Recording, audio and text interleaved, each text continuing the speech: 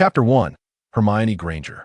Qin Yu had always perceived himself as an ordinary individual, never once contemplating that he might someday engage in something monumental. This perception was shattered when he witnessed a runaway truck careening towards the roadside, where a panicked child stood frozen in fear. Without a moment's hesitation, Qin Yu exerted himself to push the child out of harm's way, only to find the out-of-control vehicle crashing into him like a cannonball. In that instant, he felt himself being hurled through the air, plunging into an abyss of darkness. Upon regaining consciousness, Qin Yu found himself reclined in a sunlit room adorned with large glass windows. The decor bore a striking resemblance to European or British styles, radiating a distinctly vintage charm. Evidently, this was not a hospital. With bleary eyes, he blinked and struggled to recollect the events that had just transpired. At that moment, a little girl exclaimed in English, "Daddy, Mommy. He's awake, he's awake." Her voice was tinged with a mix of anxiety and joy. Was I in someone else's home? I was just struck by a truck. Why has no one taken me to a hospital? Before Qin Yu could utter a word, the little girl bombarded him with a flurry of questions. "Hello, what is your name? Do you remember what happened? Where's your home?" Being severely myopic, Qin Yu instinctively reached for his glasses, but after searching in vain, he rubbed his eyes and glanced at the little girl, realizing he could see her. Quite clearly he observed the delicate skin of the girl, her long eyelashes, and her bright eyes with vivid clarity. How astonishing it was that this world appeared so crisp. Qin Yu pondered, had the accident miraculously cured his nearsightedness? He had heard that LASIK surgery could cost a fortune. What a stroke of luck! As he regained his composure and scrutinized the girl before him, he suddenly recognized her. She seemed familiar, as if he had encountered her in a film. Shaking his head to dispel the lingering confusion, he questioned, "Aren't you that?" Perhaps due to the disorientation from awakening, he struggled to recall her name, the word dancing on the tip of his tongue, yet eluding him entirely. The little girl furrowed her brow, gazing at him with curiosity. "Do you know me?" This adorable, slightly naive girl had brown hair, enchanting eyes, and a hint of a smile playing at the corners of her mouth. As Qin Yu's thoughts raced, he finally remembered she was none other than the studious girl from the Harry Potter film series. He had accompanied a female friend to watch those movies numerous times, and had always found it perplexing that Harry Potter was merely a fairy tale cloaked in a shroud of magic. With the primary narrative revolving around the protagonists embarking on adventures and battling formidable foes. However, as he delved deeper into the narrative, he discovered that it was in fact a heartwarming tale of growth, imbued with warmth amidst its cruelty. Hermione Granger? Qin Yu finally recalled the name of the girl with the curly hair. Upon hearing her name, Hermione recoiled slightly, her eyes wide with astonishment, as if they might pop out of her head. To Qin Yu, her reaction appeared rather endearing. Realizing that his previous thought might be somewhat inappropriate, he hastily diverted the conversation, inquiring, "Why am I here?"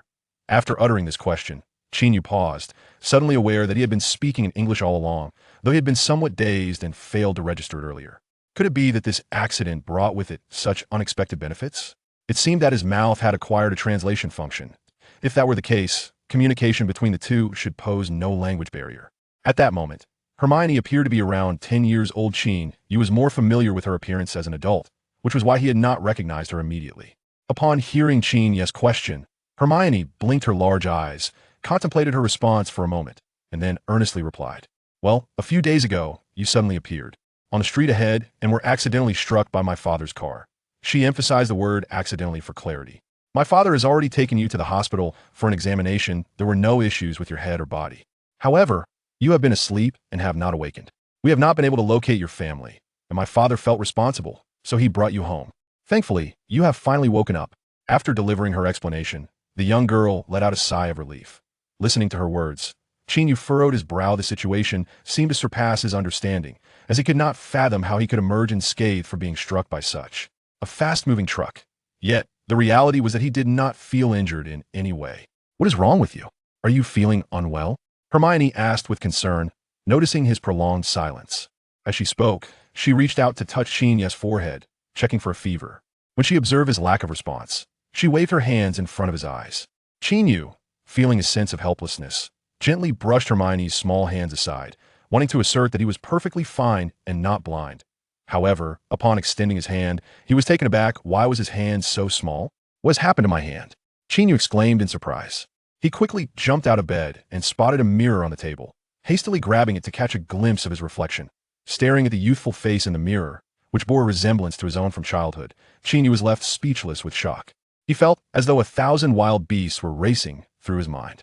My age and voice have changed. Is this what they call transmigration? Am I experiencing a soul transfer, or have I merely shrunk in body and crossed over?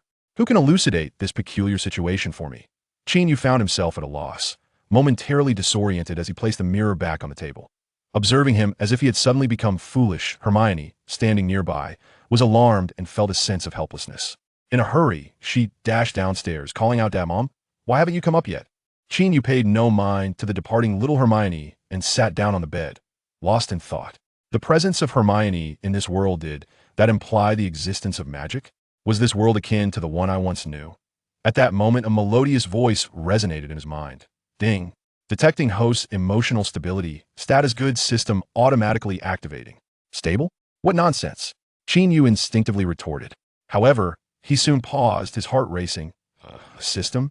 Was that voice the legendary system he had heard about? Yet the voice continued, disregarding his reaction. Ding. Greetings, host. Welcome to the magical world.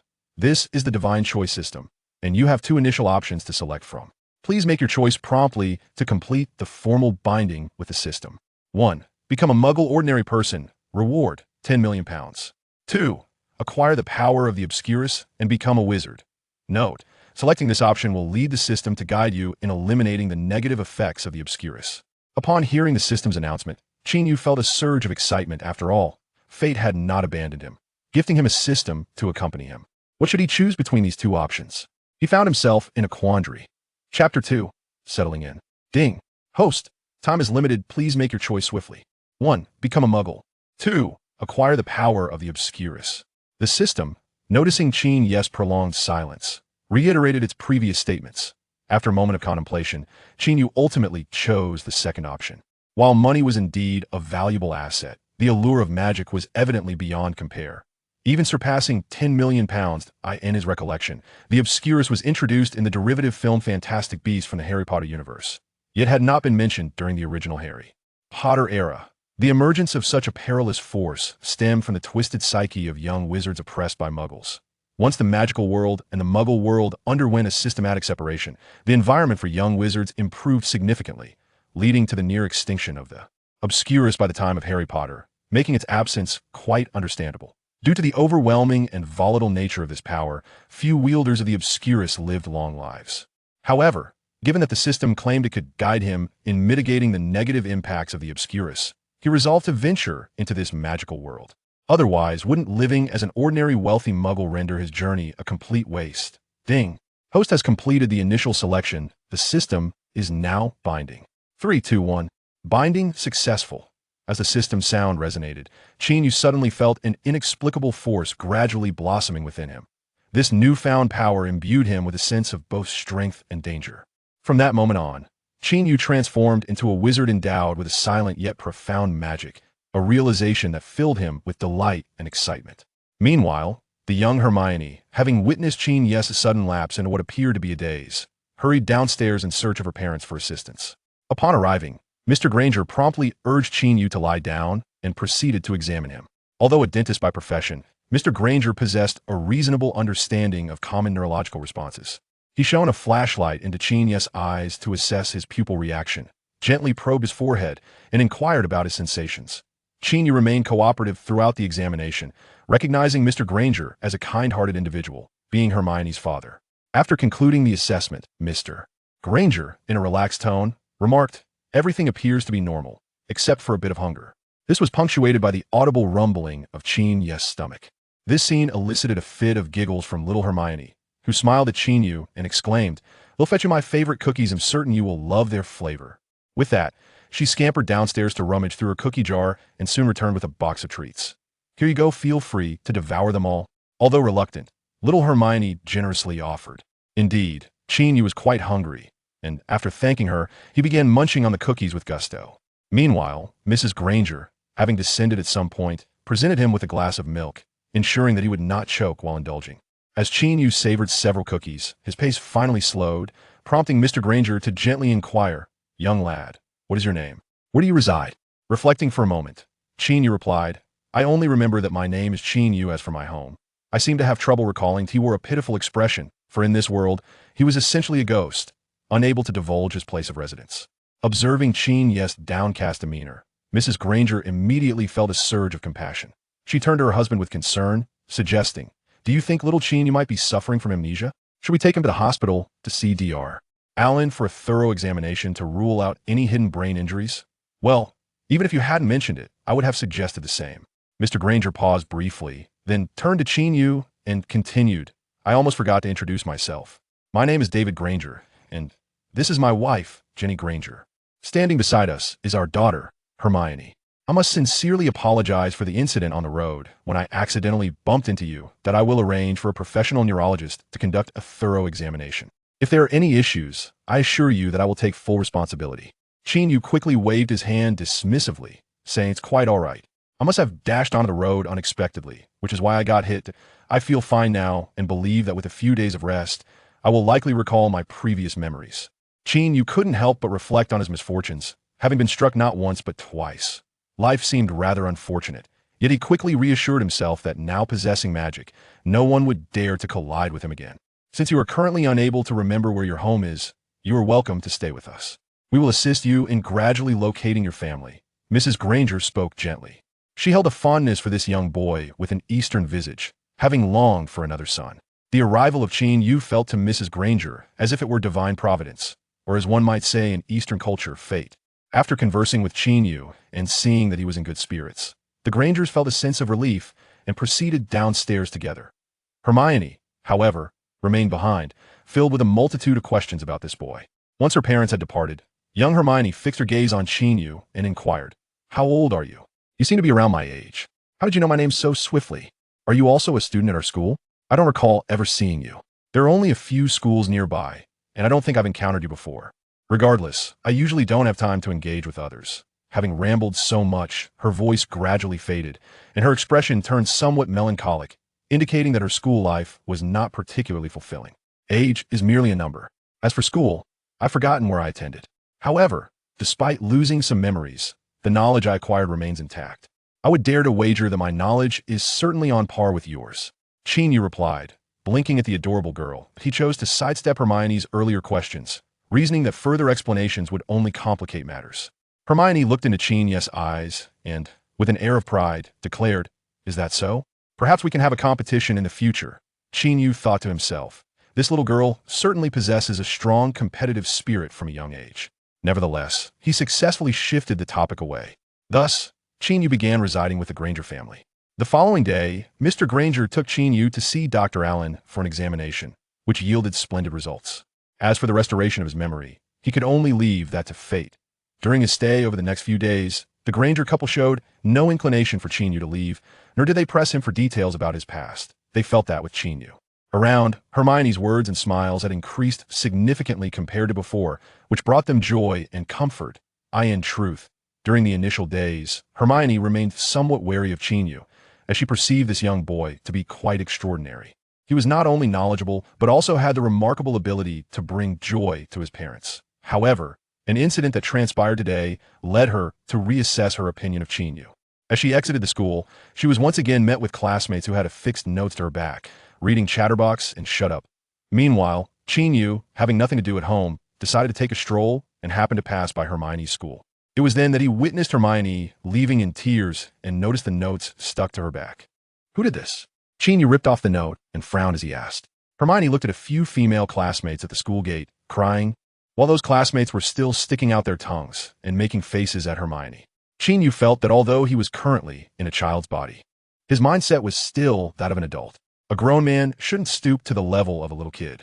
However, seeing the tears on little Hermione's face and the girls mocking her, a surge of unnamed anger suddenly rose within him. He asked Hermione, "If you could do something to them right now, what would you do?" Hermione casually replied, "I would hang them on the tree over there, and they wouldn't be able to come down." Qin Yu nodded. This wish wasn't too much to ask. He felt an inexplicable stir in his heart, and with a glance, he saw those students soar into the air, their clothes hanging on the branches of a nearby tree. The sudden change caught these girls off guard, and they all screamed in fright. Chapter 3, my dear discipline committee member looking at the elementary students hanging from the tree. Qin Yu was actually a bit stunned. Just moments ago, it felt like a voice inside him had told him what to do, and he acted on that thought. Unexpectedly, it seemed that his wish had come true. Could this be the effect of thought-driven magic? Qin Yu thought to himself. Little Hermione looked at this scene in shock and murmured, "When did my wish become so effective?" However, she turned to Qin Yu and noticed the contemplative expression on his face. Could it be that he did it? As if she thought of something, Hermione said, "Run," and then pulled Qin Yu in the direction of home. After running for a long distance and no longer seeing the school gate, Hermione finally slowed down and curiously asked Qin Yu, "Did you make them fly?" Qin Yu felt that there was no need to hide his identity as a wizard from Hermione, as she would find out sooner or later. So, he straightforwardly nodded and replied, "Yes, I was the one who let them go up." Hermione immediately covered her mouth, which had opened in surprise, and then, seeing that there was no one around, she whispered, "Don't you know? The Ministry of Magic has regulations that prohibit wizards from using magic on muggles at will." Note: setting change warning. At this point, Hermione had already gained some understanding of the magical world and had read some related materials, as there were officials from the Ministry of Magic who had interacted with young wizards like them. From this perspective, this world was somewhat different from the Harry Potter magical world that Qin Yu knew.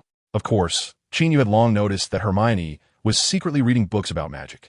Qin Yu smiled at the little girl and said, "Don't worry, no one knows anyway, and no one has told me about this rule of the Ministry of Magic." "But I just told you," little Hermione insisted. "Ah, you really are a good child," Qin Yu said, unable to resist ruffling the little girl's brown curls. "Aren't you a child too? Why are you speaking like an adult?" Little Hermione said discontentedly as she straightened her hair that Qin Yu had messed up. "So, do you think it's satisfying to hang them on a tree? Are you happy?" Qin Yu gently guided her. "Seeing them punished, of course, I feel satisfied." Little Hermione paused and then continued, "But as a wizard, we shouldn't bully muggles like that. It's not good." "Why is it not good?" Qin Yu raised an eyebrow. Because it's the rule." Little Hermione couldn't explain further. Seeing her serious expression, Qin Yu stopped teasing her and ruffled her head again, saying, "Let's go. It's time to go home for dinner." Along the way, little Hermione couldn't help but keep talking to Qin Yu, like a little chatterbox. "Since you can use magic, how could you still get hit by my dad's car?" The little girl suddenly thought of this point. Qin Yu pouted and said, "I probably didn't have that ability back then. My magical power was an unexpected gain after the accident. Maybe it's heaven's compensation for me." Hermione thought this sounded really unbelievable. However, since Qin Yu couldn't explain it clearly, she didn't dwell on it and excitedly said, "I'll let you in on a secret. I'm actually a witch too. I plan to go to Hogwarts School of Witchcraft and Wizardry, but I have to wait until next year because my birthday is on September 19th. You have no idea. I've always wanted to find someone like me, and I never expected the first person my age who could do magic would be you." Note: the enrollment age for Hogwarts is 11 years old, and the school year starts on September 1st. So Hermione can only go when she turns 12. After Hermione finished speaking, she noticed Qin Yu's calm expression and curiously asked, "Why aren't you surprised at all?" "Should I be surprised?" "Actually, when you mentioned the regulations of the Ministry of Magic, I already knew you were a little witch," Qin Yu replied with a faint smile. "Oh, so it was me who let it slip. I was just anxious. You really can't use magic in front of muggles casually, you know?" The little girl solemnly reminded him. "All right, my dear discipline committee member, can we go home now? I can already smell Aunt Ginny's beef stew," Qin Yu said, spreading his hands. Little Hermione couldn't help but swallow, then said seriously, "As long as you understand the seriousness of the situation, that's good. Now let's go home." Saying this, the little girl sniffed the aroma of the stew in the air and eagerly pulled Qin Yu's hand into the house. "Hermione, what's making you so happy?" Mrs. Granger asked curiously during dinner. "It's a secret, I can't tell you," little Hermione said while looking at Qin Yu and flashing him a smile. "Ah, it seems our little Hermione has grown up and has her own little secrets now," Mr. Granger teased. "Dad, didn't you say everyone has the right to privacy?" "I'm just exercising my rights," Hermione said seriously. Yes, you're right. We promise we won't infringe on your privacy," Mr. Granger said with a smile. Seeing Hermione's happy expression and the warm family atmosphere in the Granger household, Qin Yu couldn't help but feel a bit emotional, wondering if he would ever see his family from another world again. However, thinking about this was futile. He needed to focus on living well in this world first. Hermione looked at the boy beside her and felt that he seemed to have suddenly become a bit melancholic. She was curious about what Qin Yu was thinking at that moment. "Hey, the last piece of beef. If you don't eat it, I'm going to," Qin Yu said loudly. When Hermione saw that his melancholic aura had disappeared at some point, his lips were curving into a faint smile again. "No way, I want to eat. I barely had any," little Hermione protested. Seeing her protective demeanor, the Grangers and Qin Yu all laughed. That night, Qin Yu lay on the bed in the attic, finding it hard to fall asleep. The power he felt in his body today made him inexplicably worried. He had long sensed that, during sleep, That power would slowly wander around his body. Sometimes he felt as if there was a dragon inside him trying to open up every part of his body, leaving him full of energy every morning. This power had been stored for too long. It would eventually erupt one day. He had an inexplicable premonition. However, the system seemed to have forgotten about him, not showing up to guide him on how to eliminate the hidden dangers. The next day, it was the weekend. To give the children a pleasant day off, the Grangers took Hermione and Qin Yu to the largest zoo in the area. Hermione loved going to the zoo because she always felt animals were easier to get along with than people. At least they wouldn't give her nicknames. This made Qin Yu feel a bit sorry for the little girl. Living as an outsider in the Muggle world was indeed an unhappy experience. As for going to the zoo, Qin Yu was somewhat resistant. In his past life, he was allergic to animal fur and would usually avoid cats and dogs. However, he thought that since he had transmigrated into this body, perhaps he wouldn't be allergic now, so he compromised at Hermione's request. I just want to test if my body is still sensitive. It's definitely not, because I'm charmed by the little girl's cute appearance, Qin Yu thought to himself. The family drove off and soon arrived at the zoo, starting their visit. However, when Qin Yu and Hermione reached the entrance of the reptile house, they suddenly heard a commotion inside, with many people screaming and running out. Then they saw a large patterned python slithering out. Chapter 4. An encounter not yet encountered. Looking at the large python and the panicked crowd, Qin Yu was a bit stunned. Could it be such a coincidence that this python looked so familiar? Could it be the one released by Harry Potter? Come on, I just came to the zoo, and I'm being forced into a plot? Qin Yu thought frantically. Shouldn't this mess be cleaned up by that Harry kid? Beside him, Hermione's little face was pale, filled with fear. She instinctively looked at Qin Yu and asked, Qin, what should we do? Can you use magic to control it? Qin Yu knew that the python just wanted to be free and had no intention of harming anyone, so there was no need to panic. As long as no one attacked it. I have no ability to control it unless I can speak the snake language. Then I could negotiate with it. Qin Yu shrugged and said, Snake language is a profound knowledge. How could it be easily learned? Hermione said helplessly. She didn't understand why she had asked Qin Yu, who only seemed slightly older than her, how to deal with such a large python. Just as Qin Yu was pondering how to drive the python away, a long-lost system notification echoed in his mind. Ding. Dear host, a major disturbance has occurred around you. Please make the following choice. 1. Leave quickly. Reward. 1 owl. 2. Drive away the python. Reward. Proficiency in snake language. Qin Yu thought to himself that this system was indeed useful at critical moments. Without hesitation, he chose the second option. Ding. Host has chosen to drive away the python. Your courage is commendable, and the reward has been issued in advance. I hope you can use your abilities to help more helpless people. At this moment, some people had already picked up wooden sticks, mops, and other tools to attack the python. The python, enraged, lifted its head and stared at the malicious humans with its cold, reptilian eyes. I really do have a knack for being a harbinger of bad luck, Qin Yu muttered to himself. He stretched his neck joints and said to Hermione, You should hide for now. I'll take care of this big guy. With that, he strode confidently in front of the python. The snake-speaking ability he had just acquired felt instinctive, and as soon as Qin Yu opened his mouth, it automatically transformed into snake language. Hey, big long worm, could you hurry up and leave? You're scaring others. Clearly, these people are the ones trying to attack me, right? Another human who can communicate? The python's head turned towards Qin Yu, surprised, and said, Obviously, your colorful patterns have triggered their latent fears in their genes, which is why they're acting so aggressively. I will put a stop to them, Qin Yu said slowly, gesturing for the adults holding various weapons to put them down. Seeing the python being calmed by this eastern boy, the crowd instinctively followed his instructions, stepping back and temporarily putting down their weapons. Such beautiful patterns, and they're actually afraid? It's truly incomprehensible to the snake, the python said with dissatisfaction. All right, now is not the time to discuss species differences. You should stay away from the crowd. There are vast fields and mountains in the countryside surrounding this city. That is the world where you can live freely. Qin Yu paused and continued. If you don't leave, I can't guarantee they won't capture you and chop you up to make snake soup. Moreover, I wouldn't mind recommending a few mysterious Eastern snake soup recipes to them. Hearing this, the python shrank its neck and pretended to be calm, saying, I don't want to stay here all the time. The visitors had already hidden far away, and since snake language was not a language humans could understand, they naturally had no idea what this little boy had done.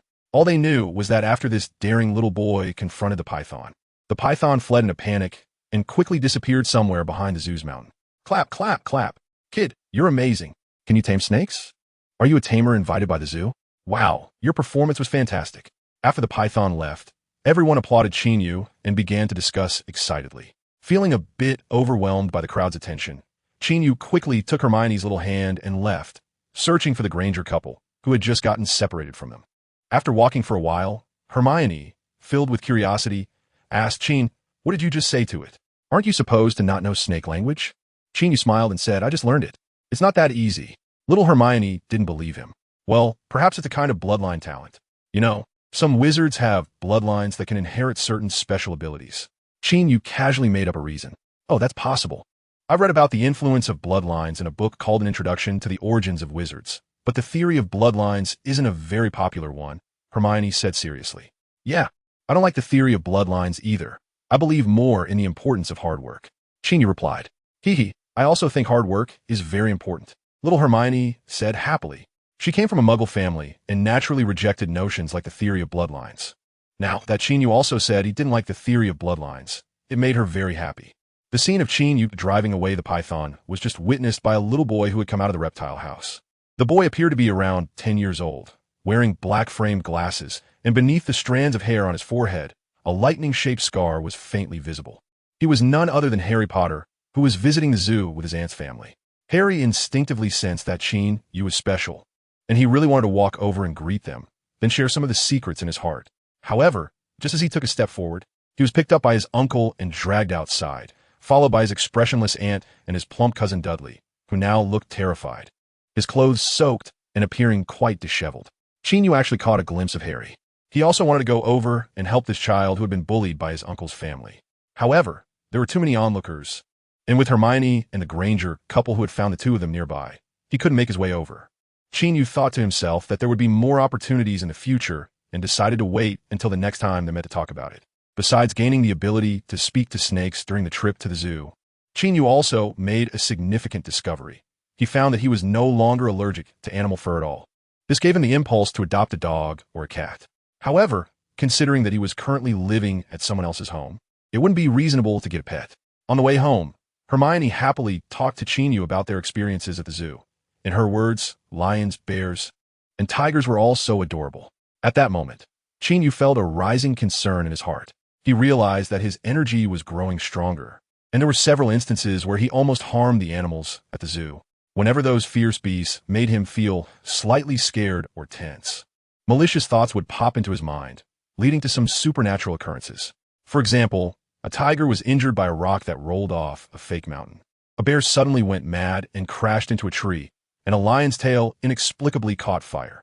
These animals were left in quite a predicament, which was also why Hermione found them so cute. It seemed that this power was becoming increasingly difficult to control, Qin Yu thought to himself. He particularly wanted to curse out all the dirty words he knew, thinking, "I just want to live well. Why is it so hard? System, you bastard. Can't you come up with something useful?"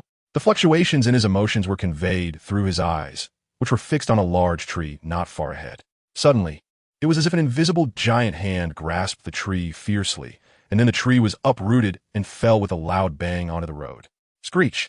A sharp, piercing sound of brakes echoed. Mr. Granger managed to stop the car just before it collided with the tree. Hermione. The Grangers simultaneously looked at their daughter with confusion. "It wasn't me." Little Hermione quickly waved her hands, feeling wronged. "Qin?" Mr. Granger looked at Qin Yu with a questioning gaze, his brow furrowing. Then, he saw the helpless expression on Qin Yu's face. "So, this is your little secret with Hermione?" Mr. Granger asked. Hermione shrugged and replied, "Dad, it's not a secret anymore." Chapter 5. Dumbledore's enrollment invitation. Upon hearing Hermione's words, the Grangers exchanged glances, both seeing worry and helplessness in each other's eyes. It seemed that another wizarding child had joined their family. They had actually sensed this possibility for a long time. After all, Hermione was just like that, and they had experience in this regard. When Hermione was very young, they knew she was different from others. Many strange things happened around her, which had always troubled them. Later, a professor from the magical world came to explain everything to them, saying that when the time was right, specifically at the age of 11, Hermione would be sent to Hogwarts School of Witchcraft and Wizardry to learn how to control her magic. During their time at the zoo, the Grangers had vaguely sensed something as well, thinking it was Hermione at the time. Now it seemed that it was all because of Qin Yu. However, looking at the fallen tree, they realized that Qin Yu's destructive power was evidently stronger than Hermione's. The Grangers thought in unison. Hurry up and let them turn 11 so they can learn magic properly, or their hearts really can't take this kind of turmoil. Qin, can you move the tree? Mr. Granger asked tentatively.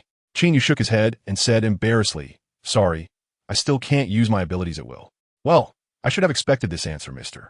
Granger said as he started the car, and then continued, so we have to take a detour back to the previous intersection. Therefore, Mr. Granger drove a long way before finally returning home. As for that tree, they had no choice but to leave it to the nearby residents to handle. In Qin Yu's limited understanding, there has always been a regulatory department in the magical world that monitors the wizarding and muggle worlds. Of course, the most important thing is to prevent wizards from affecting the muggle world in order to maintain some kind of order and balance. This department is the legendary Ministry of Magic. Now that the power within him was uncontrollably unleashed, and he even uprooted a tree, it was bound to attract the attention of the Ministry of Magic. He didn't know if he would be taken away by the Ministry's personnel and could only wait anxiously. In the Muggle world, many wizards live here. The scene that unfolded at the zoo was witnessed by a passing witch, who was Professor McGonagall. When Professor McGonagall was at the zoo, she had transformed into a tabby cat, wandering around and observing Harry and his family. Dumbledore had said that as long as Harry lived with his uncle's family, there would be no Death Eater attacks on him. However, she would still occasionally sneak over to check on him and had resisted the urge to teach the Dursleys a lesson several times. This time, aside from seeing Harry Potter release the python, she also unexpectedly discovered Qin Yu and Hermione. Thus, she used apparition to return to Hogsmeade Village near Hogwarts and walked into school since apparition couldn't be used inside the school to inform Headmaster Dumbledore about what she had witnessed that day. Dumbledore was already somewhat surprised that Harry could speak Parseltongue, and now knowing that a 10-year-old muggle had such power, he thought this might be another tricky matter. Dumbledore decided to see this child personally.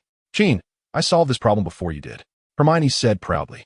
Ever since Qin Yu came to the Granger household, Hermione's status as a top student had been challenged. Whether it was math, English, science, or history, she was overshadowed by Qin. The only subject she felt somewhat confident in was art, and that was only because Qin Yu's drawings were so bad. Great job, Qin Yu said somewhat distractedly, complimenting the little girl. Yes, he was a bit restless today, always feeling that something was about to happen, and he had no time to pay attention to the little girl's thoughts. Just then, his eyes suddenly widened in surprise. He saw an old man with a white beard floating outside the window, and the old man was smiling and nodding kindly at him. Dumbledore, Qin Yu shouted excitedly. Hermione tilted her head in confusion and asked, Dumb? Dumb what? Qin, what's wrong with you? Qin Yu turned to the little Hermione beside him and asked, Can't you see him? The little girl looked around in confusion and said, Who are you talking about? Qin Yu recognized that this was the headmaster of Hogwarts. Seeing Dumbledore made him feel reassured, thinking that finally someone was stepping in to solve the problem, and he no longer had to feel anxious. Dumbledore walked in through the window, gently waved his hand, and suddenly Hermione yawned and then fell asleep on the table. Don't worry, Hermione is fine. I just let her sleep for a while so we can talk more easily, Dumbledore comforted. I know you are a kind person and won't do anything to Hermione. Qin Yu flattered him slightly. Oh, you know me? Dumbledore replied with some surprise. Because Hermione told me about the wizarding world, and you are a well-known person in it. Anyway, since that girl is already asleep, she won't know if I become a scapegoat. It seems I can skip some self-introduction, Dumbledore said with a smile. Without waiting for Qin Yu to say anything, Dumbledore got straight to the point. Child, you are not an ordinary person. Do you know that? Actually, I know a little, but I only know that there's a power in my body that is hard to control, and there are often some magical and supernatural events. You came because of that big tree, right? I'm really sorry. It wasn't intentional, Qin Yu said, looking quite pitiful. The big tree? Oh, it seems this is another troublesome matter, Dumbledore said, showing a surprised expression. Oh, so you didn't know? Qin Yu said somewhat awkwardly. Haha, child, you don't need to panic. My purpose in coming here is to help you solve the problems you are facing, Dumbledore said, his eyes becoming profound. He carefully examined the little boy with an Eastern appearance before him, probing the power within his body. So that's how it is. I haven't encountered this in a long time. After a while, Dumbledore spoke with a rather complex tone. Seeing his expression, Qin Yu immediately felt a bit scared. Professor Dumbledore, what exactly is the power within me? It is a powerful and dangerous force called silently. This power hasn't appeared for decades. But don't worry, as long as you guide it properly. You will be fine, Dumbledore reassured him gently.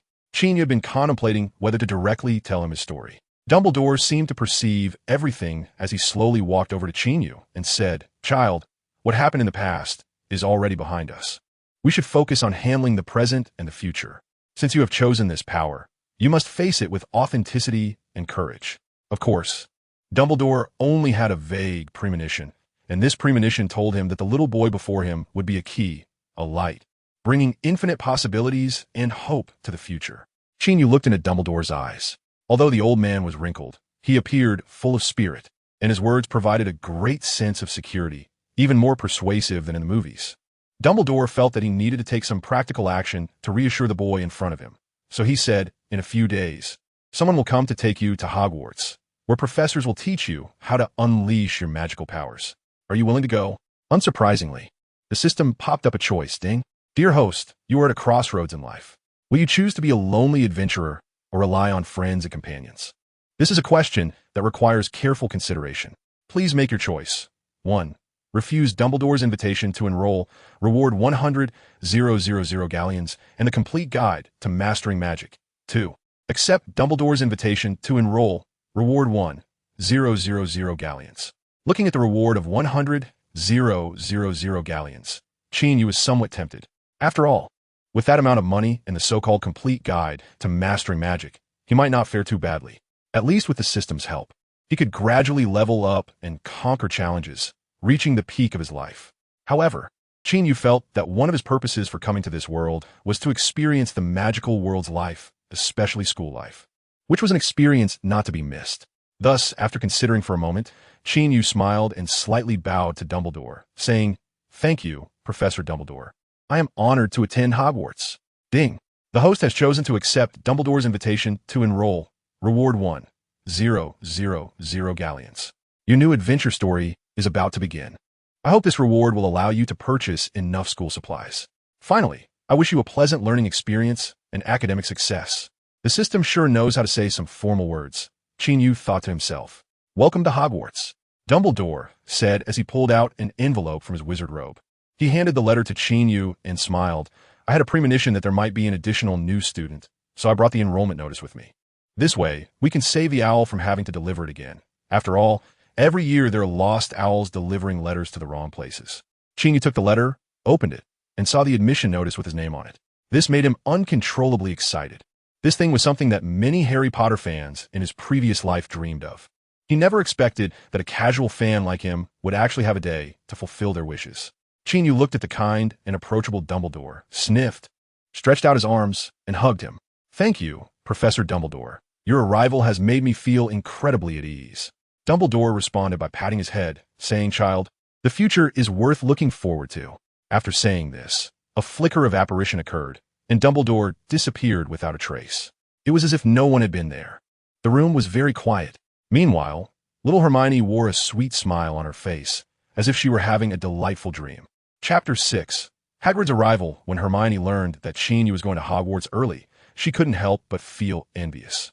She kept saying, "Qin, why can you go now while I still have to wait?"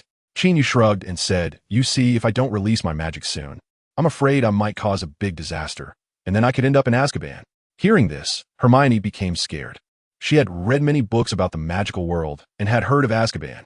Azkaban is said to be a terrifying place, guarded by a very scary creature that can consume human positive emotions, making people lose their beautiful feelings and strong beliefs, leading them to despair and die in dark, terrifying memories.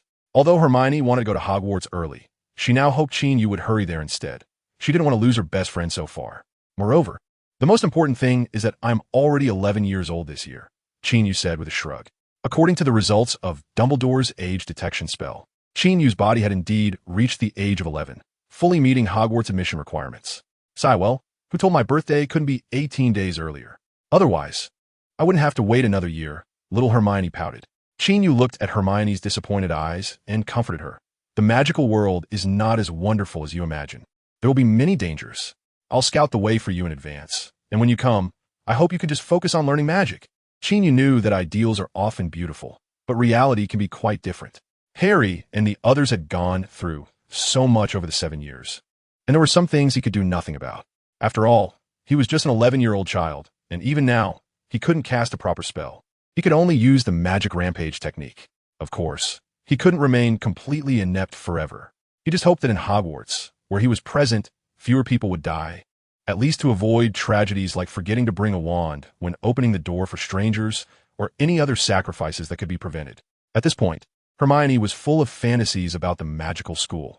She couldn't yet understand the implications of Qin Yu's words, but she was just happy to have someone to share secrets that only they knew. After hearing Qin Yu's words, the little girl felt much better.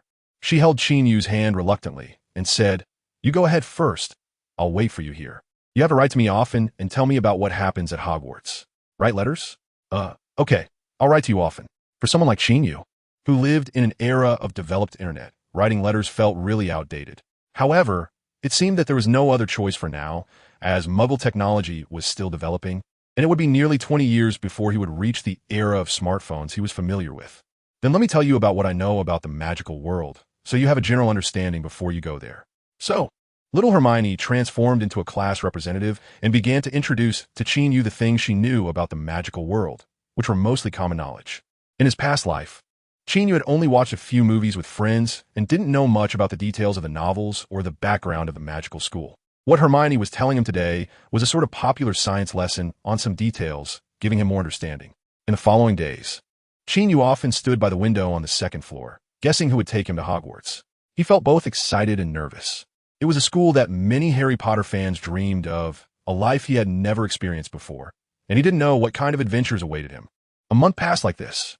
One very ordinary morning, the Granger family and Qin Yu were having breakfast at the dining table, discussing recent interesting events. Little Hermione was giggling and claimed the fried eggs that Qin Yu had made, as she had recently developed a liking for this perfectly cooked dish. Knock, knock, knock. Hearing the knocking sound, Hermione was the first to jump up and rush to the door because, like Qin Yu, she was waiting for this day. Although she wasn't the one going to school, she seemed even more excited than Qin Yu. "Wow, you're so tall," little Hermione said, craning her neck. Outside the door stood a giant over 3 meters tall with a bushy beard. The giant spoke in a deep, muffled voice. "Young lady, I'm Hagrid from Hogwarts. Is this Qin Yu's residence?" "Hello, Mr. Hagrid. My name is Hermione, and this is indeed Qin Yu's residence. Please come in," little Hermione said politely. "Thank you," Hagrid said as he bent down carefully to walk inside. But even so, his head still thudded against the doorframe of the Granger house. "If you have a fireplace here, I suggest adding it to the Floo network so you can use Floo powder. It only costs 2 sickles per spoonful. It's really convenient," the giant rambled on. Note, the Floo network is a transportation network in the wizarding world, similar to a portal, with fireplaces as the main connection points. And Floo powder is the material used for the spell. Qin Yu recognized at a glance that this was Hagrid, who had always guarded the Forbidden Forest at Hogwarts, and one of Dumbledore's most trusted people. Hagrid walked in and looked at the several people in the room who were much smaller than him, saying, "Who is Qin Yu?" Hermione eagerly pointed in Qin Yu's direction and said, "That's him." Hagrid looked over, lifted Qin Yu up with one hand, and said with a goofy smile, "I heard you're really impressive, but it turns out you're still this small." Qin Yu smiled awkwardly and said, "Didn't Professor Dumbledore tell you? If I feel uncomfortable, something bad might happen, so you should hurry up and put me down." Hagrid also felt a bit rude, and after putting Qin Yu down, nervously said, "Sorry, I was a bit too reckless." He bent down to look at the boy in front of him, and continued, "You should have guessed my intention, right?" Qin Yu nodded and said, "I've been waiting for you for a long time. Professor Dumbledore said someone would come to pick me up, but I didn't expect it to be you. I happened to be out running some errands, so he arranged for me to come get you," Hagrid explained. After a brief exchange, Hagrid said, "All right, let's hurry up and go. We need to get back within the designated time. Little boy, you don't have to miss home too much. You'll be back before you know it." Qin Yu hugged the Granger family one by one to say goodbye. Little Hermione's eyes were already red, and she couldn't help but cry at Qin Yu's departure. "Qin, will you write to me?" the little girl asked again. "Of course. I promised you. I'll tell you about what happens at Hogwarts, and you must remember to write back to me, or I will miss you very much." Qin Yu reassured the little girl. "I will definitely write back to you. I will miss you too." Little Hermione hugged Qin Yu once more. "Mr. Granger looked at his daughter and comforted her by patting her head, saying, "Don't be sad. Time passes quickly. By this time next year, you can go to that school too." "Yeah. Qin, you have to study hard and not let me, your junior, surpass you," Hermione told Qin Yu. Qin Yu smiled at the little girl's advice. Thus, with Hermione and the Granger couple watching, Qin Yu left with Hagrid, carrying the luggage that Mrs. Granger had helped him pack. In fact, just before leaving, Mr. Granger called Qin Yu into the study alone. Mr. Granger said to him, "You have always lived in our home. Although you can't find your family for now, we will always be here to help you grow up. If you need anything, just let us know. You're about to go to a magic school, and there will definitely be many things to buy. After saying this, Mr. Granger handed him an envelope. And Qin Yu could tell by the feel that it contained a significant amount of cash. Qin Yu originally wanted to say that he had money. However, upon reconsideration, he realized that it would be difficult to explain the source of his 1,000 galleons. Therefore, he accepted Mr. Granger's kind offer and earnestly told him, "I will definitely pay you back."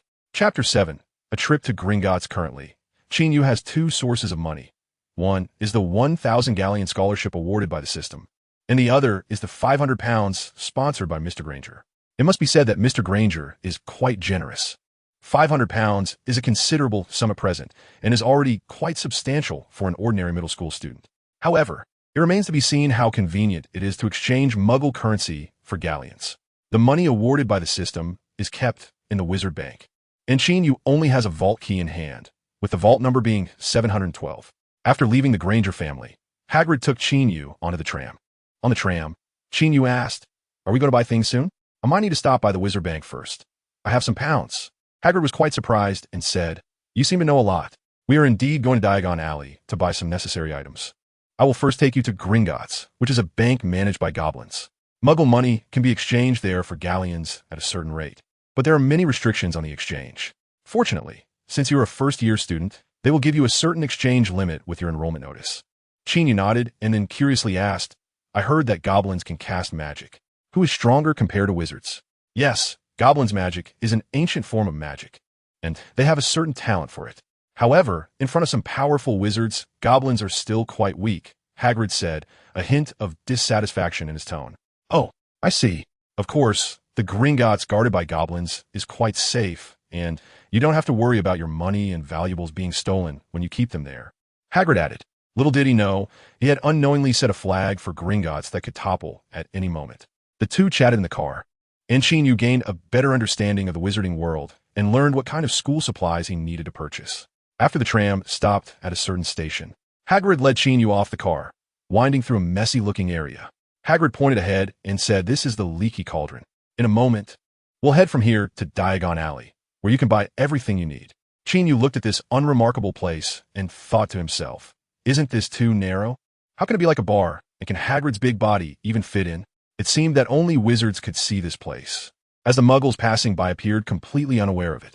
Before he could say anything, Hagrid pushed him inside. Once he walked in, Qin Yu felt a sudden buzzing in his head because it was really too loud. Everyone was chatting away.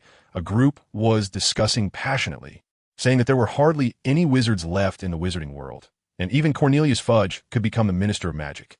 Another person mysteriously remarked that it was all because Dumbledore was uninterested in power and only wanted to stay at Hogwarts to teach kids how to brew potions.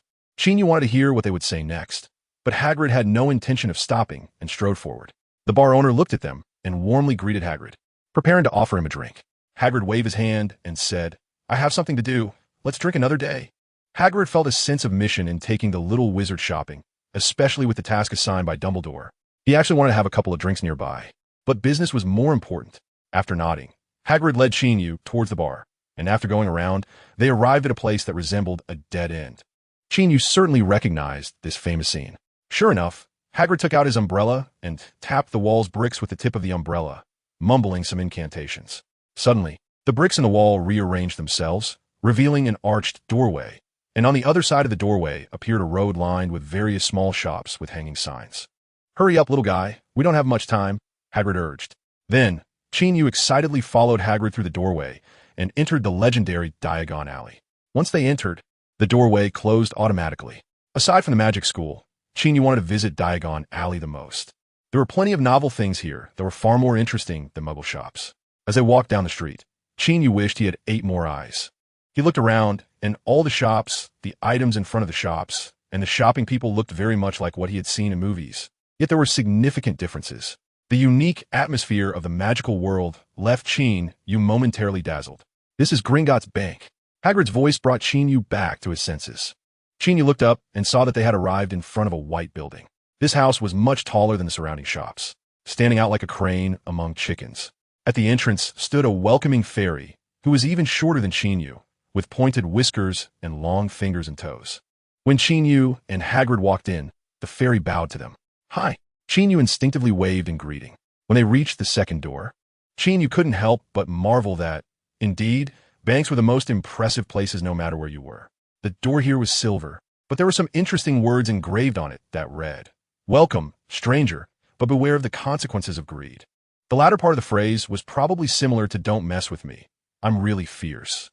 After Qin Yu walked in, he looked at the fairy employees sitting on both sides and muttered, "There are really a lot of employees here." Behind the counter, there were dozens, even hundreds of fairies, each looking very focused and ignoring the unrelated people. The demeanor of those managing money is indeed different. Paige said from the side, "All right, I just asked. The counter at the very front is the place to exchange for gold gallons." Qin Yu followed his gaze and saw an elderly fairy sitting behind the innermost counter. He wore an exquisite suit, and a pair of gold-rimmed glasses perched on his sharp nose. His eyes revealed a hint of authority as he stared intently at people, as if he could see through their thoughts at a glance. Qin Yu had already taken the money out of his pocket. Although he found these goblins unlikable, he knew he had to follow the rules here. The goblins, perhaps due to their short stature, had a counter that was far too high for Qin Yu. So he had to hand the money to Hagrid for him to handle it. The goblin sitting at the top asked, "What do you want to do?" Hagrid replied, "We're here to exchange for galleons. This is Mr. Qin Yu, who is about to attend Hogwarts school." The goblin scrutinized Qin Yu and carefully examined his enrollment notice before saying in a somewhat emotionless tone, "You have an exchange limit of 50 galleons. Huh, is that all? Qin Yu was a bit surprised. Hagrid had just informed him that the current exchange rate of pounds to galleons was 5:1. So did that mean he could only exchange 250 pounds? Young wizard, you should know that finance is a very dangerous thing. We can't allow Muggle currency to overly influence the wizarding world, and vice versa, the goblin explained in a cold tone. Is there any way to increase the exchange limit? Qin Yu asked. Of course, for example, if you have an account at Gringotts with a certain amount of funds or items, we can increase your exchange limit based on 10 of the total value of those assets, the goblin said slowly. Hearing this, Qin Yu took out his vault key and tiptoed to hand it over. Chapter 8. Bill's Gift and the Newly Bought Owl Wow. I didn't expect you to be a little millionaire. After opening Vault 712, Hagrid couldn't help but exclaim. 1,000 galleons was indeed a huge sum for Hagrid, who spent all his money on magical creatures. Qin Yu touched his nose, feeling a bit awkward after Hagrid's comment, but it was hard to explain too much, as Qin Yu himself couldn't clarify the source of the money. After a brief remark, Hagrid didn't say much more and let Qin Yu go get the money. Taking advantage of this moment, he quietly asked the vault keeper about the situation of the nearby Vault 713. After receiving answers like as secure as Fort Knox and absolutely foolproof, Hagrid repeatedly said that was good, and his expression looked much more at ease. Qin Yu glanced at the vault beside him, shrugged, and thought to himself that the things inside were not something he could touch. It was easy to attract trouble, so he tried to stay away. After exchanging the pounds and withdrawing some money, Qin Yu and his companion left Gringotts. However, just as they stepped out of the main door of Gringotts, someone greeted Hagrid. "Hi, Hagrid, long time no see." The person said enthusiastically, "Bill Weasley? What are you doing here?" "I heard you went to work in Egypt," Hagrid said, looking at the person with some surprise. "I am indeed working in Egypt, but recently a batch of cursed treasures was being transported back here for Gringotts to guard, so I came along with the escort team. Hee, and I took the opportunity to come back home," Bill Weasley replied with a smile. "Oh, so you're mixing business with pleasure," Hagrid teased. "What can I do? After work?" "There are no summer vacations, so I can only take this chance to come back," Bill shrugged helplessly.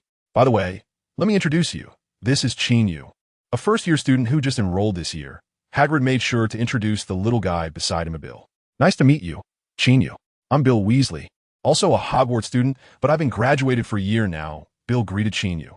"Hello, Senior Bill. Nice to meet you." Qin Yu smiled and greeted him back. Qin Yu certainly knew him, the eldest son of the Weasley family, Ron's older brother. He should have gone to Egypt to work as a treasure curse breaker after graduating last year. It was a bit surprising for Qin Yu to meet him here. Just like Hagrid. What a polite junior, unlike my two twin brothers, who are always causing trouble. "Qin, if you encounter two prankster twins at Hogwarts, be sure to report them to the teachers. I hope the teachers can discipline them properly," Bill said to Qin Yu. As for his comments about family loyalty, Qin Yu could only chuckle awkwardly and think to himself that the Weasley family truly values filial piety and brotherly kindness. "I won't say more. I have to deliver something and then go home to see Ron and Ginny." Just as Bill was about to leave, he suddenly remembered something and took out a small palm-sized object. "Qin, Jr., Here's a small gift for you. This is a little pyramid I made. Consider it a meeting gift. Huh, this looks quite valuable. I can't accept it, Qin Yu quickly said. It's okay. I made this little thing when I was bored in Egypt. It's not worth much. Each of my siblings has one. I'll let you in on a little secret. I use an ancient spell I decipher in the pyramid inside it. If you put a cherry or something inside, it can keep it fresh for a long time, Bill said mysteriously. To be honest, when Qin Yu saw this small object, he was quite tempted. After all, he hadn't received any gifts from the magical world before. Even if Bill said it wasn't worth much, it was still fascinating enough for Qin Yu. Just take it, Bill said as he directly shoved the small pyramid into Qin Yu's hands, then waved and said, Hope to see you again, Qin. Goodbye, Hagrid. Thank you, Senior Bill. Hope to see you again. Qin Yu waved to bid him farewell. After Bill said goodbye to the two, he happily walked into Gringotts to hand over his items. Looking at the pyramid in his hand, Qin Yu thought to himself, I'll just accept it. At worst, I'll take care of my silly junior brother Ron more in the future. Yes, according to the enrollment time, Ron was indeed Qin Yu's junior. After coming out of Gringotts, as he passed by the entrance of the owl shop, Qin Yu remembered that he needed to write a letter to Hermione. Although he hadn't officially enrolled yet, he could still take care of the letter. He saw the sign at the entrance that listed gray owl, barn owl, tawny owl, brown owl, snowy owl. Qin Yu thought that these were all magical creatures from the Muggle world, and it was somewhat extravagant to have a postal owl. He walked around the room and unhesitatingly chose the snowy owl, as it was indeed the most beautiful among them. However, upon seeing the price of 18 galleons, Qin Yu felt a pang of regret. If calculated at the current exchange rate, that was 90 pounds. Nevertheless, after a moment's thought, he figured that when averaged out over the days, it didn't seem too expensive, and he could consider it as prepaying for a service. So, Qin Yu took out 18 galleons from his pouch, arranged them in a line on the counter, and then received the beautiful owl from a shopkeeper. Hagrid, seeing him with the snowy owl, praised him, saying, This one is quite a rare breed. You have a good eye. Qin Yu nodded in agreement. At this moment, the owl had already perched on Qin Yu's arm, staring at him with its round eyes. Looking at the cute little creature on his arm, he said from now on, You will be called Trig. That's a good name. Hagrid's English was mediocre. He just thought the name sounded nice. Holding the cage containing the owl, Qin Yu followed Hagrid to the leaky cauldron to buy textbooks. Compared to the expensive owl, the prices of these textbooks were much more affordable. The first-year materials were basically 1 galleon each. Qin Yu only paid a little over 10 galleons to purchase all the books on the list, including Beginner's Guide to Transformation, Dark Forces, A Guide to Self-Defense, 1,000 Magical Herbs and Fungi, and Standard Spells, Beginner, covering all the subjects he would study in his first year. The items were a bit heavy, and Hagrid kindly helped Qin Yu carry them, as his strength was much greater than that of the small boy. As they continued walking, Qin Yu wanted to linger in front of each shop to see what they sold, but Hagrid had to pat him on the shoulder helplessly and said, Qin, we need to hurry to Ollivander's wand shop. You need to buy a suitable wand. There is too much to see in Diagon Alley. And I'll bring you back when we have time. Okay, I'll definitely come back when I have a chance. I feel like there are opportunities everywhere here, Qin Yu remarked. Hearing the little boy talk about opportunities, the bearded Hagrid couldn't help but curl his lip, internally disagreeing. He felt that the people here were very cunning. And every time he came here, he ended up spending a lot of money, which made his already tight finances even worse. Therefore, he needed to move quickly today and couldn't stay too long, as he feared that if he stayed longer, he would see some animal he wanted to buy. Suddenly, as Hagrid walked, he heard 3 barks from dogs. His eyes lit up, and he immediately stopped, listening intently. His intuition told him that this was the call of a rare, magical creature. Out of curiosity, he couldn't help but move toward the source of the sound, completely forgetting his earlier self-warning. Hagrid, what do you think about me opening a shop here? Do you need a business license? By the way, Hagrid, since you have so many pets, can you make use of them? Qin Yu was walking while talking, and when he turned back, he found that Hage had already disappeared. Didn't he say he was in a hurry? Where'd he go? Qin Yu was really feeling a headache. Chapter 9 Translation. What is the true meaning of bargaining? Hagrid is lost. This discovery left Qin Yu helpless, and he had no choice but to give up on going to the wand shop and start searching for this guy. After looking for quite a while, he finally saw a crowd gathered in front of a bar, and from a distance, Qin Yu spotted Hagrid towering over everyone else. Qin Yu hurried over, pushing through the crowd of onlookers, and arrived beside Hagrid. 500 galleons is really too much. I don't have that much money right now. Can you wait for me to raise the funds and come back to buy it? Hagrid said to a thin man opposite him in a pleading tone. Next to that man, there was a large dog with 3 heads chained with iron, a Cerberus. Upon seeing this 3-headed dog, Qin Yu immediately understood what was going on. Hagrid must have gotten the urge to keep animals again. However, looking at the Cerberus, Qin Yu had to admit that even he would feel the impulse to buy it. Just imagine taking out. How impressive would that be? Who would dare to mess with me then? However, it was clear that this deal was not easy to finalize. Sorry, big guy. I can't guarantee that I'll be able to wait for you to come back. After all, this thing is in high demand, the thin man said slowly. Then what should I do? I really want it, but I don't have that much money on me right now, Hagrid said with a troubled expression, his eyes fixed on the Cerberus. Seeing this scene, Qin Yu couldn't help but hold his forehead in exasperation, mentally complaining. Hagrid, even if you want it so badly, you shouldn't show it so obviously, right? Aren't you just waiting to be taken advantage of? The man, seeing that Hagrid was silent, continued. How about this? Do you have anything valuable on you? Show me, and as long as it's worth 500 galleons, I'll sell you this Cerberus. Hagrid's eyes lit up at the words, and he was about to take something out, but his hand was suddenly tapped by a small hand. Qin? Hagrid looked at Qin Yu in surprise. So you only just saw me now? Qin Yu couldn't help but roll his eyes. Hagrid, wait a moment, Qin Yu said quietly to him. Oh, okay. Hagrid instinctively nodded. He thought this little guy seemed quite clever, and if he asked him to wait, it must be for a good reason. Qin Yu then turned to the thin man and asked, Boss, what breed is your three-headed dog? Of course, it's a purebred Greek three-headed dog. I paid a lot of money to buy it from a Greek, the thin man said proudly, lifting his chin. Hagrid, is that true? Qin Yu turned to Hagrid. It does have very obvious Greek three-headed dog lineage, but one of the heads has some Nordic dog characteristics, so whether it's purebred is debatable, Hagrid said, sounding quite professional when talking about magical creatures. You're talking nonsense. I'm not selling it to you now. Go away. Don't block my business, the thin man said angrily. Hagrid was now anxious. Even if it wasn't a purebred Greek three-headed dog, he still wanted it. In his desperation, he cast a nervous glance at Qin Yu. Qin Yu smiled and said calmly, Sir, if you say we are talking nonsense, then you are underestimating this gentleman beside me. As he spoke, he raised his hand to introduce Hagrid. This gentleman is a teacher from Hogwarts School of Witchcraft and Wizardry, deeply knowledgeable about magical creatures. Do you think his words could be nonsense? Qin Yu is speaking the truth. The keeper of the hunting grounds and the guardian of the Forbidden Forest can certainly be considered a teacher at Hogwarts. And as for his deep knowledge of magical creatures, that is absolutely correct. The thin man was taken aback, appearing somewhat embarrassed under the gaze of the crowd. However, he quickly straightened his neck and said, Just because you say he's a teacher at Hogwarts, does that make him one? If you want to verify, you can write to Hogwarts headmaster Dumbledore. Qin Yu said this with a harmless smile. Seeing Qin Yu's confidence, the thin man began to believe him. I don't care whether he is or not. I'm going to sell him for 500 galleons today. Who says I can't sell for 500 galleons just because I'm not a purebred Greek three-headed dog? The thin man decided to play hardball. He was sure that Hagrid wanted to buy this dog and was clearly trying to raise the price. Qin Yu pressed down the eager-to-speak Hage and smiled at the man, saying, Sir, you can see that we really want to buy your three-headed dog. Oomph. The man snorted coldly, a look of arrogance on his face. But look around. Who else is willing to buy this big guy besides us? Qin Yu said unhurriedly. That's right. Raising a three-headed dog requires one crucial condition, a large space at home. This is also the reason why many people may want to buy it, but can't. Upon hearing this, the onlookers laughed. They were indeed just here to watch the fun and had no intention of buying. So what? I can always wait for the next person who is willing to buy it, the thin man said, his momentum clearly weakened. The next person? Who knows when that will be?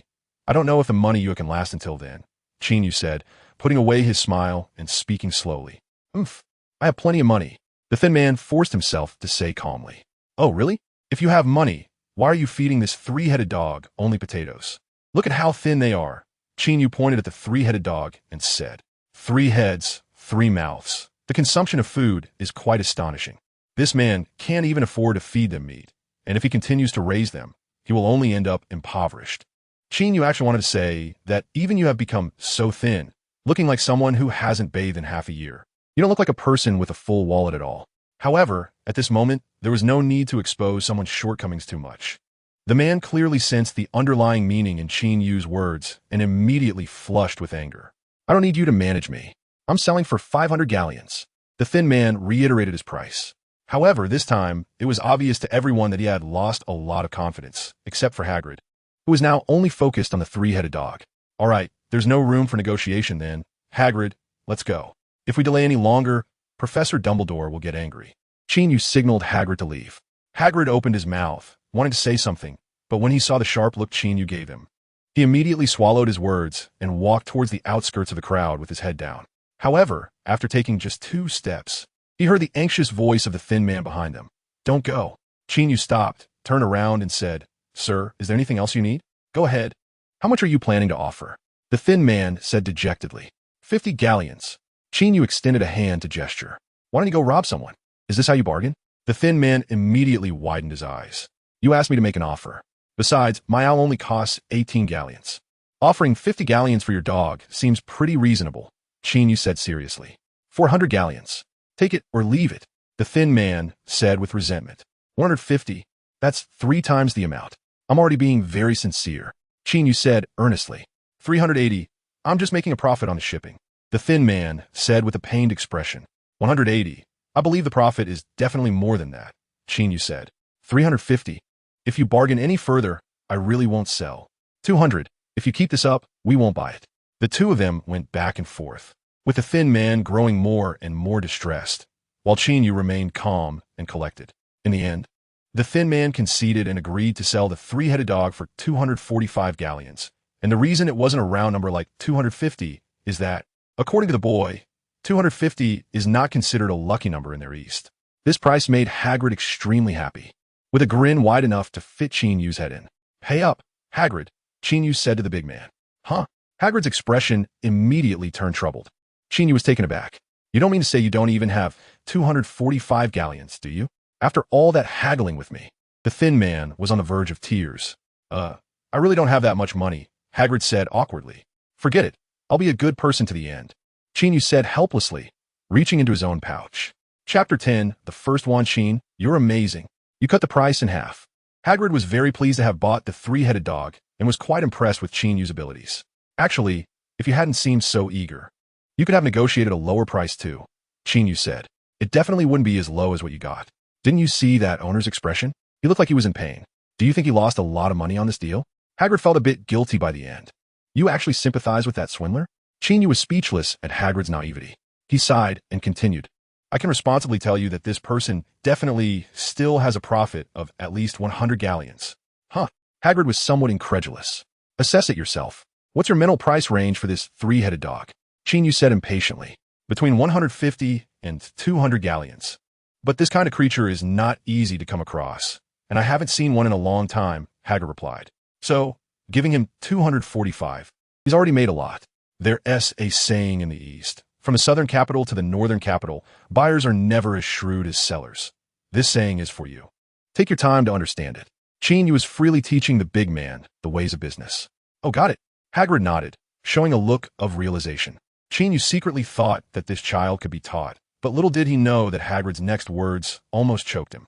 "From now on, when I go out to buy things, I will definitely bring you along, so I can save a lot of money," Hagrid said happily. Looking at Hagrid's honest yet wise eyes, Qin Yu suddenly realized that this guy might just be the legendary fool with great wisdom. Qin Yu lent Hagrid 235 galleons and allowed him to repay in 12 installments. The reason was simple. Hagrid truly had no money and could only gather it slowly.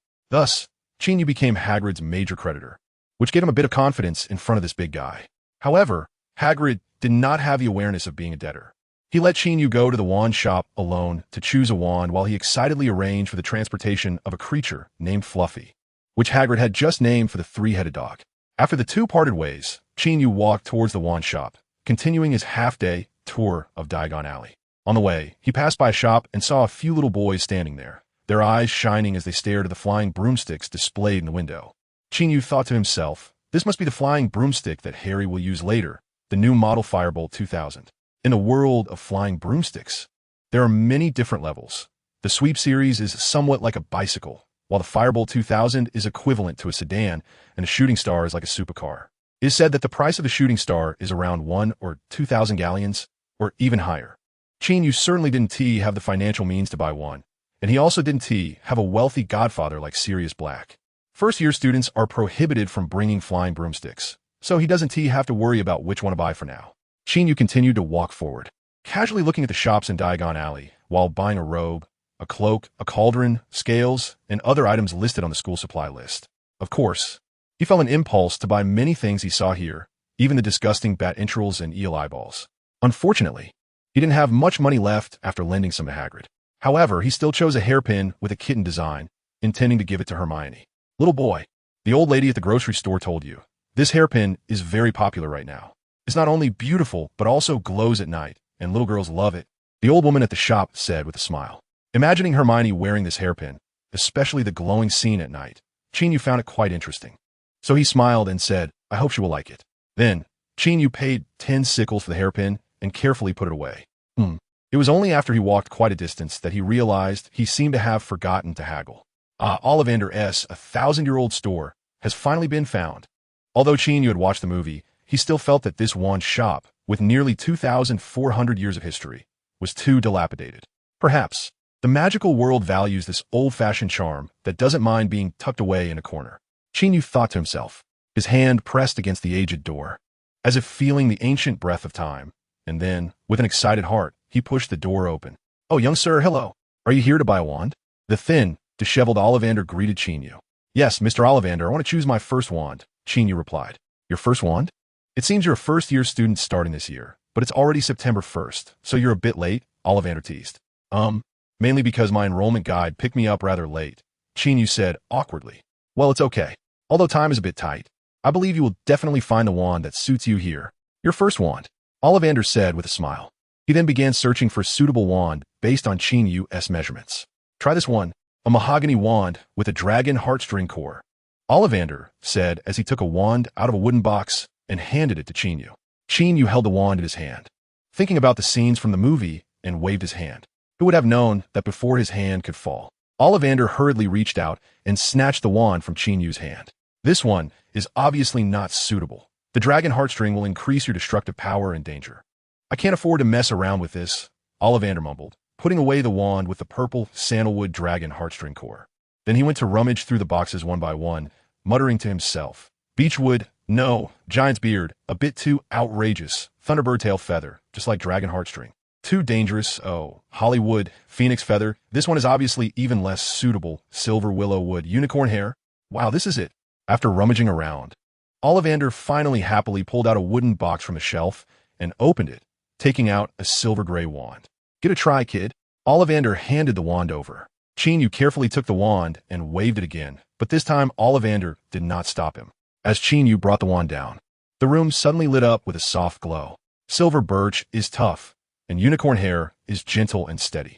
The combination of the two allows you to better control your own power. A wand is like a partner. Only with the right balance of strength and gentleness can perfect magic be unleashed. Ollivander sighed with deep emotion, looking into Ollivander's half-smiling eyes. Qin Yu secretly speculated that this old wand maker, no, old wizard, must have seen something. The latent power within him was strong and prone to going out of control, which is why Ollivander had stopped him from using the dragon heartstring wand. The one made of silver birch and unicorn hair, however, was milder, allowing Qin Yu to effectively control the power within him. What suits you best is the best. For such a thoughtful choice, Qin Yu couldn't help but admire Ollivander's professionalism. He truly had a sharp eye and covered all bases. Thank you, Mr. Ollivander, Qin Yu said sincerely. Haha, no need to be polite. Helping everyone who comes to buy a wand find their own is my lifelong pursuit, Ollivander said with a smile. Qin Yu held the first wand he had ever owned in his 2 lifetimes, feeling the aura it transmitted, and his heart was filled with immense excitement. From now on, you will accompany me as I venture into this magical world, Qin Yu silently said in his heart. As if sensing Qin Yu's thoughts, the wand trembled slightly, and its tip emitted a gentle glow. After selecting the wand, Qin Yu paid 7 galleons and then happily put it away. Looking at the few remaining gold galleons and a dozen silver sickles in his pouch, he directly felt what it meant to be short on funds. Sigh. Although 1,000 galleons seems like a lot, it can't withstand the depletion from indulgence. Qin Yu sighed inwardly. Goodbye, Mr. Ollivander. While pondering how to save and earn more, Qin Yu politely bid farewell to Ollivander. Goodbye, little boy, and welcome back next time. Ollivander also bid him farewell, then, as if suddenly remembering something, continued, by the way, if there is any malfunction with your wand, I can provide a free core replacement service here. Qin Yu was just about to step outside when he heard Ollivander's words. His eyes lit up, and he stopped in his tracks. Qin Yu cautiously asked, Mr. Ollivander, do you accept materials for wand cores here? For example, unicorn hair, phoenix feathers, and so on. These are things he had just heard Ollivander mention. Ollivander was taken aback for a moment and instinctively nodded, saying, "Yes, I do. These are very useful materials and are essential for making wands." Hearing this, Qin Yu revealed a happy smile. In his mind, a large array of magical creatures appeared, along with the phoenix that Dumbledore raised.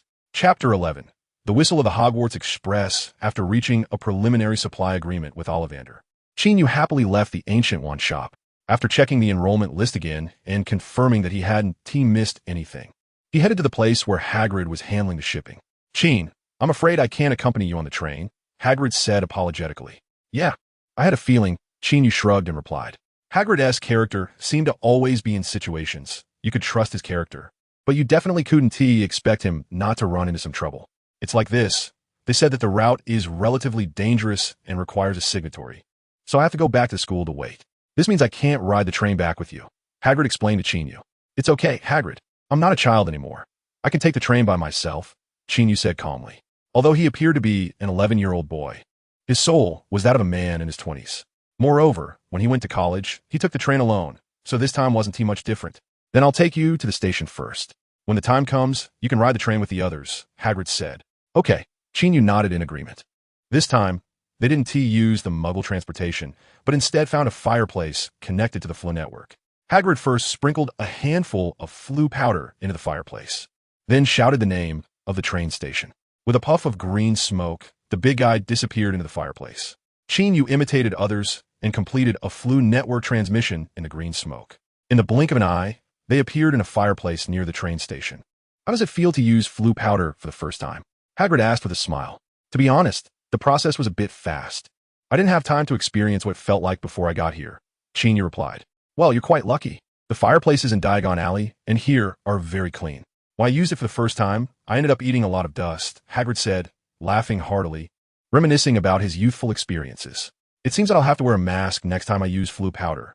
Qin Yu thought for a moment and said, "That's a good idea, but you need to put on right after you shout the destination. It requires quick hands," Hagrid added.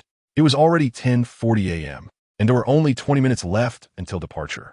The two no longer dawdled, and Hagrid hurriedly took Qin Yu to buy tickets. After buying the tickets, Qin Yu told Hagrid to leave, while he pushed the luggage cart into the station. With a different kind of emotion, Qin Yu found a spot between platforms 9 and 10. There was the legendary Platform 9, a gateway to the magical school of Hogwarts. However, as excited as he was looking at that wall, Qin Yu hesitated to run into it. After all, what if it malfunctioned and he ended up with a head injury? Such things had happened before. Just as Qin Yu was hesitating, he heard a middle-aged woman's impatient voice coming from not far away. "George, Fred, you're really too slow. If it weren't for wanting Ron and Ginny to see the train station early, I wouldn't want to bring you here." "Who asked Bill to suddenly come back?" "We have to catch up with him," said a boy's voice. "Yeah, it's not easy for Bill to come home. We have to show him our enthusiasm." Another almost identical voice chimed in. "Huh, your enthusiasm is just so that Bill will bring you more gifts next time, right?" The middle-aged woman mocked. Qin Yu listened to their conversation and turned to look. Indeed, he saw a lively middle-aged woman and the 7 children beside her. Wow, the Weasley family's kids are all here. This middle-aged woman was, of course, Molly Weasley, and the children beside her were her eldest son, Bill, her second son, Charlie, in 7th grade, her third son, Percy, in 4th grade, the twin brothers George and Fred, in 2nd grade, and the younger Ron and Ginny, who had not yet started school. "Oh, Qin, we meet again." Bill greeted Qin Yu happily upon seeing him. "Qin, you must be the little boy Bill mentioned who he met at the entrance of Gringotts, right? I'm Bill's mother. It's nice to meet you." Mrs. Weasley said in a gentle tone. "Yes, I am Qin Yu. I'm also very pleased to meet you, Mrs. Weasley," Qin Yu replied politely. He had a good impression of this elder. What a lovely and sensible child. "By the way, this is Charlie. Percy, they're both in higher grades. So if you need anything, you can ask them for help. This is my youngest son, Ron, and my daughter, Ginny. They will soon be of school age, and you will be classmates before you know it." Mrs. Weasley introduced them warmly. "George, Fred." Qin Yu also greeted them one by one, while Ron and Ginny looked at him with intense curiosity as they said hello.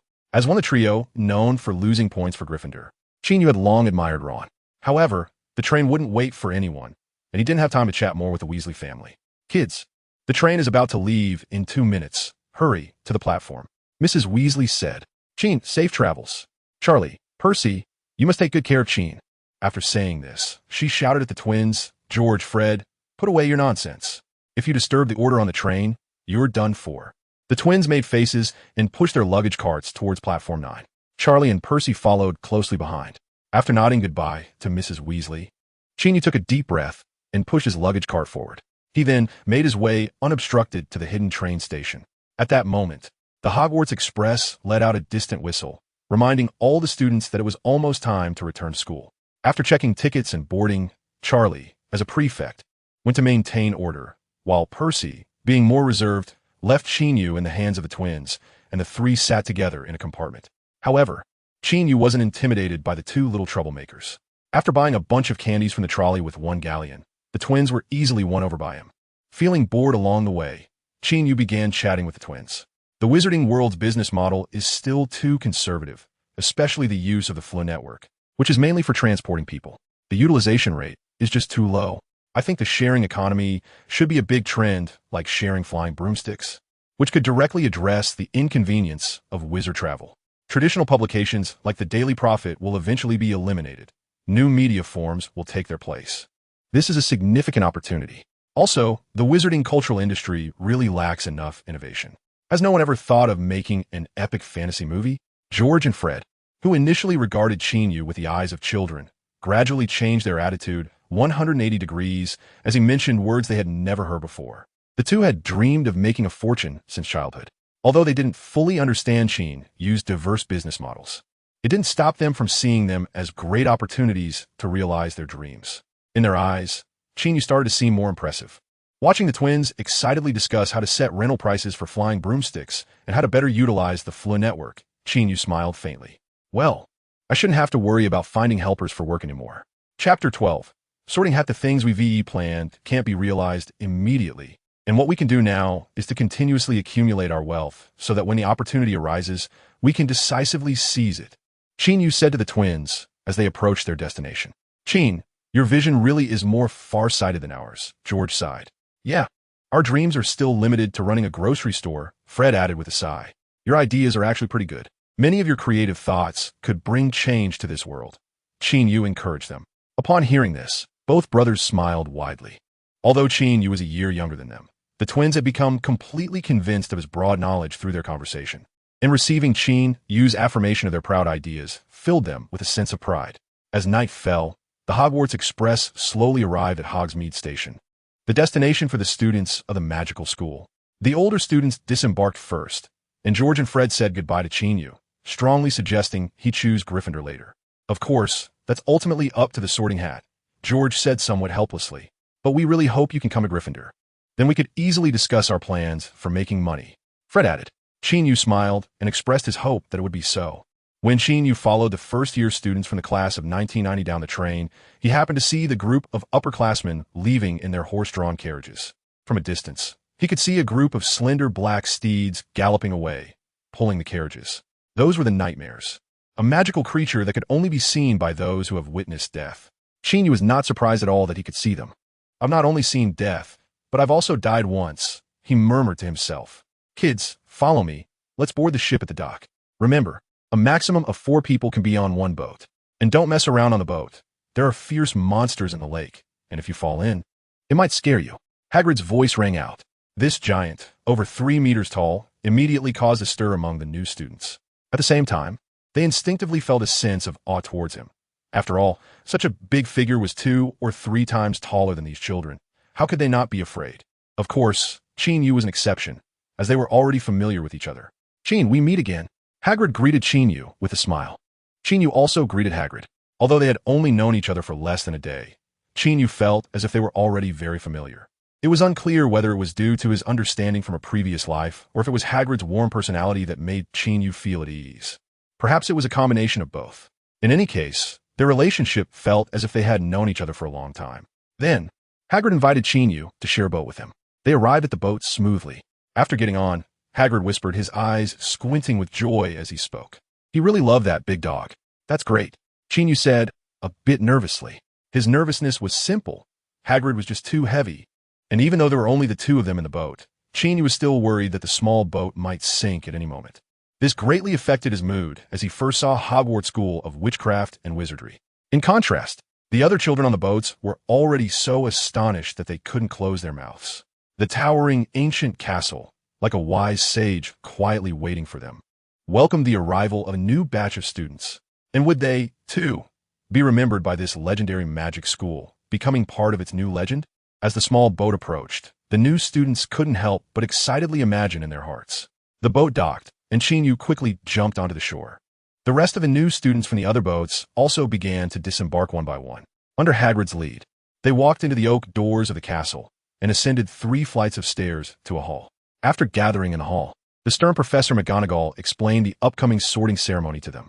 Then, when the time was right, the grand doors of the Hogwarts Great Hall slowly opened, revealing a magnificent, brightly lit hall before everyone. To be honest, even though he had known what it would look like, Qin Yu still felt a strong shock when he actually stepped into the hall. Whether it was the thousands of floating candles in the air or the starry sky above the dome, they both provided Qin Yu with an incredibly fantastical and grand visual experience.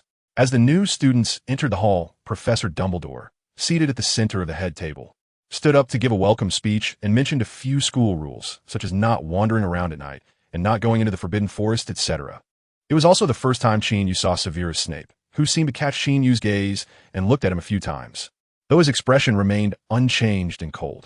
Afterward, under Professor McGonagall's guidance, the sorting ceremony began. Qin Yu was familiar with these processes, but as a participant, he still felt quite novel. However, there weren't many familiar faces among this year's new students. He only recognized Cho Chang and Katie Bell, who were sorted into Ravenclaw and Gryffindor, respectively, before him. When it was Qin Yu's turn, he took a deep breath and stepped up the stairs. Then, Professor McGonagall placed that hat, which hadn't been washed in who knows how many years, on Qin Yu's head. Wow, a little boy from the East. Your background truly confuses people.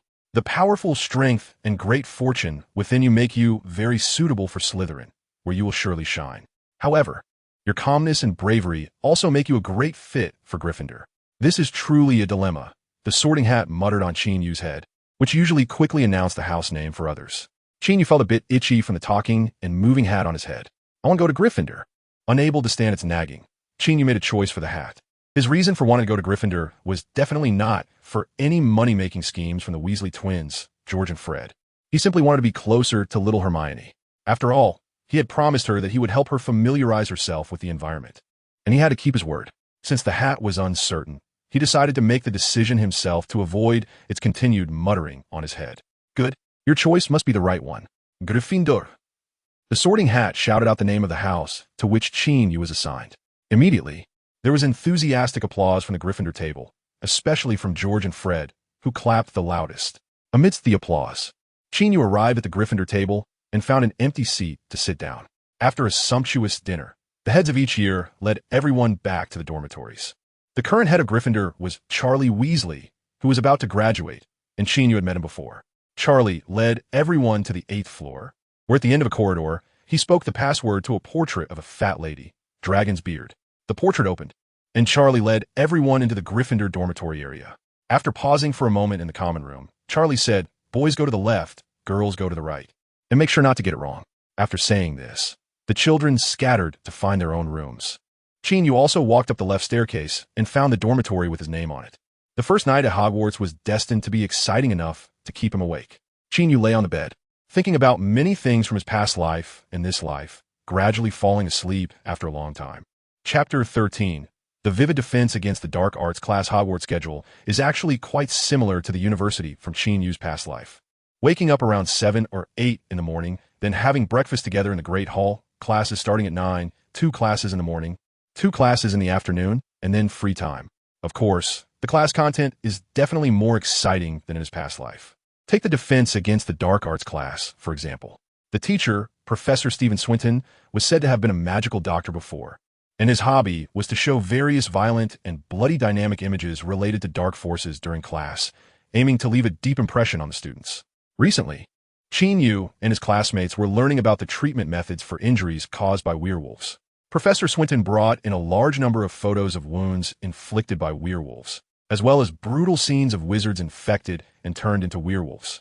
As the book stated, if a werewolf bite gets infected, it will be incurable because it is a curse from ancient times.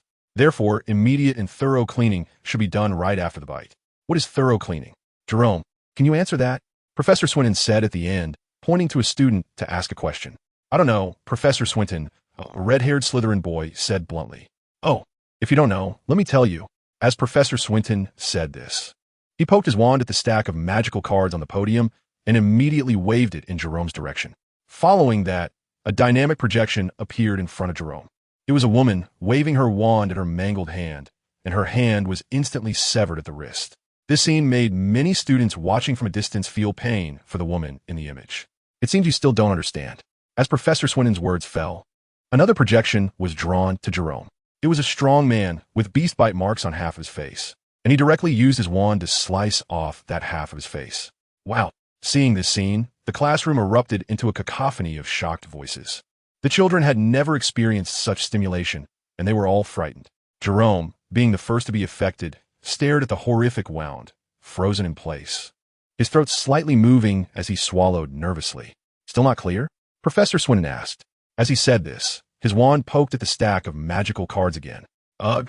Jerome finally couldn't hold it anymore, covering his mouth and rushing out the door. Soon after, sounds of someone vomiting incessantly echoed in the hallway. TSK, Professor, is this really appropriate? Qin Yu couldn't help but say.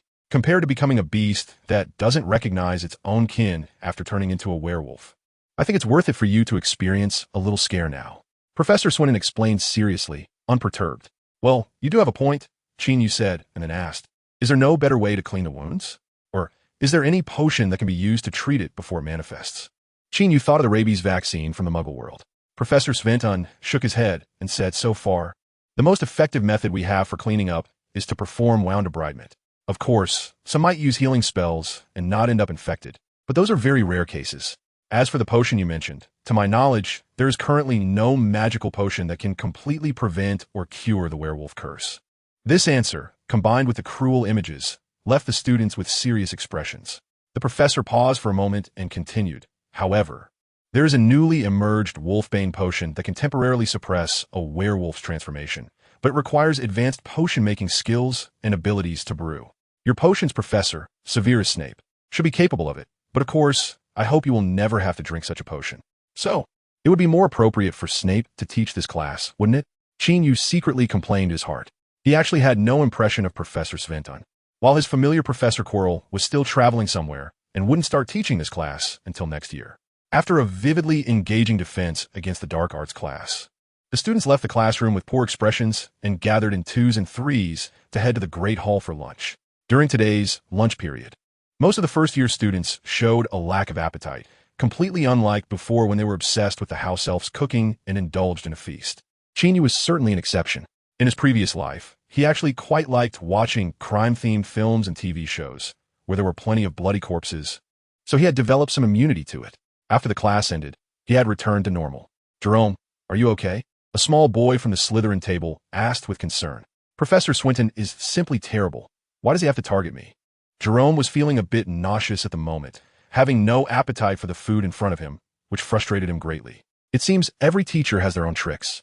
I've heard that Professor Snape is also quite extreme, and students often end up crying after being scolded. The small boy shared what he knew. I still prefer history of magic class. Professor Binns has a strong sleep-inducing effect, and he doesn't mind if you sleep, Jerome lamented. At the Gryffindor table, where Qin Yu was sitting, the new students were discussing the recent classes. They felt a bit anxious about Professor Snape's class, especially since Snape was the head of Slytherin House, and they worried that they might be treated unfairly as Gryffindor students. To this, Qin Yu merely smiled and remained silent. He knew that Professor Snape was actually a very gentle person at heart. It was just that his personality made him appear cold on the outside. Of course, he couldn't explain this to these kids, as they wouldn't believe him anyway. After lunch, they took a short break, and his roommates Wilson, Jimmy, and Bach left in a group, while Qin Yu followed behind with the somewhat shy Elvis. He didn't actually mind spending time with these younger kids, but there was a slight difference in interest due to their age gap. Therefore, he found himself getting along better with Elvis, as the boy was quieter and less rambunctious. Thinking of rambunctiousness, Qin Yu couldn't help but picture Hermione chattering away beside him, and a smile crept onto his lips. Qin, are you thinking of something happy? Elvis asked timidly. He was trying to interact with his classmates, but he was still a bit inexperienced. Qin Yu thought to himself, yes, I was thinking of Friend. I promised to write her a letter before school started, and I need to do it quickly today, or she'll get angry, and it won't be easy to appease her. That's nice. You have a friend to write to, Elvis said enviously. In the future, You can write to me too, of course. That will have to wait until we leave school, like during the summer or winter holidays, or after we graduate. Qin Yu patted his shoulder and said, Really? I will definitely write to you. Elvis replied happily, and I will write back to you. Qin Yu smiled and then urged Elvis, we need to hurry, or we'll be late for potions class. Upon hearing Qin Yu's words, Elvis jogged to catch up with Wilson, Jimmy, and Bach. Once Qin Yu and Elvis passed them, Jimmy shouted and started running as well, clearly wanting to compete on who could be faster. Naturally, Wilson and Bach were not to be outdone and pushed themselves to keep up. In an instant, the corridor was filled with the laughter of boys chasing each other. The joy of children is so simple, Qin Yu couldn't help but remark. Then, he walked into the underground classroom and saw the live, cold Professor Snape already waiting there. Chapter 14.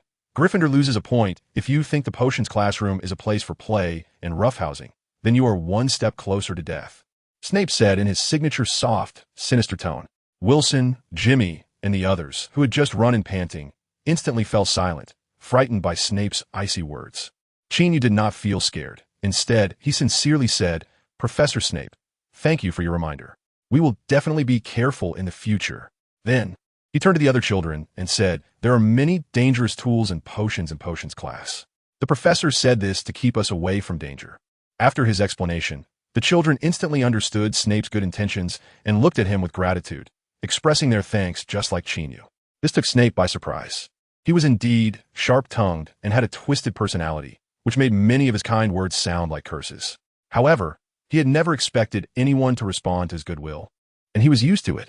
Now, being thanked by a few children made Snape feel somewhat uncomfortable. If Qin Yu had the mind-reading ability of the Patronus charm, he would definitely curse. Old Snape, are you a bit too soft-hearted? Knowing the danger, he certainly did not want them to lose arms or legs in potions class. Snape continued to showcase his sharp tongue. As the class bell rang, the children quickly found their seats. Many people think that potions are not magic because you don't use the wand in your hand. I want to tell you that this view is completely wrong. Some also think that the preparation of potions relies solely on heating the cauldron, which is also a foolish and rigid way of thinking. Different ingredients require different preparation techniques. Some need to be pressed, some need to be soaked, some need to be fired, and some require you to use your imagination to find the most suitable method. Snape slowly lectured on the knowledge of potions. Qin Yu listened and felt that potions indeed had a lot of intricacies. No doubt, he was among those who thought potions were simply heated in a cauldron. As he listened to Snape's insightful lecture, Qin Yu gradually began to grasp some of the concepts, which gave him a new understanding of the magical world. Qin, why don't you tell us what part of the watermilk thistle is used in potions?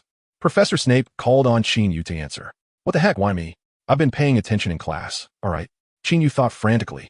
The main issue was that he really didn't know what this thing was, and after buying the textbook, he immediately took the train to school, leaving him no time to look closely at it. How would he even notice this watermilk thistle? You could be asked about something like dung. At least I know that S for detoxifying. The leaves? Qin Yu said, forcing himself to respond. Most plants to use the leaves, roots, or stems in potions. So you did choose a highly probable answer, said Professor Snape with a hint of sarcasm. After that, he uttered one word. Incorrect. Then, Snape looked around the classroom and asked, Does anyone know? The entire class lowered their heads, not daring to make eye contact. Qin Yu thought to himself, as expected, there doesn't seem to be a Hermione-type top student in the class. It's the fruit, Snape slowly said. Then he raised his voice, You haven't written it down. Everyone hurriedly took out their pens and started writing. Potions requires precision. A drop more or a drop less results in two different effects. Yet you, Mr. Qin, are using your little cleverness to guess randomly, which is a dereliction of duty towards this potions class. So Professor Snape said this while looking at Qin Yu, then continued. Gryffindor lose 1 point. To remind you how you should approach this subject. Qin Yu thought, why am I the first one to lose points? He didn't really care about the points. After all, he wasn't a child anymore. It was just that he was a bit displeased with being used as an example by old Snape. With this point deduction, the Gryffindor students all showed expressions of despair, while many in Slytherin looked smug. Slytherin had won the House Cup for 5 consecutive years, and Gryffindor was their biggest rival. Naturally, they were pleased to see Gryffindor lose points. Qin, don't be too upset. We'll work hard to earn the points back. Elvis comforted Qin Yu while walking after class. This isn't your fault. That thistle is a very inconspicuous herb. If it were me, I wouldn't have been able to answer it either, Wilson chimed in. Yeah, today Professor Snape was really making things difficult, Jimmy muttered indignantly. Looking at these kids being so earnest, Qin Yu couldn't say that he didn't care. Instead, he nodded and said, "Thank you. I will work hard to earn that point back. And I want to get even more points." This statement indeed filled everyone with fighting spirit, and they all became fervent. "Come on, let's go eat." "I'm starving," Qin Yu said. Several kids followed him toward the Great Hall. In a headmaster's office, Dumbledore sat in the chair behind his desk, and several teachers also took their seats. "What do you all think of his recent performance?" Dumbledore asked the group. "Emotionally, he's not a very easily excitable child. I showed many bloody images in class, and he only looked somewhat disgusted, without any abnormal reactions, even calmer than most kids. Of course, it could also be that my stimuli weren't strong enough. After all, I'm quite afraid of him losing control suddenly." Professor Swinton was the first to speak. Dumbledore nodded at this, and then looked towards Severus Snape. "I tried mocking and ridiculing him, even deducting a point from Gryffindor, and he remained very calm," Snape said briefly. After he said this, others had little reaction. But Professor McGonagall couldn't help but speak up. "Professor Snape, I hope your deduction of points wasn't just an arbitrary excuse." "Of course not. My reasons are very sufficient," Snape replied flatly. Dumbledore interjected at the right moment. "Professor McGonagall, what about you? From my observations, this child is quite normal. He even cares for his classmates, like Elvis, who he helps to become more outgoing. This shows he has a very delicate heart." Professor McGonagall shared her thoughts. "Yes, he's indeed very attentive and observant. And he has helped me a lot in class," said Professor Sprout, the herbology teacher. "I think he has too many ideas about flying class. He keeps asking me why he has to ride a broomstick and why he can't fly, standing on a sword. These strange questions really give me a headache." Madame Hooch said with a troubled expression. "Wow, flying on a sword?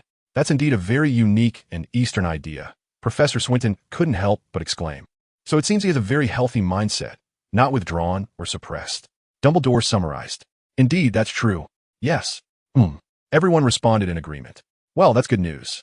Next, what we need to do is let him live normally and teach him how to release his magic," Dumbledore said, looking at everyone. "I thought a special student would come next year. I didn't expect one to arrive early this year," Professor Swinton remarked meaningfully. "Don't worry, Stephen. I believe he will quickly learn to control his powers. So you can rest assured and go search for the ancient wizard's ruins in the Himalayas," Dumbledore said with a smile. "I hope so." "All right, everyone, you can go back now," Dumbledore said. The brief meeting concluded, and everyone left. Chapter 15. Thank Heavens. Qin's letter finally arrived. "Hermione, how was your day?" Mr. Granger asked his daughter during dinner. "It was okay," Hermione said glumly, poking a piece of carrot into her mouth and chewing listlessly.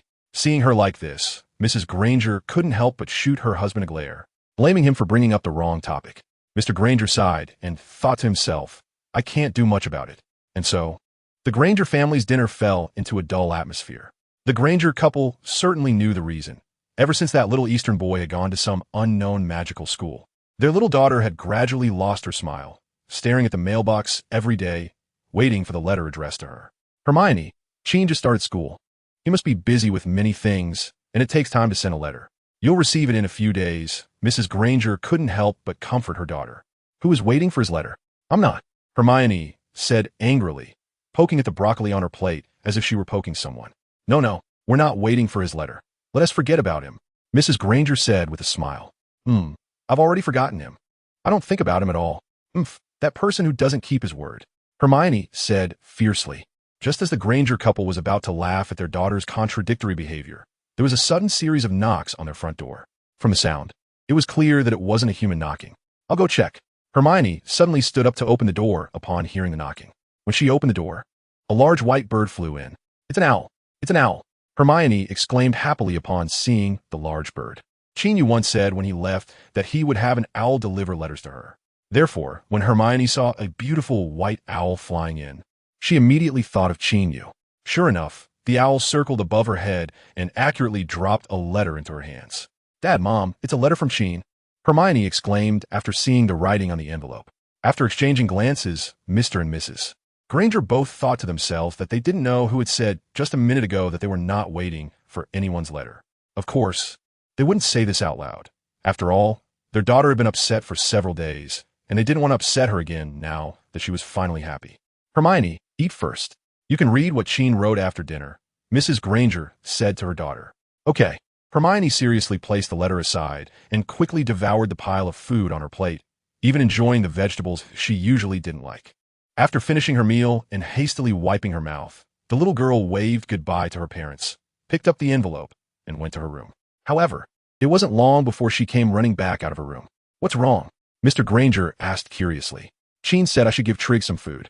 "Toast or ham will do," Hermione replied as she found a plate, filled it with some food, and hurried back to her room. Watching the closed bedroom door, Mrs. Granger couldn't help but exclaim, "Thank goodness Qin's letter finally arrived." "Yes, yes. If it didn't come, I wouldn't dare to speak loudly at home," Mr. Granger said somewhat exaggeratedly. This elicited a laugh from Mrs. Granger. "By the way, who is Trig?" Mrs. Granger asked in confusion. "I think it should be that white owl," Mr. Granger guessed. "Trig, eat up." Hermione placed the food on the windowsill. The white owl happily began to eat. In fact, Hermione hadn't opened the letter yet. She had seen Qin Yu's reminder somewhere on the envelope that read, "Hermione, my owl's name is Trig. He is very gentle. If you give him some toast or ham, he will be friendlier to you." It was this sentence that made Hermione go to get the food. Seeing Trig enjoying his meal naturally made Hermione very happy. Then, she finally sat down, a bit nervously broke the wax seal, and opened the envelope. Inside, she found 2 folded sheets of letter paper and a small cat pattern hairpin. "This is more like it. He even knows to send me a gift." Hermione huffed proudly, though her heart was already as sweet as honey.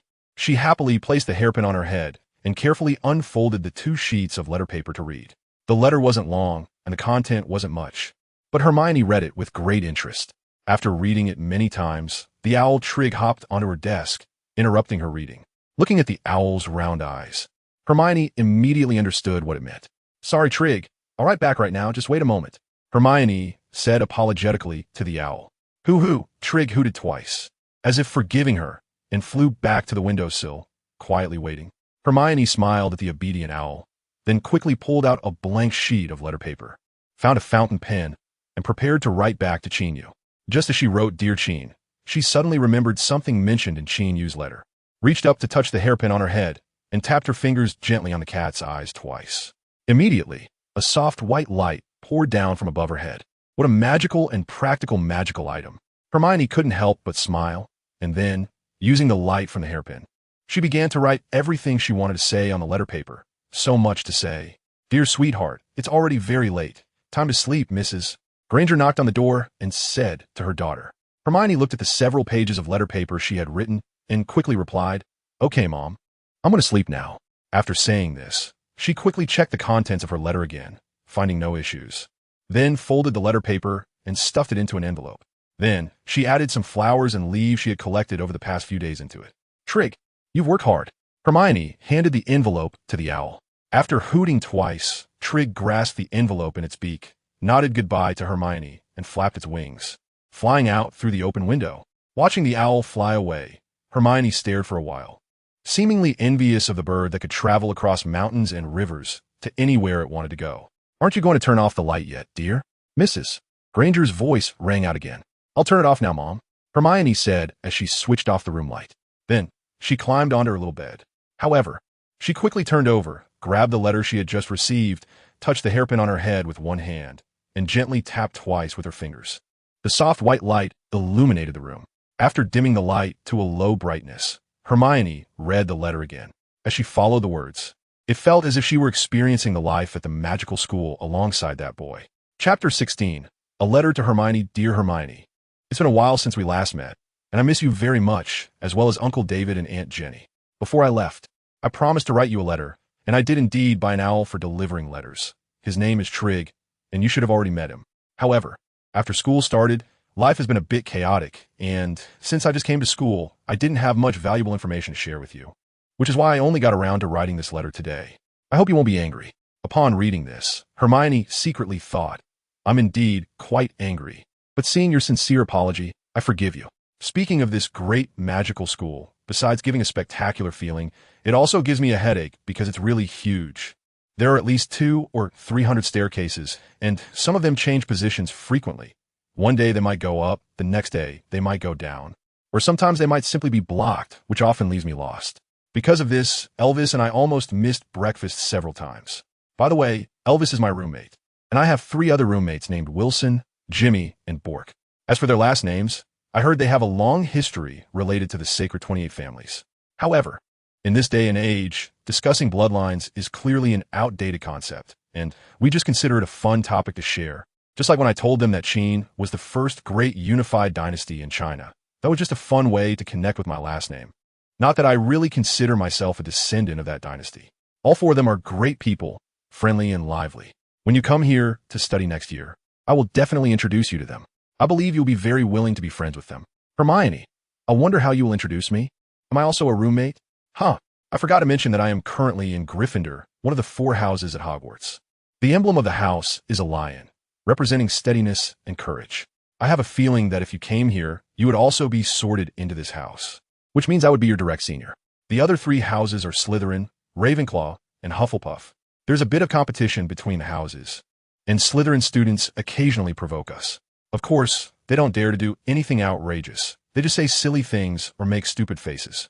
In this regard, students at a magic school are actually not much different from those in the Muggle world.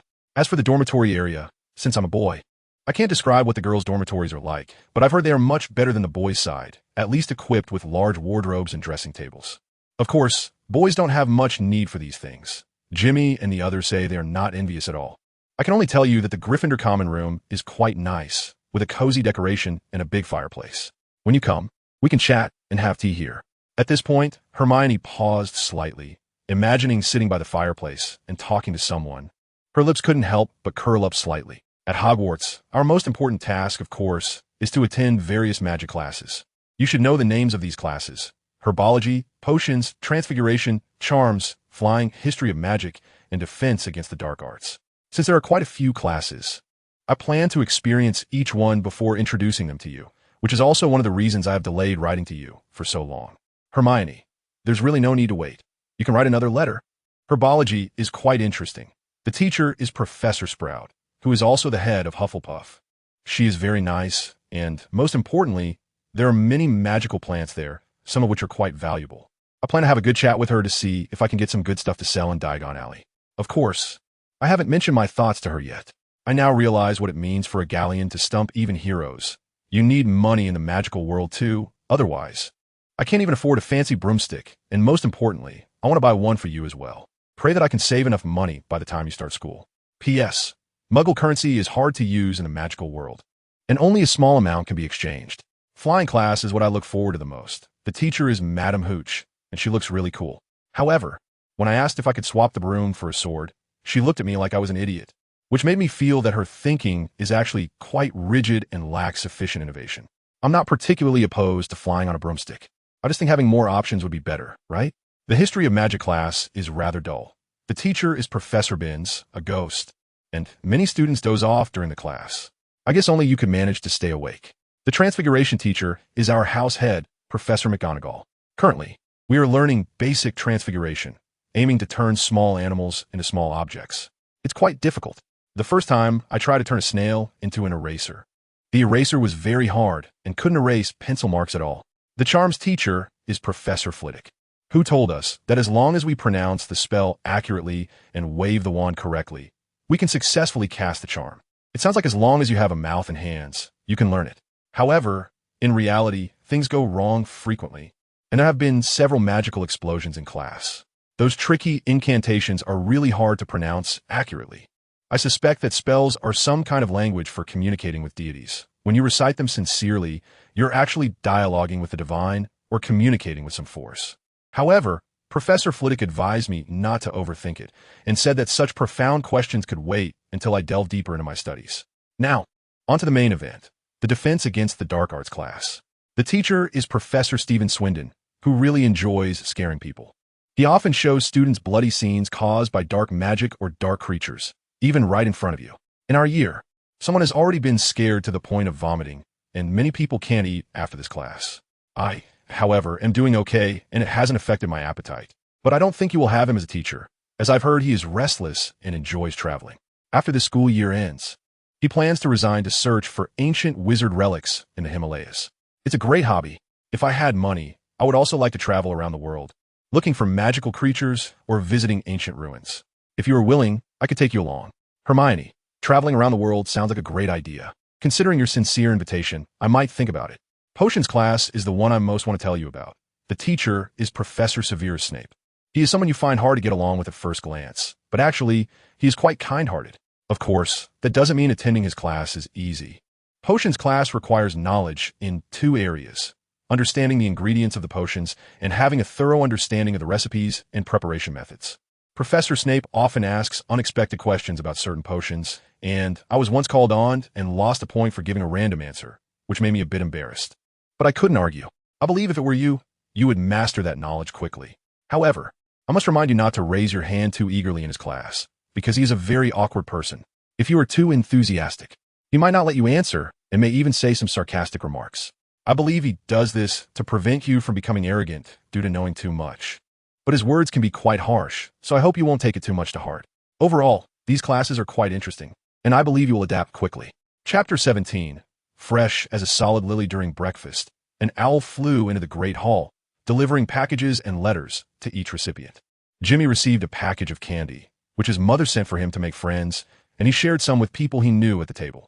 Meanwhile, Qin Yu received a pink envelope with a flower pattern. As soon as he held the envelope, his roommates and a few close classmates cast curious glances at him. It must be from some girl. Wilson raised an eyebrow and said meaningfully, "Wow, what kind of girl is it?"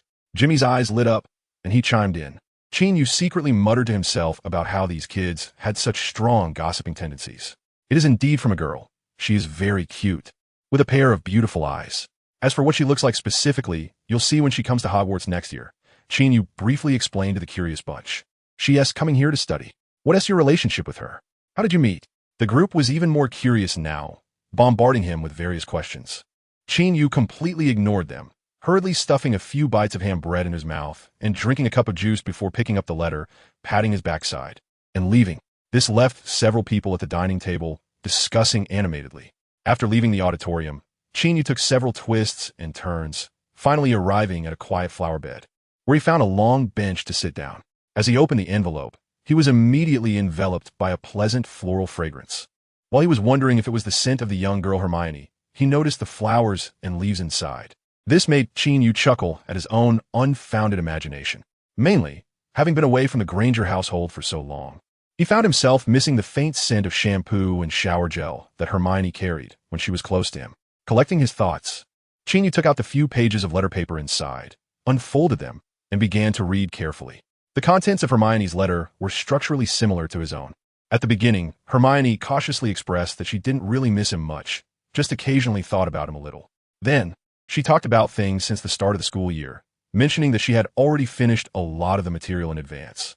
So the lessons were a bit boring, and the teacher's questions were very simple, with only her scoring full marks on the in-class tests, mainly boasting about her academic prowess. She also mentioned that a few female classmates were unfriendly toward her, but since someone had been hung from a tree last time, they hadn't dared to do anything excessive. Next, Hermione expressed her longing for the courses Qin Yu described, saying how she couldn't wait for September next year, so she could attend those magic classes just like him. As she wrote in the letter, regarding her life, she wrote about her parents taking her out to play, and mentioned that her parents especially missed him. No matter where they went, they would unconsciously say things like if only Qin were here. Following that, she wrote about some trivial matters, such as bugs in Qin Yu's room, that Mrs. Granger made Qin Yu's favorite beef brisket with potatoes yesterday, her desire to raise a kitten, which her parents did not agree to, and that she seemed to have grown another 2 centimeters and would soon catch up to Qin Yu, and so on. At the end of the letter, Hermione wrote, "When I go to play with my parents or pass by certain places, I pick some flowers or collect a leaf, and then stuff them all into the envelope. So, in a way, you have also been to these places with me." Lastly, Hermione very seriously told Qin Yu not to take too long to write back, because she had already become fond of Trig. That's right, Trig and I become good friends, so you have to let him fly over often. I will prepare lots of food for him in advance. Hermione emphasized, looking at the final words "love you" in Hermione's signature. Qin Yu couldn't help but bring the pages of the letter to his nose to sniff. He wanted to find a familiar scent among the fragrance of the flowers and leaves. However, the ink scent was too strong, carrying the emotions of the short letter across mountains and seas, with the familiar scent he sought hidden within, elusive and indistinguishable. In the past, travel was slow, and letters were far apart. Looking at the thin pages of a letter, Qin Yu suddenly recalled this phrase. Then, he carefully put away the letter along with the flowers and leaves and walked toward the classroom. Today's content is very simple, so most of you have successfully brewed this frostbite potion. However, you must remember this is not because you have any talent for potion making, but simply because you are not too terrible. Professor Snape said slowly, delivering his sharp-tongued remarks after finishing the course content. Qin Yu had already gotten used to Professor Snape's style of speaking. He took the lead and said, "Thank you for the compliment, Professor Snape." A few students joined in with cheers. Snape couldn't help but roll his eyes and looked at Qin Yu, thinking that this kid was indeed quite noisy. "Professor, there are still 10 minutes until class is over. Why don't you teach us something outside of the curriculum?" Qin Yu said excitedly, completely unaware of being disliked. "Oh, what do you want to learn?" Professor Snape replied blandly. "Is there a spell that can fix leaves to make bookmarks or something like that?" Qin Yu described his request. Upon hearing this, Professor Snape fell into a state of confusion. Well, that wasn't too surprising. He often looked like this when he wasn't speaking. "Is there none? Or do you not know any spells in this area?" Qin Yu said, somewhat disappointed. Professor Snape said nothing and waved his wand in the air along a certain trajectory, while muttering, "Kerish's Tatos." With a flash of white light, a leaf that was originally on Qin Yu's desk, used for potion making, instantly transformed into a green bookmark, perfectly encasing that leaf. What a beautiful bookmark. I want one. "Professor Snape, this spell is amazing. Can you teach us? I really want to learn." Looking at the leaf bookmark in Qin Yu's hand, the classroom was suddenly filled with voices of envy and desire from the students. This was much more interesting than potion making, especially for the girls, who had no resistance to these little trinkets. "Quiet." Snape raised his voice. The noisy classroom fell silent instantly. Snape said blandly, "These are just little tricks. Since we have time today, I'll teach you, but I will only teach it once. If you can't learn it, you can choose to give up, which means you are not suited for this spell." After that, he stopped talking nonsense and began to teach the students a spell called Lively as Solid. Snape was strict. He taught it once and only once. After explaining the trajectory of the wand movement and the pronunciation of the spell, he left them to practice freely. As for Qin Yu, when he used the Lively as Solid spell for the first time, he accidentally blasted a hole in the table. Snape happened to pass by and casually cast a repair spell to fix the hole. After trying a few times, Qin Yu finally found the feeling and controlled the force. Kerish's Tatos. With a wave of the wand, a flash of white light, and a leaf bookmark was completed. Qin Yu raised the bookmark with a sense of achievement and instinctively looked for Professor Snape, hoping he could praise him since he was the first to learn it. Then, he noticed that Snape also had a bookmark in his hand, seemingly lost in thought as he stared at it. Following Snape's gaze, Qin Yu saw that the bookmark was adorned with a blooming lily. Lily, as in Lily Potter. Seeing this scene, Qin Yu couldn't help but let out a soft sigh, thinking to himself that this old fellow was daydreaming about someone else's wife again. Ahem, no, it was a confidant. With that thought, Qin Yu decided not to disturb Snape any further and let him ponder his thoughts alone. Chapter 18. Full Power of Attorney Uncle Hagrid. "How much did you sell a bag of unicorn hair for?" Qin Yu suppressed his urge to lose control and squeezed out these words through clenched teeth. He felt a flame of anger rising in his heart, surging up to his forehead. Qin Yu was right. Hagrid indeed invited him over for tea with the purpose of repaying him, not to continue borrowing money. However, the amount of money Hagrid brought made Qin Yu feel very disappointed. 2 galleons? What's wrong? Hagrid said, somewhat confused.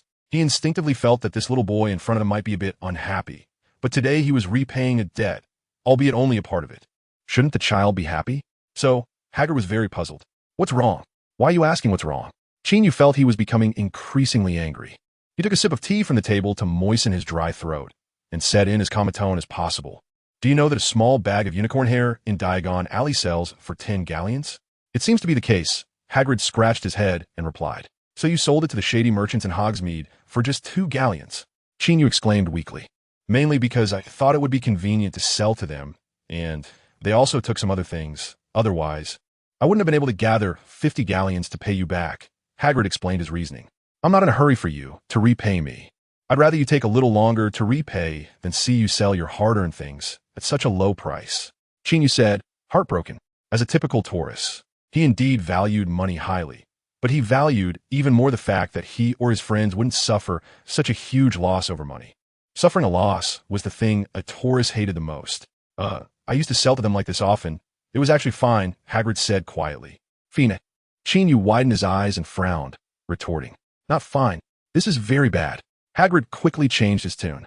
For some reason, Hagrid felt it was better to go along with what this child was saying. Otherwise, he might really explode. Seeing Hagrid like this, Qin Yu also realized he was overreacting. So he apologetically said, "Sorry, Hagrid, I got a bit excited just now, but I'm really worried for you. How can you casually sell Such precious things. Actually, it's just some beast hair. It's not that precious, Hagrid replied. Very precious. But you also know I'm not good at doing business. Hagrid sighed helplessly at the end of his statement. Hagrid was right. While he usually collected beast hair, eggshells, and shed skins from magical creatures, he never treated it as a business. He just gathered a lot and casually sold it in Hogsmeade to exchange for some money to drink butterbeer at the Three Broomsticks or buy some chocolates and milk candies at Honeyduke's.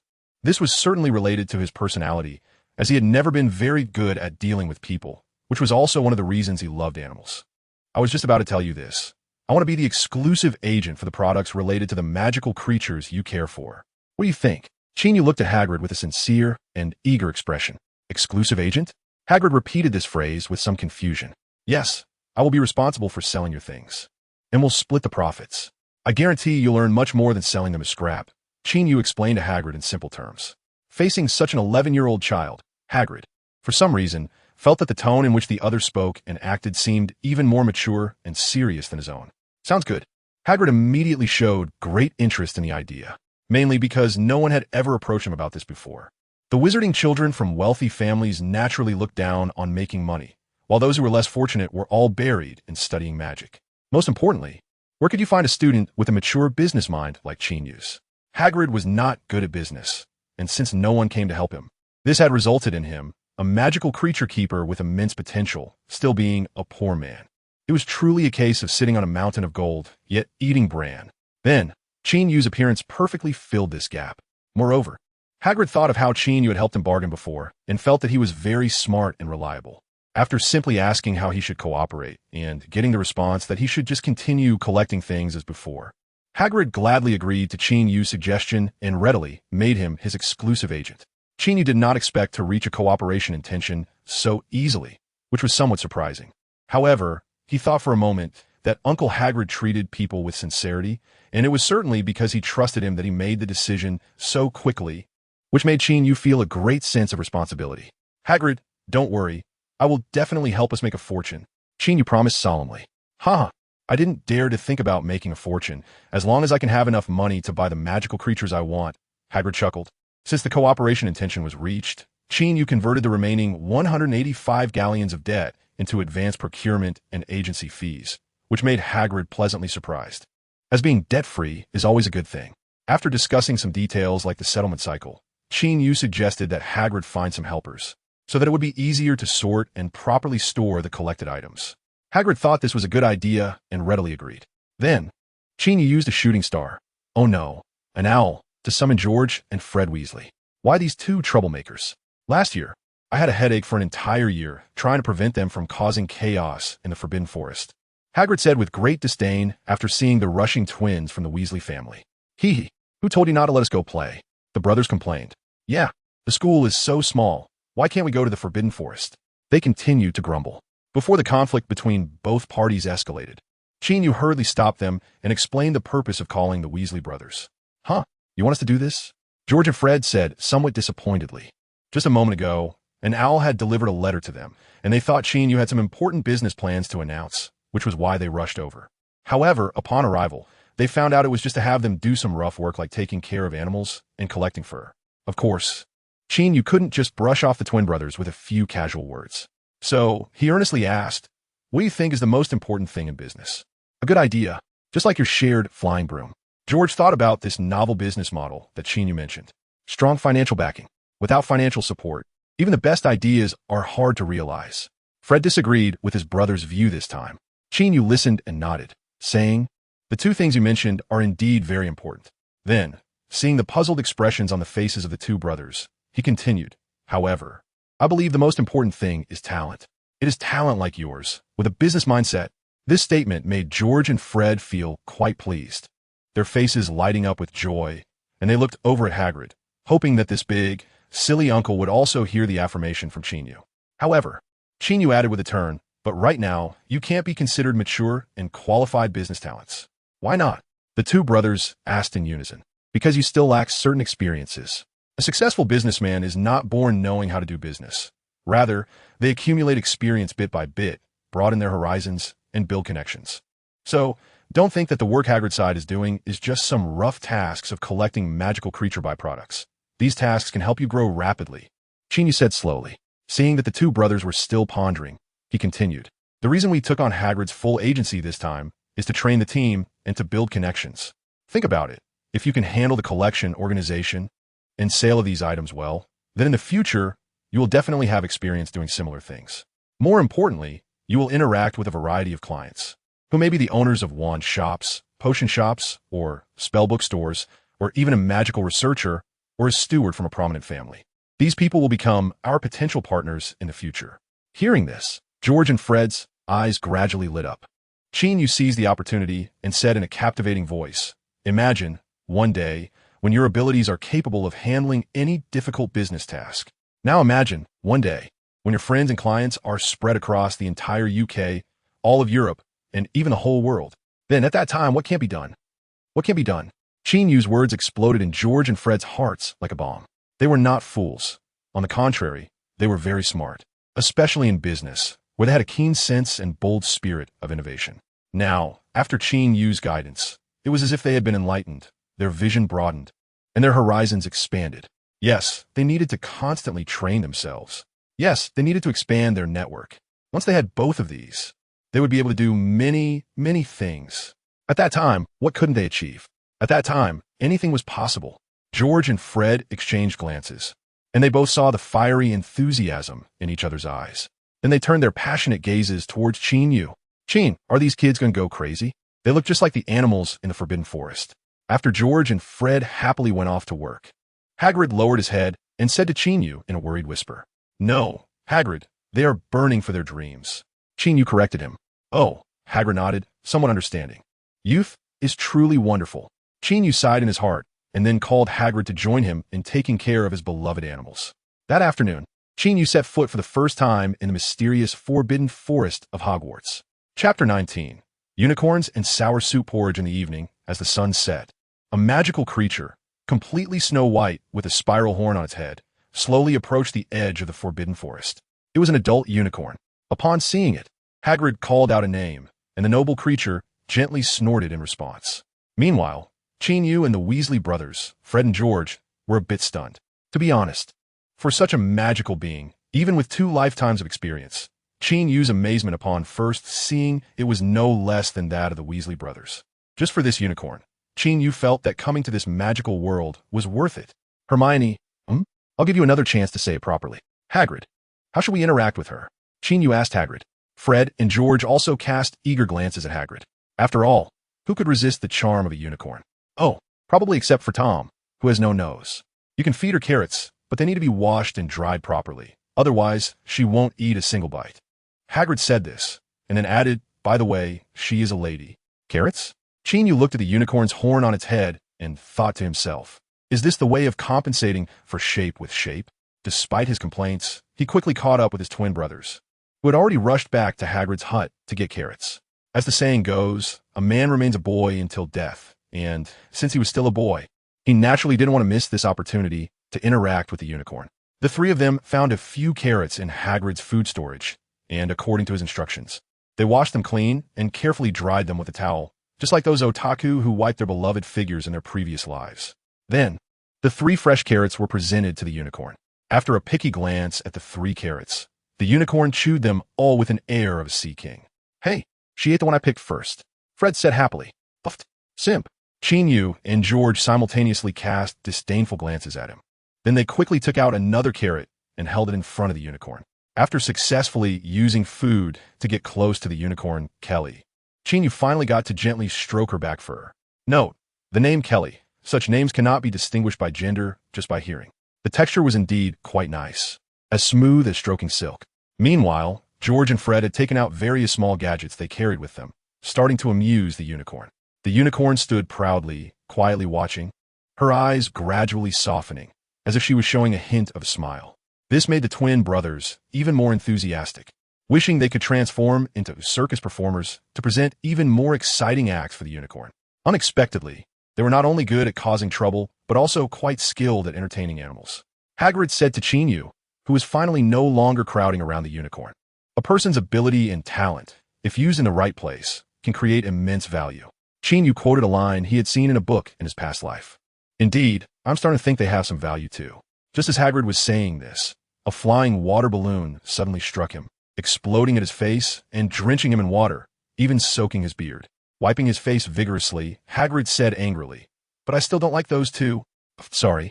I shouldn't laugh at you," Qin Yu said, trying hard to suppress his laughter. "Hagrid, this was purely accidental. I'm really sorry." George quickly raised his hand to apologize. Yes, we didn't mean to. Hagrid, please don't kick us out." Fred felt he had already fallen in love with Kelly and really didn't want to leave. Faced with two troublemakers who had suddenly become so polite, Hagrid found it hard to get angry and could only say sternly, "Next time you hit me again, I'll just throw you into the Black Lake." The two brothers immediately promised to be careful and then continued to play with the unicorn. After the unicorn had eaten her fill and watched the humans' antics for a while, she elegantly trotted back into the depths of the Forbidden Forest, leaving George and Fred feeling downcast behind her. "Let us go back. You haven't had dinner yet, and I happen to be able to make you something to eat." Hagrid called the three kids back to the cabin. "All right, thank you, Hagrid." Qin Yu expressed his gratitude for Hagrid's dinner invitation. However, soon, faced with a pot of dark, unidentifiable food that Hagrid had made, Qin Yu and the Weasley brothers turned pale. "I suddenly remembered. I forgot to take in my clothes. Goodbye, Hagrid. Goodbye, Fred, George." Qin Yu stood up seriously and said. After George and Fred exchanged glances, they immediately stood up and said, "We have things to do. We'll leave first." "Huh. I made a lot of mixed sour soup porridge. Aren't you going to eat it before you go?" Hagrid said somewhat unexpectedly. "So, this thing is called mixed sour soup porridge?" "No. Thank you for your generous invitation, but sadly, I see it's about to rain. I have to hurry back to collect my clothes." Qin Yu said earnestly. "Nonsense, it's a bright, clear night outside. How could it possibly rain?" George and Fred simultaneously thought this. Right, it's really about to rain. Our windows are still open, right, George?" "That's right, Fred." After the three said this, they quickly pushed the door and left, leaving Hagrid to face his pot of sour soup porridge alone. However, just as Qin Yu and the others had not gone far from Hagrid's cabin, they suddenly heard several piercing neighs. This made them stop in their tracks. Bang! The wooden door of the cabin was suddenly flung open by Hagrid. "What is wrong, Hagrid?" Qin Yu asked loudly. "It's Kelly. I don't know what happened," Hagrid said with a frown. Upon hearing this, Qin Yu's heart skipped a beat, and he thought to himself, could it be that Tom, who has no nose, arrived early? Is this kid really that easy to provoke? Before he could think too much, Hagrid had already taken the lead and rushed toward the Forbidden Forest. Qin Yu naturally followed closely behind, and George and Fred were also concerned about the unicorn's safety, so they ran over as well. Soon, Hagrid found the unicorn. Seeing that she was unharmed, Qin Yu finally breathed a sigh of relief, realizing it was a false alarm. However, the originally graceful unicorn now showed a look of panic in her eyes, and she kept pacing back and forth, appearing very restless. Hagrid approached her and began to communicate in a way that only he and the unicorn could understand. Qin Yu and George, Fred soon realized what had happened. Anna was missing. Hagrid said gravely to the three of them. "Who is Anna?" Qin Yu frowned and asked. "She's Kelly's child, a golden unicorn, just 1 year old." Hagrid explained. "The child is lost. No wonder this unicorn is so anxious." Qin Yu and the others instantly understood the situation. "Then let's hurry and search separately," Qin Yu suggested. "No, the Forbidden Forest is too dangerous. I'll go find her myself." Hagrid stopped Qin Yu. "You can't do this alone. Let me, George, and Fred accompany you. Just give us a rough idea of a unicorn's activity range, so we know where to look," Qin Yu said calmly. George and Fred nodded vigorously, seeing his insistence, and knowing that having 3 people together would indeed increase safety. Hagrid agreed to Qin Yu's suggestion and told them the areas where the unicorn often appeared. "Don't wander off to other places," Hagrid warned them before they split up. "All right, we understand." Qin Yu gave him a reassuring look. Then, the 4 of them divided into 2 groups and searched in different directions. However, Qin Yu underestimated the complexity of the Forbidden Forest terrain. He originally searched in a carpet-like manner, maintaining a certain distance from George and Fred, with each of them able to see the other's lights. However, after walking for a while, Qin Yu realized that the 2 lights next to him had disappeared without him noticing. After calling out George and Fred's names a few times, he received no response. "Damn, am I lost?" Qin Yu thought to himself. Chapter 20, Experience Kills. Can anyone tell me what to do if I get lost in the Forbidden Forest? Waiting online. It's urgent. Qin Yu was thinking about these irrelevant words in his mind. He actually didn't know whether he was lost or if those 2 troublemakers, George and Fred, were the ones who had lost their way. However, the result was the same. He was now left all alone. He also didn't dare to shout their names too loudly. After all, This was the Forbidden Forest, and what if it attracted some ferocious beast? Qin Yu glanced at the simple map that Hagrid had given him, then looked up in confusion at the surrounding trees and strange rocks. With a sigh of despair, he put the tattered cloth away. He had to admit that he had been a bit impulsive just now, thinking that the Forbidden Forest wasn't a big deal, after all. That kid Harry had been wandering in the Forbidden Forest since he was very young. So, experience can be deadly. One must be cautious in the magical world. Qin Yu stumbled through the dark and gloomy Forbidden Forest, muttering to himself. At that moment, he no longer knew where he was. He could only rely on the memories and sense of direction in his mind to navigate, but this was not very reliable as the surroundings became increasingly unfamiliar. Gradually, he began to feel a bit anxious in the darkness, especially when strange sounds occasionally echoed around him, or when shadows of unknown animals flitted by. Just as Qin Yu felt a chill creeping into his heart, the dormant power within him began to stir. Finally, in a certain moment, that power surged to the forefront of his consciousness under his instinctive drive. Qin Yu immediately saw the surroundings clearly and heard distant sounds. This experience gave him a feeling of becoming very powerful. Under the influence of that force, his vision began to expand and his hearing started to extend. He could see the general outlines of things hundreds or thousands of meters away and hear sounds from the same distances. Then, he easily caught sight of the panicked figures of George and Fred. He felt a surge of joy in his heart and was about to head in that direction when he heard a faint whimpering sound. This sound was very similar to the call of the unicorn Kelly, but much more juvenile. Indeed, it must be the little unicorn Anna. At that moment, with the support of this seemingly mysterious power, Qin Yu's courage grew. Since he had found the little unicorn, there was no reason to ignore it. Therefore, he carefully discerned the direction from which the sound was coming and quickly ran toward it. Soon, he arrived at a cave, and the little unicorn's voice became increasingly clear. Qin Yu was delighted in his heart, knowing he had found the right place. When he walked into the cave to take a look, he indeed saw a small unicorn that was entirely golden. This little unicorn was tied to the ground and struggling continuously. "Anna, is that you?" Qin Yu shouted. Upon hearing this call, the little unicorn let out an even louder neigh, clearly indicating that she was Anna. Qin Yu hurried forward to help. As he got closer, he realized that the things binding the little unicorn were layers of white silk threads. Once he recognized what it was, Qin Yu's heart skipped a beat, and he thought of a certain possibility. "Who is it?" "You're not Hagrid," an old voice echoed in the cave. Qin Yu looked in the direction of the sound, and there was a spider larger than a horse-drawn carriage. Its entire body was covered in black fur, with 8 eyes, 8 legs, and 2 gigantic pincers like massive claws. It was the 8-eyed giant spider. Qin Yu hadn't paid much attention during his hurried arrival. He never expected this cave to be the lair of the 8-eyed giant spider. "Aragog?" Qin Yu said, his voice trembling slightly. "Oh, it seems you know me. Did Hagrid tell you?"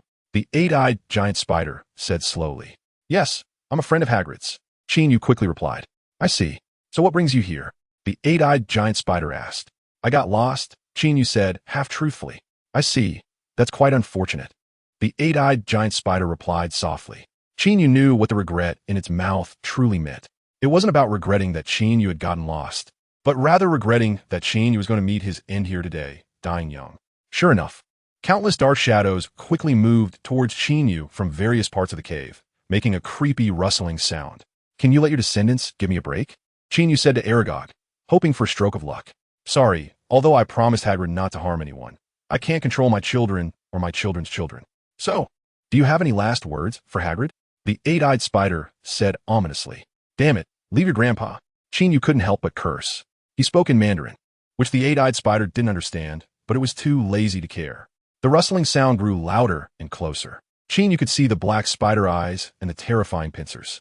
The little unicorn also sensed the impending danger, becoming increasingly restless as it kicked its hooves on the ground. The swarm of spiders closed in further, surrounding the two prey. They didn't have any strategic attack. A few spiders at the front charged directly at Qin Yu. Wingardium Leviosa. At a critical moment, Qin Yu quickly waved his wand and cast the levitation spell. The attacking spiders immediately floated in midair. However, more spiders were rushing in from behind. In a flurry, Qin Yu waved his wand again and cast petrificus totalis, instantly freezing the second wave of spiders in place. Seeing that this spell was effective, Qin Yu continued to cast petrificus totalis several more times. However, fists alone couldn't contend with so many hands, especially since the opponents each had 8 legs and there were countless of them. Qin Yu quickly found himself overwhelmed. Suddenly, a thread of spider silk shot out from somewhere and wrapped around Qin Yu's wand. Qin Yu was caught off guard as his wand was dragged away by spider silk. Without his wand, he could no longer use his spells, putting him in an increasingly perilous situation. Damn it! Is this how I'm going to meet my end today? Qin Yu cursed inwardly. What kind of fate is this? He felt like crying without tears. Ding! Dear host, life is always full of surprises. You have encountered a moment of life and death. At such times, how will you escape from danger? Please make the following choices. 1. Rely on your wisdom and courage to escape from the 8-eyed spider swarm. Reward: 100,000 galleons. 2. Use the power of Momo Ran to crush the 8-eyed spider swarm with absolute strength. Reward: the right to summon the House of Wishes. A familiar voice echoed in Qin Yu's mind as the system appeared at the right moment. At a time like this, if I could escape using so-called wisdom and courage, I would have done it already. What do I need you for? Qin Yu mentally complained. However, he clearly had no time left. Option 2. Qin Yu quickly thought in his mind. Ding! Host, you have chosen to use the power of Momo Ran. Now, please surrender yourself to Momo Ran. What does it mean to surrender myself to Momo Ran? Qin Yu wondered in his mind. However, he had no time to think further as a tremendous force suddenly surged from who knows where, and darkness engulfed his consciousness. Before he completely lost awareness, he seemed to hear frantic laughter and piercing screams. Damn, although this is a bit thrilling, it feels strange. As the last thought crossed his mind, Qin Yu's consciousness fell into an endless void. Chapter 21. The firelight in the mist, the hand in the dream when the strong magical fluctuation came from the forbidden forest. Dumbledore, who was reading in the headmaster's office, suddenly looked up. Soon, there was a knock on his door, and it was Professor McGonagall. Professor Dumbledore. It can't be that child, can it? Professor McGonagall asked immediately. Dumbledore sighed and replied, Minerva, your intuition should be correct. It seems to be that child. Then let's hurry and take a look. Professor McGonagall said with concern. Yes, I was just about to go, Dumbledore nodded. At that moment, Professors Flitwick and Snape arrived almost simultaneously, both looking grave, although Snape's expression was especially cold, masking many other emotions. Let's go. We'll check it out together. Dumbledore guessed their intentions and said directly to them. Thus, the 4 professors of Hogwarts headed to the Forbidden Forest, where a magical explosion had occurred. Before long, they brought the unconscious Qin Yu back to Hogwarts Castle and took him to the hospital wing, where Madame Pomfrey would treat and look after him. Meanwhile, in a certain place in Egypt, this was an area that was 1 hour ahead of Hogwarts in terms of time zone. Naturally, it got dark earlier here, and the night was deeper. Under the moonlight, a pyramid stood quietly. If an ordinary muggle passed by, they would only see a vast expanse of yellow sand, as the pyramid was shielded from the muggle world, visible only to wizards. At this moment, several wizards were busy outside the pyramid, sorting through their recent discoveries. Suddenly, a few panicked creatures burst out from the pyramid, their entire bodies covered in black fur and their mouths protruding like duck bills. What's wrong with the Nifflers today? Why are they all running out when sent a treasure hunt? A wizard with a short beard wondered aloud. The Nifflers he referred to were those small black creatures, a magical species with a talent for treasure hunting. They usually get a bit restless in the summer, but they don't look as crazy as today, another wizard added. Among them, a young wizard caught one of the frantic Nifflers, holding it in his arms and petting its head to calm it down. Bill, what do you think could be the reason? The short-bearded wizard asked the young man. I'm not sure. According to the records of Gringotts Goblin manuscripts, there shouldn't be any super forbidden spells here. What could have scared the Nifflers? The young wizard replied with a serious expression. If Qin Yu were here, he would definitely recognize that the tanned young wizard was Bill Weasley, who had met him twice. However, before the wizards could reach any conclusions, a terrifying wave of power emanated from deep within a pyramid. Then, they saw a beam of white light erupting from the center of the pyramid, shooting straight into the sky, its brilliance overshadowing the moon. Soon, that beam of white light fell from the sky like a shooting star, landing in a certain place to their southeast. What on earth just happened? After a while, the short-bearded wizard said in astonishment, We should report this to Gringotts. Let us not go inside the pyramid for now, Bill said with concern. Right, we can't go in. Let's first organize the treasures we've deciphered outside. Safety first. Safety first, another wizard quickly agreed. Everyone naturally concurred with this suggestion, and after summoning the treasure-hunting Nifflers back, they immediately retreated 2 kilometers from the camp, waiting for Gringotts' instructions. What the Gringotts curse breakers didn't know was that at the same time the pyramid they were exploring stirred, similar energy fluctuations and beams of light shot up from various locations, along the Tunguska River in Siberia northwest of Lake Baikal. At the bottom of the Atlantic Ocean, near the Strait of Gibraltar in Europe, on a snow-capped peak in the Himalayas, and deep in the tropical jungles north of the Panama Canal. This phenomenon was too eye-catching and naturally caught the attention of nearby Muggles, sparking various speculations and decoding trends in the Muggle world. However, even many years later, these phenomena remained unsolved mysteries. Of course, the Muggle world had little impact on a magical world, in a place that no human could perceive or understand in the misty darkness. 5 flames of different colors flickered to life in sequence. Gamma, Delta, Sigma, Psi, are we the only 5 awakened? A white flame spoke in a sorrowful tone. Yes, Alpha. They didn't wake up for various reasons, and I can confirm that Omicron is dead and can no longer awaken to fight alongside us, a green flame replied. Such words plunged the 5 flames into silence. Companions, do you still remember our mission? The white flame's voice rang out again. Of course we remember. Guard the world. Eliminate the world destroyer. The other 4 flames responded in unison. Yes, since we have awakened in the ruins, it proves that the true world destroyer has appeared. Perhaps he is already very powerful, or perhaps he is on a path of continuous strengthening.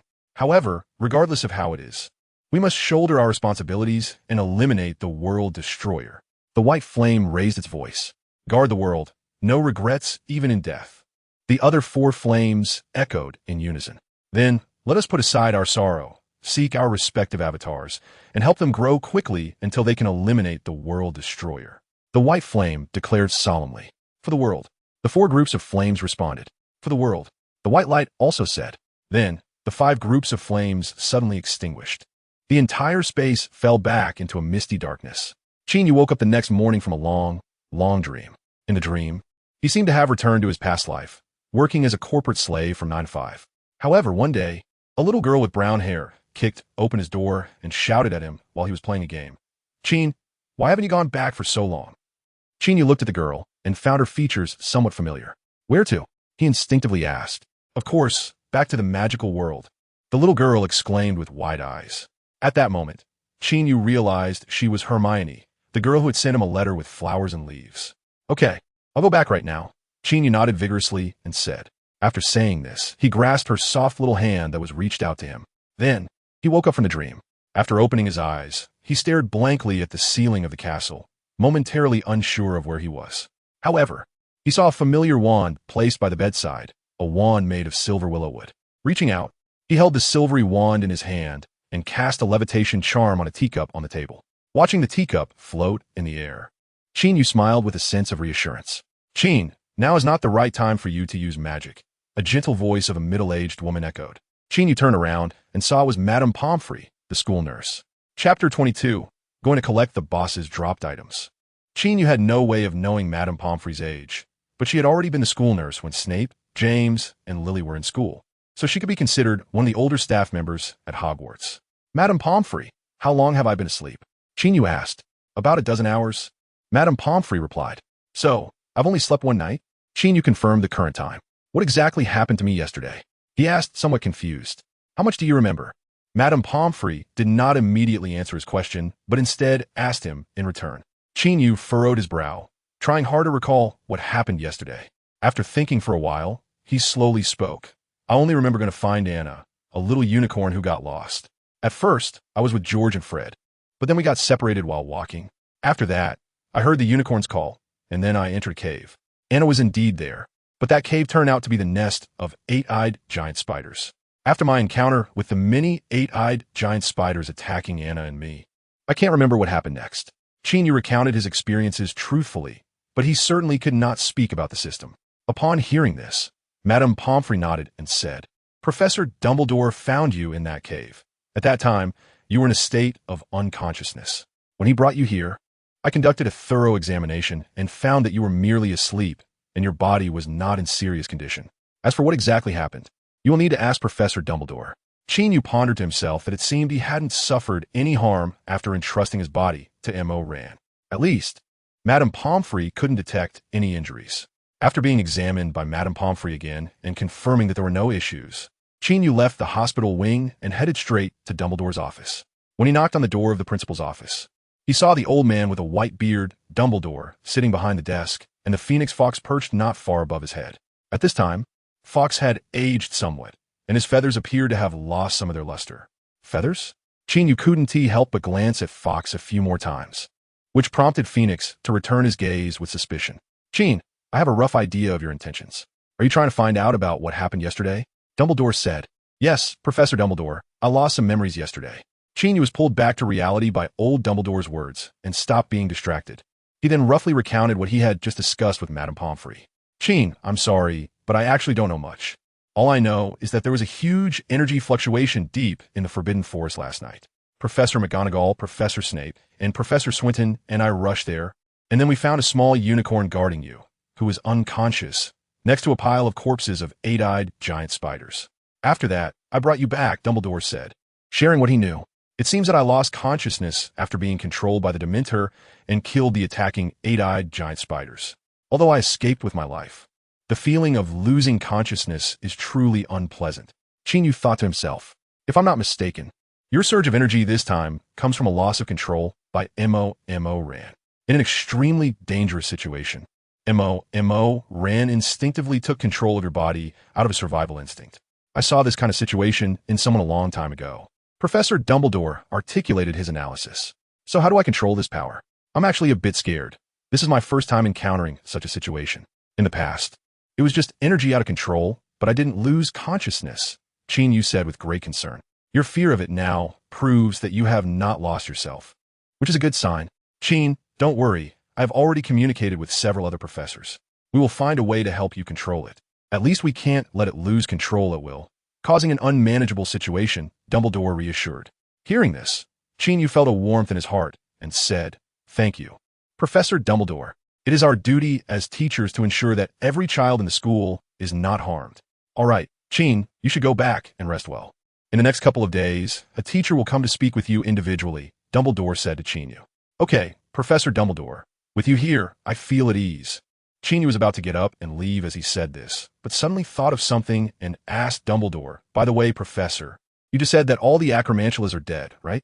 Yes, all the adult acromantulas have died, Dumbledore replied. Then what about Aragog? Qin Yu asked again. Dumbledore certainly knew the name Aragog. He has also disappeared without a trace. Hearing Dumbledore's words, Qin Yu's eyes lit up. Professor, I won't disturb you any longer. Goodbye, Professor. Goodbye, Fawkes. Qin Yu bid farewell to a person and a bird, and hurriedly left the principal's office. After Qin Yu left, Dumbledore said to the Phoenix, Fawkes, it seems he knows your name. The Phoenix rolled its eyes and let out a low murmur, indicating that it did not like the way that young man had looked at it just now. After Qin Yu walked out of Dumbledore's office, he immediately went to Hagrid's hut and had Hagrid's owl notify the Weasley twins, George and Fred. When the twins arrived at Hagrid's hut, Qin Yu handed each of them a pair of Hagrid's specially made deerskin gloves and a large jar. What was this for? George looked confused, holding the gloves and the jar. Fred also gave a puzzled look. Of course, it's to collect the items dropped by the boss. Qin Yu said, exasperated. These kids really lack the eye for discovery. Before they could ask what boss-dropped items were, Hagrid interjected. Qin is planning to collect the venom of the acromantula. Hearing this, the Weasley brothers' eyes instantly lit up. They had also visited that cave yesterday and saw Qin Yu unconscious, but at that time, they were only concerned about his safety and didn't pay much attention to the corpses of the acromantula. Now, after Qin Yu and Hagrid's reminder, they finally realized that those acromantula corpses were full of treasure. It is said that a pint of acromantula venom can be sold for 100 galleons, and it's in high demand. Is that right, Qin? Fred asked eagerly. Your price is outdated. It should be at least 120 galleons per pint now. Qin Yu replied with a smile. He had roughly learned about the prices of certain items when he was in Diagon Alley, and he naturally paid attention to things like acromantula venom, phoenix feathers, and unicorn hair because he knew Hogwarts produced a lot of these items. After hearing Qin Yu's words, George and Fred were full of enthusiasm. So, the three kids each carried a large jar and excitedly ran towards the Forbidden Forest, with George and Fred unable to contain their cheers along the way. Hagrid followed them, carrying a sack filled with tools, walking leisurely behind them. Chapter 23. A happy yet disgusting job looking at the chaotic spider nest. Qin Yu took a long time to ask, did I do all this? It should be so. When we arrived, Professor Dumbledore and the others had already gotten there first. At that time, we thought the teachers had saved you. But Professor Dumbledore said this was caused by your magic going out of control, Fred told Qin Yu. Magic going out of control is actually quite common among young wizards, especially those from Muggle families, as they lack guidance from adult wizards and can easily cause a magical outbreak. However, you were quite impressive this time, George said with a hint of admiration in his voice. At first, George and Fred thought Qin Yu simply had a very advanced business mind.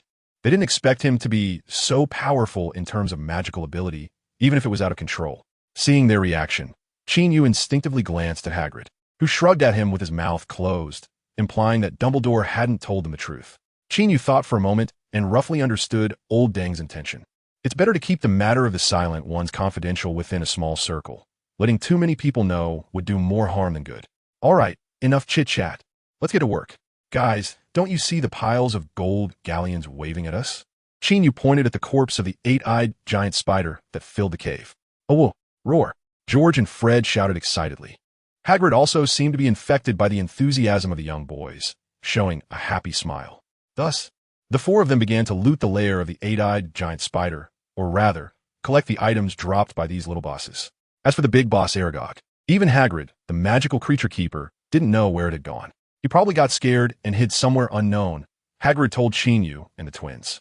This was one of the reasons they dared to boldly come in to collect supplies. As for the little spiders that occasionally wandered in, they had nothing to fear.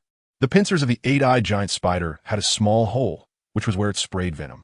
When they grabbed a target with their pincers, they would quickly release the venom to poison the target.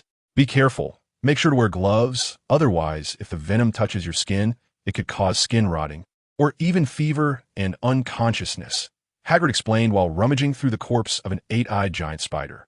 Listening to his professional explanation, George and Fred showed expressions of admiration.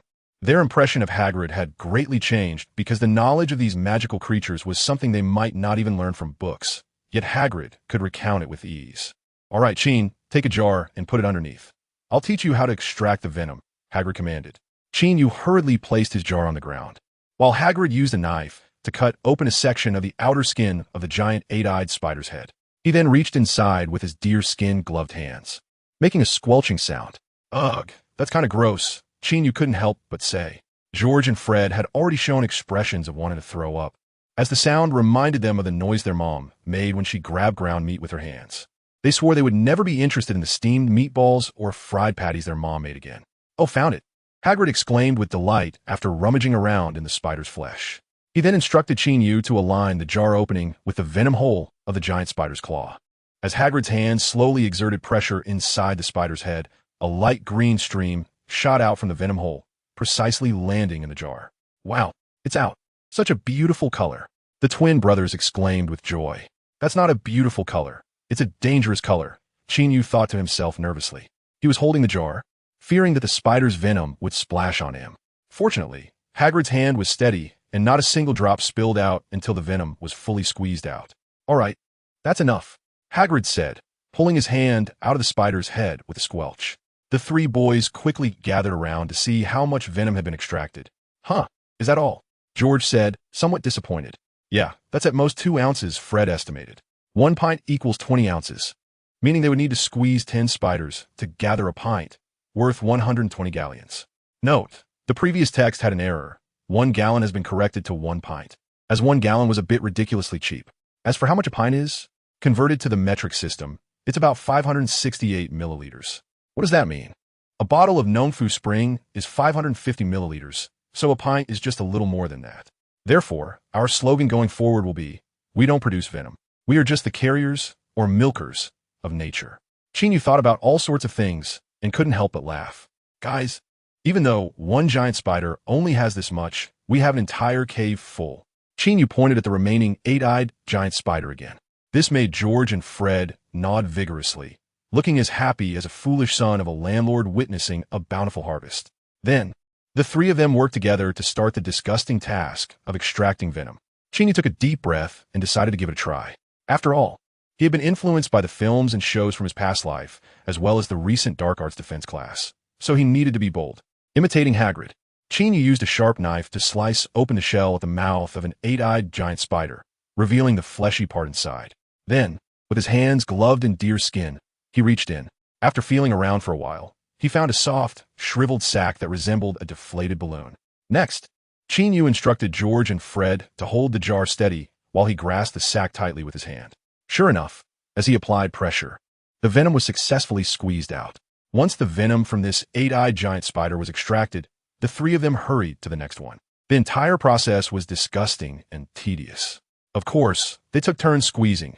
No matter how strong Qin Yu's mental fortitude was, doing it too much would make anyone gag. In the end, they collected the venom from over 200 eight-eyed giant spiders of various sizes in the cave, amounting to about a dozen pints.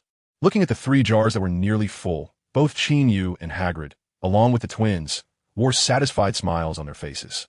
Qin Yu thought to himself, even if he felt nauseous and couldn't eat today, it was worth it. The eight-eyed giant spider, besides its venom, had many other valuable parts, such as its eyes, shell, and pincers, which were all rare materials from magical creatures. While the 3 of them were squeezing out the venom, Hagrid used his tools to dissect the eight-eyed giant spiders whose venom glands had been emptied, collecting the useful parts and stuffing them all into a sack. The 4 of them were busy for most of the day, and it was around 2 in the afternoon when they finally finished their work. Then, Qin Yu and the others, holding the jars of venom, and Hagrid, carrying 2 large sacks, happily and tiredly returned to Hagrid's hut. At this moment, on a nearby hillside, stood 2 tall men, one of whom had a faint smile at the corner of his mouth, while the other had a cold expression, showing no emotion. They were Stephen Swinton and Severus Snape. Professor Snape, it seems like he's having a lot of fun, Swinton remarked, raising an eyebrow. I think he resembles a petty merchant, greedy for small profits. Snape retorted sharply. Ha ha, Professor Snape, there's an old saying in the East that goes, even gentlemen like wealth, but they acquire it in the right way. I believe what Qin has obtained is his rightful gain, Swinton said with a smile. I just feel that a smart kid like him shouldn't waste his energy on these things, Snape said slowly. Wow, it's the first time I've heard you praise someone. And that someone is a child, Swinton said, somewhat surprised. Snape rolled his eyes. He couldn't be bothered to say more and walked towards Hagrid's hut. Where are you going? Swinton called out from behind. To ask them for some venom from the eight-eyed giant spider. I need it for potion making, Snape replied without looking back. Oh, I see. You think he resembles a petty merchant because you're afraid of being cheated by him, Swinton teased, following him. Don't be ridiculous. Why would I be afraid of him? Snape said disdainfully. Chapter 24. The Worker Snape. Professor Snape, you are our first customer for venom purchases. We will give you a discount, 1 pint for 100 galleons. Although he claimed he wasn't afraid of Qin Yu, when the boy said this with a smile and reached out his hand towards him, Professor Snape still felt a headache. He hadn't anticipated that the kid would be so adept at asking for money. I'll buy 2 ounces, Snape said, pulling out a small test tube, his lips twitching slightly. Severus, if you didn't bring that much money, I can lend you some. Professor Swinton interjected, looking at Snape's expression. Professor Swinton, I don't think we're familiar enough to lend each other money. And besides, my potion research only needs 1 ounce, so I'm buying 2 ounces just for emergencies. Snape shot a glance at the guy and raised his voice. All right, Professor Snape, I'll get you 2 ounces right away. Qin Yu could tell that old Snape didn't have much money on him, but he certainly wouldn't expose him. After all, he was his customer. 2 ounces might be little, but still counted as a start. So he took the test tube from Snape's hand and asked Hagrid to find a 1-ounce wine thief, a wine container. However, just as Qin Yu was about to use the wine thief to extract the venom for Snape, Snape raised his hand to stop him. Wait a minute. I don't want this jar. I want that one, Snape said, pointing to the jar of eight-eyed giant spider venom on Qin Yu's right. Qin Yu was taken aback for a moment, then frowned and asked, Professor Snape, what's the difference between these 2 vials? Of course there's a difference. Professor Snape replied. The vial you are about to take clearly contains the venom of a young eight-eyed giant spider, which has a greenish-yellow color.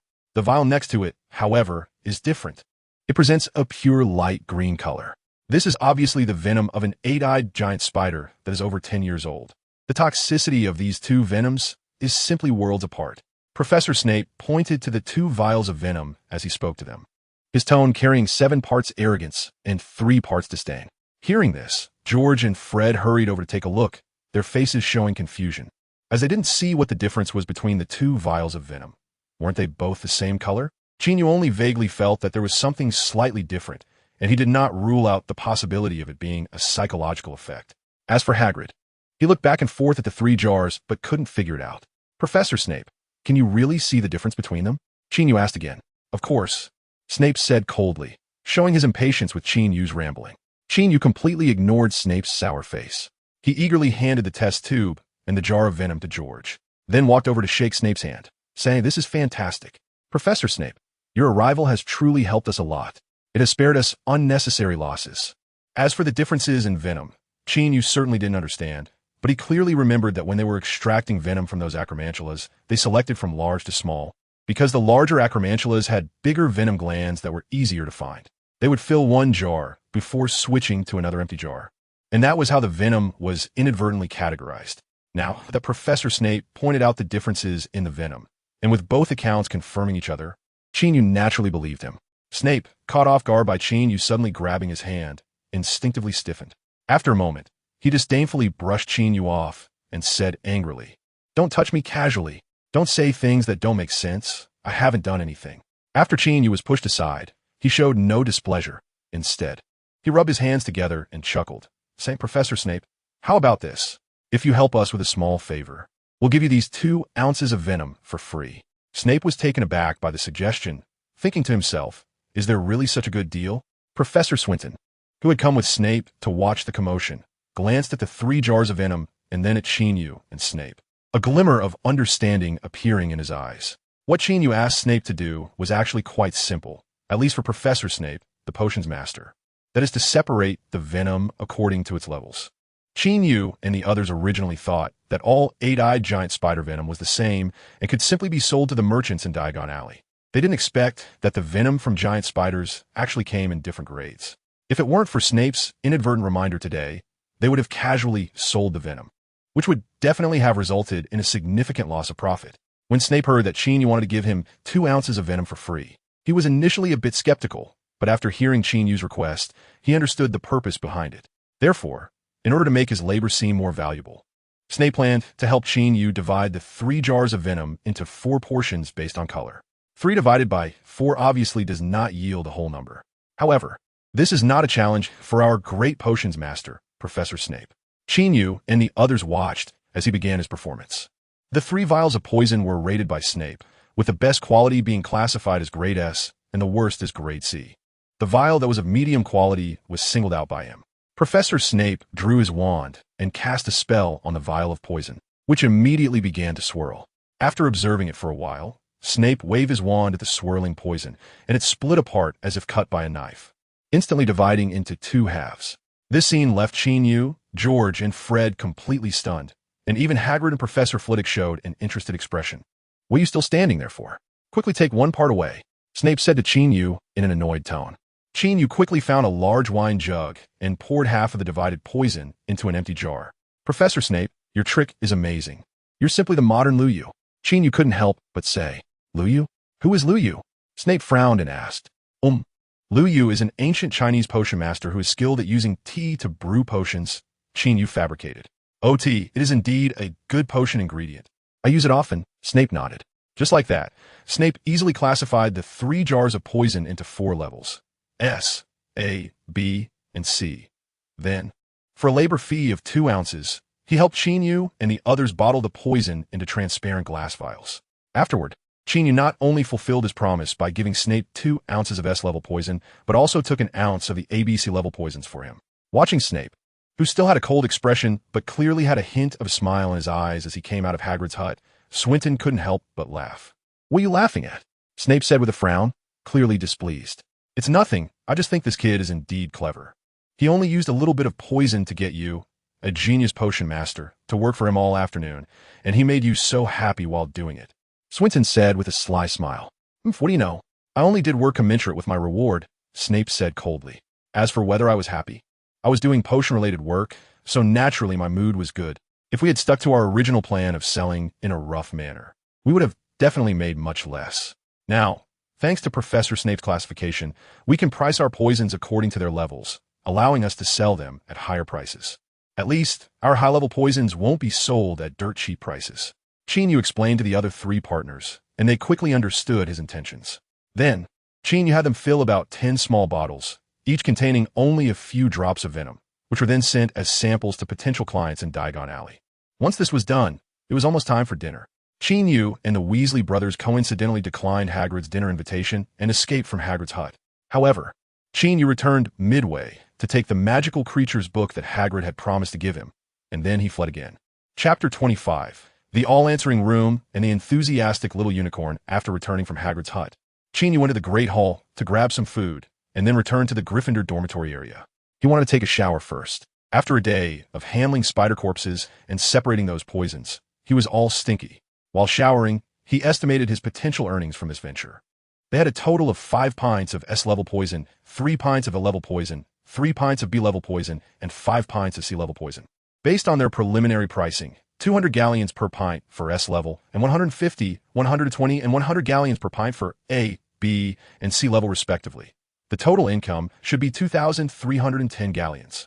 Wow, that's quite a sum. Even if the 4 of them split it, each person would still get over 500 galleons.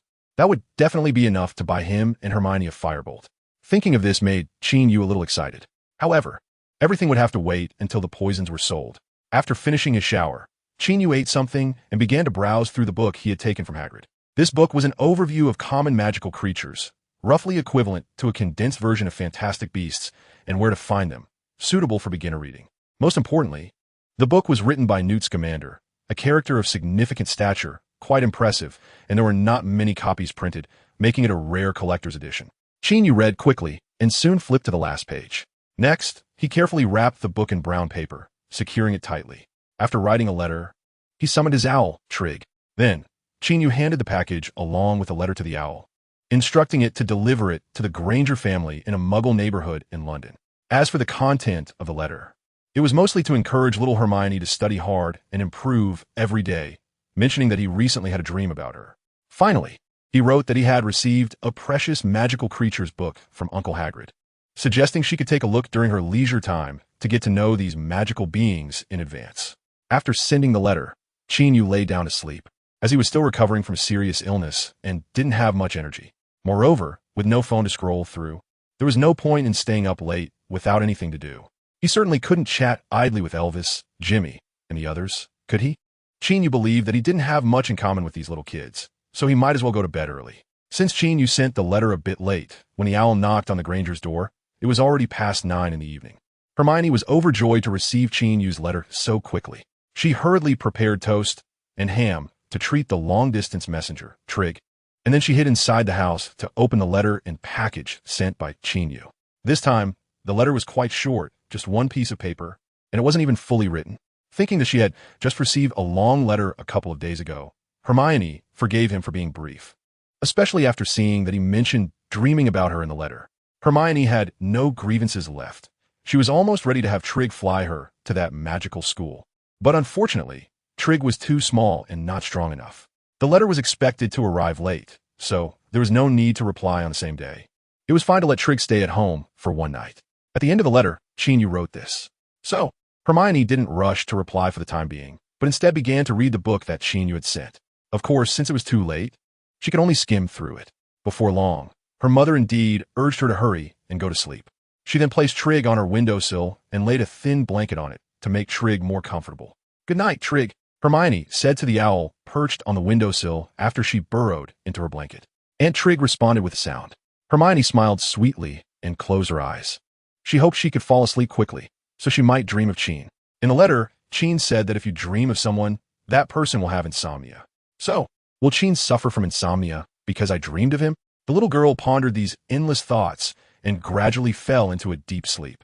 As for whether she actually dreamed of Qin Yu, only she would know. Regardless of whether Hermione dreamed of Qin Yu, he indeed suffered from insomnia. To be precise, he woke up a bit early. Having gone to bed early the night before, he woke up at 4 o'clock today and couldn't fall back asleep. Then, he walked out of the Gryffindor common room and wandered around the school. You have to admit, Hogwarts was incredibly quiet at this time, with a different kind of feeling, as if everything was asleep, waiting for the dawn to awaken. Strolling through the castle, Qin Yu seemed to be reacquainting himself with this mysterious magical school. Before he knew it, walking on the moving stairs beneath his feet, Qin Yu found himself on the 8th floor of Hogwarts Castle. How did I suddenly end up here? Qin Yu muttered in surprise. However, since he was already there, he decided to take a look around, as he had never been to this place before, treating it as an exploration of the map. This area was quite similar to other parts of Hogwarts, with large corridors and distinctive paintings. Qin Yu stopped in front of a painting to admire it for a moment and greeted the character in the painting. The other party, clearly not awake, lifted their eyelids, yawned, and continued to sleep. However, just as Qin Yu was about to leave, a sudden change occurred on the wall beside him. A tall, ancient door gradually revealed itself on the originally smooth wall. After seeing this scene, Qin Yu instinctively rubbed his eyes, and, after confirming that he wasn't seeing things from waking up too early, he revealed a joyful smile. Yes, he remembered the system choice and rewards he made before fainting in the eight-eyed giant spider cave. The summoning rite of the wish-granting house. And this suddenly appearing room should be the legendary wish-granting house. Indeed, the early bird catches the worm. Qin Yu couldn't help but exclaim, although it was entirely appropriate. He then pushed the door and entered the wish-granting house. At this moment, the wish-granting house appeared somewhat spacious, entirely unlike the movie where it was filled with many items. However, Qin Yu thought to himself that this room was changed according to the needs of the entrant, and his needs were obviously different from Harry Potter's. As for why it was an empty room, Qin Yu speculated. Could it be to let me use it as a storage room for items? After all, in his planned career, there would be a large number of magical creature accessories that needed storage, and this place was indeed quite suitable. Although the appearance of this room was full of mystery, there wasn't much peculiar about it at this time. After Qin Yu took a tour and roughly understood the layout, he left. Of course, he would definitely pay attention to this place, as it might come in handy in the future. The Weasley twins, George and Fred, had always been the troublemakers of their year, the point deduction kings, which made many people headache, especially Professor Snape. Every time he saw them, it was as if he saw the shadow of an old enemy, ready to cast a curse to take their heads off at any moment. However, recently, these two seemed to have suddenly changed their ways. Apart from attending classes, eating, and sleeping, it was hard to see them around school at other times, which left many students and teachers somewhat unaccustomed. Many speculated that the twins might be plotting something big and bad, and this speculation was quite popular. If George and Fred knew what these people were thinking, they probably wouldn't care. After all, how could someone bold enough to pull pranks in various school settings have any shame? Today, George and Fred didn't linger long at school either. After having breakfast, they hurriedly left Hogwarts Castle. Their destination was Hagrid's hut. I didn't expect Uncle Hagrid to be quite knowledgeable. I never noticed before. George couldn't help but say to his brother. Just like Sheen said, when three people walk together, one of them can be our teacher. He was absolutely right, Fred chimed in. That's not Sheen's words. He said it was from an Eastern sage, but it makes a lot of sense. We should be more humble and learn more from capable people. George corrected Fred and summarized. Exactly. Only by learning humbly can we continue to grow and become people who can take on business responsibilities. Fred nodded in agreement. Thus, the two brothers instantly felt their characters had been elevated, becoming people of noble virtue. However, a few minutes later, when they saw a golden little unicorn rubbing against Qin Yu like a pet dog, their mindset exploded. Hagrid, what is going on? Why would a proud unicorn act like this? The brothers asked Hagrid, unsure whether to feel heartbroken or envious. Oh, early this morning, Qin came to find me, and then the little unicorn came out of the Forbidden Forest. When she saw Qin, she became especially close to him. Hagrid briefly explained the situation. Why? I'm not Li Jie. I'm not Li Jie either. The two spoke in altered tones. If I had to guess, it's probably because Qin saved her during her most dangerous moment. She has developed a sense of gratitude or dependency towards him. You know, unicorns are very spiritual creatures. Hagrid attempted to explain to the Weasley brothers. George and Fred sighed in unison. What Hagrid described was something they indeed could not achieve. However, they quickly regained their spirits and approached. Anna, we are Qin's good friends. Nice to meet you, George said to the little unicorn. Yes, we are Qin's friends. And since you are also Qin's friend, that makes us good friends, Fred added to the little unicorn. Seeing the little unicorn show a curious expression, George and Fred cautiously extended their hands. However, as soon as their hands got close, Anna discontentedly poked them with her horn, clearly not wanting them to touch her. George and Fred couldn't help but show disappointed expressions. However, the clean carrots they offered were accepted without hesitation by Anna. TSK, just like the unicorn Kelly. They really are mother and daughter. All right, Anna, you should go back now. Otherwise, your mom will worry about you, Qin Yu said, patting the little unicorn's head. Upon hearing this, the little unicorn let out a soft sound, rubbed against Qin Yu again, and then reluctantly left the small square in front of Hagrid's hut. Walking into the Forbidden Forest, she is really beautiful. I can't wait to see her shed her golden coat and become a pure white adult unicorn, George and Fred exclaimed. Qin Yu couldn't be bothered to pay attention to the two infatuated girls and instead turned to Hagrid and asked, Hagrid, did the owl bring a reply? Early in the morning, after exploring the wish-granting house and having breakfast, Qin Yu arrived at Hagrid's hut. However, As soon as he got there, he was surrounded by a playful little unicorn. Of course, who could refuse the enthusiasm of a golden unicorn that was the size of a small pony? Qin Yu narrowly avoided bringing the little unicorn back to the Gryffindor dormitory for care, but reason told him that the Forbidden Forest was Anna's paradise. After sending Anna away, he finally remembered his important purpose for coming to Hagrid's, which was to understand customer feedback. Yes, those who received the venom samples basically all wrote back. I took a rough look, and they were quite satisfied with the quality of the venom, but they all mentioned that our pricing was a bit high, Hagrid said. At this moment, George and Fred were also listening attentively to Hagrid's words. Since they were satisfied with the product, let's lower the price by 10. Qin Yu thought for a moment and said, lower it by that much all at once. George frowned and said, that means we would sell for over 200 galleons, less overall. Fred quickly calculated this amount. Huh, over 200? Hagrid was somewhat surprised by this figure. Hearing the words of the three, Qin Yu couldn't help but laugh and said, who said we should lower all prices by 10 and sell them? What do you plan to do? Fred asked curiously. George and Hagrid also looked at him with inquiring eyes. Hunger marketing. Qin Yu mentioned a term, and before the three could ask, he continued, our price-reduced venom is in limited supply.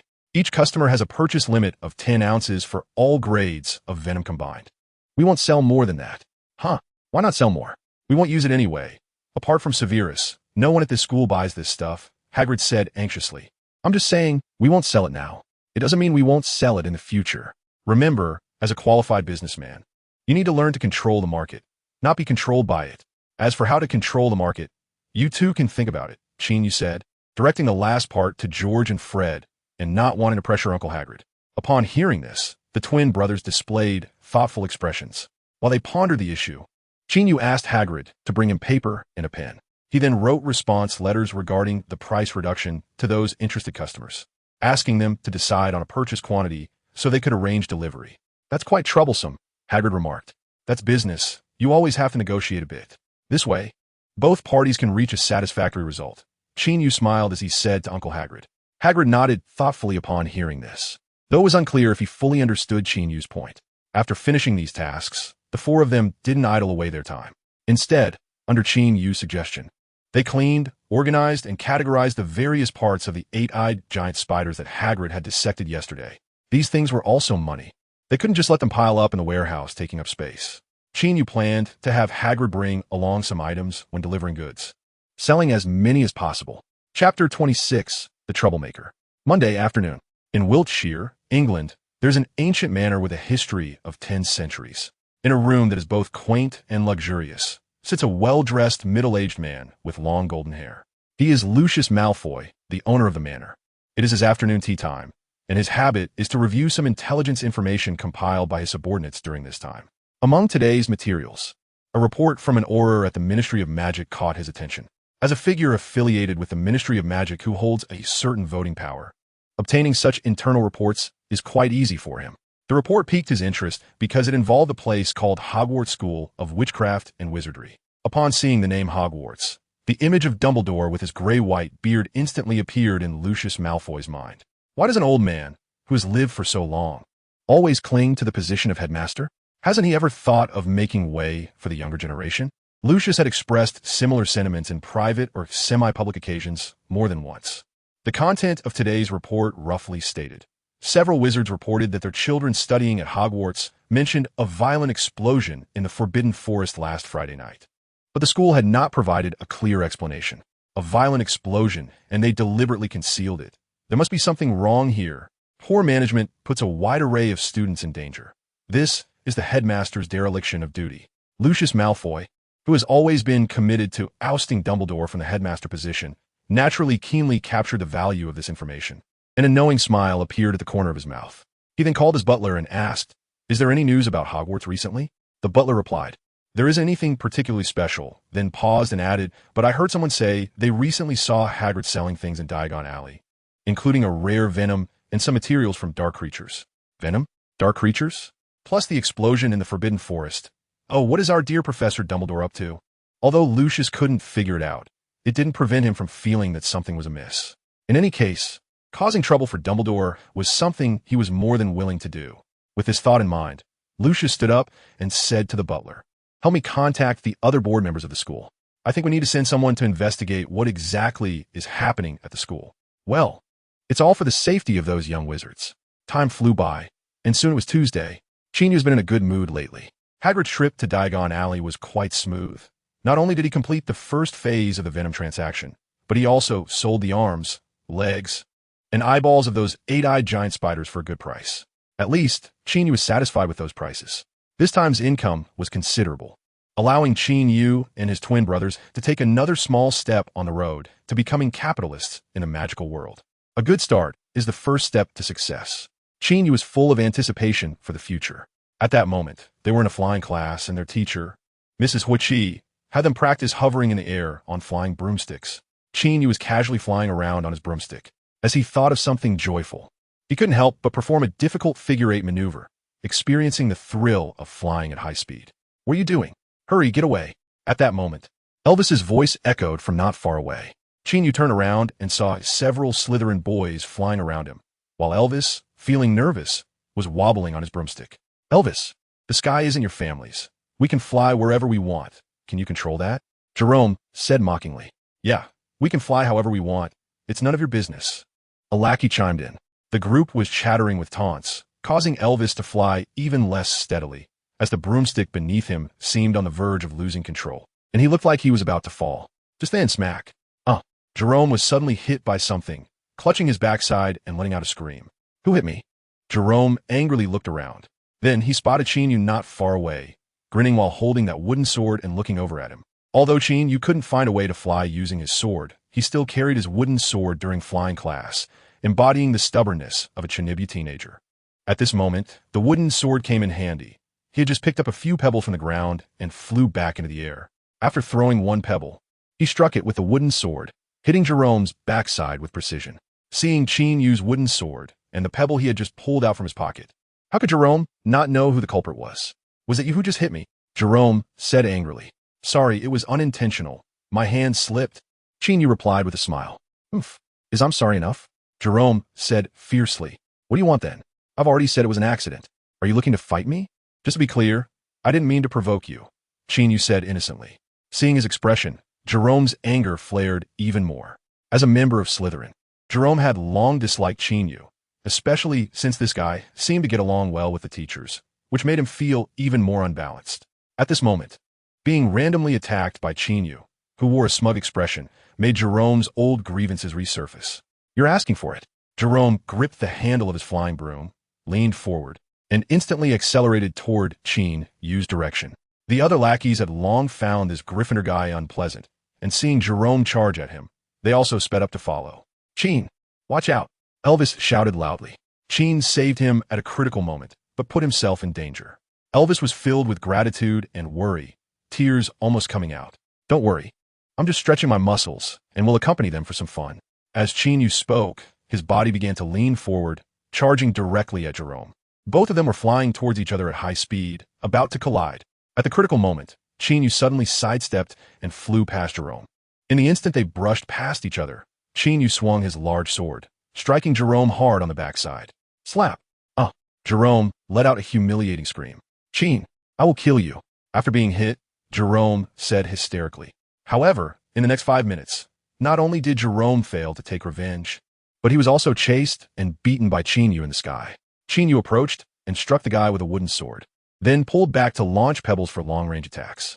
After a while, Jerome's minions had long since fled, leaving only Jerome, disheveled, howling in pain in the sky. "Qin, I won't let this go. Are you threatening me? I will kill you." Shouting about killing me like that really scares me. My dad won't let you get away with this." "Oh, who's your dad? The Minister of Magic?" "Wah, can you stop hitting my butt? Give me a reason." "I was wrong. I won't bully Elvis again. Please stop hitting me." As time went on, Jerome's voice changed from initially tough to becoming increasingly weak and finally turning into a tearful plea. "Qin, what are you doing?" Mrs. Hagrid's voice rang out. She had just stepped away for a moment to arrange the Quidditch tryouts, and upon returning, she was shocked to see Qin Yu chasing and hitting Jerome in the sky. Hearing this, Qin Yu put the wooden sword back into the cloth bag on his back and landed steadily on the ground riding his flying broom. "Teacher, we are playing a game," Qin Yu said seriously. "No, he's just talking nonsense. We are playing a game." Jerome originally wanted to complain, but after being given a cold look by Qin Yu, he immediately changed his tune. Moreover, the root of the matter was that they had been bullying Elvis. and if they were to get into details, no one would benefit. Madame Hooch glanced back and forth between the two of them. She knew very well what kind of troublemakers these kids were. After a while, Madame Hooch coldly said, disrupting classroom order, Gryffindor and Slytherin each lose 10 points. Qin Yu listened and couldn't help but sigh. Jerome, on the other hand, instantly turned into a bitter melon face. Just then, Qin Yu saw a middle-aged man with golden long hair passing by with Dumbledore. Upon seeing the man's appearance, especially the snake-headed staff in his hand, Qin Yu recognized his identity. He was Lucius Malfoy, the father of Draco. What was this old fellow doing at Hogwarts? Qin Yu couldn't help but frown. Chapter 27. Professor McGonagall, I've just discovered a talent, Professor Dumbledore. Isn't the school's discipline a bit concerning? It's unacceptable for such open fighting to occur in class. Lucius said softly. Mr. Malfoy always enjoyed taking jabs at Dumbledore. Boys will be boys, Dumbledore replied with a smile. Lucius, I remember you were quite mischievous during your school days as well, and Professor McGonagall didn't hesitate to deduct points from your house for it. That was in the past. I understand now that as a student, it's better to follow the rules, Lucius said, try to maintain a serious demeanor. After all, facing a man who had lived for over 100 years, Lucius had a lot of dirt from his school days in Dumbledore's hands. Clearly, there was no need to delve further into that topic. Lucius continued, this first-year Gryffindor student seems to have a great talent for flying. What's his name? He casually asked, pretending to care to change the subject. I believe his name is Qin Yu. I just learned that he's quite good at flying, Dumbledore said casually. Then, he led Lucius Malfoy to his office. Obviously, Dumbledore didn't want to say much about Qin Yu. Watching Dumbledore and Lucius Malfoy walk by from a distance, Qin Yu couldn't help but feel puzzled. Indeed, he knew that Malfoy was a true Death Eater and a great villain who had escaped the fate of being imprisoned in Azkaban by falsely claiming to be under the control of the Imperius Curse and relying on his family's power. In the future, the Malfoy family would immediately rejoin Voldemort's ranks upon his return. However, at this moment, Qin Yu couldn't do anything about Lucius Malfoy. Could it be that Dumbledore was unaware of Malfoy's duplicity? The fact that this renowned great wizard had not taken action against him must have many reasons and considerations. Since he couldn't deal with Malfoy for the time being, Qin Yu decided not to think too much about it. What was most important now was to improve his own strength so he could defend himself and even fight when the Dark Lord returned. During the next flying class, Qin Yu honestly practiced the movements taught by Madame Hooch, avoiding any trouble. Besides, he wasn't the kind of person to start conflicts. He had just been unable to resist teaching Jerome a lesson. Qin Yu muttered to himself. However, he felt that his temper seemed a bit high today. Normally, he probably wouldn't have beaten Jerome for 5 minutes. At most, it would have been 1 minute. Why was it so prolonged this time? Thinking of this, Qin Yu instinctively glanced at Jerome. The red-haired boy saw the look Qin Yu cast his way, and his body immediately shivered, narrowly avoiding falling off his broom. He quickly maneuvered his broomstick to fly away, maintaining a safe distance from Qin Yu. Professor McGonagall, I've just discovered talent. Charlie Weasley caught up with Professor McGonagall in the hallway, excitedly saying. At that moment, Professor McGonagall had just stepped out of her office and was heading in a certain direction. Oh, what talent? Professor McGonagall stopped and asked in confusion. She was very fond of Charlie. After all, she was a seasoned Quidditch fan, and Charlie was the captain and seeker of the Gryffindor team, performing quite well. Unfortunately, Charlie would be graduating next summer, and Professor McGonagall was somewhat worried about the transition of the Quidditch team after these graduates left. Oliver Wood, the vice-captain, was someone she could trust, but the team still lacked an excellent seeker like Charlie and a daring beater. I found someone suitable to be a beater, Charlie said excitedly. Indeed, he had come to her for Quidditch-related matters, Professor McGonagall thought to herself. Oh really? Who is this person, Charlie? She asked. Qin, the first-year Qin. Charlie named this talent. Huh? Professor McGonagall was taken aback. Charlie thought she was unaware of Qin Yu. So he continued, you don't know how talented Qin is at Quidditch. Just during class, I saw him chasing after a Slytherin kid on his broom while swinging a stick. Charlie thought it was a stick to make precise hits. Isn't that a natural beater? Hint. In a Quidditch team, there are 7 players divided into keeper, chasers, beaters, and seekers. Beaters are responsible for using their bats to hit the bludgers away to protect their teammates, and to hit them towards the opposing players to disrupt their scoring attempts. In short, it's a very aggressive position. After hearing Charlie's words, Professor McGonagall felt a headache coming on. She thought to herself, how can I not know about this boy? In fact, I know even more than you do.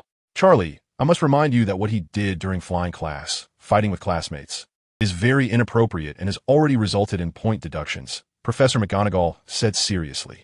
So, you saw Qin's performance too? Charlie said happily. Is that the point? Professor McGonagall was sweating. Ahem, that's right. Not following classroom discipline is wrong. Charlie quickly said seriously. Then, he changed to a smile, full of expectation as he asked Professor McGonagall, so do you agree to let him join the Gryffindor Quidditch team? Charlie, I must tell you, although Qin has some talent, he might not be a very good choice, Professor McGonagall said meaningfully. Why not? You said before that a beater needs 3 parts talent and 7 parts courage. And I see both of those qualities in Qin. To be honest, I originally wanted George and Fred to try out for beater. As you know, they have some drive. But after seeing Qin's performance, I realized those two can only be substitutes. Charlie said candidly about his 2 brothers. There are some things I can't explain in detail.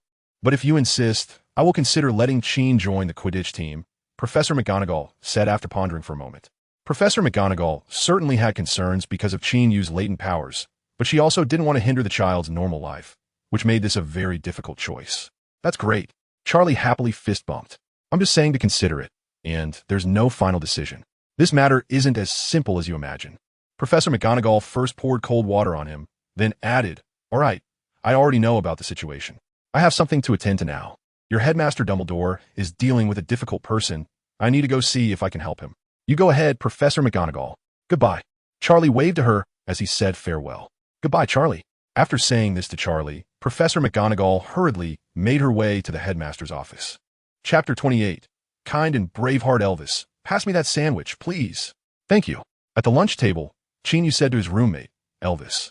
After Elvis handed him a sandwich, Qin Yu took a few more items of food, found a plate to put them on, and got up to leave. Qin, where are you going? Elvis asked curiously. I'm going to find a friend, well, someone who should become a friend, Qin Yu replied with a smile. Then, without waiting for Elvis to ask further, he hurriedly left with a plate of food. Watching Qin Yu's departing figure, Elvis tilted his head in thought, wondering who he was going to meet and whether he knew them. Thinking about how Qin Yu made friends so easily at school, Elvis couldn't help but feel a bit envious, seeing him as a role model. Qin Yu was going to meet not a person, but a house elf. That's right. Lucius Malfoy came to Hogwarts this time with his house elf Dobby. Compared to meeting Lucius, Qin Yu was happier to see the freedom-seeking little elf Dobby.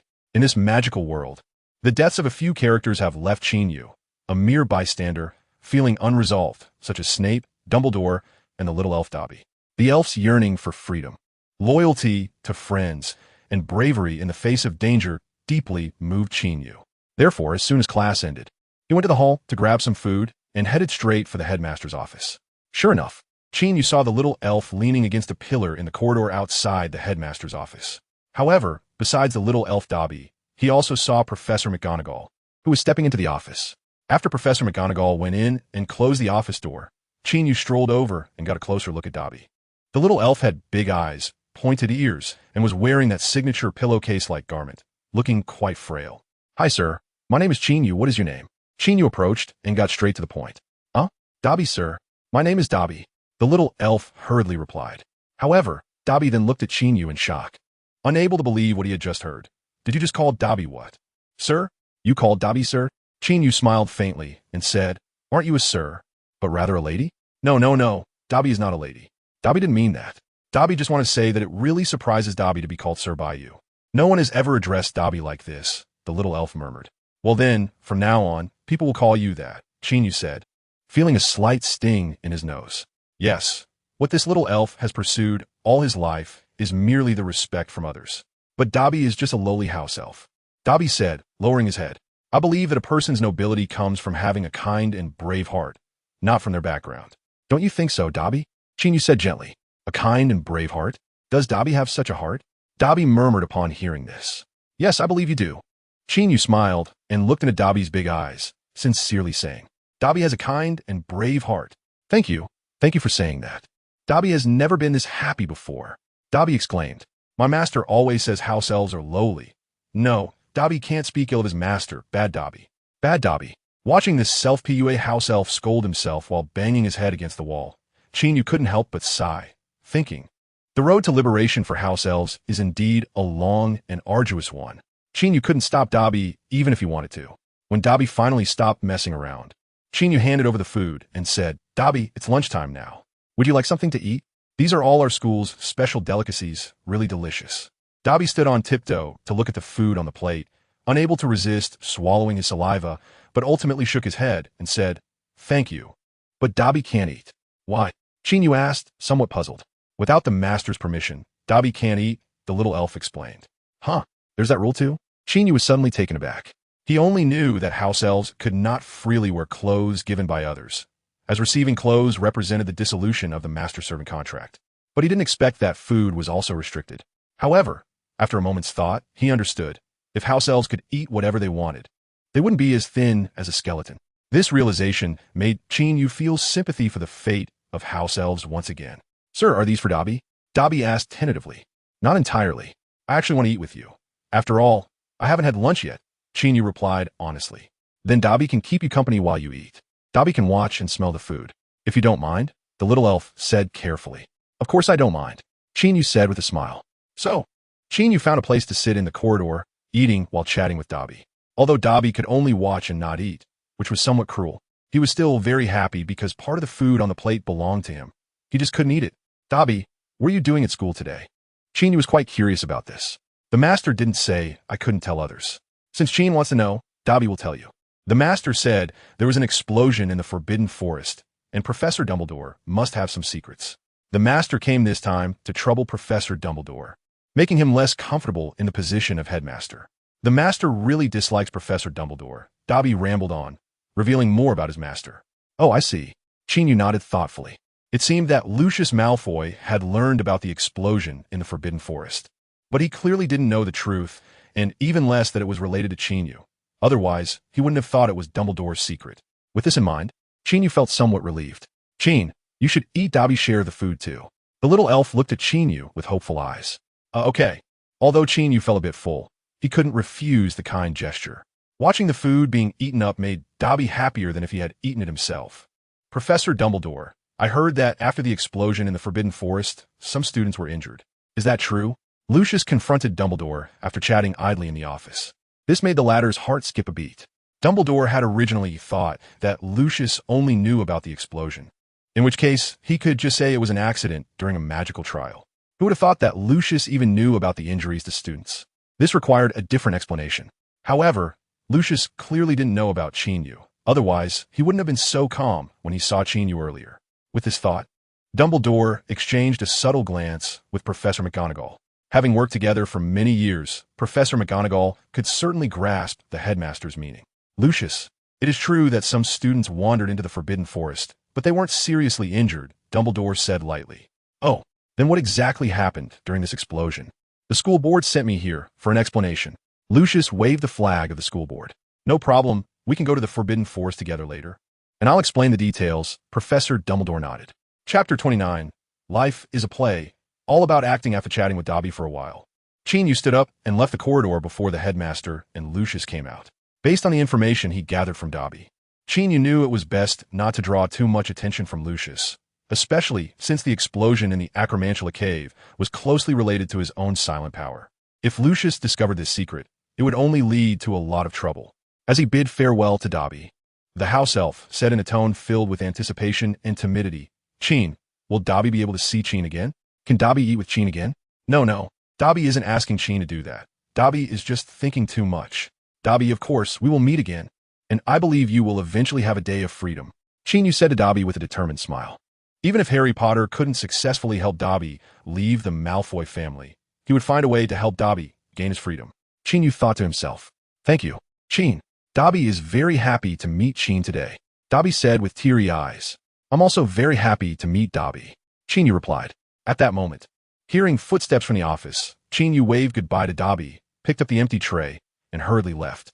Not long after Qin Yu left, the door of the headmaster's office opened, and Dumbledore, Professor McGonagall, and Lucius walked out.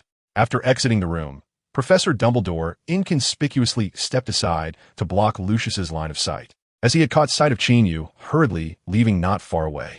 Based on his understanding of Qin Yu, Dumbledore knew that the boy had likely just been near the headmaster's office, especially after seeing the look on the house elf's face as it watched Qin Yu leave, which further solidified Dumbledore's thoughts. "Let's go, Lucius," Dumbledore said, heading in the other direction of the corridor.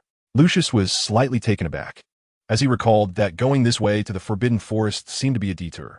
However, he hadn't been back to the school for some time and was not very familiar with the Forbidden Forest, so he didn't voice his doubts. "All right, Professor Dumbledore," Lucius said, and then kicked the day's house elf Dobby to make him hurry up. "Lucius, aren't you going to have lunch before heading to the Forbidden Forest?" Dumbledore asked again. "Business is important. I'm not here at Hogwarts to dine," Lucius said coldly. "That's right, you are here on behalf of the board to investigate the issue," Dumbledore teased. Although Qin Yu tried his best to avoid meeting Lucius Malfoy, things did not go as he wished. Shortly after he returned to the Gryffindor dormitory area, his prefect, Charlie Weasley, came to inform him that he needed to go to the Forbidden Forest. "Charlie, do you know why I'm being sent to the Forbidden Forest?" Qin Yu asked, pretending to be confused as he followed Charlie. "It seems a big shot has arrived and is investigating something. Professor McGonagall asked me to inform you to cooperate and explain the situation," Charlie replied. Then, suddenly remembering something, he added, "By the way, Professor McGonagall specifically asked me to remind you not to be afraid. She said that while entering the Forbidden Forest is against the rules, it's fortunate as long as you're safe. Just be more careful not to make similar mistakes next time." Upon hearing Charlie's words, Qin Yu instantly understood what Professor McGonagall was trying to convey, which was to classify his previous experience as an accidental entry into the Forbidden Forest. This was to ensure a consistent narrative to avoid any slip-ups. "By the way, when did you accidentally enter the Forbidden Forest?" Professor Dumbledore stated on the first day of school that it's prohibited to enter at will, Charlie asked, somewhat puzzled. My pet got lost, and then I accidentally wandered into the Forbidden Forest while looking for it." Qin Yu thought of an excuse. "Oh, you were quite careless then. You must be more careful next time," Charlie advised. "Okay, I will, Charlie. Thank you for the reminder." Qin Yu expressed his gratitude. "No problem. Huh. My mom told me to help you out more, so if you need anything in the future, just let me know," Charlie said with a smile. Speaking of which, Qin Yu had quite a connection with the Weasley family. During his first visit to Diagon Alley, he met the Weasley family's eldest son, Bill, and later encountered the Weasley family again at King's Cross Station at Platform 9. Even now, Qin Yu often plays with the small pyramid Bill gave him, and he placed a cherry inside it, which surprisingly hasn't spoiled after 10 days. Although he hadn't met Charlie much, he naturally felt a sense of familiarity with his older brother due to these connections. The two chatted along the way and gradually became more familiar, especially when talking about George and Fred, which sparked even more conversation. "I didn't expect you to be friends with those two troublemakers. By the way, if they bully you, just tell me, and I definitely won't let them off easy," Charlie said with a serious expression. Wow, this family really has a consistent temperament, all with the courage and determination to uphold justice against their own. Qin Yu couldn't help but laugh. "Ha, Bill has said similar things," Qin Yu replied. "Really? It seems my brother is also quite troubled by those two troublemakers," Charlie said, raising his hands. "Actually, George and Fred are two really good kids. They just haven't learned to interact with others in a better way.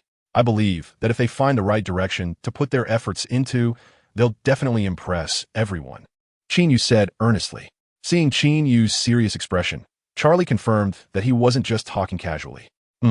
I think I understand why they both like you," Charlie said. Of course, he didn't notice that Qin Yu had referred to George and Fred as kids just now. The two continued to chat and soon arrived at the edge of the Forbidden Forest, where Professor McGonagall was waiting not far away. Before entering the Forbidden Forest, Charlie mysteriously whispered, "Qin, let me tell you a secret. I recommended you to Professor McGonagall for the Quidditch team, and she said she would consider it. But I believe you will definitely become a member of the Quidditch team." "Wow, that's great news." "Thank you, Charlie," Qin Yu said happily. This was Quidditch, and Qin Yu was really eager to try it and experience this sport that had been popular in the magical world for nearly 1,000 years. "All right, Charlie, you can head back now. I'll take Qin over," Professor McGonagall said as they approached. "Okay, Professor McGonagall." Charlie nodded. He then handed Qin Yu over to Professor McGonagall and returned to Hogwarts Castle. Once Charlie had walked a bit further away, Professor McGonagall quietly said to Qin Yu, "Qin, do you know what to say next?" Hearing this, Qin Yu nodded and said, "That day I was looking for my pet and accidentally wandered into the Forbidden Forest, then got lost." Professor McGonagall smiled with satisfaction and added, "Later you encountered danger. And when you called for help, it just so happened that Professor Dumbledore was passing by and heard you." Qin Yu continued, "That's right, thanks to Professor Dumbledore. You weren't harmed." Professor McGonagall couldn't help but clap her hands and said with a smile, "I was just worried that Charlie hadn't conveyed my message clearly. Or that little Qin, you didn't grasp my intention, which is why I came to pick him up from the cave of the Acromantulas, hoping to guide the child a bit along the way." Unexpectedly, the child was quite clever, speaking lies with such calmness. However, Professor McGonagall thought to herself that this ability to lie might not be a good thing and could lead to trouble in the future. Of course, now is not the time to worry about that. Professor McGonagall, I thought you were lost too, Lucius said, appearing in front of them at some point. Professor McGonagall thought to herself that he must have come over because he was worried about her picking up the child. Luckily, she had quickly coordinated her story with little Qin Yu. Yes, Mr. Malfoy, the Forbidden Forest does indeed make it easy to get lost, Professor McGonagall replied, following Lucius's lead. Lucius found himself at a loss for words. Oh, so it's you, he said, finally taking the time to look at Qin Yu, and was somewhat surprised. Professor McGonagall and Qin Yu were both taken aback by this. However, neither of them showed it too obviously. Professor McGonagall subtly exchanged a glance with Qin Yu and then said lightly, Mr. Malfoy, do you know this little boy? Qin Yu also showed the curiosity a child should have, looking at Lucius Malfoy with confusion. How could I know him? I just walked into Hogwarts today and saw this little boy bullying other classmates in class. It really left a deep impression, Lucius said mockingly, although his words were sarcastic. Both Professor McGonagall and Qin Yu breathed a sigh of relief at the same time. It seemed that this guy just learned about Qin Yu today and couldn't even remember his name. Of course, as the noble master of the Malfoy family, how could he have the energy to pay attention to the matters of a little wizard? Following behind Lucius and Professor McGonagall, Qin Yu quickly arrived at the Acromantula cave. At this point, there were no longer any corpses of the Acromantula in the cave, aside from the valuable parts taken away by Qin Yu and Hagrid. The remaining flesh and organs had long been eaten by scavenging animals. Now, only traces of energy explosions and stains of Acromantula blood remained. Lucius, the person is here. You can start asking questions. Once you're done, let the child go back early. Hogwarts' class is in the afternoon, Professor Dumbledore said to Lucius Malfoy. All right, Lucius nodded. Turning to Qin Yu, little boy, tell us what happened that day. Remember, you must speak the truth. Hearing this, Qin Yu immediately became a bit flustered and timid, stuttering as he said, That day, Shrek got lost, and I was looking for him everywhere. Wait, who is Shrek? Lucius interrupted Qin Yu, frowning and asking. Shrek is my pet.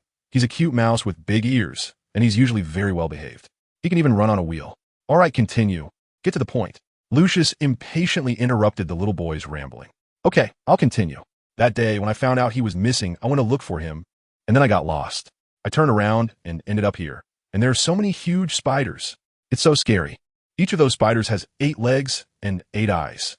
I was really scared at that time. I shouted loudly while crying.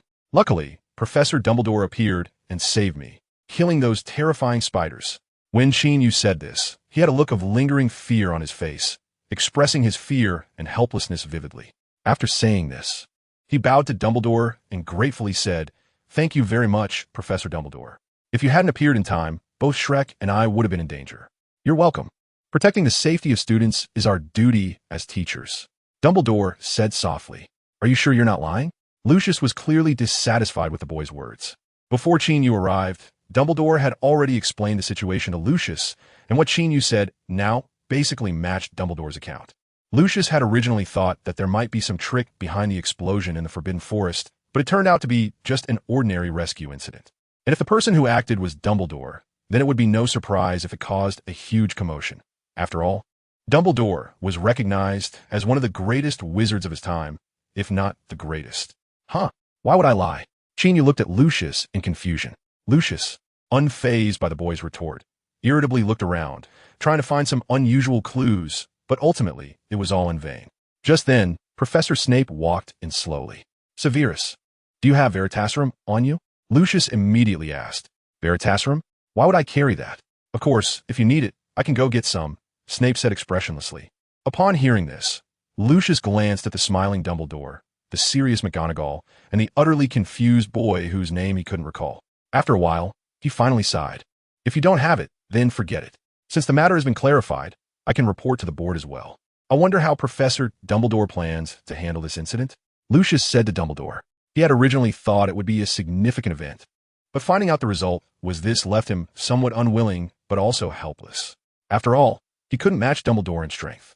It seemed that this trip to Hogwarts was destined to yield little reward, Lucius thought dejectedly. Professor McGonagall, this child is from your house. How do you think we should deal with this? Dumbledore turned to McGonagall. Although he stumbled into the Forbidden Forest while looking for a pet, he ultimately violated Hogwarts' strictest rules. He could have sought help from a teacher, but he didn't do so. In light of this, I think we should deduct 50 points from Gryffindor and assign him some labor punishment, McGonagall said slowly. Great, more points deducted. Qin Yu pouted, his eyes reddening, looking as if he was about to cry from grievance. Professor Dumbledore nodded and said, I think this punishment is acceptable.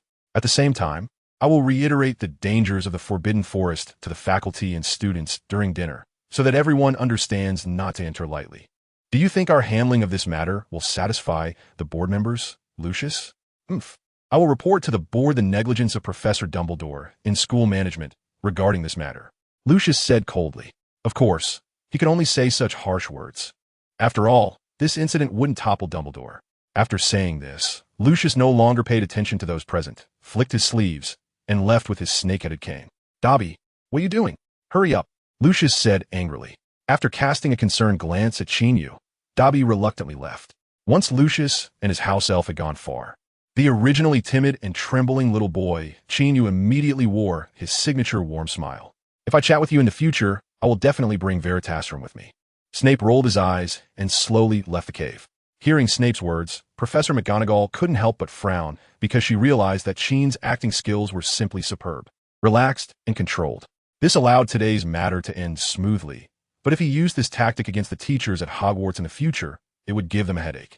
Thinking of this, Professor McGonagall instinctively looked at Professor Dumbledore, who gave her a reassuring smile. Well, as long as the headmaster is here, I don't have to worry so much, Professor McGonagall thought to herself. Chapter 30.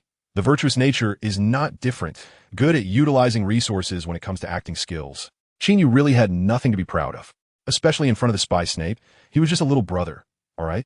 By the way, Lucius actually had some doubts about Qin Yu's earlier words, but Snape's timely appearance diverted Lucius's attention. Then, by casually mentioning that he could get Veritaserum at any time and acting as if nothing was wrong, Lucius, believing he had a certain level of discernment, chose to trust Qin Yu's words without letting Snape stir things up. Moreover, Qin Yu believed that even if Snape really went to get Veritaserum, he would definitely play some tricks, because you can always trust the loyalty of severe Snape. Of course, the most important reason was that as a descendant of a noble, pure-blood family, Mr. Malfoy simply did not bother to argue too much with a little brat, and was too lazy to waste energy. Thus, Qin Yu successfully deceived them, and Malfoy could only accept Dumbledore's explanation and leave in disappointment. Isn't Hagrid the keeper of the grounds? Didn't Mr. Malfoy come to explain the situation to him? Qin Yu asked in confusion. Snape's presence was reassuring, while Qin Yu was worried about when Hagrid might suddenly appear. You can always trust Snape's acting skills, but you should never trust Hagrid's mouth. Fortunately, Qin Yu did not see Hagrid's figure until Malfoy left, because Hagrid happened to be away that day. There was no need to question him about the acromantula venom situation, which I also explained to Mr. Malfoy, Dumbledore said, looking into Qin Yu's eyes. He continued, so, little Qin Yu, you and your friends still need to appropriately contribute some of the money you earn from selling the venom to the school. You should discuss this with your friends.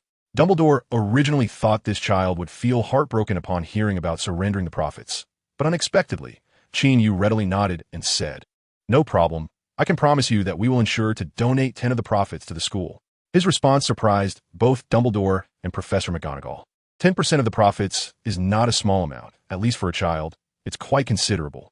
However, they soon saw Qin Yu reveal a brilliant smile and slowly say, so, Professor Dumbledore, we can claim that those products are specialties from Hogwarts when we sell them, right? Of course, you can claim that. Dumbledore nodded instinctively, but soon showed a knowing expression and jokingly scolded, you little boy, you are indeed quite clever.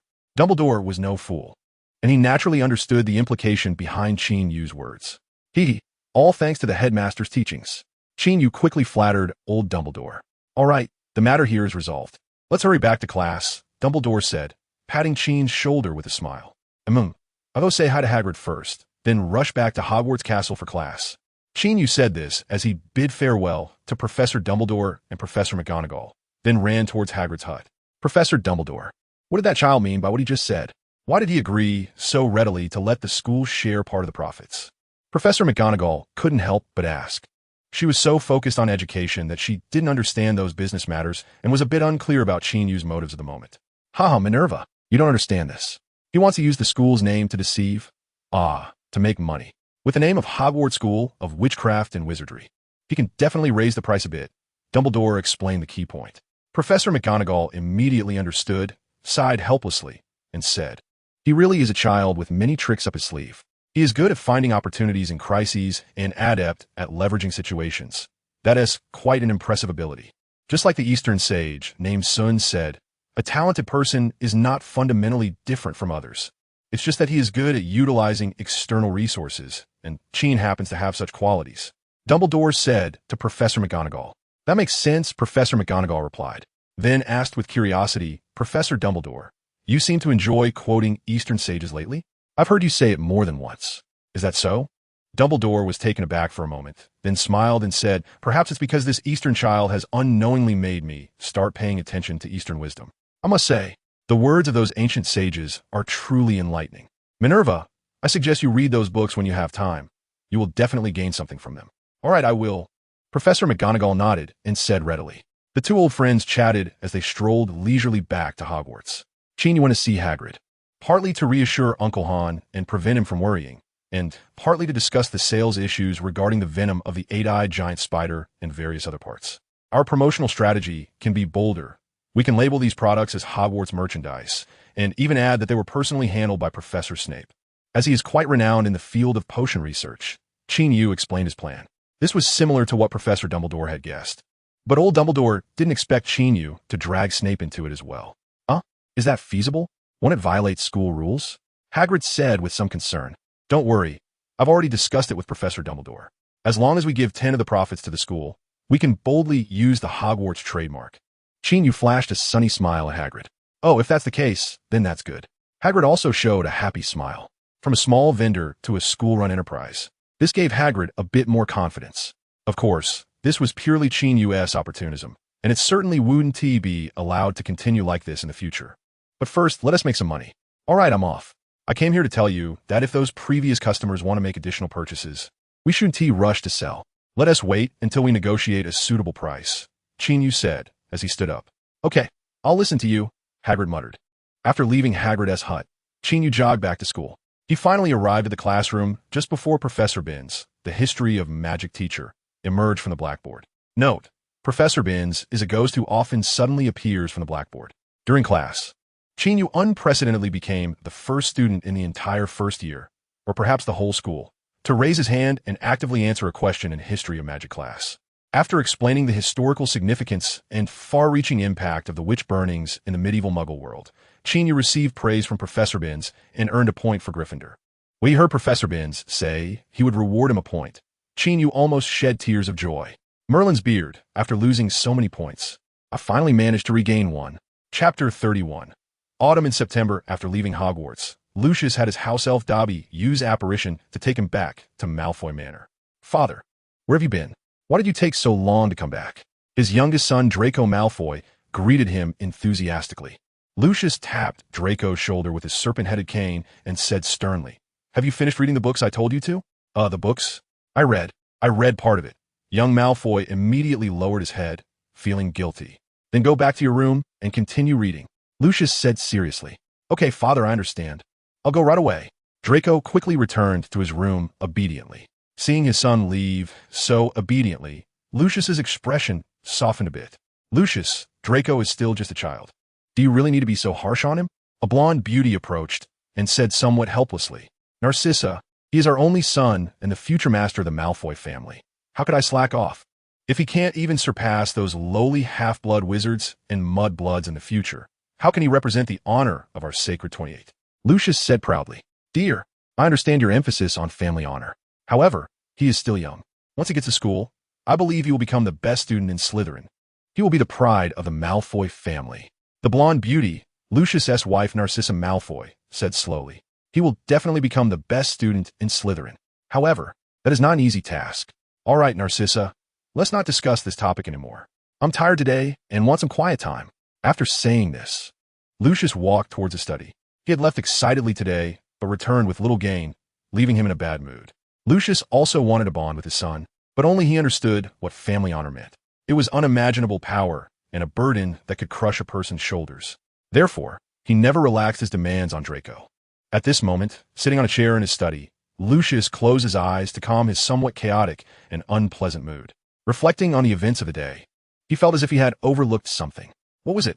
That old man Dumbledore must have some secret, Lucius muttered. He casually looked around the study, and then his gaze inadvertently fell on a broomstick placed in the room. Suddenly, as if a lightning bolt had struck his mind, Lucius finally remembered what he had overlooked. That's right, it was that little boy riding the broomstick and beating up Slytherin students. That first-year Gryffindor student, so young yet possessing such impressive flying talent. Must be an excellent student and would definitely attract the attention or favor of the teachers. However, during the investigation in the eight-eyed giant spider cave in the Forbidden Forest, both Dumbledore and Professor McGonagall, as well as Snape who later walked in, had shown indifference towards this little boy without any special concern. Of course, Snape was indifferent towards everyone, Lucius added silently. In fact, reflecting on his earlier attitude towards Draco, it was also related to this Gryffindor child. He subconsciously feared that Draco might get beaten up by such a student, which was why he urged his son to study hard and read more. Even Lucius had a certain impression of that child's eye-catching performance. So why did Dumbledore and the others appear so indifferent? Their indifference also made him not pay much attention to this child at that time. They didn't even mention the child's name much. Lucius flipped through his memories and discovered this point. It was simply too suspicious. Dobby, do you remember what that Eastern-looking boy's name was? Lucius asked the house elf, who had been following him, hoping to get an answer. Upon hearing this, Dobby instantly showed a pained expression and trembled as he said, Dobby, Dobby, Dobby. Lucius frowned at this, picked up a thick book from the table, and slammed it down on Dobby's head, exasperatedly saying, Shut up. What use are you? Dobby instead showed a happy smile, quickly closing his mouth and saying no more. Forget it. I'll arrange for someone to investigate later. There shouldn't be too many students with Eastern features at Hogwarts. It shouldn't be too difficult to look into. Lucius sighed and said, although Dobby did not reveal Qin Yu's name. Hearing his master say this made him start to feel worried. He instinctively sensed that his master was not very friendly towards Qin. Once again, there was that fog-like darkness that humans could neither perceive nor understand. 5 groups of differently colored flames lit up again. However, this time, the 5 flames did not shine as brightly as before. Instead, they had a weak feeling. The white flame spoke first. Companions, our time is running out. Have you decided on your avatars? We have decided, Alpha, replied the other 4 flames. Then, it will become troublesome for us to meet this way in the future. You each have to protect yourselves and your avatars. I hope that before the avatars grow strong enough to eliminate the world destroyers, you all remain safe. The white flame said slowly. We will. All right, then let's wish for good luck. Good luck to us. After the voices fell, the 5 flames suddenly extinguished. Not long after, in a room in a small town in Egypt, a little boy who had been in a coma for 5 days suddenly developed a burn on the back of his right hand that felt as if it were on fire, and the burn formed a regular pattern consisting of a circle and a lightning bolt, with the lightning in a zigzag pattern that pierced through the circle. Soon, the little boy slowly opened his eyes, sat up, turned his neck, and his bright eyes greedily looked around at everything, revealing an incredibly happy smile on his face. At the same time, in a dark alley in Kathmandu, Nepal, an old beggar who was thought to be dead by his peers suddenly opened his eyes, and on the back of his right hand, there were also scars in the shape of a circle and lightning. The old beggar looked at the world with compassion, then stood up and slowly walked out of the dark alley. He walked onto the street, into the sunlight, and among the bustling crowd. He stopped a young woman and said to her in a voice full of compassion, Child, this world needs you. The young woman's eyes first showed confusion, then became resolute, and finally, she nodded at the old beggar and said, Yes, this world needs me. On Friday morning, while attending a potion class, Qin Yu suddenly felt a chill that made him shiver uncontrollably. This shiver almost caused him to spill the solution he was holding out of the crucible. He knew that if this solution dripped on him, it would corrode his skin, which startled both Qin Yu and his groupmate, Elvis. Is it already this cold in England in mid-September? Qin Yu muttered.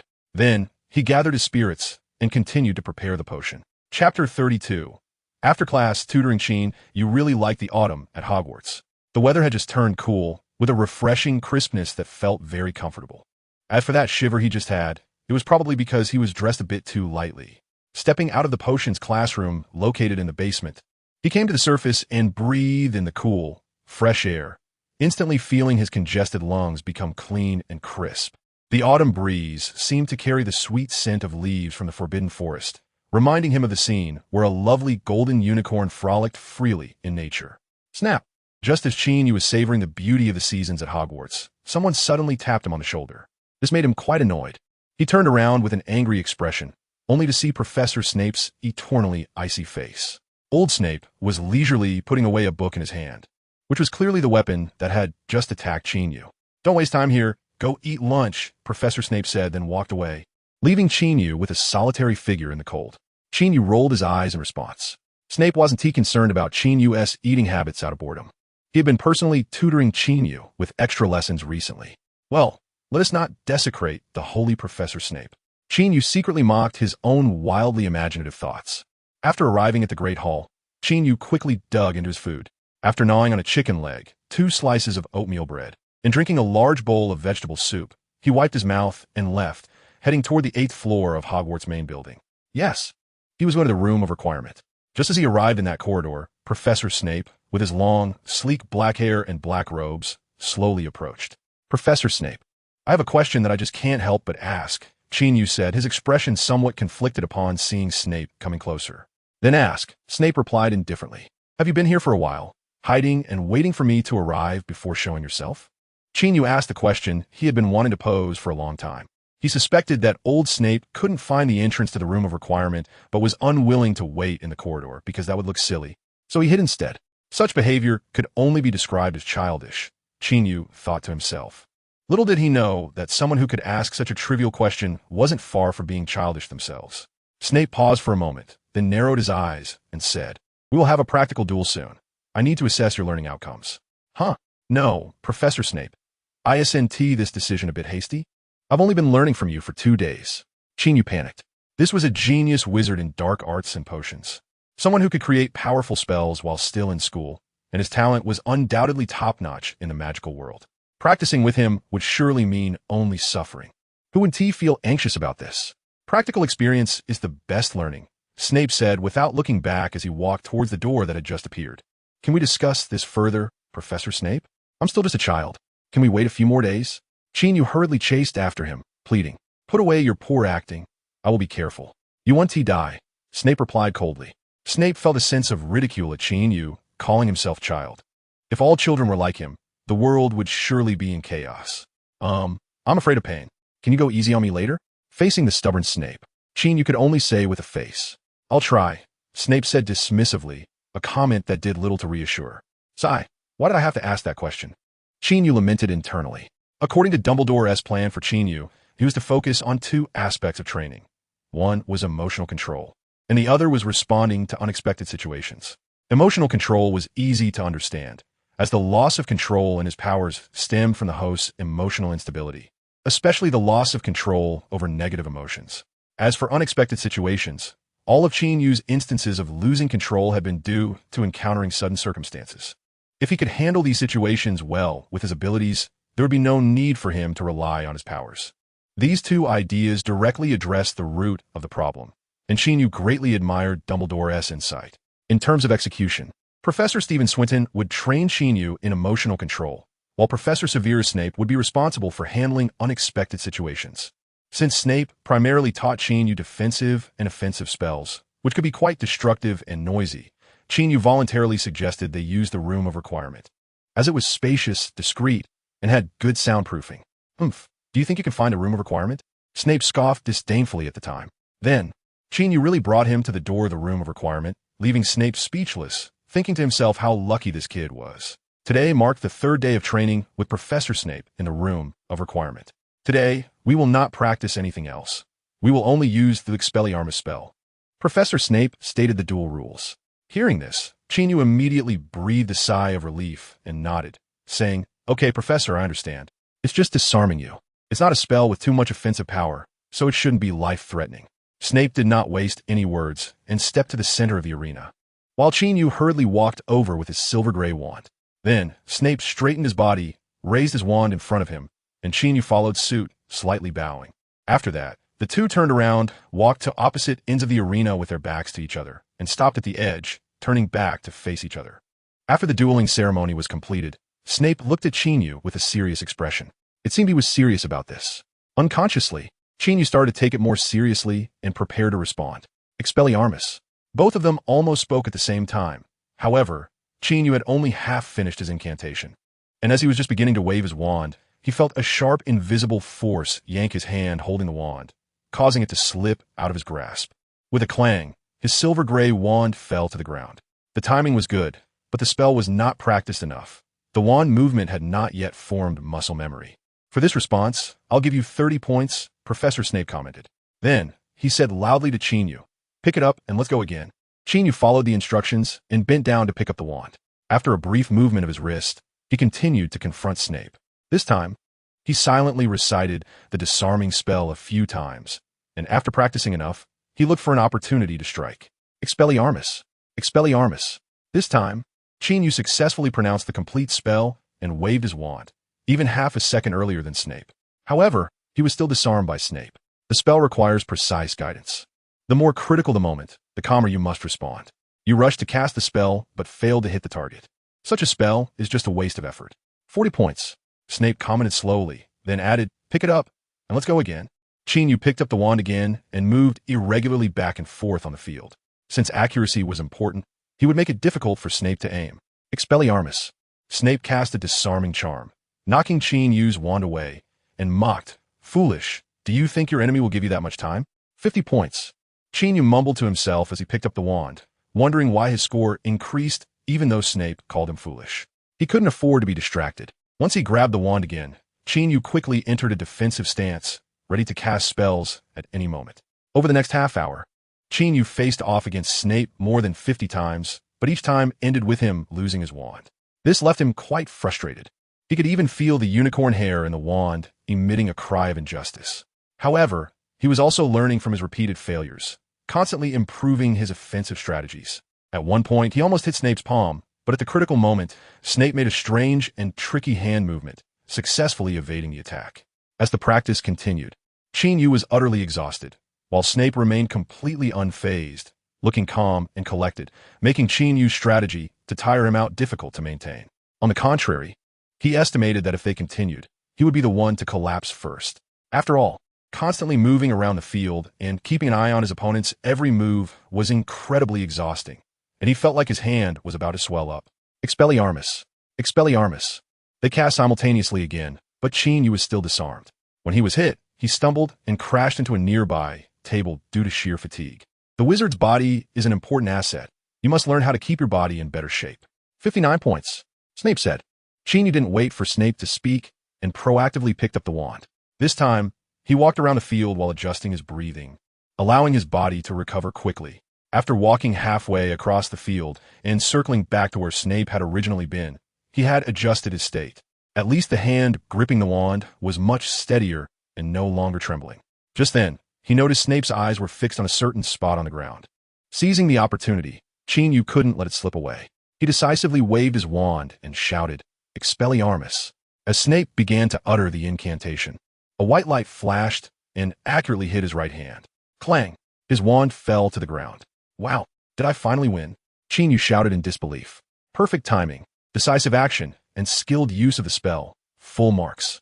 Snape said, "Hee, Professor Snape, don't you think I've made great progress? Do you feel a sense of crisis, like the teacher will starve after teaching the student?" Qin Yu said with enthusiasm. There's no way around it. After all, it's Snape. Being able to disarm him once is something he could brag about for a lifetime. However, compared to Qin Yu's excitement, Snape's expression seemed somewhat desolate. Qin Yu saw his tall figure bend down, and to his surprise, he did not immediately pick up the wand that had fallen to the ground. Instead, he picked up a card lying on the ground and stuffed it into a book that had also fallen. The book and the card were originally on a table beside them, and just now, when Qin Yu lost his balance and bumped into it, the book fell off the table, causing the card to slip out. Qin Yu had of course seen this card before. It was the bookmark that Old C had made in class, which sealed the lily flower. "Professor Snape, I'm sorry, I didn't mean to," Qin Yu quickly said. "You did nothing wrong. On the contrary, being able to exploit the enemy's weaknesses and launch decisive attacks is commendable," Snape said slowly as he closed the book. Qin Yu actually wanted to say, "I'm really sorry for knocking down your lily." However, that was a bit too deep for a casual conversation. If he said it out loud, it might even provoke Old C, who was already feeling down, to go on a personal rampage. Qin Yu wisely chose to remain silent at this moment. "I heard you knocked Severus's wand out of his hand?" "TSK, quite impressive for a young one," Professor Swinton said with a gloating tone during the evening tutoring session. It was just luck, really." Professor Snape was distracted by some matters, which is why I managed to knock his wand away. Qin Yu didn't dare to truly think of himself as that amazing. Haha, you really are a humble child. Very good, Professor Swinton said with a smile. As for Snape's secret, Qin Yu had no intention of telling Professor Swinton, so he just let it pass ambiguously. After chatting for a while, Professor Swinton began to teach Qin Yu about emotional control. The method he taught was meditation. According to what I taught you before, sit cross-legged. Relax, don't intentionally listen, look, or think, and also don't intentionally avoid listening, looking, or thinking. Let your mind enter a state between movement and stillness, without trying to move or trying to be still. Professor Swinton didn't know where he learned this meditation technique. His words were quite convoluted, but his voice seemed to have a kind of magic, guiding Qin Yu to gradually sink into his thoughts and enter that so-called state between movement and stillness. This feeling was very strange, like being asleep, yet also like being awake. In this feeling, Qin Yu gradually realized the mysteries of the spiritual world. When he awoke from this meditative state, he found that his spirit seemed to have become much stronger. Even the fatigue from his battle with Snape during the day had completely disappeared. This made Qin Yu look at Professor Swinton with new respect, while secretly thinking that Hogwarts was indeed a place full of hidden talents. Chapter 33. The Photo and the Letter. The control of emotions lies in the ability to respond calmly when faced with unexpected situations. Since you experienced the incident with the 8-eyed giant spider, have you found it difficult to remain calm when encountering problems? After the meditation, in the Office of the Defense Against the Dark Arts teacher, Professor Swinton began to talk with Qin Yu, engaging in a form of talk therapy. Qin Yu thought for a moment and nodded, saying, "That's true. Last time in flying class, when I hit Jerome, I may have been a bit too heavy-handed. Later, I also got annoyed because others were too noisy and used a levitation spell on everything they were holding. There was even a time when I almost poured acid on Professor Snape's wizarding robe, but thankfully I woke up just in time. Looking back, it makes me a bit scared." "Well, you should indeed be grateful that you came to your senses in time," Professor Swinton replied with deep understanding. "Ever since I've been practicing meditation with you, I've noticeably improved my temper. When faced with unpleasant situations, I can keep my anger in check. Like today, a few Slytherin boys were bullying a Ravenclaw girl, and I just shouted at them impatiently without getting physical. Is it possible that they were afraid of you and backed down quickly, which is why you didn't act?" Professor Swinton almost said this out loud. However, reason told him that it was better to provide positive guidance at this moment and not to point out the child's shortcomings. So Professor Swinton nodded and said, "That's right. That's a very good phenomenon." By this time, it was getting late, and after chatting for a while, Professor Swinton told Qin Yu to go back and rest. "What time is training tomorrow?" Qin Yu asked before leaving. "Let me think. Around 10 in the morning. I want to sleep a bit longer. So come find me here, and I'll give you a fun training project. I definitely won't make you sit there doing nothing," Professor Swinton said to Qin Yu, teasing him a bit at the end. "Okay, Professor Swinton, good night." Qin Yu waved goodbye to Professor Swinton. Professor Swinton then sat in his office, staring out the night sky in a daze. Yes, indeed, he was in a daze, not meditating. Qin Yu left the main building of Hogwarts and walked towards the Gryffindor Tower. He soon arrived at the 8th floor, and after saying the entrance password to the fat lady, the entrance opened. He slipped through the door and entered the Gryffindor common room. Then, as usual, he went through his evening routine, changed into his pajamas, and climbed into his bed. However, after lying down, Qin Yu did not immediately fall asleep. Instead, he continued to review the meditation technique that Professor Swinton had taught him. Professor Swinton had once told him that he could practice whenever he had time, as it was beneficial for controlling mental strength, and a wizard's mental power was also part of their overall strength. At that moment, Qin Yu wasn't feeling sleepy, so he decided to take the opportunity to practice. He closed his eyes and began to meditate according to the method taught by Professor Swinton. The room was not very quiet. On the contrary, Jimmy and Wilson were chatting, complaining about not being able to go to Hogsmeade like the older students on Saturday. Bork was playing with a musical object, while Elvis was reading, occasionally making the sound of turning pages. These noises, along with the occasional image of a certain girl that flashed in his mind or some random, unfinished thoughts, made it a bit difficult for Qin Yu to calm down. Don't intentionally listen, look, or think. Also, don't intentionally avoid listening, looking, or thinking. Don't intentionally move, and don't intentionally be still. Professor Swinton's words seemed to glide through Qin Yu's mind, guiding him into that mysterious state. Unknowingly, the voices of his roommates began to feel somewhat distant, or rather, they transformed into a kind of background noise that could not stir any waves in Qin Yu's heart. The chaotic thoughts also calmed down, passing through his mind without leaving any trace. Gradually, he entered a state of meditation, and his spirit was unknowingly nurtured and strengthened. The next morning, at Hagrid's hut. Wow, what a beautiful girl. She seems to have grown a bit taller since the last time I saw her. Hagrid praised, holding a photo in his giant hand. Let me see. Let me see. George and Fred leaned on their toes, eager to grab the photo. Qin Yu pushed the two guys aside and took the photo from Hagrid's hands. Why are you so stingy? I barely got a good look. George protested. Yeah. We need to remember what she looks like so we can help her when she comes to Hogwarts, Fred added. You don't need to help. I'll take good care of her, Qin Yu replied irritably to the two boys. Then, he turned to Hagrid and continued. She specifically asked me to convey her thanks to you in the letter. She said the book you gave her is wonderful and has been very helpful to her. Ha! What a polite young lady. Tell her not to mention it. It's my honor that she likes it, Hagrid said with a smile. Indeed, the photo was of Hermione. In the photo, Hermione stood up straight with a smile in front of the Granger house, holding a bewildered owl named Treacle in her arms. This was the photo included in the letter Qin Yu received that morning. As he mentioned, Hermione expressed her gratitude for Hagrid's gift in the letter. She loved the rare edition book by Newt Scamander, found it very rewarding, and had been thinking about having a Bowtruckle or a Niffler, or even a Crumplehorn Snorkack. With a slightly disappointed look from George and Fred, Qin Yu put the photo back in the envelope and stored it properly. All right, let us get down to business. Early in the morning, Qin Yu came to Hagrid's hut, not just to convey the message from Hermione's letter, but also for another purpose, which was to discuss business matters with Hagrid and the Weasley twins. Well, let's call it business matters for now. We heard Hagrid say, "Are you planning to sell things under the guise of the school?" Fred was the first to speak. Fred, mind your wording. What do you mean by under the guise of the school? We have proper approval from school. Qin Yu rolled his eyes and said, right? And we will also pay a portion of the profits to the school, which is reasonable. Fred quickly said in a serious tone. Exactly. We are reasonably using the school's name. George chimed in. So, we need to discuss the pricing. Qin Yu stated the important issue for today's meeting. Thus, Qin Yu and the Weasley twins began to discuss the pricing of the potions they were going to sell under Hagrid's watchful eyes. In the end, they raised the original price by about 20, meaning S-Class was 250 galleons per pint, while A, B, and C-Class were 180, 150, and 120 galleons per pint, respectively.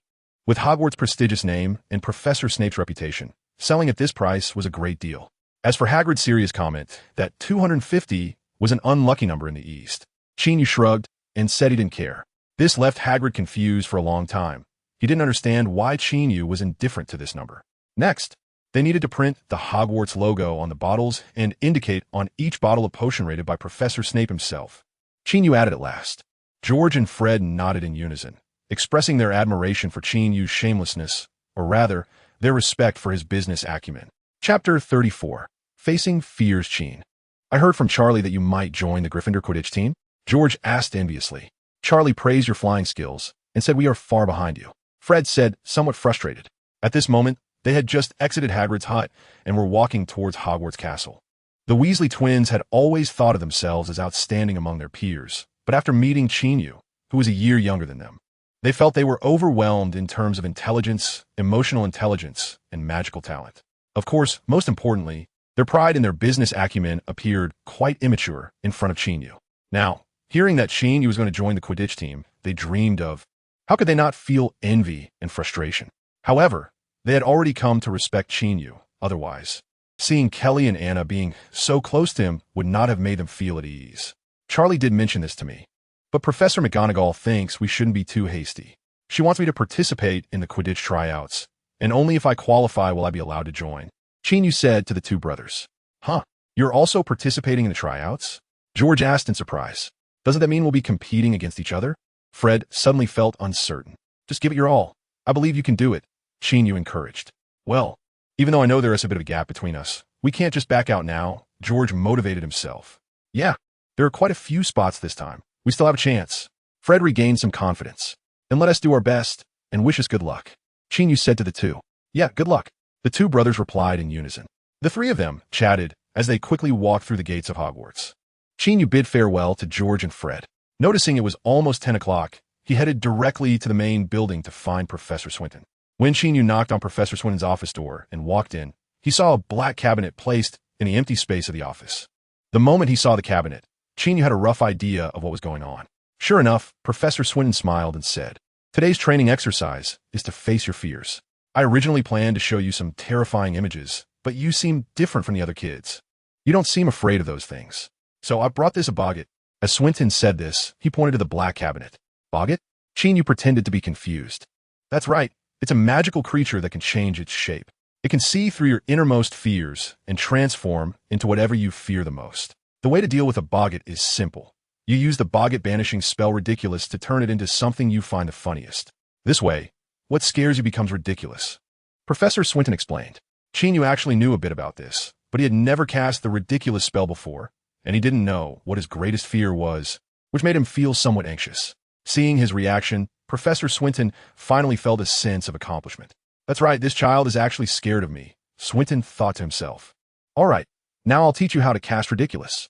After saying this, Professor Swinton gave Qin Yu a detailed explanation of the pronunciation of the spell, the wand movements, and the timing. It must be said that Qin Yu had quite a talent for magic. Whether he was originally like this or it was the silent boost of power. In any case, he learned this spell remarkably quickly. In less than 5 minutes, he could proficiently cast the spell. This made Professor Swinton marvel once again at how easy Qin Yu was to teach. Next, it was time to face the boggart. Remember, the more afraid you are, the stronger it becomes. You need to calm yourself, don't let fear control your emotions, and try to find a way to make it funny. Professor Swinton said seriously as he walked to the side of the cabinet. Okay, I understand, Professor Swinton. Qin Yu nodded. In fact, he was also curious about what he feared the most. Let's begin, Professor Swinton said, waving his wand to open the cabinet door. As the cabinet door opened, an indescribable feeling of discomfort arose in Qin Yu's heart. Then, a shadow jumped out of the cabinet, twisting in the air before transforming into something that landed on the ground. The moment Qin Yu saw what it was, he froze. It was an incredibly familiar office desk, with a keyboard, mouse, and monitor on it, along with a familiar mug and a cactus. On the monitor, an unfinished PPT file was open, and the first slide read Weekly Summary Report in big letters. Qin Yu looked at everything that felt familiar, as if being pulled by an invisible force towards that workstation, and he seemed to hear his boss's urging voice in his ears. Could it all be fake? Am I still the same corporate slave, with no magical world and no Hermione? Thinking of this, Qin Yu felt as if something was blocking inside him, causing his emotions to become increasingly irritated. Even his breathing became somewhat heavy. Qin, Professor Swinton's voice suddenly rang out. Qin Yu was suddenly taken aback, instinctively employing the techniques of meditation. His mind quickly calmed down, and then he waved his wand, chanting the spell, ridiculous. As he finished the incantation, his wand pointed at the desk, which instantly twisted with a bang. The objects rearranging to form the shape of a large pug, with a monitor serving as the pug's head. Looking at the tail-wagging pug made of the desk and monitor, Qin Yu exhaled a breath of anxiety and revealed a smile. Good idea, Professor Swinton praised. Then, the boggart disappeared, and the cabinet door closed again. You performed quite well this time. You managed to adjust your mindset in time and responded swiftly, proving that you have a certain level of control over your emotions. Professor Swinton concluded. Thank you, Professor Swinton. If it weren't for your reminder just now, I might have found it hard to overcome my fear for a while. Qin Yu said sincerely. You don't need to belittle yourself. Many people experience a moment of daze when facing their fears for the first time. Your performance is completely normal, and I believe that even without my reminder, you would have calmed down quickly. The boggart's trial was relatively successful. At the very least, it successfully made Qin Yu feel fear, and he did not lose control of his emotions when confronting it, thus summoning the power of calmness, which is a good sign and achieved the goal of Professor Swinton's training today. After Qin Yu's emotions settled completely, Professor Swinton arranged for him to undergo a few more trials, and by the end, Qin Yu was able to transform the boggart into various humorous things without any hesitation. All right, you can go back now. Goodbye, Professor Swinton. Goodbye, Qin. After completing the morning's trial, Professor Swinton let Qin Yu return. After Qin Yu left, standing alone in the quiet office, Swinton reflected on the things that frightened Qin Yu, his expression shifting with emotion, and finally muttered meaningfully, "What a special child." Then, he waved his wand and opened the cabinet that held the boggart. The boggart quickly transformed, landing on the ground as a statue. The statue depicted a tall man, dressed in a long robe, holding a round shield in his left hand and a long sword in his right. The man stood tall, with a determined gaze. Looking at the statue, Swinton furrowed his brow. Ridiculous. With a wave of his wand, the statue's face was immediately painted with bright colors, transforming into a clown with a red nose. Soon, the comical clown vanished, returning to the cabinet. Chapter 35. The teacher torments me 10,000 times when you have witnessed the wonders and splendor of the world. Will you still be content with a monotonous, repetitive life? Qin Yu had never pondered this question deeply before, until Boga told him that he had such a deep obsession with his past life.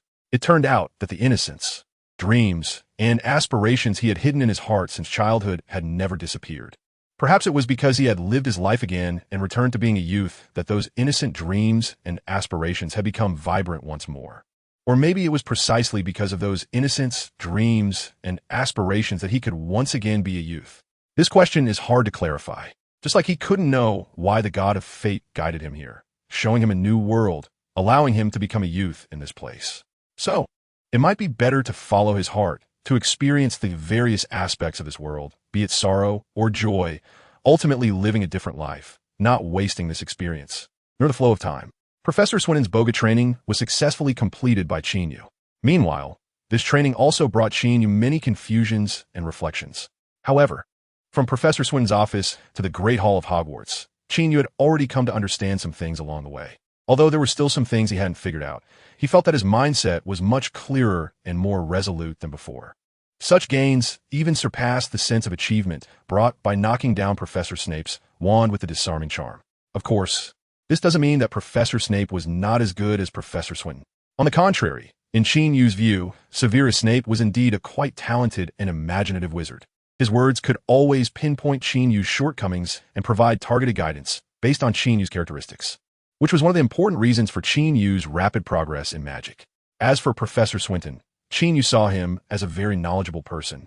Well-versed in ancient and modern, wizard and muggle, he could easily talk about various matters, especially regarding ancient legends, which he seemed to know by heart. Qin Yu couldn't help but suggest that he teach a history of magic class, as he would definitely be more popular than Professor Binns. Snape and Swinton, one being a cold genius wizard and the other a passionate scholar. Qin Yu sometimes thought that these two could actually be quite a pair. Little did he know that Grindelwald and Dumbledore made up the famous CPGJAD in a magical world, and similarly, Snape and Swinton could easily form SSS, or simply be called S4. Imagining the scene of Snape and Professor Swinton together, Qin Yu inexplicably felt it was quite harmonious. Besides these two teachers, the younger generation of Harry Potter, Ron Weasley, and Draco Malfoy could also easily form pairs, creating combinations like Ron Harry, Draco Harry, and Draco Ron. I have to say, if the three of them became friends, they could even debut as HWBOYS. Note, HW is an abbreviation for Hogwarts, while the full name of the school is abbreviated as HSWW. Qin Yu had previously imagined the future of the magical world's cultural industry with George and Fred, and bringing the three of them together would have great development prospects. Thinking about these random thoughts, a smile unknowingly appeared on Qin Yu's lips. After all, the image of Harry, Ron, and Draco standing together was quite visually impactful. At this moment, he had already sat down at the dining table in the Great Hall, and the curious gazes of Jimmy and others fell on his expression. "Qin, are you happy about something?" Elvis was the first to ask. Elvis always thought that Qin was his best friend at school, so he was very concerned about Qin's matters. I know. It must be about the letter from this morning. I came in quite early and saw that Qin received another pink letter." Jimmy suddenly remembered this, excitedly said, Qin received another letter? Wilson said enviously. Elvis and Bork had expressions similar to Wilson's. Qin, you didn't want to argue with these kids. After all, they wouldn't understand his secret shipper activities, and it would be pointless to explain. As for the matter of trust, hadn't he received so many messages that this group of kids was already numb to it? All right, enough about me. What are your plans for the next couple of days? Qin Yu skillfully changed the subject.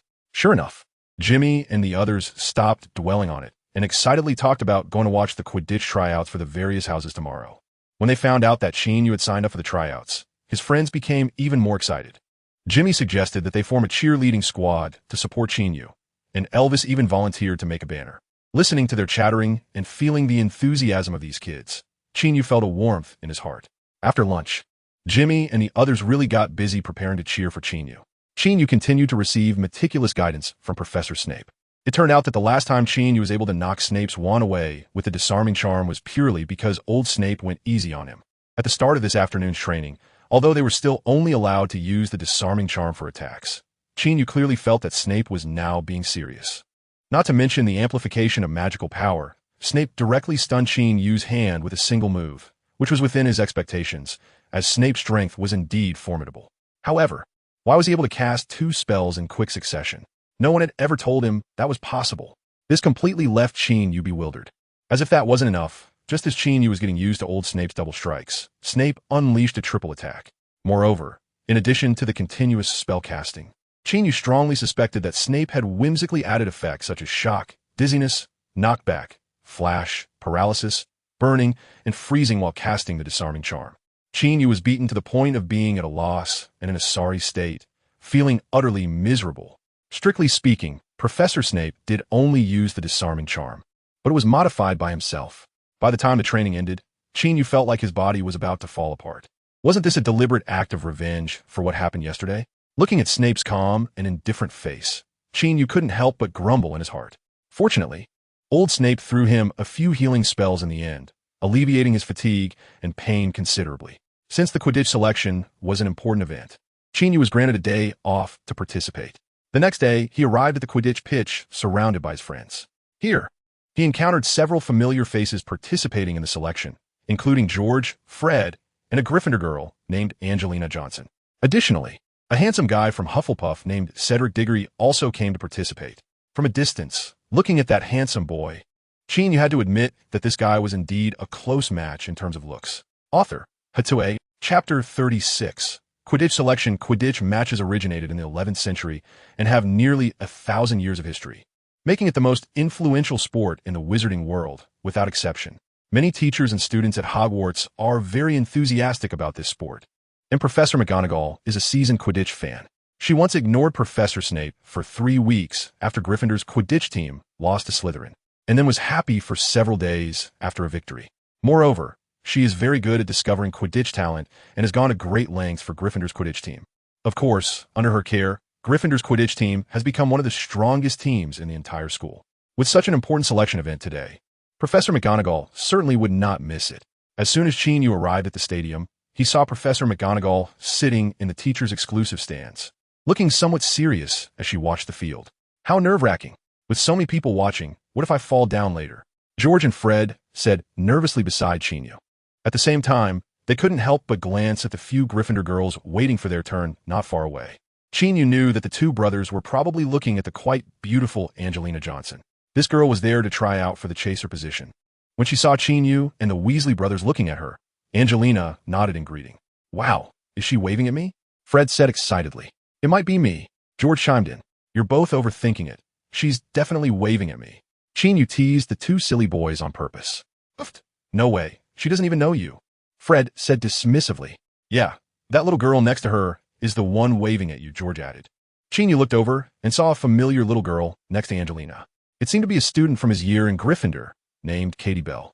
Qin Yu also waved at her, which counted as a greeting. The three chatted for a while, and the tense atmosphere eased a lot. Moreover, George and Fred were naturally lively characters. They weren't the type to be afraid of trouble. If they were really timid, they wouldn't have become the top 2 at Hogwarts. The Quidditch players are divided into 4 types: goalkeeper, chaser, beater, and seeker, and the selection process is naturally conducted in 4 different ways. Although the selection methods vary each year, the skills tested are mostly similar. For example, the goalkeeper's ability to defend in the air is tested, while the chaser's ability to catch the quaffle, shoot, and dodge bludgers in the air is assessed. As for Qin Yu, who was to be selected as a beater, he needed to perform a series of challenging hitting actions in the air and hit specific targets to qualify. The seeker focuses primarily on flying speed because the golden snitch is incredibly fast. If the player's speed can't keep up, they won't be able to catch it at all. Hufflepuff's handsome Cedric Diggory was to be selected as a seeker. Cedric was indeed a school heartthrob, sunny, handsome, and smart. In short, he embodied the image of a perfect wizard in every aspect. When he appeared in the air on his broomstick, the Hufflepuff girls cheered enthusiastically, with some even shouting Cedric, "I love you." Many students from other houses also cheered for him, showing his high popularity. The selection for the Hufflepuff Seeker was hosted by a senior Quidditch player from the house. He took the golden snitch out of a box, briefly explained the rules to the candidates, and then tossed it into the air. The golden snitch immediately spread its wings and flapped quickly. Then, as everyone was slightly stunned, it zipped away out of sight. Wow, that's fast. I don't think I have the talent to be a seeker, George and Fred both remarked. Just as they were speaking, Cedric and the others gripped their broomsticks, leaned forward, and instantly accelerated to catch up. Wow, As Cedric took the lead, the stands erupted in enthusiastic applause. He really is impressive, Qin Yu said sincerely. He had to admit that Cedric was indeed outstanding in terms of flying speed, far beyond the other candidates. Sure enough, just a few minutes after flying out, Cedric successfully found a specially made golden snitch for the selection. He happily held up the little golden ball and waved it around. The girls in the stands became even more excited, and the applause and cheers were deafening. TCH, it's just that he's a bit handsome and fast, Fred said. It's just a selection. When the Real match comes, he might not be able to beat Charlie. George believed his older brother Charlie was the best. Unfortunately, Charlie would graduate next year. Qin Yu said dismissively. Yeah, our team still needs a seeker, and I don't see any candidates this year. Fred said, with some concern. What should we do? I should have thought of a way to make sure Cedric didn't pass the selection just now. George lamented. Yeah, I have 7 or 8 spells that could interfere with him catching the golden snitch, but it's too late to say anything now. He's already passed, Fred said, also feeling unwilling.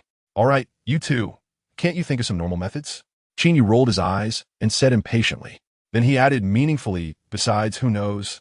Maybe next year's first-year students will have someone who can replace Charlie. First year? No way. Just thinking about Ron's face makes me worried about the next batch of first years. George couldn't help but complain after imagining his brother's silly appearance. Although I agree with you, it's not good to talk about Ron like that, Fred said seriously. He's still our brother. Qin Yu couldn't help but feel sympathy for little Ron in his heart. The Seeker tryouts ended quickly, as there weren't many who qualified, and only Cedric from Hufflepuff stood out, while the performances from other houses were lackluster. Gryffindor only had one barely qualified candidate, who would serve as a substitute player. But Qin Yu felt that if he really focused on flying, he could fly faster than him. After the Seeker tryouts, it was time for the goalkeeper and chaser tryouts. When Angelina Johnson took the field, Fred and George shouted enthusiastically. If it weren't for the prohibition on using the sonorous charm, they would surely have made a bigger fuss. It must be said that Angelina was not only good-looking, but also had excellent flying skills. She performed many difficult maneuvers on her broomstick and successfully caught the snitch, scoring a goal. Then, as expected, she was selected. Once the chaser tryouts were over, it was time for the beaters. Qin Yu gripped his broomstick, feeling a bit nervous. Chapter 37.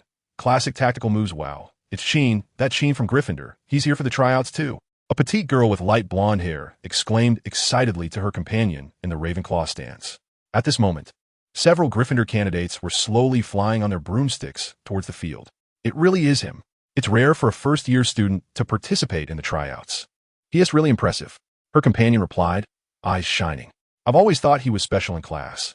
Not only does he study well, but he can also chat calmly with the teachers, and he loves to smile, the blonde girl murmured. Yeah, he looks really good when he smiles. With those 2 shallow dimples, her companion agreed. Should we cheer for him? Huh, but he is not from our house. Wouldn't that be a bit inappropriate? Just as the 2 girls whispered to each other, a voice came from not far away. Qin, go for it. The 2 girls turned to see a fellow student from their house. Both girls raised their eyebrows, no longer hesitating, and turned their bodies to shout in unison, Qin, go for it. Qin, you're the best. Their voices immediately soared an octave above the girl who had called out first.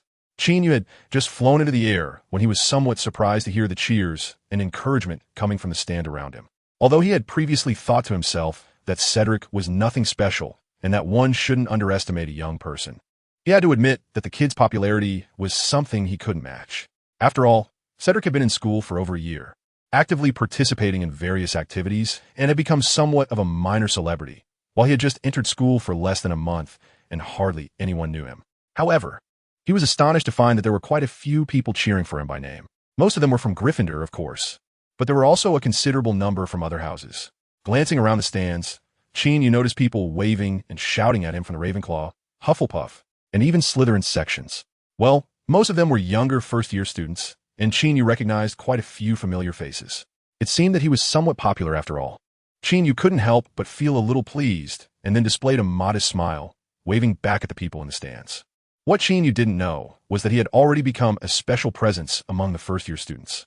His mature handling of situations far exceeded his age. His exceptional learning ability, he had been actively answering questions lately to earn points, his friendly attitude towards classmates, except for Jerome, and his undeniable leadership qualities, as demonstrated by Jimmy and Elvis always following him around, as well as his popularity with professors, he could chat comfortably with any teacher.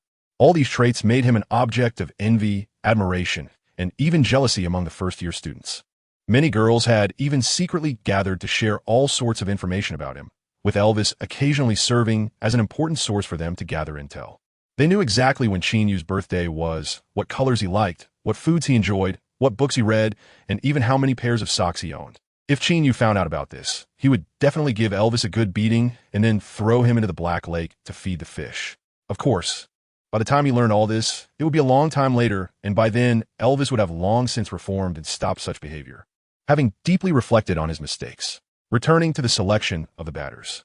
After receiving cheers and encouragement from his classmates, Qin Yu felt energized, especially with Elvis, Jimmy, and the others even unfurling a banner.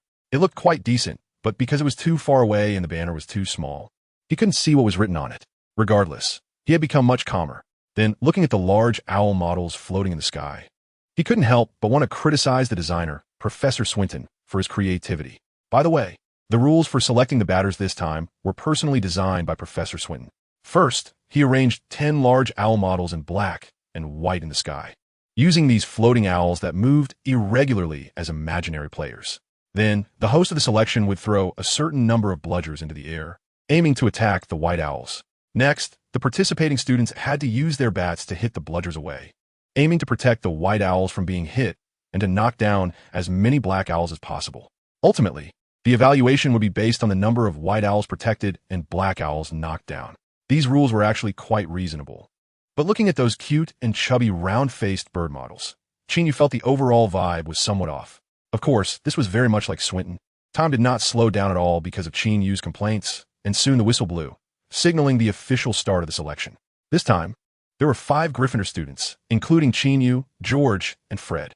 The 5 floated in the air, maintaining a distance of about 30 to 40 meters from each other. Not long after the whistle blew, several official Quidditch team members led by Charlie and would begin to release the bludgers. Whoosh, whoosh, whoosh, whoosh, whoosh. The sound of the bludgers slicing through the air rang out, and 5 bludgers shot towards the floating white owls like solid cannonballs. Seeing the bludgers coming, a senior Gryffindor participant took the lead, flying towards the nearest bludger with his bat raised. As he approached the bludger, he shouted and swung his bat. However, whether it was due to the large motion of swinging the bat or difficulty controlling the broomstick beneath him, he lost balance, lunged forward, and his bat swung off course, while the incoming bludger hit his arm with a thud. He screamed in pain and fell from the sky along with his out-of-control broomstick. Fortunately, a teacher cast a cushioning charm just before he hit the ground, so he didn't sustain further injuries upon landing. However, the impact from the bludger clearly injured his arm, and he lay on the ground, groaning in pain. At this moment, several senior students waiting on the sidelines to act as first responders calmly ran over. Upon arrival, they skillfully cast a pain relief spell on his arm, then worked together to lift him onto a stretcher and quickly carried him away to avoid affecting the other participants in the selection. The entire process was seamless, indicating they had performed similar first aid numerous times before. Well, in Quidditch, breaking an arm or a leg is considered normal, let alone just a dislocation, which is a minor injury. The injured guy was directly eliminated, serving as a reminder to the remaining 4 on the field. Dealing with the bludgers was not that simple. George and Fred exchanged glances and decided to abandon a frontal confrontation, instead planning to let the bludgers fly for a while to find the right opportunity to strike. Meanwhile, the participant Qin Yu didn't recognize immediately flew to the side of the white owl he was guarding, adopting a posture of waiting for the right moment. Qin Yu looked at the bludger flying towards him and smiled. He moved his neck and shoulder joints, then lowered his body and gripped the handle of his broomstick. Next, he urged the broomstick forward, shooting out with a whoosh. What is Qin doing? Why is he flying in the opposite direction? There's no bludger over there. A little girl with light golden hair exclaimed in confusion. Yeah, he can't be afraid of getting hit by the bludger, right? A companion whispered. No way. Qin isn't that kind of person. How could he be scared? The little girl with golden hair immediately replied with dissatisfaction. I didn't say he was scared. Maybe he just wants to temporarily avoid his teammates. Her companion hurriedly explained. Maybe, I don't know. The two continued to watch the sky in confusion. Many others shared their confusion, as Qin Yu was indeed flying off to the side. However, not everyone was clueless. A seasoned Quidditch fan, like Professor McGonagall, saw Qin Yu's actions, and her normally calm eyes lit up. Meanwhile, Professor Swinton, who was also in the teacher's stand, displayed an expression of surprise and delight. What a show-off! Professor Snape couldn't help but mutter, though a hint of appreciation flashed in his eyes. Those who understood got it. and those who didn't were not puzzled for long, as Qin Yu was flying too fast, quickly revealing his intentions to others. After flying out, he didn't take a straight path to the side. Instead, he continuously maneuvered the broomstick in rapid arcs. This was somewhat similar to driving around a roundabout in the Muggle world. Once he completed a semicircle and turned back, he was just in time to approach the bludger he was defending against. Thus, he accelerated to chase it, maintaining the same direction and quickly closing the distance. At that moment, the bludger was less than 10 meters away from the white owl he was guarding, and it was about to collide with the slow-moving, chubby bird model floating in the air. At the critical moment, Qin Yu steadied the broomstick with one hand to control the flight direction and speed. While raising his bat with the other hand, he swung hard at the bludger flying in the same direction. Bang! A sound of impact echoed in the air. Qin Yu's bat accurately hit the bludger, sending it flying. The adorable white owl dodged the fate of being knocked down and continued to float and sway in the air, as if it were also relieved to have escaped a disaster. The stands erupted with enthusiastic applause. It was a curved, flying hit. This boy is incredible, managing to perform such a difficult move. A knowledgeable person shouted out the name of this classic move. That's right, it really is a curved, flying hit. I had my doubts that he would attempt this move, but I instinctively thought it was impossible because it's something only professional players could do. How could he possibly achieve it? But he really did it. Someone next to him chimed in. Is it really that difficult? Another person asked, a bit confused. Difficult? Can you please remove that "is it" from your question? The main requirement for this move is flying control. If your speed and control skills aren't up to par, you won't even be able to catch up to the bludger, okay? The first speaker excitedly explained to the clueless person. At such a young age, he can already perform this move. The future is promising. Yes, I will definitely keep an eye on him. By the way, what's this little boy's name? How come I've never heard of him before? What grade is he in? It seems like he's a first-year freshman. I heard those first graders nearby calling him. I think it's Sheen or King. It was too noisy. I couldn't catch it. Never mind. I'm a fan of him anyway. Wow, you're amazing.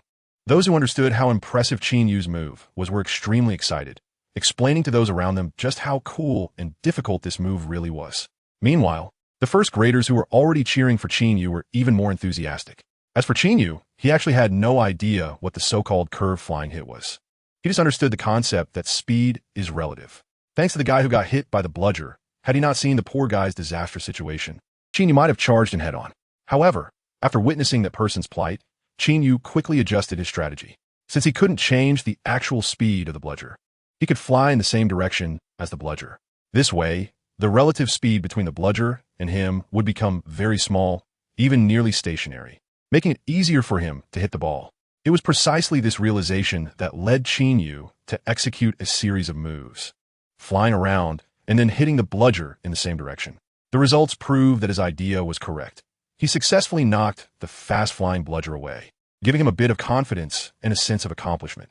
Little did he know, he had inadvertently completed a high-difficulty Quidditch tactical move in front of everyone, shocking the spectators. During the subsequent selection time, Qin Yu continued to utilize his strong flying control and speed, hitting the bludger from various angles. Besides the curved, flying hit, he also tried different methods and inadvertently executed several classic tactical moves. This made the selection for the beater position turn into a showcase for him.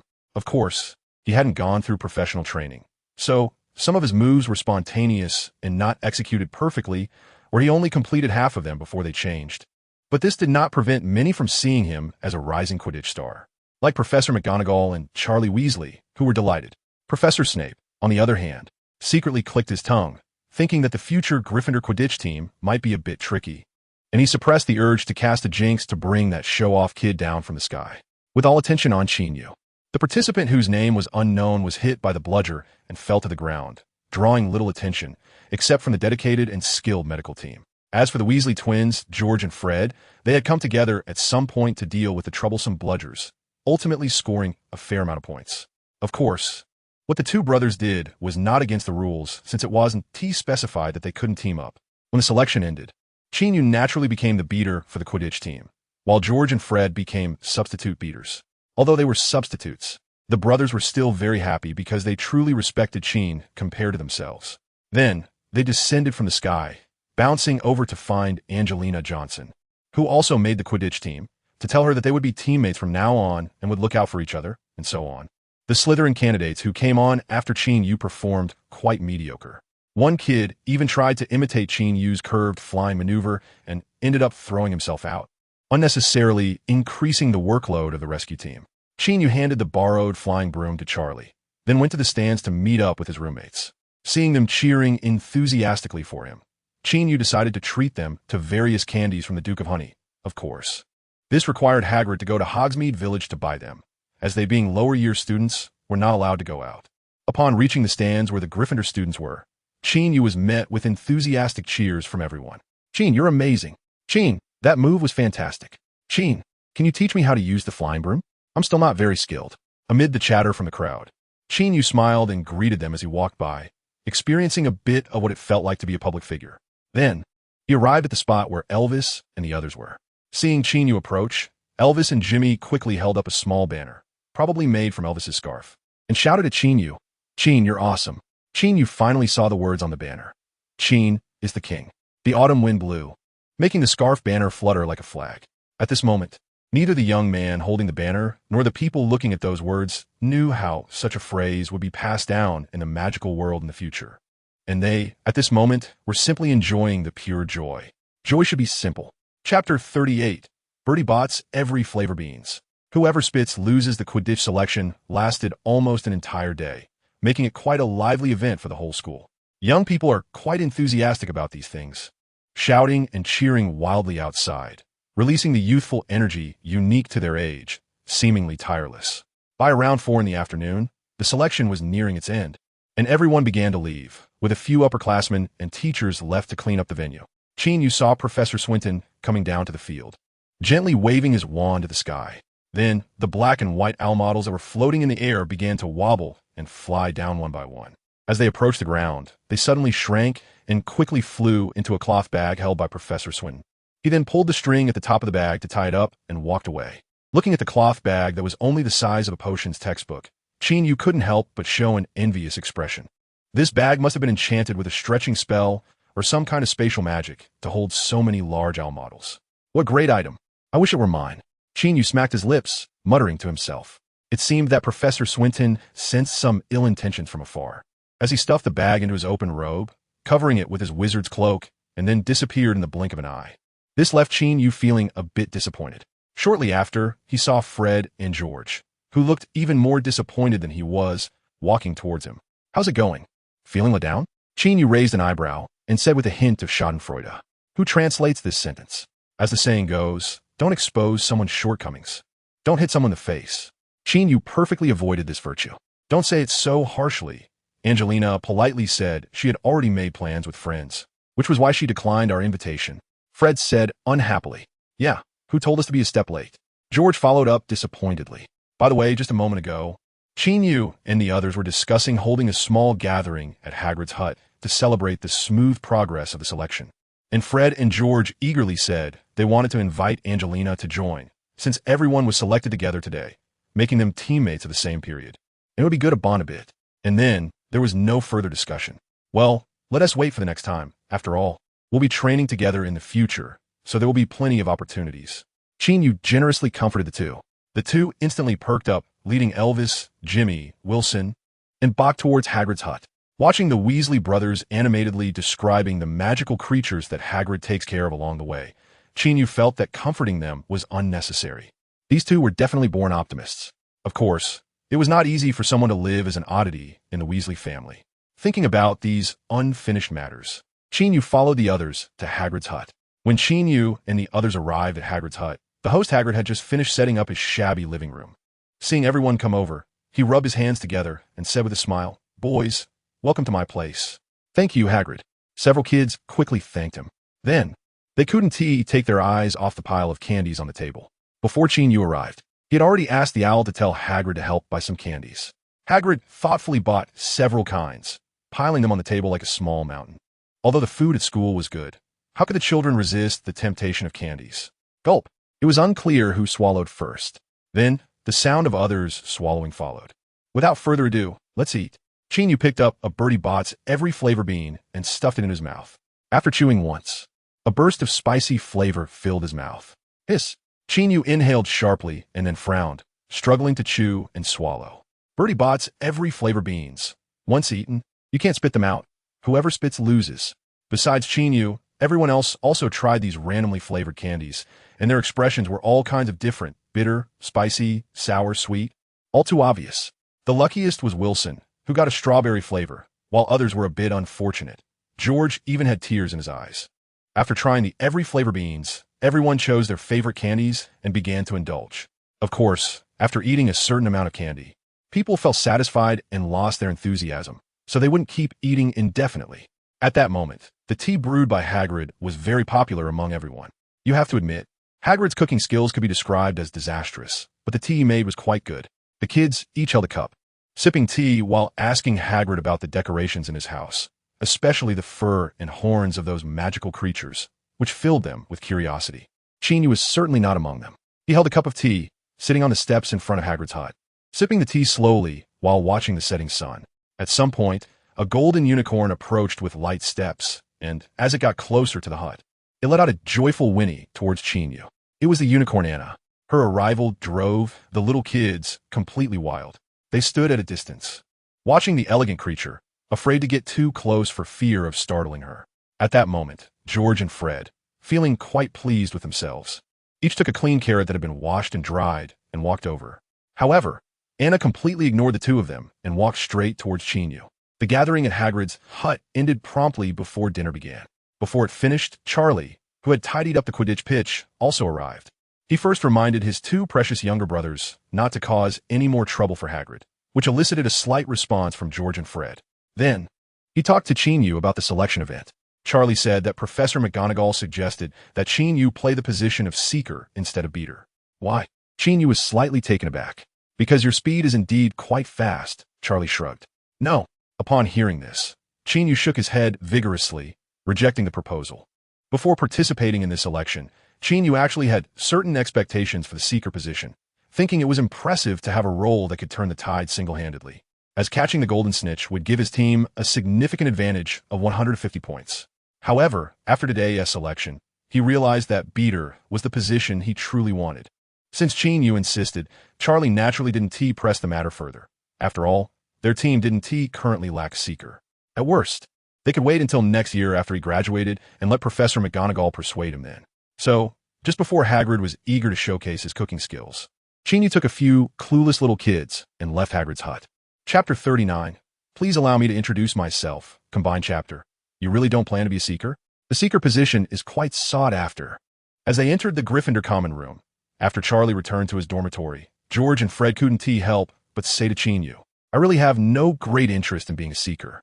After Qin Yu finished speaking, he paused and then seriously said to the two, I believe a team is like a small army.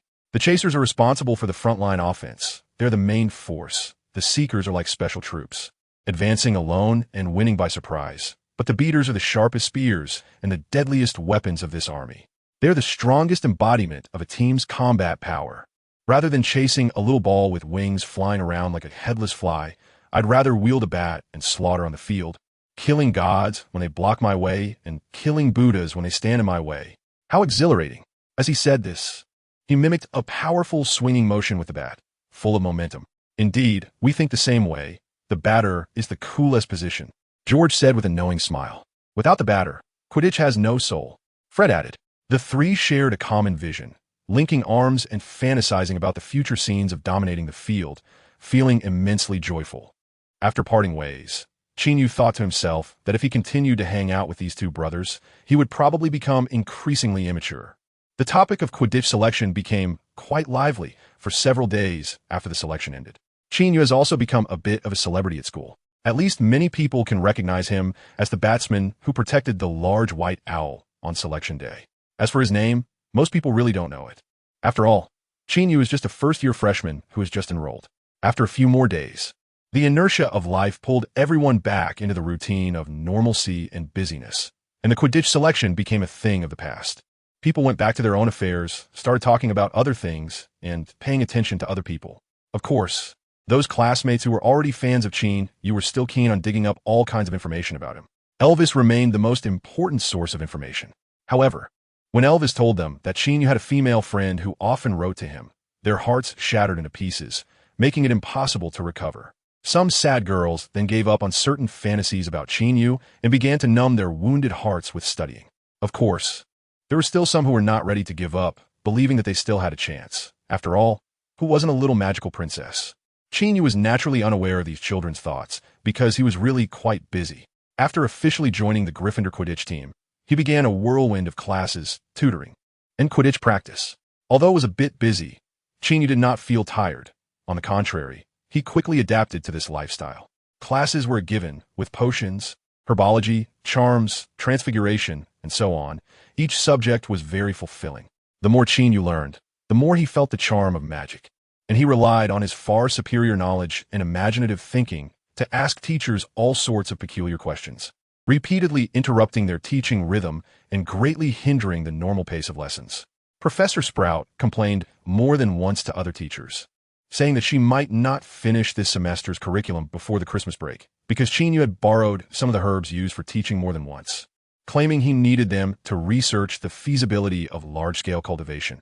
And for some expensive herbs, he even wanted to take a large quantity for experimental purposes. In terms of Quidditch training, under Charlie's professional and meticulous guidance, Qin Yu systematically and methodically learned common tactical moves, making rapid progress. In just 2 weeks, he was already able to coordinate with the official team members and performed well in a friendly training match against Ravenclaw, causing the defeated players from the Eagle House to regard him with caution. Note, Ravenclaw's emblematic animal is an eagle, hence the nickname Eagle House. After this friendly match, Professor McGonagall personally handed him a Nimbus 2000 broomstick, which deeply moved Qin Yu. However, it was only later that Qin Yu learned that the money used to buy this broomstick came from the profits of the venom they submitted.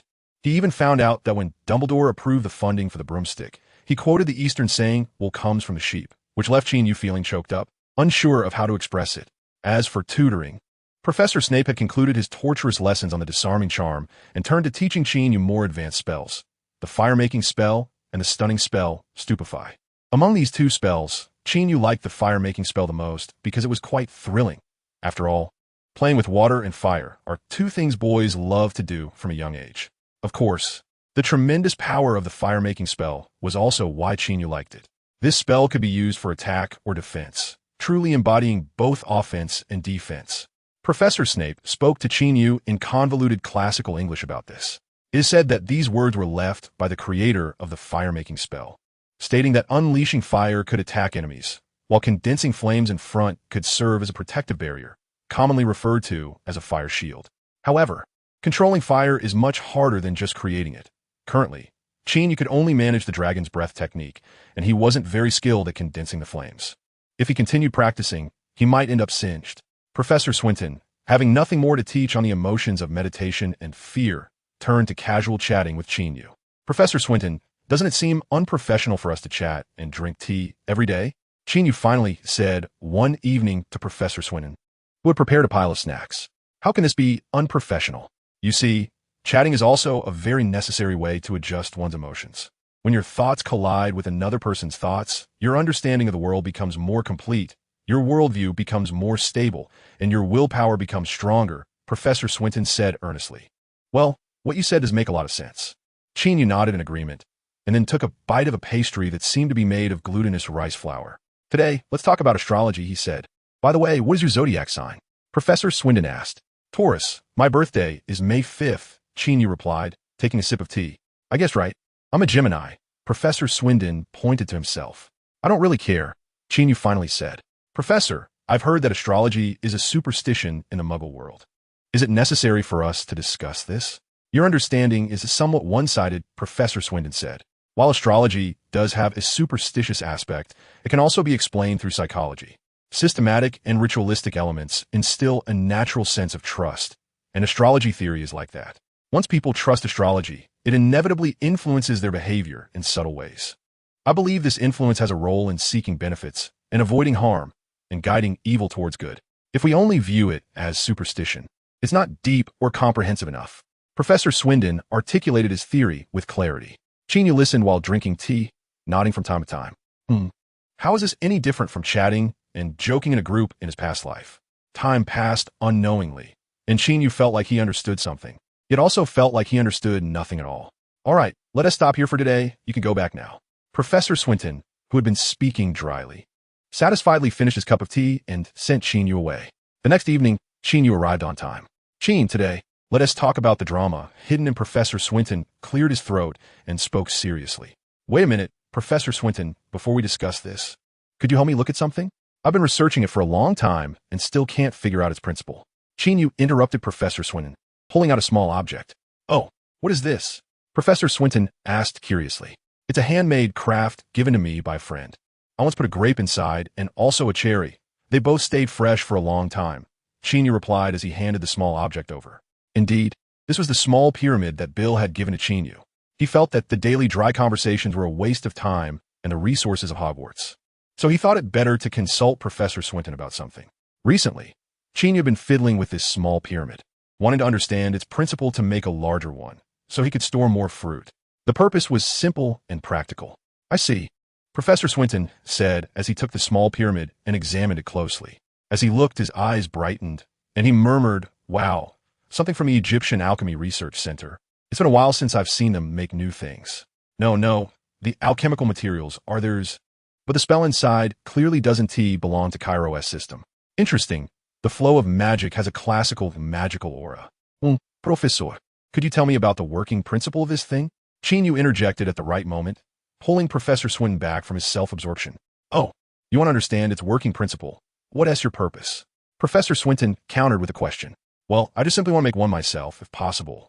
I'd like to make it a bit bigger, about this tall, Qin Yu said, gesturing to indicate a height of over 1 meter. Well, that one be easy, Professor Swinton replied with a smile. His words did not deny that he understood the working principle of the pyramid. Then, would you be willing to teach me? Qin Yu said with anticipation. Professor Swinton didn't answer immediately. Instead, he waved his wand, instantly clearing away the tea and snacks. Then, straightening the front of his wizard robe and standing up straight, he solemnly said to Qin Yu, before I teach you, please allow me to introduce myself. I am Stephen Isaac Swinton, the 109th official student of the great alchemist, Master Nicholas Flamel. I revere the great alchemy and wish to feel the sanctity of creation with the most sincere heart. Professor Swinton spoke in a very formal tone. All right. The formalities are done. Professor Swinton instantly returned to normal. Seeing Qin Yu still looking bewildered, he smiled and explained, what I'm going to teach you is related to alchemy. Alchemy is a discipline that requires a sense of ritual, because only a sincere alchemist can glimpse the power of the creator and refine the legendary philosopher's stone, which can turn stone into gold and grant immortality. Philosopher's stone. Qin Yu's heart skipped a beat upon hearing this. I just want to make a preservation fridge. How did it turn into a philosopher's stone? Of course, I'm definitely not going to teach you how to refine the philosopher's stone. I can't even handle that thing myself. Currently, the only one in the world who can refine the philosopher's stone is my teacher, Nicholas Flamel. What I can teach you is probably how to make the materials used in this pyramid. This is a more basic level of alchemy, and I will try to teach you how to replicate the spell inside. Professor Swinton shrugged after observing Qin Yu's expression. Oh, I see. Thank you for being willing to teach me, Qin Yu said, then hesitated and asked, do I need to do a segment like you just did? No. That essay ritual my teacher requires from us formal students. Actually, you just need to treat alchemy with a serious heart. Professor Swinton waved his hand with a smile. Phew, I will definitely take it seriously, Qin Yu quickly replied.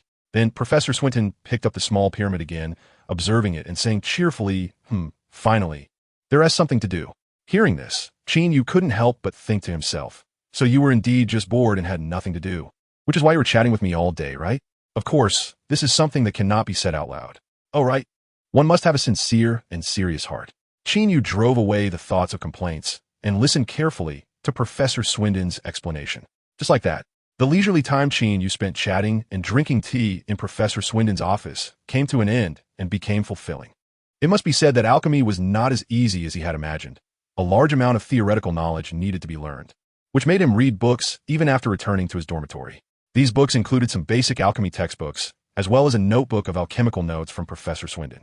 Such a busy life reduced the frequency with which Qin Yu wrote to Hermione, but the young girl seriously expressed that studying was the most important thing, so writing letters could be a little less frequent. However, the letters brought by Treg from Hermione did not decrease. This owl had somehow developed a habit of regularly flying between the two places. Even without a task to deliver a letter, it would fly to the Granger house empty, then eat some toast and ham before bringing back little Hermione's letter. Time slipped away like sand and like horses passing by the window. When the last leaf fell from the maple forest outside the castle, the cold wind began to urge people, and Hogwarts entered the deep autumn season. Chapter 40.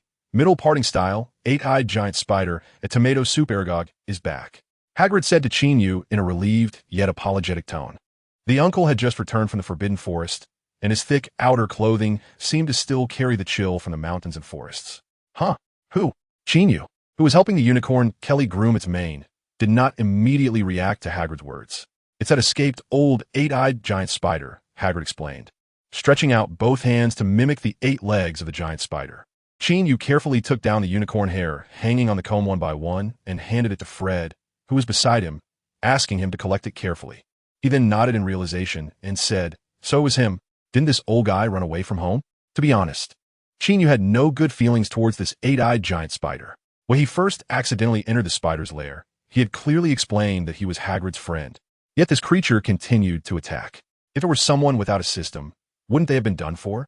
The old guy might not harm anyone, but the indifference he showed when he saw Qin Yu and the little unicorn in danger still bothered Qin Yu. That's why he always referred to it that way. Well, Aragog hasn't been doing well since he escaped. He almost got killed when passing through the centaur gathering place. Now that the weather has turned cooler, he quietly came back. I only found out just now while patrolling the Forbidden Forest, Hagrid added.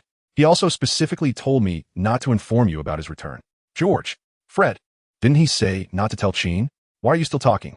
The two brothers thought simultaneously. Is he afraid I'll eradicate him completely? Qin Yu replied irritably. Perhaps there is such a concern. Aragog said you were just too terrifying at that time. If he hadn't escaped in time, he would definitely have died. Hagrid nodded in agreement. Qin Yu rolled his eyes and, while giving the unicorn Kelly a middle-part hairstyle, coldly said, "You go tell it that since it didn't hurt me back then, I won't hurt it either. By the way, tell it this is out of respect for your friend Hagrid. Also, its offspring are asking for trouble, and their bodies belong to us now. If it has any objections, I can talk to it." George and Fred nodded vigorously upon hearing this. The venom of the acromantula was quite sellable, and they already had wizard clients as far away as Brazil. I can guarantee that Aragog will have no objections. His children have long been wild and untamed, completely different from him. Even he finds it hard to control them, Hagrid said to Qin Yu and the Weasley brothers. Hagrid's words made Qin Yu understand that Aragog was raised by Hagrid, akin to a husky in the Muggle world, fierce but able to understand human words, while Aragog's children were all wild, fierce, and ignorant beasts, comparable to wild dogs or wolves. One is a pet, the other a beast. Hagrid naturally has feelings for Aragog, but he has no sympathy for those wild beasts. Similarly, Aragog feels the same way.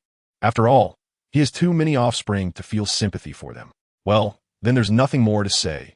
Just let it continue living in its old den. After Qin Yu said this, as if remembering something, he added to Hagrid, "You tell it that from now on, if your friends come in, it should keep a good eye on its little ones. If any injury occurs, I won't mind blowing up the spider den again, and at that time, we'll see if it can escape successfully once more." Qin Yu would certainly not casually use his silent power to blow up the spider cave, but he could still say some intimidating words. After all, it was just a big bug. Could it really understand the saying, "All's fair in war"? I will definitely make my point. Hearing this, Hage nodded seriously. Qin Yu and his friends obtained the venom and used it to slightly open up the market in the magical world. Under Hagrid's persuasion, Aragog also gained Qin Yu's temporary understanding and warning, and the eight-eyed giant spider incident came to a satisfactory conclusion. George and Fred Weasley felt relieved, and Hagrid returned to the Forbidden Forest to inform Aragog of Qin Yu's words. The only one dissatisfied on the scene was the little unicorn, Anna. She had been anxiously circling around while Qin Yu groomed her mother, the large unicorn, and Hagrid's appearance directly slowed down the progress of Qin Yu styling her mother, which made her a bit angry. At this moment, Hagrid finally left, and Qin Yu styled the unicorn Kelly's mane into a middle part that would satisfy even the most obsessive-compulsive. Then, the little unicorn hurried over, wanting Qin Yu to help her with her mane as well. Seeing her like this made Qin Yu smile. He took the last few white unicorn hairs from the comb, handed them to the Weasley brothers to keep, and then began to groom the little unicorn Anna's fur. The Weasley brothers were not accepted by the unicorns for grooming their fur. As for the golden unicorn hairs that were groomed off, there was no need to collect them. Well, Ollivander wouldn't collect them anyway. However, the little unicorn, while Qin Yu was grooming her fur, eagerly reminded him with her eyes to collect her golden hairs as well. to avoid making Anna feel that her fur was less valuable than her mother's. Qin Yu had George and the others switch to a different bag to store the golden hairs. Thus, a Friday afternoon passed like this. Qin Yu was with the unicorns, helping them groom their manies, which felt like a stolen moment of leisure. Meanwhile, George and Fred were quite satisfied with the unicorn hair they had collected. Then, once Hagrid returned from the Forbidden Forest with Aragog's assurance, Qin Yu and the Weasley brothers left Hagrid's hut and headed back to Hogwarts Castle. On the way back, George and Fred walked ahead, while Qin Yu strolled leisurely behind, reflecting on recent events. He then unexpectedly thought of the old Acromantula Aragog, and naturally, that led him to think of the system that saved his life. Since the Acromantula incident, it seemed that the system had been silent, and he wondered where it had gone. Could it be out of service? With this thought, Qin Yu couldn't help but stop, silently urging in his heart, System, are you there? If so, give me a sign. After waiting for 5 seconds, Qin Yu received no response. Just as he was about to take a step away, a voice suddenly rang in his mind. Squeak! Qin Yu. Qin Yu was momentarily speechless. After a while, he helplessly thought to himself, your efficiency at work has really declined lately. How long has it been since you last issued a selection task? I don't have any extra income. I'm solely relying on hard work to make money, and it's really exhausting. Ding! A strong desire for adventure has been detected in the host. Would you like to activate the S-level difficulty world mode? The system's voice sounded. S-level difficulty world mode? What the heck? Qin Yu was somewhat surprised by the system's words. In this mode, the world will fall into the highest level of chaos, which means the host will constantly be in danger, and I will be able to issue selection tasks frequently, the system explained in a mechanical voice without any emotion. Are you saying that as long as I want to court death, you will issue selection tasks?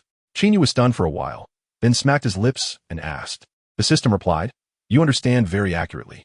Would you like to activate the S-level difficulty world mode? You have 5 seconds to make a choice.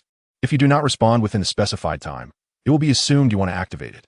5 seconds countdown begins. 5, 4, 3. Damn it, no way. I'm not activating it. Qin Yu said urgently. What the hell? I'm doing just fine, and you want to throw me into S-level difficulty.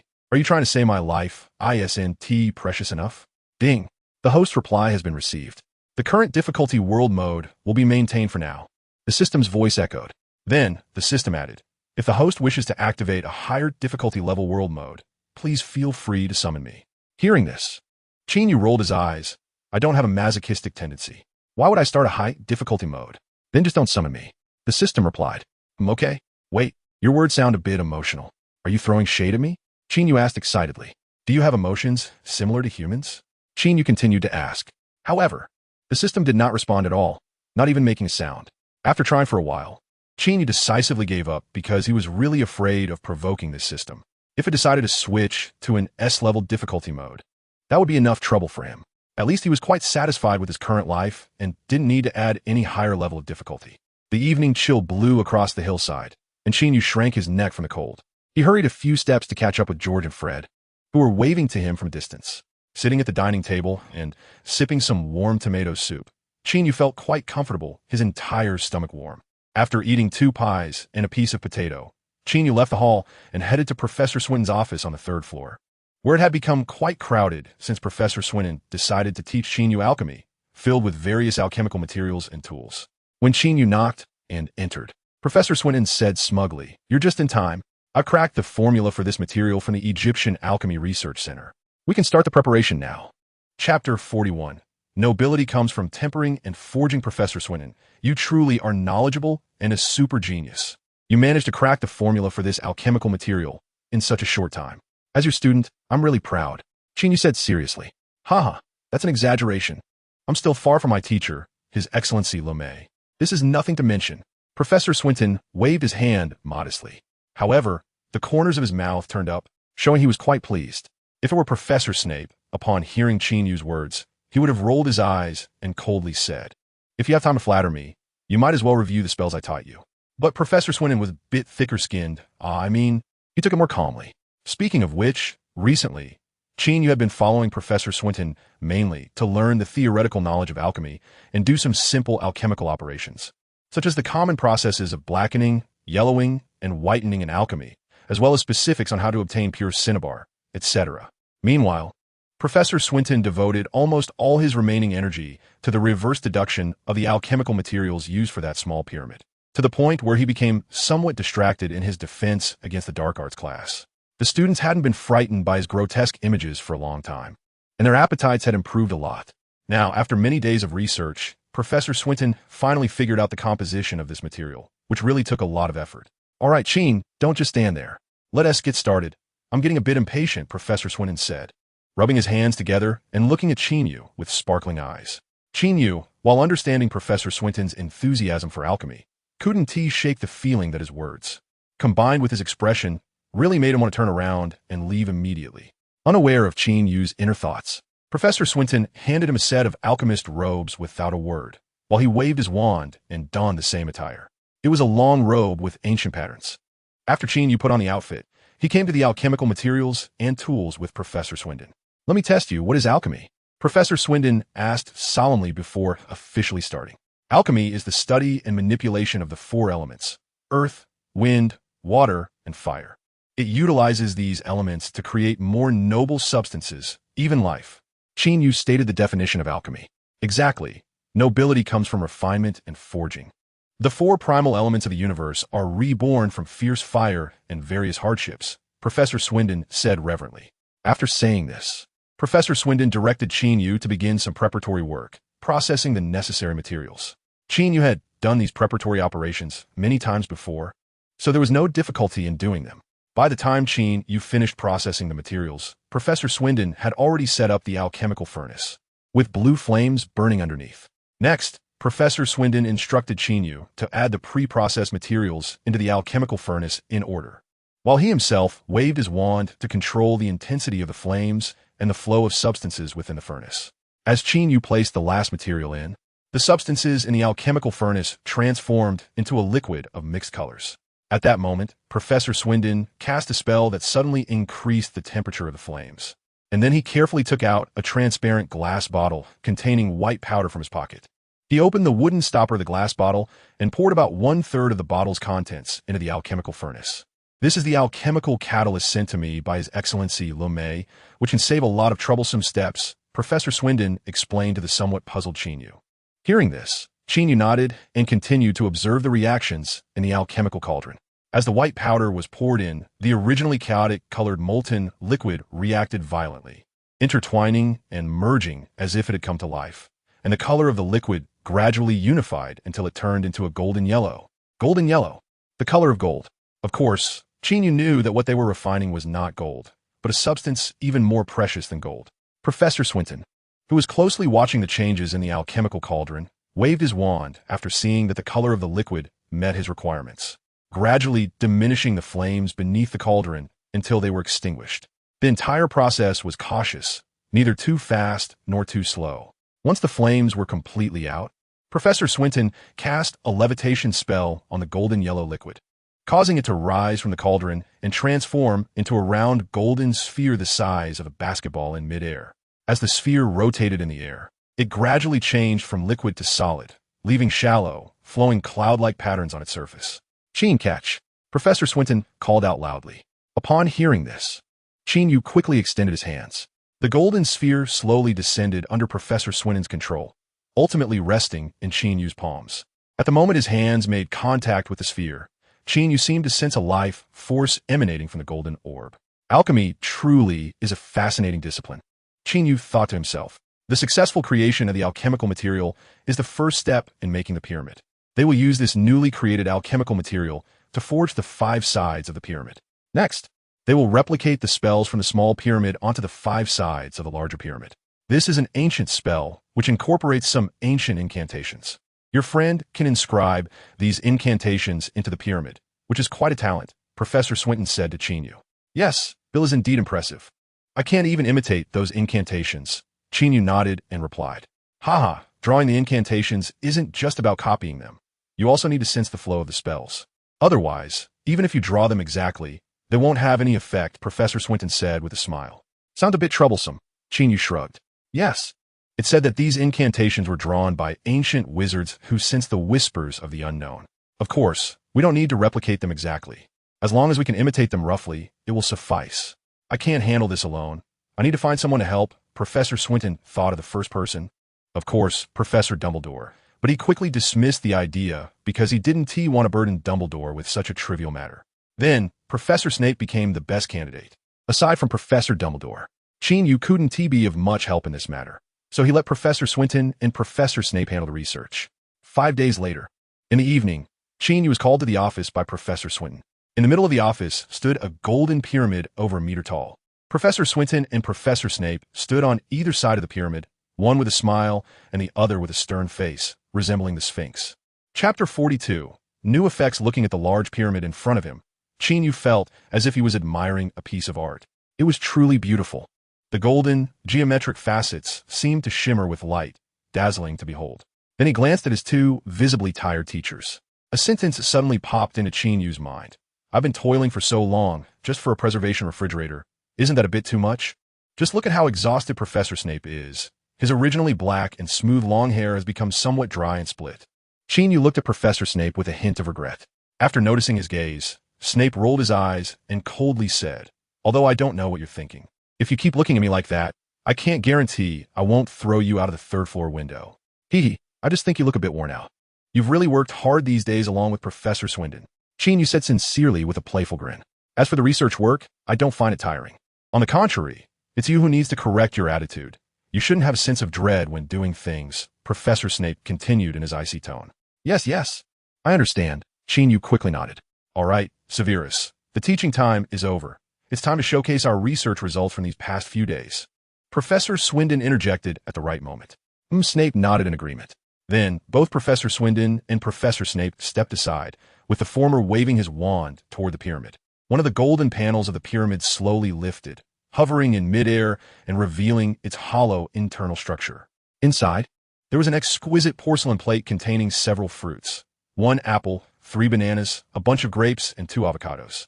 Seeing the proud expressions on Swinton and Snape's faces, Qin Yu sighed inwardly, thinking, I really am a sinner. I shouldn't have troubled the 2 experts with this. Isn't this a waste of their talent? Although he thought this in his heart, he certainly couldn't show such emotions on his face. The efficiency of the 2 teachers working together is truly impressive. I didn't expect them to replicate the spell for the small pyramid so quickly, Qin Yu said with genuine admiration. This admiration was indeed sincere. Qin Yu was also researching the spells within these pyramids. However, he could only barely outline a rough idea without any flow of magic, let alone achieve the desired effects. Now, looking at the pyramid that was transmitting magical fluctuations, Qin Yu truly felt the classical magical aura that Professor Swinton mentioned. Replicate? Do you think we would do something so low-level? Professor Snape sneered, speaking proudly. Isn't that the case? Qin Yu was slightly taken aback. Professor Snape didn't bother to answer his question. Instead, he extended his wand and gently tapped the tip of the pyramid, then moved his mouth and pronounced a spell. Suddenly, a thin layer of cold air quickly appeared inside the pyramid. As the cold air spread, Qin Yu heard the cracking sound of ice crystals forming, and the walls of the pyramid, made of alchemical materials, began to visibly frost over. Looking at the fruits on the plate, they were already covered with a layer of frost, clearly frozen. Is this a quick freezing effect? Qin Yu looked at the 2 professors in disbelief. By the way, the small pyramid Bill gave to Qin Yu only had a preservation function, and the magical aura was not very strong. But now, this larger pyramid not only had a powerful magical aura, but also this quick freezing effect, which surprised Qin Yu. Severus, we agreed that I would demonstrate this. How can you do this? Professor Swinton said with irritation. Does it make a difference who demonstrates? Professor Snape replied indifferently. Of course it does. How can I establish a grand and positive image in front of the students if you do it like this? Professor Swinton argued. Oh, if you want, you can demonstrate it again, Snape said. What use is demonstrating it again? Can it be more shocking than the first demonstration? Professor Swinton said angrily. You didn't specify which time you would demonstrate, Snape pointed out sharply. You're just quibbling. Professor Swinton gritted his teeth. Say what you want, Snape said, folding his arms. Qin Yu couldn't help but raise his hand, interrupting their conversation. Well, Qin, do you also find him unbearable? Both professors said simultaneously. I wanted to say that regardless of who demonstrates, both of you teachers are magnificent in my heart. You have shown me the wisdom and magical qualities that an excellent wizard should possess. Being your student is my greatest honor. Qin Watermaster, you said sincerely. Upon hearing this, Professor Swinton's expression softened considerably, and Professor Snape also snorted and stopped speaking. Now, which of you will explain the principle of this spell to me? I really want to know. Qin Yu addressed the two. Naturally, it will be me who explains, Professor Swindon said first. He then pointed to the pyramid, which had a thick layer of frost formed inside, and began to explain. First, the alchemical materials your friend used are actually low-quality materials made by the Egyptian Alchemy Research Center, which cost very little, while the materials we previously crafted are of much higher quality. Then, the spell he inscribed inside the small pyramid, while it has some preservation and anti-corrosion effects, did not realize the full potential of those ancient spells. This has been a problem that Professor Snape and I have been tackling recently. Now, we can say that we have thoroughly studied and developed 80 of the capabilities of those spells, which is why this pyramid can not only preserve but also freeze quickly. After Professor Swindon finished speaking, Snape nodded and added, many of these spells play a role in magical energy conversion. If you want to understand the operational principles of the pyramid, you need to learn about each spell and know what stage of magical operation they are at. That sounds complicated, Qin Yu said, smacking his lips. It is quite complex, but with us here, we can assure you that we will teach you, Professor Swindon said confidently. Thank you, both teachers. Qin Yu quickly expressed his gratitude. Of course, there won't be enough time for a detailed explanation today. And Qin Yu could see that both professors were quite tired from researching these spells lately, so he proactively suggested starting formal learning tomorrow. The two professors naturally had no objections, as there was no rush. In the following days, Qin Yu began learning these ancient spells under the joint guidance of both teachers. This process was relatively smooth, though somewhat tedious. Fortunately, from time to time, watching Professor Swindon and Professor Snape argue like two children over trivial matters made Qin Yu find it quite interesting, considering it a way to relieve boredom. Of course, he felt more of the mystery and power of these spells, as well as the deep magical skills of the two professors. One day, while the three were drinking strong tea and eating fruits taken from the pyramid, Professor Snape looked at the item they had been studying and murmured, "Have you worked so hard just to store fruits? Haha, have you finally realized this?" Qin Yu twitched the corner of his mouth, feeling embarrassed in his heart. "What's wrong with that? Is there something inappropriate?" Professor Swindon asked, somewhat confused. "There's nothing inappropriate. I just suddenly became curious about how much money you spent on this pyramid," Snape said slowly. Hearing this, Qin Yu also curiously looked at Professor Swindon. He only knew that those alchemical materials must be quite valuable, but he didn't know the specific price. "Let me think, those materials used in alchemy might be worth 2 or 3,000 gold galleons, maybe a bit more," Professor Swindon said after some thought. 2 or 3,000 gold galleons. Qin Yu was a bit dumbfounded. They sold the venom of an 8-eyed giant spider for an entire autumn and didn't make that much money. But that wasn't the end. Professor Swindon continued. "As for the catalyst that Lord LeMay sent me for the alchemy, it can't be measured in money. After all, that thing is not available on the market. It's the crystallization of Lord LeMay's wisdom. Great, the crystallization of the wisdom of the greatest alchemist of our time. How precious must that be? Did you just use it directly?" Qin Yu thought helplessly in his heart. "Of course, the most valuable part of this is still the efforts you and I put in, and those wonderful ideas that Qin occasionally brings up," Professor Swindon said proudly at last. This sounded nice, but after thinking for a moment, Qin Yu couldn't help but say, "Professor Swindon, how about I pay you back later? I definitely can't afford Lord LeMay's catalyst, but at least let me pay you for the alchemical materials." "Haha, Qin, do you really think I'm bored enough to play with you?" Professor Swindon said with a smile. "Isn't it? Ahem, definitely not." Qin Yu quickly corrected himself. "Of course, there's indeed a reason for me to kill time, because I have nothing to do, but after coming into contact with a small pyramid, I also have a strong desire to replicate it, even to surpass it. As a wizard, encountering such things naturally requires us to give our all. After all, it's with this exploration desire that we can progress," Professor Swindon said seriously. "Well, during this process, I've also learned a lot and gained a deeper understanding of magic." Professor Snape interjected. "Exactly, you see, your Professor Snape shares the same idea as I do. We did indeed only create a pyramid for storing fruits. But that doesn't mean we can only do this. Right, dear Qin?" Professor Swindon said with a smile. "It seems to make a bit of sense. However, that much gold galleons doesn't matter to me." After saying this, Professor Swindon paused and continued, "Because I really have a lot of money." Qin Yu was somewhat stunned. He really didn't expect that the usually low-key Professor Swindon was actually wealthy, which somewhat overturned Qin Yu's perception. "Swinton, the one from Swinton by the River Devon, Yorkshire?" Snape frowned slightly and muttered. "Ha, you found out." Professor Swindon revealed a quirky expression after being exposed. However, for some reason, Qin Yu felt that there was a sense of unspoken loneliness hidden within his smile. Chapter 43. The thoughts of a young girl in a sunny attic with large glass windows. A little girl with brown hair and beautiful eyes was seriously tidying up the room. In fact, there weren't many items in the room because its owner hadn't lived there for long. She even left before the weather turned cool, going to a place she couldn't find on the map. Therefore, the clothes here were only spring and summer outfits. Not many, just a few pieces. Nonetheless, she carefully folded those few sun-dried clothes and put them away in a not-so-large wardrobe. Then, she arranged some items in the room according to her preferred layout, such as where to place the coat rack, where the vase looked best, and how to arrange the books, stationery, and cups used by the room's owner on the desk. Of course, the floors still needed to be cleaned. After all, even if no one lived there, dust would still keep falling. Once she finished these tasks, she clapped her hands, looked around, and revealed a satisfied smile. Her gaze eventually landed on a standing photo frame on the desk. Inside the frame was a magical moving picture of a boy in a red-lined robe, flying through the sky on a broomstick. At one moment, he turned around and smiled at her. Looking at the boy who was gazing at her, the little girl pursed her lips and smiled slightly. "Are you doing well?"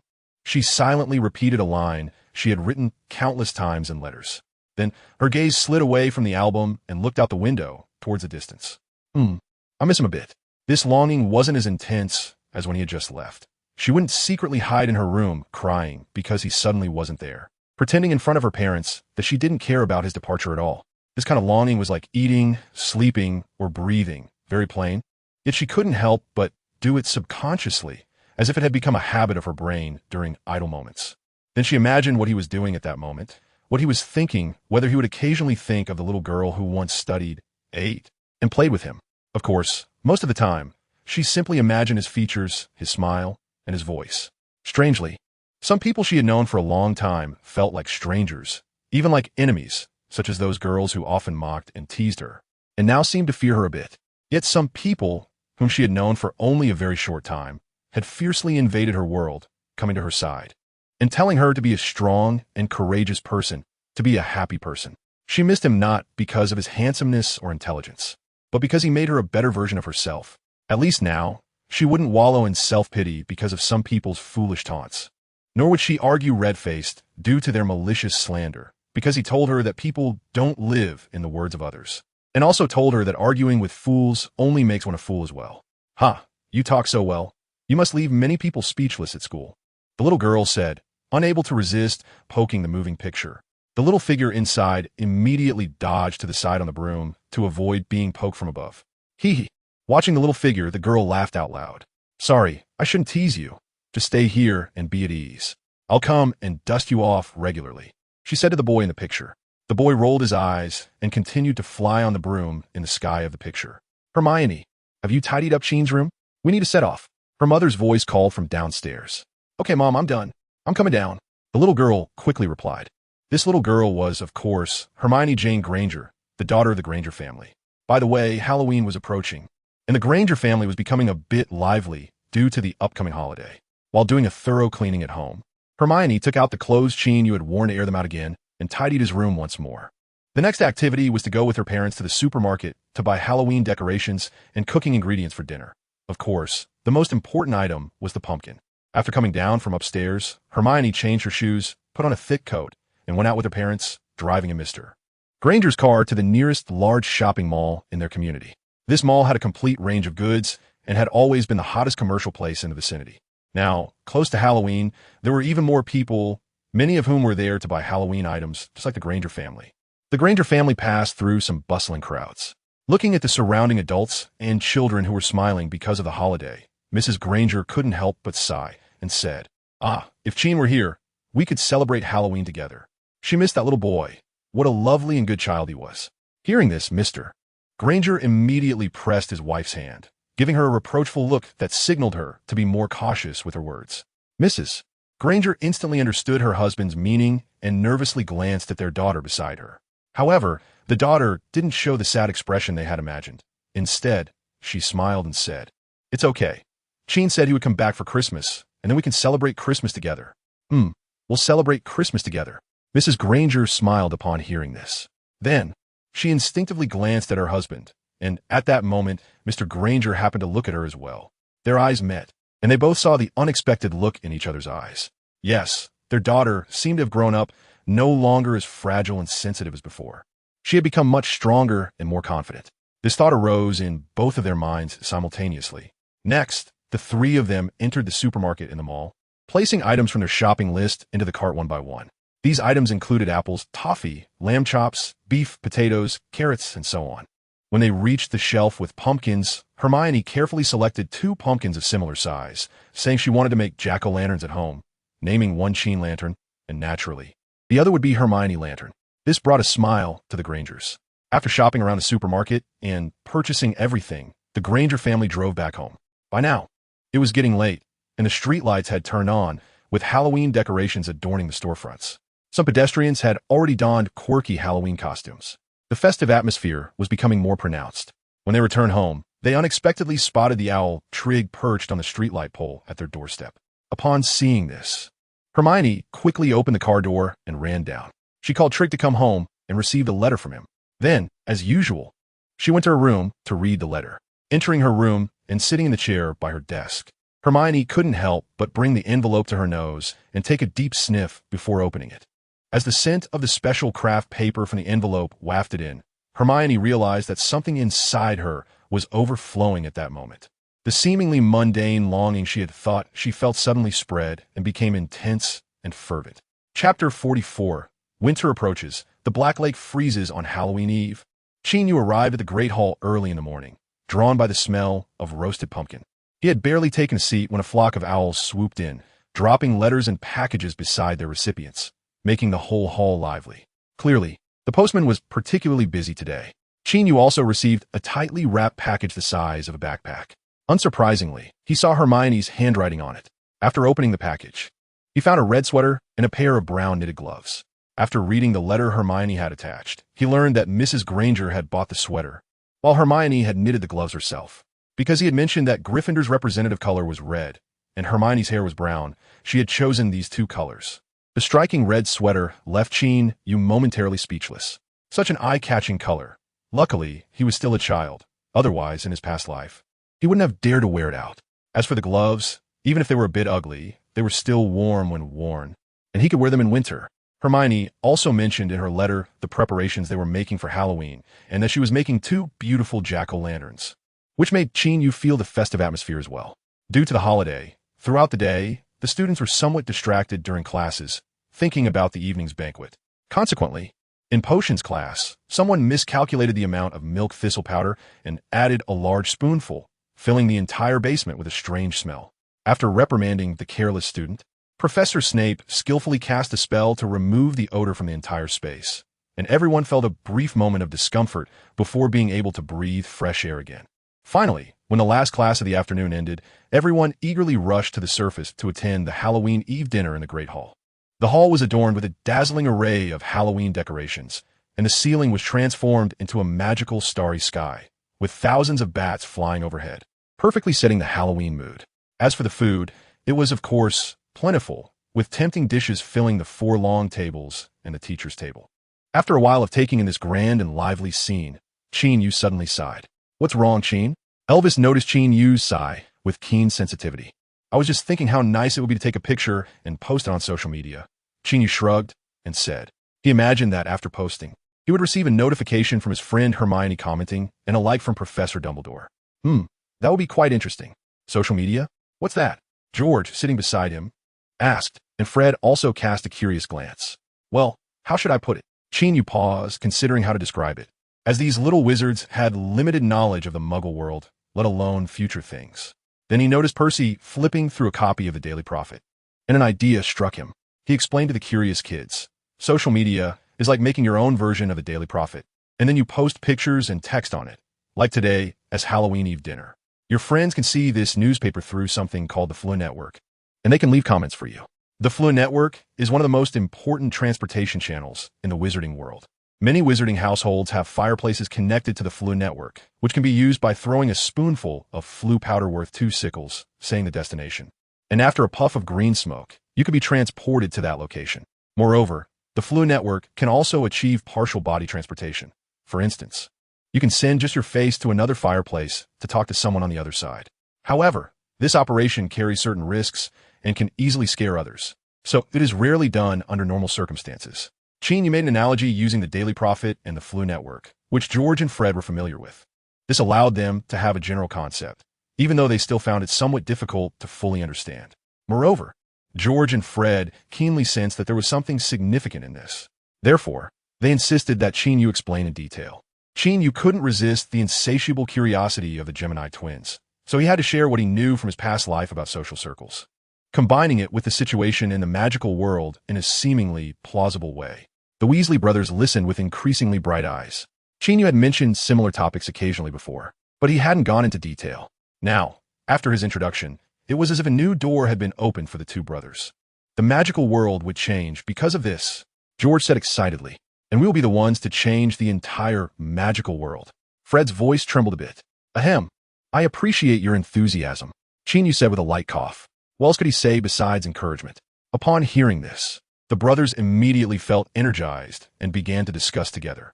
One outcome of this was that Percy Weasley, who originally aspired to join a powerful department in the Ministry of Magic, the older brother of George and Fred, was convinced by his two younger brothers to join the Department of Magical Transportation's Flu Network Authority, although that would have to wait until Percy graduates, as he was still just a fourth-year student and hadn't even become a prefect yet.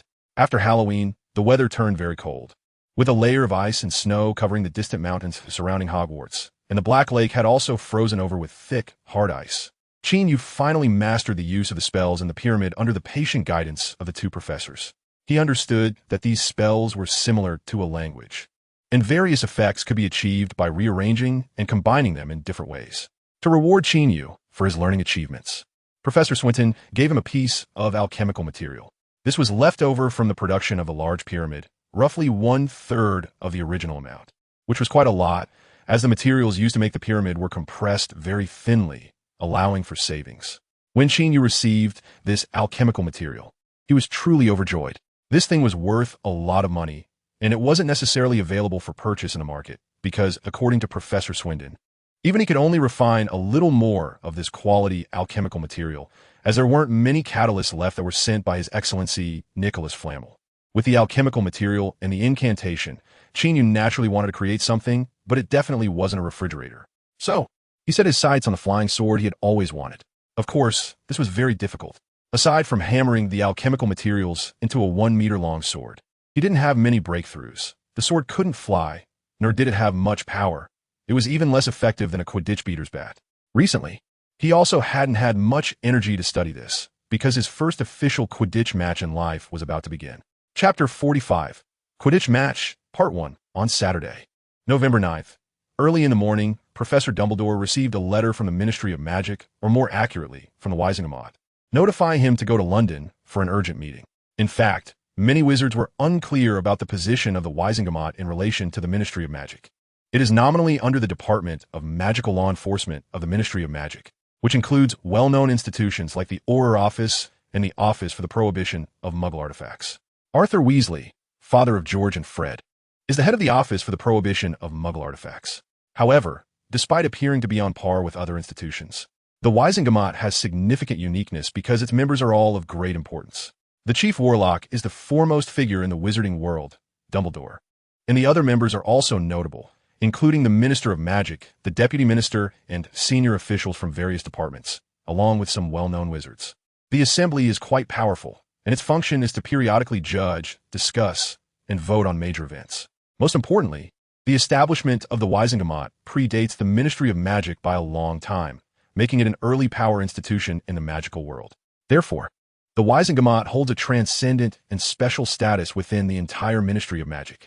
Thus, receiving a letter from here suddenly indicated that something important must be happening at the ministry, and Professor Dumbledore certainly did not dare to delay. He entrusted the task of opening remarks for the Quidditch match to Professor McGonagall, the vice principal and head of Gryffindor House, and he hurried to the underground of Whitehall in central London, where the British Ministry of Magic is located.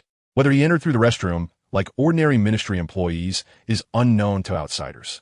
Good morning, ladies and gentlemen. I announce that the first Quidditch match of the Hogwarts academic year officially begins. Professor McGonagall gently placed her wand against her throat and cast the sonorous charm, making her voice resonate throughout the entire Quidditch pitch.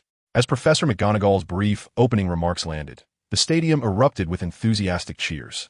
Now, Please welcome the players from Gryffindor and Slytherin, as well as referee Madam Hooch to the field. Professor McGonagall said again. Then, a total of 15 people, including both teams and the referee, entered the center of the pitch on their flying brooms. Meanwhile, Professor McGonagall returned to her seat. Toot! Madam Hooch blew her silver whistle, and the match officially began. The 14 players from Gryffindor and Slytherin quickly rose into the sky on their flying brooms. A large quaffle, 2 slightly smaller bludgers, and a small golden snitch with wings were released by Madam Hooch. Go Gryffindor! Victory, Slytherin! The students from both houses cheered for their teams. Hello, everyone. I'm Linda Zhu from Hufflepuff, 5th year, and I will be today as primary commentator. I hope you all like me, said a beautiful girl with wine-red long hair, smiling from the commentary booth. Hello, everyone. I'm Moni Wanda from Ravenclaw, 3rd year, and I will be today as secondary commentator, said another cool-looking girl with chestnut short hair, speaking very cheerfully. The Quidditch pitch is indeed very large, and with players flying around. It is difficult for spectators to see all the details of the match, even if they are sitting high up. Therefore, commentators are very necessary, as the commentary booth has the best view in magical props to help see many areas that others find hard to see. Now, the match has just begun, and we see that the players from both sides are not engaging in too intense a struggle. Currently, the quaffle is in the hands of Slytherin's chaser, Dorian Pughs. Dorian Pughs already has several matches of experience. He joined Slytherin's Quidditch team last year, Linda Zhu said. That's right, in the last match against us, Ravenclaw. Pughs scored a very beautiful goal. While our goalkeeper seemed to be asleep, Moni Wanda said with a hint of resentment. Hearing her words, many people in the stadium couldn't help but laugh, while the student from Ravenclaw shot some annoyed glances at the short-haired girl in the commentary booth. However, this is indeed a fact. Ravenclaw's Quidditch team has been struggling in the past 2 years, and their players' skills cannot compare to those of Gryffindor and Slytherin, resulting in them being beaten on the pitch. But that girl named Moni Wanda was too much. How could she say such things about her own house's team? Moni, you shouldn't say that. In the last match, Ravenclaw's performance was still commendable. Linda Zhu tried to mediate, then skillfully shifted the topic. So, let us turn our attention back to the pitch. Now Pughs is flying towards Gryffindor's goalposts. Moni, do you think he can score? Moni immediately shook her head and said, It's difficult. Gryffindor's vice-captain, Oliver Wood, is a very experienced keeper. He is currently performing the classic double figure-8 maneuver, guarding the 3 goalposts closely. Look, Pughs is already hesitating about which goalpost to shoot at. Wait, is that Gryffindor's Angelina Johnson? What is she doing? Angelina is rushing over. She stole the quaffle. Oh my god, this girl who just passed the tryouts over a month ago actually took the quaffle from Pughs. Just as Pughs hesitated, Angelina accelerated and snatched the quaffle away, and seeing this scene, Moni Wanda, who had been serious in her commentary, instantly became excited. Cheers erupted from Gryffindor's stands. She's amazing, Linda said. No, she's brave. A girl who just joined the team dares to snatch the ball from an older player. How much courage does that take? Moni said, a bit admiringly. That's right. Quidditch is indeed a sport that requires courage. Linda nodded in agreement. Compared to Angelina's bravery, the male players on the field seem a bit lackluster. Look at our captain, Charlie Weasley. He is still leisurely searching for the golden snitch in the air. Moni, it's not good to say that about Captain Weasley. After all, the golden snitch is hard to find. It's okay. Charlie and I are distant cousins. From what I know, he has a very good temper, and he doesn't have a girlfriend. I could help arrange a date for you two, Moni. Professor McGonagall, sitting not far away, couldn't help but speak in a low voice as she heard the child's topic go off track. I'm sorry, Professor McGonagall. Moni stuck out her tongue and said. After Angelina grabbed the ball, she flew towards the Slytherin goalpost with all her might. However, 3 Slytherin chasers were hot on her heels. Angelina is in danger, Linda said with concern. Angelina needs help. It's hard for her to break through the 3 Slytherin players. Oh no, the Slytherin beater is getting close. Before Moni's words finished, a burly Slytherin beater swung his bat and struck a nearby bludger hard. The bludger let out a shriek as it hurtled towards the cornered Angelina Johnson. Just then, a figure swooped in from the side, blocking Angelina and swinging the bat to smash the bludger away with a bang. Moni saw this and immediately shouted, It's Gryffindor's beater. George Weasley. He saved Angelina from being hit by the bludger at a critical moment. That's amazing. But Moni, how did you recognize him as George Weasley? He looks a lot like his twin brother, and they are both Gryffindor beaters. It's simple. George's nose is slightly taller than Fred's, and one of his eyes is bigger than the other, so it's easy to tell them apart. I discovered this secret while staying at the Weasley house last summer. You might doubt it, but I have to say, my eyes are like a microscope. I could see at a glance that he is George, Moni said smugly.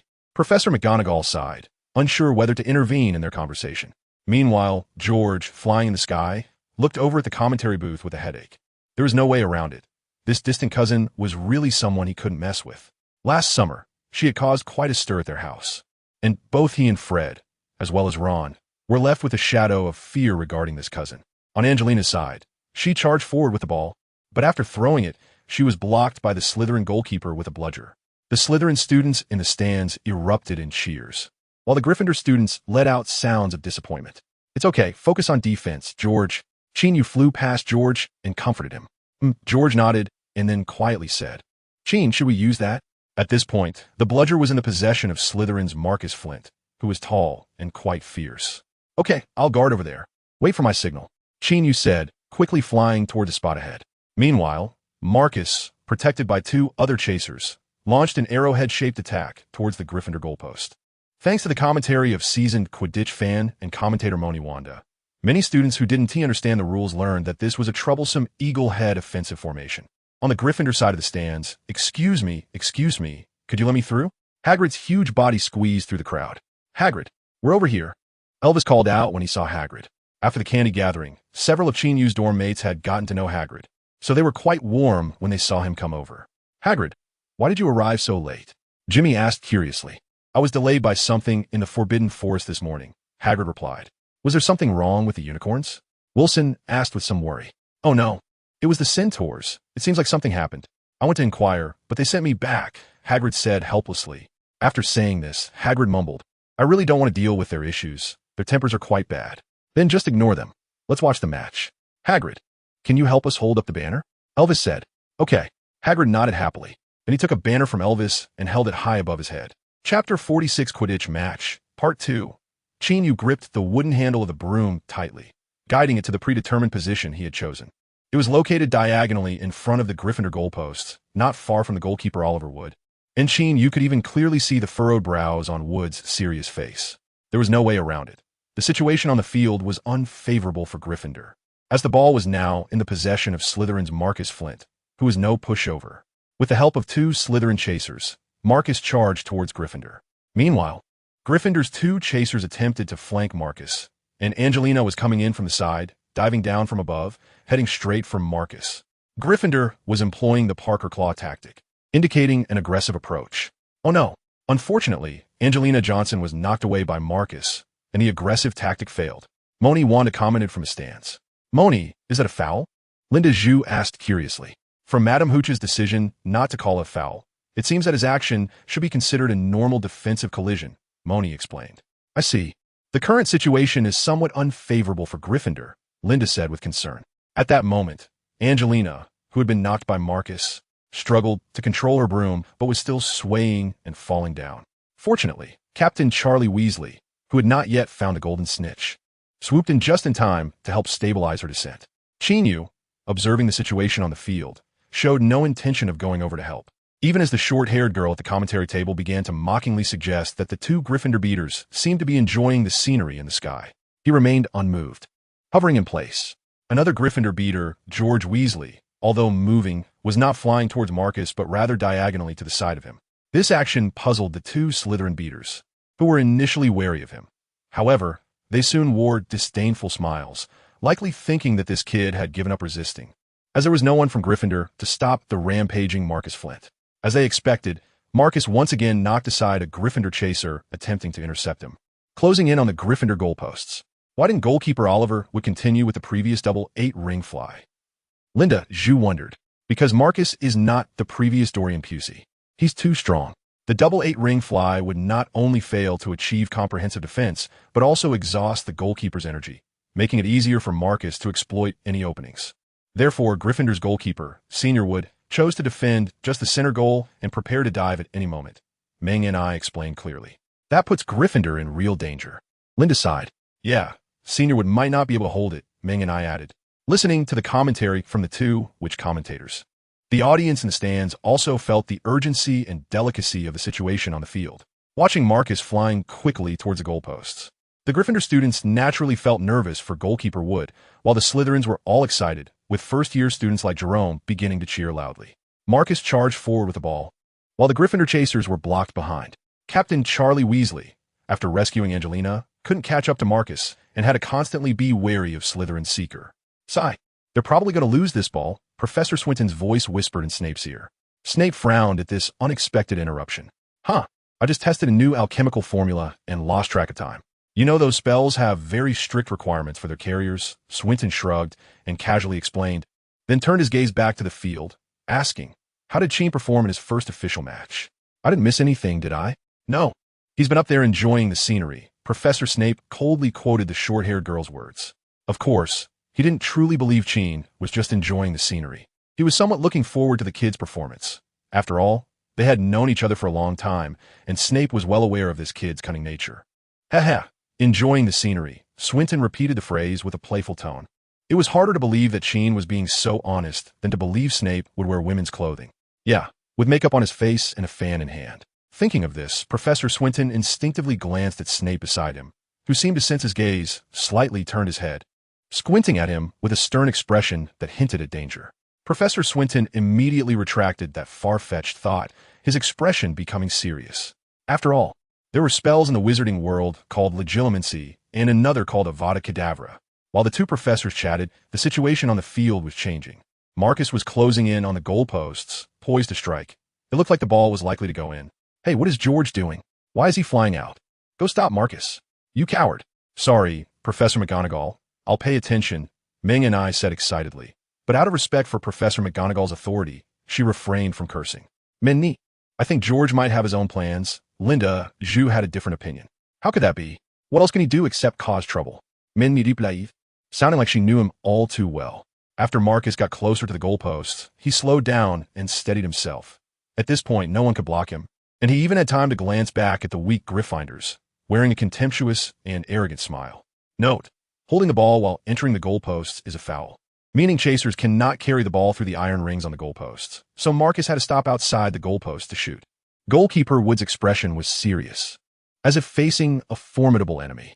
Meanwhile, Marcus began to fly in a zigzag pattern to confuse him, making it difficult for Wood to determine which of the 3 goalpost rings he would shoot at. However, Wood did not have to wait long. After a brief hesitation, Marcus suddenly darted to the left, then abruptly stopped, preparing to shoot. Wood quickly dove toward that goalpost to defend it, but his response was clearly rushed. He simply did not have time to block the bludger that Marcus was about to send flying. George! At that moment, a loud shout rang out in the air. Immediately afterward, with a loud thud, a black bludger was sent flying by George, hurtling in a certain direction. That direction was not towards the Marcus protected by Slytherin players, but towards Qin Yu, who was positioned diagonally in front of the goalposts. What was he doing? Linda couldn't help but exclaim in confusion. Many in the crowd felt similarly, wondering what this red-haired beater from Gryffindor was up to. Did he think they were going to lose points and start fighting among themselves? After all, the beater named Qin had been leisurely observing throughout, not putting in any effort, which was infuriating. However, some who understood Quidditch or had seen Qin Yu's selection showed skeptical expressions, and Professor McGonagall couldn't help but raise an eyebrow. Professor Snape also let out a soft hum, but it was hard to discern his emotions. Reactions from the crowd varied, but it was just a momentary thing, as the bludger, after George's powerful strike, sped up, its piercing whistling echoing across the field. Within seconds, it was about to hit its target, and that target, the beater named Qin, stood still, not moving or dodging, calmly watching the rapidly approaching bludger. Then, everyone saw him raise his bat high and swing it fiercely, striking the whistling bludger with tremendous force. Bang! The deep, thunderous sound of the impact reached everyone's ears after a brief delay. It was clear that the speed of that strike had reached an impressive level. Amidst the shock and awe of many, the speeding bludger, after being struck hard by beater Qin, suddenly changed direction, making an almost 135-degree angle with its previous flight path. Continuing to charge forward resolutely, after the second hit, the bludger's speed increased by nearly double, and this time its target was aimed straight at Marcus Flint. Gryffindor's intentions were finally laid bare, clear for all to see. However, while being on guard against others, the Slytherin players overlooked Qin Yu, the batter, and it was too late to stop him. They could only watch helplessly as the fast-moving bludger flew towards Marcus. Marcus, on his side, had already adjusted his stance. Holding the quaffle in one hand, raised high, pretending to throw, Unexpectedly, at that moment, he heard the sharp whistling sound of the wind, and then felt as if a powerful cannonball had struck his waist, as if his bones were about to break. Marcus cried out in pain, his body flipping sideways. The quaffle slipped from his grip. Slytherin's chaser Marcus was hit by the bludger, crashing before the goalpost. Wow! The entire crowd erupted into a noisy uproar. Merlin's beard. A double-team attack. What'd I just see? Qin, in collaboration with George, actually executed a double-team attack. He is truly amazing. I can't believe I am witnessing such an exciting tactic in a Quidditch match at Hogwarts. It's just exhilarating. Incredible. Senior Wood also did well. He quickly caught the quaffle that Marcus had dropped and held it tightly. After securing the ball, he flashed a brilliant smile at Qin. A smile filled with 3 parts affection and 7 parts admiration. It was just so heartwarming. Fan and commentator Wanda was so excited that she became somewhat incoherent. Mungni, mind your words. Professor McGonagall reminded her again. Originally, I meant to say their cooperation is so tacit, it must be a result of long-term training. Such camaraderie is truly enviable. Mungni changed her expression, though it still sounded a bit strange. However, the audience had already been stirred up by her earlier words. Qin, Qin, Qin, Wood. Of course, there are also plenty of cheers for Weasley. The 3 of them are the heroes of this attack and deserve such cheers and praise. Qin Yu and George successfully executed their tactics, excitedly flying back and forth in the sky. They had only intercepted 1 goal, yet they were overly proud of themselves. Professor Snape said coldly. As the head of Slytherin House, Professor Snape naturally did not have a pleasant expression. Oh really? You truly think this was just a simple interception? Professor Swindon, sitting nearby, said with a half-smile. You can shut your mouth. Professor Snape replied, somewhat irritated. Indeed, he knew very well that this was not merely a simple interception. Gryffindor's long-planned ambush not only prevented Marcus from scoring, but also caused him some injury, which would definitely impact today's match. Most importantly, Qin Yu's recent strike had directly shattered Slytherin's confidence and courage, with their captain frustrated and morale lost. How could they compete in this match? In fact, as the subsequent match unfolded, just as Professor Snape and many others had predicted, the Slytherin Quidditch team played without any momentum, becoming increasingly conservative. Even though Marcus Flint, who barely managed to stay on the field, kept shouting and rallying, it still couldn't lift their spirits. Moreover, that batter named Qin seemed like a completely different person from the start of the game, wielding his bat like a killing machine on the field, becoming a psychological shadow for the Slytherin players. Even a normally non-threatening Seeker was struck several times, simply because the Seeker had used the Pakov's lure tactic that nearly made Charlie fall flat on his face. Qin Yu was quite displeased with him and chased him across half the field. Qin hit Marcus again. We can see that Marcus is now somewhat disheveled, cough cough, but he still remains very tenacious. Qin's mobility and precision are once again fully displayed. Come on, let's listen to the cheers from the crowd. Were they shouting? Mungni Wanda said this and put her hand to her ear to listen. Qin is the king. Qin is the king. Qin is the king. The voice first erupted from the Gryffindor stands and then spread throughout almost the entire Quidditch stadium, except for the Slytherin students. This was the phrase on the banner held by Hagrid, the words that Elvis had written when Qin Yu participated in the selection. And now, more people were finally shouting it out loud. They were shouting that Qin is the king. Linda Zhu was also touched by the atmosphere on site and said excitedly, "That's right, Qin is the king of the Quidditch field at this very moment. Qin is our king." Mungni's final words were shouted from her chest. Qin is our king. The stands echoed with such cheers. Feeling the overwhelming sound from below, Qin Yu felt somewhat moved inside. He didn't want to falsely claim that he didn't care about these things. On the contrary, he felt that living freely and joyfully was one of the purposes of his second life, and he truly enjoyed the current noise and excitement. My king. George flew over at some point, pressing his right hand on his left chest and bowing ceremoniously. Qin Yu couldn't help but roll his eyes, then said irritably, "All right, let's put in some more effort and try to widen the score gap a bit more, so Charlie won't have to work so hard." As long as we increase the score gap to over 150 points, do we still need to find a player to catch the golden snitch for those extra 150 points? Hee. If Charlie hears you say that, he'll be furious. George thought Qin Yu's words were too harsh. I think he should be happy instead. After Qin Yu finished speaking, he bent down and suddenly dashed out. George also howled and followed him, flying past.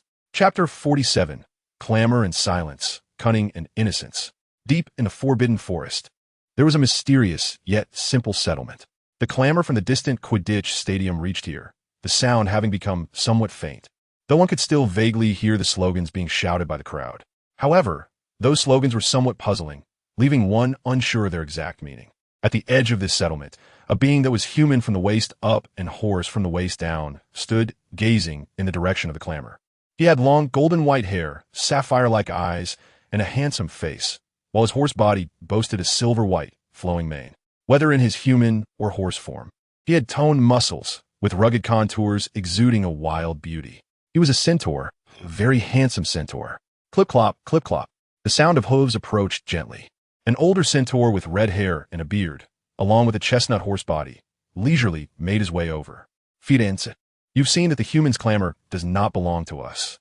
You also saw how dangerous that man was today. If we have too much contact with humans, it could bring us disaster, the older red-haired centaur said in a deep tone.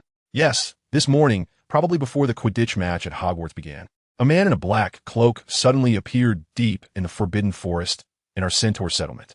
After arriving, he directly asked us about an event from many years ago, and after being denied a response by one centaur, the man angrily cast a spell, knocking him to the ground. Then the centaurs raised their bows and collectively attacked him, but the man easily deflected all of it and ultimately pressed the tip of his wand hard against Firenze's neck. Threatened by the companion, they could only tell the man what they knew about that year's events. Of course, only the parts they were aware of. Ronan, is it true about my father? Why did he leave with that group? The young centaur named Firenze turned his head and asked with a frown. His sapphire-like eyes were filled with confusion and incomprehension. As he turned, a bruise on his neck was revealed, left by the man with the wand. Even though centaurs are skilled in magical healing, that bruise was still hard to eliminate in a short time. I don't know why your father, Asta, left. I was young and ignorant back then. All I know is that Asta was the most talented diviner in our tribe. He could see the trajectory of fate through the stars. Later, a group of people came to the tribe to take him away. When he left, he said that fate had arranged for him to do something great, and he had to go. However, as you know, he never returned. The older centaur, Ronan, continued in a low tone. So did he change fate, or did he become a part of it? Firenze continued to ask. Nobody can know that. We can only know that centaurs need to stand outside of fate, not participate in it. Ronan said earnestly. Ronan, you can't reason with this kid. He has to suffer before he understands these truths. Clearly, he hasn't suffered enough today. An angry voice sounded, and there was a rapid sound of hooves. Soon, the owner of the sound appeared before the two centaurs. It was a centaur with black hair and a black mane. The black centaur looked somewhat disheveled, with noticeable injuries on his face and body even after magical healing. Bane, I will get to the bottom of what happened back then, rather than hiding here waiting for fate to arrive. Firenze also glared at this hot-tempered fellow. I see you just want to leave. You probably want to be a mule for those people to ride. Bane said angrily. You are the mule. Firenze glared back. Enough. Bane, Firenze, you are not enemies. Ronan stepped in between the two to mediate. Then, both opposing centaurs snorted coldly and turned away. The black centaur stormed off, while the young centaur still gazed toward the clamor of the Quidditch stadium, not knowing whether he was imagining the scenes of the match or the world of humans. The first inter-house Quidditch match of the Hogwarts academic year finally concluded at the moment Charlie caught the golden snitch. Before he caught the small golden ball, Gryffindor was already leading Slytherin by more than 90 points. Although it did not reach the 150 points that Qin Yu and George, the two beaters, had hoped for, it was enough to crush Slytherin. The victors were jubilant, while the losers were downcast. Professor McGonagall stood at the front again, announcing in a loud voice that the match had concluded successfully and that it was a competition filled with sportsmanship. Afterward, teachers and students began to leave one after another, still discussing the match, debating which scene was the most memorable, whether it was Qin's sharp double attack or him chasing the Slytherin Seeker all over the field, causing that Seeker to hesitate when the golden snitch finally appeared. In any case, this match had already spread Qin's name into the ears of everyone present, and it would undoubtedly remain deeply etched in the memories of many. Meng and I, cousin, thank you so much today. At an exit of the stands, Fred waited for Meng and I Wanda, who had just come out. Meng and I Wanda smiled and said, it was nothing, but I'm curious. With Qin and Gryffindor's Quidditch team being so strong, do I really need to cooperate? As they spoke, they walked aside to avoid the crowd. Of course it's necessary. Qin often says that even a lion will use all its strength to catch a little rabbit. Moreover, the Slytherin Quidditch team is not a docile rabbit. Fred said to Meng and I, quoting what Qin Yu had said, Why do you want to kill little rabbits? How cruel! Meng and I frowned, feigning a hurt expression. Cousin, please don't pretend to be a lady in front of me, Fred said, feeling a headache. This was the same girl who dared to toss Ron's pet Scabbers into a fish tank. How could she possibly be a delicate little girl? Of course, Fred also knew that Meng and I was not someone who liked to cruelly mistreat animals. As for her attitude towards Scabbers, according to her, she simply felt disgusted upon seeing the rat and wanted to teach it a harsh lesson, which the Weasley family found hard to understand. Although what Qin said was a bit strange, I agree with the reasoning. So, this time Gryffindor won the match, and I contributed too. I was also part of your plan, right? Meng and I said with a smile, a hint of cunning in her expression. Of course. You were the best friend of our Gryffindor Quidditch team. Fred chuckled and said, that's right, Meng intentionally mocked, ridiculed, and even insulted the Gryffindor Quidditch team earlier. And it was Qin Yu who asked her to do that. The purpose was simple, to make the Slytherin team underestimate their opponents, so that when Gryffindor found an opportunity, they could strike hard. It turned out that this strategy was highly effective, even exceeding expectations. Of course, this is also due to the hard training that Qin Yu, George, Fred, and the others did regularly. Although the double hit on the bludger only changed its direction slightly, it required the second hitter to have strong hitting power and precision. To practice this move, Qin Yu was hit by the bludger and turned into a pig's head for several days. Fortunately, hard work always pays off, which allowed him and the Gryffindor Quidditch team to show off quite a bit. So, are you regretting letting George play instead of you? Minnie asked casually. Not at all. I accept the bet and lose. I didn't let him win on purpose. Fred raised an eyebrow and replied. Speaking of which, Fred's collaboration with Qin Yu was not inferior to George's. After all, as long as he hit the bludger hard towards Qin Yu's direction, Qin Yu would naturally move in for a second hit.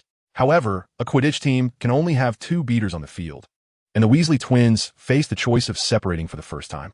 So, they came up with a good, silly idea to decide the outcome through a contest. The contest involved eating Bertie Bott's every flavor beans, which have random flavors, including bitter, spicy, sour, and sweet. At that time, in front of Hagrid's hut, they each had 100 every flavor beans in front of them to see who could eat more without spitting them out. Then, when Fred reached the 56th bean, he got the legendary taste of fishy grass, and he immediately broke down, painfully announcing his withdrawal from the contest and spitting it out. Meanwhile, George didn't know what flavor he had, but after Fred announced his withdrawal, he also started to vomit. In short, such a silly contest could only be thought of by the two of them. Afterward, Fred readily gave up the beater position for George to play. Mungni, we will have a celebration party later at Hagrid's hut. Make sure to come. Fred invited. Okay, Fred, I'll go change my clothes and then come over, Mungni replied. Then, the two parted ways, with Mungni returning to the Ravenclaw dormitory area while Fred went to join Qin Yu and the others. The once bustling Quidditch pitch returned to quietude after the teachers and students gradually left. With only a few birds that hadn't team migrated for the winter, searching for seeds in the grass below the pitch. Yes, both noise and silence could be accommodated here. Chapter 48. The troubling underflow Hagrid's hut became a frequent gathering place for Qin Yu and his friends. It was close to the Forbidden Forest, with a view of the mountains, fresh air, and a wide view, and occasionally they could see the magical creatures Hagrid was feeding, although they rarely appeared, except for the unicorn mother and daughter, who would come over occasionally to eat clean carrots and leave gracefully afterward. If they were really bored, they could go to the nearby Whomping Willow and have a go at that tree. According to George and Fred, the Whomping Willow had a very bad temper and really hit hard, which was quite painful. Of course, no one else had dared to try it yet. In short, everyone really liked it there, as long as Hagrid didn't bring out his baked biscuits or his dark sour soup porridge. Today, after winning the Quidditch match, the entire team came over, along with Mungni Wanda, who had changed into casual clothes. Hogwarts students are allowed to dress more casually outside of class or major occasions, but many people are too lazy to change and just wear their wizard robes. As for the food, it was all bought by Hagrid from Hogsmeade Village, using the galleons that Qin Yu had given him. Ever since the Aragog's venom hit the market, they had made a small profit, and Qin Yu felt more confident. He set aside enough money to buy Hermione her textbooks and school supplies, as well as a broomstick, and the rest he could spend freely. So far, there hadn't been many places to spend money, with the biggest expense being buying some food and drinks in Hogsmeade. Just as Qin Yu and his friends were eating and drinking at Hagrid's hut, Dumbledore, who had been away for most of the day, returned to Hogwarts. Shortly after, Professor McGonagall, dressed in her emerald green robes, walked into the circular office of the headmaster. Upon arrival, Professor McGonagall briefly explained the results of the Quidditch match to Dumbledore. And then she couldn't help but ask, Albus, what exactly happened that made them so eager for you to come? After a moment of silence, Dumbledore slowly replied, a messenger from Brazil has arrived, claiming that an auror from the Brazilian Ministry of Magic discovered some people who have now become a serious threat there and are on the rise. And what they are advocating resembles something from an old friend of mine. An old friend of yours? Who? Professor McGonagall frowned. Dumbledore had many powerful friends, and among them, several had caused significant trouble in the past. Fortunately, with Dumbledore around, his friends naturally didn't have a good ending. Therefore, it is wise to be cautious when befriending Dumbledore. If one were to go down the wrong path someday, old Dumbledore would personally take action, regardless of closeness. Gellert Grindelwald. Professor Dumbledore uttered the name he hadn't mentioned in over 40 years. Grindelwald? A look of surprise appeared on Professor McGonagall's usually calm face, and she continued in confusion. Isn't he already captured and imprisoned in Nurmengard? Azkaban is a prison in the magical world that is as infamous as Nurmengard, housing wizards who have committed serious crimes. In the legendary wizard duel of 1945, Gellert Grindelwald, considered one of the most powerful dark wizards in the history of the magical world, was defeated by Albus Dumbledore and was imprisoned in a cell in Nurmengard. This is a long-forgotten story, if it weren't for Dumbledore mentioning it. Professor McGonagall would almost have forgotten about him. After all, new talents emerge in every generation, and after Grindelwald, another Dark Lord appeared, one who rivaled him, shaking the magical world to its core, becoming the new taboo of the magical world, overshadowing Grindelwald's story. Of course, those who lived through Grindelwald's rampant years would not truly forget him, because Grindelwald once brought a period of madness and darkness to the magical world. Grindelwald is indeed still imprisoned, and Nurmengard is heavily guarded. The possibility of him escaping is slim. I just came back from visiting him. He told me in person that the people outside are not his arrangements. However, he hopes that someone will inherit his will. Although he regrets his past crimes, he still believes that some of his ideas are right. After Dumbledore finished speaking, he sighed. Grindelwald's will, so to speak, is that wizards are supreme and should be the rulers of this world, rather than sneaking around in the corners. The way to realize this idea is to unify the magical world and then trample muggles underfoot. You mean someone is using his name to develop power? Professor McGonagall said with a serious expression. It is likely so. You know, his ideas have a lot of market among many wizards, even far surpassing Voldemort. Sigh. After all these years, people still use you-know-who to refer to Voldemort, Dumbledore said with some concern. That person is a euphemism for Voldemort. People have always felt that directly calling his name is taboo, and with the 10-year mark approaching, Dumbledore has a premonition that this guy might return again. One Voldemort is enough to give people headaches. Now, there's a group of fanatics promoting wizard supremacy. Dumbledore found himself feeling a bit overwhelmed. Thinking of this, he glanced at the quietly resting Phoenix Fox in the room, and a hint of loneliness flashed in his eyes. No matter how powerful a person is, they cannot withstand the erosion of time. Although this emotion passed quickly, Professor McGonagall still keenly captured it. She spoke in a calm tone. Albus, you don't have to be too pessimistic.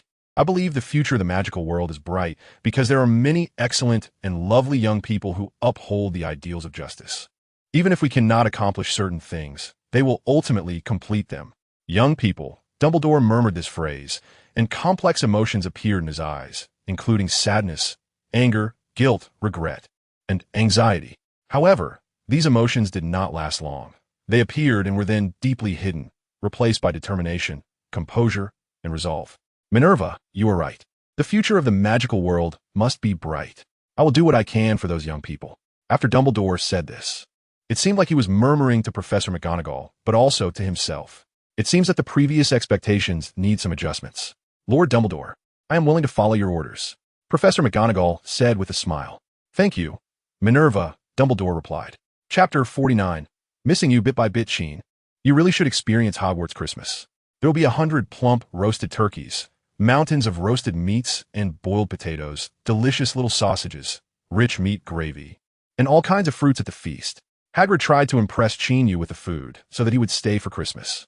Mainly, after spending half a year together, Qin Yu suddenly had to leave for more than 10 days, and Hagrid was somewhat unaccustomed to it. At this time, Christmas was approaching, and Hogwarts was about to go on holiday while also preparing for the festivities. After all, many children chose to stay at school and registered with Professor McGonagall. Hagrid and Qin, you are currently selecting suitable fir trees for Christmas near the Forbidden Forest. How about this one? It's straight. Qin Yu pointed a tall, straight fir tree and then turned to respond to Hagrid. I'm also looking forward to spending Christmas at Hogwarts. But I promised Hermione to go home and spend Christmas with her, and I do miss her, Uncle David, and Aunt Ginny a bit. Well, I'm not trying to stop you. I just wanted to tell you what Hogwarts Christmas is like. You should know that the kids really love it. Hagrid shrugged and explained casually. Haha, I'll experience the school's Christmas next year or the year after. After all, I'll be here for 7 years. So there will always be opportunities, Qin Yu said with a smile. That's true. There is plenty of time. Hagrid felt that Qin Yu made sense, and his mood improved significantly. Then, he took his huge axe and came to the fir tree that Qin Yu had chosen. After finding a suitable angle, he swung the axe down hard. He skillfully chopped around the trunk. When the last chop came down, the bottom of the fir made a creaking sound, and the tall tree gradually leaned over before crashing to the ground. Once the fir tree was felled, Hagrid hoisted one end of the trunk onto his shoulder and dragged it out with great effort. Qin Yu followed behind him, helping to carry the axe. This was already the 12th tree they had chopped down today, which was enough, so they wouldn't come back and didn't need to leave the tools here. Hagrid dragged the fir, leaving a winding trail in the snow, and Qin Yu followed this trail back to Hogwarts Castle with him. When they walked into the Great Hall, George and Fred were struggling to help the professors carry things, looking miserable. The reason was that those two had cast magic on a snowball, causing it to go out of control and explode near Professor Snape, so they had been brought over to help. The arrival of Qin Yu lifted the spirits of the two, who shouted that they wanted to hang various decorations on the newly moved tree together. Soon, with the help of Professor McGonagall, Professor Flitwick, Hagrid, and several students, the auditorium was decorated in a lively manner, filled with a festive atmosphere. Looking at the walls adorned with cascading floral ribbons, various exquisite Christmas decorations, and the sparkling icicles, along with the Christmas tree decorated with hundreds of candles and golden baubles. Qin Yu suddenly thought of that little girl with brown hair and beautiful eyes for some reason. Perhaps holidays are meant to be spent with those we consider important. And the first person he saw when he arrived in this world was, after all, the most special existence. After returning to Gryffindor's dormitory from the auditorium, Qin Yu began to pack his luggage. He brought a few winter clothes for change, and the rest of the suitcase was filled with gifts for the Granger family, a large portion of which were for Hermione. These were things Qin Yu had occasionally bought or obtained through various means over time, accumulating a considerable amount. Looking at the overstuffed suitcase, Qin Yu suddenly recalled Professor Swinton's bag that held many owl models. If he had that thing, he wouldn't have to worry about how to pack his luggage, right? Next year I must persuade Professor Swinton to give it to me. Qin Yu thought firmly to himself. 2 days before Christmas, Hogwarts officially went on holiday. Students staying at school could freely move around the campus, playing or studying in the dormitories, common areas, and various places. Those leaving had to take the Hogwarts Express train from Hogsmeade Station to their destination. On this day, Qin Yu huffed and puffed as he carried his suitcase onto the train. There were clearly far fewer people going home for Christmas than there had been returning to school at the beginning of the semester, and many compartments on the train were empty. Qin Yu chose a private booth that was unoccupied and walked in. However, despite the few people around, he did not immediately enjoy the quiet atmosphere, as students passing by occasionally spotted him and were surprised to find that he was the invincible Beater Chin from Gryffindor during the last Quidditch match. They couldn't help but come over to say hello.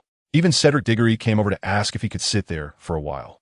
After receiving Qin Yu's permission, he excitedly sat down to express his admiration for Qin Yu and asked him how to be a qualified Quidditch player. Qin Yu secretly thought to himself, "Isn't it a bit off for you, a seeker, to ask me, a batter, for advice?"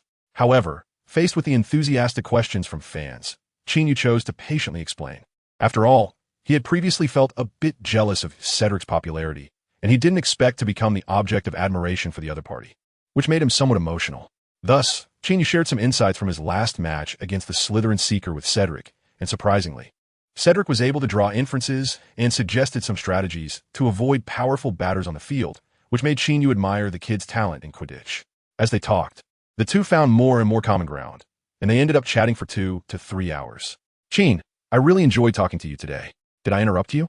Cedric said, glancing at the setting sun, feeling a bit embarrassed. "No, not at all. I'm also happy to chat with you. My friends haven't gone home for Christmas, so I'm quite bored," Qin Yu replied. "Moreover, some of your ideas have inspired me.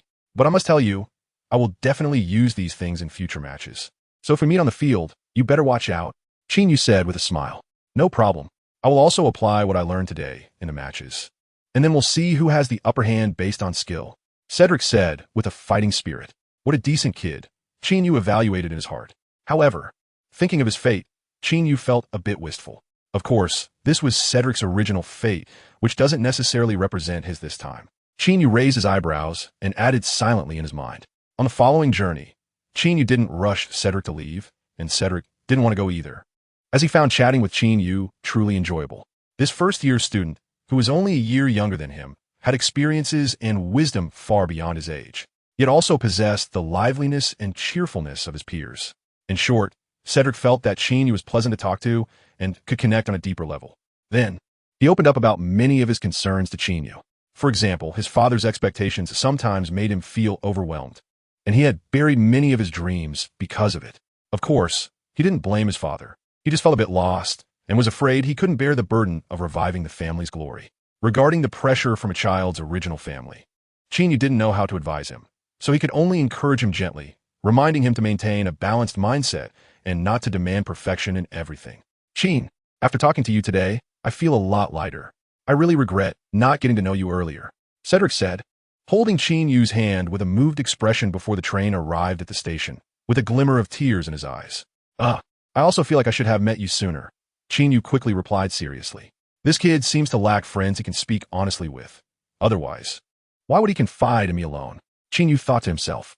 However, he could sense Cedric's sincerity, and he also found the conversation enjoyable, which at least alleviated some of his anxiety about returning home. Yes, the closer Qin Yu got to his destination, the more uneasy he felt.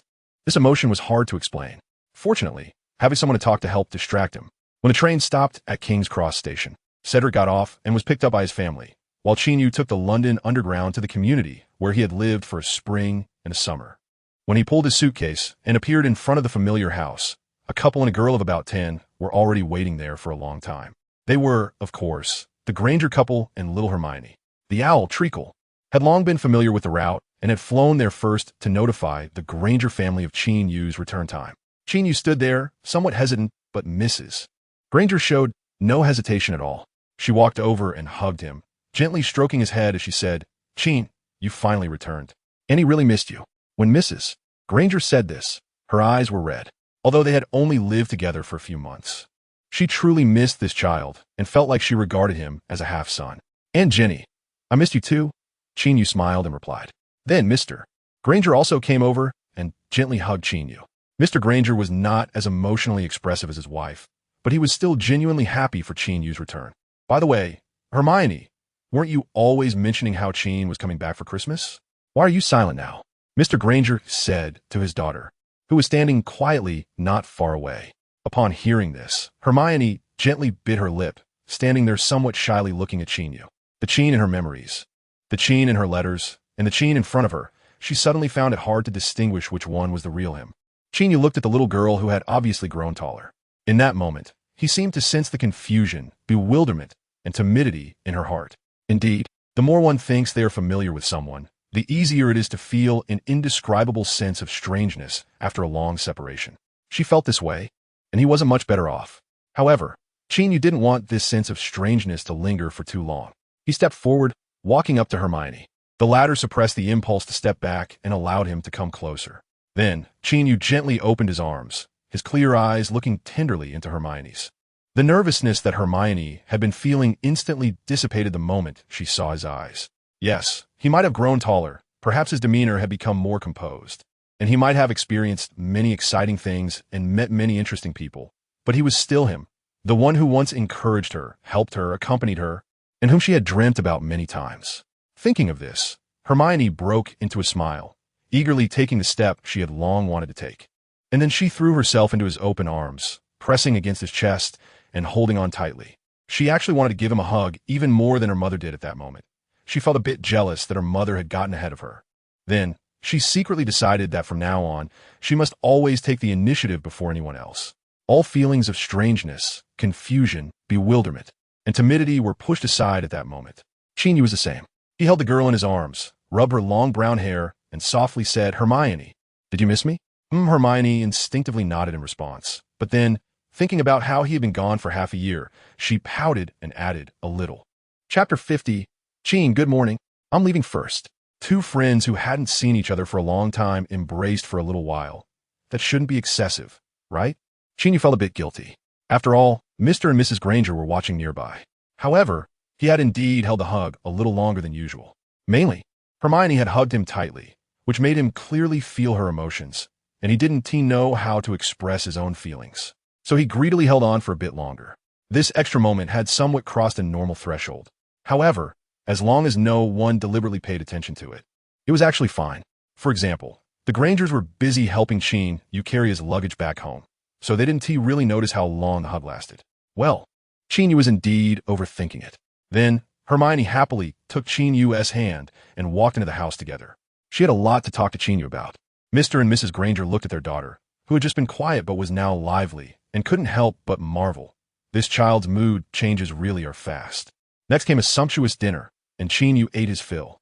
After the meal, Hermione and Qin Yu sat in the living room chatting. But when it was almost 10 o'clock, Mrs. Granger came over to remind them it was time to wash up and go to bed.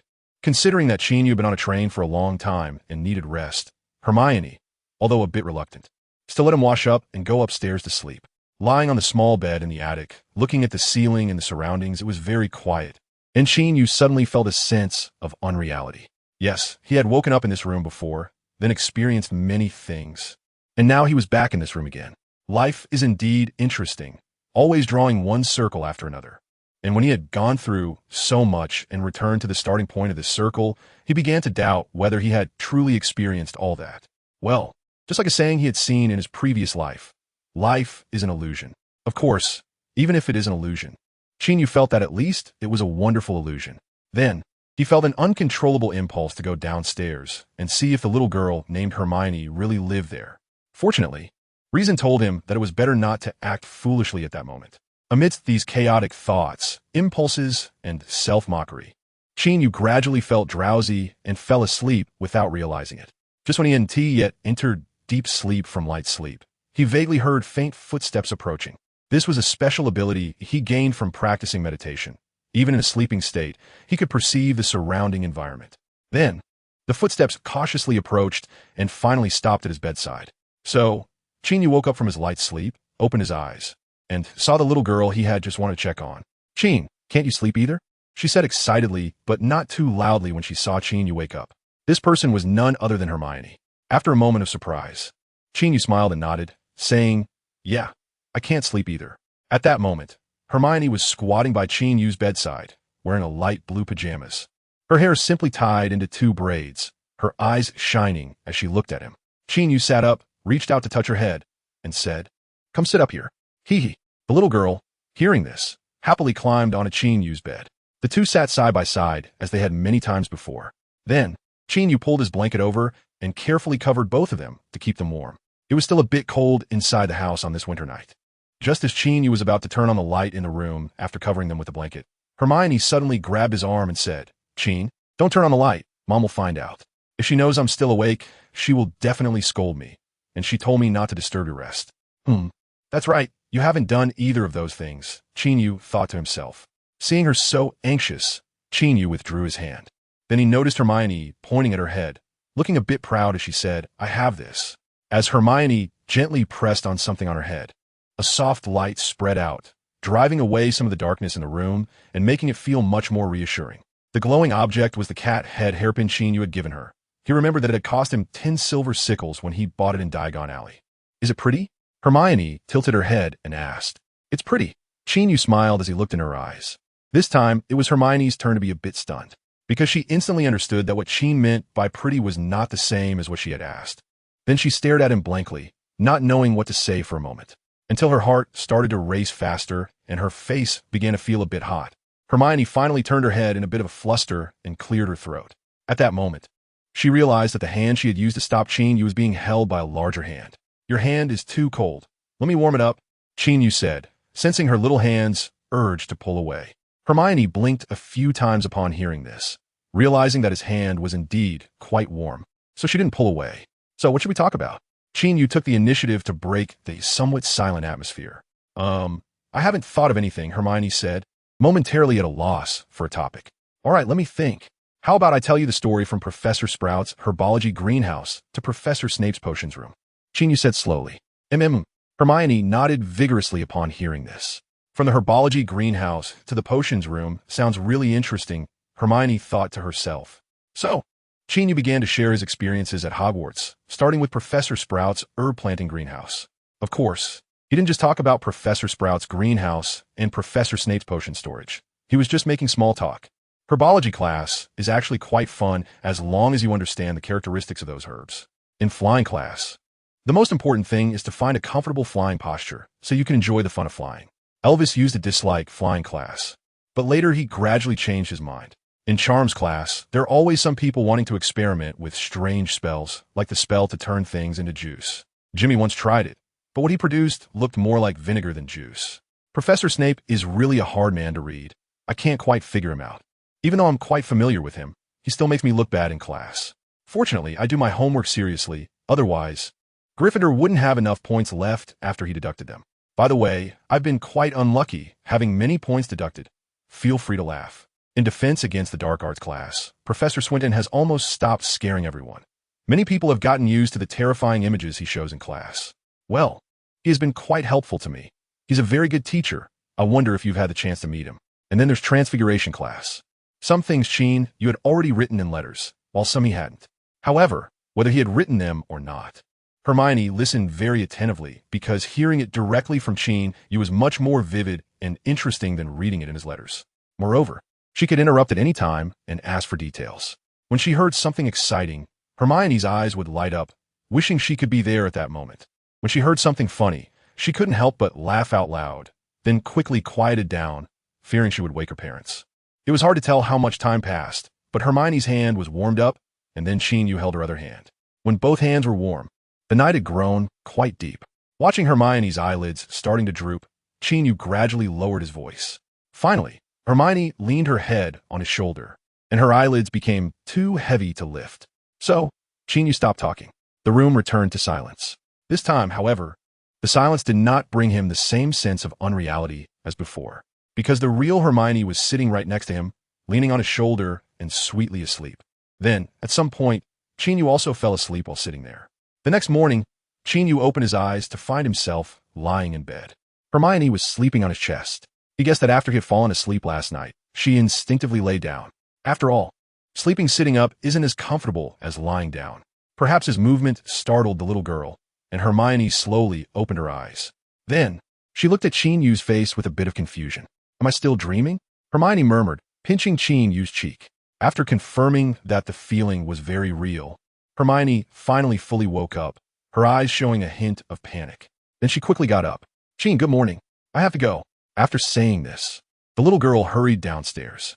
During breakfast, Hermione calmly ate the food on her plate. Then, Mr. Granger casually asked Qin Yu, Qin, how did you sleep last night? Pretty well. It's comfortable sleeping in this bed, Qin Yu replied.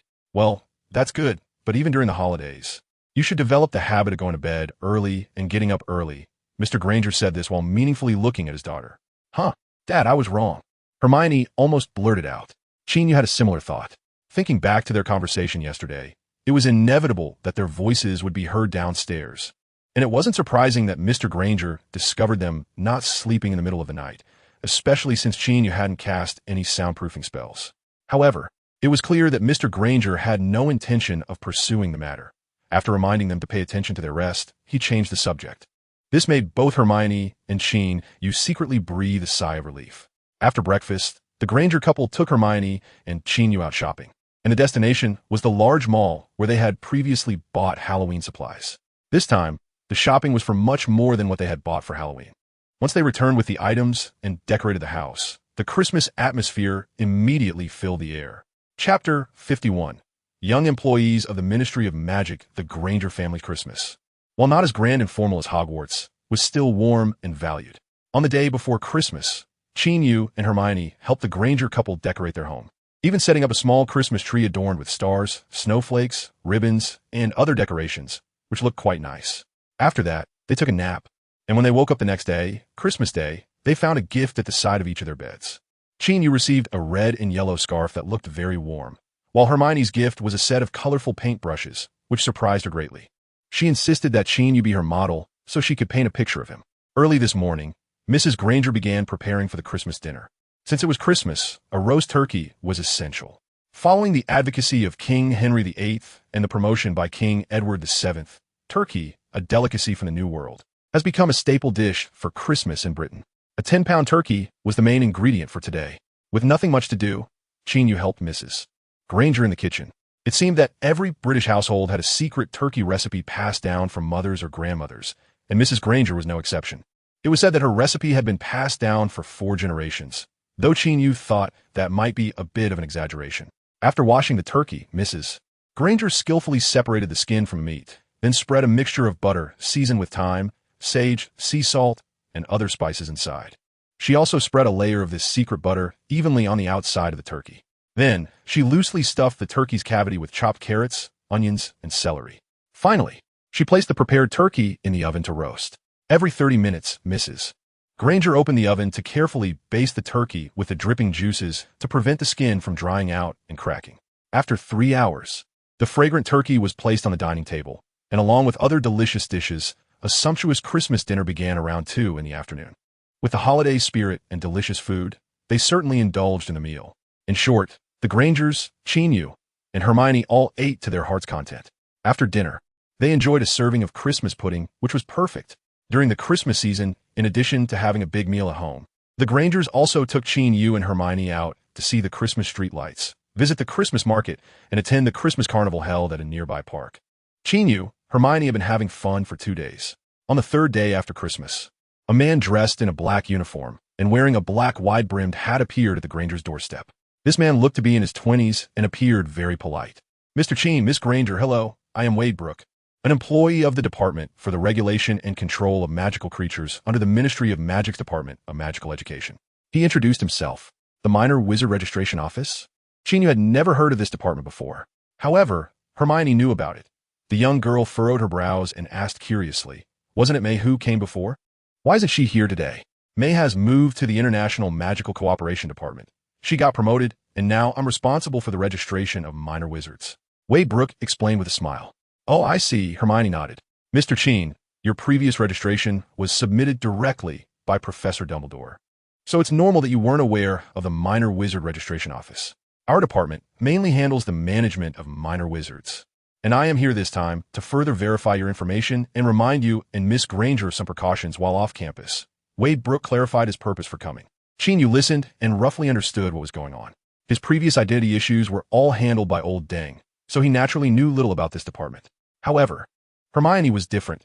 She had a dedicated liaison for identity registration, and judging by her tone, she was not unfamiliar with the Ministry of Magic staff member named May. It was likely that May had introduced Hermione to many aspects of the magical world, which was why she had some understanding of it before starting school. Qin Yu speculated privately. After checking Wade's Ministry of Magic badge and confirming the authenticity of his identity, Qin Yu and Hermione brought him into their home. At that moment, Mr. Granger was sitting on the living room sofa reading a copy of the Times, while Mrs. Granger was tidying up the cupboard and refrigerator in the kitchen. Both were somewhat surprised to see the guest. Fortunately, as guardians of young wizards, they were somewhat prepared mentally, so they allowed the man who claimed to be a Ministry of Magic employee to go to Qin Yu's room for a discussion. Of course, little Hermione followed along. "Mr. Qin, Professor Dumbledore only registered your current home address and guardian information. There is very little else. Could you please elaborate on your situation?" Wade said straightforwardly after sitting down on a chair in the room. Beside him, a paper form was floating in the air with an automatic recording quill poised above it, ready to take notes at any moment. Hermione, standing nearby, widened her eyes in surprise upon seeing the automatic recording quill. May hadn't brought such a magical item before. Qin Yu was quite accustomed to such magical items and was not too surprised. After listening to Wade's words, he pondered for a moment and slowly said, "Actually, I lost my previous memories for certain reasons. I only remember that I was taken in by Mr. and Mrs. Granger here. Later, I experienced a magical outburst, which happened to be discovered by Professor Dumbledore. He then enrolled me in Hogwarts School of Witchcraft and Wizardry. That's the situation." Qin Yu was basically practical and has said everything he could. After he finished speaking, Wade frowned slightly and said, "Can't you remember anything about your previous incidents at all?" "It's not that I can't remember at all. I can only recall certain specific things like the knowledge I've learned and some life skills," Qin Yu said cautiously but with a calm tone. The information is indeed a bit lacking, but it's not too surprising for a young wizard to encounter various unexpected situations, right? I'll record this down, Wade nodded. The quill pen swiftly wrote down everything Qin Yu had said on the registration form, without missing a word. Once the recording was complete, Wade waved his hand, and the registration form rolled up automatically and was tucked into his arms, while the quill pen was put into a pen case. After doing all this, Wade turned to the two children in the room and said seriously, "Next, I need to remind you about your activities outside of school. According to the third paragraph of the Reasonable Restraint Law for minors, wizards under the age of 17 are not allowed to intentionally use magic in front of muggles in muggle residential areas. If there is a violation, you will receive a warning letter from the Ministry of Magic. In more serious cases, officials from a misuse of magic office will come to investigate, and in extremely serious cases, the director of the Magical Law Enforcement Division will conduct an interrogation, and even all members of the Wisengamot may be involved in the interrogation." Of course, the last scenario rarely happens. Seeing the two children's expressions becoming somewhat serious, Wade smiled again and said, "Actually, you don't need to be nervous. This is just a reminder. As long as you pay attention and don't use magic casually, there won't be any problems." "What about in case of danger?" Qin Yu asked, not very familiar with this minor restraint law. Hermione also showed a concerned expression. She hadn't thought about this point before, as her life was quite ordinary and didn't involve much danger. According to Article 7 of the Restraint Law, when a wizard themselves, or other wizards or muggles present are threatened, they may use magic appropriately, even in front of muggles, Wade explained. "That's good. So, thank you, Mr. Qin and Miss Granger, for your cooperation today. The follow-up visit is now complete," Wade Brooks said while standing up. "You're welcome, Mr. Brooke. You've worked hard." Qin Yu and Hermione also stood up. Then, they sent the young employee from the Ministry of Magic away from the Granger house. After seeing her off, Qin Yu asked Hermione about her previous interactions with May.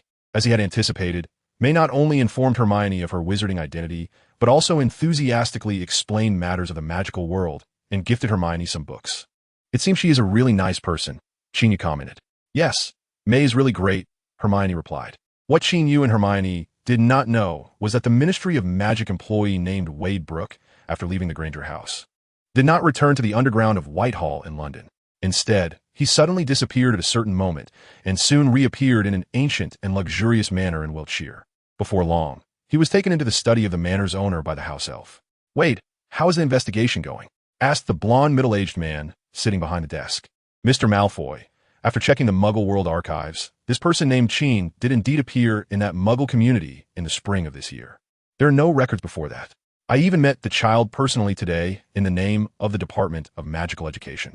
What he said is basically consistent with my investigation results. Here is the record I made," Wade said, handing over the registration form. The blond middle-aged man, who was the owner of the manor, Lucius Malfoy, quickly skimmed through the paper after receiving it. "So, everything is normal, right?" Malfoy said after a moment of contemplation. "That's right," Wade replied calmly. Everything is normal again. It seems our headmaster really wants everyone to believe he is a normal child," Malfoy said coldly. Although he found no evidence, he knew that everything being normal was the greatest abnormality. "I think so," Wade said lightly. "Thank you for your hard work, Wade," Malfoy said, his tone softening slightly. "It's what I should do," Wade said, slightly bowing.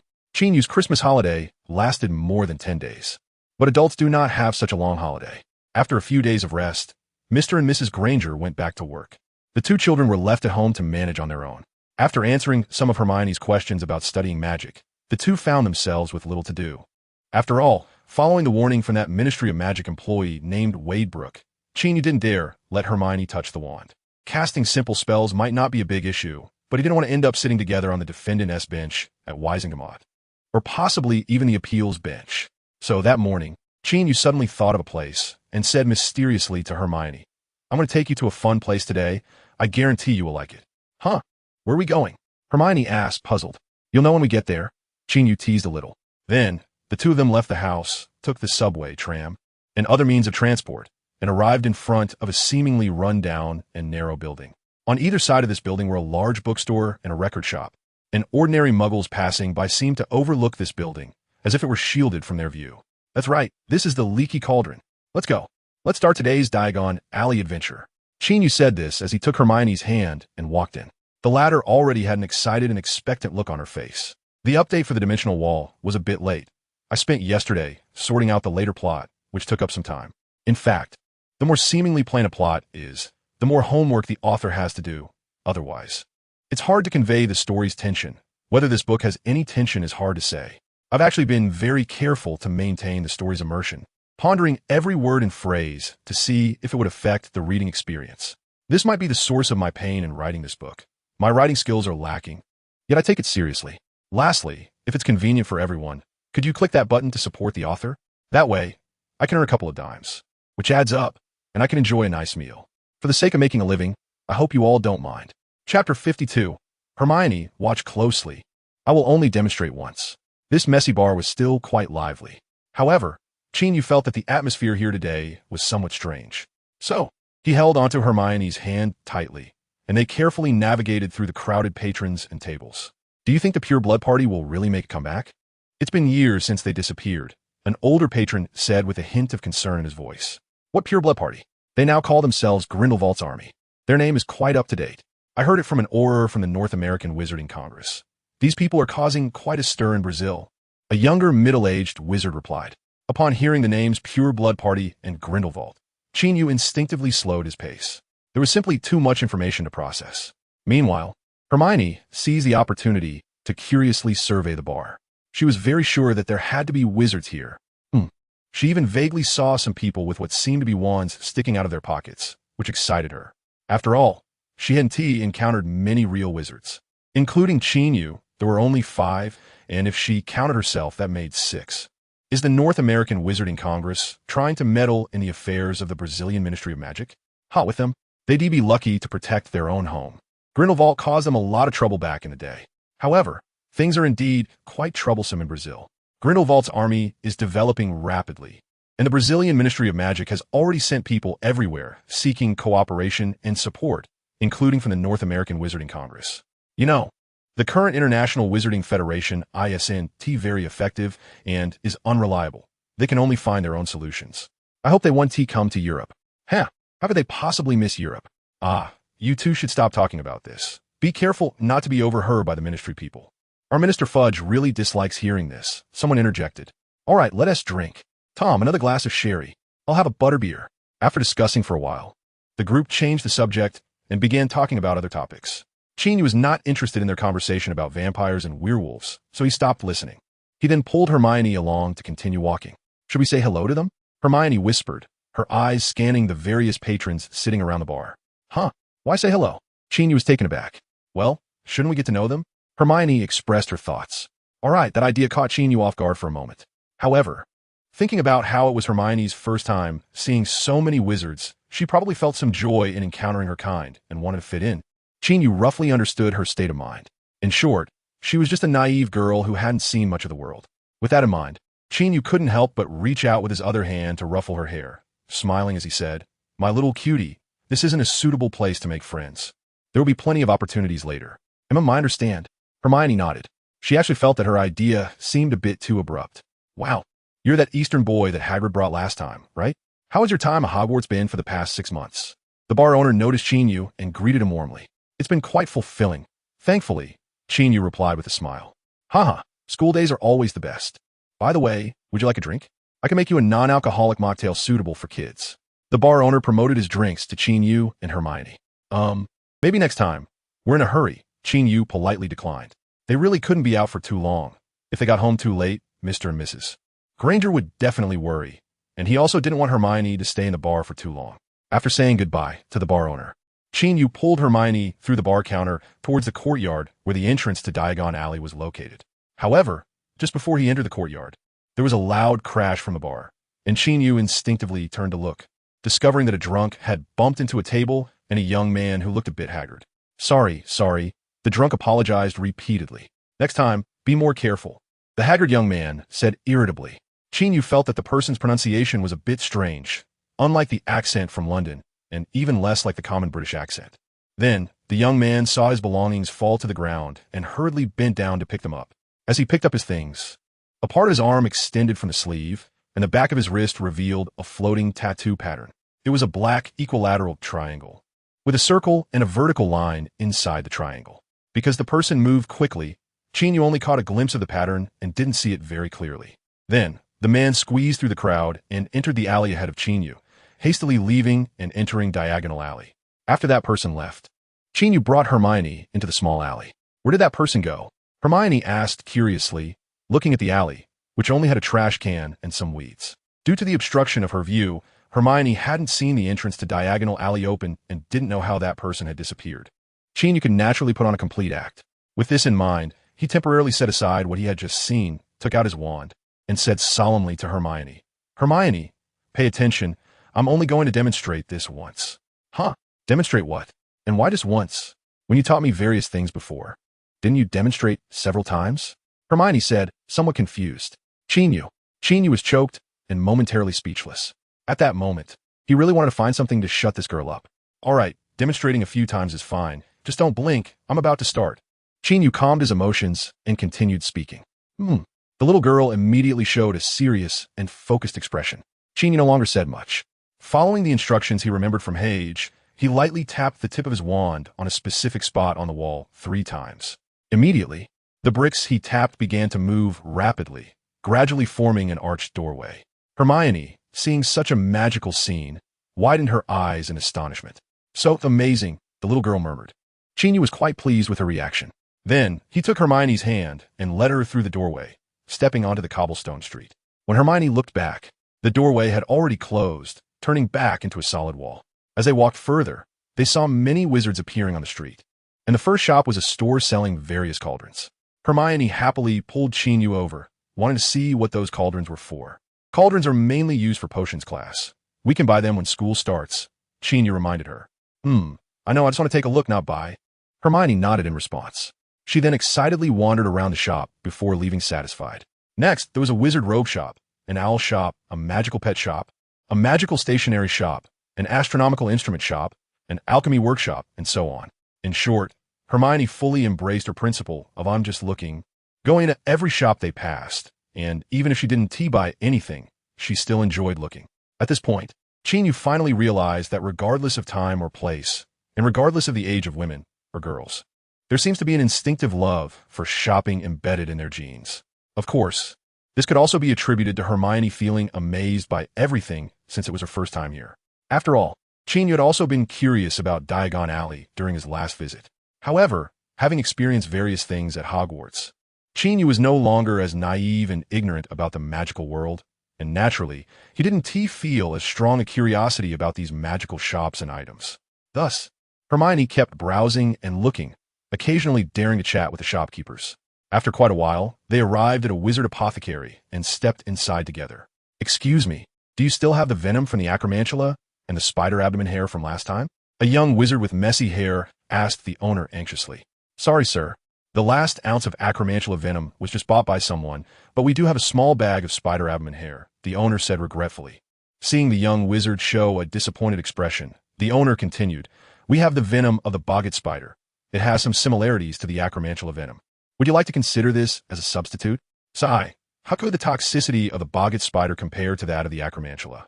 I guess I have no choice but to buy this. Please give me 5 ounces. No, let's make a half a pint. If the quality of the venom isn't good, I can only buy more," the young wizard muttered. Note, 1 pint 20 fluid ounces. Here, pint and fluid ounce are volume units. All right. The owner nodded happily and then asked, "What about the spider abdomen hair?" "Just a small pinch. I don't need much," the young wizard replied. After Qin Yu and Hermione entered, they watched the boss conduct business with great interest. When a boss handed the young wizard a bottle filled with venom and a package of spider abdomen hair wrapped in tinfoil, and collected a pile of beautiful gold and silver coins, Qin Yu stepped forward to greet him and called out the boss's name. "Who are you?" The boss found this Eastern boy a bit unfamiliar. "I am Qin Yu. We have been in correspondence." Qin Yu smiled as he introduced himself. "Qin, you are the authorized agent for products from the Forbidden Forest of Hogwarts?" the boss said, somewhat surprised. He didn't expect that the person he had been corresponding with was such a young child. However, thinking it over, he understood, in the magical world, anything strange could happen. Even a 1-year-old could defeat that person.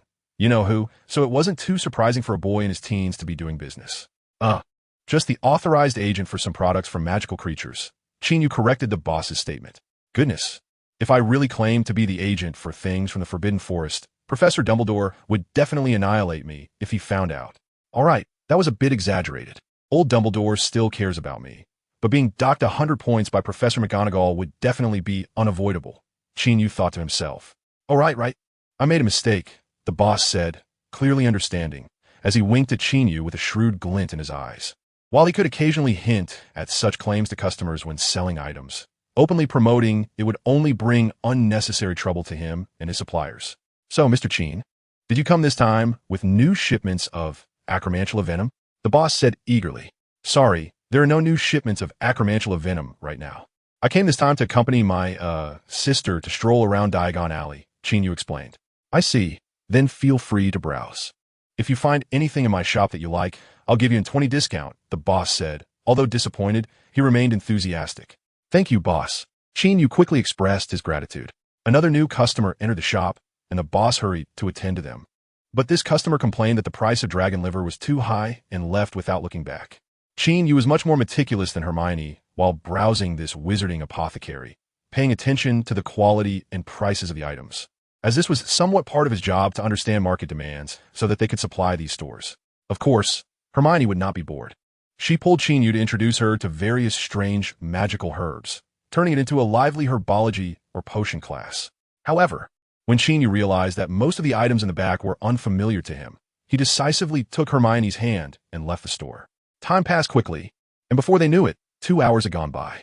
Hermione was very happy throughout her trip to Diagon Alley, and her favorite place was Flourish and Blots because there were so many books she had never even heard of, and some of the books could even move and make scary sounds, which made it even more interesting. "Qin, can I stay here and read for a while?" Hermione said with some anticipation. On the second floor of Flourish and Blots, there was a reading area where customers were allowed to read books.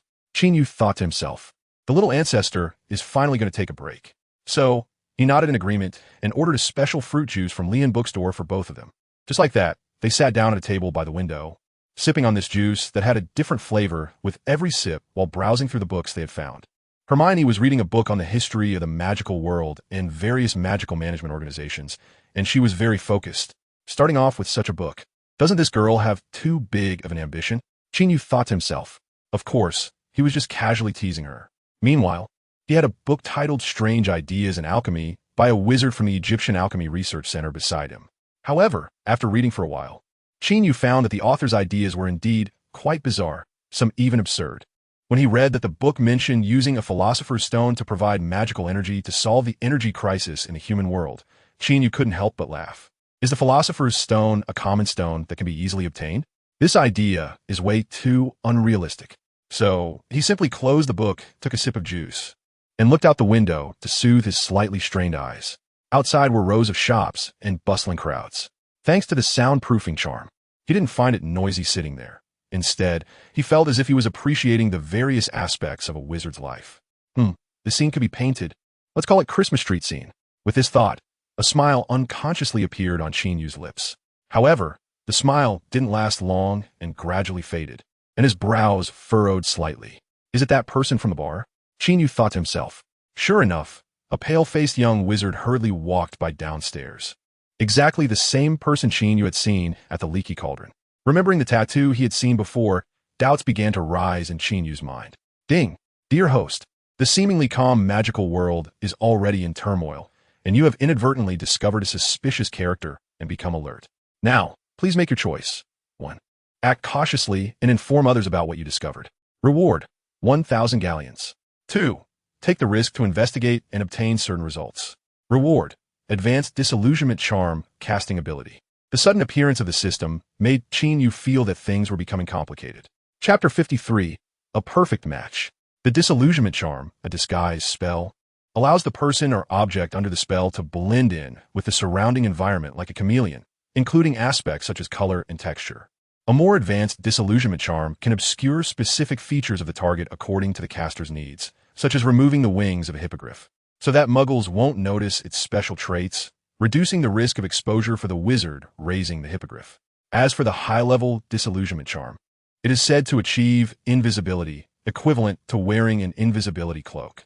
It sounds impressive, and indeed it is quite difficult to cast, at any rate.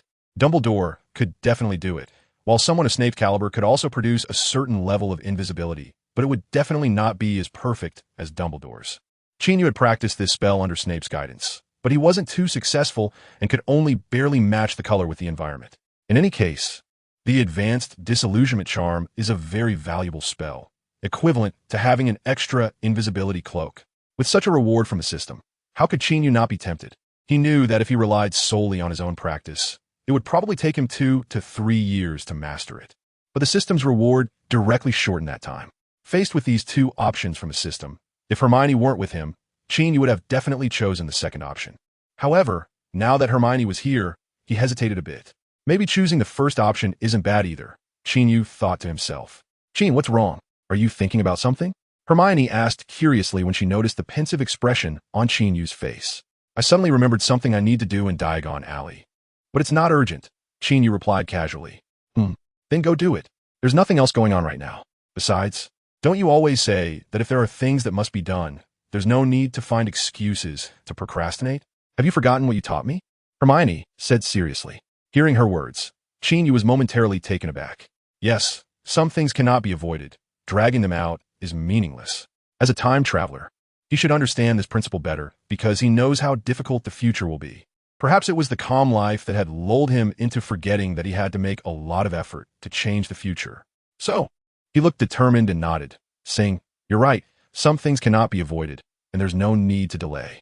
Hermione smiled and nodded, feeling that she had imparted some wisdom to Qin. Then she asked, Do you need me to accompany you? No, you stay here and read. It's more convenient for me to do this alone. Qin Yu shook his head and said, Qin Yu definitely couldn't take Hermione with him to investigate, and it was quite safe for her to stay at the Lehan bookstore. Okay. Although Hermione was a bit disappointed, she obediently replied. Then she pointed to the empty cup, bit her lip, and said somewhat shyly, Qin, can I have another glass of juice? Of course, no problem. I'll go find the owner and ask her to bring one up, and then I'll leave some money with her, so you can tell her what you want to buy. Qin Yu said with a smile. That's great. Thank you, Qin. Hermione said happily. No need to be polite with me. Qin Yu stood up, gently rubbed Hermione's head, and then quickly went downstairs. Choose two. Qin Yu silently thought to himself. Ding. Your choice is full of courage. Please complete the investigation as soon as possible. Good luck. The system replied. After Qin Yu stepped down the stairs, he turned back to look at Hermione, who was quietly and seriously reading by the window. She seemed to sense his gaze, tilted her head to look at him, then broke into a radiant smile and waved at him, indicating that he should focus on his work, go quickly, and come back soon, and not to worry about her. What a lovely, understanding, and perceptive little sister. Qin Yu waved goodbye to Hermione again, and then walked downstairs. After leaving a pile of galleons and asking the owner to send a cup of peculiar fruit juice to Hermione, Qin Yu hurried out to find the young man. In fact, from the moment he spotted the suspicious man to when he went downstairs, it didn't take much time. Plus, the man's movements were quite clear, and Qin Yu quickly spotted his figure. Then, he carefully followed behind the man, maintaining a safe distance. Qin Yu followed him for a while. He noticed that the person was wandering around the densely populated street, but his expression and movements were somewhat tense, clearly indicating that he had no intention of shopping at all. After about 10 minutes, the person glanced at a magical clock in a store, quickened his pace, and swiftly moved away from the bustling street to a quieter side path. The further he walked, the more secluded it became. Finally, at a certain moment, his figure suddenly disappeared without a trace. Qin Yu quickly approached and found that the man had turned into a narrow, deserted alley. The young man then stopped in the alley, looking somewhat anxious, as if waiting for someone. Since the alley was short and open at both ends, Qin Yu chose not to linger at the entrance to avoid being spotted by the man or anyone else who might appear. Instead, he went to a nearby large tree, climbed up and took cover. Although it was winter, the tree was lush with leaves, suggesting it must be a special species. Qin Yu hid in the tree's crown, making it difficult for anyone outside to notice his presence. After nearly 10 minutes, as the young man began to pace irritably in the alley, someone appeared at the opposite entrance and was clearly walking towards him. Qin Yu quickly and carefully slid down from the tree, then swiftly and lightly approached the alley entrance. Stopping next to a pile of junk, he used a broken wooden board to conceal himself and cautiously peered through the gaps in the board at the two people not far away. You're late. You have no sense of time, the young man said discontentedly. You insisted on meeting here. I was afraid of running into someone I know, so I had to take a longer route, the newcomer replied helplessly. The newcomer wore a dark cloak, with his face obscured by the hood, making it hard for Qin Yu to see his features. By the sound of his voice, he seemed to be a man in his 30s. You could have come here earlier. Meeting here is the safest option for both of us, the young man said impatiently. Honestly, we should trust each other more. For the greater good, we are all in this together, the cloaked man said. Forget it. We are different from you. At least we won't treat our wizarding compatriots differently because of bloodlines, the young man scoffed. All right. Let's put our ideological differences aside for now. We need to cooperate, don't we? The cloaked man said, his tone softening. Well, I have no objections to cooperation, but I'm not the one who can make decisions, the young man replied. No longer confrontational. Then, the cloaked man extended a hand and offered a key. Now, let's get down to business. We think the items are acceptable. This is the second payment. The young man took the key and handed over a small pouch. The cloaked man accepted the pouch, opened the drawstring, looked inside, and then said with satisfaction, "Good, pleasant cooperation." He extended a hand, and the young man reluctantly shook it. However, at that moment, a noise from the alley startled them. First, there was a cat meowing, followed by someone letting out a pained cry, then a loud thud as if a wooden board had fallen. Who's there? They both exclaimed in surprise, quickly drawing their wands.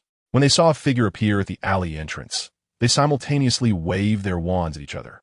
However, both of their incantations were only half finished when the other's spell struck them first. Expelliarmus. Clang, clang. The sound of their wands falling to the ground echoed. The two men in the alley showed expressions of terror. The opponent was not only strong, but also decisive, clearly not someone to be trifled with. I have something to discuss, the cloaked man began to plead. Stupefy, before the cloaked man could finish his sentence. The second wave of spells from the other side struck. The cloaked man and the young wizard immediately collapsed to the ground. Almost a minute later, the figure at the alley entrance slowly approached and cautiously kicked each of the two men on the ground. Phew, looks like they're no problem. The voice sounded somewhat youthful. When he lifted the disguise charm, a delicate and handsome face with Eastern features appeared. Indeed, this person was Qin Yu, who had been tracking the suspicious men. Unfortunately, the place he had just hidden was the home of a stray cat. And when the stray cat returned home to find an uninvited guest, it immediately launched an attack on him. Qin Yu was intently watching the two people in the alley when one of them, caught off guard, had his hand scratched, leaving 4 bloody marks. In pain, he let out a shout, and the wooden board in his hand immediately fell to the ground. How could this commotion not attract the attention of the two? Without hesitation, Qin Yu relied on the reaction speed trained by Professor Snape, casting the disarming charm and the stupefying charm in quick succession to take down the two in the alley. The binding charm is primarily aimed at situations where spells are cast in front of muggles, so in a place like Diagon Alley, where only wizards are present, Qin Yu could cast spells with confidence. Is there something to negotiate? Qin Yu said coldly. The world is perilous. He had no intention of chatting after making his move. Then, Qin Yu pulled back the sleeves of the two, and on the back of the young man's wrist, he saw the pattern made up of a triangle, a circle, and a vertical line. Indeed, this was the legendary symbol of the Deathly Hallows, also the mark of Grindelwald. On the other person's inner wrist, there was a bright red tattoo depicting a snake emerging from Skull's mouth. Upon seeing the second pattern, Qin Yu felt a shiver run down his spine. Merlin's legs, 1 Death Eater and 1 pure blood supremacist. Gee. Hey, did they really have to come together like this? Qin Yu sighed as he picked up the keys and bag from the hands of the two people and stuffed them into his pocket, hearing faint voices nearby. He wasn't sure if they belonged to passing pedestrians and didn't linger too long.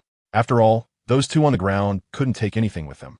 He quickly walked out of the alley he had just entered. Wow, Qin, where did this little cat come from? Hermione's eyes instantly softened and filled with affection when she saw the little yellow cat in Qin Yu's arms. There was no way for girls to resist the cuteness of small animals. Ah, I found it on the road. It seems to be a stray cat. I just cleaned it up a bit and plan to take it to a pet store later, though I don't know if they'll accept it, Qin Yu replied helplessly. Although this cat had attacked him, he had occupied its nest first, and it seemed he had also crushed one of its very worn-out toys, a wooden puppet. When he left the alley, the little yellow cat looked at him, trembling, probably realizing that this boy was someone very powerful and frightening. Qin Yu saw the little yellow cat and felt sorry for it, so he casually cast a cleaning charm on it and brought it back.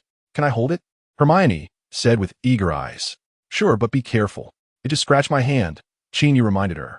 Oh, are you okay? Hermione said worriedly, looking at Qin Yu's hands. I'm fine now. I bought a special healing potion at the apothecary. Qin Yu showed Hermione the back of his injured hand. After the healing charm and the special potion, there were no obvious marks left. Only then did Hermione feel relieved, and she began to scold the little yellow cat. How can you bully Qin? He is a very kind and gentle person. Look, he even brought you back. Hearing Hermione's words, the little yellow cat made a whimpering sound, not knowing if it understood what gentle and kind meant.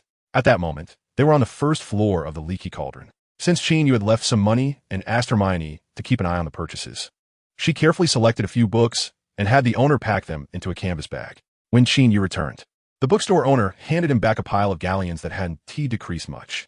Seeing that the pile hadn't reduced by much, Qin Yu secretly thought, "This girl really knows how to manage her money. She even knows how to save me money." Then, Qin Yu picked up the bag of books while Hermione cuddled the little yellow cat, and they left the leaky cauldron together. "Huh? Why did you buy this book too?" Qin Yu casually looked at the books in the bag and said with some surprise, "I saw you looking at this one for a long time, and the owner said it's been in the store for a long time without being sold and is on sale for just 5 sickles, so I bought it." Hermione said, a bit shyly, "Do you not like this book?" "No, actually it's quite good. It has a certain originality, and for 5 sickles it's a great deal. Buying this book at such a low price is definitely a win for us," Qin Yu said with a smile. "Hee, that's good." Hermione also laughed.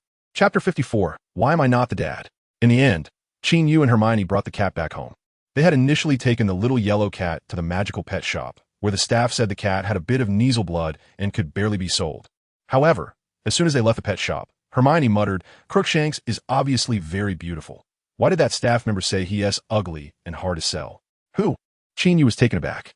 "The staff member," Hermione said, confused. "I mean that crook something?" Qin Yu continued to ask. "Crookshanks?" Hermione said the full name. "Yes, Crookshanks." Qin Yu nodded. "Crookshanks is beautiful," Hermione said earnestly. "So Crookshanks is?" Qin Yu frowned. "The little cat we picked up. I just named him," Hermione said, looking back longingly at the pet shop. All right, Qin Yu didn't know if Hermione had mentioned that name before. However, Crookshanks did fit the image of that cat with its slightly bent short legs. Note, crook means bent, and shank refers to the lower leg. Most importantly, Qin Yu knew that name. He just wasn't sure if this Crookshanks was the same one Hermione was referring to. At least, the fluffy yellow fur, big face, and short legs did resemble the cat Hermione would buy in her 3rd year. If no one wants to buy Crookshanks, will he have to stay in a cage forever?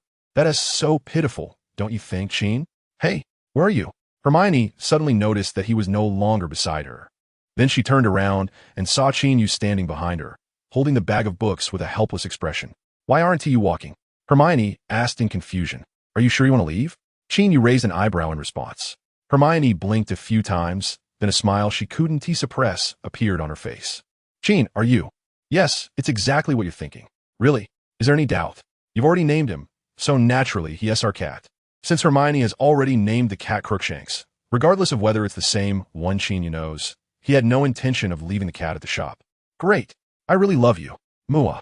Hermione ran over, stood on her tiptoes, and gave Qin Yu a peck on the cheek, then immediately dashed back to the magical pet shop. Well, a Western-style peck on the cheek, nothing surprising, Qin Yu thought to himself. Then, he cleared his throat and walked back to the shop slowly. They smoothly retrieved the cat, and Qin Yu also bought some pet potions like meat enhancers and fur conditioners. The staff was naturally very happy and didn't mind that these 2 kids had just put the cat down and were coming back. Hermione was the happiest. She held the little yellow cat, now named Crookshanks, and wouldn't let go. "Crookshanks, you'll be living with us from now on. I'm your mom. I'm Hermione, and this is your dad. No, I mean uncle, his name is Qin," Hermione said while walking down the street, talking to the little yellow cat in her arms. "Why am I not the dad?" Qin Yu asked in confusion. "Because I'm your sister, so you're Crookshanks' uncle," Hermione said seriously. Clearly, she remembered that Qin Yu had previously introduced her to the owner of the leaky cauldron as his sister. "All right, uncle it is." Qin Yu thought there was no need to argue about this topic. So, the 3 of them, 2 people and 1 cat, strolled around Diagon Alley for a while, ate some local specialty foods, and then ended their day, leaving Diagon Alley. When Qin Yu, Hermione, and Crookshanks returned home, the Granger couple had not yet finished work. "Qin, do you think Mom and Dad will agree to let us keep him?" Hermione began to worry at this point. "Don't worry. I'll help you convince Uncle David and Aunt Jenny," Qin Yu said with a smile. "That's great. Crookshanks, did you hear that? Qin will help us, so you can relax," Hermione said as she picked up the kitten. Qin Yu waited for a moment, but did not receive the customary kiss. Well, he could only blame the cat for drawing away almost all of Hermione's attention. When the Granger couple came home from work in the evening, they indeed expressed concerns about raising this cat, mainly worried that Hermione wouldn't be able to take care of it while they were busy with work. However, Qin Yu strongly persuaded them, saying that bringing a pet to Hogwarts was mandatory anyway, so buying one 6 months in advance was not a big deal. And he assured them that Crookshanks was very smart and wouldn't require too much care. Then, he had the cat demonstrate how to use the toilet. Of course, the confused and terrified Crookshanks did not manage to perform this action successfully and almost fell in. Nevertheless, Mrs. Granger agreed to let her daughter keep the cat, mainly because she felt it was quite impressive that the two kids could come up with the idea of teaching a cat to use the toilet. So there was no need to make things too difficult for them. Thus, Crookshanks officially became a member of the Granger family in that night. He was taken back to Hermione's room to sleep together. Meanwhile, Trig, who had been resting on the windowsill in her room, was arranged by Qin Yu to send a letter to Hogwarts that night. Lying in bed, Qin Yu thought about what had happened that day and felt no drowsiness. The topics discussed by the patrons at the Leaky Cauldron, the young wizard he encountered who seemed to be a member of the Pure Blood Party, G.A., and the cloaked man with the Death Eater tattoo all occupied his mind. Also, the key and bag they exchanged during their meeting. All of this made Qin Yu feel that things were getting a bit tricky. He had just confirmed that the key was likely the vault key to Gringotts, while the bag contained a sealed, transparent glass vial filled with a liquid that was dark red. So was it that the G.A. people wanted to sell this thing to the Death Eaters for money? Qin Yu boldly speculated. Then what exactly was in that small vial? Qin Yu once wanted to take a look. However, reason told him that it was better not to take unnecessary risks, and being cautious couldn't hurt. At that moment, Qin Yu increasingly felt that his choice to investigate was the right one. If he had just stood still and only reported the suspicious person he saw to others, he wouldn't have gained much information. Moreover, there weren't many people he could trust, and he wouldn't have been able to notify them in time. So, he did what he could and obtained a lot of investigative results. The rest was to be handed over to those who were more suitable than him to handle it. With that thought, Qin Yu couldn't help but look out the window. He didn't know if it was his newfound ability to foresee, but as he looked outside, a distortion appeared in a certain spot, and an old man with gray-white hair suddenly appeared outside. Soon, the window opened automatically, and the old man walked in. This old man was Professor Dumbledore, one of the people Qin Yu trusted most at the moment, and also the most powerful. Professor Dumbledore had hurried over after receiving a notification from Trig. "Qin, what happened?" Dumbledore asked curiously. Qin Yu didn't elaborate in the letter, just urged him to come as soon as possible. Qin Yu originally wanted Trig to fly to Hogwarts with the key in the bag, but for safety reasons, he just informed Dumbledore to hurry over for a meeting, ensuring everything would be foolproof. "Today, I took Hermione to Diagon Alley." So Qin Yu recounted everything he heard and saw in Diagon Alley to Dumbledore in detail. Old Dumbledore did not interrupt throughout, but the expression on his aged face grew increasingly serious. By the end, when Qin Yu handed him the small vial from the bag, there was already a look of concern in his eyes. "Are you saying this is not their first transaction, but the second?" Dumbledore asked a seemingly unimportant question. "Yes. It seems they have met before and are somewhat familiar with each other, even arguing about philosophical issues," Qin Yu replied. I understand," Dumbledore said, putting away the key and the vial. Then he reminded Qin Yu, "Qin, you should avoid taking risks in the future. Leave today's matter to me for further investigation, and enjoy the last few days of your Christmas holiday." "Well, I actually just happened to be at the right place at the right time. I didn't provoke them on purpose," Qin Yu said, touching his nose. "Yes, your alertness and courage are commendable, but you are still young. Some things are better left to us, as they are too dangerous," Dumbledore said earnestly. "All right, Professor Dumbledore, I will heed your advice," Qin Yu said readily. "That's good. I'll take my leave now. You should rest early." Dumbledore smiled and bid farewell to Qin Yu. "Goodbye, Professor Dumbledore." Old Dumbledore left in a hurry, vanishing in place with a disapparition.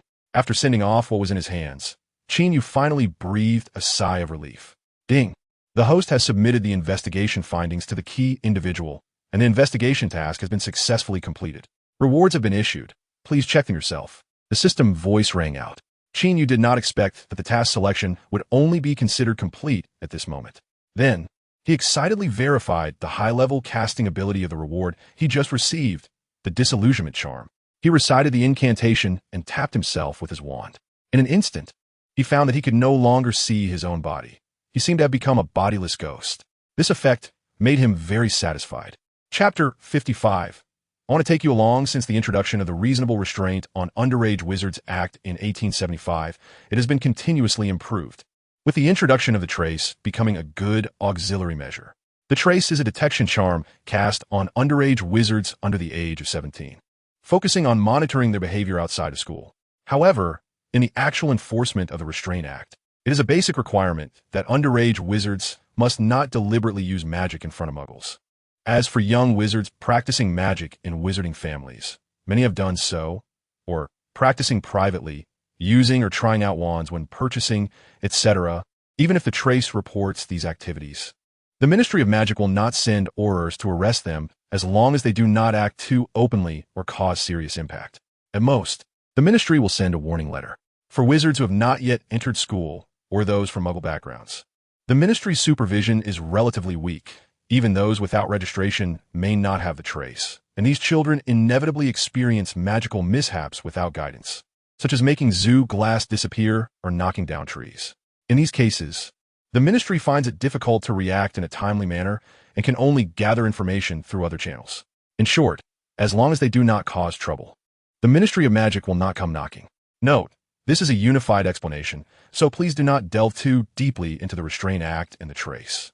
Just look at Harry's behavior from the first book to the last. As long as no one from above is after you, the Restraint Act is actually quite flexible.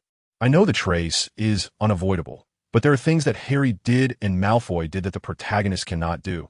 Just consider it as a magical modification. Also, the trace is important, and the protagonist will definitely not easily cause trouble unless the plot requires it. In light of the above, after cautiously experimenting with the disillusionment charm, Qin Yu refrained from using it excessively and resisted the urge to go downstairs to scare Hermione and Crookshanks. It must be said that Dumbledore is indeed someone who can make Qin Yu feel completely at ease. After handing things over to old Dumbledore, Qin Yu felt much more secure. At this moment, deep into the night and feeling sleepy, he lay down in bed and quickly fell into a deep sleep.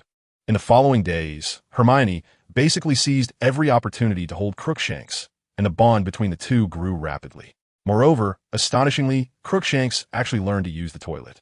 This was certainly thanks to Hermione's persistent teaching, but it must also be admitted that this cat is indeed very smart, which made Qin Yu suspect for a time whether it was transformed from a wizard, in other words, an animagus.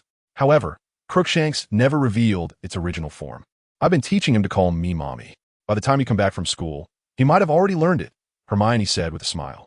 However, after saying this, she suddenly realized that the Christmas holiday was about to end, and Qin Yu would be returning to school tomorrow. Thinking of this, the happiness in her eyes turned to melancholy and sadness. Qin Yu watched this and said gently, "I will be back soon, and I will write to you often."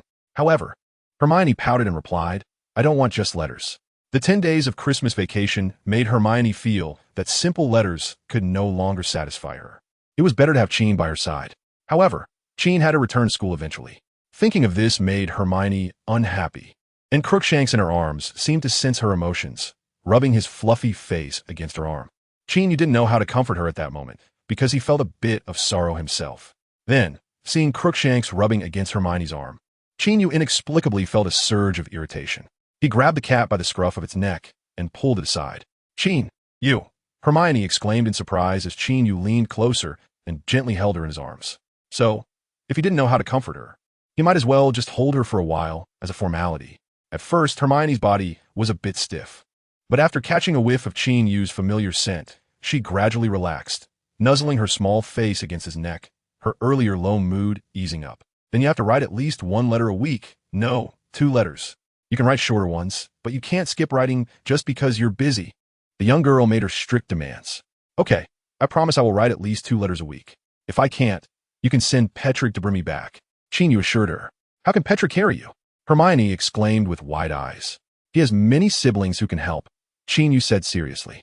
"Then you might get dropped from the sky at any time, huh?" Imagining a few owls carrying Qin Yu flying through the sky, Hermione couldn't help but laugh. The girl's low mood came quickly and left quickly. After receiving Qin Yu's promise, especially after the hug, Hermione felt much better. She trotted upstairs, helping Qin Yu pack his belongings. Qin Yu watched Hermione kneeling by the bed, a bit awkward but neatly folding his clothes, and felt a warmth in his heart. Being able to enjoy the service of the future Minister of Magic personally organizing his clothes made him quite emotional. "Qin, you should also pack your things quickly and see what you need to bring and what you don't," Hermione said seriously when she saw Qin Yu standing there dumbfounded. "I want to take you with me," Qin Yu said casually while organizing his things. "Really?" Hermione's eyes lit up, showing an expression of anticipation. "All right, this girl is being mischievous. "Huh, unless you turn into an owl or a cat," Qin Yu replied teasingly. "Then I'll transform now. I've already become a cat, meow." As Hermione said this, she climbed onto Qin Yu's bed, pretending to be a little cat. Qin Yu reached out and gently patted her head, playing along with her performance. Of course, Hermione's acting could only fool Qin Yu to a certain extent. She was still far from becoming a real kitten, and naturally, she couldn't actually go to Hogwarts with Qin Yu. The only effect she had was messing up the clothes that had just been neatly folded. So, after playing for a while, Hermione squatted by the bed again to help Qin Yu fold the clothes once more. The next day, after having breakfast, Qin Yu packed his luggage and prepared to leave. The Grangers originally planned to take Qin Yu to the train station, but Qin Yu felt he could manage on his own and didn't want to delay their work, so he politely declined their offer. Then, he said goodbye to the Granger family at the door. "Goodbye, Crookshanks." Hermione, holding the little yellow cat in her arms, waved one of its paws at Qin Yu to say farewell. Hermione's behavior surprised her parents a bit, as they had expected their daughter to start crying again. But today she was so calm and even playful. Little did they know that Hermione had already gone through a moment of emotional distress the day before and had been comforted. Now, although she felt reluctant, she wasn't too lost in it. The little girl was gradually becoming stronger. Qin Yu left the Granger house, took the bus and subway, and finally arrived at King's Cross Station, where he entered the platform for the Hogwarts Express at 9 3/4. Then, he boarded the train once again, returning to that magical school of witchcraft and wizardry. The holiday was over, and a new semester was about to begin. Chapter 56. Familiarity and change. Familiar mountains, familiar waters. Familiar classrooms, campus, dormitories, the hall, and Professor Snape's long legs. If you don't wake up from your lazy and wasted holiday, I won't mind tossing you into the black lake to snap you out of it. Listen to that cold voice, listen to that biting tone. It really gives one a jolt of energy. "Mr. Qin, you seem to be in a good mood, so why don't you demonstrate the grinding of the weasel's dry gland?" Professor Snape said, pulling Qin Yu up slowly. When Qin Yu heard this, his face instantly fell. "Are you going to take me away with the weasel gland? If you do well, I might consider giving Gryffindor an extra point," Professor Snape continued. "All right, you win this round. It's my honor, Professor Snape." Qin Yu forced a brilliant smile at the corner of his mouth. Then, he resolutely walked to the podium and laboratory table at the front of the classroom, took a deep breath, and used tweezers to pick up a shriveled, grayish organ of the weasel gland, tossing it into the mortar. This grayish object was the weasel gland, which Qin Yu had seen in the textbook. He knew that despite its unremarkable appearance and mild smell, once ground into powder, it would be something else entirely. After mustering his courage, Qin Yu gritted his teeth and crushed the weasel gland with a pestle, then pressed hard to grind the fragments. As he ground, a pungent odor that was unbearable quickly spread throughout the classroom. "Ugh, it stinks so much. I can't take it anymore. Help! I'm in tears." The students in the classroom were all gagging from the stench, crying out for help. Qin Yu was the first to bear the brunt, standing on the brink of being eliminated at any moment. "Remember this smell," Professor Snape said, raising his voice slowly. There was no choice. The classroom was a cacophony at that moment, and if he didn't speak loudly, the students wouldn't hear him. "We remember, Professor. Please let us go. Professor Snape, we really remember. This smell is so profound that I will remember it for a lifetime. I can't even forget this smell in my dreams," the students replied in unison. The powerful suction of the Snape brand range hood, Professor Snape waved his wand, and the foul odor in the air was instantly collected. Then, the stench of the weasel's gland was contained below Qin Yu's chest, so no one could smell it. Witnessing this understated technique, Qin Yu admired Snape's magical prowess once again and decided he must learn it. This way, he wouldn't have to worry about being discovered by the prefect when cooking in the dormitory. Lost in these thoughts, Qin Yu finally completed the grinding work and passed the weasel gland powder through a fine sieve. "Okay, it's passable," Professor Snape said, glancing at the final fine powder and nodding. Then Qin Yu blinked rapidly as a hint. "Gryffindor, 1 point," Professor Snape said in a steady tone. The Gryffindor students erupted in cheers, while the Slytherin students in class also acknowledged it. After all, that was something Qin had earned with his life, and they couldn't argue with that. The weasel gland powder was incredibly foul-smelling, but had great utility. The potion made from it for repelling pests and beasts could provide a certain level of safety in the wild. Next, I will demonstrate the specific method for making this potion. Professor Snape began the formal lesson. At the end of the class, the first-year students once again lost their appetite. The lethality of the weasel gland had surpassed the bloody horror images from Professor Swinton earlier. Professor Snape's notorious reputation quickly overshadowed that of Professor Swinton. "Honestly, I've been teaching diligently. Why do I have a bad reputation? Professor Swinton said with some dissatisfaction. At that moment, Qin Yu, and Professor Snape were in the defense against the dark arts teacher's office. This was the first time the three had gathered since the end of last year, as Professor Swinton had been busy with something and hadn't had time to meet them. Where does your self-satisfaction come from? Qin Yu said irritably. Qin, you are my most beloved student. How can you say that to me? I'm really sad. Professor Swinton said with a look of sorrow. All right, Stephen, tell us why you called us here today. Professor Snape finally interjected. Upon hearing this, Professor Swinton immediately put away his playful expression and became serious. He didn't speak right away, but took out a small vial containing a half bottle of dark red liquid. What is this? Snape frowned slightly. Qin Yu showed a serious expression. Indeed, he recognized this thing. It was something he had picked up from a suspicious person in Diagon Alley during the Christmas holiday. It seemed that Qin still remembered this item. Professor Swinton looked at Qin Yu and said, Yes, I remember. But why did Professor Dumbledore give it to you? Qin Yu asked curiously. He gave it to me because it's somewhat my specialty. Professor Swinton shrugged and replied. Your specialty? Qin Yu recalled what special skills Professor Swinton had. It's alchemy. Swinton didn't give Qin Yu much time to guess and revealed the answer himself. Is this related to alchemy? Qin Yu became increasingly curious. Yes. Would you like to explain what is going on? Professor Snape interrupted their conversation. Let Qin explain. Professor Swinton pointed to Qin Yu. Therefore, Qin Yu recounted his experiences in Diagon Alley at that time. After listening to his account, Professor Snape said lightly, You acted quite decisively. As for this matter, Professor Dumbledore is investigating it himself. He just asked me to study the composition and effects of this liquid. It was only after my research yielded results that he asked me to communicate with you, Professor Swinton added. So what exactly is this? Qin Yu asked. A product of life alchemy. I suspect it comes from the dark alchemy of the North American voodoo cult and its effects. Professor Swinton said as he opened a covered object nearby. It was an iron cage, inside which was a white mouse that looked quite dazed. And the mouse had many wounds on its body, some of which appear to be fatal. Undead? Professor Snape uttered this term with some distaste. That's right, it's the undead. Professor Swinton nodded. What is the undead? Qin Yu asked in confusion. The undead is a state in which the body can die or be injured, but can still move. Professor Swinton briefly explained. After hearing his words and looking at the mouse, Qin Yu instantly understood what was going on. Wasn't this a zombie? Could it be that this black liquid could turn animals or people into the undead? Qin Yu said, slightly shocked. Yes, but it should have more than just this effect. Professor Swinton spoke cautiously. His words made the room fall silent. After a while, he waved his wand and pointed at the mouse. After a flash of white light, black smoke began to rise from the mouse, which quickly turned to ashes. It was already dead, Professor Swinton said in a calm tone. Then he continued. It seems that things are a bit tricky, so Professor Dumbledore means we need to continue training Qin to give him more coping abilities. After all sorts of accidents tend to happen around him. I don't want any accidents, okay? Qin Yu thought to himself.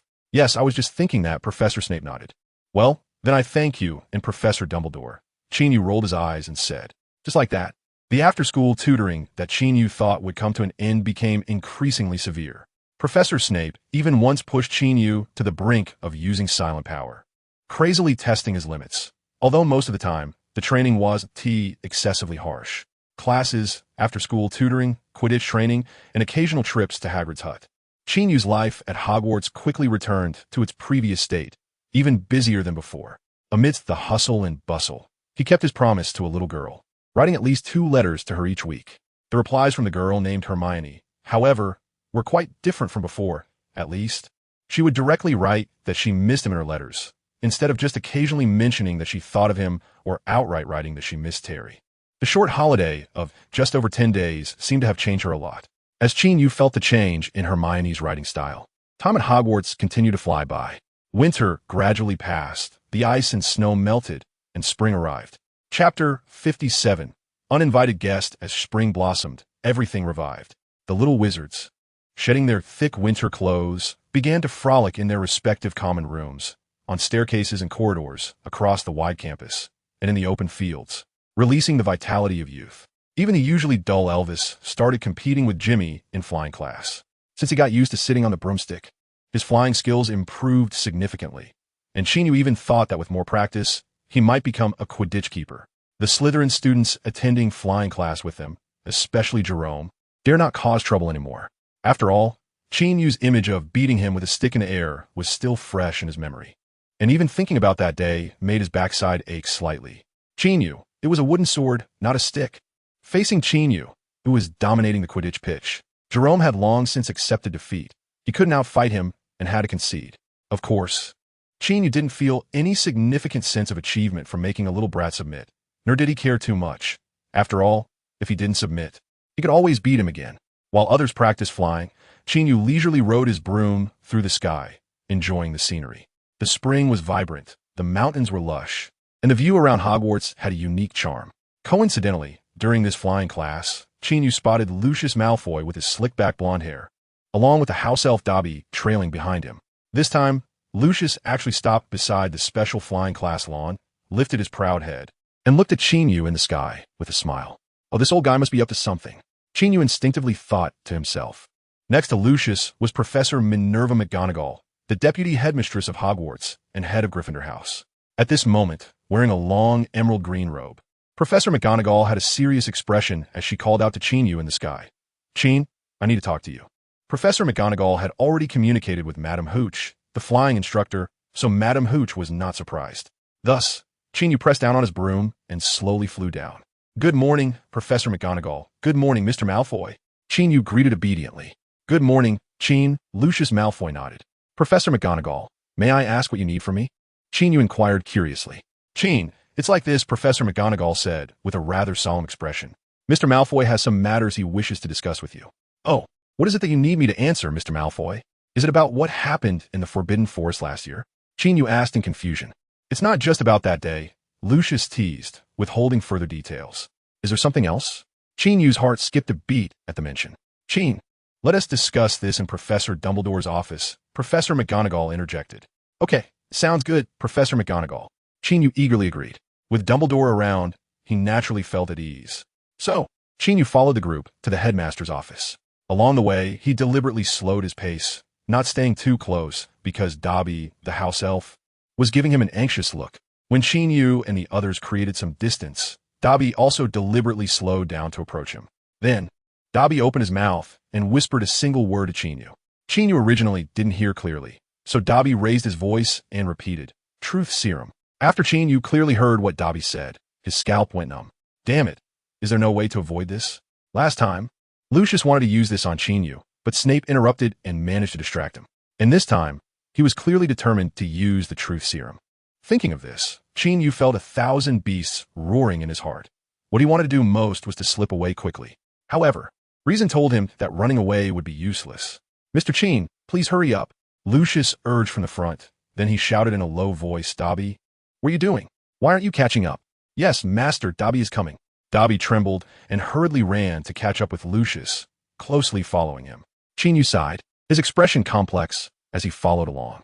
He was just hoping that old Dang could help him, or that Professor Snape could do something with the Veritasrum.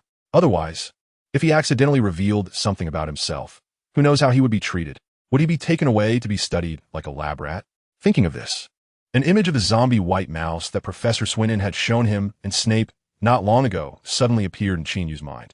The last scene being the mouse turned to ashes by Professor Swinton. That mouse was so unfortunate. With these worries in mind, Qin Yu followed them in reciting the entrance password and stepped into Dumbledore's office. Professor Dumbledore was busy writing something. Lucius, I apologize. I happen to have something to attend to, so I couldn't come to greet you, Professor Dumbledore said, putting down his quill to speak to Lucius Malfoy. It's all right, Professor Dumbledore. I'm here for nothing serious today, just to verify some information about a Hogwarts student as per the board's request. Lucius seemed to be in a good mood, his tone sounding less arrogant than before. This student, of course, referred to Qin Yu. Yes, I have a rough idea of your purpose from your letter. We will fully cooperate, Professor Dumbledore said as he stood up. He then led everyone to the nearby sitting area. Meanwhile, he discreetly gave Qin Yu a kind glance that went unnoticed by others. After seeing this, Qin Yu naturally felt much more at ease. Professor Dumbledore, based on the intelligence we've gathered from the Muggle world, we discovered that there were several serious incidents of wizard information leaks last year. For example, at the reptile house in the London Zoo, someone witnessed a little boy communicating with a python, and near a certain Muggle community, someone saw a huge willow tree being uprooted. We have reason to suspect that those involved in these incidents are Hogwarts students, Lucius said straightforwardly as he took his seat. At the end of his statement, Lucius cast a sharp glance at Qin Yu, who naturally showed a panicked expression. I, Qin Yu stammered. Lucius, I think these things shouldn't be considered too strange. After all, it's quite common for young wizards to lose control of their magic, Professor Dumbledore said in a calm tone. However, I feel that the danger level of these incidents has not received enough attention, especially regarding what happened in the Forbidden Forest last year, which still has many unanswered questions, Lucius said coldly. Oh, I believe we've investigated the Forbidden Forest incident quite thoroughly, Dumbledore replied calmly. I'm afraid there are still some omissions. Lucius said, So, what do you intend to do? Dumbledore asked nonchalantly. I think the matter should be explained in detail by our party involved, Mr. Qin. Lucius looked at Qin Yu again. Why, yes, Mr. Malfoy. Qin Yu stuttered. As he said this, he nervously glanced at Dumbledore and Professor McGonagall, behaving like a confused and panicked ordinary student. Very good, Mr. Qin. Lucius nodded in satisfaction, then took out a small vial and said to Dumbledore, Professor Dumbledore, may I borrow some tea from you? Upon seeing this, Qin Yu sighed inwardly, realizing that Lucius had cleverly brought Veritaserum with him. He wanted to have Snape help, but the latter couldn't assist. This was probably also the reason Dobby had taken the risk to remind him earlier. Of course, that reminder was of little use, as he had no time to prepare.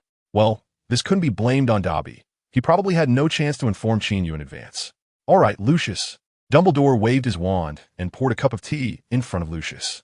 After carefully inspecting the cup, Lucius opened the small vial and dripped 3 drops of a colorless, odorless liquid into the cup. Looking at the cup of water pushed in front of him by Lucius, Qin Yu's palms were starting to sweat. What should he do? Did old Dumbledore have a backup plan? If I expose my mysterious powers, I would definitely become a dangerous individual, and there's no way I could stay at school, right? The most crucial thing is, if I drink the Veritaserum, will I spill everything about the system and my background? Damn, where did the system go at this moment? Shouldn't it pop up with 2 options for me to choose from? Either surrender or run. For a moment, Qin Yu's thoughts were in a tumult. However, he couldn't show it on his face, which really tested his acting skills. Just as his trembling hand reached for the cup's handle, a familiar voice echoed in his mind. It's okay. Those 2 short words nearly brought tears to Qin Yu's eyes. Is it true? Qin Yu asked in his mind. My matters are beyond their ability to perceive, the system explained succinctly. Does that include everyone present? Although this statement seemed unremarkable, it revealed the system's immense confidence. System bro is awesome. Qin Yu silently gave a thumbs up in his heart. With the system's assurance, he instantly gained confidence. Yes, this is the system. If it could be easily discovered by others, that would be too weak, right? So, even if they used legilimency, they wouldn't be able to see anything about the system or my memories as a traveler, right? Qin Yu suddenly thought of this point. No, the system replied. Okay, I understand. Qin Yu calmly communicated with the system, maintaining the appearance of a terrified little boy. After all, any normal child would feel fear before drinking a suspicious liquid. It's okay, Mr. Qin. This potion is not harmful to you. After you drink it, you might even feel very relaxed, Lucius Malfoy said coaxingly. Are you kidding? If it's not harmful, why don't you take a couple of sips yourself? Qin Yu couldn't help but think to himself. Even though he had only attended potions class for more than half a year, he knew that any potion affecting a person's mind or brain couldn't possibly be without some harm. However, it had come to this. There was no way to avoid it. Moreover, drinking it now was the simplest solution. Qin Yu trembled as he held the cup by its handle, causing it to shake against the porcelain saucer, producing a series of light clinks. The sound was particularly clear in the quiet room, prompting Lucius to reveal a satisfied smile, while Professor McGonagall's expression grew more solemn. However, Principal Dumbledore remained calm. Lucius was not solely focused on the young Eastern boy, Qin Yu. Rather, he only paid 3/10 of his attention to him, keeping the remaining 7/10 on Dumbledore and the ancient wand resting beside him. He was wary of Dumbledore making a sudden move. Fortunately, until the boy drank the tea laced with Veritaserum, Dumbledore did not reach for his wand, which eased Lucius's mind. Qin, I want to ask you, what exactly happened that day in the Forbidden Forest? Lucius wasted no time and asked directly. The Forbidden Forest? Qin Yu's gaze was somewhat dazed as he mumbled. Yes. What did you experience in the cave of the 8-eyed giant spiders? Lucius guided the question. Unbeknownst to him, just out of sight, 2 long, aged fingers subtly crossed, and a white arc of light appeared between them, hinting at potential danger. I have to thank Professor Dumbledore. It was him who saved me. Qin Yu thought for a moment before saying this. His words startled Lucius, causing him to frown, clearly not the answer he wanted. The long fingers hidden beneath the table gently closed, and the white arc of light dissipated. Tell me about your experience before Professor Dumbledore arrived. What happened? Lucius's tone grew noticeably impatient. I was really scared. I was surrounded by a group of spiders with 8 eyes. Luckily, Professor Dumbledore arrived. Thank you, Professor Dumbledore. Qin Yu sincerely thanked Dumbledore at the end. No need to be polite. It is my duty as principal to ensure the safety of every student, Dumbledore said warmly. Watching the two exchange pleasantries, Lucius began to breathe heavily through his nose. Then, somewhat irritated, he asked, I'm asking you, before Dumbledore arrived, didn't you do anything? For example, did you use any special abilities? This question was quite direct and revealed Lucius's ultimate suspicion of Qin Yu. He suspected the boy had some extremely dangerous hidden abilities. However, Qin Yu still looked confused and replied, What can I do? Oh, I was trying hard to control, my urge to urinate. I was really scared. After saying this, he showed a shy and awkward demeanor, appearing somewhat embarrassed.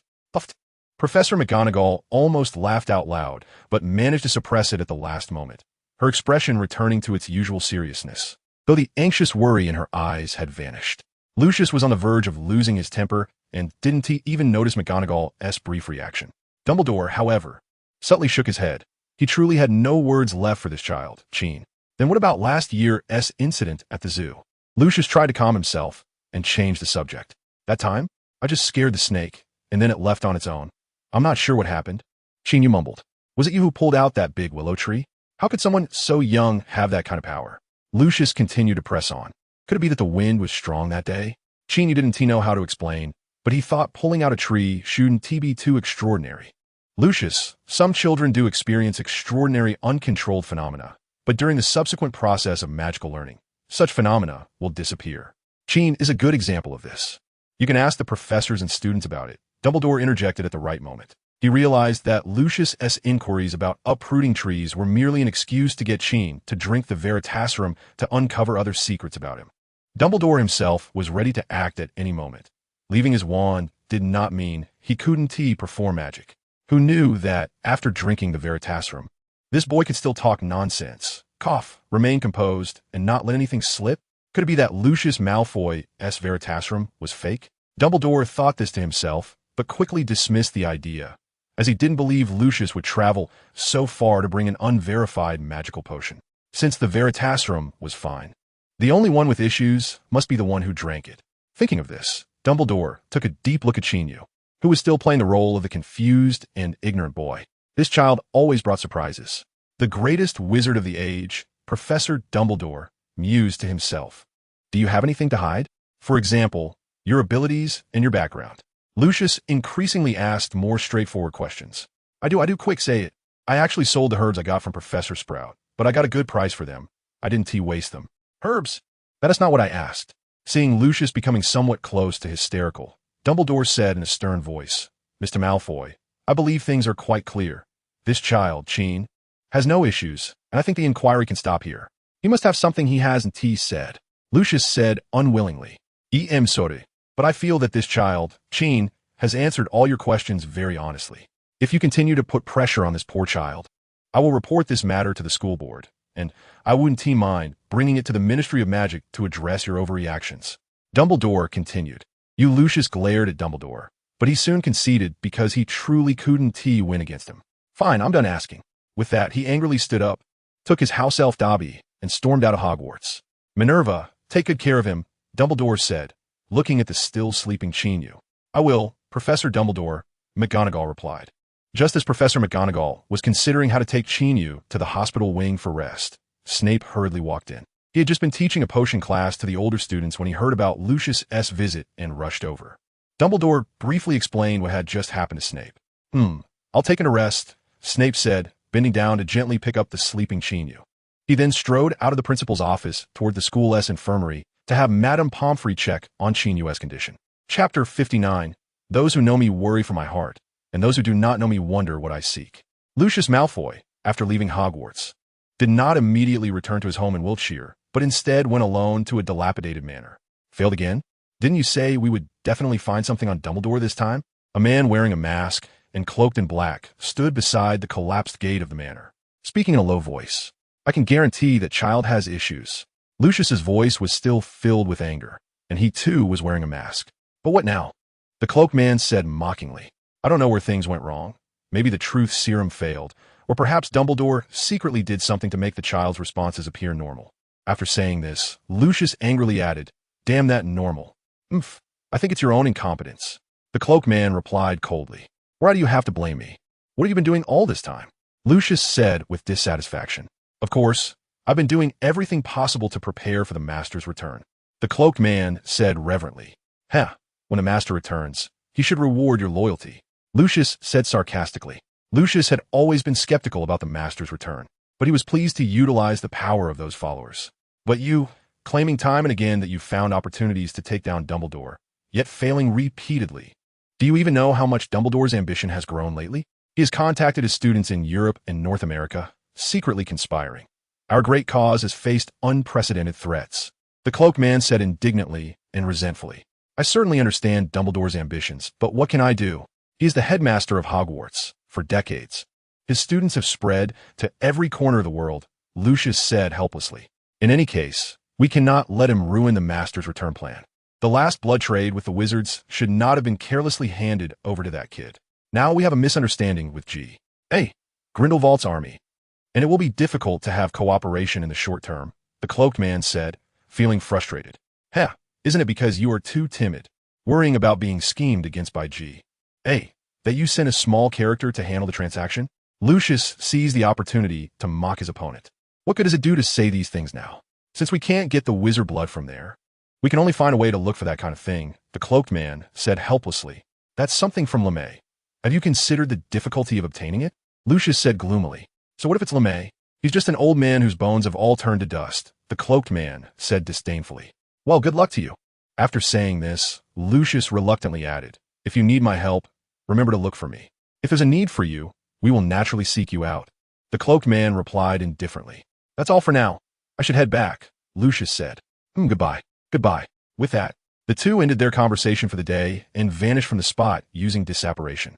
After they left, a chilly wind blew through, making the dilapidated manor appear even more desolate and lonely. At Hogwarts School of Witchcraft and Wizardry, in the headmaster's office, Headmaster Albus Dumbledore stood in the circular room, his aged face showing undeniable fatigue. He looked at the phoenix fox squatting there and inexplicably recalled an ancient poem he had seen recently in the East. The meaning of the poem was, Those who understand me will find me filled with worries, while those who do not will think I have ulterior motives in what I do. Indeed, ever since the messenger from the Brazilian Ministry of Magic came to London, informing them of a force claiming to be active on the continent of America, Dumbledore had begun his private busyness. He was investigating everything about this group through his students and friends. Many would see his actions as having ulterior motives.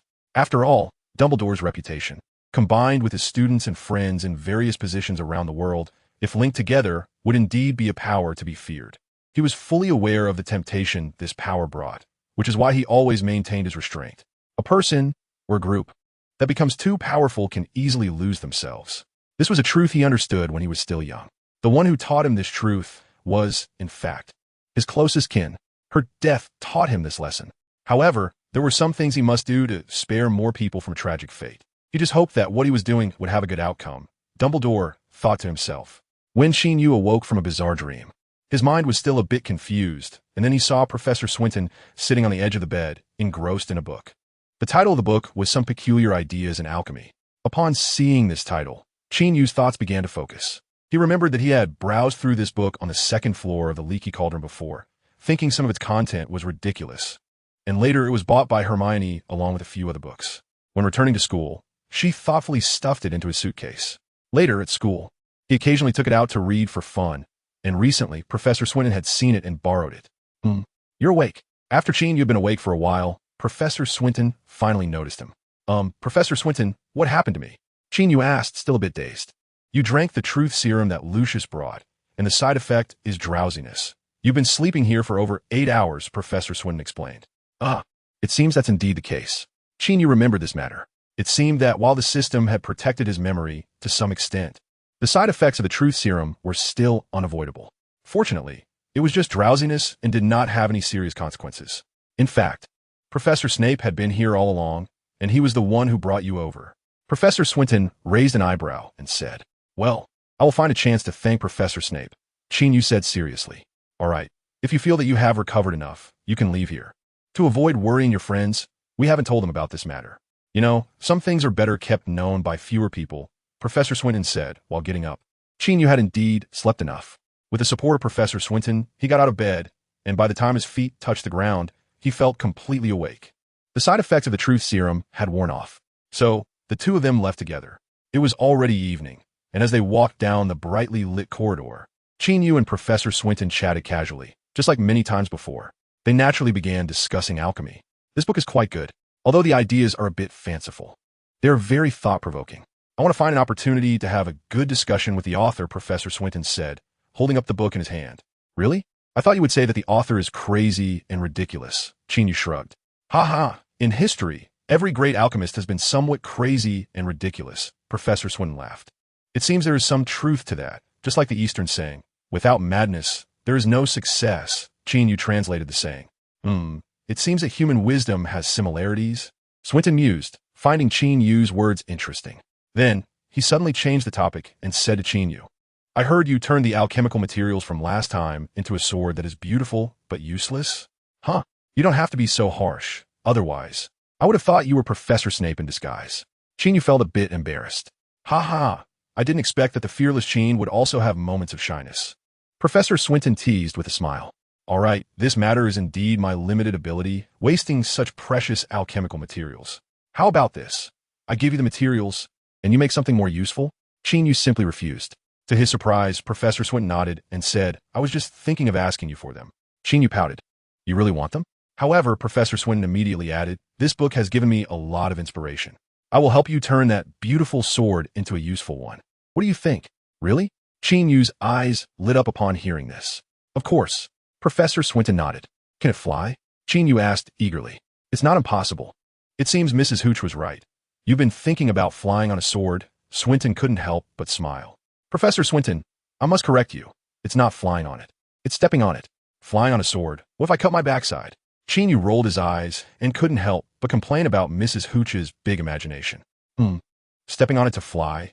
Can it meet other requirements?" Professor Swinton asked. "I want the sword to change size somewhat like, the extension charm, just like your bag." Qin Yu expressed another idea. Changing size is somewhat troublesome. I need to discuss this with Professor Snape and others," Professor Swinton said, then continued, "Is there anything else?" "It should be sharper," Qin Yu said. If a sword could only fly, he thought it wouldn't be anything special, at most just a bare flying broomstick handle. That can be done. Also, can it have some special effects like... Then, Qin Yu excitedly shared his various ideas, and when he made his 28th request, Professor Swinton looked at the night sky and said to Qin Yu, "Qin, I've suddenly lost interest in forging this sword for you. How about you just pretend I said nothing and we part ways here? I want to enjoy the moonlight. I feel this bright moonlight can bring me inner peace." "Wait, Professor, I was wrong. Just let it fly, change size, and be able to cut people. Those three things are fine." Qin Yu quickly lowered his demands. That's more like it. One should learn to be satisfied," Professor Swinton taught. "You're right. With these functions, I will be very satisfied," Qin Yu said seriously. Then, Professor Swinton followed Qin Yu to the Gryffindor dormitory area, taking away the sword made from alchemical materials that was useless aside for being beautiful. That night, when it was quiet, Qin Yu couldn't sleep, probably because he had slept too much during the day. He thought about what he had told Hermione before. If you dream of someone, that person will be unable to sleep. So if he couldn't sleep now, was it because someone was dreaming of him?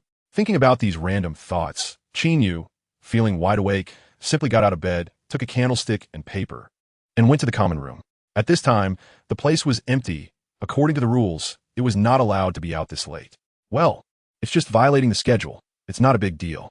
Thinking this, Qin Yu found a table to sit down, set down the candlestick, spread out the letter paper, and began to write. On that letter paper, there was already content written by Hermione. He didn't know whether she had figured it out herself or learned it from somewhere. But recently, she had started writing some reply-like content in Qin Yu's original letters, with basically every paragraph containing some. This added an invisible interactivity and fun to their correspondence, as if they were communicating in letters. Qin Yu was certainly not unfamiliar with this format. After all, he had encountered various comments while reading novels in his previous life. Seeing the comment numbers displayed after each section made him feel an urge to click in. In short, he was very happy to accept Hermione's new form of letters. Then, watching her talk about her life in the letter, mentioning how Crookshanks had gotten fatter, describing the spring in her eyes, and how she would suddenly miss him at night, reminiscing about the scenes of them chatting late into the night on the small bed in the attic. Every time he read these, a smile would unconsciously rise at the corners of Qin Yu's mouth, and he would write down what he wanted to say beside them. After replying to each paragraph in Hermione's letter, Qin Yu opened a blank sheet of stationery and began to write about the things he wanted to share with the girl far away. The shadows of a lamp flickered. No matter how dark and chaotic the night outside was, there were always some places and people that could bring him peace. Chapter 60, Dividing Money Competition. Undercurrents when Qin Yu witnessed George and Fred carrying a large bucket of fermented apple scraps to feed some magical creature. He realized that he had somewhat lost touch with what these two brothers were up to. Hagrid, looking at the industrious Weasley twins, remarked with emotion, "If they weren't always thinking about selling things from those magical creatures to make money, I would really like them." Qin Yu couldn't help but smirk at that. Indeed, the Weasley twins were smart and learned quickly. After hanging out with Hagrid for half a year, they were already quite familiar with the magical creatures in the Forbidden Forest. If their intentions were pure, Hagrid would genuinely consider these two kids as kindred spirits and close friends. Unfortunately, Uncle Hagrid was ultimately mistaken. By the way, the venom from the acromantula has been sold off almost completely, and I've saved quite a bit of money here. When should we divide it? Uncle Hagrid suddenly thought of this. They had actually never divided the money. They occasionally took some for personal use and hadn't kept any accounts. Of course, Qin Yu himself had quite a bit of money. "How much do we have now?" Qin Yu asked curiously. "About 2,000 galleons, I think." "I'm not sure of the exact amount," Hagrid replied casually. He wasn't very concerned about the amount of money. "I didn't expect it to be so much. When George and Fred come back, we'll split it," Qin Yu said with a bright smile. The human love for money often isn't about the money itself, but rather the sense of accomplishment that comes from the labor value it represents. After being busy for so long, when the golden galleons were finally in hand, the joy of harvest filled his heart. When George and Fred returned and heard about the money distribution, they were overjoyed. They knew exactly how much they had earned during this period, which was more than what their parents earned in several years combined. If they had a broomstick at that moment, the Weasley brothers would probably be able to fly around in the sky 7 or 8 times, then go vent their excitement by hitting the Whomping Willow. Clatter, clatter. Hagrid casually dumped 2 buckets of gold coins onto the floor. The Weasley brothers actually had some complaints about Hagrid's nonchalant treatment of the galleons.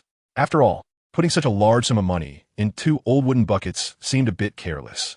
However, they eventually got used to it, because they realized that it seemed unlikely anyone could easily steal anything from Hagrid, especially with his big dog watching.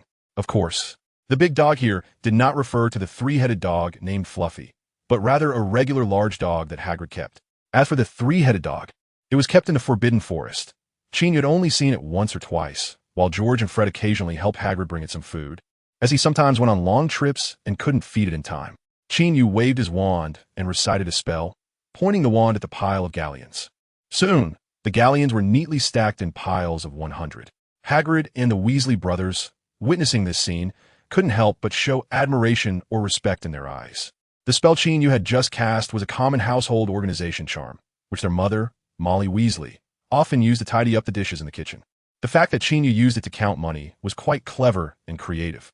This made Hagrid and the Weasley brothers feel a bit regretful that they hadn't thought of using it this way. Of course, they couldn't be blamed, as they hadn't anticipated making so much money, and thus wouldn't think of using a household organization charm for counting. In total, there were 24 piles plus 86 galleons, which amounted to 2,486 galleons. While the other 3 were marveling, Qin Yu had already finished counting the coins. This amount included not just the money from selling acromantula venom, but also profits from other items. Wow, so much. That's really a lot. George, Fred, and Hagrid couldn't help but exclaim. They had never seen so much money before, especially George and Fred, who, despite coming from the long-established Weasley family, had been poor since childhood. Even their books were hand-me-downs from their older brothers, Bill and Charlie. "So, I suggest we split 2,400 galleons evenly and keep the remaining 86 galleons as reserve funds for various expenses," Qin Yu said to the 3 of them. I have no objections." Hagrid was the first to nod. He didn't care how the money was divided. He was just waiting for his share. After receiving his share, he planned to buy a new moleskin coat, a pair of rabbit fur gloves, and a pair of beaver fur boots, as his previous outfit was already too old. Of course, these winter clothes were not urgent purchases. Hagrid just had this plan. Upon hearing this, George and Fred exchanged a glance, and Fred said, "George and I have discussed this before, and we think the money should be divided into 3 parts." 3 parts?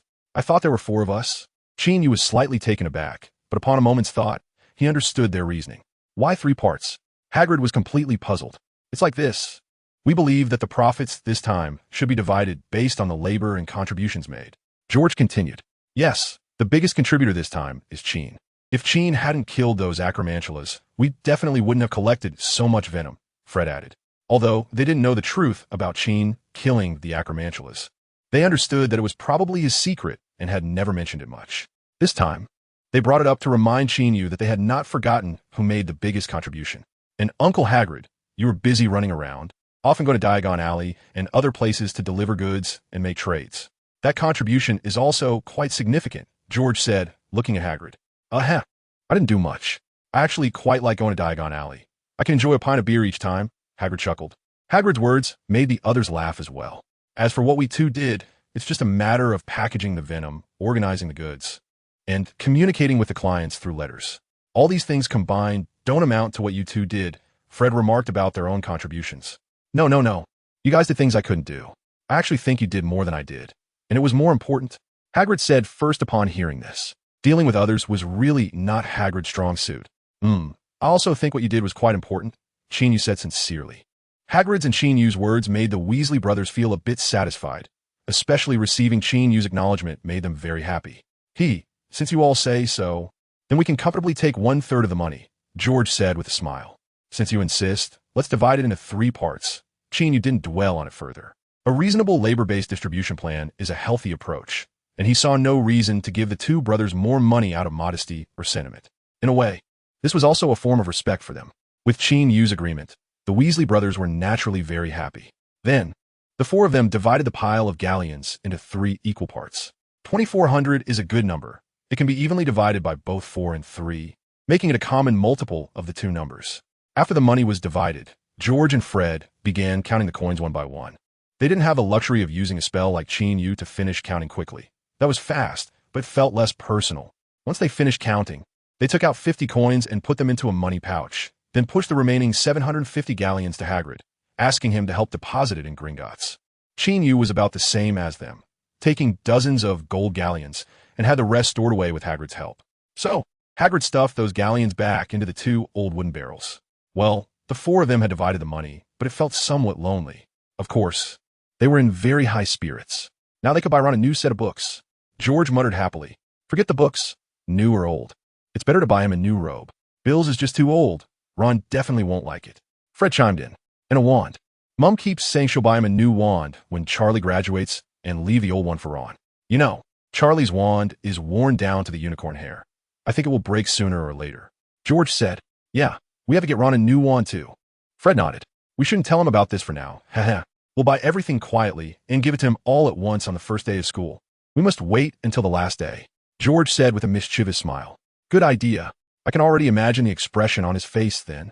He'll definitely be crying. Ha. I'm really looking forward to it. Fred laughed along, listening to the 2 brothers plotting how to tease their younger brother. Qin Yu couldn't help but feel a headache and sighed inwardly, feeling sorry for poor Ron. However, thinking about it, his crossing over had brought such a big change to Ron, at least allowing him to have a new wand and new robes. With this thought, Qin Yu felt somewhat comforted. Well, where there are tasks, there are many. Where there are none, there are few. The matter of dividing the money at Hagrid's hut was just a small episode in Qin Yu's busy and fulfilling life at Hogwarts. After that, he continued with this busyness. In early April, Gryffindor played a Quidditch match against Hufflepuff, and Qin Yu once again showed his prowess on the field. Qin is our king. This slogan echoed from time to time in the air above the field, deeply ingrained in everyone's hearts. This time, the beater partnering with Qin Yu was Fred, as he and George had agreed to take turns playing. Last time, George had stolen the limelight, so it was Fred's turn this time. Hufflepuff's standout was Seeker Cedric Diggory, who risked being hit by the bludger to desperately grab the golden snitch, leaving a deep impression on all the spectators. Although he ultimately failed to catch it, his courage was commendable. Before this, Cedric had already facilitated multiple friendly matches between the 2 houses, during which both teams had extensive exchanges. Cedric even found a way to counter Qin Yu's double attack maneuver. Of course, Qin Yu and his team also discovered Hufflepuff's weaknesses and developed new tactics. Such sparring was beneficial for both teams and was very positive. "Qin, we're keeping our trump card. You will definitely be surprised on the field," Cedric had said during one of the friendly matches. "Huh, you think we haven't kept anything back?" Qin Yu had laughed at the time. Both sides' so-called trump cards were just about going all out. In a Quidditch match, it's all about that courage. One could say this match was quite exhilarating. Although many players ended up bruised and battered, there was a friendly gathering afterward where both teams drank up 2 large barrels of the fizzy drink Hagrid had bought. Cedric even pulled Qin Yu for several toasts. If there had been any alcohol in that drink, he surely would have gotten drunk. After spending so much time together, Qin Yu could tell that this handsome guy was very sincere, straightforward, and without any scheming. He was a trustworthy friend. Otherwise, he wouldn't have agreed to play friendly matches with Hufflepuff before the official game. After the training matches with Gryffindor, Hufflepuff's Quidditch team's level improved significantly, and they even managed to draw with Slytherin in their subsequent match. Although they ultimately lost in overtime, it was enough to prove their strength. Although life at Hogwarts was great, the world was not all peaceful. About the undercurrents beneath the calm, like the Death Eaters and Grindelwald's army, Qin had learned a bit from Dumbledore. However, the one who conveyed the most news to him was actually Hagrid. "Dumbledore asked me to pay attention to various news and everyone's thoughts while delivering goods to Diagon Alley. In fact, many people think Grindelwald's ideas were quite good. At least many wizards don't like hiding everywhere because of the secrecy laws," Hagrid had said to Qin Yu with great concern, then added, "Dumbledore doesn't want me to tell you these things. He says you're still too young and shouldn't get involved in such dangerous matters now." "Thank you, Hagrid. And please thank Dumbledore for his concern for me," Qin Yu said sincerely. Although he rarely saw old Dumbledore, Qin Yu could genuinely feel the Elder's protection for him and many others. It was a very selfless love, and Qin Yu was very grateful inside. Of course, he really couldn't do much now. The only thing he could do was study magic hard, strengthen himself, and become someone who could protect himself and others. Then, just as spring was about to end, Professor Swinton, in the midst of a lesson, excitedly called Qin Yu to his office after class. This made the classmates speculate that as the top student, Qin would probably be getting after-school tutoring from the teacher again. Of course, if Qin Yu could hear their thoughts, he would probably spit blood and want to hang Elvish, who had the most ideas, up for a whipping. Alright, these are just jokes. Everyone was simply curious about matters related to Qin Yu. And after class, he left the classroom under everyone's watchful eyes and went to the dark arts defense teacher's office. Chapter 61. The Sword and Farewell. What a great sword. When Professor Swinton pulled out, drew out that long sword gleaming with metallic luster, Qin Yu couldn't help but exclaim in admiration. This sword was different from the common Western rapier. It was a wide sword that looked quite heavy. The blade had sharp lines, and the surface had been specially treated, smooth, as if polished, reflecting light beautifully. Just based on appearance, it was already quite impressive. This sword is inspired by the flying principle of broomsticks, combined with the extension charm, allowing it to change size and even achieve flight, Professor Swinton said, throwing the sword. And as he recited the spell, the sword grew larger and wider. Up.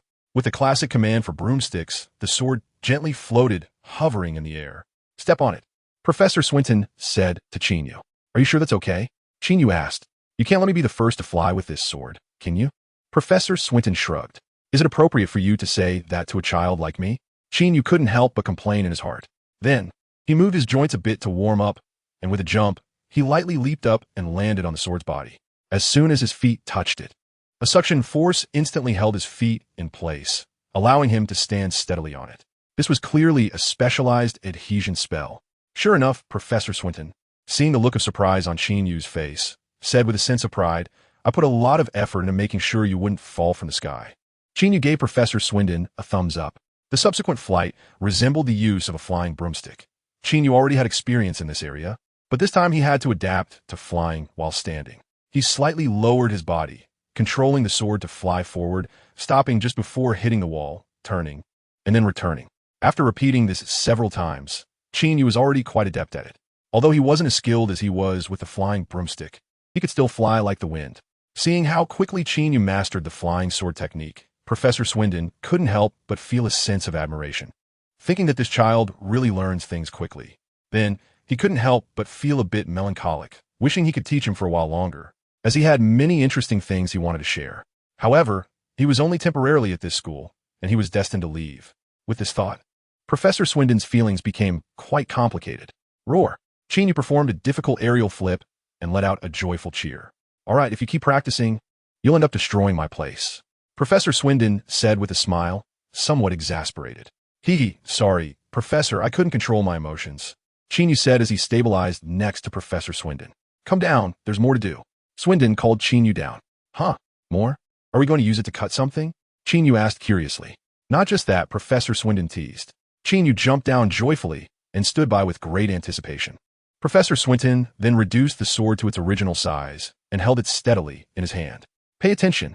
After saying this, Professor Swindon softly recited a spell, and with a bang, the long sword erupted in a burst of intense flames. Seeing this scene, Qin Yu's eyes widened instantly.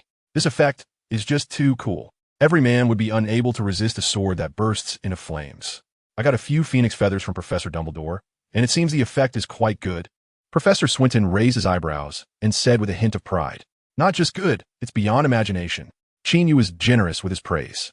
And, after saying this, Professor Swindon waved the long sword, and the flames vanished instantly, a layer of frost quickly forming on the blade with creaking sounds. He looked around, then raised the frost-covered sword and struck his desk, resulting in a corner of the desk separating and thudding onto the floor. This is the effect of those ancient spells, Professor Swindon explained. That's right, it's the same ancient spells we use for the pyramid refrigerator, cleverly applied to this sword. Very impressive, Qin Yu applauded. And Professor Swindon continued to shake the long sword, and a green glow gradually appeared on the blade. Is this the venom of the eight-eyed giant spider? Qin Yu instinctively guessed. Ha ha, good eye, Professor Swindon said with a smile. This is very practical, Qin Yu praised. And, as the green glow faded, the air around the blade stirred, creating a sharp wind. And, as the sound of wind calmed, the blade emitted a dazzling white light. And the color of the blade changed rapidly, blending seamlessly with the surrounding environment, making it hard to distinguish. And the blade became soft, coiling around his arm. And, with each hand, Professor Swindon showcased the various functions of the sword, demonstrating the boundless imagination and exceptional talent of a genius wizard. By the end, Qin Yu no longer expressed his amazement or agreement. He quietly watched Professor Swindon's demonstration as if enjoying a wonderful performance. Indeed, a wizard with extraordinary abilities is nothing less than an artist manipulating magic. Of course, amidst the admiration, Qin Yu couldn't help but wonder how much gold galleons it took to realize these functions. Professor Swindon truly came from a wealthy family. His financial power is quite impressive. All right, that's about it. After finishing the demonstration, Professor Swindon put away the long sword and said to Qin Yu, Professor, I remember I made many requests before, and you didn't agree to them. How come you did more than I asked for? Qin Yu couldn't help but ask, is it the same? Professor Swindon raised an eyebrow and continued, your numerous requests are called wishful thinking, and what I did is called a surprise. Hearing this, Qin Yu felt speechless. Then, he realized that Professor Swindon's words actually made some sense. The only downside was that many of these functions could only be used once or twice and couldn't be used again in a short period of time, which was related to the operation of magic. After all, according to the conservation law of magic, whatever effect you achieve requires a corresponding amount of magical power. And this is an unbreakable rule, Professor Swindon said with some regret. In simple terms, it means there isn't enough magical power, or, to use gaming terminology, well, there's not enough blue mana. This is already quite good, really beyond my expectations. Qin Yu said again, well then, I will leave the next part to you. Professor Swindon handed the long sword in his hand to Qin Yu. Qin Yu picked it up with great excitement. Of course, the professors were all aware of the news that Qin Yu had finally obtained a flying sword that he could ride, or stand on. After all, Professor Swindon had gone to great lengths to consult with other professors for the modification of this sword, not to mention borrowing phoenix feathers from Dumbledore. Professor McGonagall contributed a series of ideas related to transfiguration. Madame Hooch's understanding of the construction of flying brooms was immensely helpful, and Professor Flitwick's knowledge of charms, as well as Professor Sprout's expertise in herbology, were also applied to this sword. Of course, the most important contribution came from Professor Snape, who was involved throughout the entire conception and modification of the sword, and often remarked that Qin was just trying to show off. Therefore, after obtaining the sword, Qin Yu personally thanked each professor. Then, one day, Professor Dumbledore took time out of his busy schedule to visit the Defense Against the Dark Arts teacher's office to personally see the sword's effects. This reminded me of the sword of Gryffindor. Dumbledore gave it a high evaluation. Then, he said with some regret, however, this sword still lacks some opportunities to become legendary. What opportunities? Professor Swinton couldn't help but ask curiously. Well, I don't know, Dumbledore replied with a smile. Meanwhile, Professor Snape, looking at the twinkling eyes of Dumbledore, appeared deep in thought. Qin Yu thought to himself, truly hearing your words is like hearing a word. Of course, he dare not speak this out loud.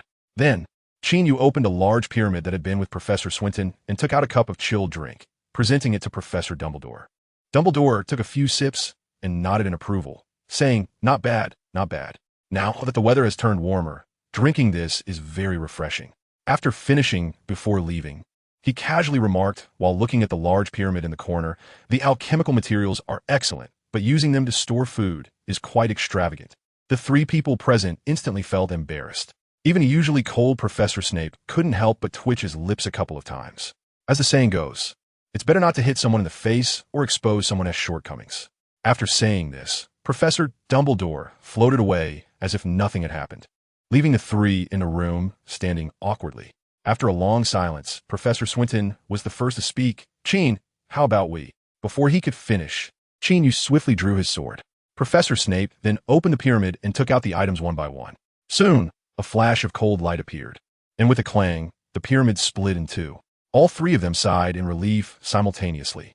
I think these alchemical materials can be very useful, Professor Swinton said seriously. That's right, Qin Yu nodded. Professor Snape also followed up. Whatever we do, it's more useful than making a pyramid fridge, Qin Yu added in his heart. He had wanted to say this for a long time, and Professor Snape and Swinton had similar thoughts, but they were too embarrassed to voice it. After all, this was something they had worked diligently on for a long time, only to be pointed out by Dumbledore today. Since they reached a consensus, they could just start over. What should we do? Qin Yu asked. Professor Snape and Swinton both looked at him and the sword in his hand. Then, they exchanged a glance, their thoughts aligning. Soon, time passed from late April to late May. The school year at Hogwarts was nearing its end, classes were basically over, and final exams were about to begin. Before the exam started, Professors Snape and Swinton had also completed their respective projects in seclusion. When the two uniquely shaped swords were placed together, Qin Yu was also present. Then, he inexplicably drew his own sword as well. The three swords clashed with a sound, resonating as if they were connected by bloodlines. They originated from the same source, and seemed to have a mysterious connection. Ha ha, this is truly an interesting thing, Professor Swinton remarked with a smile. I didn't expect such an effect, Qin Yu followed up. Since the materials are the same, some connection is not surprising, Professor Snape said as he retracted his classical-looking slender sword. Then, he continued in a calm tone, Stephen, when do you plan to leave? Severus, do you have to ask such a question at such a joyful moment? Professor Swinton sighed. Since parting is inevitable, why avoid the topic? Professor Snape rarely expressed such sentimental words. Qin Yu had actually fallen silent as soon as Snape asked the first question. Since starting school, Professor Swinton had been dedicated to helping and guiding him. At times, Qin Yu had regarded him as an older brother with whom he could share anything. Now, as the time to part ways approached, he naturally felt a mix of emotions. Life, he thought, is probably just a series of farewells. Well, if it's farewell, then let's raise a glass to it today. Professor Swinton brought out a bottle of aged red wine. He poured a glass for himself and Snape. Qin Yu, being too young, was firmly rejected by the two men despite his longing, and could only drink a kind of non-alcoholic beverage that had a similar taste to wine. This beverage could also have a drunken effect, but it was still different from real alcohol. Then, the three of them raised their glasses in this office to toast to their farewell, taking a sip, and then pouring another glass because the words of parting seemed to be a bit too many. When they all started to feel tipsy, Qin Yu patted the shoulders of the two professors and, quite emotionally and slurred, said, Professors, I have an idea, not sure if I should say it or not. Just say it. Whatever you want to say. Professor Swinton waved his hand after getting a bit tipsy. Go ahead. I promise I won't scold you today. Professor Snape also assured. His face was slightly red, and his eyes were a bit hazy, as if under the influence of alcohol. His thoughts had drifted into some distant memory. With the agreement of the two professors, Qin Yu chuckled and said, I was thinking, you see, we are fated to be together, and we all have a sword. In the Muggle world, that makes us the legendary Three Musketeers. I've heard this story. Professor Swinton chimed in. Then, why don't we pledge brotherhood? Qin Yu said, a bit hazy but with bright eyes looking at them. Pledge brotherhood? Professor Swinton asked, confused. Yes. From now on, we are brothers from different parents. Of course, we can each have our own lives. I'll call you professors, and you can call me third brother. Drunk Qin Yu thought his idea was simply wonderful. All right, third brother. You are my dear brother, Professor Swindon said, patting Qin Yu's shoulder. Third brother? Professor Snape also called out in confusion. Hey, big brother, second brother. Qin Yu happily hugged the shoulders of both. Then, the three continued to clink their glasses. Tonight is for farewell. Tonight is for the encounters of the past, until we are all drunk in a ridiculous drunkenness. Chapter 62. Remember its effect, would Professor Snape kill me to silence me? This was the question Qin Yu had been pondering for the past 2 days. What happened that night could really be described as social death, and it was a thorough kind of death. Did I really just form a brotherhood with the Hogwarts 3? Absolutely tipsy, and the most important thing is that it involved Professor Snape. Any normal person wouldn't pull Snape in and call him big brother, making him refer to himself as third brother, right? Just thinking about it afterwards sends chills down one's spine. I probably won't live to see this year's end-of-year banquet. Qin Yu thought to himself. Note, the end-of-year banquet is held at the end of an academic year, before the summer vacation begins. This often caused him to lose focus during the final exams of the school year. Consequently, during the herbology exam, his quill was stuck on the test paper for a long time, smudging a large area of ink, and Professor Sprout had to give him a new one. Then, during the charms exam, he peeled the skin off the pineapple used for testing the levitation charm, even scooping out the eyes, and subconsciously planned to soak it in some salt water. Fortunately, Professor Flitwick was relatively kind and gave him a new one, also kindly reminding him to pay attention to the exam questions, which spared his charms exam from being doomed. In the transfiguration exam, the mouse meant for transfiguration props was turned into a tomato, while the question required a goblet. In short, if it weren't for his decent relationships with the professors, his exams this school year would have been a complete disaster. Severus, it seems that Qin has not been in a good state during the exams lately. Do you know what's going on with him? Professor McGonagall asked Snape curiously during the Hogwarts faculty meeting. Hearing this, Professor Snape closed his eyes, remained silent for a moment, then slowly lifted his eyelids with their long eyelashes, his gaze calm, and said in a flat tone, "Isn't it quite normal for him to behave abnormally?" Professor McGonagall was slightly taken aback at his words, then nodded and said, "Well, I suppose you're right. If he were behaving too normally, that would indeed be very abnormal." "Cough, that's right," Professor Swindon chimed in. Then, feeling Snape's cold gaze upon him, he quickly changed the subject. "By the way, I heard that the Hog's Head and has received a new batch of nice red currant rum. I plan to invite all the professors to taste it. I wonder if you all have time after the exams?" "Wow, that sounds great." Professor Flitwick was the first to respond. "Thank you for the invitation, Professor Swindon. I will definitely attend," Madame Hooch said afterward. Others also chimed in, expressing their certainty of going, while Professor Trelawney showed a shy expression. She quite liked drinking and often had a bit of sherry by herself. Then, the brief meeting ended, and everyone left to continue preparing for the exams in their respective grades. Soon it was time for the first-year potions exam, which required both a written test and practical operations. Early in the morning, Professor Snape donned his flowing black robes, fastening them all the way up to just below his throat. Glancing casually at his emaciated self in the mirror, Snape's gaze shifted to the classical-looking fine sword resting on the table. Then, he couldn't help but twitch his cheeks slightly. Next, he closed his eyes. A series of spells floated in his mind. Avada Kedavra, the soul-sucking curse, the Cruciatus curse, the killing curse, the fire-making spell, the petrification spell. There were too many to choose from. However, the corners of his mouth unexpectedly lifted slightly, though it quickly returned to its usual coldness. Smiling was a tiring thing for him, as it reminded him of that person who once brought forth a genuine smile from him. The one he had deeply hurt in the past. She was so wonderful, and her life was so short, and he would probably spend the rest of his life pondering why he couldn't protect her well. The robe concealed his tall figure. Indifference covered his black eyes. And Professor Snape, as usual, drifted out of the room. Today's exam topic is to brew the forgetfulness potion. All the materials and tools you need are at your disposal. The exam officially begins now. Professor Snape raised his voice in the underground classroom where the potions class was held, slowly addressing the students present. Many of them sighed upon hearing this and began to frantically search for the needed items, weighing them out appropriately. Qin Yu felt a bit anxious as he observed Professor Snape's expressions and movements. There was no way around it. Seeing Snape for the first time in days left him somewhat uncertain. When he finally confirmed that Snape showed no intent to harm him, Qin Yu relaxed. He then focused on preparing the potion. After a busy session, When he added the last drop of valerian root juice, the liquid in the cauldron turned a light purple, signifying the potion was complete. Not bad. A cold, familiar voice echoed in Qin Yu's ear, startling him. Turning around, he saw Professor Snape's face, devoid of any extra expression. At some point, Snape had stood behind him, and Qin Yu hadn't noticed, likely due to his intense focus on potion making. Professor Snape, Qin Yu said, somewhat hesitantly. In addition to learning how to brew potions, you must also remember their effects, Snape said, as methodically as ever. I will. Qin Yu quickly nodded in response.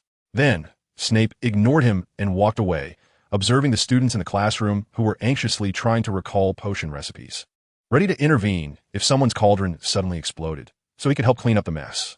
Watching Snape leave, Qin Yu pondered his words. Remember the effects of the forgetfulness potion? Professor Snape is hinting at me. Qin Yu finally understood, and he felt completely at ease. Since it was just about making him forget, it meant that what happened that day would not be mentioned again, and he could move on. With this thought, Qin Yu felt much more relaxed. Soon, he realized that only the last History of Magic exam was left. Once he finished this course, he could look forward to the holidays. What would be on the History of Magic exam? Qin Yu was thinking about this class in his heart, eagerly anticipating the start and quick end of the exam. Chapter 63. The exam is over, preparing gifts, and then going to a certain place. Snape didn't give you a hard time, did he? Professor Swinton said, patting Qin Yu on the shoulder. Qin Yu's chest tightened, and he almost spat out a mouthful of old blood. At that moment, he had just walked out of the potions classroom and encountered Professor Swinton on the way. Professor, can we forget about that day? Qin Yu said with a bitter face. Thinking about that day was actually quite embarrassing. Of course, it wasn't that he wasn't sincere at the time, at least 50% sincere, 50% out of his mind. But there was a significant age gap between him and the two professors, which made him feel somewhat disrespectful. Who knew that although Professor Snape chose to forget and conveyed this strong signal with the exam questions, Professor Swinton had no intention of letting it go. I think your idea that day was quite good. It means I have another brother and also another older brother, Professor Swinton said with great interest. Even if I think what you said makes sense, you have to consider Professor Snape too. Just look at his usual demeanor, Qin Yu said, his expression solemn as he elongated his face, performing a Snape-style cold expression. You really learned it too well, Professor Swinton said, nearly laughing to tears. Sigh. I'm not trying to make you happy. I'm trying to make you think about my situation. You can leave, but I still have to stay here for 6 years. I don't want to be taken out before I even graduate, Qin Yu said helplessly. All right, I understand your feelings. I actually don't dare to mention that day in front of Snape, Professor Swinton said seriously. As long as you understand, Qin Yu finally felt relieved.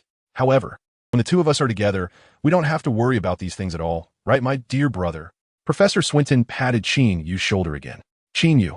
It seemed that Professor Swinton intended to remember this for a lifetime. Thinking of this, Qin Yu's mindset began to crumble.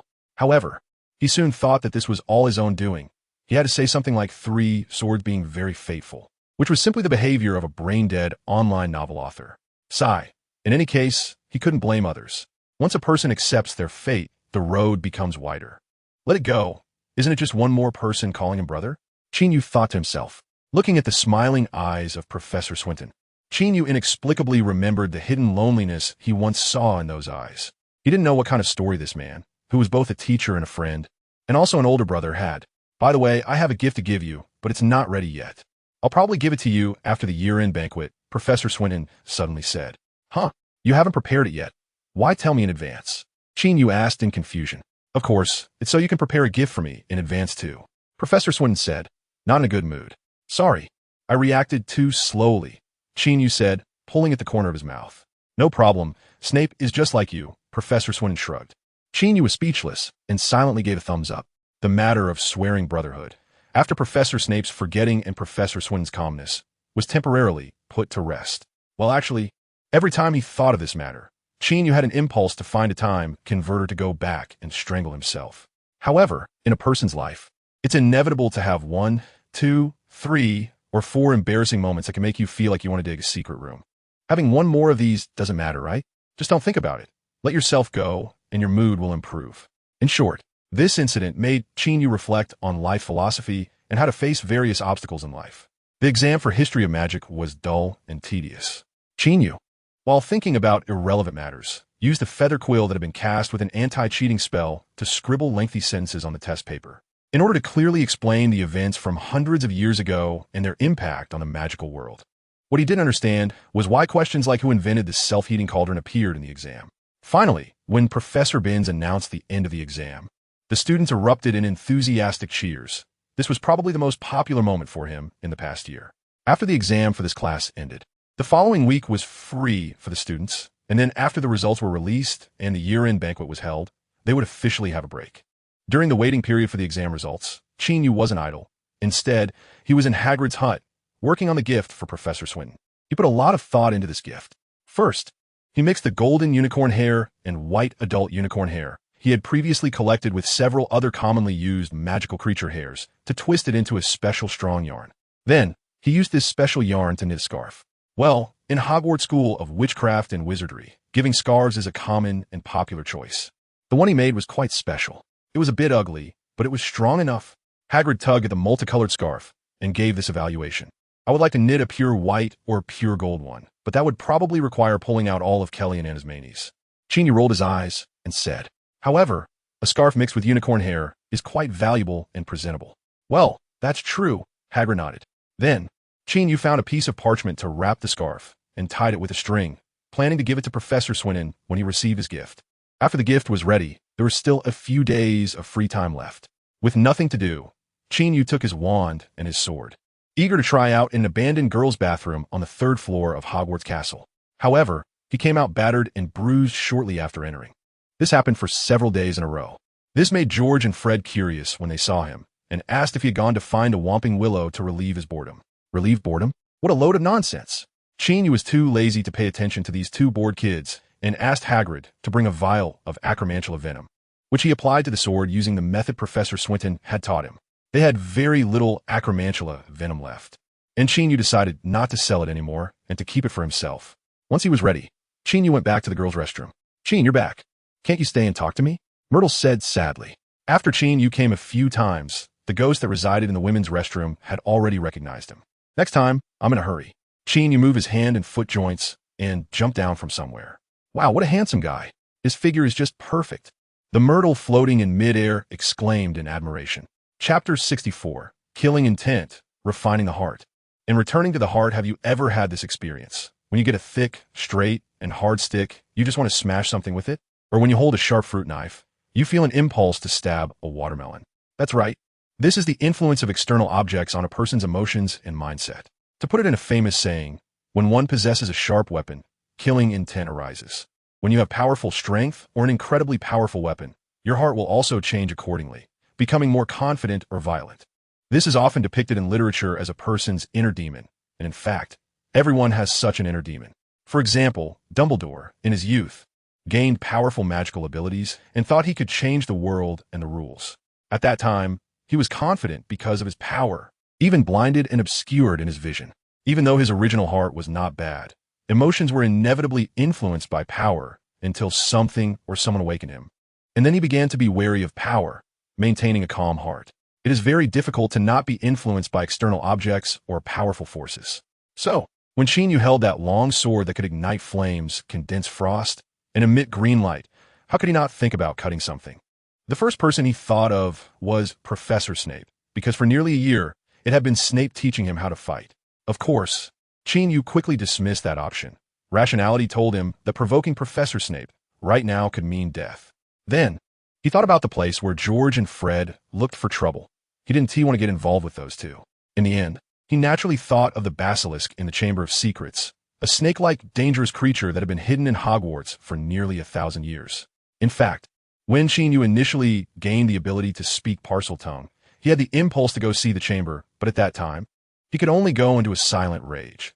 Going there would just be delivering himself as a meal. Now it was different.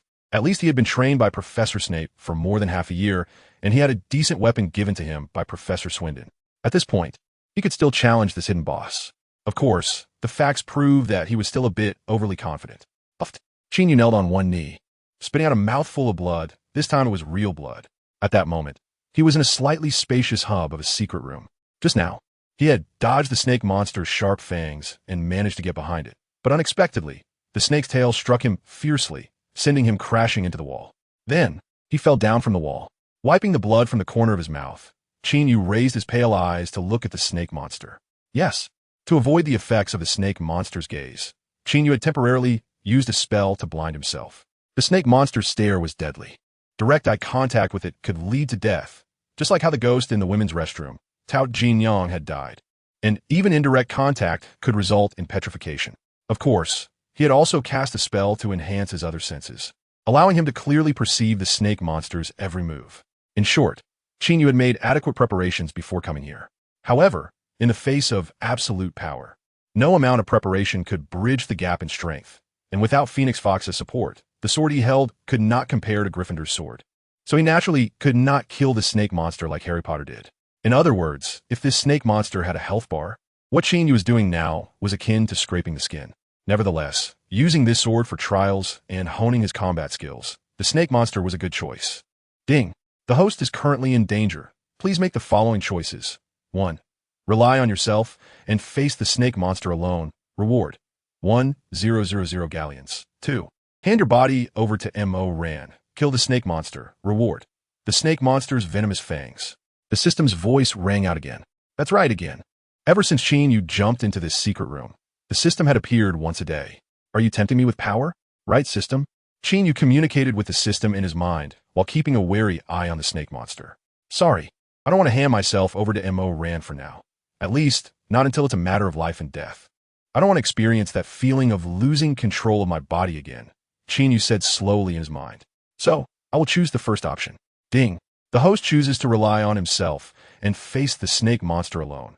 This is a manifestation of courage. Reward: 1,000 galleons. Hearing the system notification, Qin Yu couldn't help but raise an eyebrow. Being able to receive system rewards was one of his gains from challenging the snake monster in the secret room over the past 3 days. Since he had made a choice, he decided to take it seriously. Bang! The long sword ignited in flames as Qin Yu's expression hardened. He leaped with all his might, striking at the giant snake king.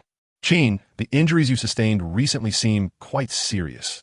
You've even broken a few ribs, said Madame Pangfilet, the school doctor, with a furrowed brow. Qin Yu is quite a regular at the school infirmary, and Madame Pomfrey has long been used to it. However, recently his injuries have been noticeably more severe than before. Fortunately, they're not life-threatening. He won't die here. Could it be Snape's doing? Madame Pomfrey boldly speculated. She had heard that Professor Snape and Swinton were privately tutoring Qin Yu, and it was clear that Swinton wouldn't be so harsh, leaving Snape as the prime suspect. It's not Professor Snape.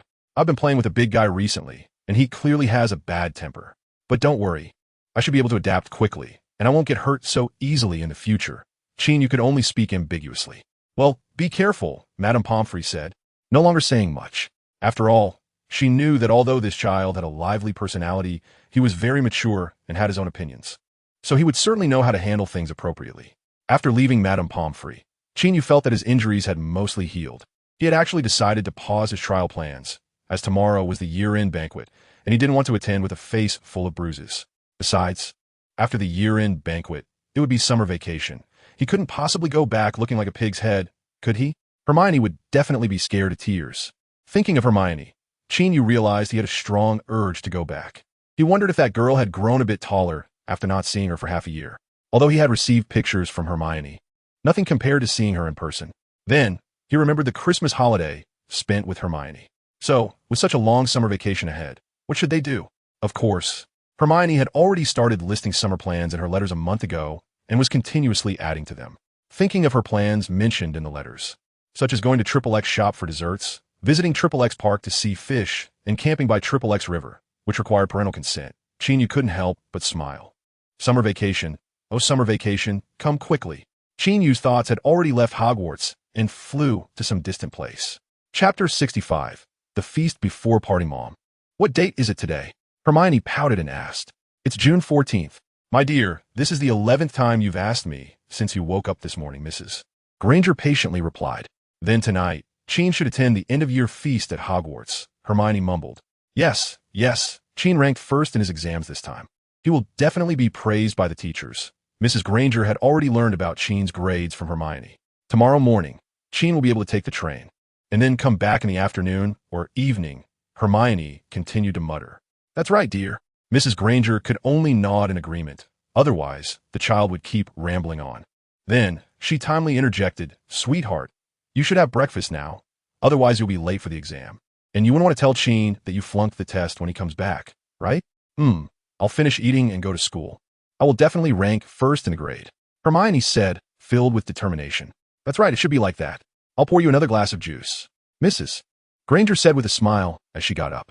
"Thank you, Mom," Hermione said obediently. Then, she quickly finished her breakfast and drank all the juice her mother poured for her. On the way to school, Hermione thought about her long summer vacation plans, but inevitably felt a bit troubled at the end. "I've saved up pocket money for over a year. I wonder if it's enough," the little girl thought to herself. Well, actually, she had always been unaware of how much Qin Yu had. During their last trip to Diagon Alley, she was careful about spending money everywhere, mainly because she didn't know much about the currency of the magical world and felt that Qin must have been saving money diligently to accumulate that amount. Then, she decided that she would cover the expenses for this summer vacation since most of her plans involved activities in the Muggle world which wouldn't require spending wizarding currency. "I should find a job, but unfortunately, many places won't hire me," Hermione thought helplessly. The little girl, lost in her thoughts, soon walked into the school and began her exams. Well, in order to secure the first place in her grade, she decided not to think about summer vacation for the time being and focused on answering the questions on the test paper. As the saying goes, Merlin's trousers have two legs. The story is told from both ends. Just as Hermione was concentrating on her exam for the first place in her grade, Qin Yu was at Hagrid's hut, picking out things to take back.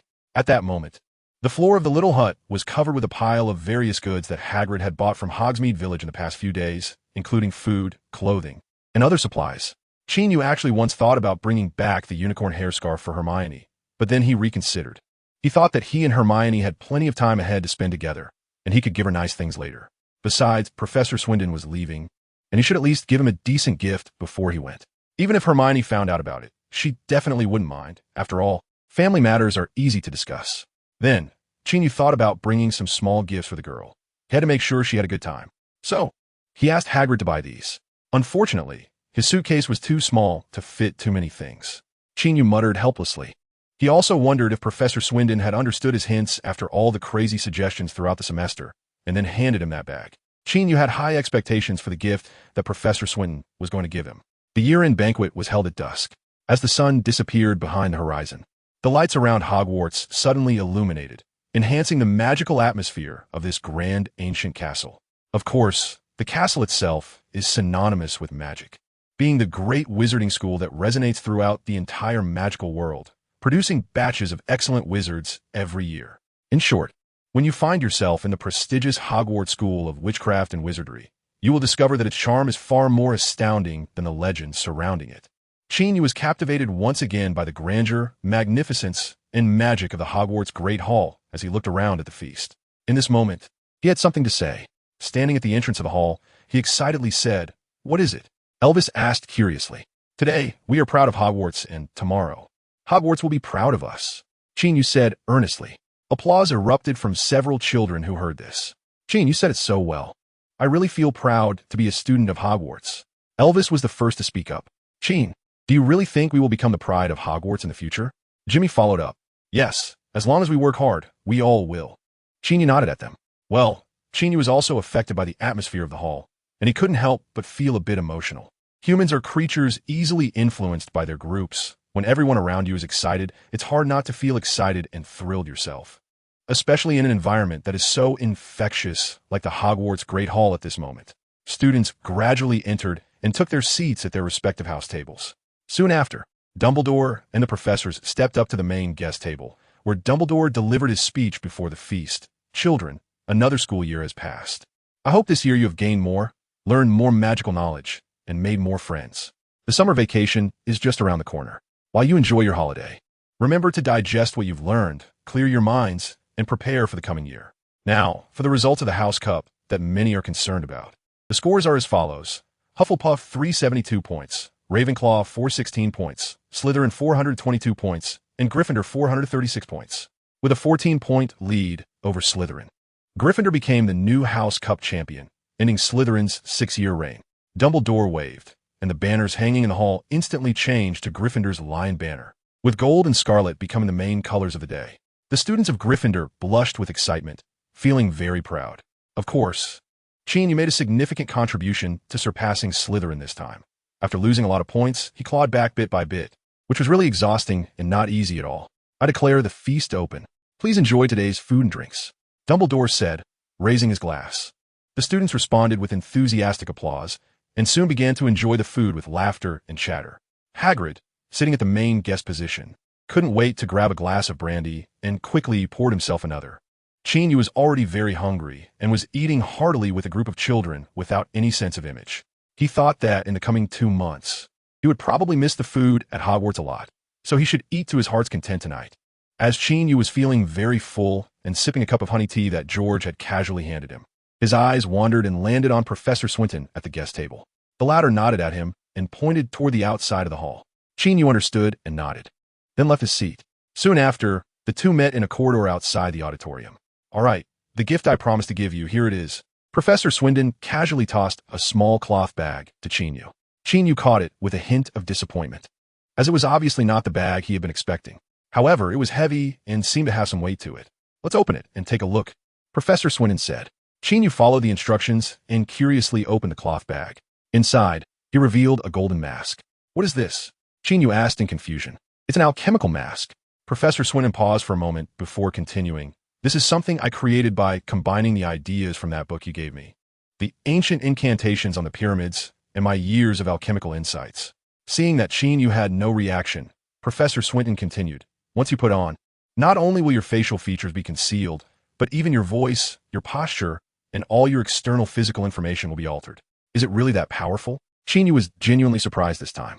This thing was incredibly useful, even comparable to Qin Yu's advanced illusion body spell. After all, the illusion body spell makes the body completely invisible, while this mask allows him to appear without being recognized by others. The two abilities are different, and their applicable scenarios are not the same. Of course, it took me over 2 months to make it, Professor Swinton said with a sense of pride. This meant that he had been thinking about the farewell 2 months ago and had quietly prepared a gift for Qin Yu. Thinking of this, Qin Yu changed his usual carefree demeanor and said seriously, "Thank you, Professor Swinton. All right, no need to be formal with me. After all, I'm your brother." Professor Swinton winked at Qin Yu. Qin Yu was instantly at a loss for words.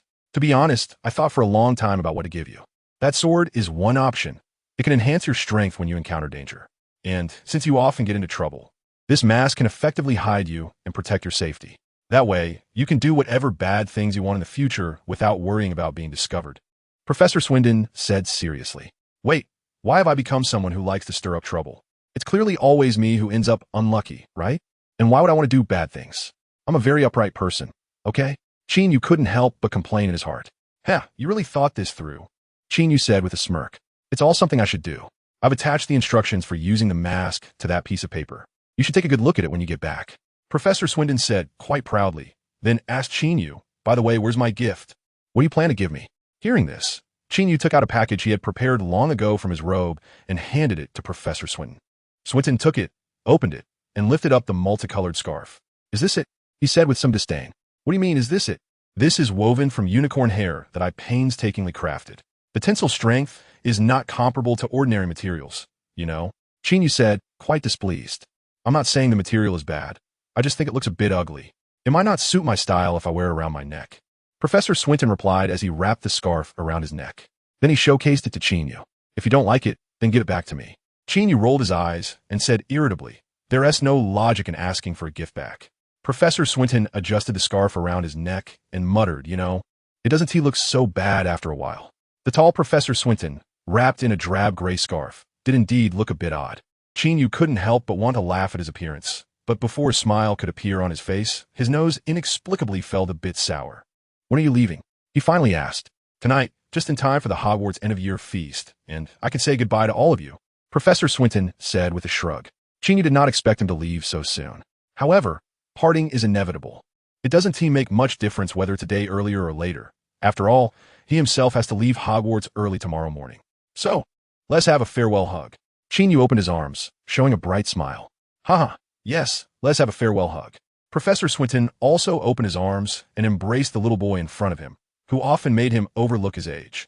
Take care, Professor Swinton, Qin Yu said. Take care of yourself, Qin. Professor Swinton patted his shoulder and said. After bidding farewell to Swinton, Qin Yu returned to the auditorium and sat in his previous spot. Watching the lively crowd, his thoughts drifted, and a faint smile gradually appeared on his lips. Tonight's Hogwarts is so wonderful. Everyone is enjoying the feast and the noise before their party. Chapter 66. Crowded compartment, come back, come back. Qin Yu hummed a tune. He only remembered a few lines of lyrics, feeling cheerful as he walked out of the Gryffindor Tower towards the dock by the lake. Qin, what song are you singing? It sounds really nice, Elvis said, struggling to catch up with Qin Yu while dragging a heavy suitcase. In contrast, Qin Yu seemed very relaxed, as the suitcase in his hand wasn't heavy at all. The reason was simple.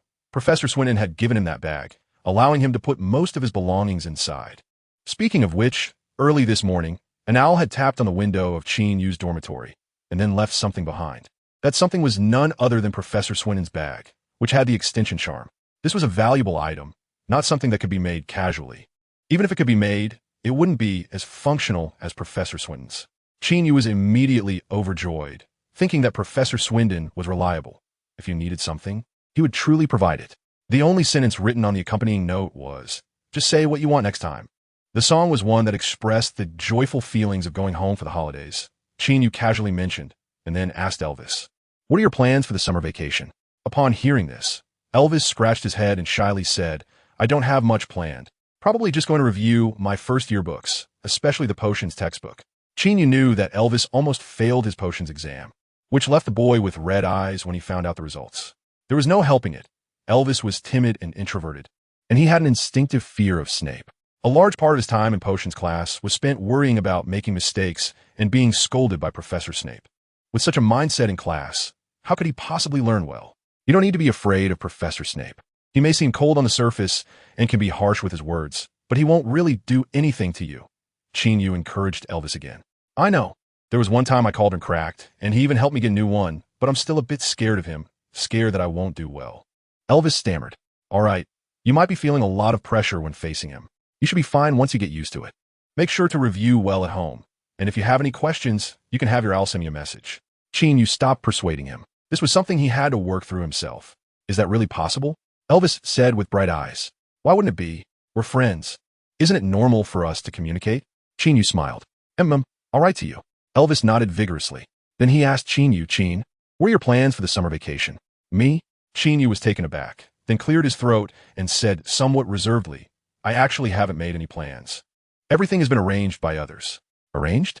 I wish I could have everything arranged too, but unfortunately, I'm often the only one at home during the holidays," Elvis said enviously. Qin Yu patted his shoulder, unsure of how to comfort him. After all, not everyone has a sister at home. "Get on the boat. Hurry up. There are many people going home for the summer vacation. Be careful not to miss the train." Hagrid shouted from the dock by the lake, urging them on. Upon hearing this, the students quickened their pace and jumped onto the small boats, which sailed towards the opposite shore in a fleet. After Qin Yu and Elvis boarded the ship, he looked back at the gradually receding Hogwarts castle, silently saying goodbye in his heart, and looked forward to seeing the beautiful autumn of Hogwarts again on his next return. The Hogwarts Express, filled with departing students, departed punctually at 9 in the morning. Unlike the Christmas holiday, Qin Yu's compartment was packed with people this time. First was Elvis, who was sitting contentedly beside Qin Yu, easily grabbing a seat in the compartment as he had been closely following Qin Yu. Then came George and Fred, the Weasley twins, who rushed in and quickly occupied 2 seats. Bach, Jimmy, and Wilson also wanted to sit in, but the compartment was too cramped for 7 people, so they had to go to the next one, occasionally coming over to chat and staying for quite a while, making it feel no different from sitting there. During this time, Cedric also came over to chat with Qin Yu and the others, but seeing there was no space left in the compartment, he left with a helpless expression. "I heard Charlie is going to Romania to study dragons after graduation," Qin Yu asked the Weasley brothers. "Yeah, that's probably his second biggest interest after Quidditch," George shrugged. "But I think he really hopes to join a professional Quidditch team, though that's really difficult," Fred sighed in agreement. This topic brought a bit of silence among everyone. At that moment, the train passed a beautiful Muggle village where a group of fat sheep grazed on the grass, and everyone's gaze was drawn to the scenery, momentarily not saying much. Before reaching the station, the students took off their wizard robes and changed into summer clothes. The boys wore simple shorts and short-sleeved shirts, while many girls wore beautiful dresses, although some dressed like boys, such as Mungus Wanda. Finally, the train stopped at Platform 9 at King's Cross Station. Everyone got off the train in groups of 2 or 3, passing through the wall into the Muggle World Station. The groups exited in batches to avoid attracting Muggle attention. Bye, Qin. See you at school, Qin. Looking forward to your performance next year, Qin. Many passing students greeted Qin Yu, while George and Fred envied his popularity, swearing they would practice their Quidditch skills well during the summer holiday to amaze everyone when school started. Soon, Qin Yu and the others reached the Muggle world exit, where many young wizards found their families waiting to pick them up. The Weasley brothers saw their mother, Molly Weasley, coming to pick them up along with their brother Ron and sister Ginny. See you later, Qin. George waved goodbye to Qin Yu. I'm going to miss you, Qin. Fred hugged Qin Yu for a moment. Goodbye, I'll miss you guys too. Qin Yu said farewell to the two brothers. Then, he waved to Mrs. Weasley, greeting her from a distance. After sending off George and Fred, Qin Yu shrugged and pulled his suitcase forward. Just then, a melodious voice like a lark rang out. Qin. The lovely voice called again. Qin Yu turned to look in the direction of the sound, and a petite figure rushed towards him like a gust of wind. Just as he raised his arms, the figure jumped into his embrace, hugging him tightly. Hermione? What are you doing here? Qin Yu asked the little girl in surprise. Hee, aren't you surprised? The girl raised her small face and smiled at Qin Yu. Yes, very surprised. Qin Yu couldn't help but ruffle her brown hair. After not seeing her for half a year, Qin Yu noticed that Hermione's hair had grown quite a bit, almost reaching her waist. My parents are here too. They came with me, Hermione said, pointing in the direction she had come from. Hermione, why did you run so fast? Wait for us, said a slightly breathless Mrs. Granger, followed by Mr. Granger. Aunt Jenny, Uncle David. Qin Yu quickly greeted them. Mrs. Granger was naturally very happy to see Qin Yu and held his hand tightly. Mr. Granger enthusiastically helped Qin Yu with his suitcase. However, he stumbled slightly while lifting the suitcase, almost falling over because the suitcase was much lighter than he had expected. He had exerted too much force. Although the suitcase was lighter than he thought, he soon realized it was summer, so Qin probably didn't bring many clothes. Just now, my parents got lost and didn't know where to wait for you. Luckily, I noticed many boys and girls behaving a bit differently, so I guess they were wizards going home for the holidays with you, and I followed them to find you. I didn't expect to really see you, Hermione said proudly about her deduction. That's a really smart method. Qin Yu praised her. Right? I think I could be Sherlock Holmes. The little girl, pleased with the compliment, said happily, and what about me? Qin Yu pointed to himself. You are definitely Watson, Hermione said, pinching an imaginary pipe and seriously adding, oh, my dear Watson. This case is actually very simple. Ha ha ha ha. Hermione's performance drew hearty laughter from Mr. and Mrs. Granger, who were sitting in the front of the car. They were very happy that their daughter and Qin were talking about things they understood, rather than topics from the magical world, which allowed them to follow along. However, once their daughter started school, she would probably talk about some strange things, like how to fly on a broomstick or how to make a pea vine grow to the sky. Mr. and Mrs. Granger both shared the same thought. By that time, their daughter would be drifting further away from them, right? They exchanged glances, each seeing the reluctance in the other's eyes. However, Hermione ultimately belonged to a different world. Qin, can you do this? Hermione made a gesture with her hand, opening and closing her fingers. What's so hard about this? Qin Yu followed suit. You could do it too? Then I'll try something else. Hermione said, somewhat unconvinced. Then you should try something harder, Qin Yu suggested. It must be really difficult. Watching the two children in the back seat playing what seemed to be a boring game, Mrs. Granger smiled faintly, feeling a bit more at ease. Yes, even if Hermione was in another world, at least Qin was there to keep her company. Just then, a familiar large hand covered Jenny Granger's hand, conveying a message. I will always be here for you. Mrs. Granger's heart warmed, and she looked affectionately at her husband. In the front seat were the emotionally tumultuous Grangers, while in the back were Qin and Hermione, catching up on various topics after a long separation. The car slowly drove them towards their warm home. In mid-June, it was the height of summer. However, in a dense forest by the River Devon in Yorkshire, it appeared particularly desolate. Hidden among the tall trees was a large estate. In fact, if an ordinary human were to pass by, they would only see some large and small stones and would not notice any buildings at all. Only certain special humans, known as wizards, could see it. At this moment, a tall man appeared at the entrance of the estate. From his solemn expression as he gazed at the estate, it was clear that he belonged to the category of people who could see the true form of the estate, wizards. This wizard lingered at the entrance for a long time before finally waving a slender object the length of his forearm. This was the wand used by wizards, and pointing it towards the estate. A beam of white light shot from the tip of the wand and entered the estate. The estate seemed to have a transparent veil lifted from it, and the air began to circulate within, transforming into gentle breezes that brushed against the ancient buildings. Then, the wizard, wand in hand, stepped inside. He walked along the wide path paved with giant stones, passed by a long dry fountain, and strolled through the desolate flower beds and lawns, eventually entering the main hall of the estate. In that hall stood a statue. The statue depicted a tall man clad in robes, holding a round shield in his left hand and a long sword in his right. The man stood proudly, his gaze resolute. Upon seeing this statue, the wizard who had just entered could not help but tremble. How ridiculous. It was just a statue. How could he still be afraid of it? A contemptuous voice echoed in the hall. No, I'm not afraid of him. Just another voice, slightly lower in tone, responded. Oh, hate him. The contemptuous voice spoke mockingly. I just don't understand what he was really for, nor do I know what those people did for his ideals back then, the lower voice said slowly. For the world? For wizards? For humanity? Ha ha ha, ridiculous. To live is to live for oneself. The contemptuous voice grew agitated. You don't understand. Some people are like that. The lower voice said. Ha ha ha. I don't understand. If I didn't understand, you would have died long ago. We would have died long ago. Stephen. The contemptuous voice laughed. I'm very grateful to you. The lower voice sighed. If you really want to thank me, then go find those people and see why they left and why we were abandoned. The contemptuous voice spoke with hatred. I will. The lower voice said solemnly. Then, the hall fell into a brief silence. What? You want to feel the warmth of the world just because you played house with a child, will you? Stephen, you have to understand, in this world, the only ones you can rely on are you and me. The contemptuous voice became somewhat irritable. Are you afraid of something too? The lower voice asked curiously. I am not afraid. Never have been. The contemptuous voice shouted. I know you're not. The voices in the hall disappeared again, and the figure of the wizard also vanished. Only the tall statue remained standing there, as it had for countless days and nights over the centuries, unmoving and tireless. Below the statue was a lengthy name. If you removed the various middle names representing different meanings, this name could be abbreviated to Moses Swinton, a name that was not particularly well known in the magical world.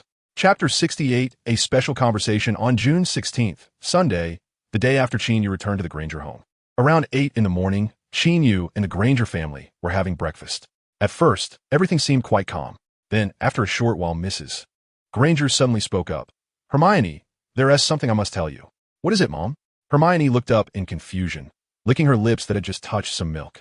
Sweetheart, I want to say, you've grown up, so please don't stay in Qin's room for so long at night, Mrs. Granger said after some consideration. Quite seriously. What? Hermione was taken aback. Cough, cough. Cough, cough. The two men present simultaneously coughed. One choked on milk, the other on bread. Hermione, did you go to Qin's room again? Mr. Granger asked between coughs. Why did you use the word again, David? Mrs. Granger looked at her husband, puzzled. Seeing Mr. Granger at a loss for words, Qin Yu couldn't help but rub his forehead. Last night, Hermione had indeed secretly gone upstairs again, sitting beside him on the bed and talking the whole night. Of course, they were just chatting, not even holding hands because it was summer, and Qin Yu didn't need to keep the girl's hands warm due to the cold. Inevitably, Hermione fell asleep halfway through, and Qin Yu laid her on the bed while he sat in a chair and meditated all night, which was something he often did. As a result, Hermione wasn't as panicked the next day as she had been last time. She even picked up Qin Yu's quill after getting up and drew 2 mustaches on his face. And Qin Yu only opened his eyes after she finished drawing. Then, the girl hurried downstairs, fearing punishment from Qin Yu. It seemed that Mrs. Granger had noticed something. Aunt Jenny, it was my fault yesterday. Qin Yu quickly admitted his mistake. Out of the instinct for self-preservation, he felt it was better to admit his fault promptly. Mom, it wasn't Qin's fault. I just missed him too much and had a lot to say to him. Hermione followed up. Hermione, do you remember what your mom told you about, medical knowledge a while ago? Mrs. Granger looked at her daughter seriously. Medical knowledge? Hermione was taken aback, then suddenly realized, oh, you mean about those troubles of puberty? Troubles of puberty? Qin Yu couldn't help but think to himself, am I not suitable to hear this content? With this thought in mind, he couldn't help but glance at Mr. Granger sitting opposite him. The latter shrugged and made a meaningful expression towards him. Qin Yu could only sit there upright, subconsciously swallowing hard. That's right. Do you remember the precautions your mother told you? Mrs. Granger asked her daughter. Of course I remember. You said that at a certain age, if boys and girls have intimate contact, they will, get pregnant, Hermione answered seriously. Yes. Mrs. Granger nodded in satisfaction. But you also said that actions like holding hands and kissing won't lead to pregnancy. You told me that when I was in 3rd grade. Hermione added earnestly. Wait, have you two kissed? Qin. Mr. Granger looked sharply at Qin Yu. Mrs. Granger also looked over with a questioning expression. No, Uncle David, Aunt Jenny, I swear, really not. Qin Yu exclaimed, shocked, with all his words full of exclamation marks. Seeing that Qin Yu didn't seem to be lying, the Grangers turned to Hermione. Well, there really hasn't been. I was just explaining the medical knowledge you taught me, Hermione said calmly. This made the Grangers both breathe a sigh of relief. Ahem, so, you are both still young, and you must not engage in excessive behavior, understand? Qin, Hermione? Mrs. Granger tried to take control of the topic after calming down. Of course not, Aunt Jenny, Qin Yu said earnestly. I understand, Mom. Hermione nodded obediently. Well, that's good. I know today's topic is a bit special, but you don't have to be too sensitive. This is all normal physiological knowledge. In the future, if you have any worries during your growth in puberty, you can talk to me or Dad. We will definitely listen patiently to your thoughts because we are your closest relatives, Mrs. Granger said gently. Qin Yu nodded vigorously. He prayed in his heart that this topic would pass quickly. Otherwise, he wouldn't be able to eat breakfast. Got it, Mom. Hermione followed up. Then, just when the other three thought this topic could come to a satisfactory conclusion, Hermione asked again, so, Mom, is it really true that kissing won't lead to pregnancy? Clap. Qin Yu covered his face with one hand, silently shouting in his heart, Sister, please leave me a way out. David, come here for a moment. After pondering for a moment, Mrs. Granger called to her husband and got up to walk into the kitchen. Mr. Granger hurriedly followed. Kids, you go ahead and eat. You don't have to wait for us, Mrs. Granger said to Qin Yu and Hermione before she closed the kitchen door. Eat? Can I even eat? Qin Yu tugged at the corner of his mouth, revealing a smile that looked quite bitter. Okay, Mom. Hermione waved happily as if nothing was wrong. Then, the Granger couple closed the kitchen door and began to speak in whispers.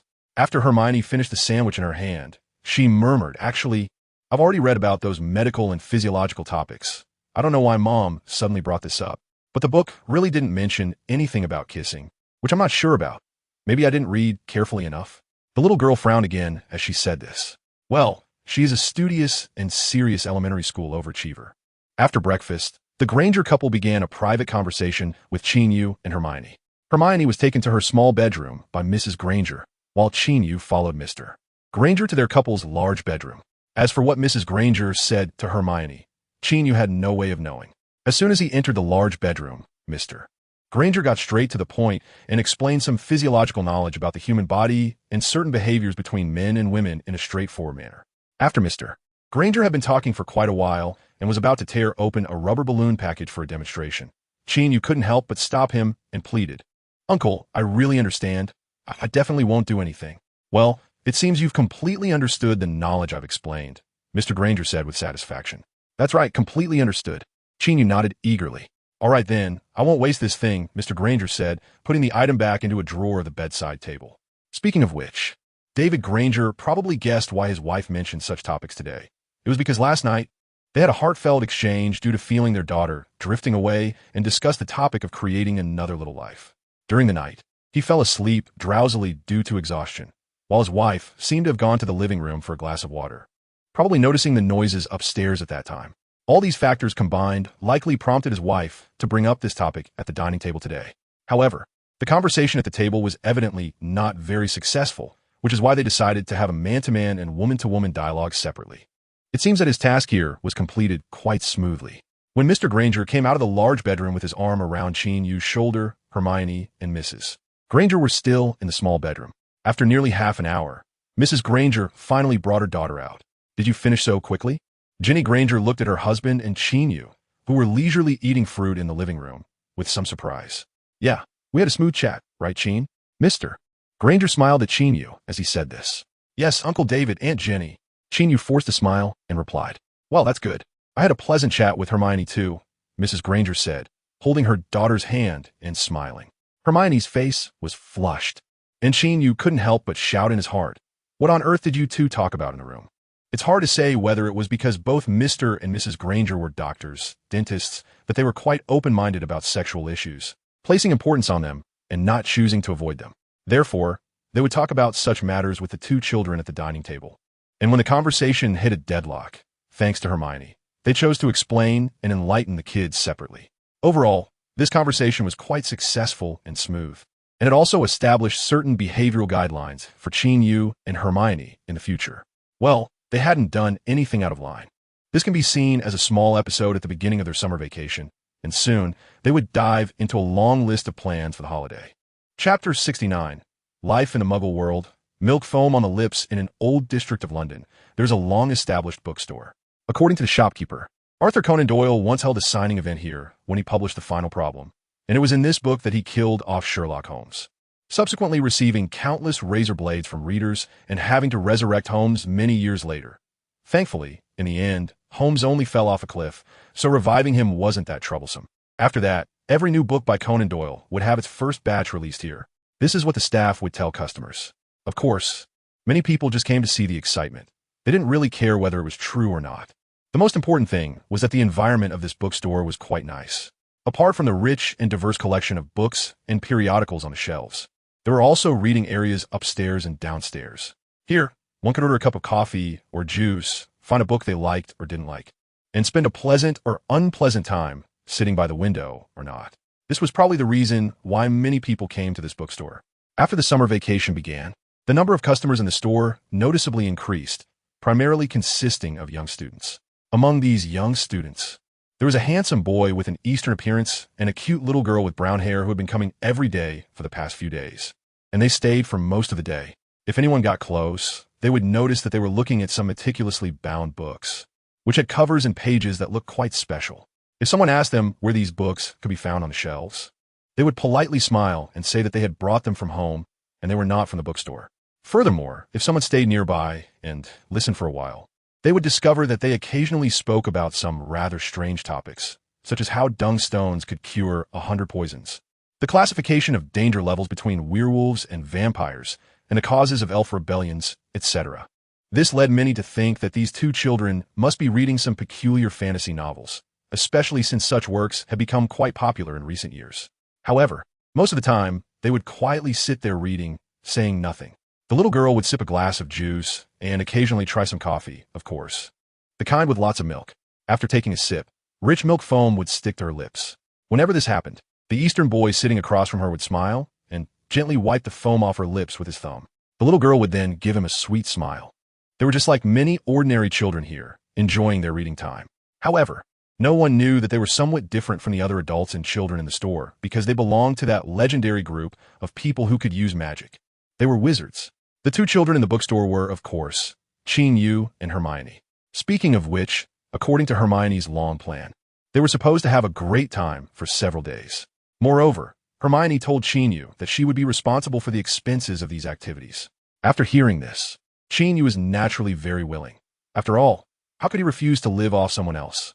Moreover, it was living off the future Minister of Magic, which made him feel a bit of, a sense of accomplishment. The most important thing was that he noticed Hermione was quite determined about this request, so he naturally did not oppose it. Anyway, it didn't matter whose money was spent. After they had fun for 2 days, Hermione's little treasury was down to 1/3. This is what happens when plans can't keep up with changes. So, they had to delete many expensive items and choose some economical options. In the end, they arrived at this bookstore where they spent some time each day reading books, chatting, drinking some beverages, and enjoying desserts, which was quite nice. The reason for doing all this was that Qin Yu wanted to accompany Hermione and enjoy the Muggle world a bit more. After all, once she entered the magical world, her mindset would probably change, and she would basically be far away from her past life. This could be considered a kind of nostalgia for the time that was about to pass. Qin Yu thought to himself. Qin, I've run out of money. Hermione sighed and said, so soon? Didn't you still have over 10 pounds? Qin Yu said in surprise. Yes, it was that much before. But the desserts at this bookstore are pretty good, and we ate a bit too much, Hermione said, unable to help but swallow. Yeah, the desserts here are indeed quite delicious. Qin Yu nodded in agreement. Then, he closed the parchment book in his hands, slowly stood up, and said softly to Hermione, Well then, my dear princess, you are now broke, so come with me. Saying this, Qin Yu extended a hand to the little girl. Hearing this, Hermione helplessly shrugged, then also closed her book and placed her hand in that broad, strong palm. All right, my prince. Their dialogue and actions made the nearby customer smile, thinking these two kids were quite adorable. Qin Yu and Hermione then packed their things and left the old bookstore. Well, the old bookstore in the Muggle world. Previously, in order to have fun and experience life in the Muggle world, Qin Yu had not taken Hermione to some places in the magical world, like Diagon Alley. Now that Hermione's money was spent, Qin Yu had also helped the little girl say goodbye to her past life. Therefore, Diagon Alley became their first destination, because both the textbooks and supplies Qin Yu needed for his second year, as well as the items on the list that came with Hermione's first-year enrollment notice, needed to be purchased in Diagon Alley. So the next day, Qin Yu and Hermione went to Diagon Alley together, which was also their second time here. They passed through the bar at the Leaky Cauldron and arrived at the courtyard. Qin Yu tapped the magical wall with his wand, and after the wall revealed a large doorway, he pulled Hermione and stepped inside. On their second visit to Diagon Alley, Hermione was much more familiar. At least she knew where to buy cauldrons, where to buy books, where to buy robes, and where to buy magical pets, which was the store where they originally intended to send Crookshanks. Well, it was at that magical pet store that they encountered a chubby little boy, whose grandfather was taking him to buy a toad. Qin Yu greeted him warmly and asked if he was also a new student at Hogwarts this year. Hello, I'm Neville Longbottom, and I'm going to Hogwarts School of Witchcraft and Wizardry this September. The little boy nervously introduced himself to Qin Yu and Hermione. Qin Yu and Hermione also introduced themselves and expressed their anticipation of meeting him at Hogwarts. After a brief chat, Neville followed the old man and left. Qin Yu and Hermione continued shopping. Chapter 70. You will become an amazing person in some ways. Qin Yu was a bit surprised to encounter Neville here. This kid has truly had a tough life, comparable to Harry Potter. When Neville was 1 year old, his father, Frank Longbottom, and mother, Alice Longbottom, both members of the Order of the Phoenix fighting against Voldemort, were kidnapped by Death Eaters and tortured with the Cruciatus Curse until they went insane, spending over a decade in St. Mungo's Hospital from magical maladies and injuries. Little Neville was raised by his grandmother, Augusta Longbottom, perhaps because he witnessed the tragedy of his parents at a young age and was subjected to a memory charm. Neville has always been forgetful, a bit dull, introverted, and slow to react, even leading some family members to suspect he was a squib, a wizarding descendant without magical ability. To add insult to injury, his uncle Algie and Aunt Enid would occasionally test Neville's magical talent, such as pushing him off the dock by the lake or throwing him out of a second-floor window. They only pretended to throw him, but eventually lost grip and actually dropped him, which was quite unfortunate for the child. Fortunately, Neville was not a squib, or else he would have been severely harmed. According to the original timeline, after starting school, Neville did not show much talent in magical studies and struggled greatly, with herbology being the only subject he was decent at. However, throughout his school years, he continuously grew and eventually earned the recognition of the Sword of Gryffindor through his bravery, slaying Voldemort's seventh Horcrux, Nagini, which was equivalent to a chance at resurrection. This cleared the final obstacle for Harry Potter to ultimately defeat Voldemort. As a result, Neville was honored by many as the Sword Saint, Neville the Snake Slayer. Well, these titles were informal, somewhat akin to the best kid in the world for Dudley, Harry's cousin. Thinking of the title Sword Saint and the chubby little boy he had just seen, Qin Yu couldn't help but smile slightly. Qin, what's making you so happy? Hermione noticed and curiously asked. I was thinking about that kid named Neville. I believe he will definitely become an accomplished person in the future. Qin Yu said seriously. Really? How come I didn't notice? Is this some kind of mysterious Eastern divination? Hermione said, getting interested, and leaned forward with anticipation. Then take a look at me and tell me what kind of person I will become in the future. Immediately, Qin Yu held her little face, carefully examined her features, and then seriously said, You will become an amazing person. How amazing? Hermione wanted him to elaborate. Probably someone who is second only to one and above all others. Qin Yu thought for a moment and said, That sounds impressive, but what exactly would that be? Hermione continued to ask. Well, maybe like the Minister of Magic. Qin Yu replied. Really? Hermione's beautiful eyes widened. Of course it's true. If you can't make it, you can come to me, Qin Yu guaranteed. Hermione pulled her little face away from Qin Yu's big hand, thought for a moment, and then suddenly asked curiously, Isn't the Minister of Magic the highest position in the magical world? Is there someone above them? Clearly, the top student was serious and had questions about the phrase second only to one and above all others. Of course there is. Isn't there the International Confederation of Wizards above the Ministry of Magic? The president of the International Confederation of Wizards is the person above the Minister of Magic. Qin Yu found a reasonable explanation. Oh, I see. Hermione seemed to envision her future as the Minister of Magic and smiled happily. Then, perhaps to comfort Qin Yu, she patted his shoulder and said earnestly, Qin, I think you will become someone even more impressive than me. If I become the Minister of Magic, then you will definitely be able to become the president of the Wizarding Confederation.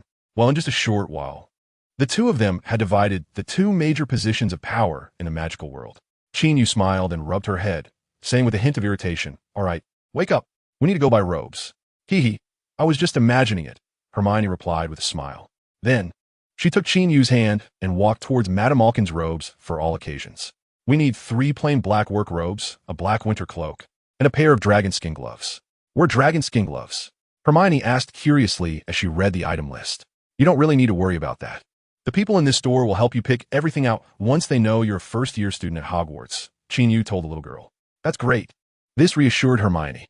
Soon, the two of them entered the store that specialized in wizard clothing. "Welcome. Are you here to buy Hogwarts uniforms?" A short, plump witch with a cheerful smile said. This was the store's owner, Madame Malkin. "Yes, Madame Malkin, but I bought mine last year. Today, my sister is here to buy." Qin Yu pushed little Hermione forward.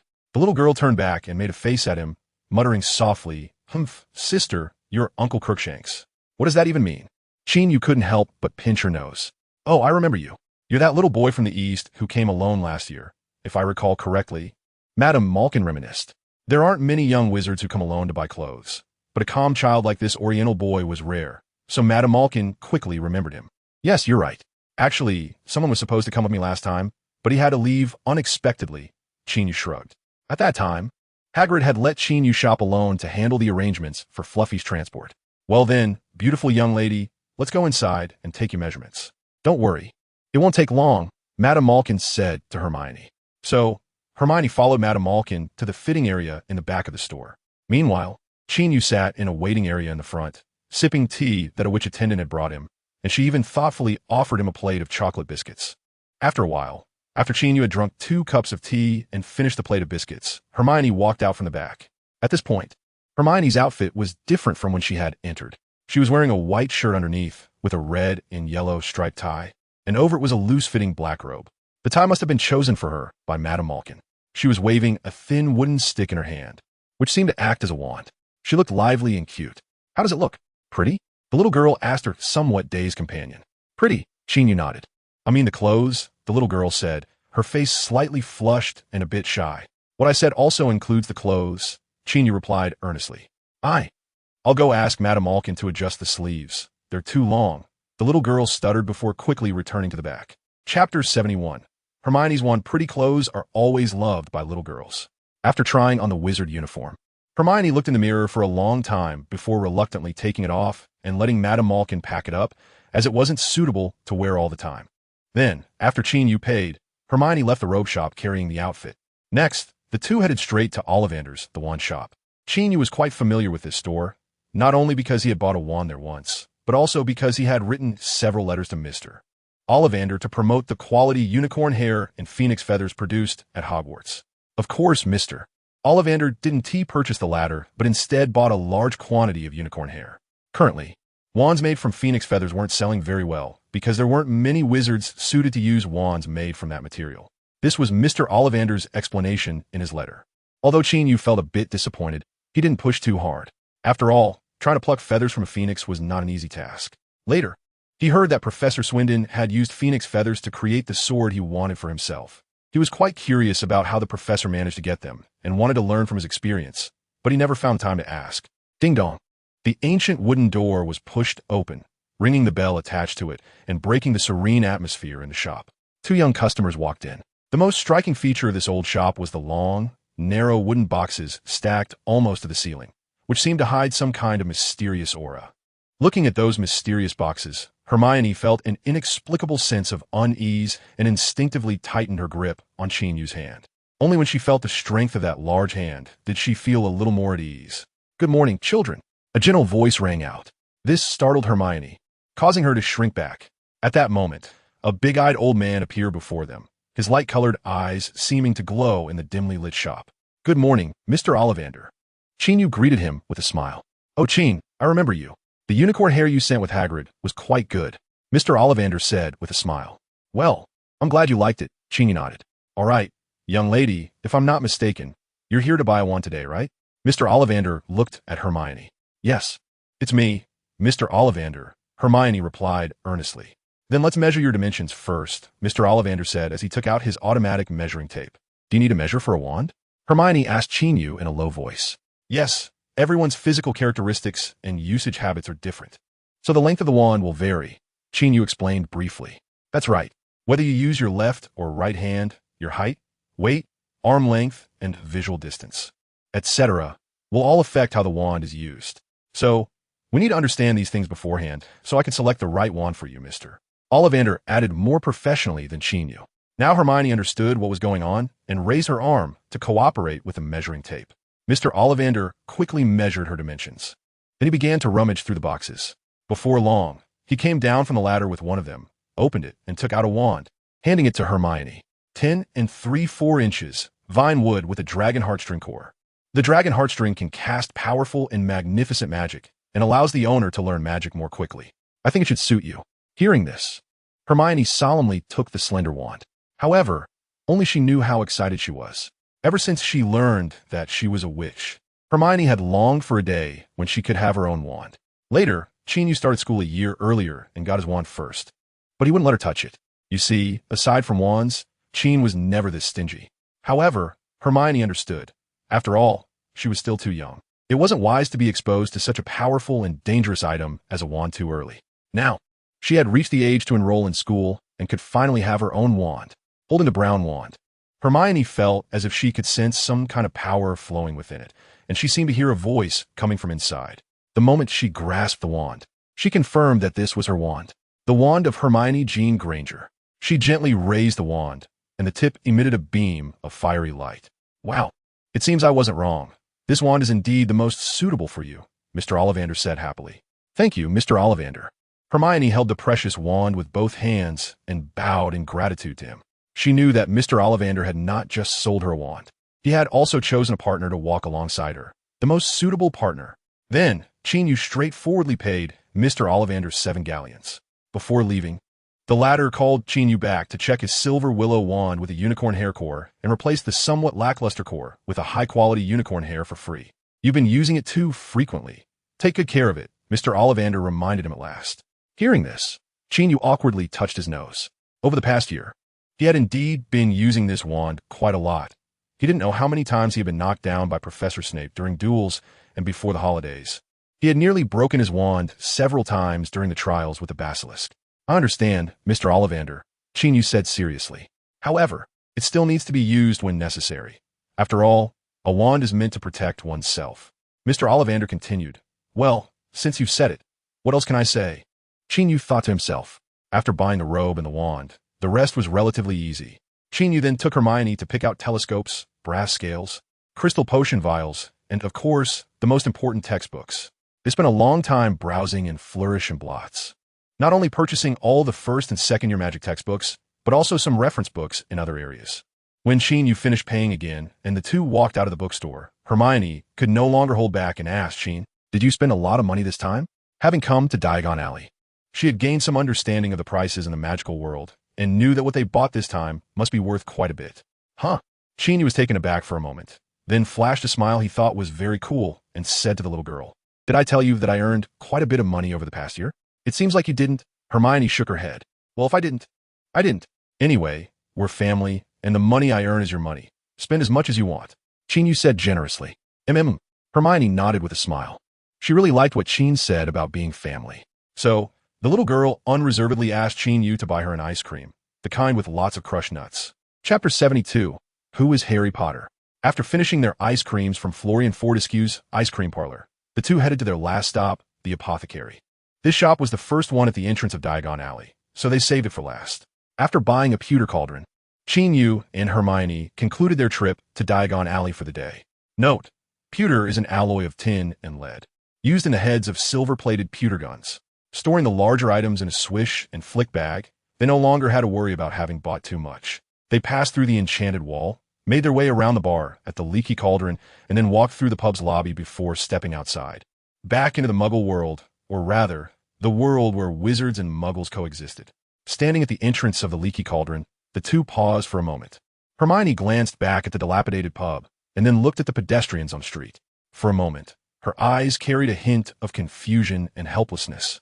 But when she looked at the boy beside her holding her hand, her gaze softened and became resolute. Yes, he was there. "Qin, let's go home," Hermione smiled and said. Home." Qin Yu nodded in agreement. On the subway ride back, the little girl was too tired. While chatting with Qin Yu, She suddenly fell silent and leaned her head on his shoulder, falling asleep. Since it was uncomfortable to sleep while sitting throughout the journey, Hermione kept changing her position between half asleep and half awake, resulting in some strange postures. She even once sat on Qin Yu's lap, hugging his neck and sleeping for several stops. When she woke up partway through, her little face turned red as she slipped off him and obediently sat next to him. Qin Yu, of course, was fine with Hermione's sleeping position. At most, his leg was a little numb. After returning from Diagon Alley, the two summer vacation life began to shift towards magical studies. There was no helping it. After all, Hermione was determined to become the top student in the entire year after school started.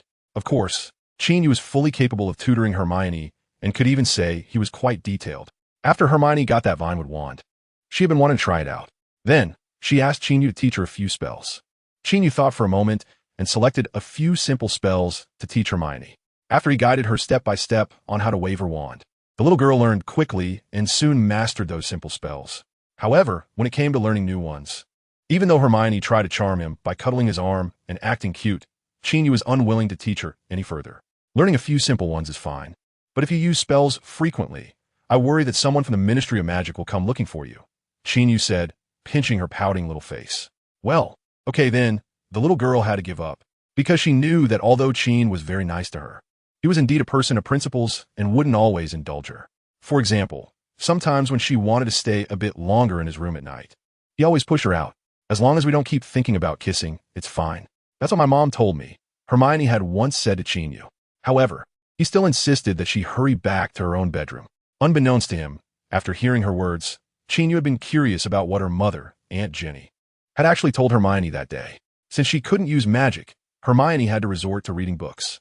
One day in July, while she was lying on the sofa reading a reference book, she suddenly nudged Qin Yu with her toes and asked curiously, "Qin, who is Harry Potter? Is he amazing? I saw that name in both a history of modern magic and the rise and fall of dark magic, and it was mentioned in this book today too." At that moment, Qin Yu was flipping through a long letter written to him by Elvis, who had already sent several letters in a row. Hermione's question took Qin Yu by surprise. He pushed her restless little feet aside and saw that she was holding a book titled Important Magical Events of the 20th Century. After thinking for a moment, Qin Yu slowly replied, "How should I put it? Harry Potter is indeed a key figure in certain events, but he himself isn't particularly remarkable, or at least not as powerful as people usually think. On the contrary, for now, he's just an ordinary wizard child. In fact, his life is probably worse than that of an ordinary wizard child." Qin Yu silently added in his heart, "Oh, I see. How old is he now? Where is he?" "This information isn't detailed in the book," Hermione continued to ask. "He should just have turned 11 this year. And, if nothing unexpected happens, he should be starting school this September," Qin Yu told her. "Wow, so he's in the same year as me? I didn't expect there to be a celebrity from a book in my grade," Hermione said excitedly. For someone to appear in books, Hermione naturally felt they were impressive. She thought that if she could also appear in a book, she would definitely read all the ones that mentioned her. So what if he's a celebrity? I'm a celebrity at Hogwarts too. Okay? Qin Yu said somewhat possessively. "Hee, I know, Qin is our king," Hermione said while sitting up, raising her hands in a cheerleading gesture. Then, she unexpectedly leaned forward and pecked him on the cheek. Qin Yu's initially displeased expression immediately vanished. Seeing this change, the little girl felt she had found a way to change Qin's mood and secretly noted it down. "Ahem, I'm going to write back to Elvis. You focus on your reading." Qin Yu cleared his throat and said as he stood up, "I want to go too." Hermione dropped the book in her hands and followed him in her slippers. Hermione felt a bit annoyed at the guy who kept writing letters to Qin, as she had previously written the most letters to him.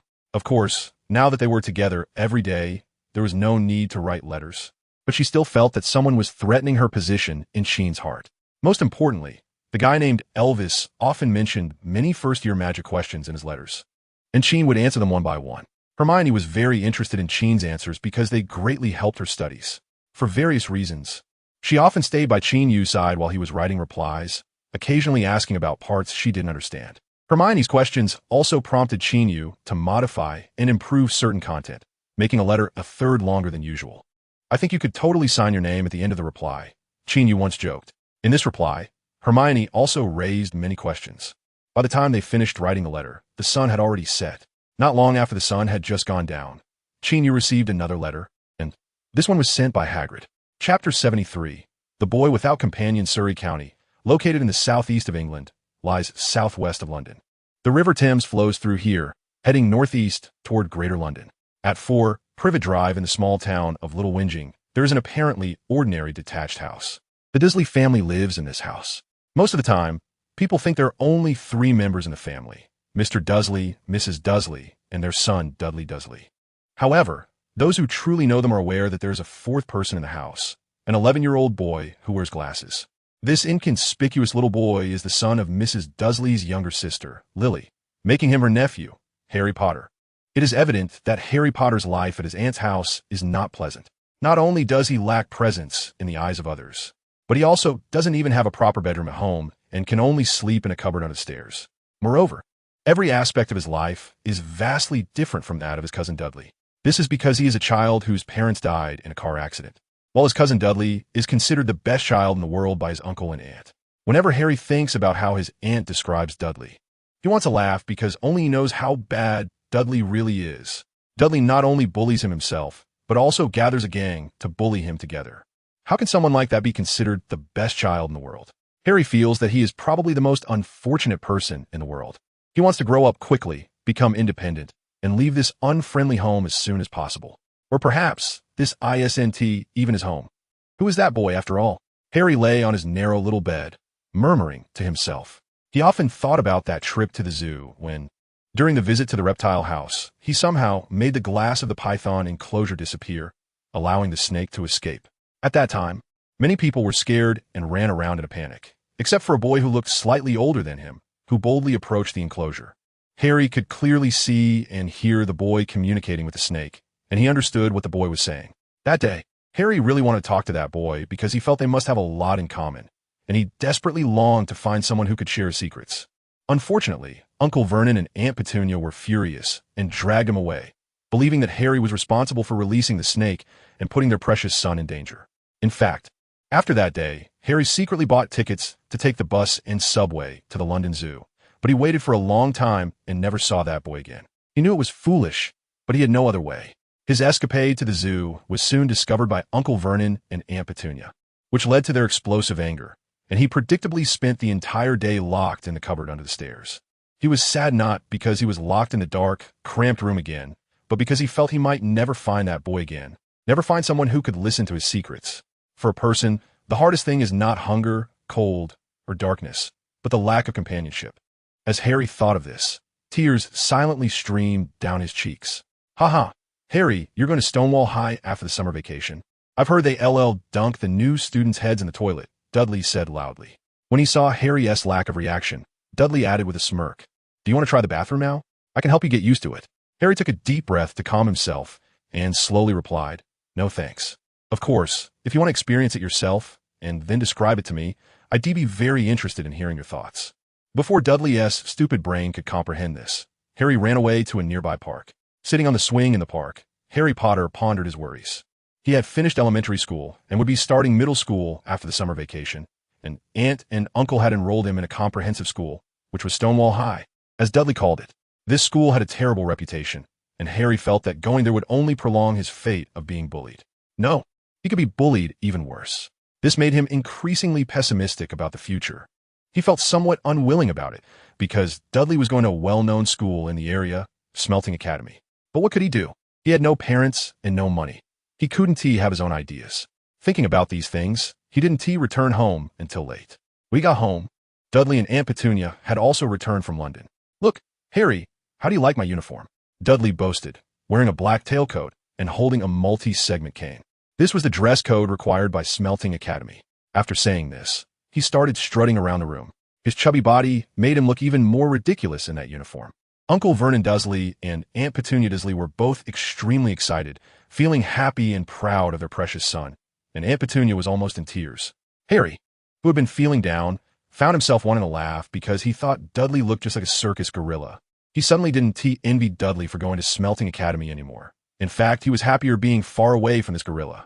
That night, Harry had a dream in which the boy he met at the zoo came to find him by helicopter. After jumping out of the helicopter, he shouted, "Harry Potter, your country needs you." At that moment, he saw Uncle Vernon and Aunt Petunia with surprised expressions, and Dudley looked so shocked that his eyes almost popped out, his chubby face filled with jealousy and envy. Then he woke up happily. After waking up, Harry's excited feelings took a long time to calm down. The helicopter was the coolest thing he could think of. He had seen in one of Dudley's comic books. He thought there couldn't be a cooler way to make an entrance. However, it was just a figment of his imagination and a dream. How could it be real? Such things could only happen in dreams. Thinking of this, Harry quickly closed his eyes, hoping to continue that dream and find out where the boy would take him. However, until dawn, when Aunt Petunia's sharp voice rang out, he couldn't return to that dream. That morning, Harry finished breakfast with a bit of disappointment. Soon after, he helped Uncle Vernon fetch the mail. However, he unexpectedly discovered that one of the envelopes was addressed to Mr. Harry Potter. Moreover, the address on the letter was Surrey, Little Whinging, 4 Privet Drive, cupboard under the stairs. Who would specifically add cupboard under the stairs in the address? So this letter was indeed for him. Harry thought of that dream, and his heart inexplicably began to race. Chapter 74. The Persistent Letter. The Visitor from Afar. After opening the yellow envelope, Harry hadn't even had time to read the letter written on parchment when Uncle Vernon roughly snatched it away. After reading the contents of the letter, Uncle Vernon looked as if he had been frightened by something terrible and ran to the kitchen to find his wife, Petunia. Then, for what was probably the first time in their lives, they refused Dudley's request. Dudley was particularly curious about what the letter addressed to Harry was like. Harry felt puzzled as well, but this only fueled his curiosity because he sensed that Uncle Vernon and Aunt Petunia were hiding something from him. Otherwise, they wouldn't be sneaking around in the kitchen, mumbling about being watched and that people were staring at them. Who were those people? Harry desperately wanted to know. That letter is mine, Harry said defiantly as Uncle Vernon returned home from work in the evening. Huh, no one is writing to you. The address is wrong. Uncle Vernon huffed. It clearly says cupboard under the stairs. That's my letter. Harry was not so easily fooled. Well, you don't live there anymore. Pack your things and move to the little bedroom upstairs, Uncle Vernon shouted loudly. For the next 6 days, Uncle Vernon acted as if he had gone mad, trying every possible way to intercept the letters sent to Harry. But no matter how hard Harry tried to grab them, he couldn't even get a corner of the paper. At first, the letters were simply dropped into the mailbox, waiting for them to collect, but after Uncle Vernon retrieved a few, he nailed the mailbox shut. However, the next day, more letters came pouring in through the cracks of the door and windows. And there was even one time when a letter appeared inside a raw egg that Aunt Petunia had opened. On one occasion, 30 or 40 letters flew into the room like bats from the fireplace. This made Uncle Vernon completely furious and utterly insane. He even drove the family to a faraway city to escape the relentless letters, staying in a hotel. Of course, this had no effect. The next day, the landlady told them that the front desk had received 100 letters addressed to Harry Potter. Finally, in a fit of rage and fear, Uncle Vernon rode for several hours, taking the family to a rocky outcrop in the sea, where they stayed in the only dilapidated wooden hut on the rock.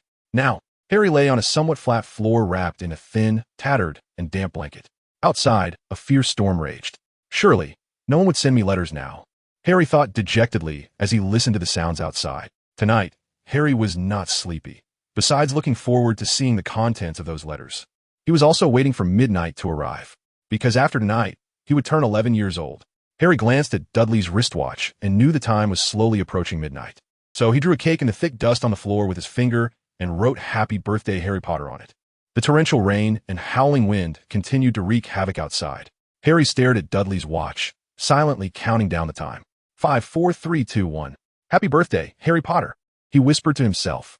For some reason, he smiled when he said this. Yes, whether it was the storm or the bullying and mockery from others.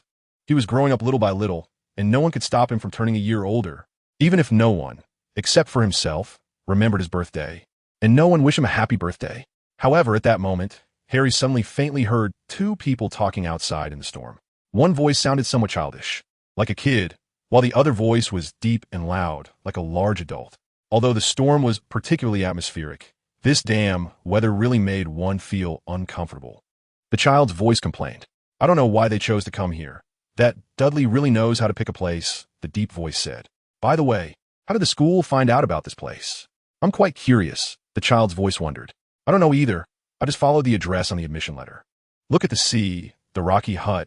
The floor should be right, the deep voice continued. It seems our main character today is quite unfortunate, sleeping on the floor. The child voice sighed. Hearing this, Harry's eyes widened in surprise, because he roughly guessed who those 2 people outside were talking about. All right, no more talking. Let's go in and warm up, The child's voice said anxiously. I'll go knock on the door, the deep voice said. Knock what door? Just break it down. I'm coming. After the child's voice finished speaking, Harry heard a loud crash against the wooden door of the hut. However, the door did not open. Harry paused slightly, considering whether to go open the door. All right, I can't manage this door without a wand and a sword. You'd better do it, the child's voice said in frustration. After saying this, the voice added, and we agreed before that I would be the first to go in. No problem, you stay back. The deep voice said. Then, Harry heard a sound like a giant hammer suddenly crashing against the door, and he even felt the whole wooden hut shake. Clearly, Harry guessed correctly. That deep voice must belong to a big guy. With such a commotion, the other 3 people in the room were certainly awakened. Uncle Vernon hurriedly grabbed a rifle and shouted at the person outside who was pounding on the wooden door. Don't come in, I have a gun. I will really shoot. There was a moment of silence outside, but then there was another loud crash. With a creaking, grating sound, the hinges of the wooden door were knocked off, and then, with a bang, the wooden door fell to the ground. What happened next was something Harry would never forget in countless nights to come. After the wooden door fell, a boy dressed in a black robe and wearing a red and yellow striped scarf walked in, carrying a long sword on his back and playing with a silver-gray wand in his hand. The gust of wind from outside blew in, making his robe flutter and his hair somewhat disheveled. However, he always had a faint smile on his lips. He looked at the stunned Harry and said the first sentence. Harry Potter, are you ready to come to another world? In countless midnight dreams, whenever Harry thought of this sentence, he felt a surge of warm emotions overflowing in his heart, bringing him to tears. He was not sad but joyful. There were no helicopters from his dreams that day, nor any grandiose speeches, but he felt that this scene was the coolest he had ever seen in his life. Was he ready to go to another world? He didn't know, but he was looking forward to following the boy in front of him to a new world. Chapter 75. Isn't it good to have a calm chat? To be honest, Qin Yu pondered for a long time over that line he was going to say when he appeared. However, in the end, he only chose the line, Harry Potter, are you ready to come to another world? The another world certainly referred to the magical world. It was as if it opened a door to a new world for this child. Qin Yu once seriously discussed this with Hagrid. Oh, that's pretty good. Hagrid just nodded nonchalantly, completely unaware of Qin Yu's intentions. By the way, that evening, Qin Yu received a letter from Hagrid, saying he was going to deliver an admission notice to a first-year student and asked if Qin Yu would like to accompany him. Qin Yu calculated the days and happily agreed. Then, he met up with Hagrid, and together they arrived at the reef on a stormy night. Hermione, that's right, dear readers. This guy didn't bring me and left me home alone, humph. Of course, at such an important moment. How could Qin Yu miss the opportunity to showcase the charm of Hogwarts students? So, he put on his school uniform, slung his sword over his back, and naturally held his wand in hand, completing the whole look. He originally wanted to wear sunglasses.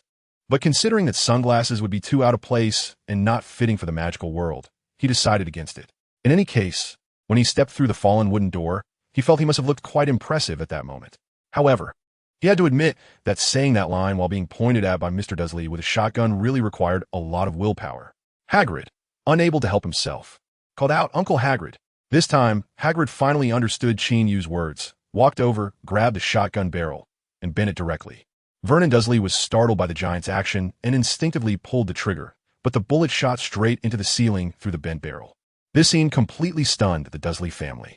Mr. Dursley, we mean no harm by coming here. Why do you have to be so agitated? Can't we sit down and have a calm chat? Qin Yu said as he calmly sat down on the sofa in the room. His calmness only made Mr. and Mrs. Dursley more uneasy, as they knew the calmer a person was, the more ruthless they could be. It was definitely due to watching too many movies. Please get out. You're trespassing, Mr. Dursley said, looking fierce but feeling weak. Oh, come on, Dursley, if you hadn't stopped those letters, we wouldn't have come here, Hagrid said as he bent down to pick up the door panel, blocking the doorway again. This way, the storm couldn't come in. Then, he took out his umbrella and quietly approached the fireplace, and before long, a roaring fire started there, quickly warming and drying up the room. After doing all this, he winked at Qin Yu, signaling him not to tell anyone about his use of magic. Qin Yu certainly understood his meaning, helplessly smiled, and subtly nodded at him. Harry, this is the birthday gift we prepared for you. Qin Yu took out a cake box. The Dursleys' present couldn't see where he had pulled it from. Happy 11th birthday. Qin Yu opened the box, and on the cake it said, Happy birthday, Harry Potter. Harry, don't go over there, Uncle Vernon said sternly. Harry glanced at his panicked relatives, bit his lip, and finally stepped forward firmly to sit beside the Oriental boy on the sofa. I've seen you before, Harry said softly. Oh, at the zoo? Qin Yu raised an eyebrow, surprised that the boy remembered that incident. Harry nodded eagerly. The saying goes, familiarity breeds fondness, and this applies worldwide. After confirming that they had met before, Harry naturally felt a closeness to this boy who was slightly older than him. I forgot to introduce myself. I'm Qin Yu. You can call me Qin. Qin Yu said, extending his right hand. Hello, Qin. Nice to meet you. Harry also reached out his hand, excitedly shaking hands with Qin Yu. At that moment, he felt as if he were dreaming. The boy from the zoo he had longed to see again had truly appeared before him, and in a way he had not anticipated. Moreover, it seemed he was carrying some kind of mission. Oh, right. Hagrid, where's Harry's acceptance letter? Qin Yu remembered the purpose of their visit. Let me look for it. Hagrid began rummaging through his belongings and soon found a light yellow envelope. No, we don't agree. If he goes to that school, I won't give him a penny. Uncle Vernon shouted angrily. Hearing this, Qin Yu rolled his eyes and thought to himself, do I need your money? The vault at Gringotts has enough money waiting for Harry to inherit. All right, Mr. Dursley, do you think we came here to listen to your rambling? Qin Yu said ominously. It was necessary to use some threatening means at the right moment. Mrs. Dursley was immediately frightened and hid behind Mr. Dursley, whose body was trembling uncontrollably. While Qin Yu was speaking, Harry Potter had also finished reading the letter, showing a look of confusion on his face. That's right, we are wizards. You're also a wizard. Your parents were wizards too. Your Aunt Petunia probably didn't tell you these things out of some misguided sense of protection, but I must say her thinking is foolish. The world won't become any safer just because you choose to bury your head in the sand like an ostrich, Qin Yu said calmly. I didn't protect him. I hate him. I hate that freak of a sister. The moment I found out she was a witch, I predicted she would explode one day. Petunia Dursley said angrily. Explode? You said my parents died in a car accident. Harry said incredulously. A car accident? How could a car accident hurt Lily and James? Now it was Hagrid's turn to be angry. Hagrid, I think we should discuss Harry's background later. Qin Yu interrupted Hagrid's next words.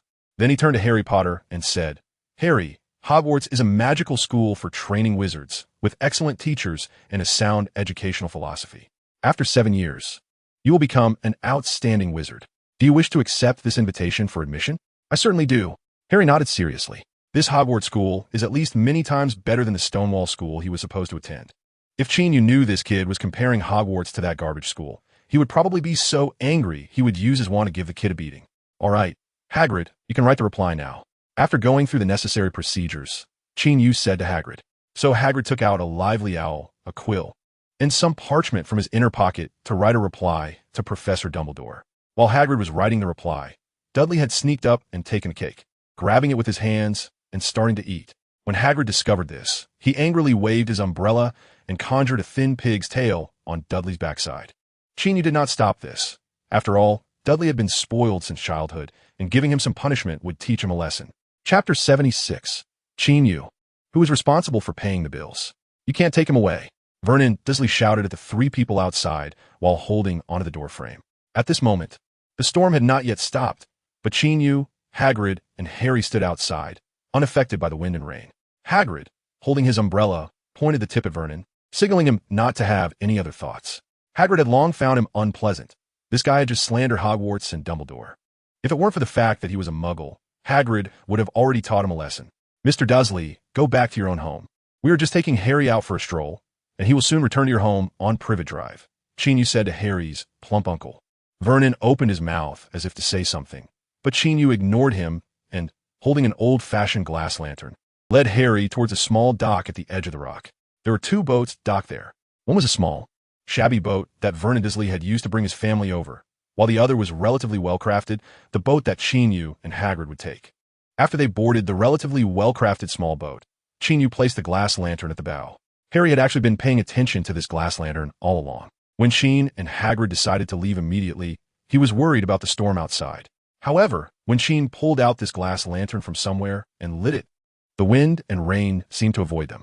It was as if a transparent sphere was enveloping the 3 of them, now covering the entire small boat. Although rowing in a storm was slightly troublesome, the environment in that wooden house was simply too terrible.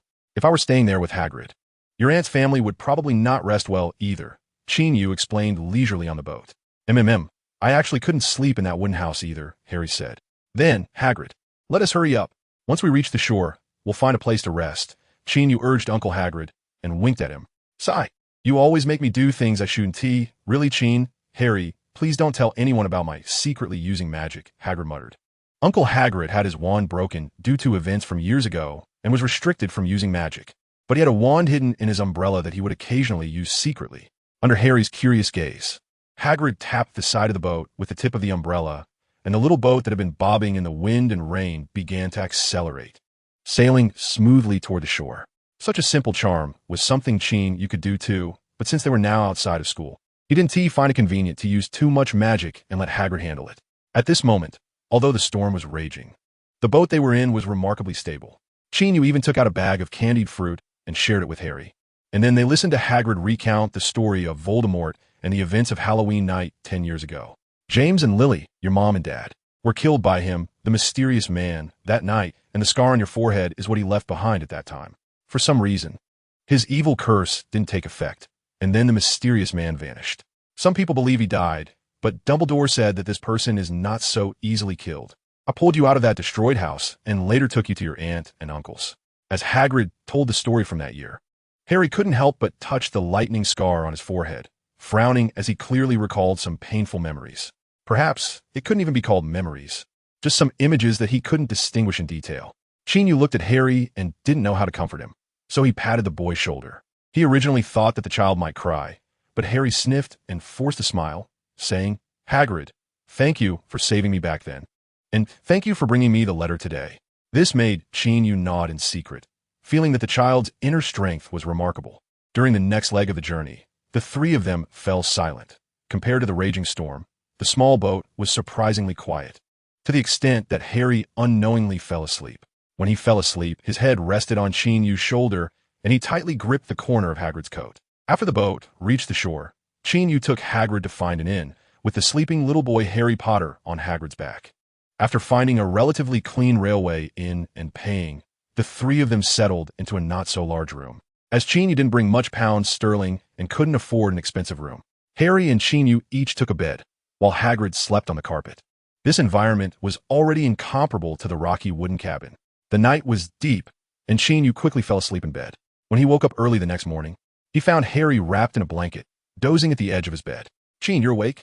Harry's squinted eyes widened immediately upon seeing Qin Yu awake. When did you wake up? Qin Yu asked with a frown. Around dawn, I guess, Harry mumbled. Qin Yu sighed, not delving into how long the child had actually slept. He got up from bed and went to wake Uncle Hagrid, who was sleeping soundly. After the three of them had a simple breakfast, they headed to the nearby station to catch the earliest train to London. In any case, Qin Yu was the one paying for the entire journey, as Uncle Hagrid was not very familiar with the currency of the Muggle world. This was also one of the reasons he asked Qin Yu to accompany him to deliver a letter to Harry. Upon arriving in London, Qin Yu and Hagrid took Harry straight to Diagon Alley. By the time they reached the entrance of the Leaky Cauldron, it was already past 1 in the afternoon. As they walked into the Leaky Cauldron, Harry, just like Qin Yu on his first visit, was curious about the various wizards in the bar. However, Harry was much more nervous and reserved. After all, he was a normal 11-year-old boy, while a grown man's soul resided in Qin Yu's body. Unlike the curious and reserved Harry, Qin Yu's expression quickly turned serious upon entering the bar. His brows furrowed, as if he were contemplating a difficult problem or making a tough decision. Host, please make a choice quickly. The system's urging voice echoed in Qin Yu's mind when Harry was recognized by the bar owner, Tom, because of the lightning scar on his forehead. Indeed, the system had suddenly appeared shortly after Qin Yu stepped into the bar, prompting him to make a choice. The reason for the system issuing this choice task was the pale-faced young man sitting in the corner of the bar, with a headscarf wrapped around his head, Quirinus Quirrell, or, as many people prefer to call him, Professor Quirrell. Chapter 77. Special reminder from the system ding. Hello, host. A great adventure often begins with an inconspicuous small matter or an apparently ordinary character. In a mixed crowd of the Leaky Cauldron, you have seen Quirinus Quirrell, who has a hidden identity. Please make the following choice. 1. Expose Quirrell's identity. Reward: S-rank treasure chest with 5 consecutive draws. 2. Do not expose Quirrell's identity. Reward: S-rank treasure chest with 10 consecutive draws. This was the choice given by the system after Qin Yu entered the Leaky Cauldron and noticed Professor Quirrell. Indeed, it was the first time Qin Yu saw Professor Quirrell in this world, and he knew that Voldemort was currently residing in the back of Quirrell's head. Without the system's appearance, Qin Yu certainly wouldn't be torn over whether to expose Quirrell's identity. He would be considering how to expose it. needing at least a capable ally by his side, such as Professor Dumbledore. However, the system provided two different options. Ding! Special reminder. Life is like alchemy. Nobility is not innate, and courage is not born naturally. Those tender saplings cannot grow into towering trees without experiencing wind and rain. You can shield them from storm once, but you cannot replace their growth. Next came the so-called special reminder from a system. It was the system's reminder that made it difficult for Qin Yu to decide. He discerned the subtext of the system. That is, if he exposed Professor Quirrell's identity this time, it would certainly simplify the matter, but it would also deprive those saplings of a chance for growth. Those saplings, besides Harry, should also include Hermione. I can shield them from storm once, but I cannot replace their growth. Qin Yu silently recited this sentence in his heart. Yes, while Qin Yu could find ways to eliminate Quirrell, it would be difficult to kill Voldemort in the short term. If Voldemort were to return in the end, would the children he had protected be able to face the impending crisis? Qin Yu is skeptical about this, because how can someone who has never experienced storms and trials have the courage and ability to confront such a situation? Don't say things like, "I'll bear it all alone." Qin Yu feels he hasn't become that arrogant yet, because even he is cautiously fighting against the silent forces, working hard to improve himself through training. His current abilities are not enough to catch up to Dumbledore. Even Professor Snape could easily take him down. At that time, would he be able to withstand it? So, should he shield him from this storm? At this moment, Harry is nervously yet somewhat excitedly shaking hands with everyone in the bar, as everyone wants to meet the boy who drove Voldemort away, at least made him disappear, and express their excitement. Qin Yu watched this scene, making a difficult choice in his heart. Soon, most people in the Broken Cauldron pub had shaken hands with the legendary Harry Potter, and the crowd gradually dispersed. Meanwhile, Professor Quirrell, sitting in the corner, slowly stood up and nervously approached them. Harry Potter, I am very pleased to meet you. Professor Quirrell stammered. Oh, Harry, this is Professor Quirrell from Hogwarts. After you start school, you will be learning defense against the dark arts from him. Hagrid introduced to Harry. Harry quickly said politely, Hello, Professor Quirrell. I'm also very glad to meet you. I'm looking forward to taking your class. Harry had originally thought that Professor Quirrell would shake his hand like everyone else, but the latter's hands were nervously rubbing together, showing no intention of reaching out. I think you might not need to take this class, P.P. Potter, Professor Quirrell said with a somewhat neurotic twitch of his mouth. Just as they were speaking, a new person who had just entered the pub, upon learning that Harry Potter was here, hurriedly ran over. As Qin Yu approached, he stretched out a foot and tripped the man. The man stumbled and crashed into Professor Quirrell, who was speaking, causing Professor Quirrell to lean forward and bump into Harry. At the moment of contact between the two, Quirrell's hand accidentally touched Harry's hand. It felt like he had touched hot coals, and he immediately recoiled. I'm sorry. I got too excited. The newcomer apologized repeatedly, then took Harry's hand and said, You must be Harry Potter? Meeting you, I really can't contain my excitement. How long are you going to stay here? I'll go get my friends right now. I'll be leaving soon, Harry said with a grin. All right, my friend. We have important matters to attend to and can't delay here, Hagrid said, pushing the man's hand away. Then he turned to Qin Yu and said, Qin, let us go. Okay. Qin Yu nodded. Before leaving, he glanced again at the pale-faced Professor Quirrell. Then, he pulled Harry Potter towards the courtyard behind the pub. Choose two. At the moment Qin Yu left the pub, he made a choice in his heart. Ding. After careful consideration, you have made a cautious choice. This reward will be issued after the key figure's death.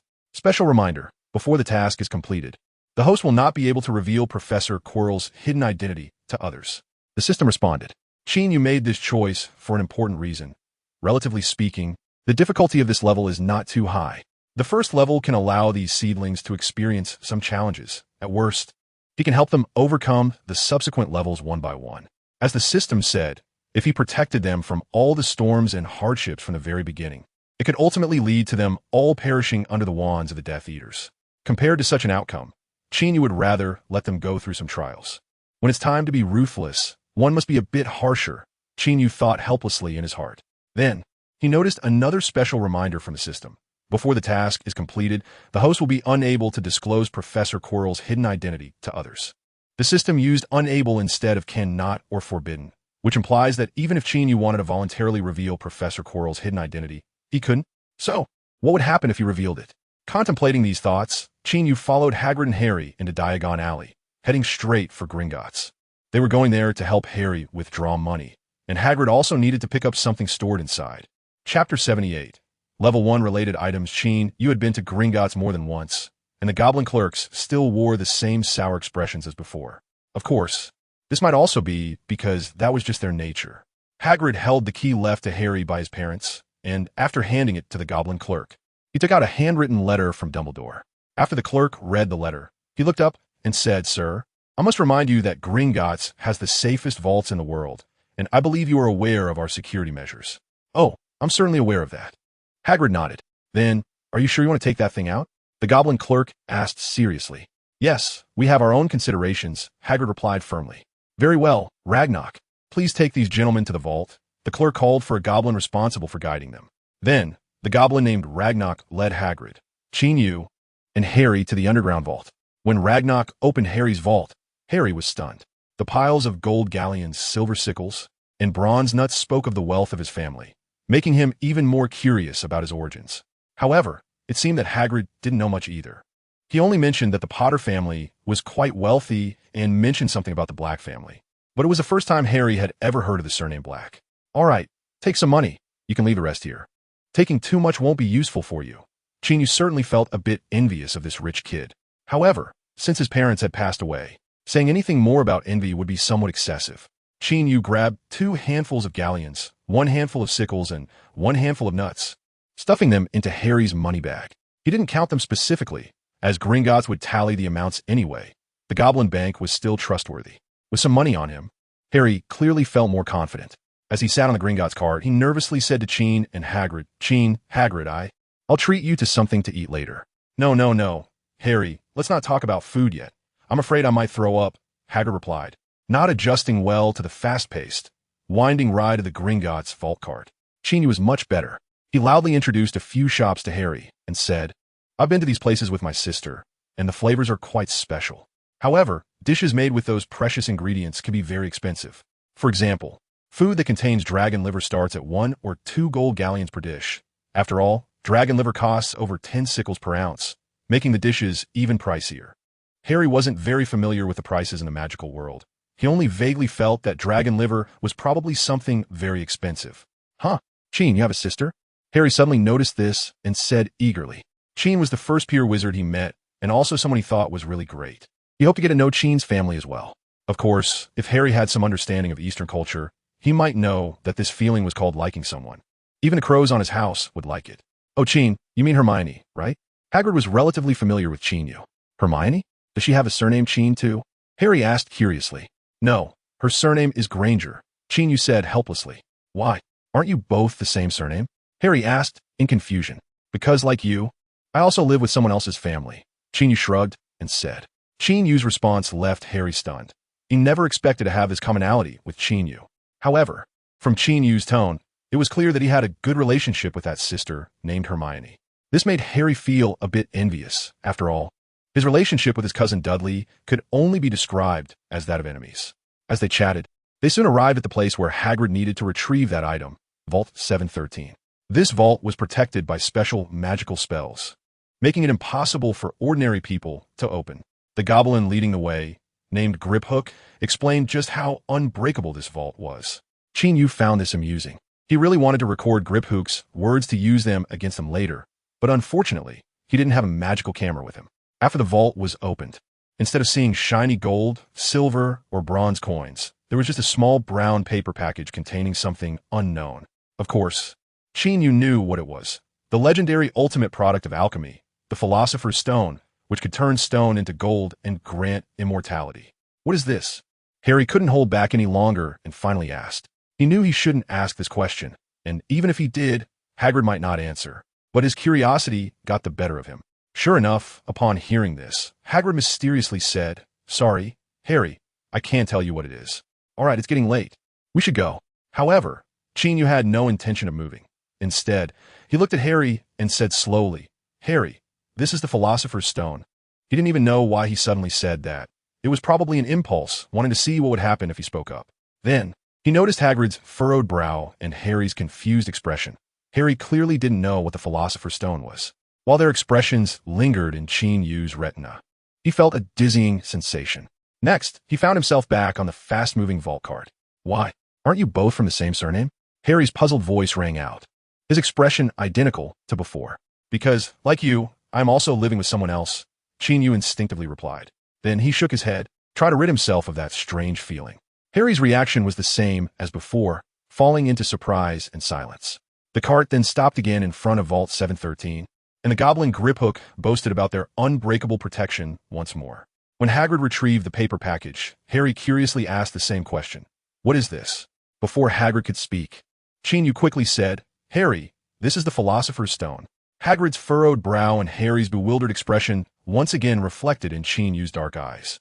After another dizzying sensation, he found himself back on the cart. Why? Aren't you both from the same surname? Because, like you, I'm also living with someone else. Wait, we're going to get the Philosopher's Stone. Dizziness returned, and he was back again. Why? Because she is my wife. Huh? Hagrid was retrieving the Philosopher's Stone. Why? We need to get the Philosopher's Stone. Continuing to go back. Thus, Qin Yu repeatedly experimented with the timing of saying the words Philosopher's Stone, and each time, he would inevitably return to the cart, facing Harry's question again. Of course, there were times when he was simply too lazy to answer and just mumbled some random words. But as long as he said the name Philosopher's Stone again, time would rewind. Indeed, Qin Yu encountered time regression. The fundamental reason was that he had revealed a secret he shouldn't have. Ding! Host, you have attempted 38 times. Continuing to try is meaningless. A special reminder. The Philosopher's Stone is a level 1 related item, and you cannot disclose related information to others until the current event reaches the necessary stage. As Qin Yu was forced to experience time regression, the system's voice occasionally popped up to remind him. I understand. After so many regressions, my mind is a mess now. Qin Yu felt as if he had repeatedly acted out a certain movie clip, and it was like he had experienced many similar dreams. If this continued a few more times, he thought he might end up going crazy. By the way, did I just say something strange? Qin Yu wondered in his mind. Strange words? Does child bridegroom count? The system replied. How could I possibly say such an absurd and nonsensical term? Qin Yu was shocked and confused. It might be because you were a bit overly excited just now, and the language center temporarily lost control, the system explained. I did indeed have trouble controlling what I said just now. Qin Yu accepted this explanation. Well then, let's do it one last time and erase those nonsensical fragments. The communication between Qin Yu and the system seemed extensive, but it actually occurred in just a brief moment. When he decided to make the 39th time rewind, he directly took the Philosopher's Stone ahead of Hagrid and said to Harry, Don't ask, this is the Philosopher's Stone. After the final chaotic moment, Qin Yu was cautious and did not say anything out of line, and when Hagrid took the Philosopher's Stone, he did not explain to Harry what it was. All right, we should go, there are many things to buy, Hagrid urged.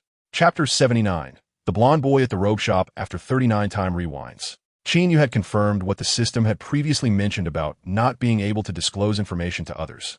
It was a direct and forceful erasure. Of course, Qin Yu had also considered whether he could exploit this bug to do something. After all, the ability to rewind time was truly powerful. However, when he entertained such thoughts, the system coldly told him not to attempt to exploit this unstable mechanism. What does unstable mean? Qin Yu pondered for a moment. And it seemed that the meaning was that the duration of time travel was unstable, and the effects brought about by it were also unstable. For example, if you wanted to go back to a time before a certain event occurred, but the time only went back to after the event had happened, then such time travel would be meaningless.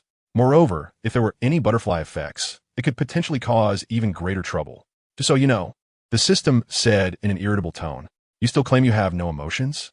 What exactly are you? Qin Yu couldn't help but ask in his mind. However, the system once again fell silent, with no response. Qin, can you accompany Harry to buy robes? I'm feeling dizzy and want to drink something to perk me up. Hagrid said to Qin Yu while rubbing his nose. Go ahead, but don't drink too much. Remember, you have something important with you. Qin Yu said with a hint of meaning. Don't worry, I'll be back soon, Hagrid said happily. Thus, Hagrid patted his backside and left, while Qin Yu took Harry out for shopping. Of course, Harry had no objections to this arrangement. In his view, having Qin by his side made him feel more at ease. After all, this boy, who was slightly older than him, exuded a calmness far beyond his peers. Even Hagrid often sought advice from Qin and was willing to listen to his opinions. It could be said that although Qin Yu was not as big as Hagrid, he provided Harry with a sense of security even greater than Hagrid's. Madame Malkin greeted the customers with her usual warmth, leading Harry into the fitting room to take measurements and alter the robes. The young witch attendant also brought Qin Yu a cup of tea and a plate of cookies, just like last time, to make the wait less dull. However, After finishing a cup of tea and eating a few cookies, Qin Yu suddenly remembered something and got up to go to the fitting room in the back of the shop. In this not-so-large space, two children were trying on wizard robes. One of them was naturally Harry Potter, while the other was a proud-looking little boy with golden hair. Have you played Quidditch?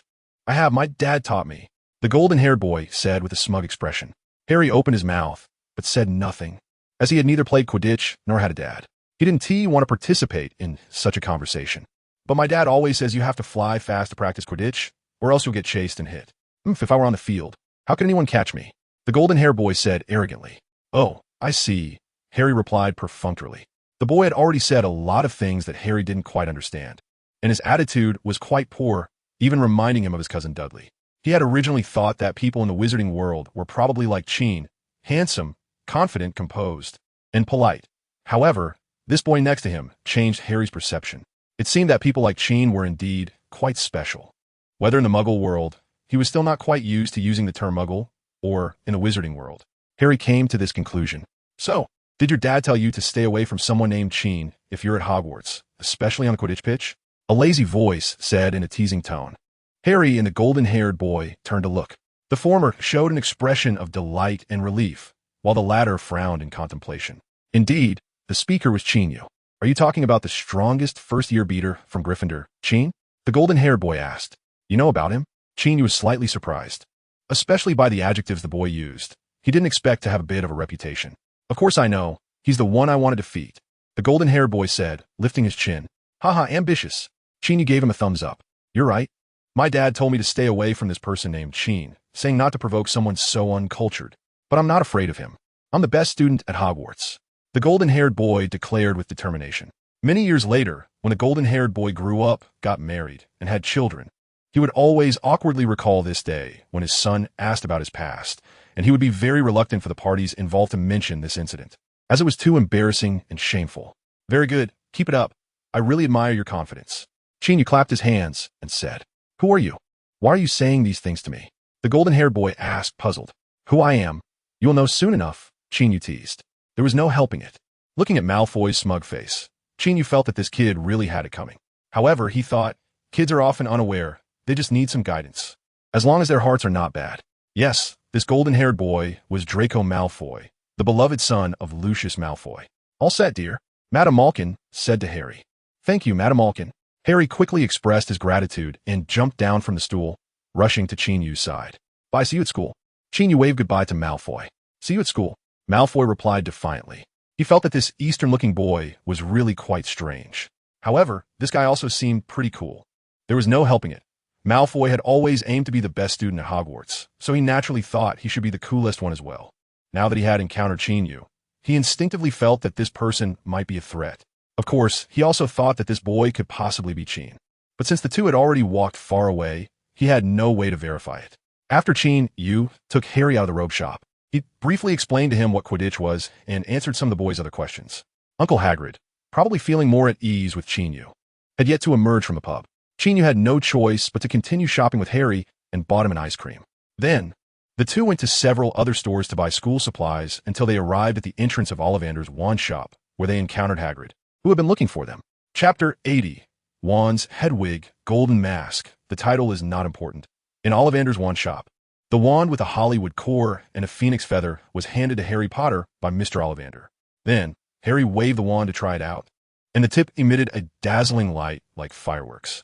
Clearly, as Mr. Ollivander often said, this wand had chosen Harry as its master. Its core was a phoenix tail feather, and it had a brother made from the same phoenix which had left that scar on your forehead, Mr. Ollivander said. This startled Harry because he knew who had left that scar on his forehead, and now he was using a similar wand to that person. So would he. You mean, are you worried that you might become like that person, right? Qin Yu voiced Harry's concerns. Yes, Qin. I don't want to have any connection with him at all. So, is this one really right for me? Harry frowned while looking at the wooden box in his hands. At this point, they had already left the wand shop, and the wand was repackaged by Mr. Ollivander. A wand is just a wand. You won't become him just because you share some similarities. Besides, I believe you will never become him, Qin Yu said firmly. After hearing Qin Yu's words, Harry's frown gradually relaxed, and he nodded seriously, saying, Qin, I will not become him. I will become an excellent wizard like my mom and dad. Hagrid had already told him that his parents were very outstanding at Hogwarts, even serving as the presidents of the student council. Harry felt that they were his role models, the goals he was striving to catch up to. Yes, that's the way it should be. Qin Yu nodded in satisfaction. Then he teased, besides, you've already paid. If you go to exchange it now, Mr. Ollivander would be unhappy. He would have to rummage through everything to find you a new wand. Ha! Then I won't trouble Mr. Ollivander, Harry said with a smile. Seeing that Qin Yu had easily dispelled Harry's worries, Hagrid felt much more relaxed. Then he thought he should do something. So he said to Harry, Harry, I plan to give you a birthday gift. Huh? No need. Hagrid, you don't have to. Ha! Actually, it's not something special. I plan to get you an owl, which is exactly mentioned in the list of items. Owls are very useful animals. They're not only obedient, but can also deliver letters and packages. As Hagrid said this, he pointed to Qin Yu and continued, you can ask Qin about this. He has an owl named Treagle, and for the past year, Treagle has helped him and Hermione deliver letters quite a bit. Qin Yu glanced at Hagrid, secretly thinking, why you keep cueing me? Upon hearing Hagrid mention Hermione again, Harry curiously looked at Qin Yu. I probably didn't tell you before. Hermione just started at Hogwarts this year. So over the past year, when I was at school, I would send letters through owls. After the recent excessive time travel, Qin Yu was actually a bit unsure if he had mentioned this to Harry. So it turns out owls are indeed quite useful. Harry was looking forward to having an owl. Of course, he still didn't know who he should write to. Then, they entered the Elop's Owl Emporium, and within 10 minutes, they chose a white owl. The shopkeeper accepted, saying it was a rather precious snowy owl. Harry was very satisfied with this bird because Qin said his was also a snowy owl, but it was a male. Then you shall be called Hedwig from now on, Harry said to the white owl in the cage. This was a name he had stumbled upon while buying books at Flourish and Blots. He hadn't looked closely, just thought it was nice. Who? The owl made a confused sound, clearly not understanding what the little boy was saying. However, as they spent time together, they would probably become familiar quickly. By the way, Hagrid, you take Harry to the cauldron shop to pick out a cauldron, and I'll go buy something over there. You know, I've been out for 2 days, I have to bring some gift back, Qin Yu said, spreading his hands. Huh, what should I give Hermione? Hagrid scratched his head and said, I'll buy an extra one, just say it's from you, Qin Yu said with a smile. All right, when she goes to Hogwarts, I'll invite her to the hut for tea, Uncle Hagrid said with a smile too. Then, Qin Yu bid farewell to Hagrid and Harry and walked in another direction. Hagrid and Harry watched him leave and then stepped toward the Patil's cauldron shop, which specialized in all kinds of cauldrons. What they didn't know was that after Qin Yu walked out not far, he turned into an alley. Shortly after, a person wearing a golden mask and a black cloak walked out of the alley. If someone had noticed this person, they would have found that their height and body shape seemed quite vague, or rather, very difficult to leave a lasting impression. Of course, most people didn't pay much attention to this person. After all, in the wizarding world, such attire was quite normal. Cloaks were essential garments for wizards, which even gave rise to a saying, Merlin can be without trousers, but definitely cannot be without a cloak. In short, the cloaked person wearing the golden mask hurriedly walked down the streets of Diagon Alley without much attention, and soon he arrived in front of Gringotts. Once here, he stepped closer. The goblin guard, standing at the door, bowed to him. It was at the moment the goblin guard bent down that the person dropped a crumpled piece of paper on the ground and then turned to leave. That, sir, no. Madam, no, sir. In any case, that guest, you dropped something? The goblin guard shouted loudly. However, the person in the black cloak left without looking back and quickly disappeared into the crowd. The goblin guard picked up the crumpled paper, took a look, and thought it probably wasn't anything valuable, so he unfolded it to take a look. When he saw the handwriting on it, he couldn't help but laugh. Because it was written in red ink. Someone will attempt to steal from Gringotts today. Please be sure to strengthen defenses. What a joke. Who would dare to steal from Gringotts? You should know that Gringotts has traps, spells, and even fire dragons. Anyone daring to steal here must be tired of living. The goblin guard originally wanted to throw the note away, but then thought, since someone was proactively warning, he might as well report it to his superiors, so that if something happened, he wouldn't be held responsible for negligence. Of course, he actually found his own thoughts a bit ridiculous. How could anything happen at Gringotts? With this contradictory mindset, he handed the note to the goblin supervisor in charge of security. Unsurprisingly, the goblin supervisor also laughed, which made the goblin guard feel a bit embarrassed. In a hidden alley, the golden mask was removed, revealing a handsome eastern face beneath the mask. This person was, of course, our protagonist Qin Yu. Chapter 81. Parting is for a better reunion. Qin Yu put away the mask and quickly took off his cloak, stuffing it somewhere on his body that he couldn't quite identify. Soon, he transformed back into his original casual outfit after coming out of the hotel, having changed out of the long robe. Just a moment ago, Qin Yu had used the alchemical mask given to him by Professor Swindon, leveraging it to hide his form and deliver the warning note to Gringotts. So far, there had been no signs of time reversal. This meant that as long as Qin Yu did not touch upon certain high-level related events or items, he had a significant degree of freedom to participate in the entire matter. From the perspective of his own strength, Qin Yu truly could not match Professor Quirrell, who was possessed by Voldemort. After all, even if Tom was somewhat incapacitated, he was still a notorious Dark Lord. Therefore, Qin Yu decided to use a knife to kill from a distance, sending out a warning to make Gringotts more vigilant. This way, when Quirrell attempted to steal from the vault as planned, even if it didn't lead to his demise, it would still cause him some trouble. Of course, Qin Yu didn't really believe that Gringotts could actually catch Quirrell. This was just an attempt on his part. Quickly organizing his thoughts, Qin Yu walked calmly out of the alley towards a nearby store. He was buying things for Hermione, and it was not just an excuse. He genuinely intended to make purchases. Thus, he had the clerk at the Florian Fortescue's ice cream parlor pack some ice cream and chilled fruit tea for him. This shop provided a magically enchanted temporary refrigeration box, so Qin Yu didn't have to worry about the ice cream melting. Here's an extra raspberry jam for you. It's complimentary, the young clerk said, handing the items to Qin Yu with a smile. Thank you. Qin Yu nodded in appreciation. You're welcome. Come again. The young clerk said brightly to Qin Yu as he left. Holding the items, Qin Yu rubbed his nose, feeling that the clerk at the ice cream shop seemed a bit overly enthusiastic.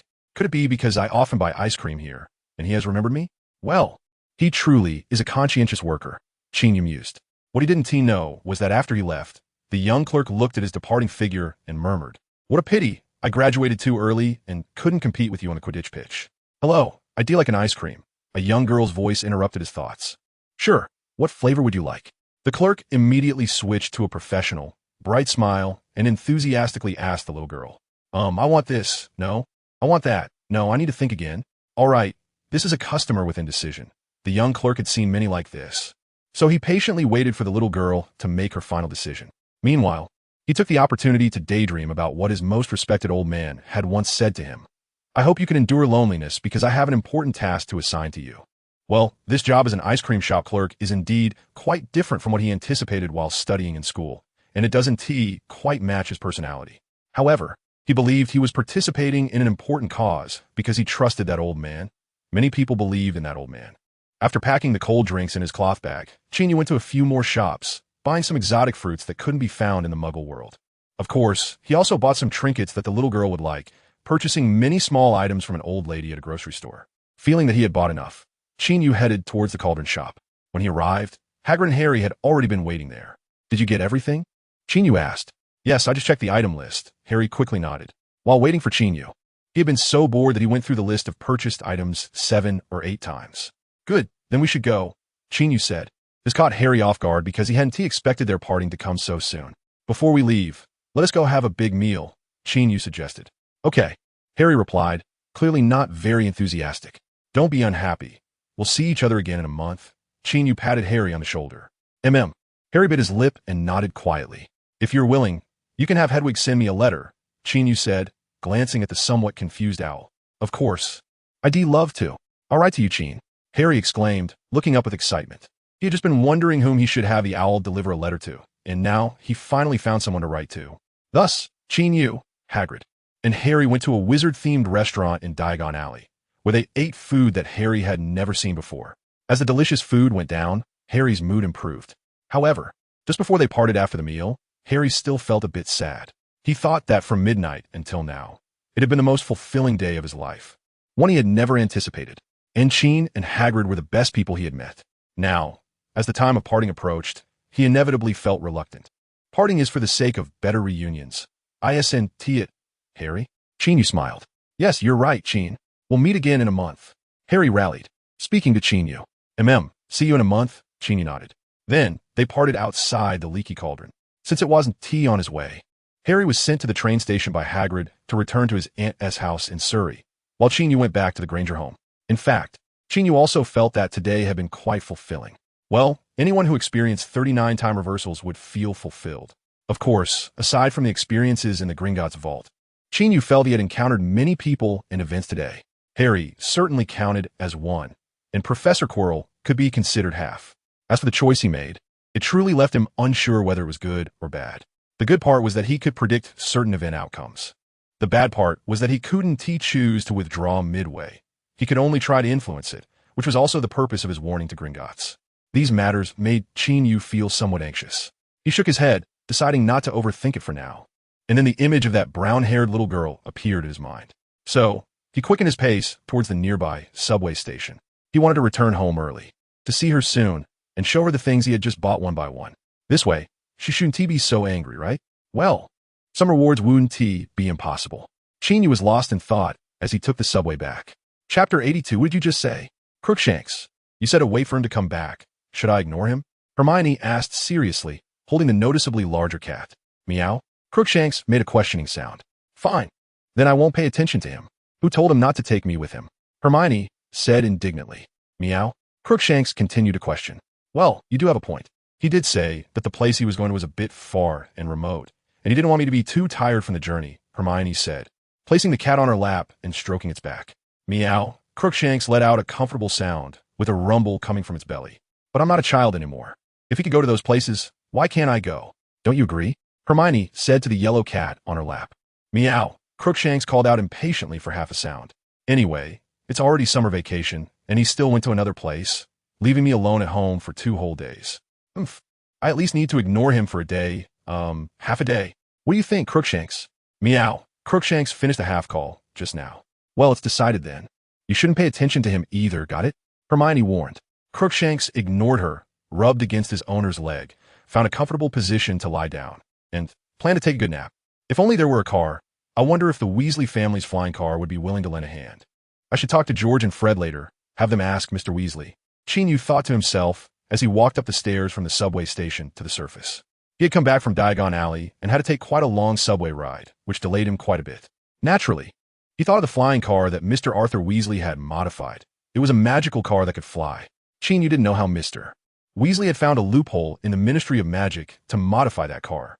In fact, he had considered connecting the Granger family's fireplace to the Flynn network, so that with just a small amount of flue powder, long-distance travel could be achieved. However, he quickly dismissed that idea because he didn't want too many magical things in the Granger household, as it would somewhat affect and trouble Mr. and Mrs. Granger. As for buying a muggle car, he was still too young, didn't have a driver's license, and he also didn't have pounds. Gringotts wouldn't exchange muggle currency for him indefinitely. And if he dared to fly around London on a broomstick, the Ministry of Magic would come knocking the next day to arrest him. And then he would have to wait for Hermione to bring him meals in jail. All right, Hermione. Qin Yu was thinking about all sorts of things to calm himself down. After all, when he left home yesterday, Hermione's gaze was quite intense. Will I be kicked out by my wife?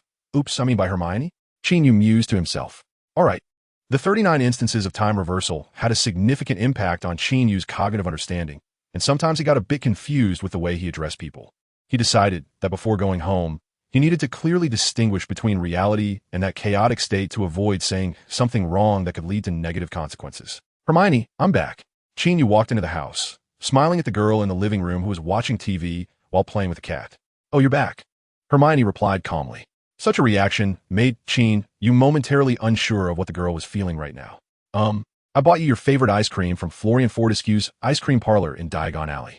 The clerk even added an extra serving of raspberry sauce, Qin Yu said, taking out the ice cream with its cold packaging from his bag. Hermione glanced at it, moved her mouth a bit, then looked back at the TV, still speaking in a calm tone. I'm not hungry, I don't want to eat. Hiss. Qin Yu gasped, thinking to himself that she must be angry since she wasn't even eating ice cream. He didn't have much experience in comforting girls in his past life. And such a tricky situation was really putting him, Qin Fat Tiger Yu, in a difficult position, even with his high intelligence and cleverness. He felt a bit at a loss when faced with his own shortcomings. You don't know, the place we went to this time was truly dangerous. It was a lonely reef in the middle of the ocean. Last night, a storm broke out there, with fierce winds gathering dark clouds. A seabird was blown into the huge waves and almost drowned, while I was sailing with Hagrid in a small boat amidst the raging winds and waves. That little boat was nearly capsized. Qin Yu decided to change his approach. Sure enough, when the little girl heard this, she asked with some concern, "Did you?" Then she realized something was off, her little face fell, and she said lightly, "Since you're standing here fine, it proves that nothing happened to you.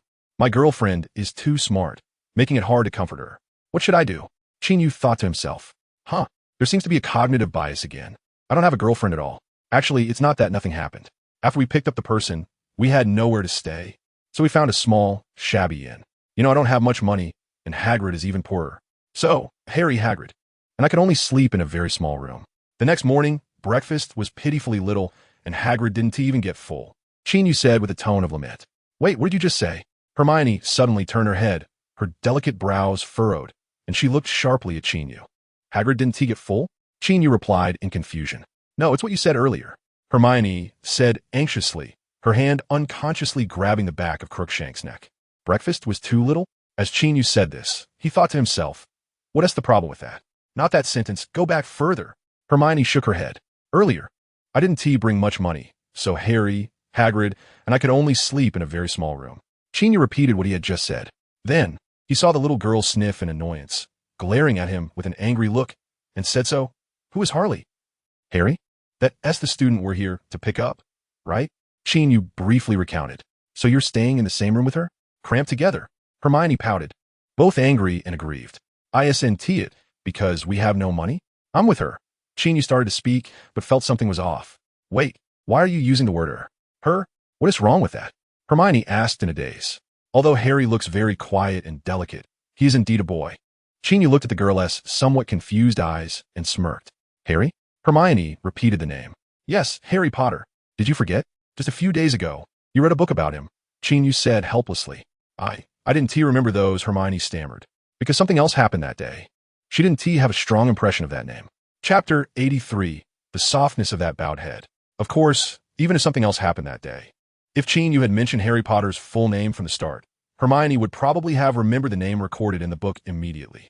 However, since Qin Yu only casually mentioned the very common name Harry, Hermione instinctively heard it as Harley. This was because, before leaving, Qin Yu only mentioned going with Hagrid to deliver an enrollment notice to a new student at Hogwarts, without specifying who it was for. And Hermione had once thought that the person might be a girl. Such a possibility wasn't non-existent, right? Moreover, every time she thought about this, she felt inexplicably angry. So, when Qin Yu mentioned a name that sounded somewhat feminine, she immediately associated it with those previous imaginations. So, is Harry that Harry Potter? Hermione said, trying to keep her tone as calm as possible. Yes, exactly. Qin Yu nodded. So, did you sleep in the same bed? Hermione raised an eyebrow and continued to ask. So what if Harry is a boy? The little girl thought to herself. Huh. Qin Yu was taken aback, feeling that the girl's focus might be a bit off. How big is the bed?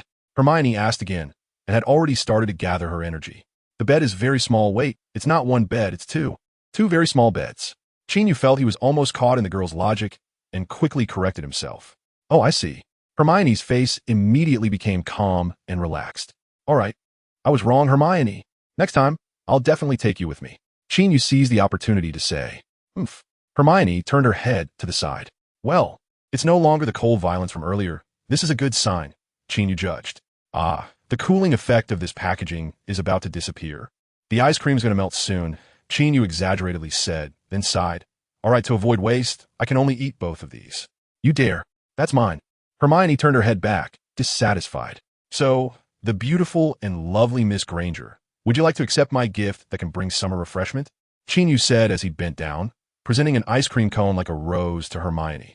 Hermione looked at his approaching face and inexplicably recalled the scene from the day she read a book related to Harry Potter.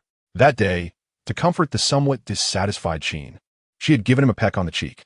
Author's note, that's not called being dissatisfied, that's called being jealous. Then she thought, I'm not happy today. Why can't he think of giving me a peck on the cheek too? But thinking of this made her heart race, and she felt her face getting a bit hot and her mouth a bit dry. Summer has arrived, I'm just a bit hot. That's why I'm eating this ice cream. The logically clear Miss Granger reached out and took the ice cream that could bring summer refreshment from the guy across from her. As she lowered her head to eat the jam on top, suddenly a hand gently cradled the back of her neck, and then a pair of warm lips lightly pressed against her forehead before quickly pulling away. She looked up, her eyes wide in astonishment as she gazed at that handsome and familiar face. The warmth of that gentle bow was like a water lily shy in the gentle breeze.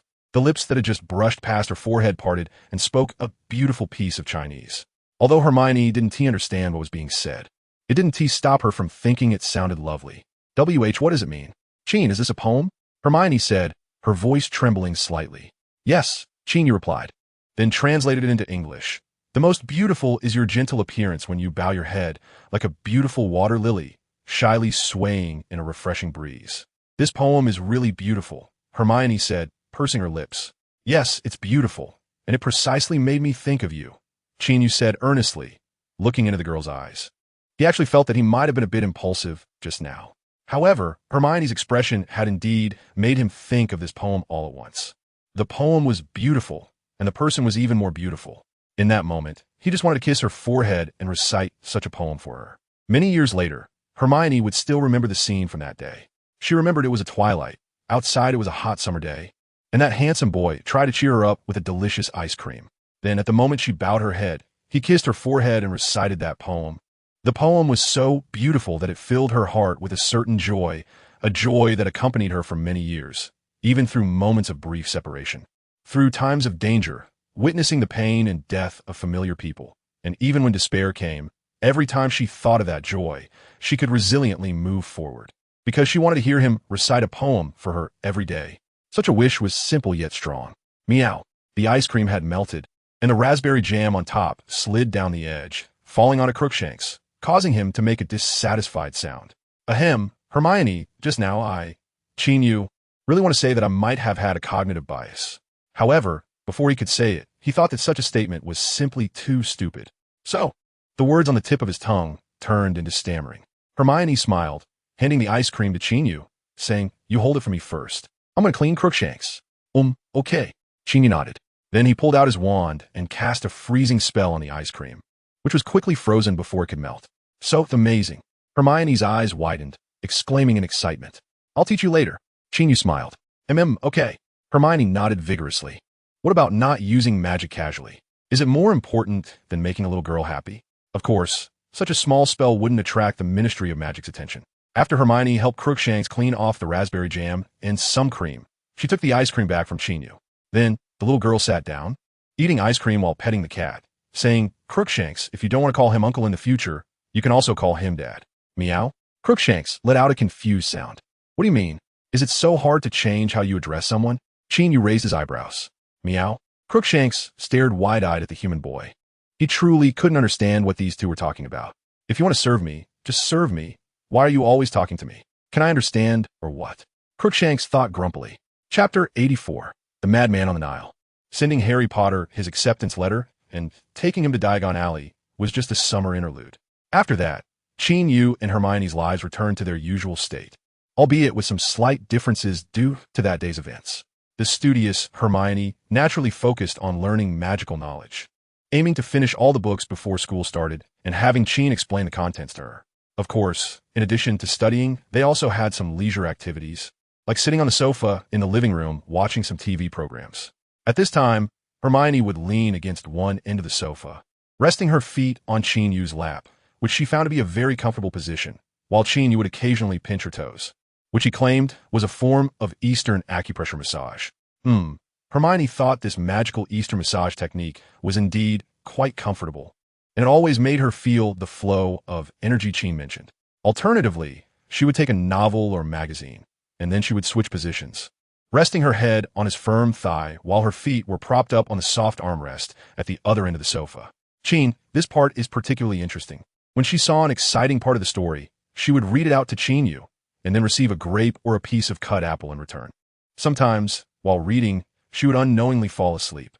Qin covered her with a piece of clothing or a thin blanket. One time, she woke up to find herself lying in her own bed, and after asking Qin, she learned that he had carried her into the bedroom after she had fallen asleep in the living room for too long. After that, she would occasionally pretend to be asleep and even feign accidentally pulling off the clothes or blanket he had covered her with, which meant that Qin would have to carry her into the bedroom again. She felt as if she were being cradled in his arms, as if she were on a gently swaying little boat. Whenever that happened, she would feel a bit nervous and her body would instinctively tense up, but she would try hard to control herself and make it look like she was really asleep. Then, when she was placed on the bed, she felt Qin's arms withdrawing from her back and the bend of her legs. Lying on the bed, she had originally hoped he would kiss her forehead, giving her a goodnight kiss or something like that. But after waiting several times, she still didn't get one. Finally, one time after lying down, she couldn't help but open her eyes, hooked her arms around his neck, and gently pecked his cheek. Then, under Qin's somewhat surprised gaze, she hurriedly closed her eyes and mumbled, "I'm sleeping. I was just dreaming." That time, she finally got her long-desired good-night kiss on her forehead, and her nose was even brushed against. At that moment, she really wanted to open her eyes, but since she had just said she was dreaming, she couldn't immediately prove that she had been lying, so she could only continue to keep her eyes closed. Her sister, he used to say that if you say you were dreaming, then you must be dreaming. Then, her face was pinched, and soon, she heard the familiar footsteps leaving the room. And she, in a daze, really fell asleep. As the saying goes, things should be told in order, and stories should be told from both sides. Meanwhile, in the Granger household, the young boy and girl were diligently studying and finding their own fun to leisurely spend their summer vacation. At the northern tip of the African continent, within the borders of Egypt, a swordsman dressed in a black cloak stood on a boat on the Nile River, gazing at the ancient structures in the desert. The swordsman shook his head and murmured, "Ian, I don't oppose your enthusiasm for Eastern storytelling. But please don't call the cloak a great cloak. I'm really not used to it." Then, he switched to a different voice and said with a sinister laugh, "Hee, Stephen, why are you still so rigid? I just hope I can maintain a certain level of clarity so that I can temporarily forget that I'm a mad swordsman." He switched back to his original voice, sighed, and said, "Wow, so you still remember that you're a madman?" The sinister voice mocked, "Of course I remember. Then why are you still fantasizing about going back? Writing letters to that guy who dresses like a bat? That is my freedom. If I can find the legendary power, I think we should be able to separate. Hell, let us hope so. I don't want to share a body with you." The swordsman looked up at the sky, the sunlight shining on his scruffy face, clearly indicating that he hadn't taken care of his appearance for a long time. If Qin Yu were here, he should be able to tell who this person was from his eyes and facial contours. However, this person looked quite different from Qin Yu's impression, as his face alternated between sunny and gloomy, constantly changing in temperament. To Qin Yu, he was called Stephen Swinton, whom Qin Yu referred to as Professor Swinton, or sometimes called him second brother when he was drunk. He also had another name, Ian Stanley. Yes, he was a madman. During his time at Hogwarts, Stephen Swinton maintained a relatively stable state. The one called Ian Stanley would only occasionally come out for fresh air, for example, during the Centaur gathering when Dumbledore had left for an errand and the entire school's attention was drawn to the Quidditch match. In search of a clue, the irritable Ian Stanley took control, and of course, that time was quite effective. They found the clue they wanted. However, since leaving Hogwarts and embarking on a long-planned quest, he had increasingly lost control over Ian. After all, it was Ian who had helped them survive when they were very young. And now that they were on that unknown path, Ian's consciousness had unknowingly grown stronger. Stephen didn't think Ian had done anything wrong. He just felt that being a madman made him seem a bit pitiful. "Ha, useless cowardly emotions," Ian said coldly. "You're wrong. It's because I have expectations for the future that I have such emotions," Stephen corrected. "Well, your sentiments are of no use to me," Ian said impatiently. Thus, the two fell into silence. Soon, the boat docked at a small city upstream, and the crew shouted in broken English, introducing the local culture, food, and scenery. Dressed in a black cloak with a long sword at his waist, Swinton, or Stanley, couldn't be bothered with the crew's explanation and stepped down from the gangway. His destination was not this small city, but rather deep in the desert, more than 100 kilometers away. So he didn't care about what sites were worth visiting here. Chapter 85. Lucky Bill. When Muggles were not paying attention, Stephen used apparition several times. However, fearing getting lost or not finding the target, he was very restrained in using the spell. Therefore, his speed was not fast, and he only arrived at the location before sunset. There, as far as the eye could see, there were endless yellow sands and rolling dunes. Besides that, there wasn't even a single cactus or similar thing. However, the map in his hand clearly indicated that this was his destination. So, he drew his wand and muttered a complicated incantation. The wand traced a trajectory, and, eventually, the tip pointed toward the sky ahead. Then, like a shimmering light, a tall conical structure quickly appeared before him. It was a pyramid that only wizards could discover. And beside the pyramid, there were some temporary low sheds, seemingly places for some people to work or live. However, at that moment, the place was empty. Indeed, Bill Weasley and his Gringotts colleagues, along with the treasure-hunting Nifflers, had worked here before and witnessed a white light shooting up into the sky from inside that day. Note, Nifflers are magical creatures that can detect treasure. They have a strong obsession with shiny things. After that, this place was quickly sealed off by Gringotts, not allowing anyone to approach. However, at this moment, it was suddenly visited by an uninvited guest. Seeing the scene before him, Stephen nodded in satisfaction. After a brief pause, he walked toward the pyramid. When he came out from inside again, it was already the next morning. He stood outside the pyramid, arms open towards the sunrise, a comforting smile on his face, and said in a low voice, "This feeling is really great. So where should I go next?" He looked at the endless yellow sand, waved his wand, and suddenly disappeared from the spot. The pyramid behind him soon vanished into the desert, as if it had never appeared at all. Cairo, Gringotts, Curse Breaker Office. This place is more of a workshop than an office, as the large room is filled with all kinds of objects, many of which are clearly quite old. "Bill, I really envy you. You can go back to England again this summer," said a rugged wizard with a beard. "Haha, what can I do?" "The boss arranged for me to take Adam to school in England, so I can only endure the long journey," Bill replied somewhat pretentiously. "There's no way around it. Being a curse breaker at Gringotts is a tough job, and there's basically very little opportunity to go home." Bill had only arrived in Egypt last year and had returned to England in the summer to escort a batch of cursed treasures. This year, he was going back again to take Adam to school. How could that not make the other wizards in the same office envious? Oh, by the way, Adam is a little wizard from a Muggle background in Cairo. The first to discover his wizarding identity was none other than Bill. After that, Gringotts, in order to gain favor in the local wizarding community, provided significant help to this boy named Adam. Not only did they help him quickly understand various common knowledge about the magical world, but they also, through layers of connections, secured him a place at Hogwarts. It is known that Hogwarts is the best magic school in the world, and Bill has always insisted on this point. Studying at this school would be such a stroke of luck. To ensure everything went smoothly, the local leadership of Gringotts in Cairo decided to send a capable young wizard to accompany Adam to England and see him off on the Hogwarts Express on September 1st. Naturally, this task fell to Bill, who had the best relationship with Adam. Today is the day they set off for England. "Bill, my mom's old problem has flared up again. I have to accompany her to see the doctor, so we can only leave another day," said a small boy with a helpless and sad expression in an Egyptian house. He is Adam Quinn, the little boy Bill is taking to school in England. "What? Aisha is sick again? Is it serious? Do you want me to go with you?" Bill asked with concern. "No, I can handle it," Adam said with a faint smile. Seeing the child smile, Bill felt relieved and nodded, saying, "All right, you take care of your mom first. Once her condition stabilizes, we can set off." Thank you, Bill," Adam said obediently. "You're welcome. I told you I would help you," Bill said, patting the boy on the shoulder. After sending off Bill, the little boy walked into the inner room where a woman in her 30s was sitting in a wheelchair. When she saw the boy enter, her eyes showed a mix of satisfaction and fear. She made a frantic sound from her throat, but couldn't utter a single clear word. "My dear mom, I was planning to leave here today, so you wouldn't have to be scared when you see me. But it seems someone has gone to a place they shouldn't have. I need to go check it out. Please wait patiently.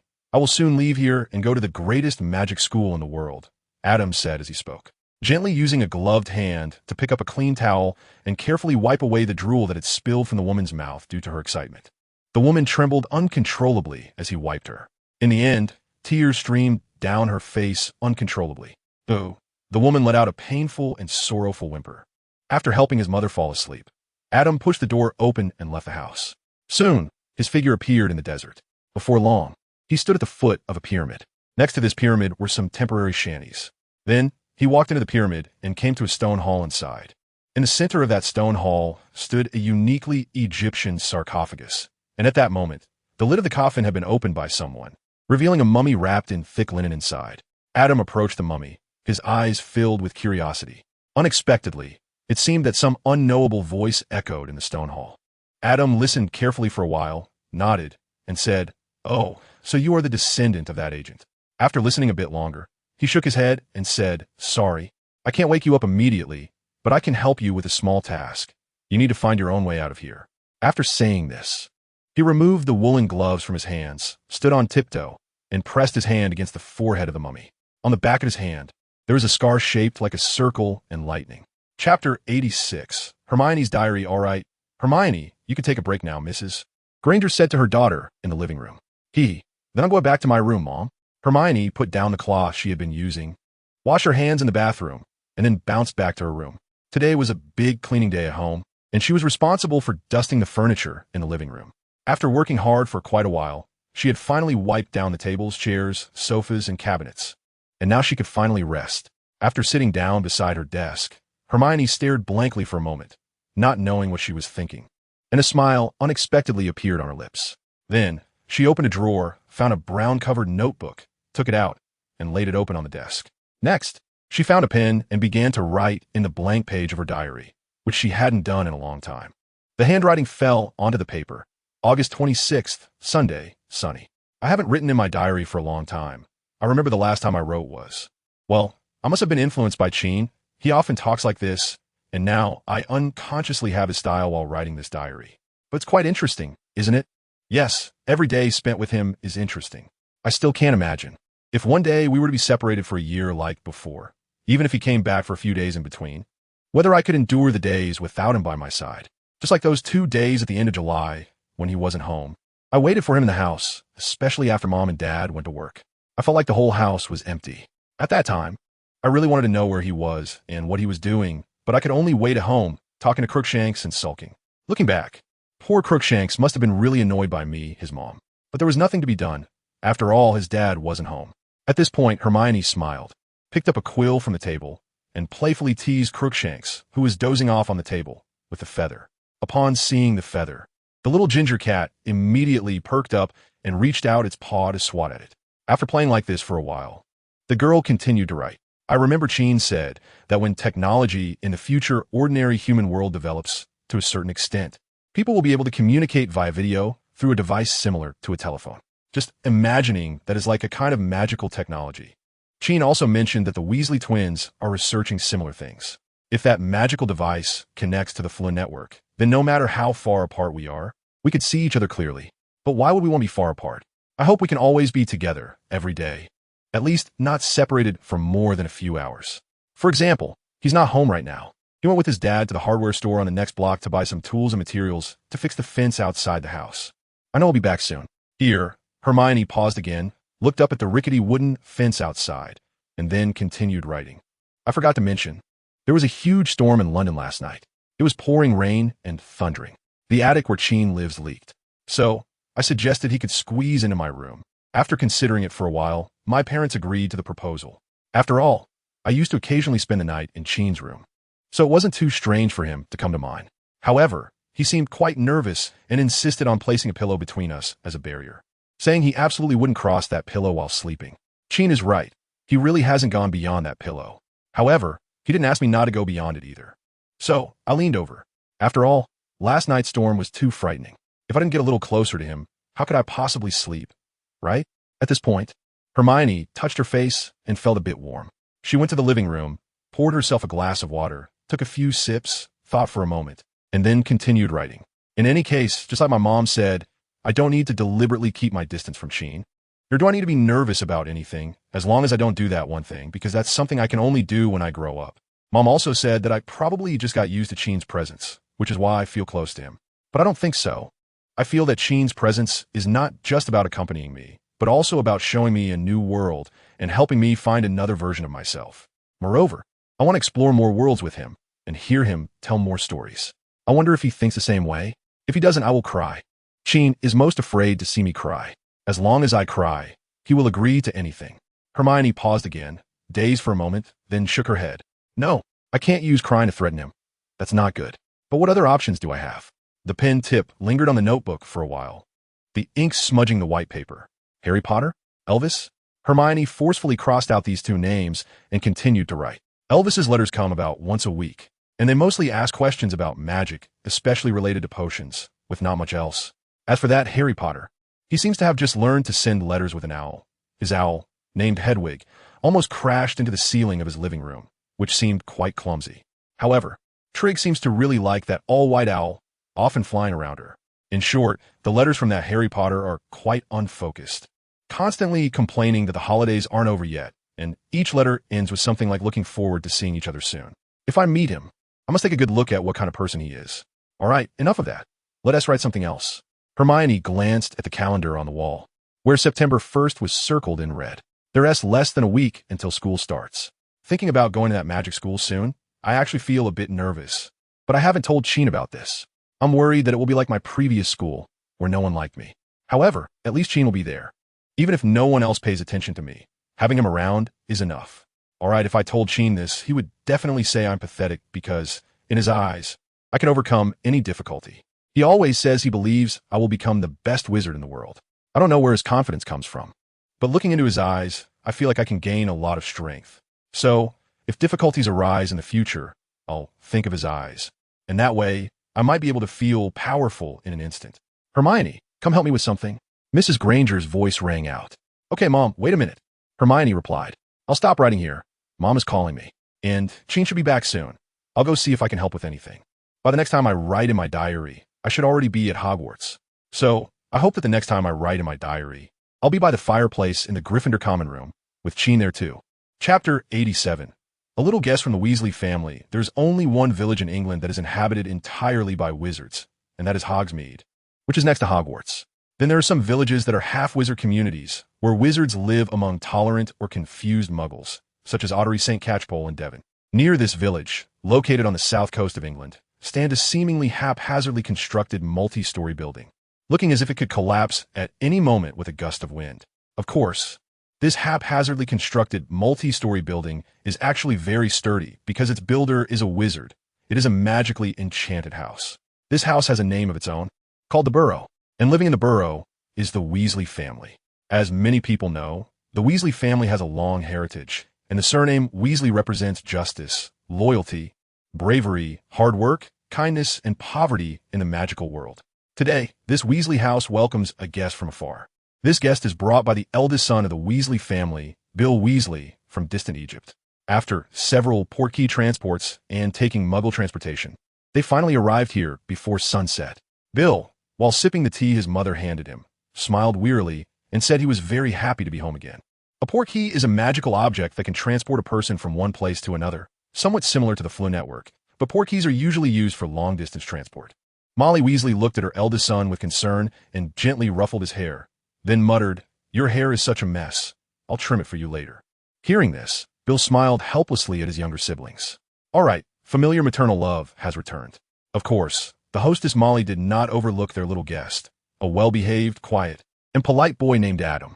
Adam, our family's conditions are limited, so you'll probably need to sleep with Bill in the bedroom on the 4th floor. Or you can stay with Ron. You're the same age, so you should get along, Molly Weasley said apologetically to the little boy. Mom, Ron said anxiously, my little room is a bit messy right now, and I don't really want to squeeze into the same bed with this strange boy. Thank you for your hospitality. Mrs. Weasley, I can stay with Bill. This is what we discussed on the way here. The little boy Adam smiled at Ron and politely said to Molly Weasley, well, then it's settled. I'll go tidy up your room. Before Mrs. Weasley went upstairs, she called out to her youngest son, Ron, get some food for Adam.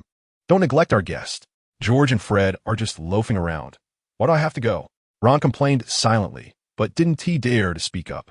He then sulkily went to get food for their guest. In the evening, the Weasley family of 8, Charlie was not home, and their little guest Adam, totaling 9 people, sat around the dining table, enjoying a table full of delicious food. The main topics of conversation revolved around Bill and the little guest.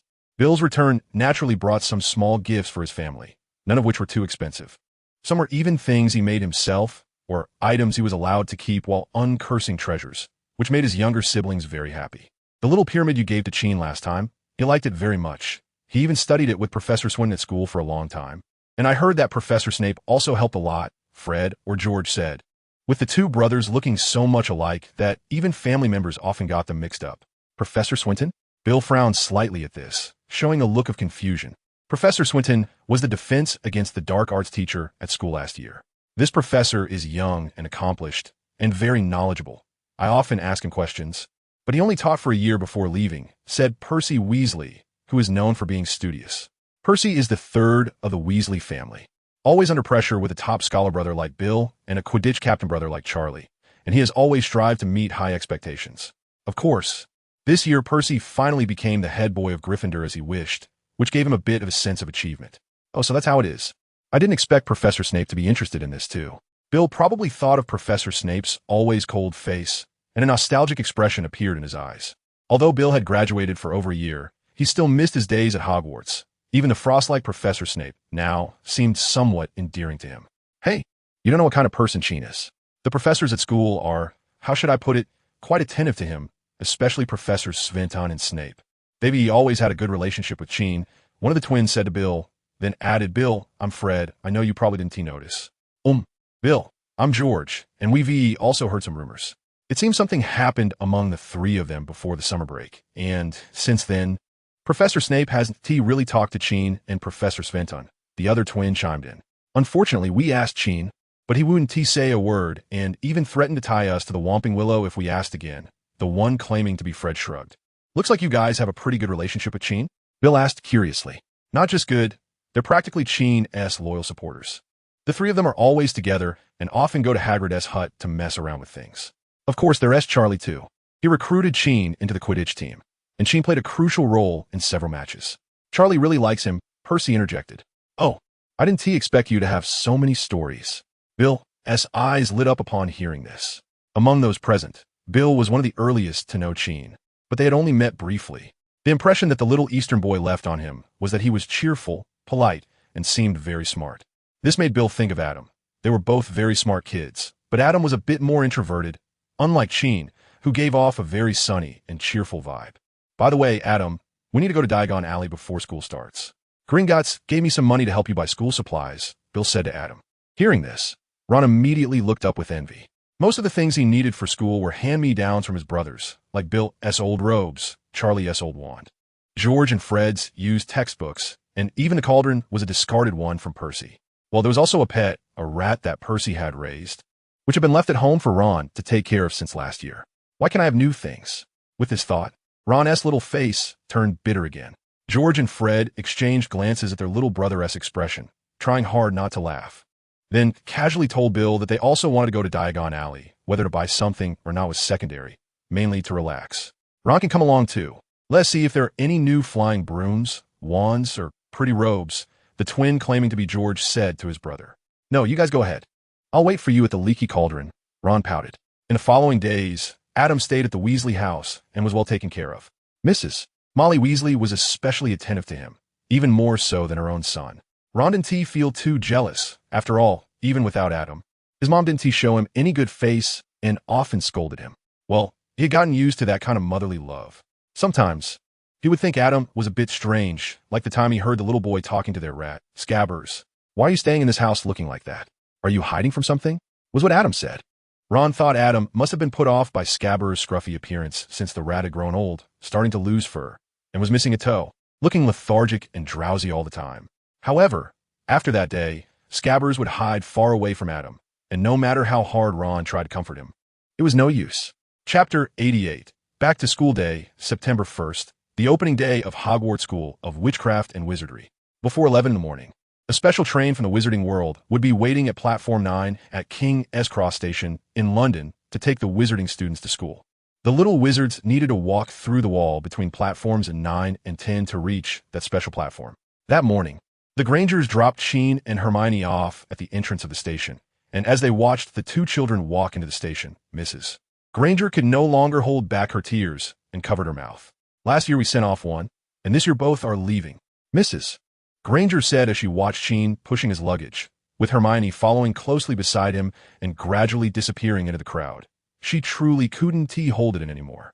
Jenny, they'll be back soon, Mr. Granger comforted, putting his arm around his wife's shoulder. But I'm really worried about Hermione, Mrs. Granger cried on her husband's chest. This was the first time their daughter would be away from them for such a long time, and they wouldn't see her until the Christmas holidays. It'll be fine. With Qin there, I believe he will take good care of Hermione, Mr.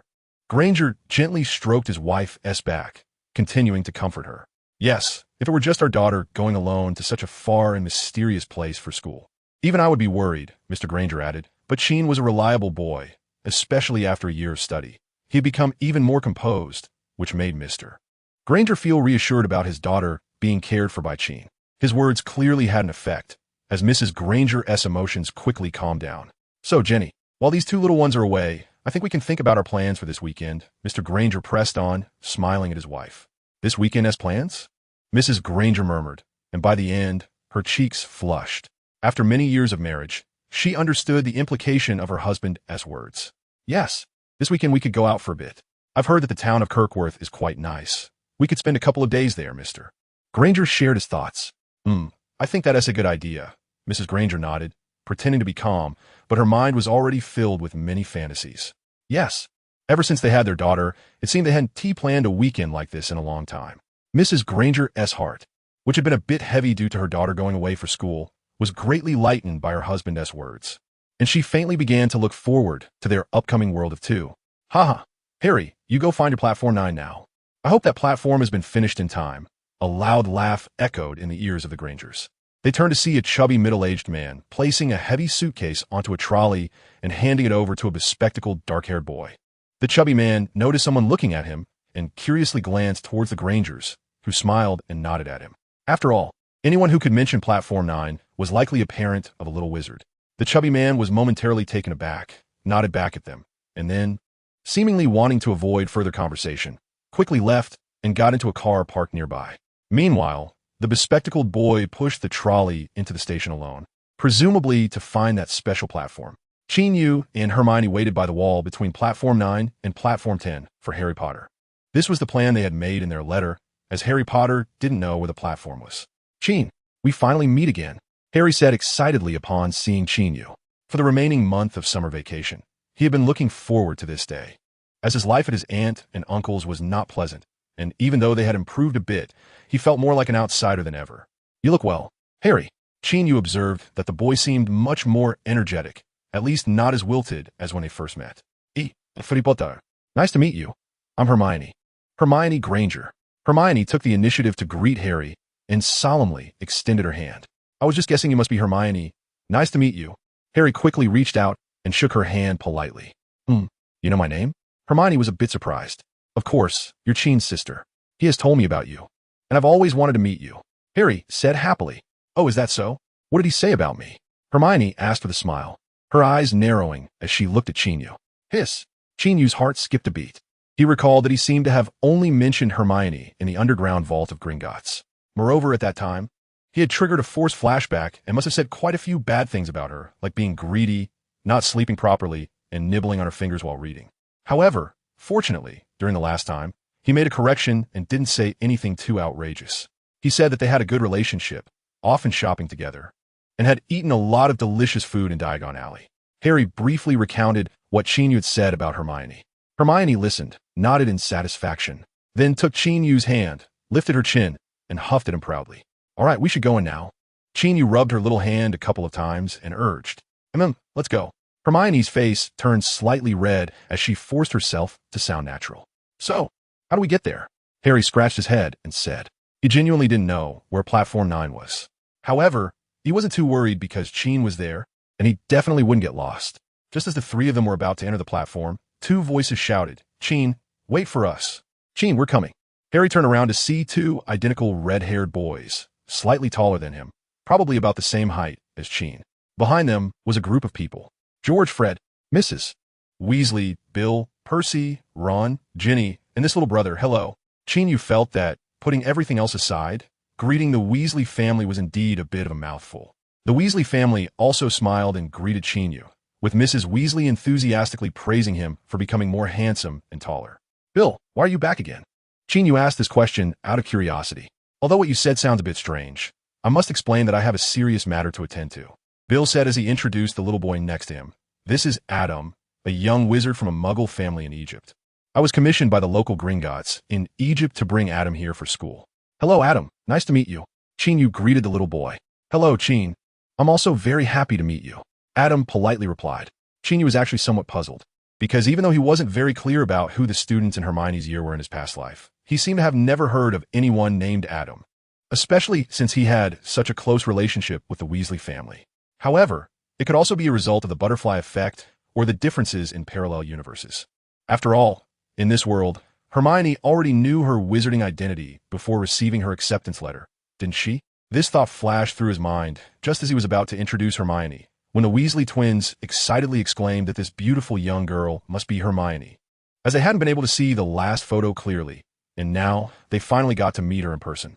Qin Yu indeed saved some introduction process.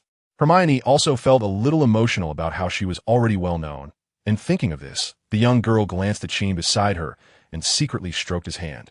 However, this guy seemed to have no particular reaction, which made her somewhat discouraged. Chapter 89, You don't need to act like this at the station. If Qin Yu were not Qin Yu, he might feel that it would be a bit awkward for this person named Qin Yu to meet Ron. However, he is indeed Qin Yu himself. After more than a year of getting along and 39 time reversals, Qin Yu was certain that there was really nothing to be entangled with in certain matters. Should he keep Hermione by his side or watch her be with someone else? How to choose? This is a very simple multiple choice question. Even if the so-called choice system did not chime to give a selection task, Qin Yu knew what to choose. He chose to live this life freely. He chose to protect the person he wanted to protect. He chose her, and no one could take her away. Moreover, he was sure that the girl had already entered his heart, and he had also entered hers. If, in the end, it was just his one-sided wish, then he would accept it. However, when he thought of this, his heart inexplicably stirred, and a power that had been silent for a long time in his body began to stir. That was one of his biggest secrets, something he was trying to overcome, or, in other words, channel quietly. That power was strong, mysterious, making him feel fear, yet also full of temptation. If he surrendered to it, then there would be no more problems in this world for him. So, why should he work so hard to live? Just hand it over. Everything, just hand it over. Qin. Hermione's voice seemed to come from a very distant place. Qin Yu turned his head to look at her in a daze, feeling that although she was so close, it was as if there was a great distance between them. Qin, what's wrong with you? Hermione called out to him again. This time, her voice was filled with urgency, and her delicate brows were tightly furrowed. Qin Yu instinctively raised a hand to gently smooth the furrowed brow of the girl, murmuring, "Don't be afraid, Hermione." With this gesture, his expression changed, a smile tugging at the corners of his mouth. He then wrapped the girl in his arms, closed his eyes, and greedily inhaled the scent of her hair until that familiar fragrance filled his nostrils, stimulating the nerve endings to send complex and rhythmic electrical signals. This series of signals then reached the central nervous system, awakening his mind that was on the brink of chaos. Hermione clung to him tightly, her voice trembling as she said, "Qin, what happened to you just now? I talked to you so much, but you ignored me. I was a bit distracted. Sorry, Hermione. I worried you." Qin Yu said softly, gently stroking the girl's hair. "I'm glad you're okay." Hermione nuzzled against him, breathing in his scent, which quickly put her at ease. Hermione knew that Qin had secrets. After all, his appearance and various actions made it hard for her to believe he was just an ordinary wizard. Of course, wizards are not ordinary to begin with. However, she believed that Qin's reasons for not telling her were based on something special, and she could wait for the day he would share those secrets with her. Until then, all she wanted was for him to be all right. "Hey, Qin, the train is about to leave. Aren't you heading over?" One of the Weasley twins shouted. "You all are going to school together anyway. There's no need to linger at the station." The other twin rolled his eyes, exasperated. It was already 10:55, and the Weasley family was heading to Platform 9. At that moment, George and Fred noticed that Qin Yu and the little girl Hermione were still lingering behind. When they saw this scene, they felt like they were being fed dog food. At the shout from the two brothers, everyone turned to look, and Hermione quickly struggled out of Qin Yu's embrace, while Qin Yu continued to hold her small hand without a hint of embarrassment. "Got it. You guys go ahead. We'll catch up," Qin Yu told the twins. The others chuckled and said no more. Meanwhile, the little boy Adam, who was standing next to Bill, glanced at Qin Yu a few more times when no one was watching and murmured to himself in a voice only he could hear, "Indeed, coming here was the right decision. I've met so many interesting people before even reaching that school." "All right, George, you going first." Mrs. Weasley said to one of her sons, "Mum, I'm Fred. As your son, how could you mistake who I am?" He said with a hurt expression, "Yeah, Mum, I'm George." The other chimed in. Mrs. Weasley snorted, "George, Fred, you've been pulling this trick for several days. Do you think I would still fall for it? This time it's really true. You should know my nose is slightly higher than Fred's." One of them pointed to his nose and leaned closer for Mrs. Weasley to see. Hearing this, Mrs. Weasley looked uncertainly at him, then said in a somewhat unsure tone, "It seems that way. I'm sorry, George. I mistook you." The child pushed the luggage cart to the wall, and before going in, flashed a bright smile at his mom. "Mom, I was just joking. I really am Fred." After saying this, he slipped through the wall. George also made a funny face at his mom and everyone else before following him through. Mrs. Weasley was huffing with anger. "Harry, Adam, Ron, you come one at a time," she said to the three boys.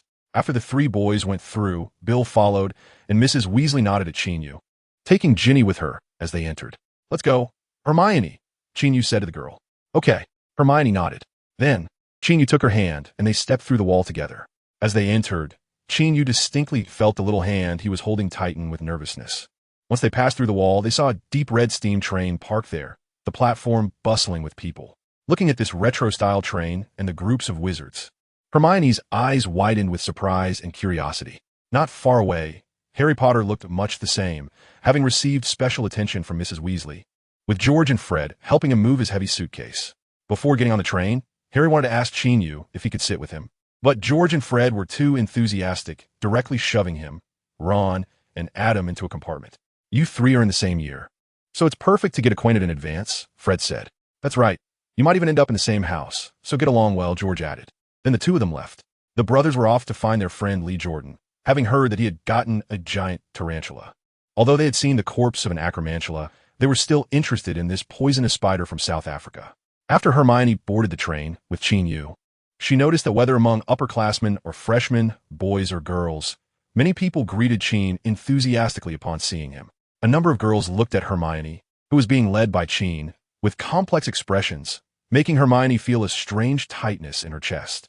However, she quickly adjusted her mindset, smiled, and calmly walked through the crowd with Qin. As they walked, she inexplicably recalled a story Qin had told her about a fox hiding behind a tiger to assert its dominance. So, she felt like the little fox hiding behind Qin now. "Look, there's a red-headed guy who got scared off when he saw Qin," she said after walking for a while.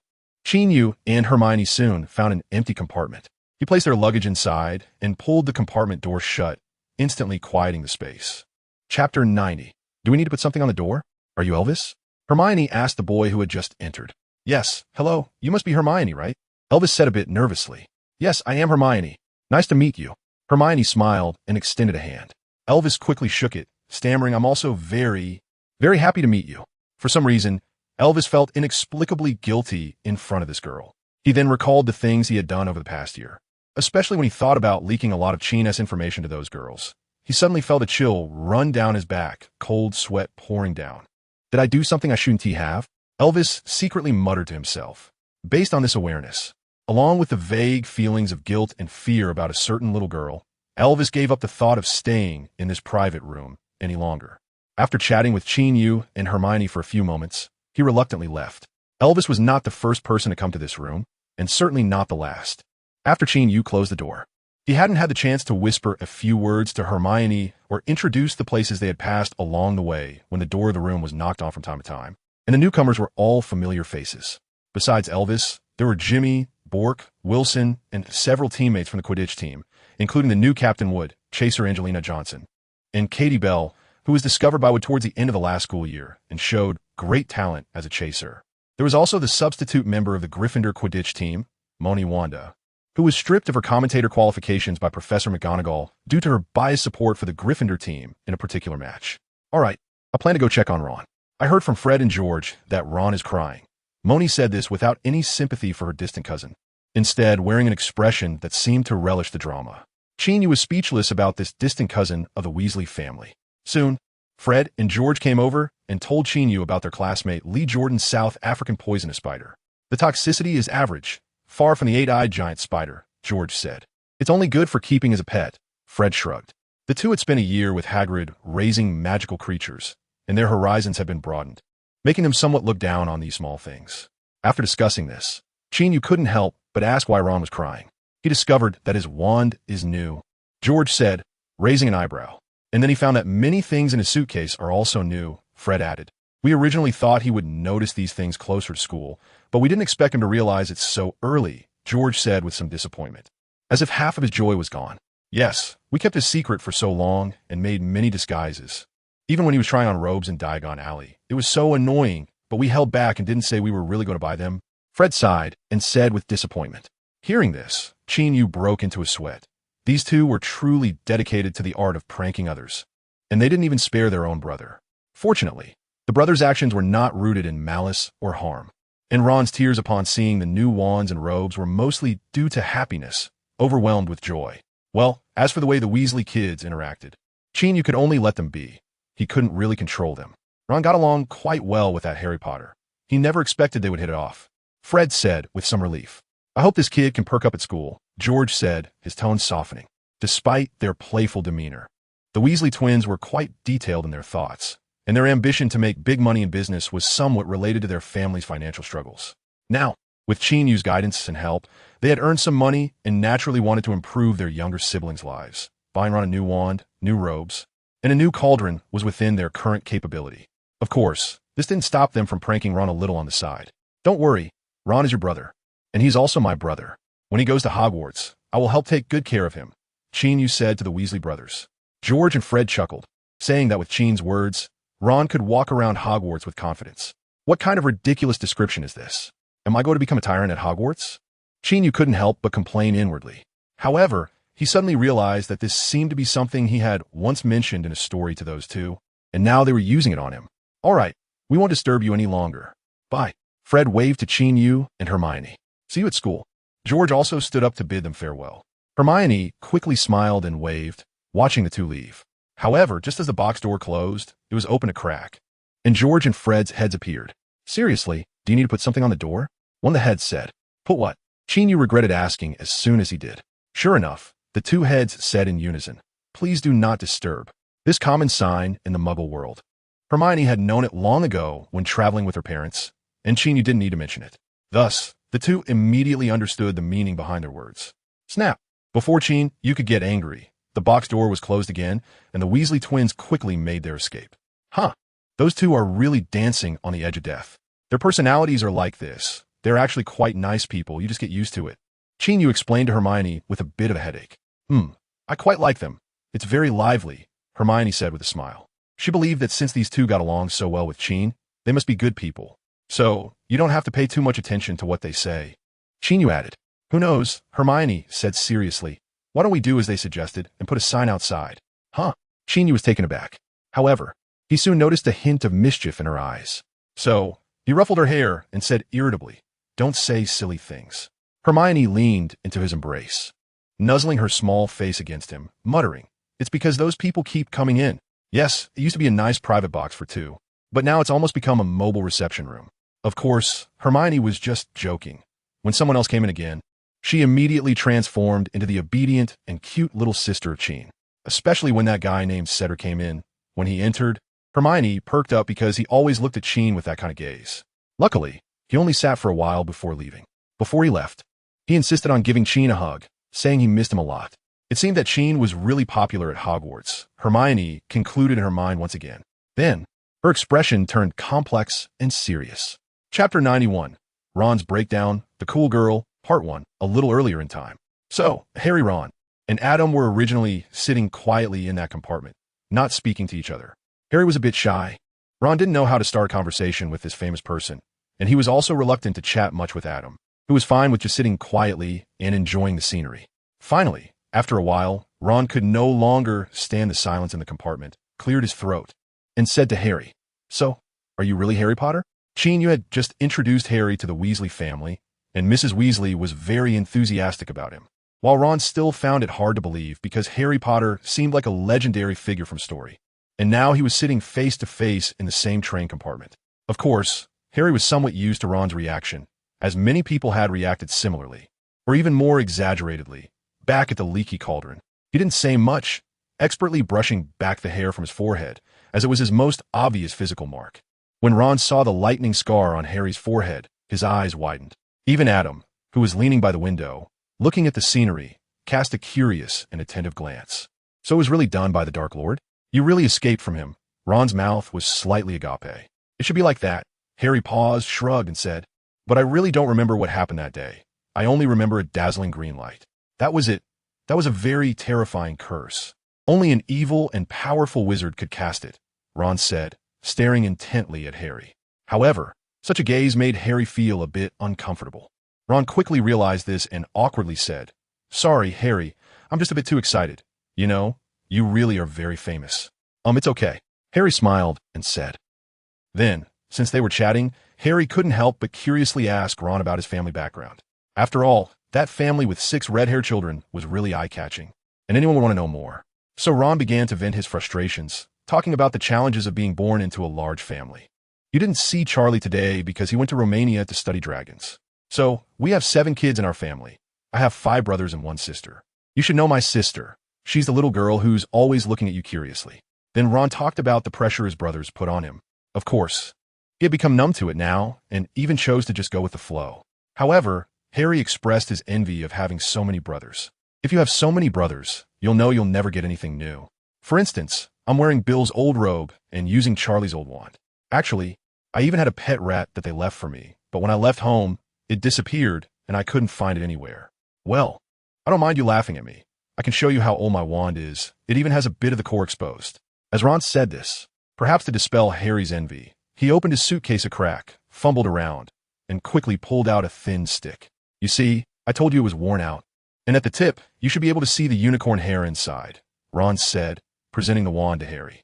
Moreover, as he said this, he turned his head away because he probably guessed that Harry would show a sympathetic or pitying expression, which he didn't want to see. So he regretted a bit, feeling he shouldn't expose his financial struggles in front of someone new. However, he couldn't quite explain why, but in front of Harry, he didn't want to be a bit more open. It was just that his mindset wasn't strong enough. Then, while Ron was thinking about these things, he heard Harry Potter say in a hesitant tone, "That Ron, this wand doesn't seem old, does it? It looks very new to me." How could that be? Ron initially wanted to scoff, but halfway through his sentence, he turned and saw that he was indeed holding a brand new wand. His tone changed from scoffing to astonishment. Then he instinctively looked at Adam. The latter remained calm and said in a faint tone, "You should be able to guess." Ron immediately thought of the day before when the whole family went to Diagon Alley with Adam. At that time, Fred and George insisted on taking him to shop, and they specifically tried out a wand at Ollivander's, but they didn't buy it afterward.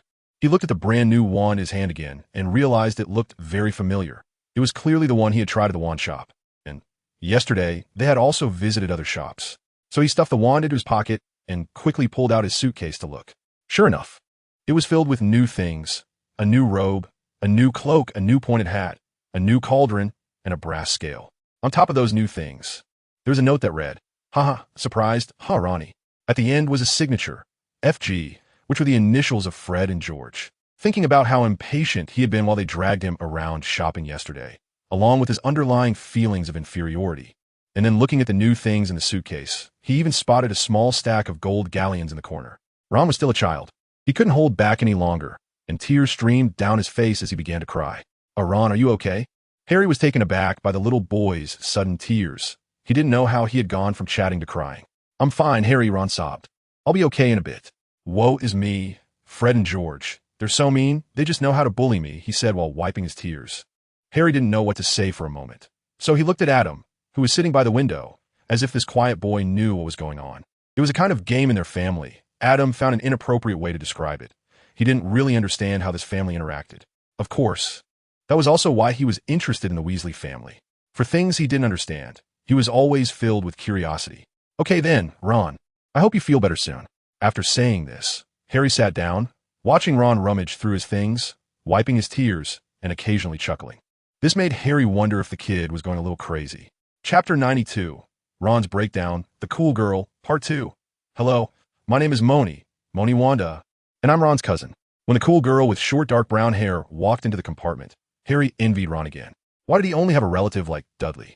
While Ron not only had a lovely sister, but also a beautiful cousin with a very unique personality, Harry thought to himself, "Hey, Ronnie, I heard you were crying?" After the short-haired girl sat down, she raised an eyebrow and said, even though Ron's eyes were a bit red from crying, he still stubbornly puffed out his neck and said, "No, Moni, don't say that. I was just a bit tired, so I was yawning." This kid's clumsy excuse was so obvious that even Harry couldn't stand it. Of course, the short-haired girl Moni didn't believe him. She raised her hand and ruffled Ron's hair, making his already messy hair look even worse. "Why did you mess up my hair?" Ron said, very dissatisfied. "I just didn't want to see you falling for Fred and George's tricks. You probably don't know how much they made last year following that guy Qin. Those three are known as the capitalists of Hogwarts," Moni said, rolling her eyes. Okay, this nickname was actually one she had given them because every time they gathered at Hagrid's hut, it was always Qin and those three who paid for a lot of food. Hearing Moni mention Qin, Harry immediately perked up. "The capitalists of Hogwarts?" Ron said in confusion. So Moni briefly explained what she knew about Qin and the Weasley twins reselling Forbidden Forest products. Both Harry and Ron were stunned to hear this. They didn't expect that just a first-year student and two second-year students had already gotten involved in so many things and made so much money. Harry was even more eager and thought to himself, as expected of Qin. Meanwhile, Adam, sitting in the corner, quietly listened to Moni's story without any special reaction, as if he were an inconspicuous observer. "So they just spent a little money to buy you some new things. You could be a bit touched. But there's no need to cry over such a small matter. Understand, Ronnie?" Moni finally concluded. However, After Ron heard her words, his emotions were quite complicated. Well, don't think too much about it. If the capitalists have money, it's not a waste to spend it. After saying this, Miss Mooney grabbed a gold galleon that the Weasley twins had secretly stuffed into Ron's suitcase, picked one, and walked out of the compartment.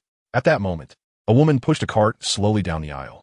The cart was filled with various magical world trinkets, and the woman was shouting promotional phrases, asking each child in the compartment if they wanted to buy something. Her words could roughly be translated as pumpkin pasties, birdie bots, every flavor beans, chocolate frogs, licorice wands. Come take a look at what you want. In short, the short-haired girl was looking for this person. Hello, I'd like to buy some things over here. Mooney shouted. All right, young lady, I'm coming over. The woman smiled and nodded, quickly pushing her cart closer. When buying things, Mooney didn't pick and choose. She took a little of everything, spending a gold galleon, and ended up buying a big pile of snacks, all of which she placed in the empty seats in the compartment. Seeing that Mooney bought so much, Harry couldn't help but take out money from his pocket and also bought a bunch, mainly because he was a bit hungry now, and he had quite a few magical world coins on him. Seeing others buy made him want to buy too. Harry bought less, only getting things worth 11 sickles. Note, in the magical world currency, 1 galleon 17 sickles, 1 sickle 29 nuts. So, the 4 children in the compartment began to eat those strange magical world snacks, such as birdie bots, every flavor beans, chocolate frogs, pumpkin pasties, calder cakes, and so on. Regardless of others, Ron was very happy eating, because the lunch his mom prepared for him was a corned beef sandwich, which was really dry, and his mom often forgot that he didn't like it at all. Of course, it was hard for her to take care of so many kids alone, and Ron didn't have much to complain about. This is a chocolate frog. The package contains a card of a famous person from the magical world. This card is of Merlin. You must know him, right? Ron pointed at the thing in Harry's hand and said, Merlin S. Beard? Harry recalled a phrase that Qin Yu had once taught him in Diagon Alley. Yes, that is him. However, I've already collected many cards of Merlin. What I lack now are those of Agrippa and Ptolemy. Ron said. Harry had never heard of the 2 names he mentioned. After Mooney stuffed another pumpkin pasty into her mouth, she said to them, You kids are really enthusiastic about this stuff? I collected a dozen cards before and gave up. You're not that much older, are you, Mooney? You're only 3 years older than me. Ron said defiantly. Ha, little brat. I'm 3 years older than you, and that counts. Mooney said this and reached out her hand to mess up Ron's hair, which he had just tidied up. Seeing Ron getting annoyed, Mooney clapped her hands in satisfaction, stood up, and said, I'm not playing with you anymore. I'm going to find Linda. Girls are much cuter. Just like that, after Mooney suddenly arrived, teased Ron, bought a bunch of snacks, ate some heartily, and then left without hesitation. And Ron, after this cousin's playful teasing, calmed down from his initial emotional turmoil. He certainly didn't think Fred and George were capitalists, but since his 2 older brothers bought him things and gave him money to spend, he should be happy. At worst, he would repay them when he grew up. In short, Ron happily enjoyed the snacks bought with his brother's money and discussed collecting the card from the chocolate frogs with Harry, while they tried many flavors of birdie bots, every flavor beans together. Their conversation and laughter gradually made them feel familiar, eventually becoming like friends who had known each other for many years. In contrast, Adam remained quietly sitting there, and while Harry and Ron were discussing those topics, he was playing with a card from a chocolate frog in his hand. The card featured an elderly man with silver-white hair and a long beard. And the back of the card read, Albus Dumbledore, current headmaster of Hogwarts School of Witchcraft and Wizardry. Around 1 o'clock in the afternoon, Harry finally saw Qin Yu again. This time, Qin Yu took the initiative to knock on the door of their compartment.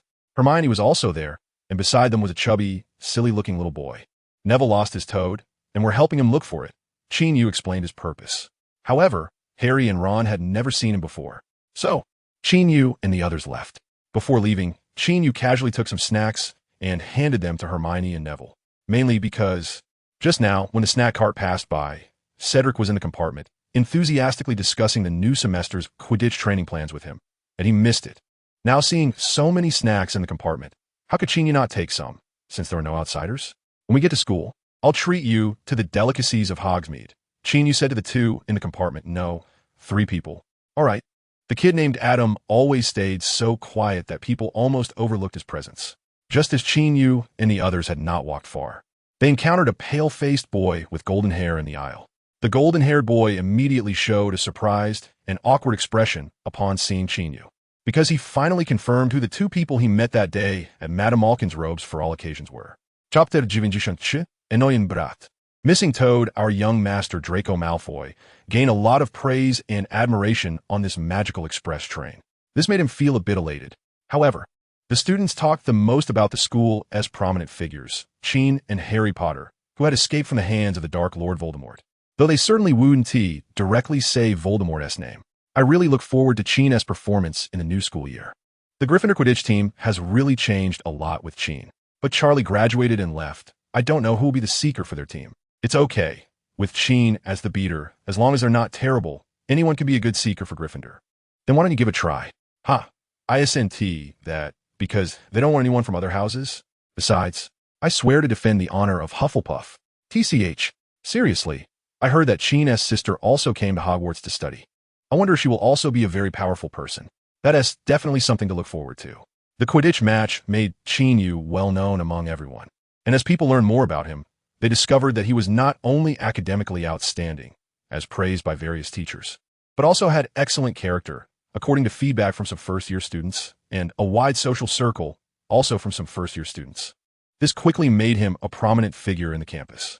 Of course, Qin Yu's fame was limited to the school. He was like a big shot in a novice village, but just an ordinary passerby outside. However, he didn't care about that. As long as he could learn things at school, level up secretly, and have fun, that was enough for him. As for the name Harry Potter, it had indeed been circulating in the magical world for 10 years, but people had only heard of him and never seen him until now.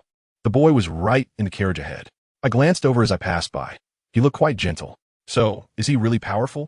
He managed to escape from the Dark Lord, so his magical skills must be high. Not necessarily. He looks pretty ordinary too, but he must be extraordinary. That's true. These discussions made Malfoy feel a bit jealous. However, he believed that if given time, he could also gain high recognition at Hogwarts. Before that, he wanted to see what those two looked like. So, he took his two friends, lackeys, Crabbe and Goyle, and walked towards that carriage. Then, he saw the person he encountered at Madame Malkin's robe shop in the aisle. Most importantly, some passing students greeted that person with a smile, calling him Qin. Are you really Qin? Thinking about what he had said that day, Malfoy's expression became somewhat unnatural. He didn't expect to meet him so soon. Draco. Qin Yu smiled and said, You actually know my name? Malfoy's pupils contracted as he exclaimed, Because I met your old man several times, and he left a particularly deep impression on me every time. Plus, your signature pale blonde hair and that face that always seems irritating to look at really looks just like your father's. Qin Yu said coldly. Every time he met Lucius Malfoy, it was always a mess.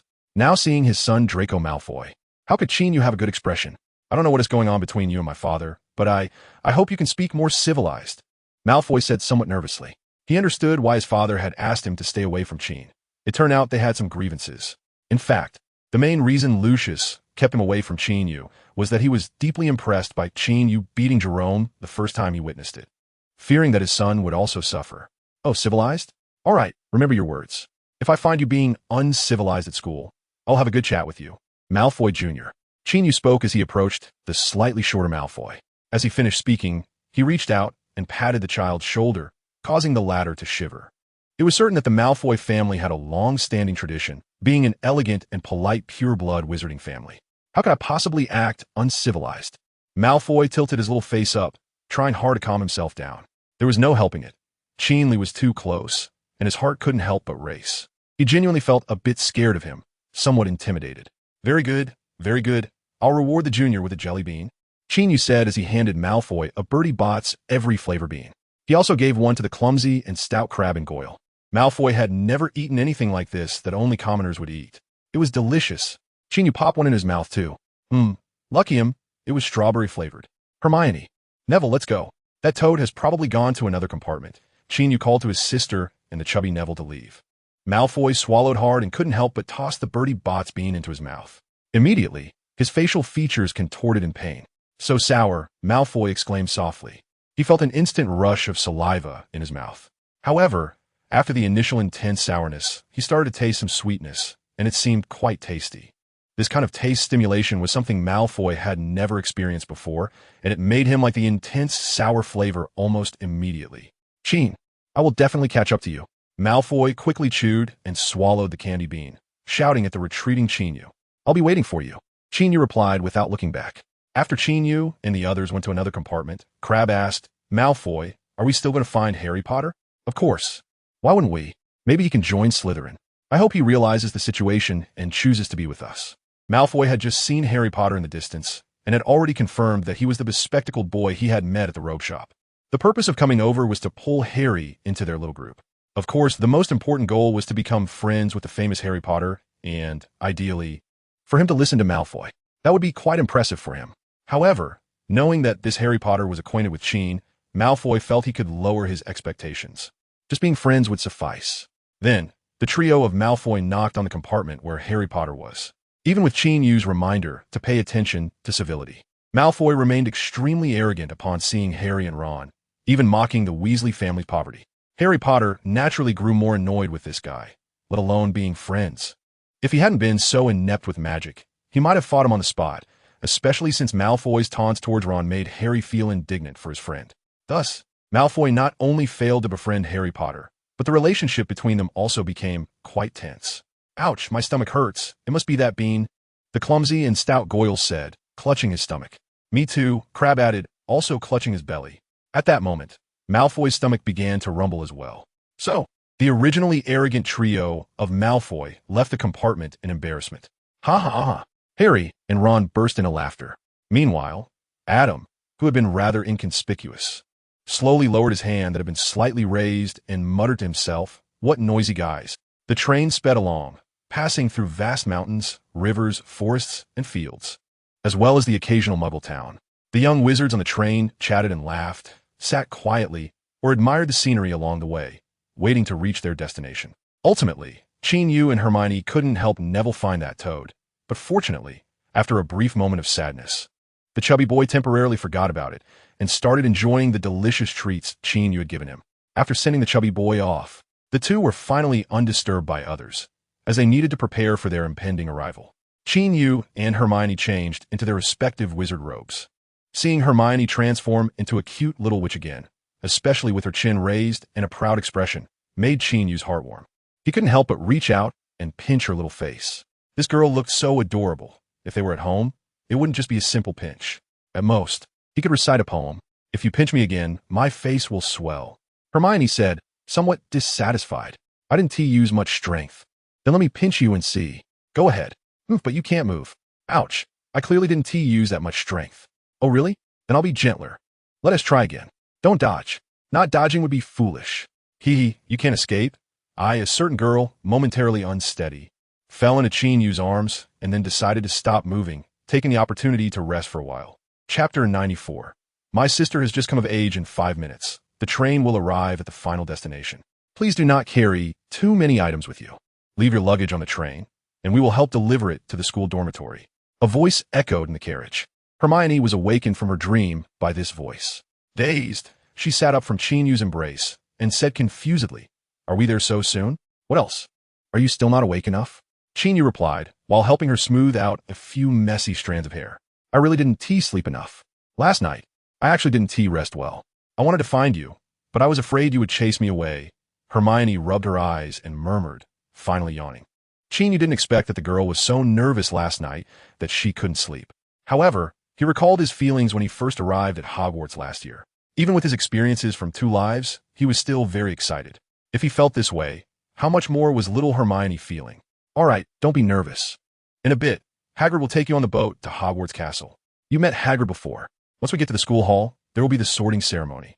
Just put on the sorting hat and wait for your assignment," Qin Yu said, holding Hermione's little face in his hands, explaining the process for new students and rubbing her cheeks to help her wake up. Hermione nodded her head twice in his hands. Then, Qin Yu released the girl and went to grab a few of his things to take with him, while Hermione's luggage was set aside and would be sent to her own room after the sorting ceremony. Hermione suddenly exclaimed softly. "What's wrong?" Qin Yu looked over curiously. "Gee, my robes are wrinkled," Hermione said, pointing at the long robe she was wearing with a distressed expression.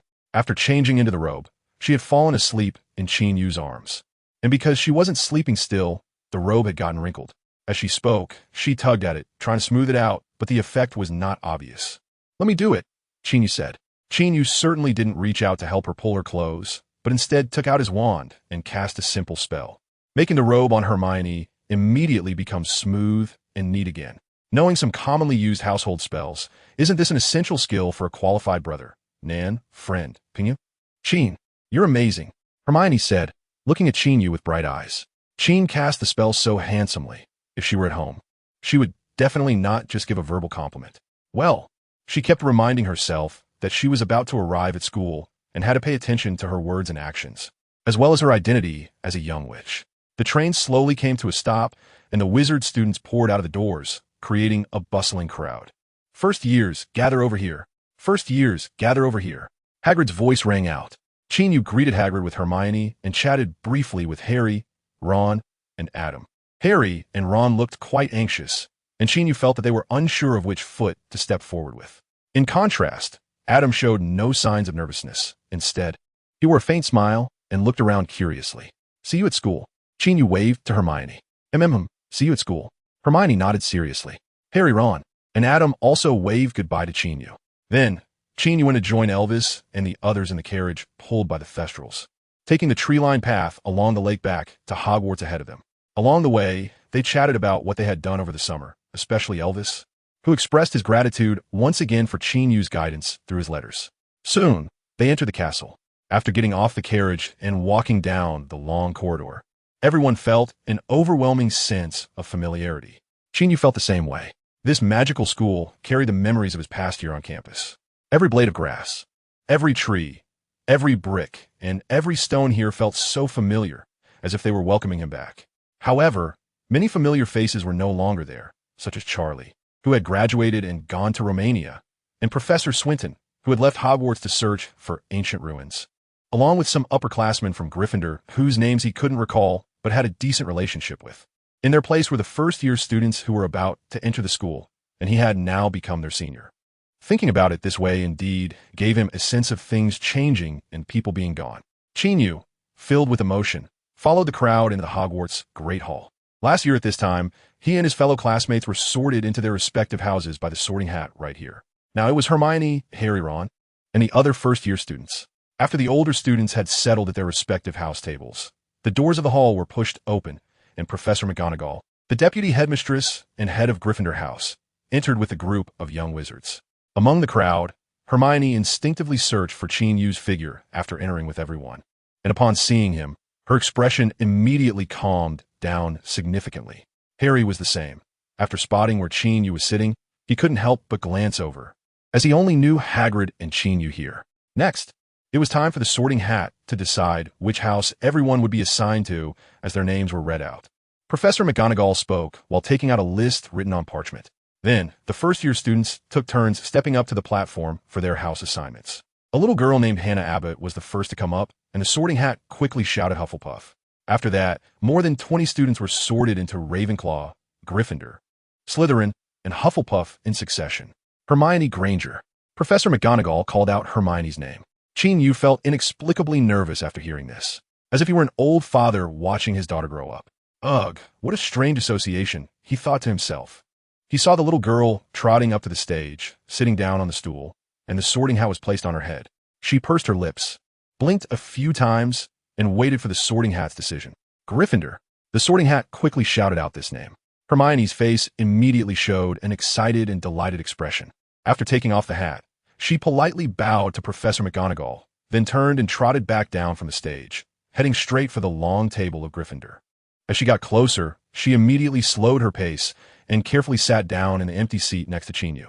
The students of Gryffindor greeted Hermione's arrival with warm applause, and the little girl responded with a polite yet graceful smile. Madame Queen. After Hermione, it was Adam's turn to go on stage. Qin Yu couldn't help but look at the boy on stage. He had an indescribable feeling towards this ordinary named, unremarkable-looking, and blandly characterized boy. After all, this child, despite having little presence, repeatedly appeared in his line of sight, and his intuition told him that this alone indicated some issues. Of course, he also felt that he might be overthinking it. If the other party were a suspicious character, the system would surely have given him some kind of warning. Wait a minute. Why would the system necessarily give me a warning? Is it really that trustworthy? At this thought, Qin Yu's heart suddenly tightened. However, he quickly reminded himself that he was someone who knew the story's plot.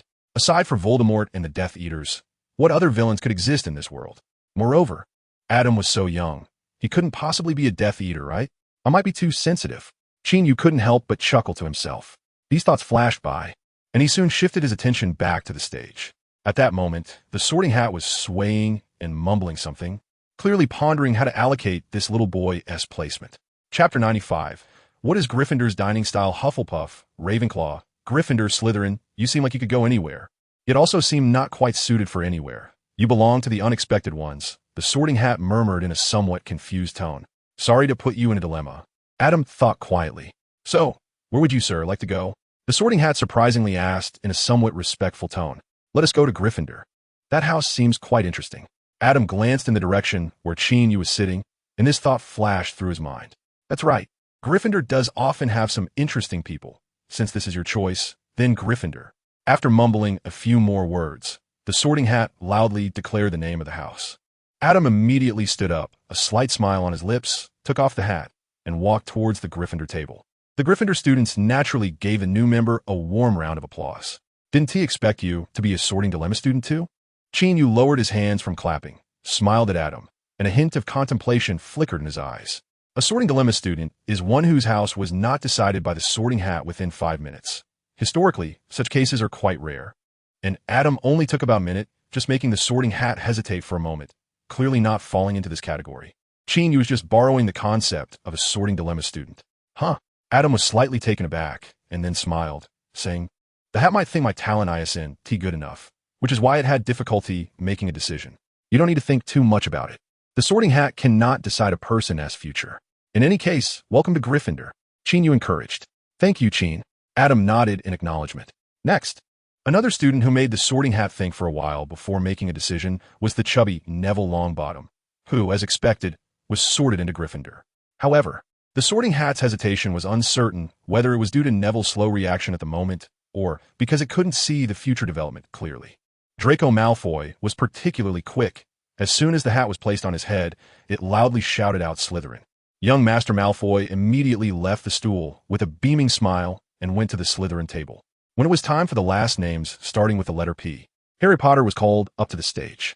The Sorting Hat hesitated between Slytherin and Gryffindor for Harry's placement, as Harry anxiously glanced towards Qin and Ron, then looked with disdain at the arrogant Malfoy's table. He whispered to the Sorting Hat, I don't want to go to Slytherin. Oh, you don't want to go to Slytherin? Another one wanted to go to Gryffindor? Why do I say another? Well, since your desire is so strong, then Gryffindor. The loquacious Sorting Hat made its final decision. Harry Potter showed a delighted expression, took off the Sorting Hat, and hurriedly ran to the Gryffindor table. He then sat down next to Adam, directly facing Qin Yu. Since the Weasley surname starts with W, Ron was the second to last to be called up.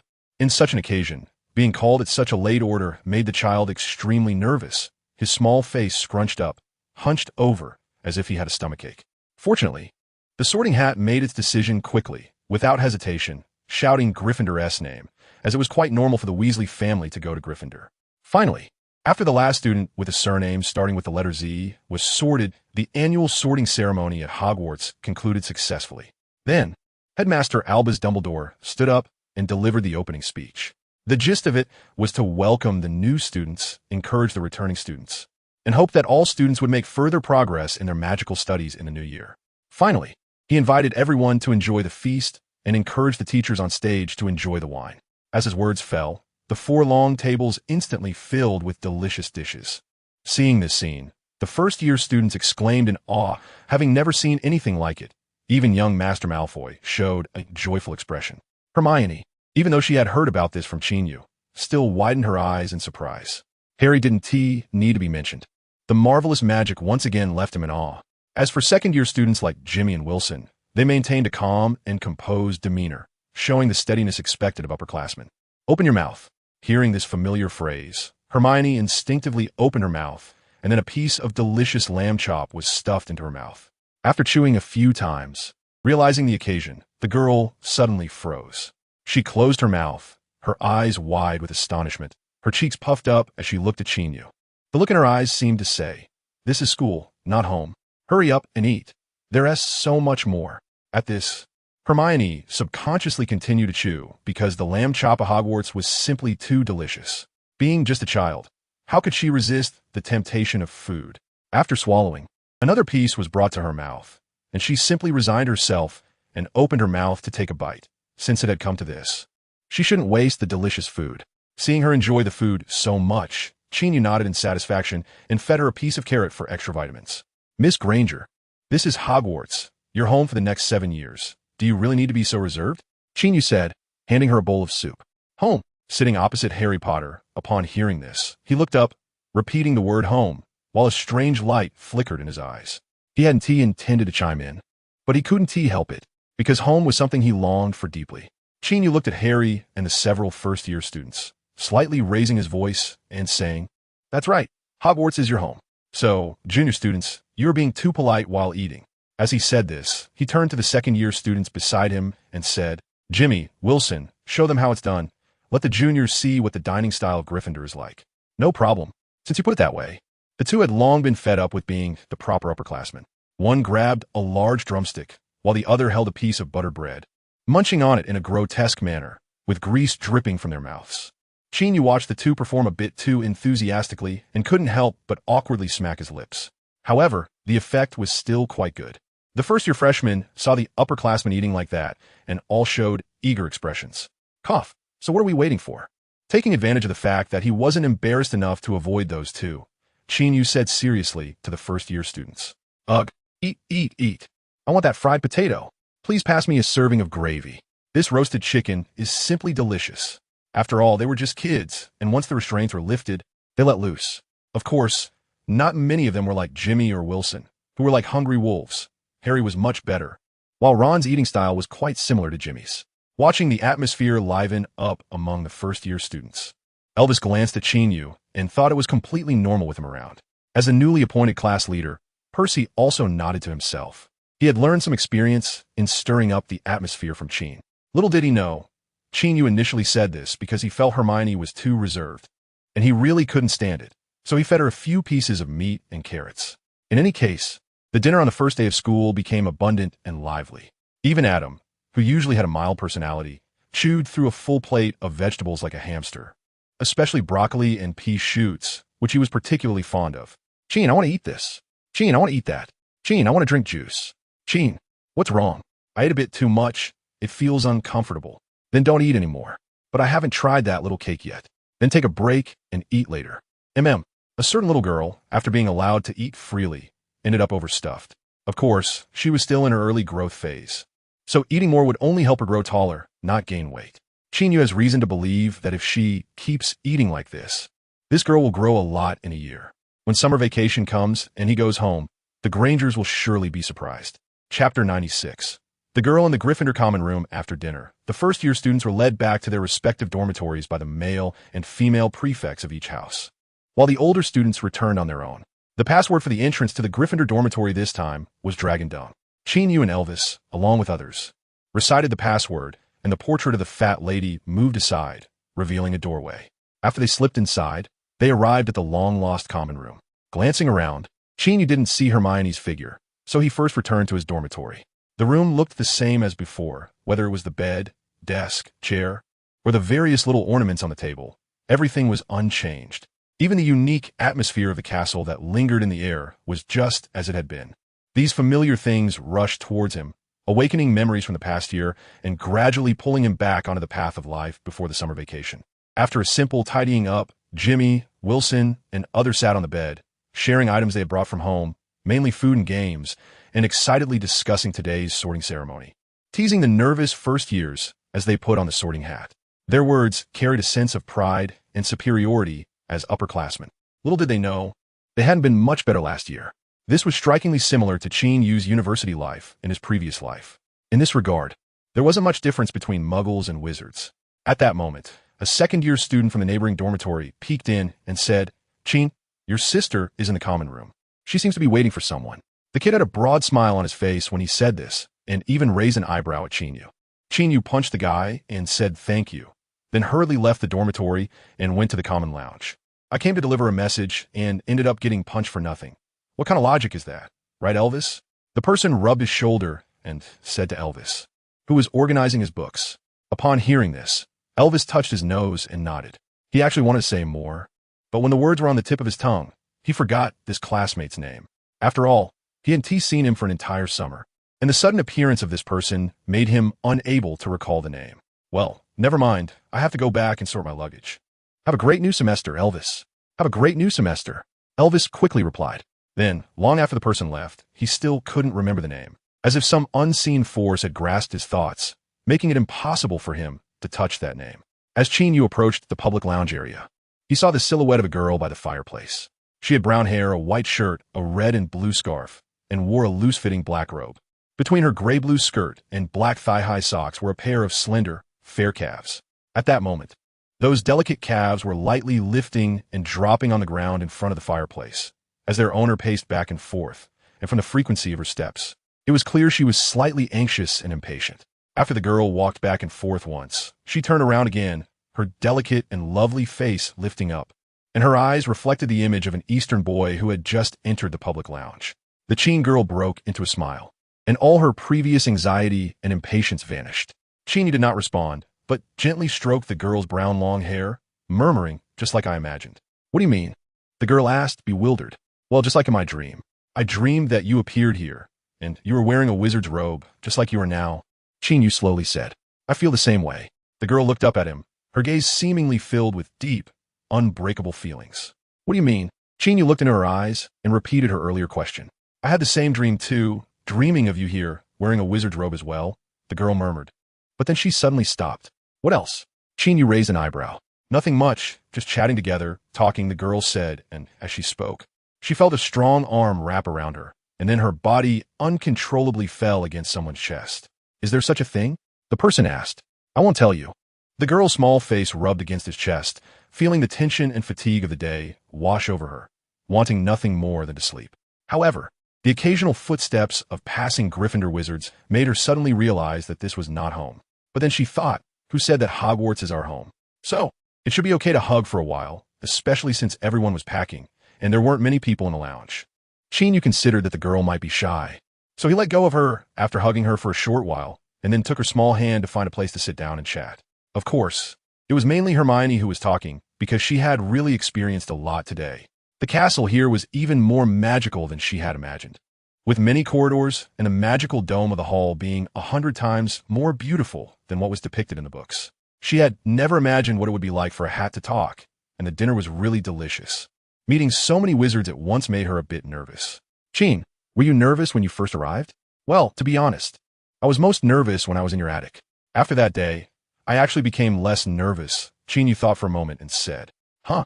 The girl leaning on his shoulder was startled, raised her head, and looked at him with wide eyes. Then, she bit her lip and said somewhat shyly, Did I scare you that day? Seeing her like this, Qin Yu couldn't help but reach out to ruffle her hair and smiled. How could that be? If you dare say I scared you, I'll bite you. Hermione said with a scrunched-up nose, looking fierce. All right, this girl seems to have become more lively and mischievous now. Qin Yu certainly doesn't think this is a bad thing. Being a person, happiness is the most important. It's just that in her case, it's a bit too unconventional. Qin Yu hugged her again and softly said in her ear, How could you possibly scare me? The day I opened my eyes and saw you was the most important day of my life in this world. There were many meanings behind these words, some of which could not even be shared with others. However, even without knowing all the hidden information behind this statement, the girl was still very happy. That day was also the most important day of her life in this world. Soon, as they all tidied up their dormitories, more and more young wizards began to gather in the common area. 2 boys and girls also became more proper and serious. The girl even took out a class schedule and started discussing the upcoming courses, displaying the seriousness and thirst for knowledge of a top student. Yes, she was really looking forward to those magical classes, especially Transfiguration, as she found the changes between objects very interesting and challenging. Chapter 97. Thoughts before sleep. Every year on the opening day of Hogwarts, Dumbledore, as the headmaster, attaches great importance to it.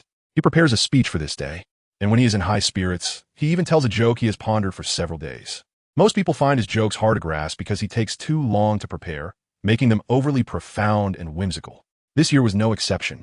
He indeed told a joke on stage, but it seemed no one noticed it was a joke. Of course, this didn't matter. As long as he saw those vibrant children sitting in the auditorium with anticipation and dreams, Dumbledore felt an indescribable sense of satisfaction. It was this sense of satisfaction that supported him through so many years, because from a long time ago, Dumbledore had positioned himself as an educator rather than a great wizard, an ambitious person, or a power holder, even though these things were easily within his reach. easily within reach, such a tempting trap. It was precisely because he desired those easily obtainable things that he lost even more. Later, he realized that doing things that seemed very difficult was his true mission, such as nurturing innocent children into kind and brave wizards, enabling them to face this perhaps imperfect world with composure. This was not easy, even very difficult, as many children easily succumbed to ambition after being tempted by power and lost themselves. After saying the password, the door to the headmaster's office and living quarters opened. Dumbledore walked in holding the sorting hat. At this moment, there was only one person, one bird, and one hat in the room. The Phoenix Fox was already very old, sitting there motionless, as if dozing, showing no significant reaction to Dumbledore's return. "Oh, dear Professor Dumbledore, congratulations on having a new group of students." The talking hat couldn't help but speak first. "Tell me, which of this year's children is particularly special?" Dumbledore, with his gray-white hair and beard, sat down in his chair and addressed the sorting hat on the table. "Ha, of course it's Harry Potter. He is truly special," the sorting hat said with a laugh, its voice sharp and certainly not pleasant to hear. I'm not talking about that child," Dumbledore said, his aged eyes peering at the hat through his half-moon glasses. "Then it must be Neville Longbottom. He is a bit confused, but a very promising child, destined to become a brave Gryffindor wizard," the sorting hat exclaimed in a high-pitched tone, singing the last part like an opera. "Old friend, it seems you have concerns. Should I remind you?" Dumbledore said softly to the hat. "Dumbledore, please don't say so much that you know. Our existence is different from yours. And we also have higher-level beings that deserve reverence," the sorting hat stammered, becoming hesitant as it spoke, and ultimately dared not continue. "Rest assured, this room has already cast a spell to prevent probing," Dumbledore reassured. "That's not enough," the sorting hat said timidly, its high crown twisting nervously as if searching for something suspicious. "Then I'll reinforce it," Dumbledore said, waving his ancient multi-segmented wand. And a powerful yet quiet spell instantly covered the area of the headmaster's office. Then, even those outside this world could not discern what was happening inside or what was being discussed. After parting ways with Hermione, Qin Yu returned to his dormitory and took a long time to rid himself of the illusion that he could still smell that scent. Then, his thoughts began to calm down as he reflected on the events of the day, particularly what happened in the auditorium. At the end of the banquet, Dumbledore predictably mentioned one thing: the prohibition of students from going to the right side of the corridor on the 4th floor. Qin Yu knew that there were obstacles set by Dumbledore to protect the Philosopher's Stone, and the first challenge was Fluffy, Hagrid's three-headed dog. Well, he had played a part in this. After all, he had helped Hagrid buy the three-headed dog with his own money. The Philosopher's Stone is well known as the ultimate alchemical product that can turn stone into gold and create the elixir of life. Most importantly, it is something that Voldemort covets, the key to helping him resurrect. Qin Yu really wanted to have a good chat with Dumbledore, urging him to be cautious of a certain suspicious professor who would do everything possible to steal the Philosopher's Stone. However, he had already made that choice during the summer vacation, so he simply couldn't do it. He couldn't help but curse in his heart, feeling like a big fool who had been manipulated by the system. Besides the matter of the Philosopher's Stone, Qin Yu was also thinking about another thing: Professor Swinton. After the banquet ended, he caught up with the leisurely departing Snape and asked if he had any news about Professor Swinton. "I only received a letter from him a while ago. He mentioned that he was going to Egypt to visit an ancient site, and after that, I haven't heard from him again," Snape said. After saying this, as if recalling something, he continued, "Oh, by the way, he asked me to pass on his wishes for you to have a pleasant new semester." Snape's mouth twitched slightly when he said the last part. In fact, what Qin Yu didn't know was that the original words in Swinton's letter were, "Severus, I won't write to Qin directly. Just let him know how I've been and wish our brother a happy new semester." Clearly, the term brother was intentionally written by Swinton, as he didn't have to worry about being exposed by Professor Snape from such a distance. Having not seen Professor Swinton for such a long time and not having received much news from him, combined with his behavior before leaving, such as the occasional flash of loneliness in his eyes, Qin Yu felt an inexplicable sense of worry. Since Professor Swinton was traveling, it was difficult for him to have fixed address, and Qin Yu couldn't proactively write to him. He could only wait for his next letter. With his mind filled with thoughts of the situations Swinton might encounter and the secrets he had not mentioned, Qin Yu gradually fell asleep. Hermione, huh? On the first night after Qin Yu returned to Hogwarts, in a mysterious district of Paris, a tall man was sitting in a bar, drinking. He was none other than Professor Swinton, whom Qin Yu had been thinking about before sleeping. To be precise, he had the face of Professor Swinton and the body of Professor Swinton, but he was not Swinton. "Ian, aren't you going to buy me a drink?" A blonde woman sat down next to him. "My pleasure." The man smiled brightly, his eyes fixated on the woman's alluring upper body. His gaze was bold and playful. The woman showed no sign of displeasure. Instead, she responded with a charming smile and said sweetly, "I've inquired about your matters. They are very willing to have you join. However, you'll need to go to North America yourself. A man named Gellert Grindelwald is currently in New York." "Thank you, Camille," the man said with a smile. "Is that all? Just saying thank you is that simple?" The woman pouted and feigned dissatisfaction. "What do you want then?" The man looked directly at the woman again. "Of course, I'll listen to you." The woman extended her hand, her scarlet nails lightly brushing across the man's face. Soon, the man and the woman left the bar together. This was a bar only wizards could enter. And this man was Ian Stanley. He had the appearance of Stephen Swinton, but a personality very different from his. At least, he didn't mind freely indulging his desires. Tonight in Paris, the night was intoxicating and enchanting. Chapter 98, Ambition of Travel. The girl in the canyon, after resigning from his position as the defense against the dark arts teacher at Hogwarts. Professor Stephen Swinton went to his hometown by the River Devon in Yorkshire, and then set off for Egypt. After spending some time exploring Egypt, he identified his target and followed the Nile River upstream to an ancient pyramid hidden outside the Muggle world and entered it. Some events occurred within that ancient relic. Therefore, when he emerged, he was no longer Stephen Swinton, but Ian Stanley. At this moment, moonlight streamed through the large glass window into the medieval-style bedroom. A fair arm lay across his broad and sturdy chest. The owner of that arm had a blush on her cheeks and was sound asleep. Yet Ian's eyes, under the moonlight, shone frighteningly bright. The light in his eyes was an uncontrollable ambition and desire. "I won't be a fool who just teases children, like that idiot," he whispered coldly. Since emerging from that pyramid, he had shed his greatest shackles, as if reborn. After that, out of some instinctual caution, he didn't stay in North Africa for long, but returned to Europe and went to the magic school they had once attended, Beauxbatons. At that magic school, they had many not-so-beautiful memories. Of course, in that guy's memory, there might also be some things worth remembering. For example, the girl named Apollon. Oh, she must be a woman now. In his memories, she had an exquisite face, golden long hair, and a slender, graceful figure that seemed to radiate a silver halo. The young Stephen Swinton had once been deeply infatuated with her, while Ian Stanley, hidden deep in his consciousness, mocked him for being merely enchanted because that girl had half of her mother's Vila bloodline. Later, for ridiculous reasons of inferiority or something else, that guy actually let that girl slip away and soon received news of her marriage.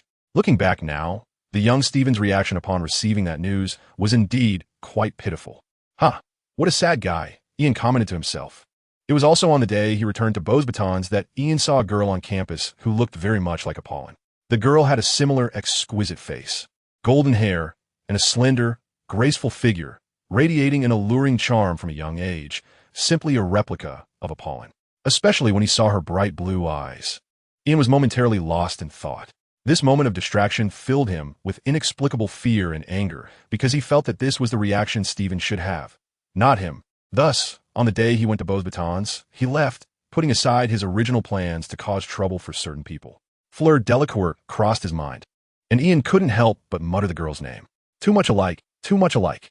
That damn exquisite face, that damn golden hair, that damn slender figure. Ian's anger reached its peak at that moment. He looked at the sleeping woman beside him and stood up in rage. "Ian, you..." The woman was startled awake by his movements and couldn't help but complain. "Shut up," Ian roared, his voice seeming to scream from his chest.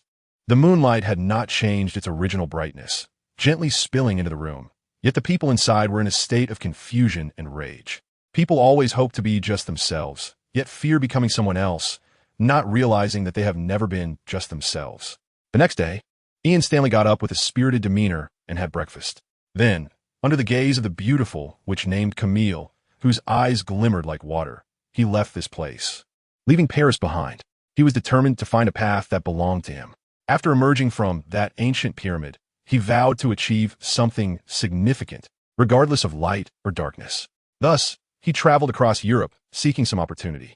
However, in recent years, only Voldemort had made some waves, but he had long since vanished. And the Death Eaters had become like rats scurrying in the streets, prisoners at the bottom of the hierarchy. Ian would naturally not choose to join them. Then, in the Wizarding District of Paris, he heard some news, some information about G.A., also known as Grindelwald's army. This group had taken root in Brazil and America in less than a year, continuously growing and becoming a headache for the local Ministry of Magic and the Magical Congress, even beginning to spread into Europe. This was precisely the opportunity Ian craved.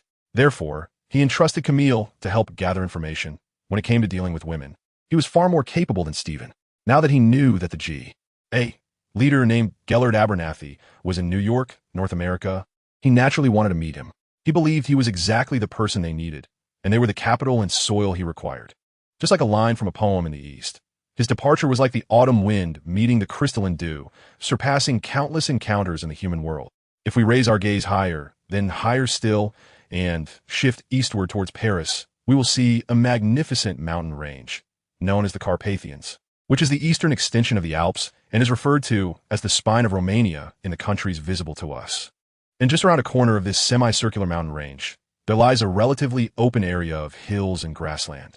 If we suddenly drop our gaze here, if we are lucky enough, we might see one or two flying dragons. Of course, the premise is that we are not muggles and can see through the illusions set by the wizards here. Yes, this is one of the most famous dragon fields in Europe, the Romanian dragon field. And a red-haired young wizard has just been hired as a fire dragon researcher here. Charlie, that little guy is missing. Let's split up and look for him. A burly, bearded wizard walked into a wooden cabin, feeling agitated. Okay, Benny, I'll go after I finish this letter, replied the young wizard inside the cabin. After saying this, he wrote his name at the end of the letter, Charlie Weasley. The letter's heading read, Dear Qin. Yes, this person is none other than the former Gryffindor Quidditch team captain, Charlie Weasley, who just graduated from Hogwarts. In the past few days, Charlie calculated the start date of Hogwarts and planned to write a few letters to former classmates and friends. And Qin Yu was one of them. After putting the letter into a brown paper envelope and writing the recipient's information, Charlie called over an owl to send the letters. Of course, this owl would not fly directly to England. It would need to go through some transfers before finally reaching Hogwarts. Charlie didn't have to worry about that since he had already paid for the postage with the silver sickles. After finishing this, he stepped out of the wooden cabin to search for the lost little guy. If a 3-meter-tall fire dragon could be called a little guy, he quickly found the fire dragon in a rocky canyon.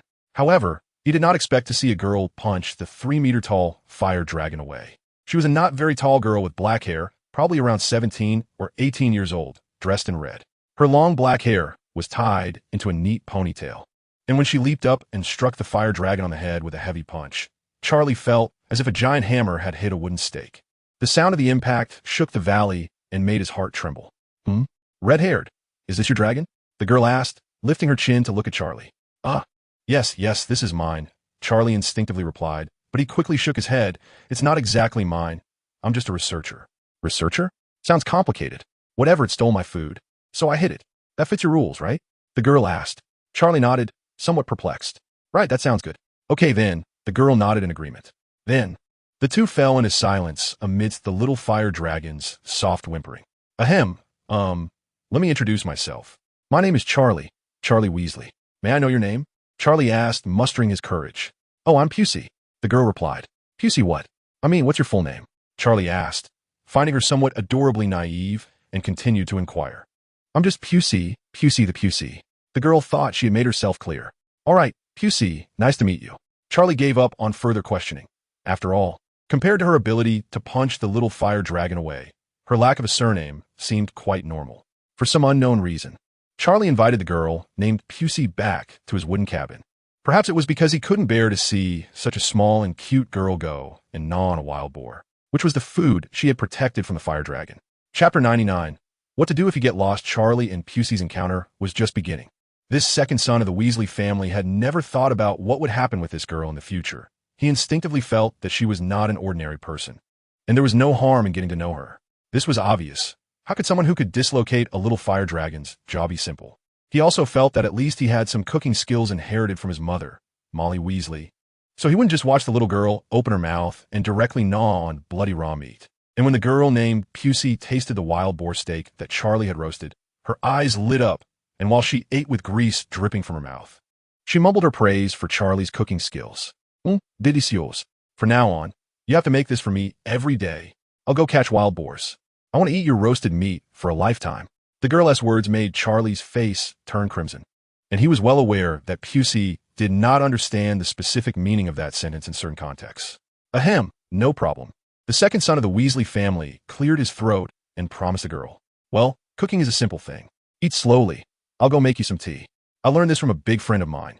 Eating too much meat and drinking tea will make your stomach feel better. Charlie said this as he set up the kettle on the stove and started to boil water. Yeah, I haven't had any yet, thank you. The girl squinted her eyes and said, before continuing to eat the roasted meat. Watching the girl eat happily, Charlie couldn't help but smile slightly. What a strange but vibrant girl, he thought to himself. Then he regretted sending out those letters too early. If he had sent them later, he could have included his encounter with Percy. That kid would surely love to hear some peculiar stories, and he always had many thoughts that were different from others. Thinking of this, Charlie couldn't help but reminisce about his life at Hogwarts, which was truly an unforgettable memory. Here, have some meat. If you eat well, you'll feel better. The girl suddenly handed Charlie a piece of roasted rib, saying it with a serious expression. She must have noticed that the mood of the red-haired boy had suddenly become a bit low. Thank you. Charlie took the tender piece of meat, hesitated for a moment, and then started gnawing it like the girl did. To be honest, eating meat like this really did improve his mood a lot. The water boiled, the tea was brewed, and each of them had a cup. The girl held her cup with both hands, blowing the steam inside, taking small sips of the bitter yet sweet beverage, her eyes curving comfortably into crescents. Charlie watched her clumsy yet joyful demeanor, and his gaze gradually softened. Life in Longchong seemed to have become less dull and boring. The encounter between the perpetually single Charlie Weasley and the wild, adorably innocent girl Percy was like a meteor falling to Earth. It seemed accidental, but in reality, it had an inevitable quality to it. Of course, neither party involved noticed the hand of fate's arrangement and trickery, enjoying the joy of their first meeting. One was happy because of the meat, and the other was happy watching the other eat. As the saying goes, a small tree takes 10 years to grow into shade. Changes in people and affairs cannot be counted in just a few years. All of this can be seen as a beginning. For now, let's set it aside and await the follow-up. Next, let us catch up with Charlie's letters, riding on the wings of owls after several magical deliveries, and then transferring to another owl, finally arriving at that great school of magic, Hogwarts, at Hogwarts School of Witchcraft and Wizardry. It was the first week of the new school year. The disturbances from the outside world seemed to be excluded by some invisible hand, and the entire campus appeared lively, with upperclassmen unable to contain their post-holiday excitement, and first-year students filled with novelty and recklessness. Among the upperclassmen, for instance, twins Fred and George attempted to get Professor Quirrell to remove his garlic-smelling turban, but ended up getting 10 points deducted each for causing trouble. Among the first-year students, Harry, Ron, and Adam often found themselves scolded by caretaker Argus Filch for being in corridors where they shouldn't be. Even though Harry and Ron explained they had just accidentally gone the wrong way, Filch still scolded them for a long time. Second-year student Qin Yu, however, did not act recklessly like the Weasley twins, nor did Hermione, unlike most first-year students, get lost in the complex corridors and staircases of Hogwarts. The reason Hermione quickly became familiar with Hogwarts' layout was simple. She had a competent guide. I've already taken you to the classrooms, herbology greenhouse, operation room, and storage room. Pay attention to the stairs and doors that might suddenly turn or disappear. Lastly, if you get lost, do you remember what I said to do? Qin Yu pointed at a simple layout map, explaining each point, and looked at Hermione at the end. Stay put and blow the whistle, Hermione said solemnly. Good. Qin Yu nodded in satisfaction. The whistle Hermione spoke of was not an ordinary whistle. It didn't even make a loud sound. It was made of a special alchemical material, and when blown, another piece of the same property that Qin Yu carried would resonate, allowing him to know immediately if Hermione was in trouble and roughly sense her location. Of course, this material was also given to Qin Yu by Professor Swinton before leaving, and Qin Yu spent about a summer figuring out how to refine it into a warning whistle. In short, he had just completed it after the school year started, and he equipped Hermione with it and taught her how to use it. At this moment, it was breakfast time, and hard-working owls flew into the hall with various letters and packages, flapping and dropping the items down. Qin Yu's white owl also dropped a letter into his hand. After receiving the letter, Qin Yu instinctively looked up and around, as if searching for something, but he quickly shrugged and gave a self-deprecating smile, thinking that he might be a bit paranoid. It couldn't be helped. Recently, he occasionally felt like he was being watched, but he couldn't find the source. Could it be because I'm the protagonist, and there are higher-level observers watching me? This strange thought popped into Qin Yu's mind. Lost in these thoughts, he opened the letter. It was from Charlie, who wrote about his life at the Dragon Sanctuary in Romania, which seemed quite interesting, and he invited me to visit if I had the chance. Qin Yu skimmed through it and said to Hermione, who was peeking over beside him, "A dragon sanctuary? Are there really dragons there?" Hermione's eyes lit up as she replied, "Of course. However, he doesn't have a camera, so he can't send photos.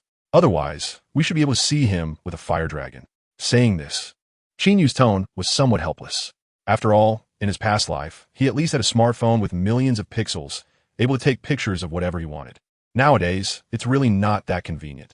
Even taking a casual photo for his sister or girlfriend required finding a classmate with a magical camera. Besides, it's already 1991, and our Mr. Qin hasn't even filmed a video yet. Qin Yu, author, if you keep using words carelessly, I'll throw a big melon your way. Believe it or not, after breakfast, they went their separate ways to class. Qin Yu and Hermione headed in different directions. Just as they were about to turn the corner in the hallway, the little girl looked back and waved at Qin Yu with a bright smile. Then, Qin Yu saw Hermione's roommates, Parvati Patil and Lavender Brown, whispering to each other, and Hermione's face immediately turned red. She exchanged a few words with her two roommates before turning and running away. Watching the cute little witch disappear around the corner, Qin Yu couldn't help but smirk, gathered his mood, and went to the second-year classroom with Elvis and the others. In the direction Hermione went, a long-haired, cold-faced magical teacher in a black robe walked into the underground classroom. Chapter 100. The brave Miss Granger. Friday mornings for first years were potions class. Professor Snape, the potions teacher, was in a very bad mood today. Two students were responsible for his foul mood, both from Gryffindor. The first was Harry Potter, who had a face reminiscent of his father, James Potter, which made Snape unable to help but recall the unpleasant memories of being bullied by James when he was young. The second was Hermione Granger, who, like her brother Qin, was persistent and always attempted to break through certain boundaries. For the former, Snape silenced him with a few extremely simple questions, and Harry attempted to argue and refute. If such a student wasn't strictly disciplined, it wouldn't be impossible for him to become a second James in the future. For this reason, Snape felt justified in deducting a point from Gryffindor. As for the latter, the enthusiastic Miss Granger, who raised her hand high when Snape asked questions, knew the answers to these questions as well as Qin did, and she, like her brother, enjoyed showing off, which Snape found quite irritating. However, considering that Hermione Granger was Qin's sister, he couldn't really say anything too harsh. "Miss Granger, you can sit while raising your hand.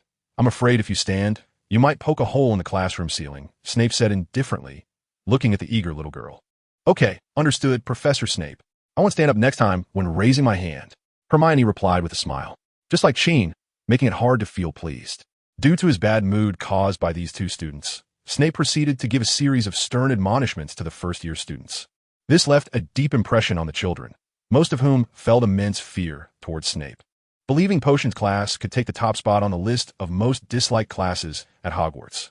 However, because Hermione had learned about Professor Snape's temperament from Qin's letter a year ago, she didn't find him as terrifying as the other students did. In fact, quite the opposite.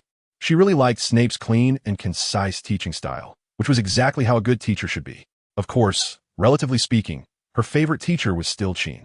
He explained the content in great detail, and because she learned quickly and could think critically, he would occasionally pat her head to encourage her, or from time to time, look at her with a special, gentle gaze and lightly pinch her cheek.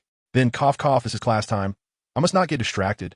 Hermione quickly reminded herself to calm down, not to think about Qin's gaze, nor the feeling of her heart racing when he lightly pinched her cheek. Then, she methodically stirred the thick liquid in her cauldron, watching the color change, gradually excluding someone from her attention.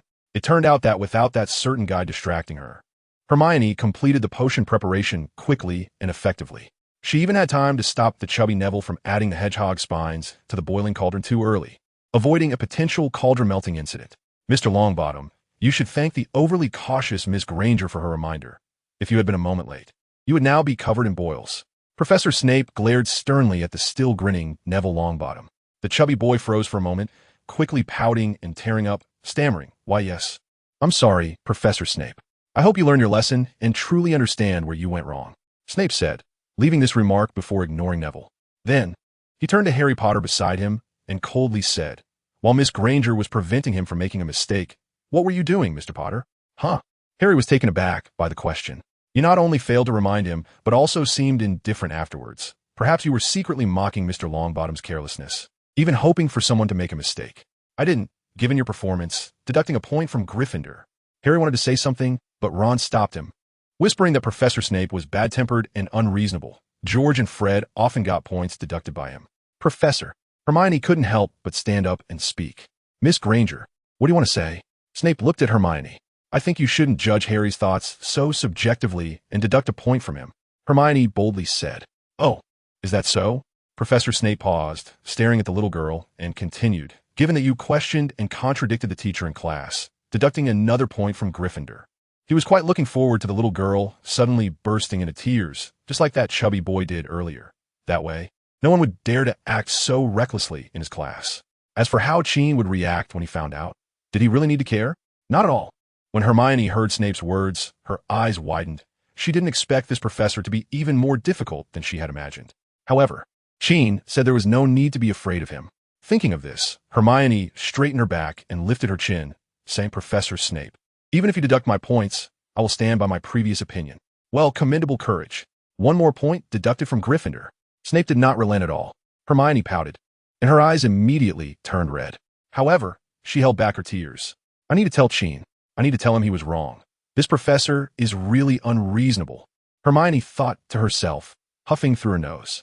Watching Hermione finally sit down quietly, Professor Snape subtly raised an eyebrow and secretly let out a sigh of relief.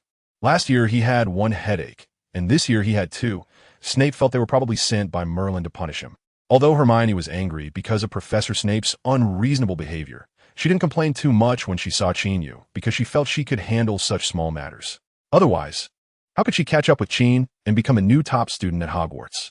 She didn't want others to refer to her as just Qin's sister. What she hoped for was that when people mentioned Qin in the future, they would say, look, he is the Minister of Magic. Well, this imagination was indeed a bit unrealistic. After all, Qin always said she could become the Minister of Magic, making her sometimes feel that she really might become such a big figure one day. What are you thinking about? Was potions class not going well? Qin Yu asked curiously as he saw the girl lost in thought. At that moment, the two were having lunch in the Great Hall. Since Qin Yu sat down, he noticed that the first-year students were looking at Hermione strangely, and Hermione occasionally seemed to be daydreaming. Considering Professor Snape's usual temperament, Qin could roughly guess what was going on. Fortunately, Hermione found a wording she thought was more appropriate. How can that be called strict?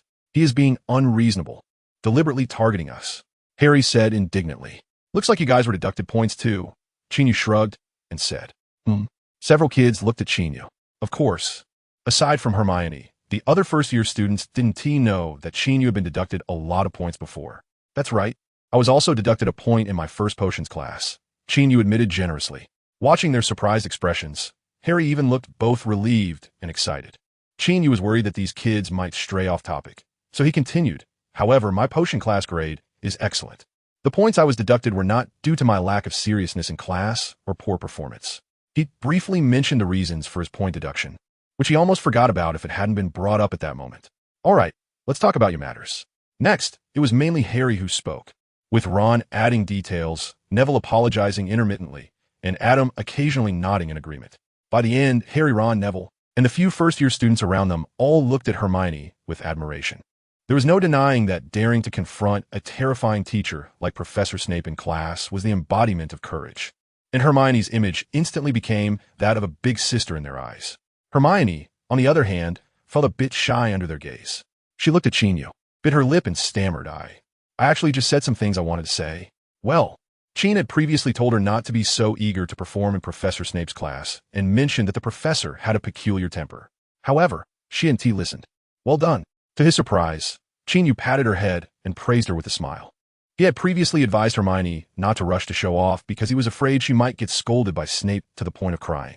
However, it turned out that Hermione was sorted into Gryffindor because she was not lacking in courage. Many things, he realized, he couldn't stop her from doing.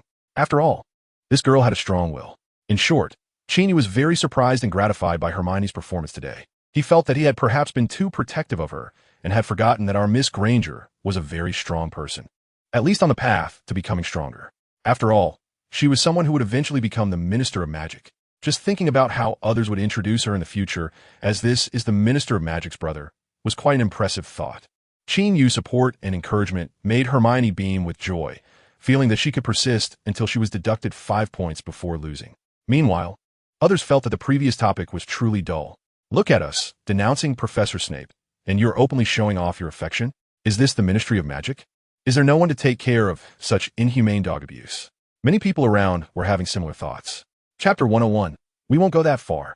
Stupid. Snape cast the shield charm to block the long sword engulfed in blue flames and used another spell to knock Qin Yu, who was attacking without defense, flying. The latter fell from the air and crashed hard to the ground. Come again. Qin Yu stood up leaning on his sword and wiped the corner of his mouth as he spoke. Speaking of which, in the evening, Qin Yu and Professor Snape returned to the room of requirement to resume their practical combat training, which had been interrupted for 2 months. Qin Yu expressed his desire to use that sword, as he felt he was not as strong as Professor Snape and hoped to try a different weapon. Snape agreed. And then Qin Yu launched a fierce attack against him. Even though Professor Snape was skilled in magic, he found himself somewhat at a disadvantage against the fighting style that Qin Yu had honed against the basilisk. After all, this kid relied on the fact that Snape wouldn't go all out, making his attacks chaotic, focusing solely on offense, and basically abandoning defense. Your mind is not calm enough. What is the point of this training? Professor Snape said coldly. If that lily in your heart is being bullied, will your heart be calm? Qin Yu said softly, holding the sword with both hands, facing Snape. Upon hearing this, a cold glint flashed in Snape's eyes, and he clenched his fists. Be serious, Professor. Qin Yu provoked. All right. Snape suddenly raised his wand in front of him and swung it down forcefully, bowing solemnly. Qin Yu squinted his eyes, becoming highly alert.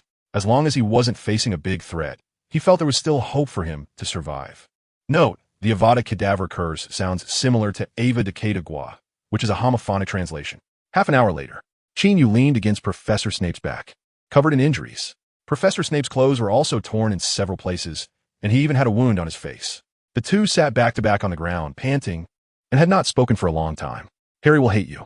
After a while, Qin Yu weakly broke the silence.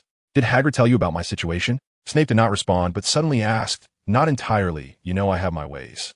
Qin Yu did not want to explain too much. I heard from Hagrid that you want to pick up that child with him? Snape continued to ask. Yes. We went to a rocky island to pick him up. Quite dramatic, right? The Dursleys weren't too good or too bad to him, but you know how it is with kids. If their environment isn't good, they can end up feeling very suppressed.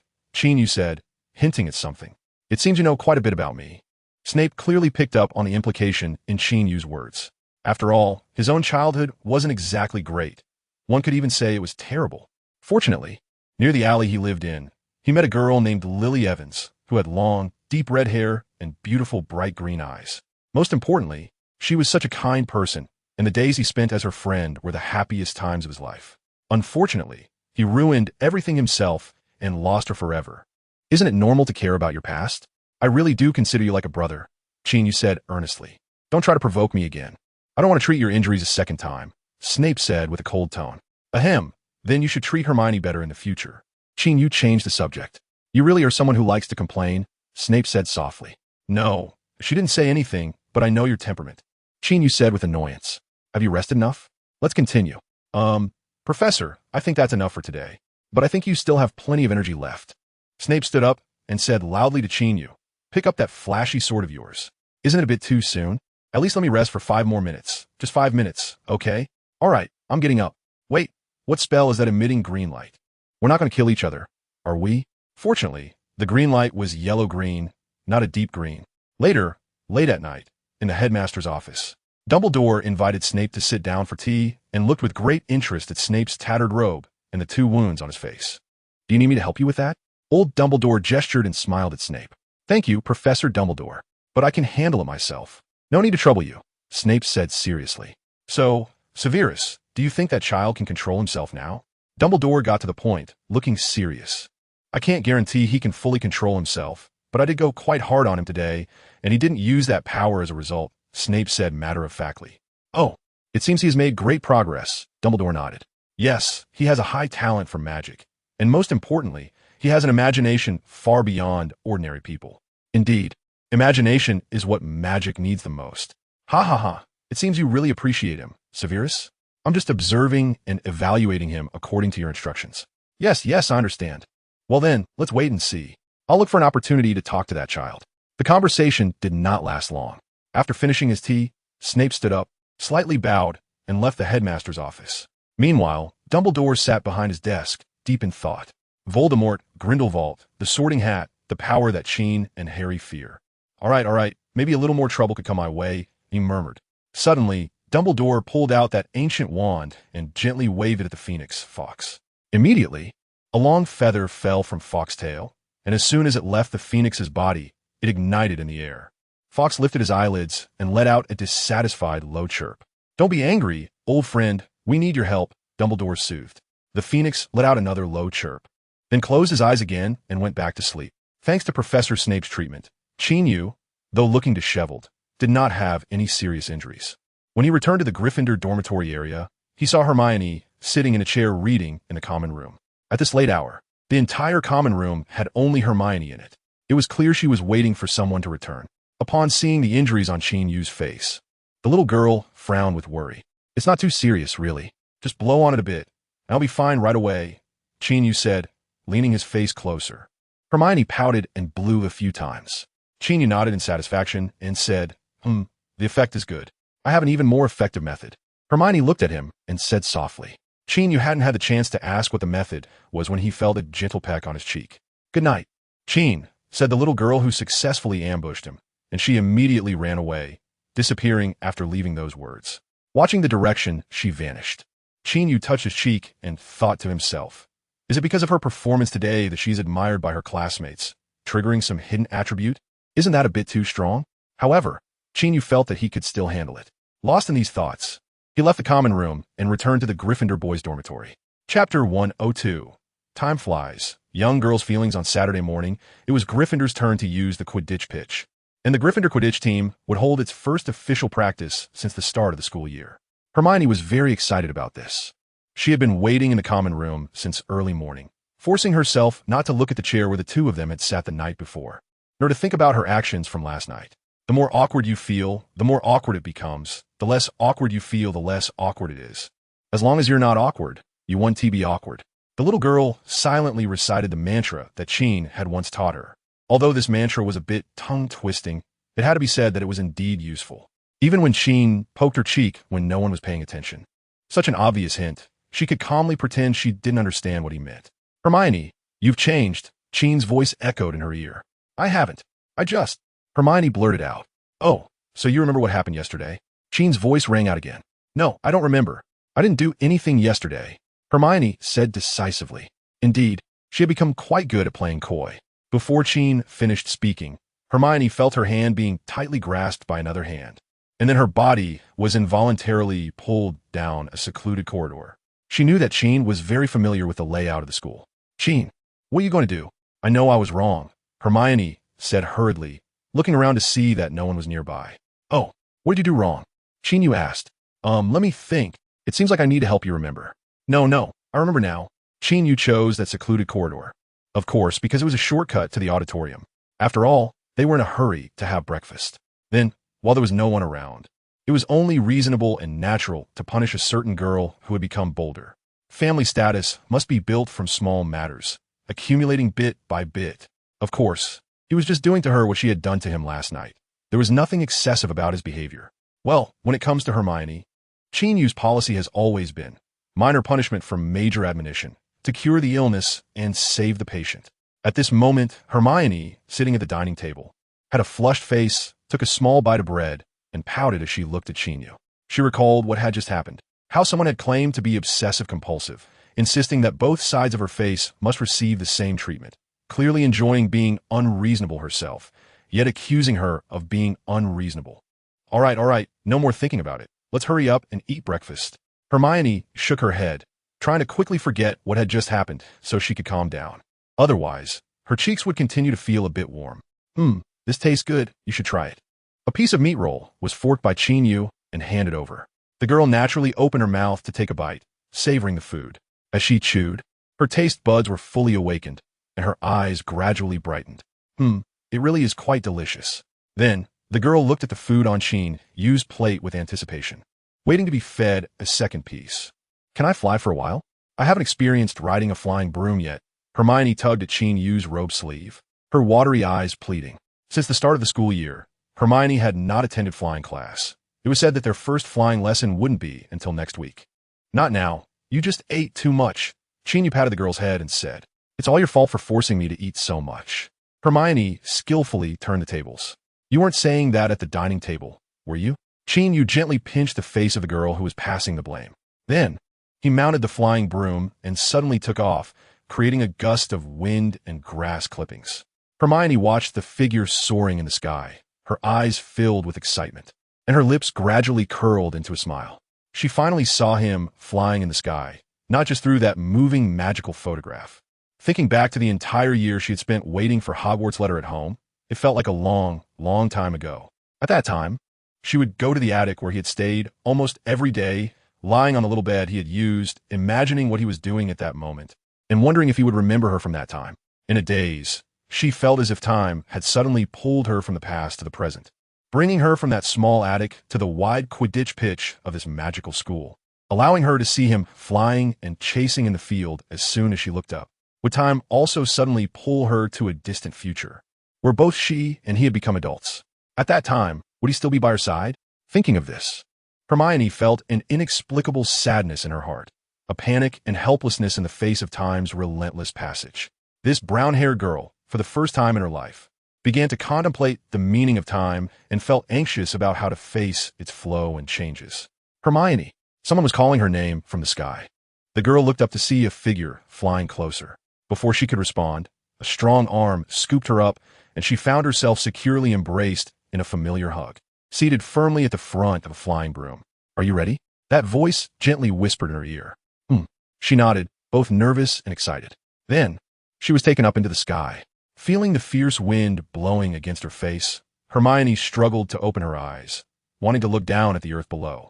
However, as soon as she opened her eyes, she immediately closed them again, because she wanted to fully experience the feeling of being embraced by him as they soared.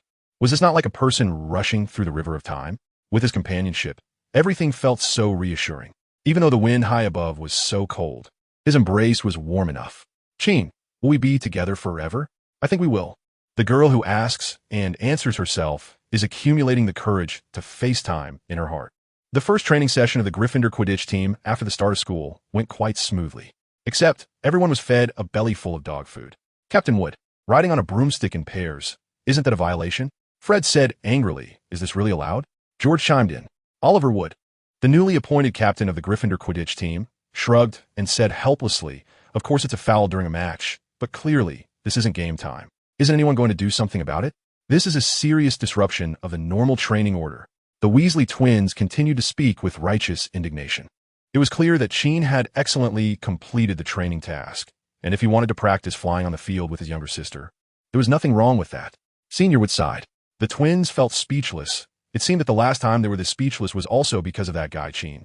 Forget it, out of sight, out of mind. George and Fred watched for another minute, then walked away with sour expressions, as if they had just eaten a lemon. Chapter 103. Sweat tastes slightly salty. Enemies meet after experiencing flying for a while with Hermione.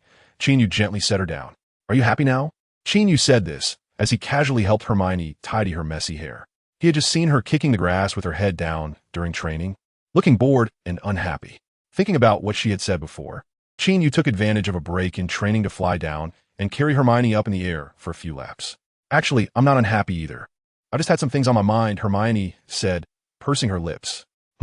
What things? Do they have anything to do with me?" Qin Yu raised his eyebrows and said in a slightly teasing tone, "Yes." However, Hermione looked at him and nodded seriously, saying so. "Have you figured it out?" Qin Yu asked curiously. I haven't thought it through too much, but I already have a direction."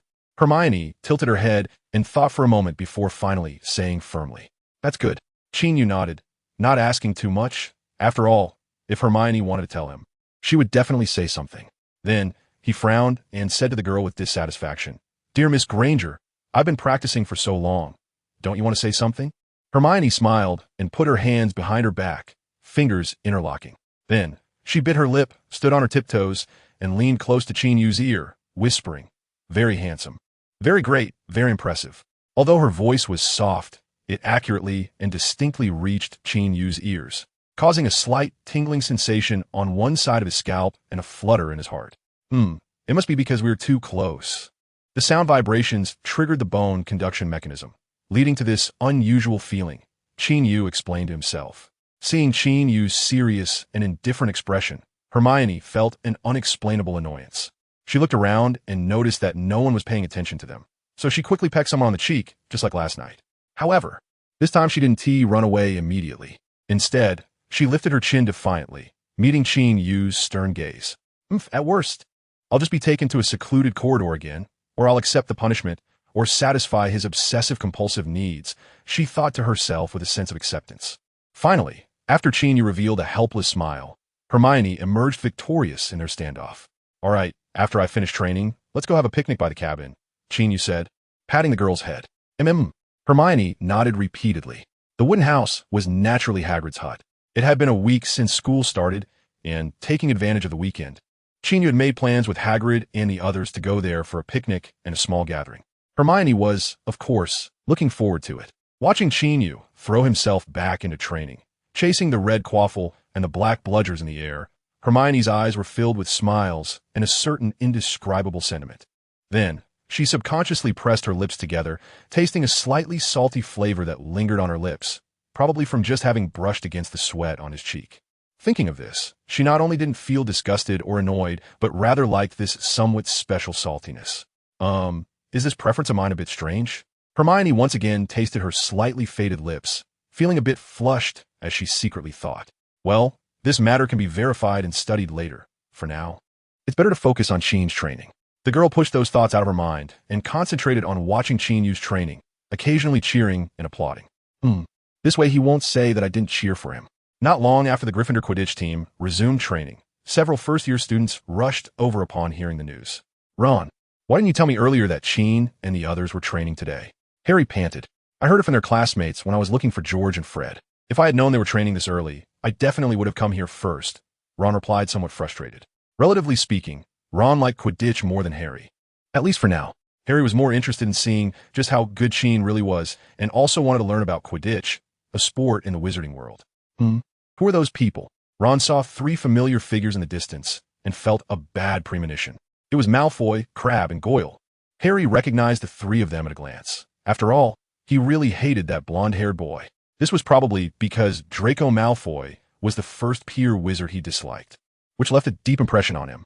Just like how Qin was the first peer wizard he liked, also a very special existence. It was really disappointing that Ron didn't have any good feelings towards Malfoy either. Harry and Ron briefly discussed and decided to ignore those 3 Slytherins. Harry Potter? You actually came to the court. You probably haven't even touched a flying broom, have you?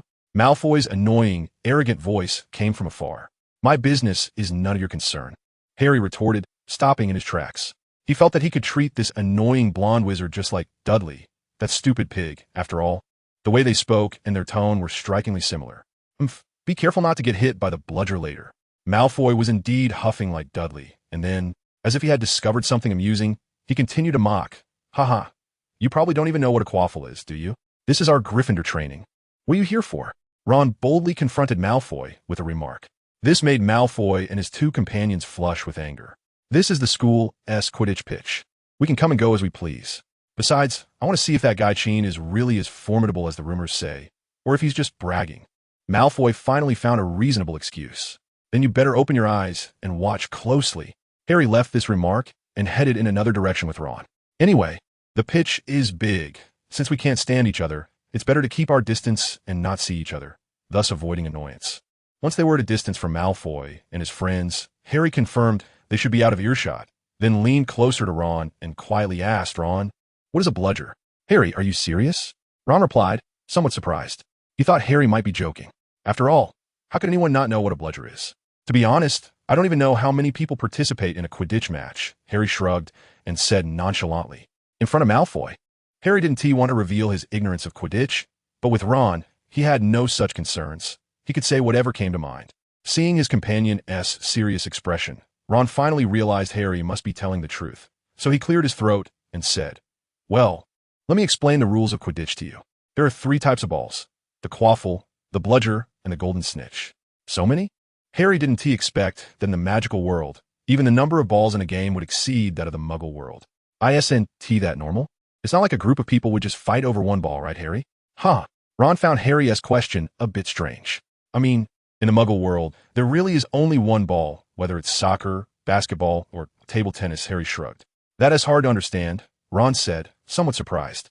Well, this reflects the different perspectives of 2 kids raised in different worlds. Just as Harry couldn't imagine how a game could be played with 3 different balls. Ron couldn't imagine how a group of people could compete for a single ball, especially when they couldn't even fly. What is there to watch in a game where you can only run around on the ground? Of course, as their knowledge and horizons broaden, they would gain a deeper understanding of the differences between the two worlds. Just like today, Ron animatedly explained a lot of knowledge about Quidditch, and Harry finally got a certain concept of this magical sport. As Harry and Ron chatted, they approached the pitch and soon saw a girl shouting loudly. Who else could it be but the bossy Hermione Granger? Since Friday's potions class, the first-year students had automatically elevated Hermione's status. A girl who liked to answer questions and show off in class might be seen as annoying, but one who dared to confront a teacher would be regarded as a true warrior. Plus, she had Qin backing her, which naturally made Harry respect her a bit more.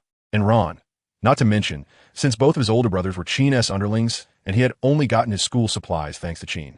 In short, this layered relationship made Harry and Ron hold a lot of respect for Hermione. Harry? Ron? You guys are here too. Hermione spotted the two approaching and greeted them enthusiastically. Then asked in confusion, "Where's Adam? Aren't you three always together?" Adam is still sleeping. It seems he never gets enough sleep, Harry and Ron replied in turn. I guess he hasn't adjusted from the holiday schedule yet. Hermione boldly speculated based on her own experience. If Qin hadn't asked her to adjust her routine before school started, she guessed she wouldn't be able to get out of bed in the morning either. Thus, the three gathered together to watch the Gryffindor Quidditch team practice, cheering for the players on the pitch. Soon, they noticed three people a few dozen meters away, also occasionally cheering. It was Malfoy and his two companions. Malfoy actually didn't want to shout, but seeing the speedy chaser in the air effortlessly executing those difficult moves made him unable to contain his excitement. Quidditch is the dream of so many boys in a magical world. At this moment, Malfoy finally realized just how impressive Qin really was. Of course, he quickly noticed Harry Potter and the others' gazes, so he forced himself not to show it so obviously. When Qin executed a V-shaped turn and double hit with another red-haired chaser, Malfoy shouted again. The V-shaped turn and double hit, also known as the valley-shaped turn and double hit, is when the first chaser hits the bludger downward and the second chaser below hits the bludger back up, forming a surprising V-shaped attack route. This is something you can only see in larger professional leagues. Malfoy had only seen it a few times with his father. If Qin were a senior in Slytherin, I'd definitely go ask him for tips on Quidditch skills. Draco Malfoy muttered. Draco, what were you just saying? Goyle asked blankly. Nothing. Gryffindor is lucky to have Qin, Malfoy said with a hint of envy. Yeah, a chaser as excellent as him should come to our Slytherin. Crabbe added with a face full of regret. All right, everyone, that's enough for today. The next practice will be on Wednesday afternoon after training, Captain Oliver would said from above. Then, they disbanded on the spot, each holding their broomsticks, leaning forward and flying off in different directions. Qin Yu, George, and Fred flew together towards the place where Hermione, Harry, and Ron were. Qin, you're amazing. Qin, you're the best batsman I've ever seen. Harry and Ron excitedly crowded around. This made George and Fred quite unhappy, as their brothers seemed to have forgotten that his two older brothers were also batsmen, and he completely ignored them. Hermione looked helplessly at Qin being surrounded by two admirers asking questions. She felt she couldn't get through for a moment. Just as the group was chatting animatedly, three unexpected young guests arrived, Draco Malfoy and his two lackeys. Mr. Malfoy approached and said seriously that Qin was wasting his talent in Gryffindor. If he were Qin, he would rather drop out. It's you who want to stay in Slytherin, Harry said angrily. He was now very glad he hadn't chosen Slytherin. He couldn't imagine going mad if he had to stay with Malfoy all day and even sleep in the same dormitory. I wasn't talking to you. Besides, Harry Potter, do you think just anyone can get into Slytherin? Someone like you, who's practically a mudblood, wouldn't even be able to step over Slytherin's threshold. Malfoy thought to himself how much he hated Harry. Note, mudblood refers to wizards of non-pure blood, born to muggle parents, a very derogatory term. This guy is always opposing me. Malfoy thought angrily. Even if the Sorting Hat wanted to put me there, I wouldn't go. Malfoy's words almost made Harry laugh, as the Sorting Hat had indeed considered placing him in Slytherin before. Of course, Harry knew he couldn't casually mention such a secret to anyone, as it involved the Sorting Hat and the sorting ceremony at Hogwarts. All right, Draco, don't you think it's a bit bold for you three little ones to say these things in front of us Gryffindors?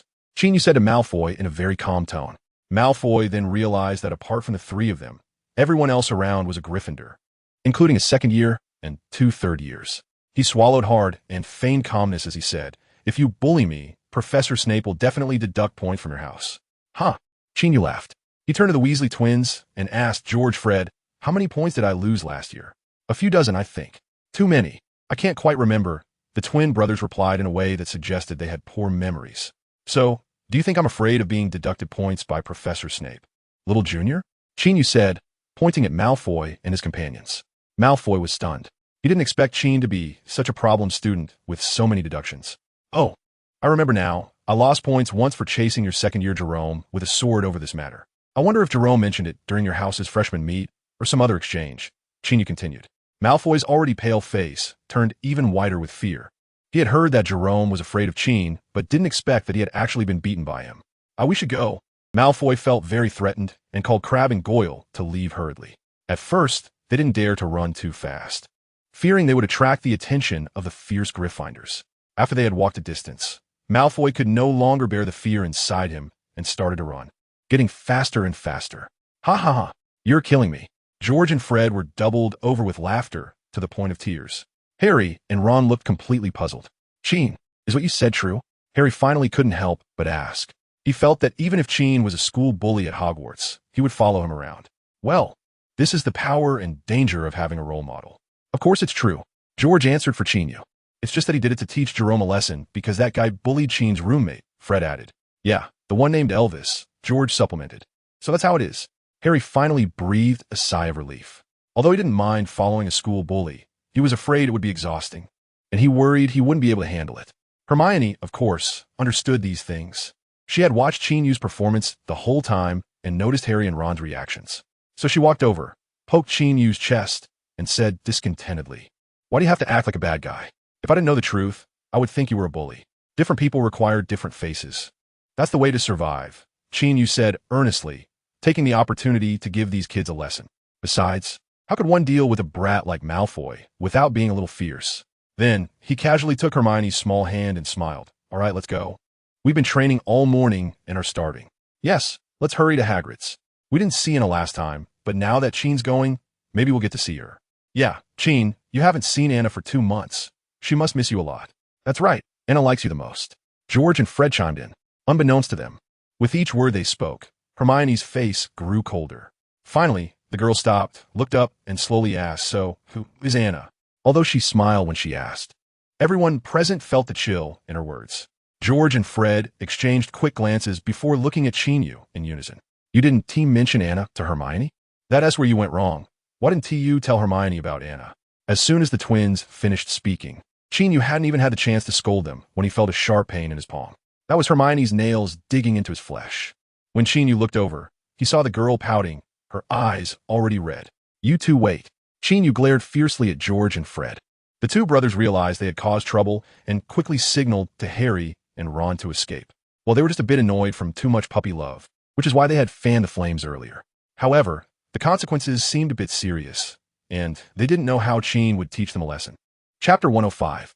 Can I make you bite back? Qin Yu recalled his correspondence with Hermione. It seemed that he had never mentioned the name Anna. Mainly, he had only brought up unicorns once or twice, let alone names. I know I'm not as outstanding as this senior named Anna, whether she's from Gryffindor or Ravenclaw. Or Hufflepuff. Surely not Slytherin, right? Just after George and Fred took Harry and Ron away, Hermione lowered her head, looking at her toes, and started mumbling. The effort she put into restraining herself to stay calm was truly pitiful. Only she knew that no matter how proud or positive she appeared, amidst these students from wizarding families, she couldn't help but feel a sense of inferiority or defeat. She longed to prove herself, which is why she always tried to be so proactive. She also wanted to stand beside Qin as someone more than just a so-called little sister, but as a witch who, even if not as good as him, could still be regarded as sufficiently outstanding. However, now suddenly a girl named Anna had appeared, directly shattering the calm she had desperately maintained, releasing all the inferiority, fear, and worries that had been hidden in her heart. Anna, a name that sounded like that of a princess. She must be noble, elegant, and extraordinarily gifted, just like a princess. Thinking of this, Hermione felt as if her heart was blocked by something, and her nose tinged with sadness. Tears could no longer be controlled, falling like beads from a broken string. Hermione's reaction caught Qin Yu off guard. He originally wanted to explain immediately, but being in the midst of a girl's emotional outburst, an abrupt explanation would only prevent her feelings from being released. Qin Yu didn't know if there was any theoretical support for this. He just instinctively felt that a simple misunderstanding about species, mistaking a unicorn for a human, shouldn't provoke such a strong reaction. So, this girl must have other concerns, right? While holding Hermione in his arms, Qin Yu thought to himself, a person's anger or happiness is often not simply caused by one thing. For example, if you have a big fight with your best friend, the trigger might just be something they said that was too harsh. But both of you actually know that the root cause might trace back to a few days ago. Qin Yu understood this principle, so he was trying hard to think about the girl's mindset. He could more or less guess that her psychological pressure was largely related to being in a new group for the first time. Thinking of this, Qin Yu couldn't help but feel a bit guilty. In the days since school started, he had only focused on having fun with her, and had been somewhat immersed in the joy of being able to attend school together, neglecting her sensitive emotional changes. No matter how smart Hermione was, she was still just a young girl with not much experience. The sudden change in her environment surely required time for her to adapt. Qin Yu gently stroked the girl's back until he felt his shirt dampen against his chest, and until Hermione gradually stopped crying. "Qin, am I very foolish?" The girl in his arms said with a heavy nasal tone, her voice trembling and lacking coherence. "Yeah, you are foolish," Qin Yu replied softly, caressing her long brown hair. "Then you should go find a girl named Anna. I still have my history of magic homework to finish." "Right, I need to go do my homework," Hermione said, forcing back the urge to cry again, her words tumbling out without her realizing it. After she said this, she tried to break free from Qin's embrace, but found he only held her tighter, as if he wanted to meld her into his body. It was always like this. She thought one hug would be enough. "Have you hugged that Anna girl like this too?" Hermione thought, feeling increasingly annoyed, and she used more strength to try to escape from Qin's hold. However, she ultimately couldn't match Qin's strength. Her efforts were in vain. "You forced me." Hermione looked up at his face, her eyes red, thinking fiercely. Then, she slightly lifted her toes, stretched her neck, and bit down on Qin Yu's shoulder. Since early autumn, weather wasn't too cold, and Qin Yu had attended Quidditch practice that day, he was wearing thin clothing. At this moment, the spot Hermione bit was only separated by a layer of fabric. As she bit down, her mouth tasted that familiar salty flavor again. Just a moment ago, she had liked it, but now it felt so annoying. Even this guy in front of her was so irritating. Thinking of this, the girl felt a surge of anger, her neat rows of teeth biting down hard, as if she were gnawing on tough beef. A sharp intake of breath from Qin Yu's side made Hermione feel a bit relieved, so she increased the pressure a little more. The sound seemed to convey even more pain. "Serves you right for being so annoying," Hermione thought. That sound seemed to reach a peak of pain. "Am I being too harsh? He must be in a lot of pain." At this point, Hermione felt a bit flustered, especially when she sensed a metallic taste seeping between her lips and teeth. She had bitten through his shoulder. Realizing this, Hermione suddenly released her bite, lifted her head to look at him, her eyes filled with panic and fear. Now she couldn't even act like a sister anymore. "Qin, Hermione opened her mouth to speak. However, before she could finish, his warm lips gently brushed against her eyes one by one. This instantly calmed her previously chaotic mind. All her anger, resentment, and panic seemed to vanish in an instant. Then, her tense body relaxed completely, as if all her strength had left her. Leaning against him and not wanting to get up. "Are you feeling better?" Qin Yu asked softly, stroking the girl's long hair. "Much better." Hermione nodded in his embrace, then shyly asked, "Does it hurt?" "It does," Qin Yu said with a pitiful expression. "Then, can I let you bite me back, okay?" Hermione lifted her head, looking apologetic. She couldn't think of any other way to make up for what she had just done. "No," Qin Yu decisively shook his head. "Are you not going to forgive me?" The girl pouted, her eyes welling up with tears again. "Because I can't bear to, my dear Miss Granger," Qin Yu said, pinching her cheek as he spoke. "It was my fault just now. I don't know what happened, but anyway, I'll just be your sister from now on. Whether it's Anna or Annie, I won't care." Hermione started with an apology, but by the end, her originally calm tone had turned increasingly aggrieved. Qin Yu hugged the girl tightly again, mumbling, "How could I possibly treat you as a little sister?" What does that mean?" Hermione's heart stirred as she blinked and looked at him. "What do you mean?" "We'll talk about it when you grow up." Qin Yu pretended to be calm as he replied. "When will that be?" The girl continued to ask. "I think we can refer to the age Aunt Ginny mentioned." Qin Yu responded. Hearing this, Hermione's little face instantly turned red. "So, what exactly are you thinking?" Qin Yu was once again curious about what Granger and her mother had talked about that day. After crying for a while, she bit Qin Yu again, and then heard some things she wanted to hear from him. Hermione's mood improved a lot. The wound on Qin Yu's shoulder wasn't deep. After all, the little girl. even when her emotions were out of control, didn't exert too much strength. A simple treatment was enough. As for the clothes soaked with Hermione's tears, that was even easier. The little girl knew quite a few simple spells and personally helped Qin Yu dry them, carefully smoothing out the wrinkles so that others wouldn't notice anything. Then, Qin Yu held her hand and continued walking towards Hagrid's hut. So, it's just that the one named Anna likes you, but you don't like her, right? Hermione thought this guess was quite reasonable. After all, Qin's favorite must be her, his sister, not just a sister. Who would have thought? Qin Yu shook his head and said, "No, I actually like Anna quite a bit. She's very beautiful." Upon hearing this, Hermione's originally calm eyes suddenly ignited with a small flame. Having just vented, her feelings of inferiority seemed to have vanished, leaving only boundless anger and fighting spirit. "I think if you met Anna, you would definitely like her," Qin Yu said with a smile, watching the flames in Hermione's eyes that seemed ready to burn him alive. Qin Yu felt completely at ease and was no longer in a hurry to explain. So, he pulled along this girl who seemed ready to explode at any moment, continuing to walk forward with a smile on his face. Well, since this girl has a bit of a yander quality, how can not act a little dead to increase their CP compatibility? Chapter 106, The Grass Leaves, Rock Cakes.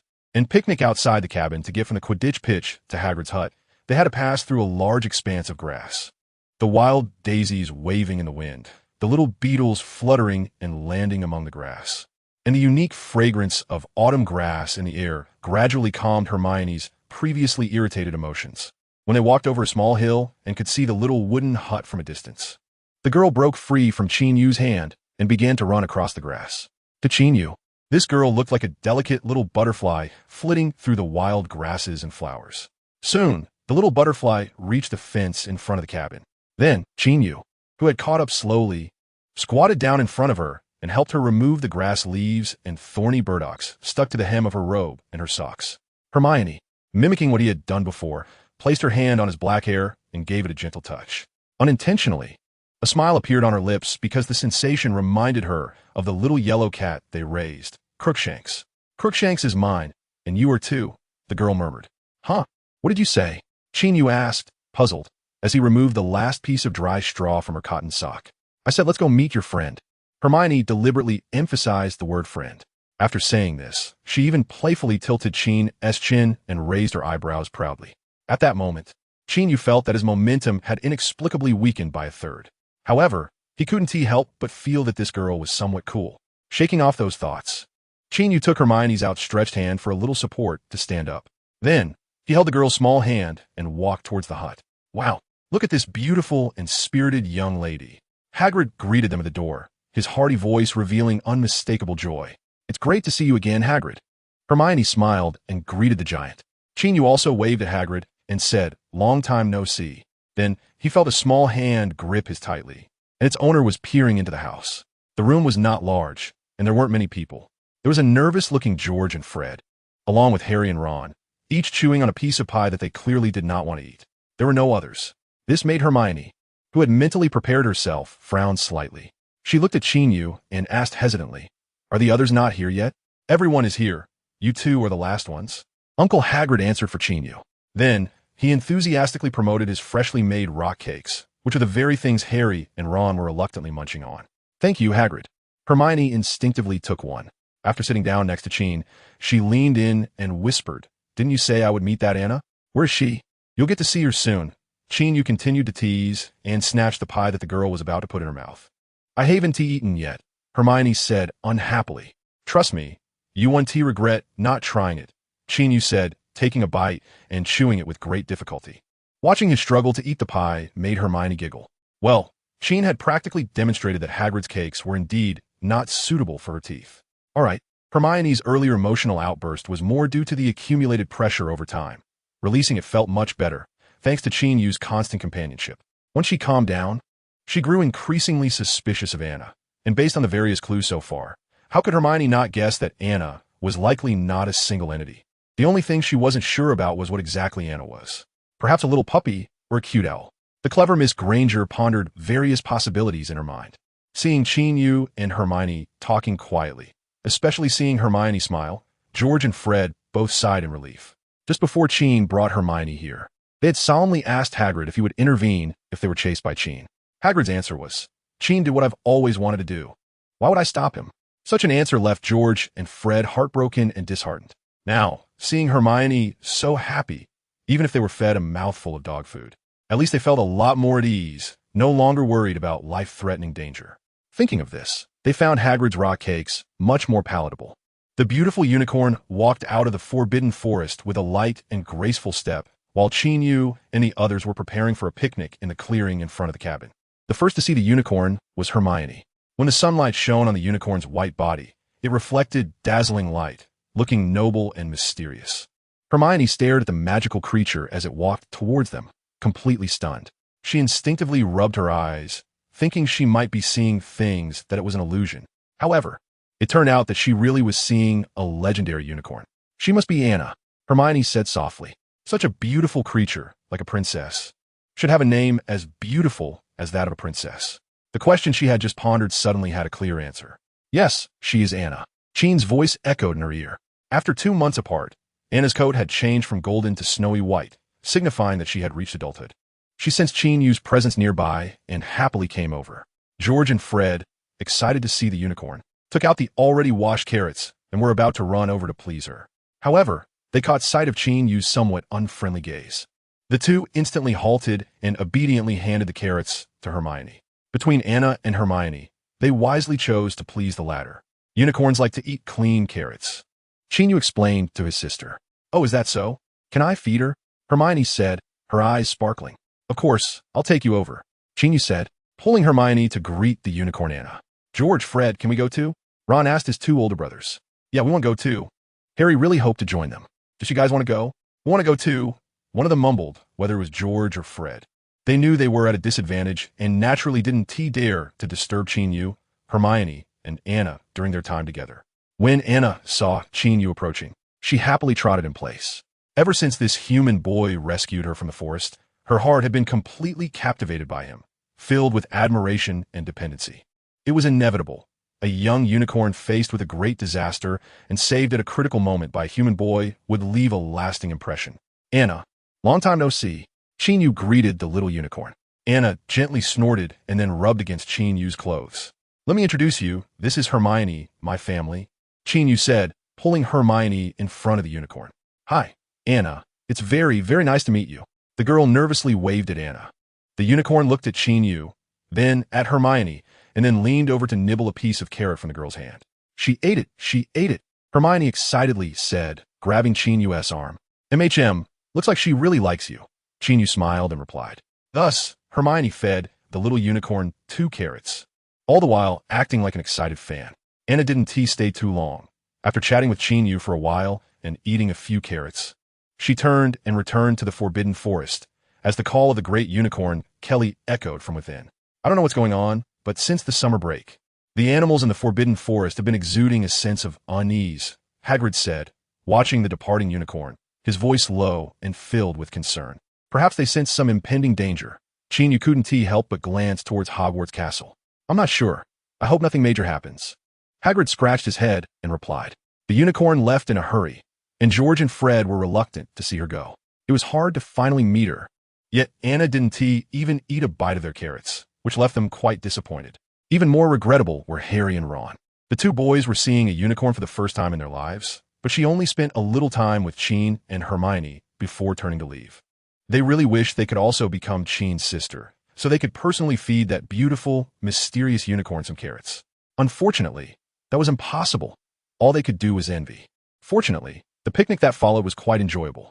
Under Qin's guidance, George and Fred grilled a lot of delicious food, including kebabs, grilled vegetables, and mushrooms, which everyone enjoyed immensely. After the picnic, Uncle Hagrid brewed a large pot of tea, and everyone sat together to chat and drink tea. During this time, Hagrid asked Harry about his life since coming to Hogwarts, and Harry recounted everything from start to finish. I feel like Professor Snape definitely doesn't like me. Maybe even hates me, the boy concluded after mentioning his experience in potions class. Nonsense, how could that be? Hagrid immediately replied. Harry, I know a bit about Professor Snape. He doesn't really hate you. He just doesn't know how to handle the relationship between you, Qin Yu said, carefully choosing his words. Right, if you ask me. Snape just holds grudges. Oh, it's not just holding grudges. He is probably more self-reproachful, Hagrid said, suddenly realizing that some things were better left unsaid. and quickly shut his mouth. Better left unsaid? What do you mean? Harry looked at Hagrid in confusion. Nothing. I think today's picnic is over. I still have things to do, huh? Hagrid clumsily changed the subject. I happen to have things to do too, so let us clean up together, Qin Yu chimed in. The grievances between Snape and Harry as parents are too many to explain in just a sentence or two, and it's not the right time to discuss them now. Then, Qin Yu and the others helped Uncle Hagrid clean up the picnic supplies and brought them inside. While they were tidying up the room, Harry discovered a new issue of the Daily Prophet and saw a report about the theft at Gringotts. Chapter 107, The Cunning Little Fox Qin. The date mentioned here is the day you and Hagrid took me to Diagon Alley. That day was my birthday. I remember it very clearly. Harry pointed at the content of the newspaper and said. Upon hearing this, Qin Yu exchanged a glance with Hagrid, who quickly averted his eyes and looked to the side. Let me take a look. Qin Yu took the newspaper from Harry's hands. It read, regarding the theft at Gringotts vault on July 31st. The wizard responsible for the theft has still not been apprehended. Gringotts Goblin spokesperson pointed out that they had received warnings before the thief entered Gringotts and had increased security. The thief not only failed to steal anything from the vault, but was also severely injured. Moreover, the items in the vault the thief targeted had already been removed that day. As for what those items were, Gringotts officially stated they could not comment and reiterated that Gringotts security remains as trustworthy as ever. Qin Yu had seen the report about the theft at Gringotts before, and there was no new development this time, as they still had not caught the thief. Emphasizing the thief's severe injuries and the fact that no items were lost was likely an attempt to save face. After all, security is a bank's reputation and lifeblood. Qin, do you think that thing from Gringotts is? Harry whispered to Qin Yu, finally glancing at Hagrid. His suspicion was not unfounded. The timing matched, July 31st. And the events aligned, as Hagrid had taken the small package from the vault that afternoon. Furthermore, the most important thing was that since it was Professor Dumbledore who instructed Hagrid to retrieve the item, it must be significant, even if that small package appeared ordinary. Thus, it was very likely to be targeted by the thief. I can't give you an answer to that question, Qin Yu shrugged and said. He certainly knew who that person was and what the target of the theft was, but saying it would be pointless, as it would only trigger another time rewind. Then, Qin Yu looked at Hagrid again, hoping that the tight-lipped Hagrid could reveal something about it. But look at me, I really have a lot of work to finish. Hagrid avoided Qin Yu and Harry's gaze, then shoved some rock cakes he made into their hands, mumbling, take these back. You can eat one if you get hungry at night. Who would eat this for no reason? Everyone thought simultaneously while holding the stone-hard cakes. On the way back to Hogwarts Castle, Harry, with a pocket full of rock cakes, was deep in thought. He wanted to share his views with Qin Yu, but for a moment he didn't know where to start, as many of his thoughts were unclear even to himself, let alone to Qin. Moreover, the person he was most curious about was Snape. There was something Harry had never told anyone. When he first saw Snape in the Great Hall on the day school started, he distinctly felt a pain in the scar on his forehead, which made him think that this gloomy potions professor might be connected to the legendary Voldemort. In fact, Snape really fit Harry's imagination of a Death Eater, cold, arrogant, and fierce. However, Hagrid was unwilling to say much about Snape, and Qin seemed to have a good relationship with him. Could it be that Qin? No, how could I doubt Qin? I will never doubt Qin in my life. Harry felt his mind was too chaotic. These matters were not something a first-year student should be thinking about. It was more exhausting than attending several classes. Stop overthinking.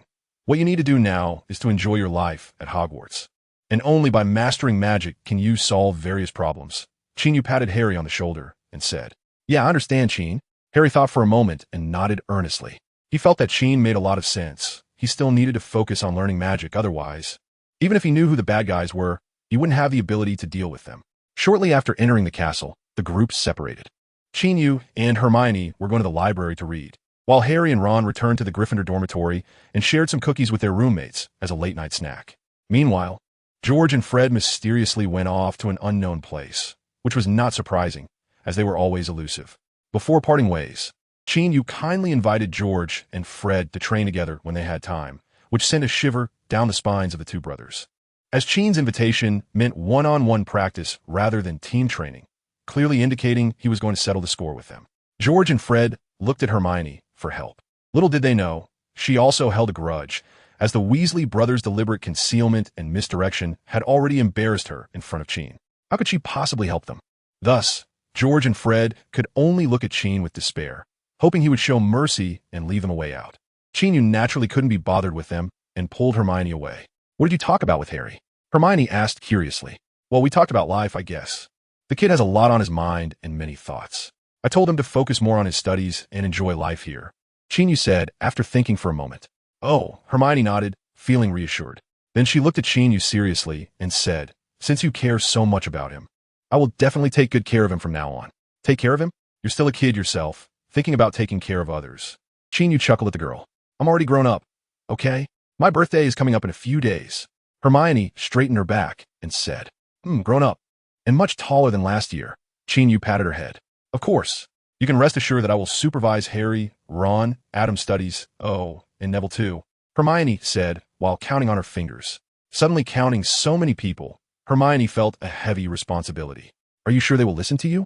Qin Yu raised an eyebrow. Aren't you here too? I'm just a little fox following behind you, the tiger.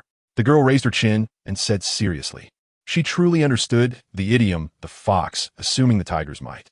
However, the little fox wasn't following behind the tiger, but rather walking in front of it.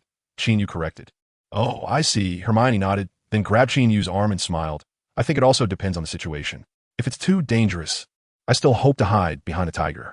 All right, that is indeed a clever little fox. Qin Yu held the delicate hand of the girl, leading her slowly down the corridor towards the library, chatting casually about various topics. Ever since Hermione lost control of her emotions on the court, Qin Yu had been paying attention to the changes in her mood. Fortunately, after crying and venting her frustrations, the little girl seemed to have regained some of her strength.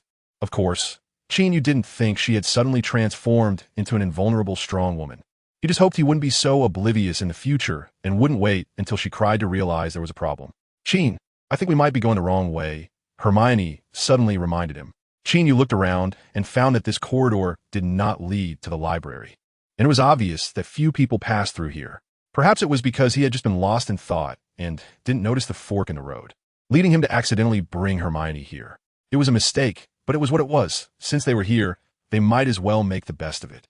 With no one around, Qin Yu simply wrapped his arms around the girl, easing the guilt and unease that had just arisen, feeling much more at ease in his heart.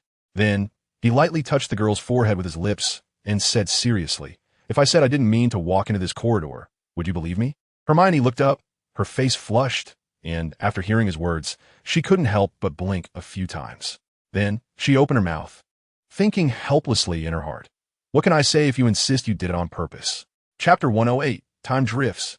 Calm and uneventful, the two of them lingered for a while, took a detour, and finally arrived at the library located on the second floor of the castle. In the library, Hermione found many books about flying because she still felt a bit uncertain about the upcoming flying class and wanted to increase her understanding of flying through reading. After all, today was her first experience of what it's like to ride a broomstick in the air, and she had Qin by her side. Among the books she found was one titled The Amazing Quidditch Ball, which gave her a more comprehensive understanding of the sport closely related to flying, including its origins, development, current status, and various rules. Can there really be over 700 types of fouls? Can the referee remember them all? Hermione said in surprise, sticking out her tongue. That would be a question for Madame Hooch.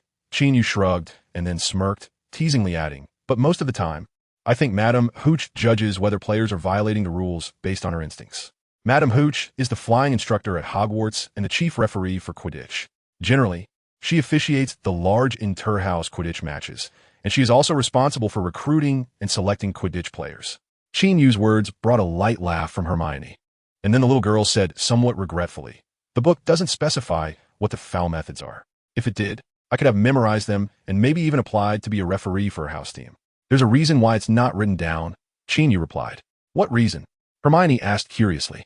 If everything is written out, there's a high probability that others will learn it and use it, which would make things even more troublesome for the referees. Qin Yu explained. Oh, okay, so I guess I have no chance of joining the Gryffindor Quidditch team. Hermione sighed helplessly. She thought it through carefully. The keeper needed steady and solid flying skills. The chasers needed a strong drive. The seekers needed the courage to fight for the ball. And the beaters required keen eyesight and excellent flying speed. It seemed that if she wanted to join the Quidditch team, being a referee was the best fit for her. However, reality was always less than satisfactory. The book didn't teach her how to become a Quidditch referee. This isn't something you can learn just from reading. If you really want to be a referee, participate more in our training, and you can also learn some Quidditch knowledge from Ming and I. She occasionally fills in as our referee. Trust me, Ming and I knows much more about Quidditch than what's in this book, Qin Yu said after considering Hermione's serious attitude. which didn't seem like she was joking. Meng and I? Hermione asked in confusion. She's the girl with brown short hair that we met on the train. She's a cousin of the Weasleys. Qin Yu briefly introduced. Oh, I remember her. She's a very cheerful girl. Hermione clearly still had an impression of her. Scott, are you eating that snot-like candy in the library again? Do you think the library rules are just optional nonsense? A stern female voice suddenly rang out. Sorry, Madam Pants, I was just so hungry, a bespectacled boy immediately said timidly. Then you need to go out now, fill your stomach, wash your hands, and come back. Oh, okay. The boy left with his tail between his legs, as if Madam Pants's feather duster could strike him at any moment. And you too, don't let me hear your voices again. Madam Pants turned to Qin Yu and Hermione and said sharply. Hermione immediately shrank her head and then secretly made a face at Qin Yu. Qin Yu was quite accustomed to it. Students who often came to the library to read or borrow books had all experienced Madam Pants's temper. This was a woman who even Headmaster Dumbledore had to treat with caution because Madam Pants had absolute authority in the Hogwarts library. Since this strong-willed librarian had already spoken, Qin Yu naturally wouldn't go against her wishes. He shot Hermione a look, signaling her to focus on her reading while he flipped through the potion books he had found, preparing for his potion class paper. Yes, he didn't come to the library just to keep Hermione company. He had serious work to do as well. Before long, both of them were engrossed in their respective books, just like during the summer when they quietly spent time together at home. The autumn afternoon sunlight streamed through the windows of the ancient castle's library, creating a hazy ambience that enveloped the shelves filled with books, the long wooden tables, and the young wizards who were quietly engrossed in their reading. When Hermione grew tired of reading, she would lean on Qin Yu's shoulder for a short nap, or she would pick up a quill and casually sketch a few lines on paper, turning herself into a little figure reading a book. Then she would tug at Qin Yu's sleeve to show him her drawing, biting her lip to stifle her laughter. This would prompt Qin Yu to pinch her cheek and draw another little figure beside hers. She would softly critique his drawing, clearly dissatisfied with how ugly it was, as a little figure he added was obviously meant to represent her. In this manner, they successfully missed dinner time. Fortunately, there were some snacks in Qin Yu's dormitory. The two of them had their dinner in the Gryffindor common area, where Hermione eagerly tried a raw cake that Hagrid had given, but she only took one bite. In the following days, life at Hogwarts was uneventful. Of course, Hermione was somewhat troubled.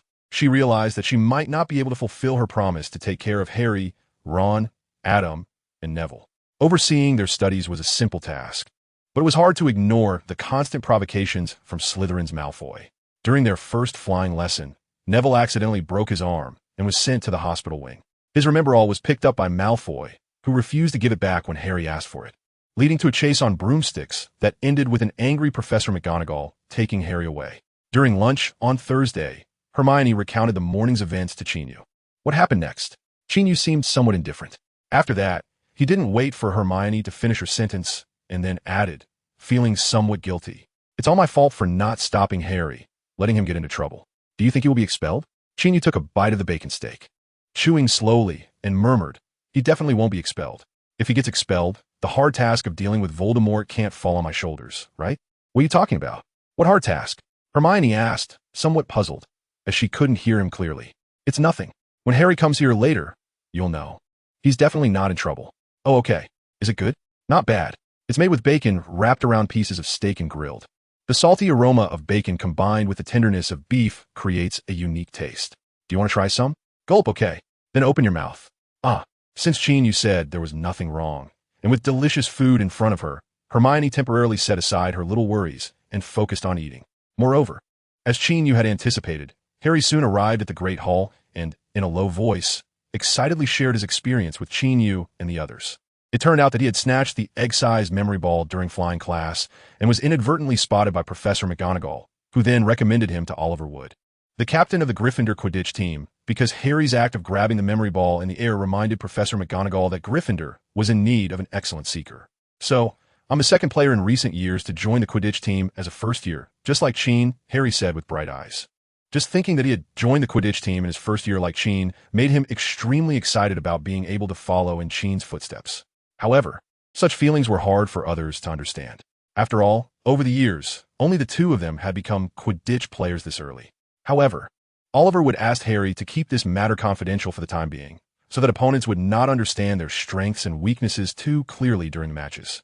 Qin Yu certainly thought this was necessary, The playing field was like a battlefield, and having more caution was never a bad thing.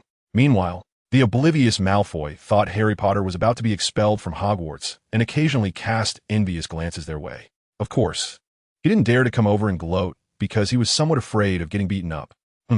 Isn't he just relying on Qin as a backing? Even with him around, what can he do? Can he be more powerful than Professor McGonagall? Malfoy thought to himself. At this moment, he wished he could have a senior like Qin, then he could humiliate that Harry Potter thoroughly. Unfortunately, he wasn't as lucky as Harry. Chapter 109. The Power of Example. While the little wizards at Hogwarts were learning magic, Diagon Alley was still bustling with people. By evening, the handsome clerk at Florian Fortescue's ice cream parlor would take the opportunity to check the inventory in the warehouse behind the shop during his downtime, receiving cream, condensed milk, sugar, treacle, and various jams shipped from far away. These were all essential ingredients for making ice cream. He would take these items out of the boxes one by one and neatly place them on the storage shelves for easy access. Clearly, as a wizard, he didn't need to physically move them. With just a few simple organizing spells, he could skillfully complete this task.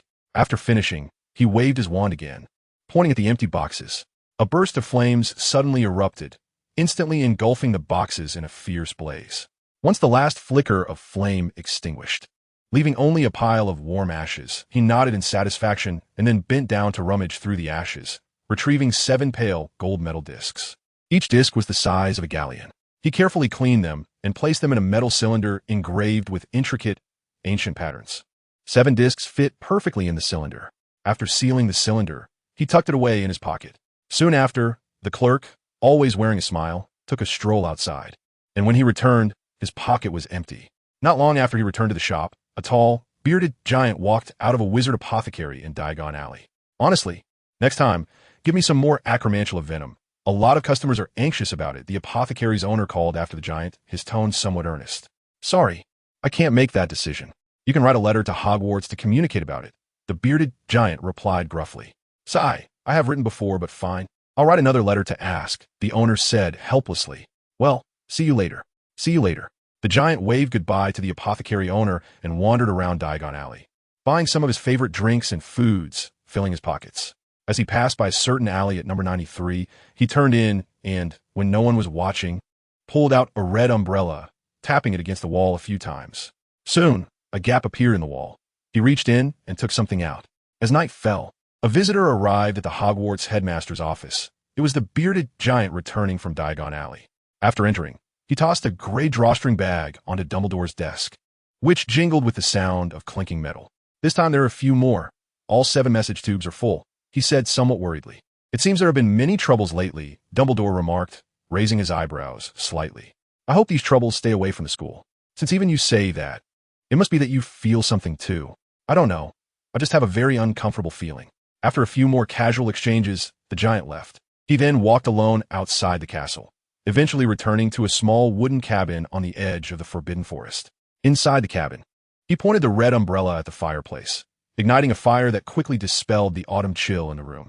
He then started roasting sausages and bread by the fireplace for dinner, remembering Dumbledore's words. He became a bit lost in thought until he caught the smell of the meat burning, jolting him awake. Forget it, forget it. I'll leave these matters for Dumbledore and the others to worry about. I just need to focus on doing my own things. The giant shook his head, pushing his worries aside, and concentrated on roasting sausages while occasionally swallowing his saliva. He was very hungry, especially after pondering various issues. He felt the urgent need to eat a lot of food. Around 9 o'clock, Qin Yu returned to the Gryffindor common room, dragging his tired body. There, he found Hermione anxiously waiting. Something's going to happen, Qin, Hermione said as soon as she saw him. What's wrong? Qin Yu asked curiously. Then Hermione told him about something that had made her very angry.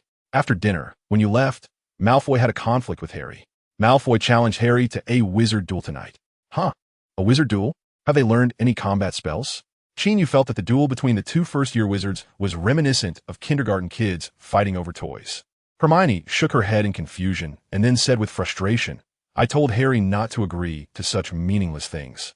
But he said that when you were in 1st grade, you also helped a classmate teach a lesson to a Slytherin. He wants to do what you can do. After saying this, the little girl looked at Qin Yu with a rather complicated expression. She never expected that the tiger she relied on would become an excuse to silence her. Therefore, the power of role models is frightening. Any behavior can easily be imitated by admirers. Well, Fan behavior. Idols take responsibility. Hey, this kid. Qin Yu tugged at the corner of his mouth and smiled awkwardly. I actually don't want to speak ill of Harry behind his back, but don't you think ever since he became the seeker for the Quidditch team, his whole demeanor has changed? Hermione said, furrowing her brows. Indeed, it's normal for the kid to be a bit carried away. After all, he's still young. Qin Yu sighed helplessly. So what he should learn the most is your steadiness, the little girl said seriously with her arms crossed over her chest. Seeing her like this, Qin Yu couldn't help but laugh. If that's the case, then let him go and hit a wall himself. Although Qin Yu couldn't remember whether there was originally a duel. He instinctively felt that Malfoy was probably up to no good, and Harry was clearly provoked by Malfoy's taunts and hastily agreed to the so-called duel. Since it was a conflict among kids, let them solve it themselves. Qin Yu felt there was no need for him to get too involved. However, Hermione, who was quite unwilling to accept that their house would lose points, said, as long as no one finds out, it's fine. By the way, do you know what time and place they specifically agreed on? Qin Yu asked.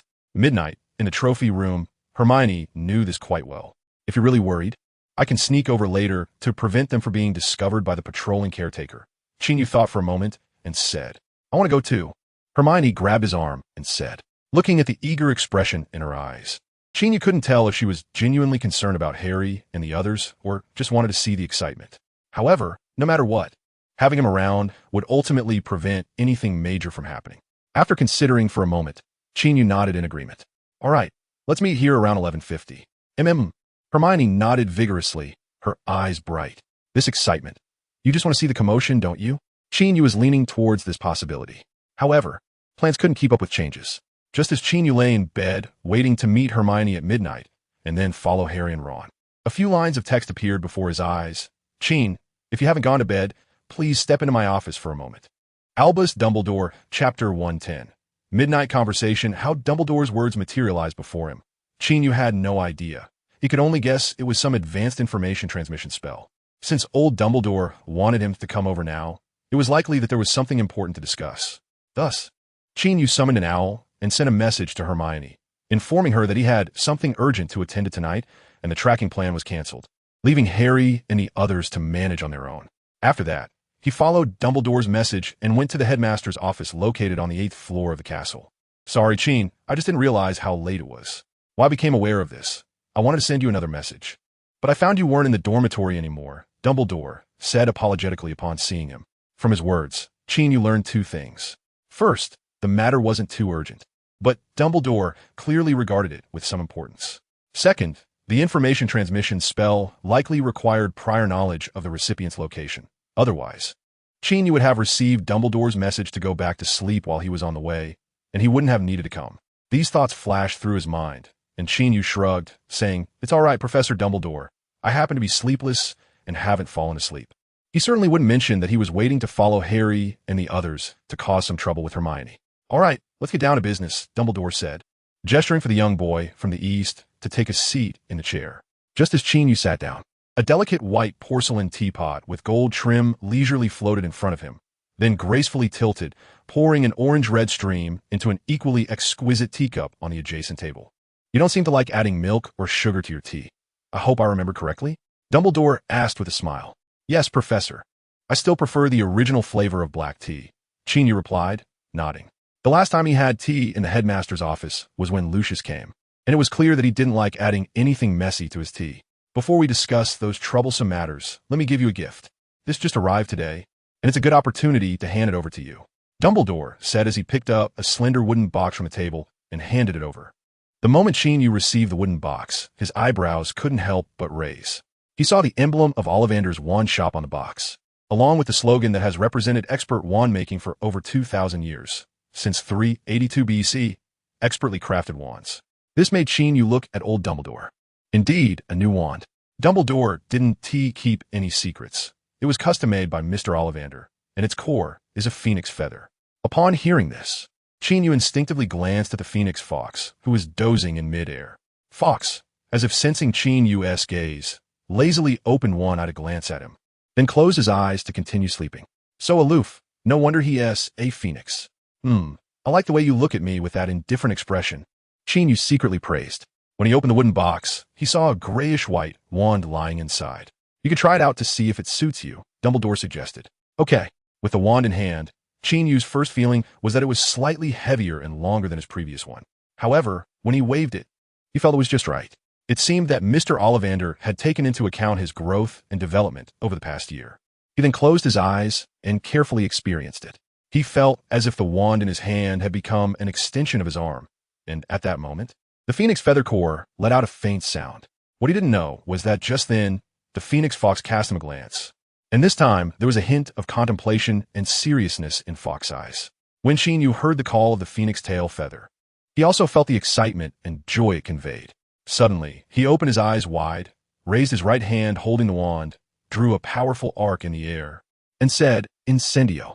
Immediately, the room was filled with bright flames, and the temperature rose sharply as a roaring fire burst forth, threatening to engulf Dumbledore's desk. Fortunately, at the critical moment, Dumbledore waved his wand and casually extinguished the flames as if they had never existed. "Sorry, Professor, I didn't control the intensity well." Qin Yu quickly apologized. According to his original wand, based on how he had just cast the spell, the fire spell shouldn't have had such great power. Clearly, this wand with the phoenix tail feather as its core had enhanced the spell. "That's exactly why I gave you this wand," Dumbledore replied with a smile. His words made Qin Yu think a bit more. "Indeed," Dumbledore continued, "although you are still young, and I had planned to wait a few more years before introducing you to these matters, the developments seem to be exceeding my expectations." In Qin Yu's view, there was a noticeable worry in Dumbledore's brow as he said this. This greatest wizard in the world seemed like a troubled old man, contemplating some difficult issues. Well, Qin Yu almost forgot that Dumbledore was indeed over 100 years old. Perhaps he had become so accustomed to seeing Dumbledore's strength that he overlooked his age. "Is it related to my discovery during Christmas?" Qin Yu asked tentatively. During the last Christmas holiday, Qin Yu had inadvertently stumbled upon a deal between two suspicious wizards in Diagon Alley and had roughly guessed their identities. One was a Death Eater, and the other a member of G.A. See Chapter 53 of this book. Most importantly, he had confiscated a bottle of suspicious black liquid that could turn mice into zombies. According to Professor Swinton's research, it was a product of life alchemy from the dark alchemy of the North American wizarding cult, and its effects were not limited to creating zombie mice. There were certainly many more uses, although Professor Swinton had not been able to clarify what they were due to the limited samples. See Chapter 56 of this book. In short, the meeting between the Death Eater and the G.A. member was not a good omen, which was why Qin Yu thought of them immediately. Yes, it is somewhat related. Those who were originally active only in South America have now moved to North America, and their rate of development is indeed beyond my expectations.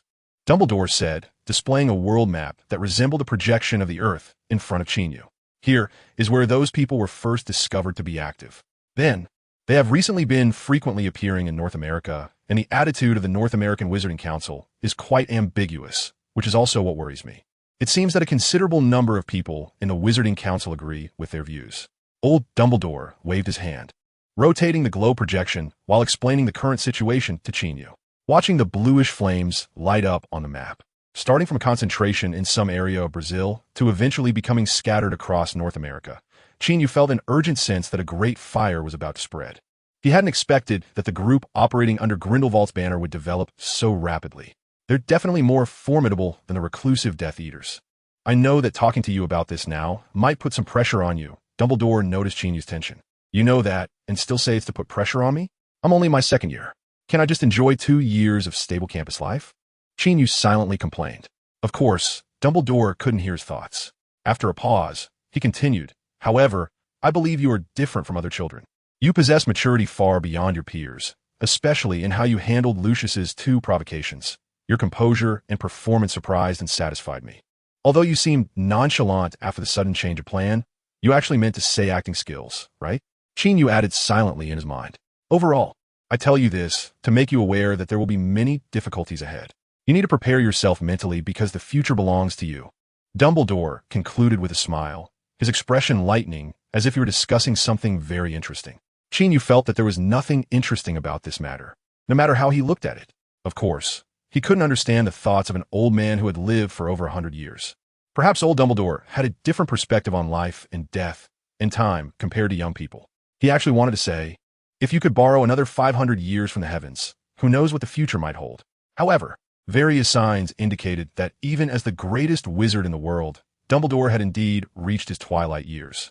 Even if he lived safely without any accidents from now on, this old man's lifespan surely had little left. Perhaps it was precisely because time was running out that Dumbledore wanted to resolve matters all at once. This might also be the reason for his many plans and schemes in his later years. Qin Yu thought about various things and realized that there didn't seem to be much he could do. However, he knew that when the critical moment came, he would definitely stand on the opposite side of those people, because he couldn't just watch as the people around him were killed one by one. Since there were no other choices, then he would just go for it. With this thought, he felt a lot more at ease and no longer felt suffocated by the approaching crisis. Qin Yu held his wand and chuckled sarcastically. So, you gave me this wand because you want me to use my spare time to go have a fight with Death Eaters, or G? Eh? Ha ha ha. You're thinking too much. I don't have any plans to push you in a battle yet. I just thought you might become the backbone for this group of kids. So I'm letting you know about these things in advance. Moreover, based on Professor Snape's feedback, you really do need a new wand. Dumbledore laughed at Qin Yu's joke, shaking his head and explaining briefly. The wand that Qin Yu previously possessed could not be used for more powerful dark magic due to the limitation of its core, as the unicorn hair core repels dark magic. Additionally, Qin Yu's abilities were unstable, making the use of dark magic too uncertain. Now, after receiving after-class guidance from Professor Snape and Swinton, Qin Yu's control over his emotions and power had improved significantly, and it was time to learn some more advanced spells. Then, Dumbledore sighed slightly, made a face, and continued, "Actually, I don't know exactly what I want you to do. Perhaps I just feel a bit powerless and want you to share some of the burden. It's strange, but after telling you all this, I feel much better and less pressured." "Well, you may feel less pressure, but my pressure has increased," Qin Yu silently lamented, secretly complaining. That evening, Dumbledore actually just gave Qin Yu a wand, talked about the current situation, and encouraged him to unite those children to help them grow quickly. As for specific arrangements, old Dumbledore didn't mention them, as he didn't know himself. The two of them, old and young, enjoyed tea and chatted about some trivial matters before ending this conversation, which would later be speculated about and attributed with legendary significance by many. After that, Qin Yu left the headmaster's office and walked downstairs. Just as he had descended a few steps, he felt a sudden vibration at his waist. It was an alchemical device he carried with him, and resonating with this alchemical device was a whistle. The whistle was hanging around Hermione's neck. Chapter 111. The Whistle and the Bell. Qin Yu took off the alchemical object from his waist, which was a hollow bell slightly smaller than a ping-pong ball. The peculiar thing about this bell was that it didn't have a clapper inside. However, even without the clapper, the bell was buzzing continuously, as if something inside was striking it repeatedly. The sound of the bell indicated that the corresponding whistle had been blown. The whistle and the bell were originally prepared by Qin Yu to prevent Hermione from getting lost in the castle. Since giving her the whistle, Hermione had blown it only twice, both during the daytime. Moreover, as she became familiar with Hogwarts under Qin Yu's guidance, and even occasionally ventured into some secluded corridors, the likelihood of her getting lost had significantly decreased. Now, however, it was midnight, and the whistle had suddenly sounded. Considering the time and their tracking plan for the night, along with the low probability of Hermione getting lost, Qin Yu quickly concluded that the girl was in danger. As his thoughts raced, he couldn't help but stop in his tracks. This was the first time the whistle had genuinely sounded an alarm, and his first task was to quickly locate Hermione. With this in mind, Qin Yu closed his eyes to sense carefully. Of course, it wasn't some sort of external divine consciousness. This wasn't a world of mortal cultivation, but rather a magical world where divine consciousness didn't exist. At least he hadn't cultivated to the level of a divine consciousness radar. The purpose of closing his eyes was to better feel the direction of the bell's vibrations, which would help him roughly determine the location of the whistle. The result was that the bell in his hand was continuously vibrating and striking downward, remembering the dual location agreed upon by Malfoy and Harry, which was the trophy room on the 4th floor of the castle. It was directly below him.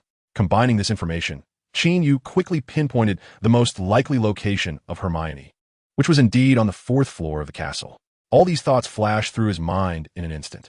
After quickly identifying the target, Qin Yu hurried downstairs. He didn't feel that anything too dangerous was happening, as the headmaster Dumbledore's office was on the 8th floor. If something serious were to occur, Qin Yu believed that old Dumbledore, being so close, wouldn't just sit idly by. However, even knowing this, he couldn't help but feel worried, and his steps quickened as he leaped down the stairs, soon reaching the corridor on the 4th floor. "Qin!"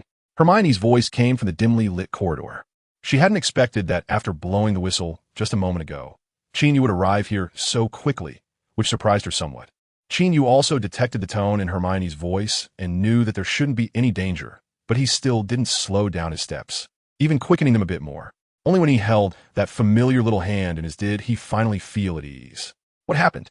Are you okay? Qin Yu asked, holding the girl's hand. I'm fine now. It was really dangerous just now. We encountered a big dog. No, actually 3 dogs. Wait, not 3 dogs. It should be 1 big dog with 3 heads. I think I've seen it in a book, Hermione said. Her little face tilted up as she spoke excitedly about her recent encounter, likely feeling relieved after Qin Yu arrived and finally letting go of her tension and fear. During her narration, Qin Yu carefully examined her to make sure she hadn't been hurt by that 3-headed dog on her face, arms, or legs. Hermione very cooperatively turned her neck a few times to give him a better view. Then the little girl frowned in confusion and said, "It's strange. That big dog was growling fiercely at us, but then one of its heads got close and sniffed me, and it calmed down." As she spoke, she continued with a lingering fear. At that time, the dog's head was less than 2 feet away from me, and I could clearly see its wet nose and drooling mouth. I was so scared that my legs felt a bit weak. Later, when I saw it relax, we ran out, and then I blew the whistle. You arrived not long after.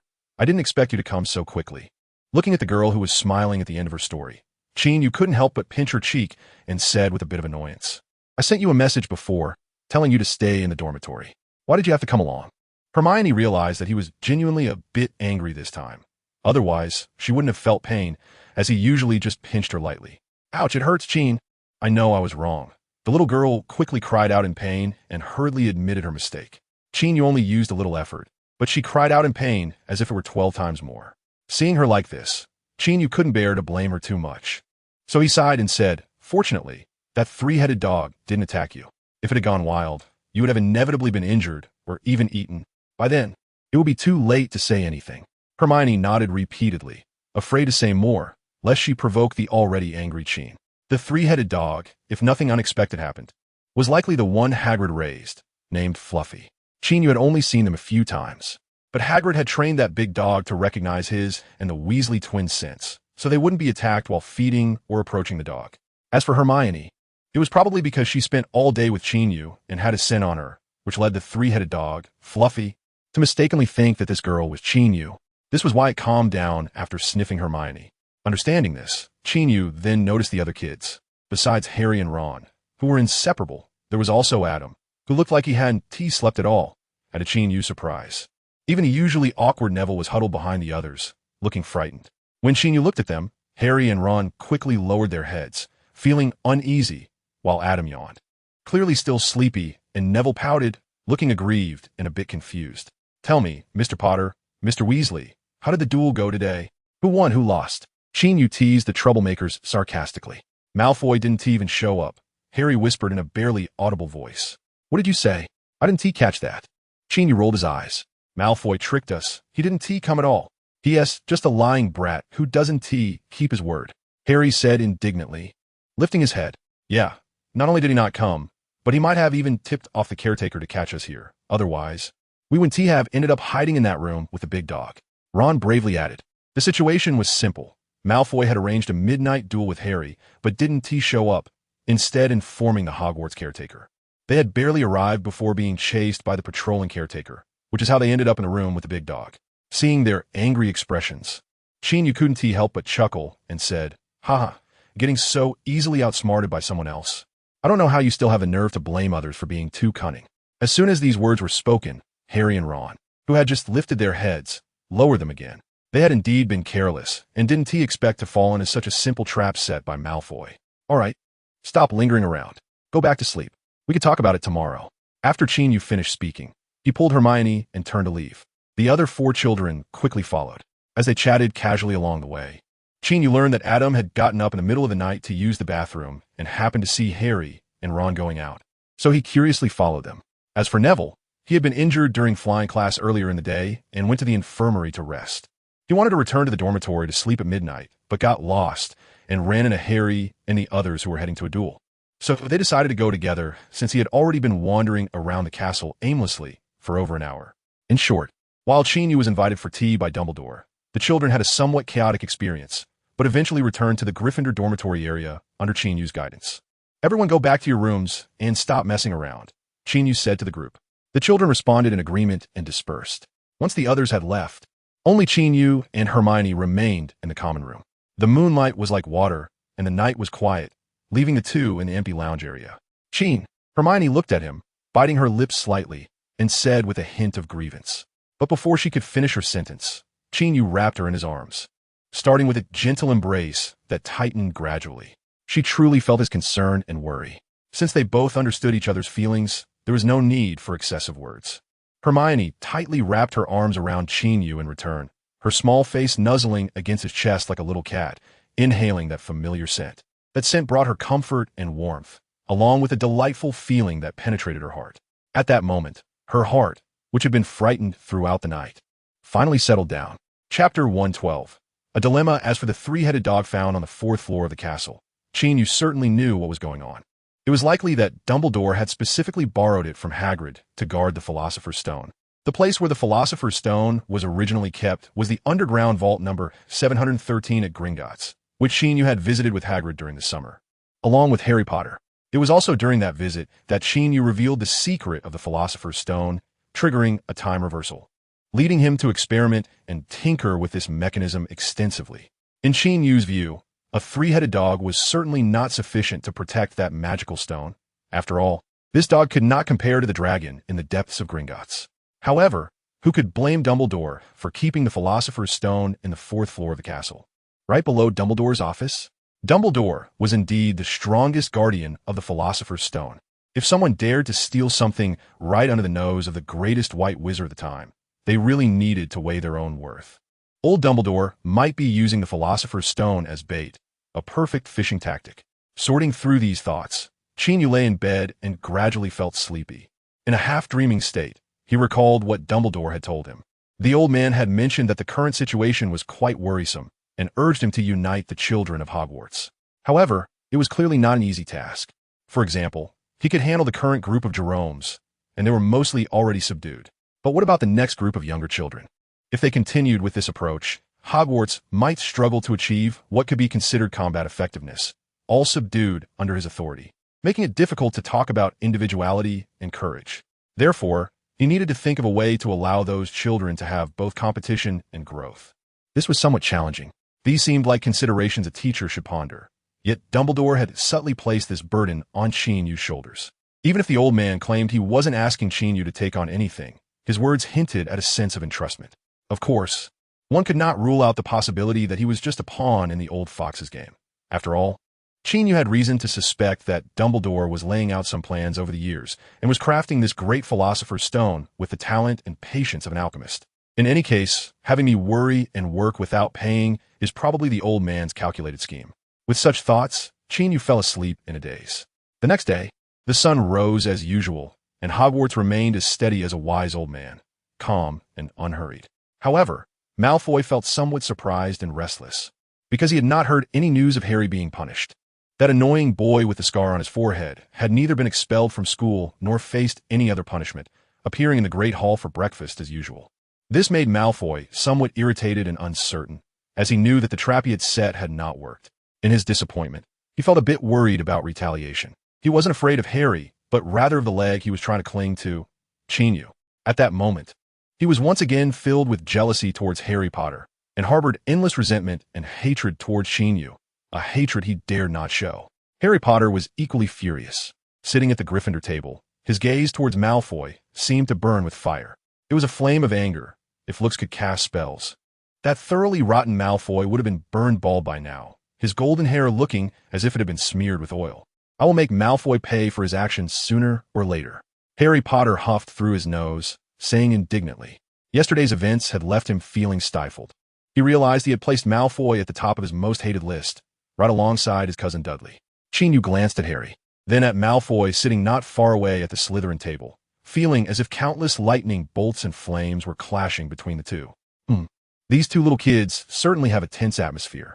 However, Qin Yu noticed that after Malfoy sensed his gaze, his momentum immediately weakened. He lowered his head and stopped looking towards Gryffindor. TSK. It seems that my presence is a bit too heavy. Qin Yu couldn't help but mutter softly. If Harry and Malfoy were at opposite ends of balance, perhaps they could maintain a dynamic equilibrium of ups and downs. However, with Qin Yu standing on Harry's side, it would directly tip the balance downwards. This didn't align with the competitive and growth-oriented situation he had envisioned last night. After all, although Malfoy was a bit of a brat, he wasn't inherently bad. He just lacked proper guidance. Qin Yu also didn't want to suppress him to the point of becoming a timid quail, as that would likely diminish Harry's fighting spirit as well. "What is too heavy?" Hermione asked curiously, placing the food she was eating onto her plate. Qin Yu looked at her anxious expression and occasionally stole glances at the food, knowing that this girl must have misunderstood something. So he smiled and said, "It definitely doesn't mean you're too heavy. Here, try this. It has a sweet and slightly sour taste, very delicious. I'd rather not eat it. I feel like my face has been getting rounder since school started." Hermione shook her head, pouting, and said with distress, "Really? I don't think so," Qin Yu said as he examined her. "How can you not? Look at my cheeks." Hermione said, pointing to her face. "Then let me pinch it and see." Qin Yu couldn't resist pinching her adorable face. "Huh? What are you doing?" Hermione said unhappily. "The texture feels good. It seems like you've indeed gained a bit of weight." "I didn't notice that last night because it was too rushed," Qin Yu said seriously. "You, how dare you call me fat? I'll bite you," Hermione said, and immediately bit Qin Yu's outstretched hand. "Ouch, that hurts," Qin Yu exclaimed in pain. "Oof." Hermione released her bite and huffed. "Okay, no one thinks you're fat. You eat more so you can grow taller. Otherwise, I'll be a head taller than you by now. Then you can't eat that much until I catch up. All right, I'll wait for you. I'm thirsty. I want a glass of juice." Qin Yu casually handed over a glass of juice. "Does your hand hurt?" "Yeah, it really hurts." "Then, let me use a healing spell on you." "No need, just blow on it for me. The last time worked pretty well." "Last time?" "Well, last time was in the public lounge, and to make the healing effect better, I even kissed his face." As Hermione thought about this, she hurriedly lowered her head to sip the juice, pretending to be nonchalant, but her face was gradually turning red. After exchanging some childish words, Hermione returned to her usual foodie self and continued to enjoy the delicious food. Qin Yu quickly finished his breakfast. Then, everyone left the auditorium and headed to their respective classrooms. Hermione had Charms class, while Qin Yu had History of Magic. As Professor Binns floated in midair, droning on in a monotonous tone about the dull wars between wizards and goblins, Qin Yu rested his head on one hand, lost in thought. He was pondering what he could do to help Malfoy muster some courage to continue standing up to Harry. Of course, he couldn't openly support Malfoy. He still didn't want to see that brat getting too cocky. This was a tough situation, Qin Yu thought to himself. Forget it. I won't think about it for now. Temporarily setting aside these troubling thoughts, he recalled the topic he discussed with Hermione in the morning and couldn't help but imagine her as a chubby girl. That would be like turning into a completely different person. Wait, a completely different person. Qin Yu muttered this phrase, his brows slightly furrowed, and then relaxed as a thought arose in his mind. The troubles he had just faced surprisingly inspired him through this girl. Well, one must admit, thinking about her often does have its benefits. This person came to such a conclusion. Chapter 113. Coward Draco Malfoy, the only heir of the pure-blood wizarding family, the Malfoys. As one of the sacred 28 families, the Malfoy family has a long history and infinite glory. Being a member of the Malfoy family and the sole heir of its future, Draco naturally possesses a sense of pride and honor. Thus, for the past 11 years, he lived like a proud child of heaven. Although sometimes he felt exhausted and under great pressure, he understood that this was something he should bear. To wear the crown, one must bear its weight. To hold a rose, one must endure its thorns. He understood this principle and was willing to make sacrifices for the glory of his family. Until this summer, when he encountered two individuals in Diagon Alley at a robe shop. First a quiet boy with black hair and glasses, and then a slightly older and seemingly formidable Eastern boy with the same black hair. That day, he realized for the first time that his pride and honor were being looked down upon. To look down on him was to look down on the Malfoy family. This was absolutely intolerable. Then, on the day of the school opening on the Hogwarts Express, he sincerely tried to befriend the legendary Harry Potter, only to discover that this person was the same quiet boy he had met at the robe shop.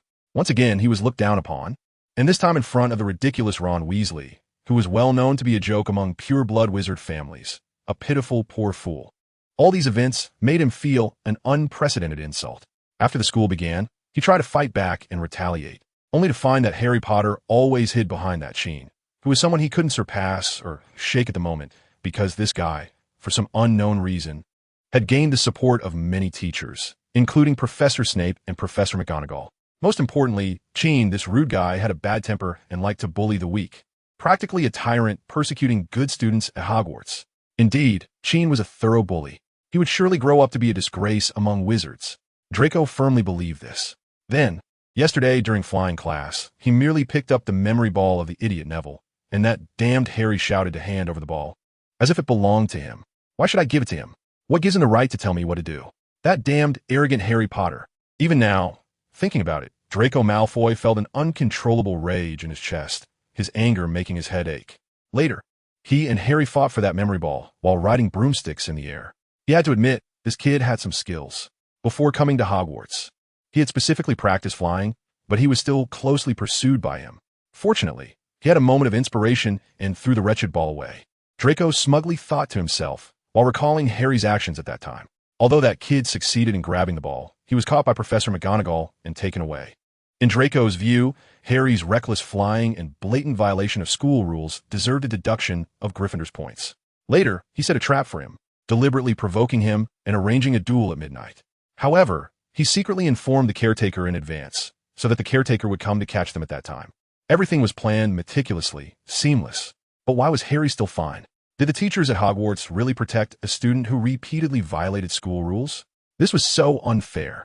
Angry, Draco spat these words through gritted teeth, filled with resentment. What unfairness? Goyle asked beside him. At this moment, the morning classes had ended, and the three had just finished lunch in the Great Hall. Goyle and Crabbe each held a pile of food, looking very satisfied. Draco looked at Goyle's silly and confused expression and couldn't help but glare at him, angrily saying, "Nothing. Just eat your bread." After saying this, Draco left without looking back, heading towards the Slytherin dormitory area. He really didn't want to see this foolish lackey who could do nothing but eat. Did I do something wrong? Goyle turned to Crabbe, who was also a lackey. Crabbe shook his head and said, "I don't know either. I must have done something wrong. Otherwise, he wouldn't be so angry," Goyle mumbled. Then he hurriedly finished the croissant in his hand and chased after Draco, who had already walked far away. After lunch, there would be a period of free time for a nap or to arrange freely. Draco had no intention of playing around. He just wanted to go back to the dormitory for a bit. Of course, he wouldn't admit that he was afraid of interacting more with Harry and Qin's group to avoid retaliation. He was just a bit tired. Yes, that's right. He was just tired. The morning's charm class was too exhausting, and he needed to rest for a while. However, his clenched fist revealed that deep down, he did not agree with this view. He was indeed somewhat afraid. The heir of the Malfoy family, a descendant of the purest bloodline in the wizarding world. Why should a talented young wizard of my generation suffer such humiliation? Draco shouted in his heart. Then, a self-deprecating bitter smile appeared at the corner of his mouth. He never expected that less than a month after arriving at Hogwarts, he would encounter a series of things that tormented his heart. But what could he do? He could only silently endure all of this. Carrying such a humiliating realization, Draco walked step by step towards the Slytherin dormitory. The warm autumn afternoon sun made him feel irritable. Unknowingly, Draco turned into a deserted corridor. Not wanting to encounter others, he subconsciously chose a less traveled place. Just as he walked about a third of the way down this corridor, a sudden gust of wind arose from the courtyard, blowing towards this corridor. In an instant, sand and stones flew, and the fierce wind hit Draco's face painfully. He quickly raised his arm, using the wide sleeves of his robe to shield his head. However, the gust of wind came abruptly and left just as quickly. In just a moment, it calmed down. Draco lowered his sleeve that was blocking his face, revealing his bewildered eyes. Then he looked around, unable to figure out what this strange wind was about. What bad luck! Why does everything happen to me? Draco complained more and more irritably when suddenly he looked down and saw a pile of fallen leaves on the ground, instantly freezing in place. The fallen leaves themselves were not unusual, but the pile of leaves at this moment was clearly arranged into letters. And these leaf letters were combined in a certain order to form an eye-catching word.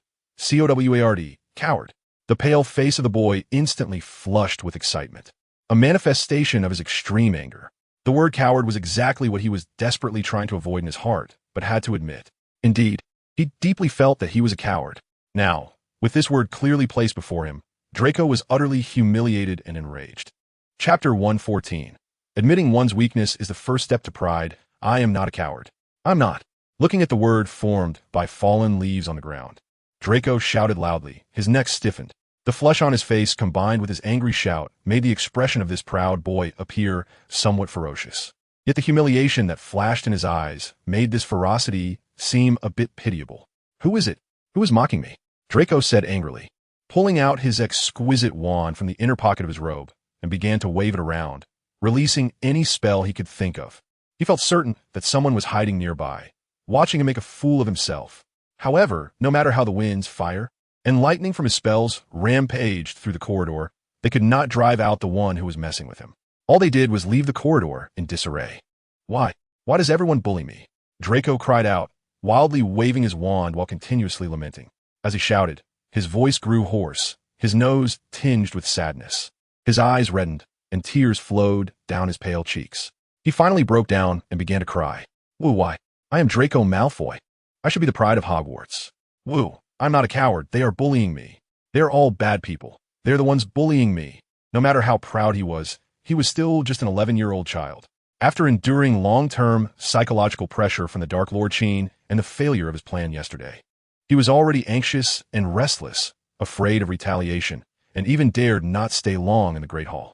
Now, having had his inner facade shattered by a mysterious person, he completely collapsed, expressing his panic and grievances in a childlike manner, just like an ordinary child.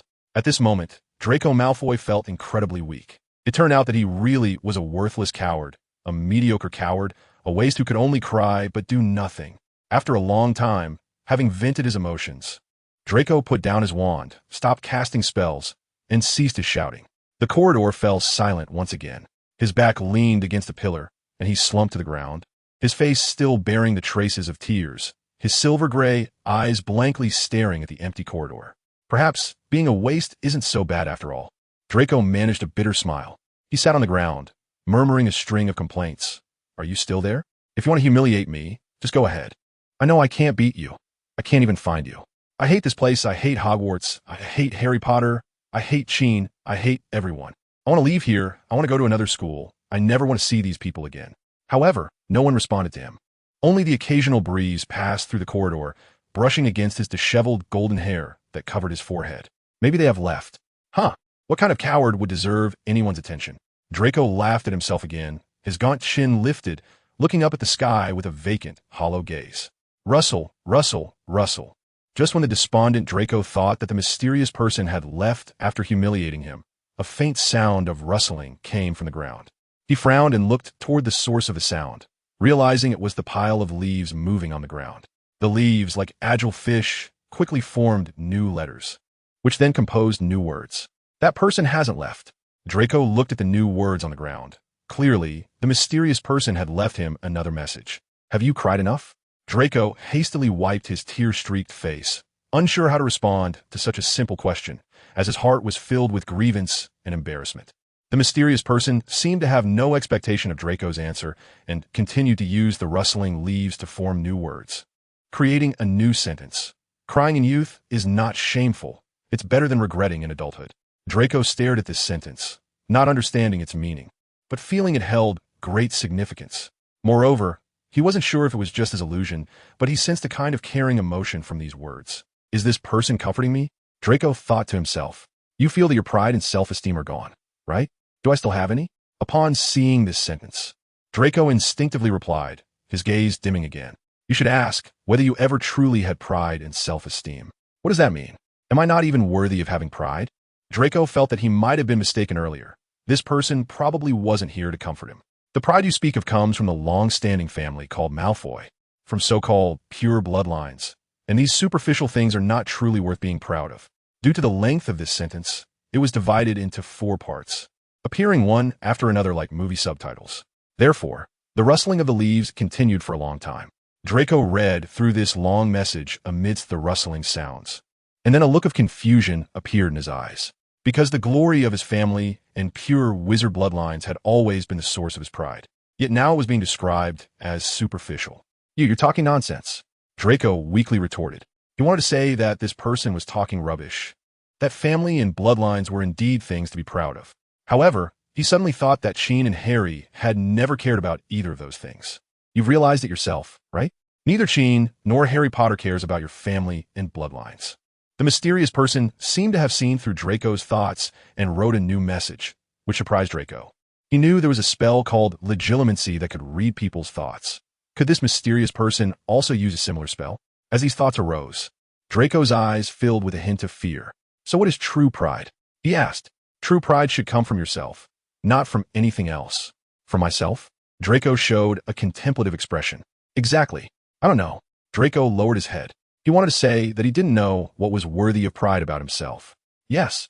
Compared to someone like Qin, he felt deep down that he was completely humble and small. What pride could he possibly have? You think you're weak, right? The mysterious person seemed to see through his thoughts again. Uh-huh. Draco nodded. Admitting your weakness is the first step to pride. You have already taken the first step.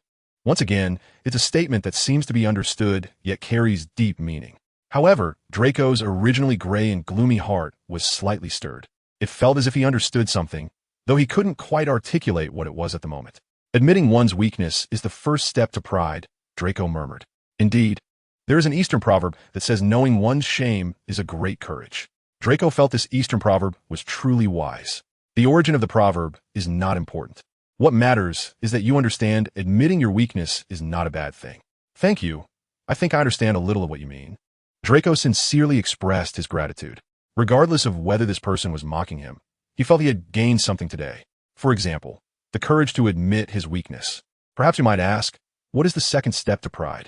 Please form a new message. What is it? Draco instinctively blurted out.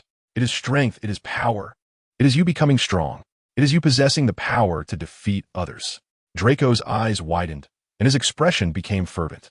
What does this person mean? Why is he saying these things to me? Could it be? So, child, do you want to have the power to make yourself strong?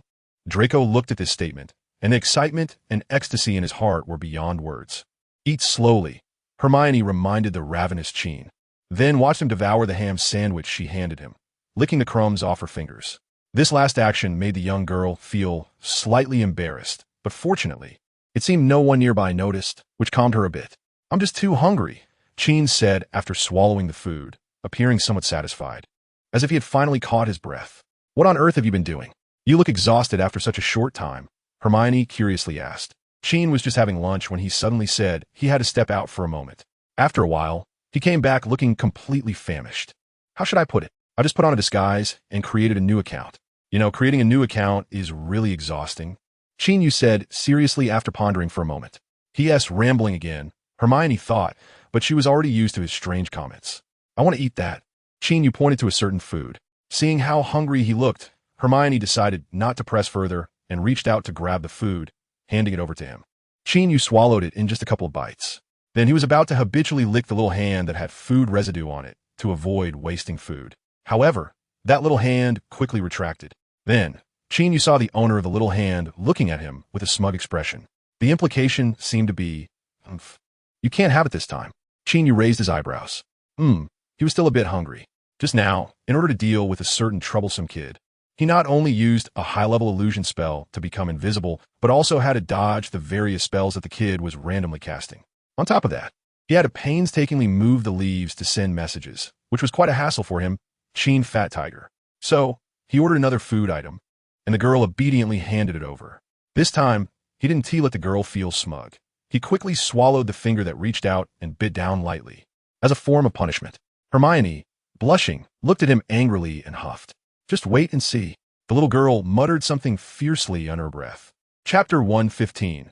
Once again taken advantage of furious and cold. Qin Yu has been in this world for over a year. As time goes by, especially after entering Hogwarts, the abilities he has mastered continue to increase. Among them, he can naturally excel in irregular courses such as charms, transfiguration, and potions, surpassing his peers by far. Besides these regular courses, he also received after-class tutoring from Professor Snape and Professor Swinton, rapidly improving his practical skills. After all, Professor Snape is truly hands-on, sometimes even going all out, especially when Qin Yu occasionally acts impulsively, being mischievous and talkative. Having survived more than half a school year under Professor Snape's guidance, Qin Yu also received a gift from Professor Swinton, namely the magnificent alchemical sword. This sword is fully functional. It can breathe fire, freeze, resist poison, and become invisible. It can change in size and hardness, and most importantly, it can fly. With this sword, Qin Yu easily realized his dream of flying on a sword. Of course, as a sword, one of its most important functions is still its attacking power. Qin Yu jumped into Slytherin's chamber with it, actively provoking the basilisk there, grinding through several instances. Not only did he further hone his combat abilities, but he also managed to exploit the system's loopholes in critical moments to earn a lot of rewards. Unfortunately, after a few attempts, the system stopped responding to him when he went to fight the basilisk again. In addition to these achievements gained through his own hard work and practice, Qin Yu also possessed several abilities awarded by the system, such as the advanced disillusionment charm he received during Christmas. The disillusionment charm, in simple terms, allows one to change their appearance or that of an object to confuse others, while the advanced version can achieve invisibility. It was through this spell, combined with some auxiliary charms, that Qin Yu silently appeared in a certain corridor, showcasing his ghostly prowess to Draco Malfoy. I must say, this operation was quite successful. Draco was taken aback. However, it was not an easy task. Using the advanced disillusionment charm itself was quite exhausting, and on top of that, Qin Yu had to avoid the chaotic spells unleashed by the unruly children in a state of emotional turmoil, which was indeed challenging, considering many of his abilities were hard to use while invisible. Fortunately, thanks to his previous practical experience with Professor Snape and his reckless challenge against the basilisk, Qin Yu narrowly avoided the erratic flames or water streams, leaving no trace and avoiding the embarrassing situation of losing his disguise and facing social death. Now that he thinks about it, Qin Yu's proudest moment was when he figured out how to control leaves to form words. What can I do? Old Dumbledore is amazing. I can only choose this method, he thought helplessly. This method was inspired by Dumbledore's information transmission technique from the previous night. However, while old Dumbledore could make words appear out of thin air in front of Qin Yu, he could only manipulate physical objects to form letters, which was quite a big difference. Luckily, the overall effect was good. Qin Yu initially achieved his goal, and now it just depended on how Draco would perform later. Well, this matter wasn't too urgent. While eating and organizing these thoughts, Qin Yu quickly finished his lunch. Then, he helped Hermione clean her hands and pulled the girl back to the Gryffindor common area. Was there anything you didn't understand in the charms class this morning? Qin Yu asked on the way. Thankfully, Professor Flitwick's current content was quite simple. However, there was one part he talked about that I didn't quite understand. When I asked him, he said it would be covered later, and understanding it too deeply now wouldn't be good. Hermione shrugged, saying helplessly, "So, you still want to figure out that part you have questions about?" Qin Yu looked at her and asked with a smile. Hermione nodded and tilted her head, saying, "That's right, I want to understand it. Didn't you say that learning should leave no questions? That's your study secret. All right, I'll explain it to you when we get back." Seeing Hermione's serious yet cute appearance, Qin Yu smiled, pinched her soft little hand, and couldn't help but gently rub it a couple of times. Then, before the owner of the little hand could protest in embarrassment, he pulled her to quicken their pace and said, "Time is limited. I need to teach you quickly." The little girl had no choice but to jog alongside him, and the initial embarrassment soon dissipated in their hurried pace. After that, their lunch break was spent on studying. I must say, tutoring Hermione was indeed easy and enjoyable. The little girl was exceptionally smart, quick to understand, and very serious about her studies. She could comprehend the content Qin Yu explained and sometimes even apply it in other contexts. Most importantly, she would occasionally show surprise with an O.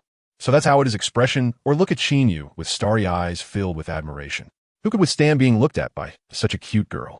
It was fortunate that the common area was crowded during the lunch break. Otherwise, the girl might have faced some dangers, like having her little face pinched or her head rubbed. Noticing Qin Yu occasionally zoning out with a look of regret, the little girl couldn't help but raise her eyebrows, somewhat understanding that this guy was enduring something. After all, she had learned some of his habits during their time alone together over the summer, and she had also gotten used to some of his habits. However, now there were too many people around. "One last question," Hermione said, glancing at the time as the lunch break was about to end, flipping through a page in her textbook and speaking earnestly. "What question?" Qin Yu picked up the cup on the table, took a sip, and asked. "Here, take a look." Hermione pointed to a specific spot. Qin Yu leaned over, paused slightly, and read the content above. The key to casting this type of spell depends on the material of the wand core. Just as he began to read, he felt something peck at his cheek. "Class is about to start. I'll go back to the dorm to get the textbooks for this afternoon." The girl, who had successfully pulled a trick, left this sentence before Qin Yu could react and disappeared without a trace. Someone felt taken advantage of and was fuming in their heart. Is Malfoy, this little brat, eating the wrong potion from Professor Snape? Ron whispered to Harry at the neighboring desk. At that moment, they were in defense against the dark arts class, and Professor Quirrell's stuttering speech made people frequently lose focus. "Huh, what's wrong with him?" Harry was puzzled. "Didn't you notice? This guy's been smiling foolishly all afternoon. Look, he is smiling again. Isn't it weird?" Ron said, pointing to Draco Malfoy not far away and signaling Harry to look, showing a slightly terrified expression. A person occasionally smiling inexplicably can indeed seem a bit creepy to others. Following Ron's gaze, Harry nodded and said, "That's true. He looked unhappy this morning, but he's often smiling this afternoon. I didn't think much of it before, but now that you mention it, it does feel a bit strange, right? If he's not on the wrong potion. He might have lost his mind," Ron speculated maliciously. He really hated Malfoy. Anyone would dislike being insulted for being poor. Ha! Harry couldn't help but chuckle softly. "Mr. Potter and Mr. Weasley, please maintain classroom discipline," Professor Quirrell said sternly. "Sorry, Professor Quirrell. We were wrong, Professor Quirrell." The two quickly lowered their heads to admit their mistake. "All right, pay attention," Professor Quirrell said, and then continued explaining while holding a lizard. When Harry and Ron raised their heads again, they happened to see Malfoy casting a gloating smile at them. The two shot him a glare in return, and the three of them engaged in a silent standoff. A tense atmosphere hanging in the air. Then Ron looked at Harry, gestured to his head, and silently mouthed a word. Harry instantly discerned that the word was fool. The implication was that this guy had lost his mind, which was why he was smiling foolishly from time to time. The two then smiled again. But this time it was more restrained, not making any sound to avoid being scolded by Professor Quirrell again. Meanwhile, Malfoy, seeing the two laughing, felt unhappy instinctively, even though he didn't know what they were laughing about. He snorted coldly and thought fiercely in his heart, "Just wait, when I become stronger. I will make you pay." Remembering the mysterious person's message, Malfoy's mood suddenly brightened, and a smile appeared on his lips once more. This smile had appeared many times that afternoon because he was filled with eager expectations and endless imaginations for the future. Chapter 116. Only Children Desire to Become Adults, by a certain author revived. During dinner, Ron and Harry still took Malfoy's foolish smile as a fun topic to share with everyone. George and Fred listened intently, unable to resist glancing at the Slytherin table, spending quite some time observing Malfoy and ultimately confirming Ron and Harry's claims. He laughs approximately every 2 minutes, and there's no warning when he does. The two brothers exchanged comments back and forth. "Yes, exactly." Ron nodded vigorously. "That's right. No warning at all." Harry also nodded in agreement. Hermione rolled her eyes and said irritably, "You two have had enough. You've been staring at him all afternoon. Can't you do something else?" Malfoy, "Well, he has probably encountered something happy." Qin Yu casually analyzed, then waved his hand and said, "All right, stop focusing on others all day. It's more important to take care of your own business." "Yeah, you've already been scolded by Professor Quirrell once. Aren't you going to learn your lesson?" The head girl confronted them.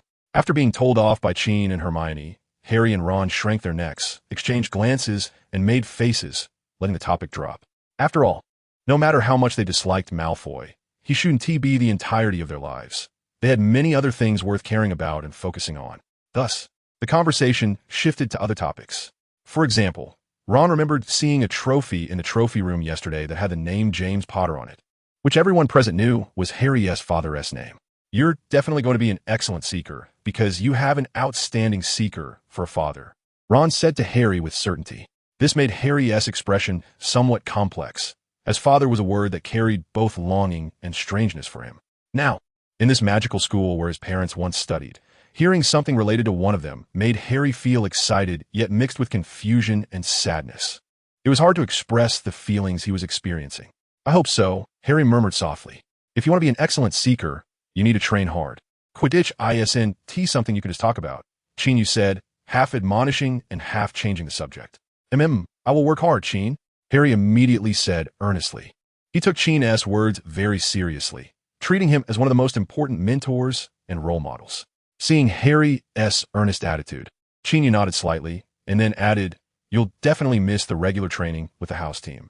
So Senior Wood has arranged for you to have intensive training to help you get up to speed quickly. Will you teach me, Qin?" Harry adjusted his glasses, filled with anticipation. With Ron's explanations, Harry had gained a relatively detailed understanding of Quidditch and had a clearer picture of Qin's abilities in this area. No doubt, Qin was the best. If he could get Qin's guidance, that would really be fantastic. Let us see how it goes. It might be that I'll take turns teaching you with Wood, depending on his free time, Qin Yu replied. That's great, Harry said excitedly. Qin was already very satisfied if he could teach him, and he didn't have too many demands about whether it would be a rotation with Captain Wood. In a good mood, Harry had a hearty appetite and filled a large plate with food, eating heartily. Ron, feeling envious of his friend, thought about how nice it would be to join the Quidditch team, but unfortunately, he couldn't even ride a broomstick properly. So joining the Quidditch team seemed like a distant dream. With this thought, Ron's mood sank a bit. Then, when he looked up, his gaze unintentionally met Qin's. He saw Qin slightly nodding at him and saying, when Seniorwood graduates, the Quidditch team will need a new keeper. If you're interested, you can prepare and try out next year or the year after. See, can I? Ron stuttered with excitement upon hearing this. I'm just saying, if you want to participate, you can prepare a bit. Qin emphasized his point again. I understand. I will practice flying hard, Ron said with determination. Yeah, good luck, Qin encouraged him. Thank you, Qin. Ron's mood improved, and he filled his plate with even more food than Harry, eating with a mouth even wider than Harry's. Seeing this, Qin subtly nodded. You really know how to cheer up a child. Hermione leaned in and whispered to him. Qin Yu was amused and said unhappily, Aren't you a child too? How can you call others a child? I'm not. Hermione pouted in rebuttal. Well, no, you're already a big kid, Qin Yu said dismissively. I'm an adult. Hermione corrected him with a haughty lift of her chin. Dear Miss Granger, only children long to become adults. After Qin Yu finished speaking, he stuffed a piece of mousse cake into the girl's mouth to stop her from talking. You have to eat more to grow up quickly, Qin Yu added. So, Hermione could only puff her cheeks and start eating the food. On a chilly autumn night at Hogwarts, the ancient castle loomed tall and dark, illuminated by twinkling lights, just as it had 1,000 years ago. In a dim corridor of the castle, a small figure wrapped in a thick black cloak was cautiously making its way forward. Judging by the height, this person was likely a first-year student. From the direction, it seemed the figure was heading outside the castle. The tranquil night and empty campus made this action seem somewhat sneaky, but clearly, he had a compelling reason to risk breaking the school rule against wandering at night. At midnight, beneath the oak tree between the greenhouse and the vegetable patch, the figure was mumbling a phrase, and as the words left his lips, his eyes seemed to shine with a bright light in the night. Indeed, this person was Draco Malfoy, a first-year student from Slytherin House. The phrase he had just uttered was something he had seen during an extraordinary encounter earlier that day. That must have been a very powerful and mysterious person. Imagining the words formed by the pile of leaves, Malfoy couldn't help but marvel again in his heart. Since the other party was a formidable, mysterious figure, what could their purpose for seeking him be? Would it be like the legends, where he became the chosen one? As he contemplated various possibilities, Malfoy's excitement grew, and his eyes sparkled even more. Chapter 117. Acorns, Squirrels, and the Owl Brew Achoo. Achoo! Achoo! A series of sneezes echoed in the dim morning mist outside the castle. Through the swirling fog, the source of the sneezes could be discerned beneath a tall oak tree. There sat a boy with golden hair and pale skin. His once beautiful gray eyes were now bloodshot, staring vacantly at the sky, which was just beginning to brighten. Dew had dampened his hair at the forehead, indicating he had been sitting there for a long time. Not far in front of him lay a pile of acorns, arranged in a pattern that spelled out 4 letters, H, S, W, W, from left to right. This was the abbreviation for Hogwarts School of Witchcraft and Wizardry. Clearly, there weren't enough acorns to spell out the full name of the school or even the word Hogwarts. Of course, for a squirrel hiding nearby, this pile of acorns was quite a bounty, enough to equal about half of its winter food stash. However, this food gathering spot that originally belonged to the squirrel had an unexpected guest last night, who stayed the whole night and collected this pile of acorns. The squirrel, unable to approach, to compete, or chase the person away, could only watch longingly throughout the night. Stay away, this is not a place for you to play. A deep roar came from afar. The squirrel, which had been guarding the area all night, immediately perked up, turning its head to listen. It couldn't understand human language, but that didn't hinder its instinct for danger. Stiffening in place and dazing for a moment, the squirrel took one last deep look at the pile of acorns, then turned and quickly scurried into the bushes, disappearing from sight. The boy sitting on the ground also sensed the danger. His dazed expression was suddenly broken as he hurriedly stood up. He looked around aimlessly, as if expecting someone to appear, but ultimately saw no one, sighed, and hurriedly left the oak tree. It was very close to the vegetable patch, and he didn't want to be caught by Hagrid as a troublemaker ruining the crops. As the squirrel left and the boy departed, the place was left with a pile of acorns, waiting for their final fate. Qin Yu slept quite well at night. He even had a dream. He forgot most of the details, but knew it was a beautiful dream because he vaguely remembered a girl with brown hair in it. They watched a movie about aliens invading Earth, and those aliens had faces like cats. The dream was a bit chaotic, but very warm. When he woke up, it was a bright sunny day, and the sunlight streamed through the castle windows into the dormitory, driving away the chill indoors and bringing a comforting warmth. He greeted Elvis and the other three still sleeping, then left the dormitory. In the public lounge, he met the girl with brown hair, and, just like in his dream, he held her hand, chatting about random topics without any clear beginning or end. "How has Crookshanks been lately? Is he still not feeling well?" As they chatted, Qin Yu thought of the cat-faced aliens from his dream and associated them with Hermione's little yellow cat. It seemed that the cat had been unwell since being brought to school, staying in the room all day without coming out to play. It would have been better if he had let it stay at home until it became stronger. Hermione replied, her tone carrying a hint of concern. "Perhaps we could let him stay with Hagrid for a while. You know Hagrid is always good with animals," Qin Yu suggested. He had thought the kitten would adapt quickly, so he hadn't paid much attention, but now it seemed necessary to consult a professional. "Good idea. Let's take Crookshanks to Hagrid's hut later." Hermione's eyes lit up upon hearing this. Hagrid's affinity for animals was undeniable, and Hermione knew this well. With the plan set, the two quickly had breakfast in the hall, then returned to Gryffindor Tower to pick up Crookshanks and head to Hagrid's little hut next to the Forbidden Forest. After leaving the castle and passing the greenhouse managed by Professor Sprout, they reached a relatively flat grassy area with a tall oak tree growing in it. At that moment, Crookshanks, who had been dozing with his eyes half closed in Hermione's arms, suddenly turned his head and looked ahead. Qin Yu and Hermione followed the little cat's gaze and immediately understood the reason for its behavior. There was a small squirrel crouching there, cradling an acorn. The little squirrel also almost simultaneously noticed the two humans and the cat, and after a moment of hesitation, it hurriedly fled. However, in its panic, it dropped the acorn it was holding on the ground. Is this squirrel about to become a fairy? It even arranged the acorn into 2 letters. Hermione approached, looked at the ground, and said in surprise, the acorns on the ground had indeed formed 2 W's. As for the concept of becoming a spirit, it was something Qin Yu had mentioned to her in a story before. Qin Yu glanced at the pile of acorns, then at the grass nearby that had clearly been sat on by someone. He smirked slightly, revealing an ambiguous smile, and nodded, saying, "Probably a squirrel that loves to learn, still remembering to spell letters while gathering food." Hermione rolled her eyes, clearly not believing Qin Yu's explanation. But she didn't know how to explain this peculiar phenomenon either. Perhaps it was some bored Hogwarts student helping the squirrel. Qin Yu didn't argue about this matter, bent down to pick up an acorn, and tossed it to Crookshanks. The kitten received the round fruit and curiously pawed at it in its arms. The two didn't linger any longer and continued to look for Hagrid. When they arrived at the familiar wooden house and saw Uncle Hagrid, Qin Yu stated their purpose, and the uncle took the kitten. At first, the kitten was a bit nervous, but soon it became familiar with this giant human and even used its paws to grab his thick, messy beard. Qin Yu and Hermione exchanged a glance at this scene, both thinking that Hagrid really knows how to handle things.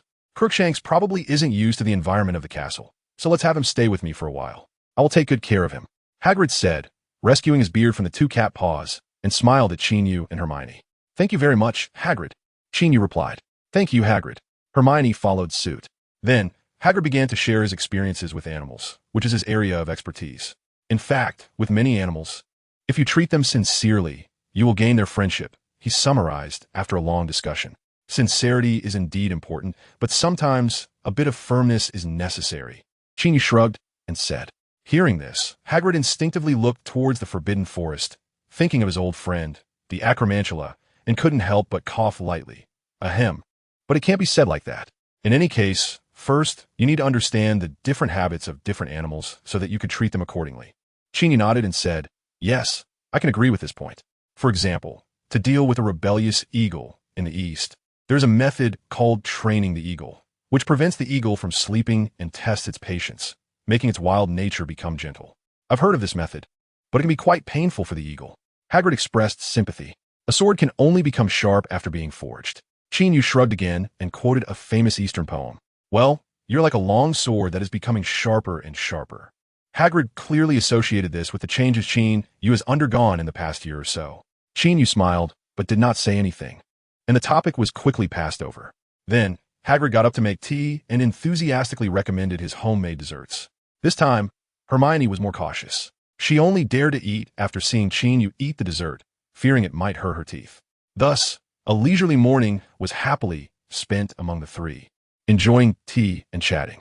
Chapter 1:18 A new week. Having left the kitten Crookshanks at Hagrid's, Qin Yu and Hermione felt considerably more at ease. On the way back, they passed by the tall oak tree, where the two letters W made of acorns had been cleared away, leaving only a ground covered with fallen leaves. The squirrel, however, was quite industrious. Qin Yu sincerely praised it. Fortunately, we didn't scare it. Otherwise, it would be a shame for it to leave behind so many acorns. Hermione said with some relief. Perhaps it's forced by life, unwilling to give up so much food. Qin Yu remarked, feeling a wave of emotion wash over him. He thought about his past life, voluntarily working overtime until 8 or 9 for a few thousand yuan in salary, and having to keep his phone on during weekends to be on standby. Isn't it better not to compete, not to work overtime, and not to answer work calls on weekends? Didn't he want that? Wasn't it just life forcing him? Thus, whether it's animals or people, there are always things they don't want to do, but have to do. Some flowers in greenhouses still need to experience some storms to understand the hardships of being human, to realize that some things cannot be obtained so easily. Qin Yu thought to himself, glancing again at the patch of grass that had clearly been squatted on for a long time, but had now recovered quite a bit. Feeling increasingly justified. Let's go, it's almost lunchtime, he called to Hermione. She was picking up a round fruit that had just fallen from a tree, examining it in the sunlight, and then happily putting it into her robe pocket before cheerfully walking towards the school with Qin Yu. Before Qin Yu was in the wooden house, he talked to Hagrid about raising a hawk because he thought of Draco Malfoy. There is no doubt that Draco Malfoy is a troublesome kid. Knowing this, how could he allow that kid to easily gain so-called adventures, which would only make Malfoy worse? As mentioned before, Qin Yu didn't need Draco to become good friends with Harry. At least, he never thought about actively bringing them together to mend their differences. He just wanted Draco to regain his spirits, to prevent the kid from falling apart under external pressure, mainly from Qin Yu himself.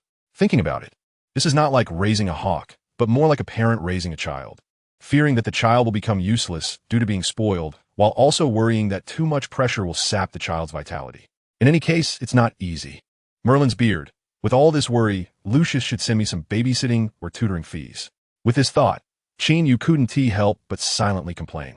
Around the same time, in the underground Slytherin common room, in a first-year boys' dormitory, Crabbe and Goyle were excitedly discussing the upcoming lunch. As they talked, the two couldn't help but swallow several times. Draco, are you coming with us? Goyle cautiously asked the blond boy lying on the bed. Malfoy didn't respond, but gave him a cold and fierce look. Feeling that gaze that seemed capable of shooting out 2 green beams, Goyle and Crabbe simultaneously shrank their necks and swallowed again. Then, with awkward smiles, the two slowly backed away under Malfoy's gaze, and when they reached the door, they quickly turned and left, not daring to linger. As they listened to the sound of hurried footsteps gradually fading away, the coldness and fierceness in Malfoy's eyes slowly disappeared, replaced by emptiness and confusion, looking powerless and disinterested. Why? Malfoy muttered to himself repeatedly.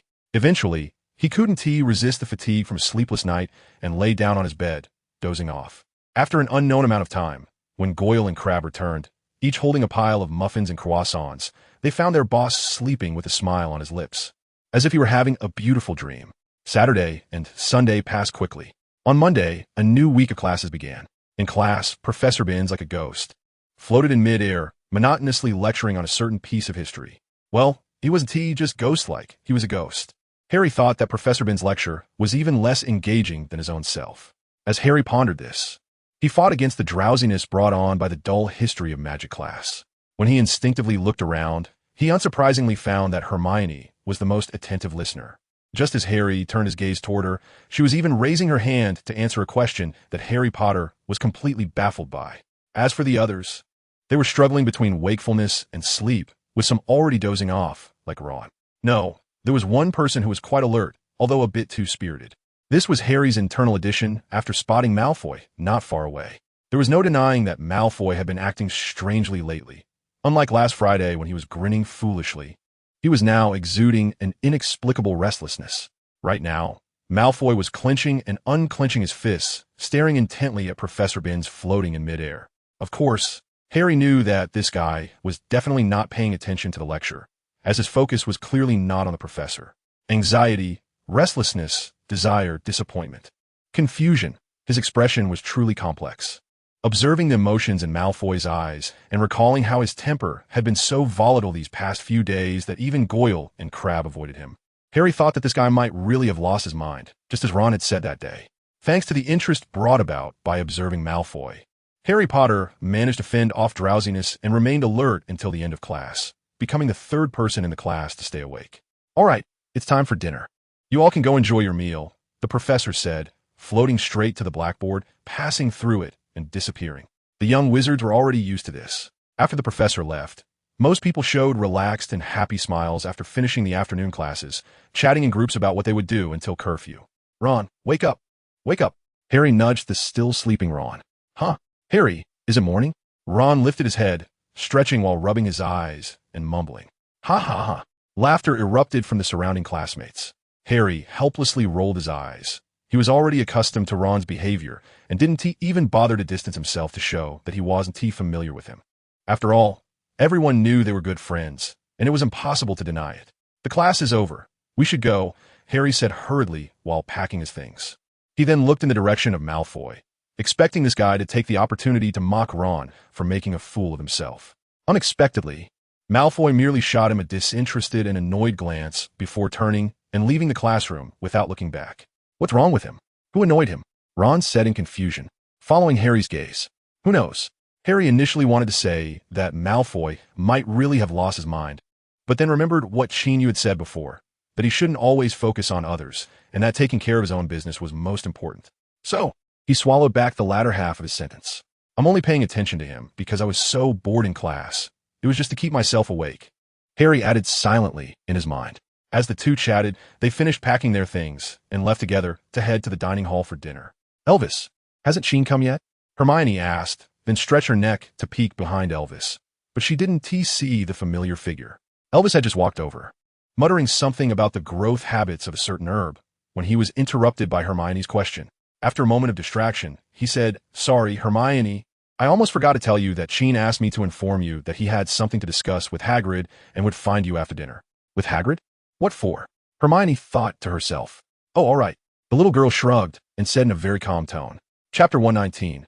That guy Qin is really annoying. Meanwhile, in Hagrid's wooden hut, Qin had already taken off his wizard robe and wrapped himself in a large black cloth, busy with something. That black cloth looked just like Hagrid's large napkin, but it was now stained with white flour mixed with water, resembling an abstract oil painting. However, Hagrid didn't mind too much because he was more concerned about the food Qin was preparing. According to Qin, this food was called birthday noodles. As the name suggests, it is a special type of noodle eaten on one's birthday, a unique birthday delicacy from the East that carries auspicious meanings. The giant uncle, who always prided himself on his enthusiasm for cooking, naturally wouldn't miss this opportunity to learn, sitting behind Qin Yu with his hands down, focusing intently on his actions. Qin Yu had just lifted the lid of a pot to check on the chicken soup simmering in the iron pot. He then returned to the counter to start kneading the dough. In the small garden, he dug and dug, planting tiny seeds and blooming little flowers in the big garden. As he added water to the flour, he hummed a tune, his hands gliding through the pile of flour as if following the trajectory of a spell, perfectly in sync with the lyrics.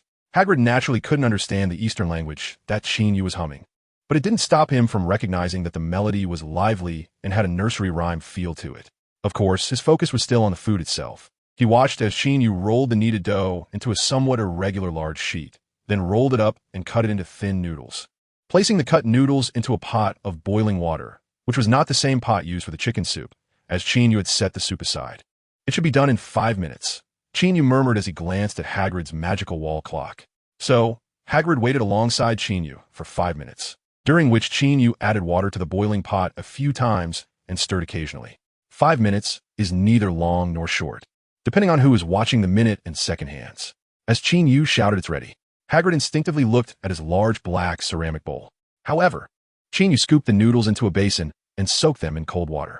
This left Hagrid a bit disappointed and once again puzzled by Qin Yu's method. However, Qin Yu paid no mind to Hagrid's thoughts as he continued to busy himself, reboiling the chicken soup. After letting it boil for another 7 or 8 minutes, he added the appropriate seasonings and tasted it, satisfied before turning off the heat.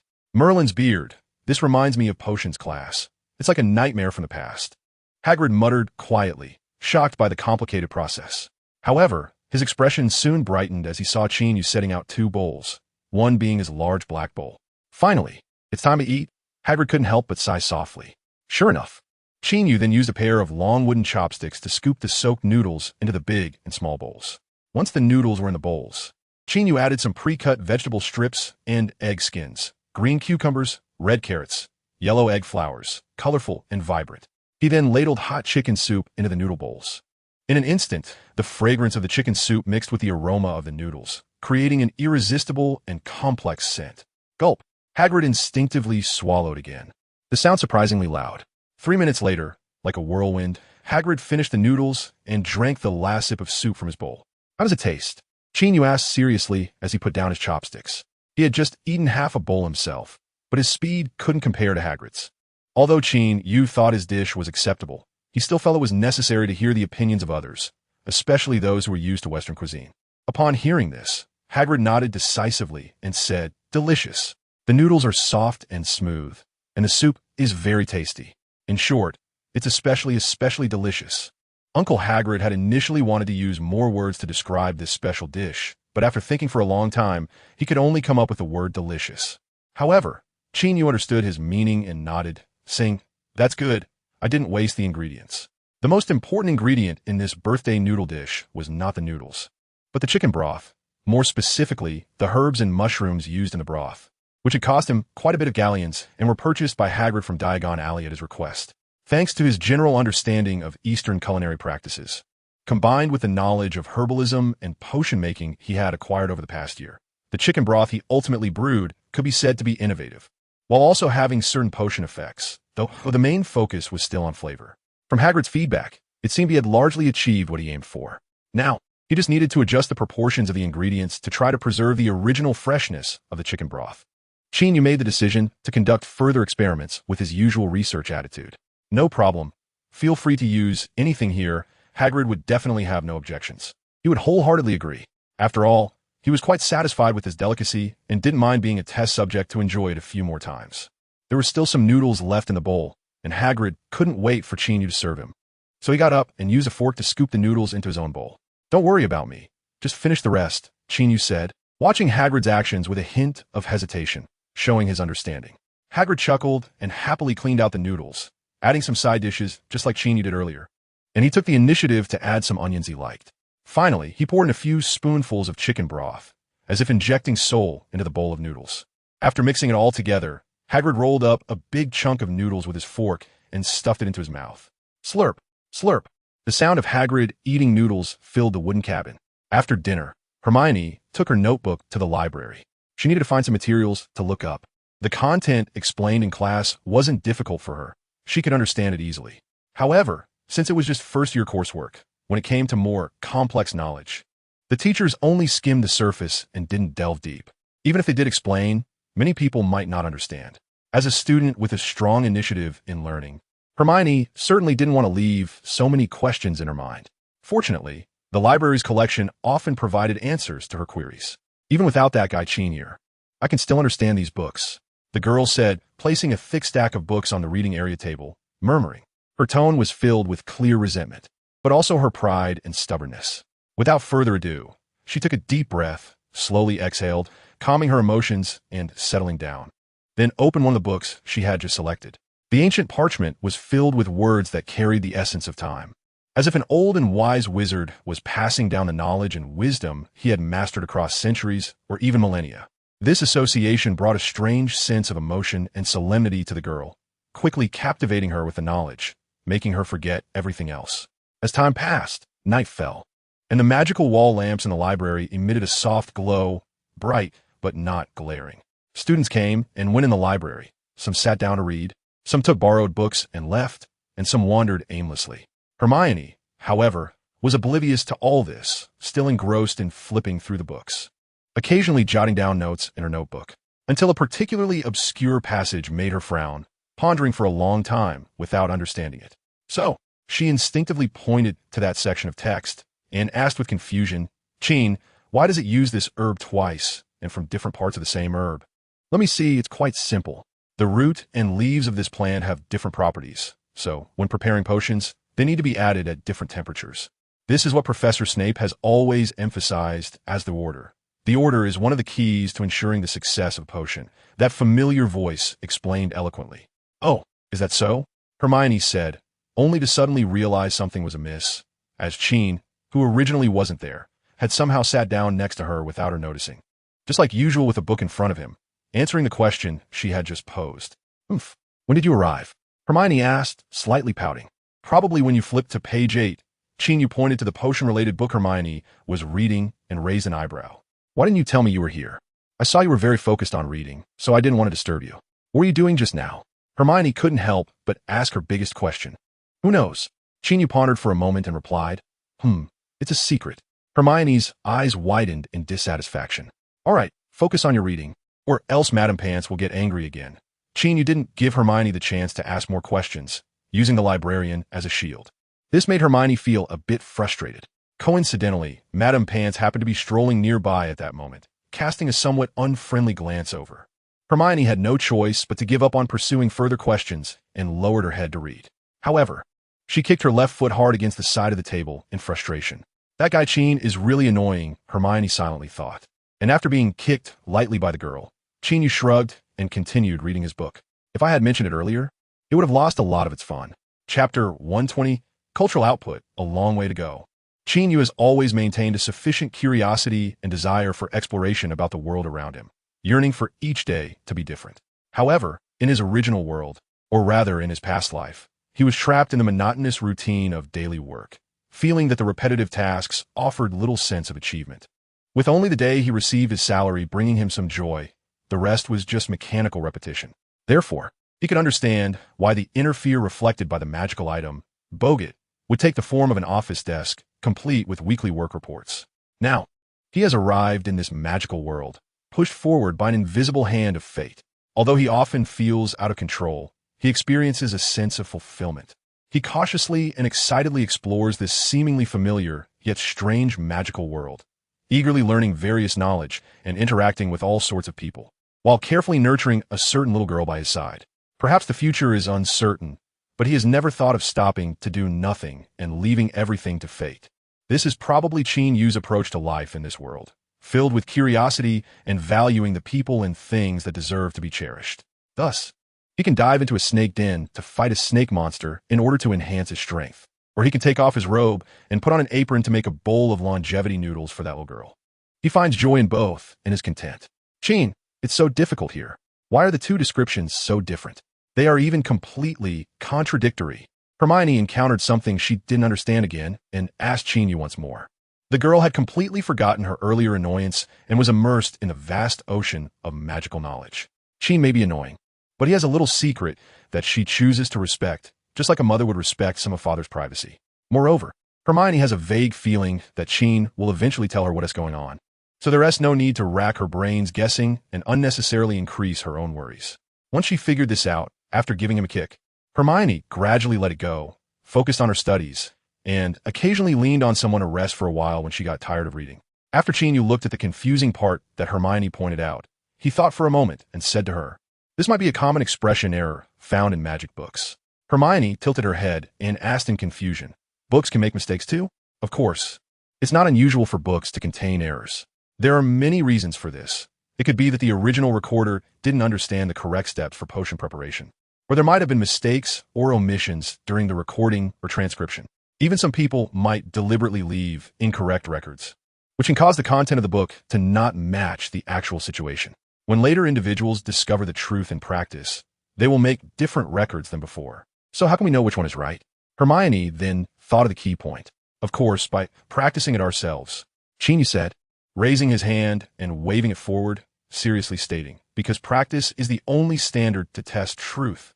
Oh, I see. Hermione nodded, then asked in confusion, "But why do you make that gesture when you say that? Is it some special spellcasting gesture?" The little girl mimicked Qin Yu, raising her fair arm and waving it forward. She looked quite convincing. That's to add a great man buff, which can significantly enhance the momentum of saying that," Qin Yu said with a straight face. Hermione was clearly confused by Qin Yu, not understanding what the term great man buff meant, nor how one could increase the momentum of speaking without using a wand. She did know that the amplifying charm could increase volume, but that also required a wand, with the wand tip needing to be pressed against the throat while casting. Qin Yu observed Hermione's reaction and realized that his words had created a bit of an awkward silence. This Western girl found it difficult to grasp the meaning behind his words and missed the essence.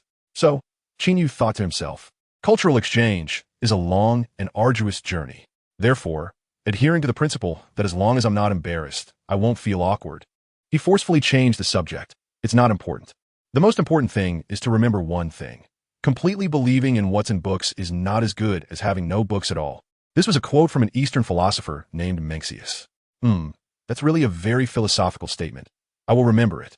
Hermione thought for a moment, then nodded obediently, expressing her deep agreement with this statement. She looked incredibly serious, truly a lovable little overachiever.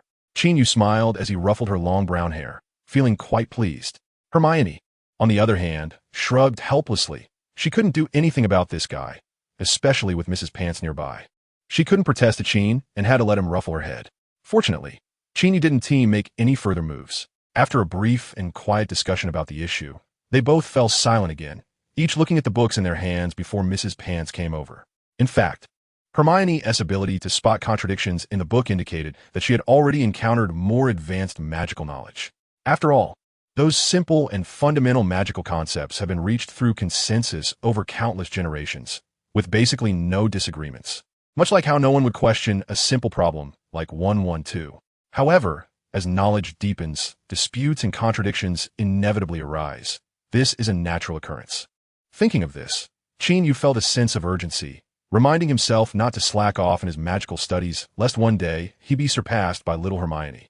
Thus, he became even more serious about immersing himself in the ocean of magical knowledge. So, teaching and learning from each other probably also has the meaning of mutual encouragement. Late at night, as the library closed, Qin Yu and Hermione were ushered out by Mrs. Pants and strolled through the campus. Along the way, little Hermione chattered about what she learned that day, expressing her views on a certain issue, while regretting that she didn't have the right materials on hand to immediately practice and verify which viewpoint was correct. Qin Yu smiled and told her not to be too anxious. Building a solid foundation is the most important thing. Advanced potions are definitely more dangerous. And without a solid foundation, the consequences could be unimaginable. The magical experiment accidents that happen every year among the upper grades are the best negative examples. The little girl stuck out her tongue upon hearing this and felt a bit embarrassed about her impatience. At the same time, she also gained another Eastern proverb from Qin. If you're too anxious in your heart, you won't get to eat the steaming hot food.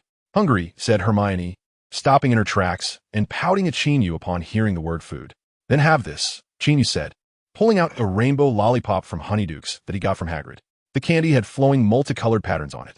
Hermione knew that this kind of lollipop not only looked good, but also tasted amazing, providing a rich flavor experience with every bite. Thinking of this, she couldn't help but swallow. But if I eat too many sweets at night, I'll get cavities, she said, clearly not meaning it. What's the big deal? I'll teach you an oral hygiene spell later, and I guarantee it will keep your mouth clean, so you won't get cavities and your breath will be fresh. Qin Yu said, bringing the candy closer to Hermione's mouth and almost without any resistance, stuffed it into the little girl's mouth. Clearly, Hermione had been wanting to eat it for a while. Who could resist something delicious brought to their lips? Hee. So that means I can eat whatever I want in the future without worrying about ruining my teeth. Hermione said happily while sucking on a lollipop. Yeah, we're wizards. Qin Yu casually replied with a smile. Many years later, whenever Hermione recalled this originally innocent conversation, she felt a mix of embarrassment and annoyance. She always thought she had become strange later on, and it must be because of Qin's mischief. Otherwise, she wouldn't have tried everything after learning the oral hygiene spell. However, Qin Yu always innocently claimed that he taught her the spell purely for dental health, and couldn't he possibly have any other messy thoughts? As that would be disrespectful to magic, just like some authors who only intended to write about dental health issues. His words naturally earned him a fierce kick from Hermione off the bed or some other unique punishment that belonged to the two of them. Of course, this is all a story for many years later, and we will leave it at that. Chapter 121. Qin, your smile is so wicked. When Qin Yu and Hermione entered the Gryffindor common room through the door behind the fat lady's portrait, there was still some time before bedtime. As usual, Hermione would go straight back to prepare for washing up and going to bed.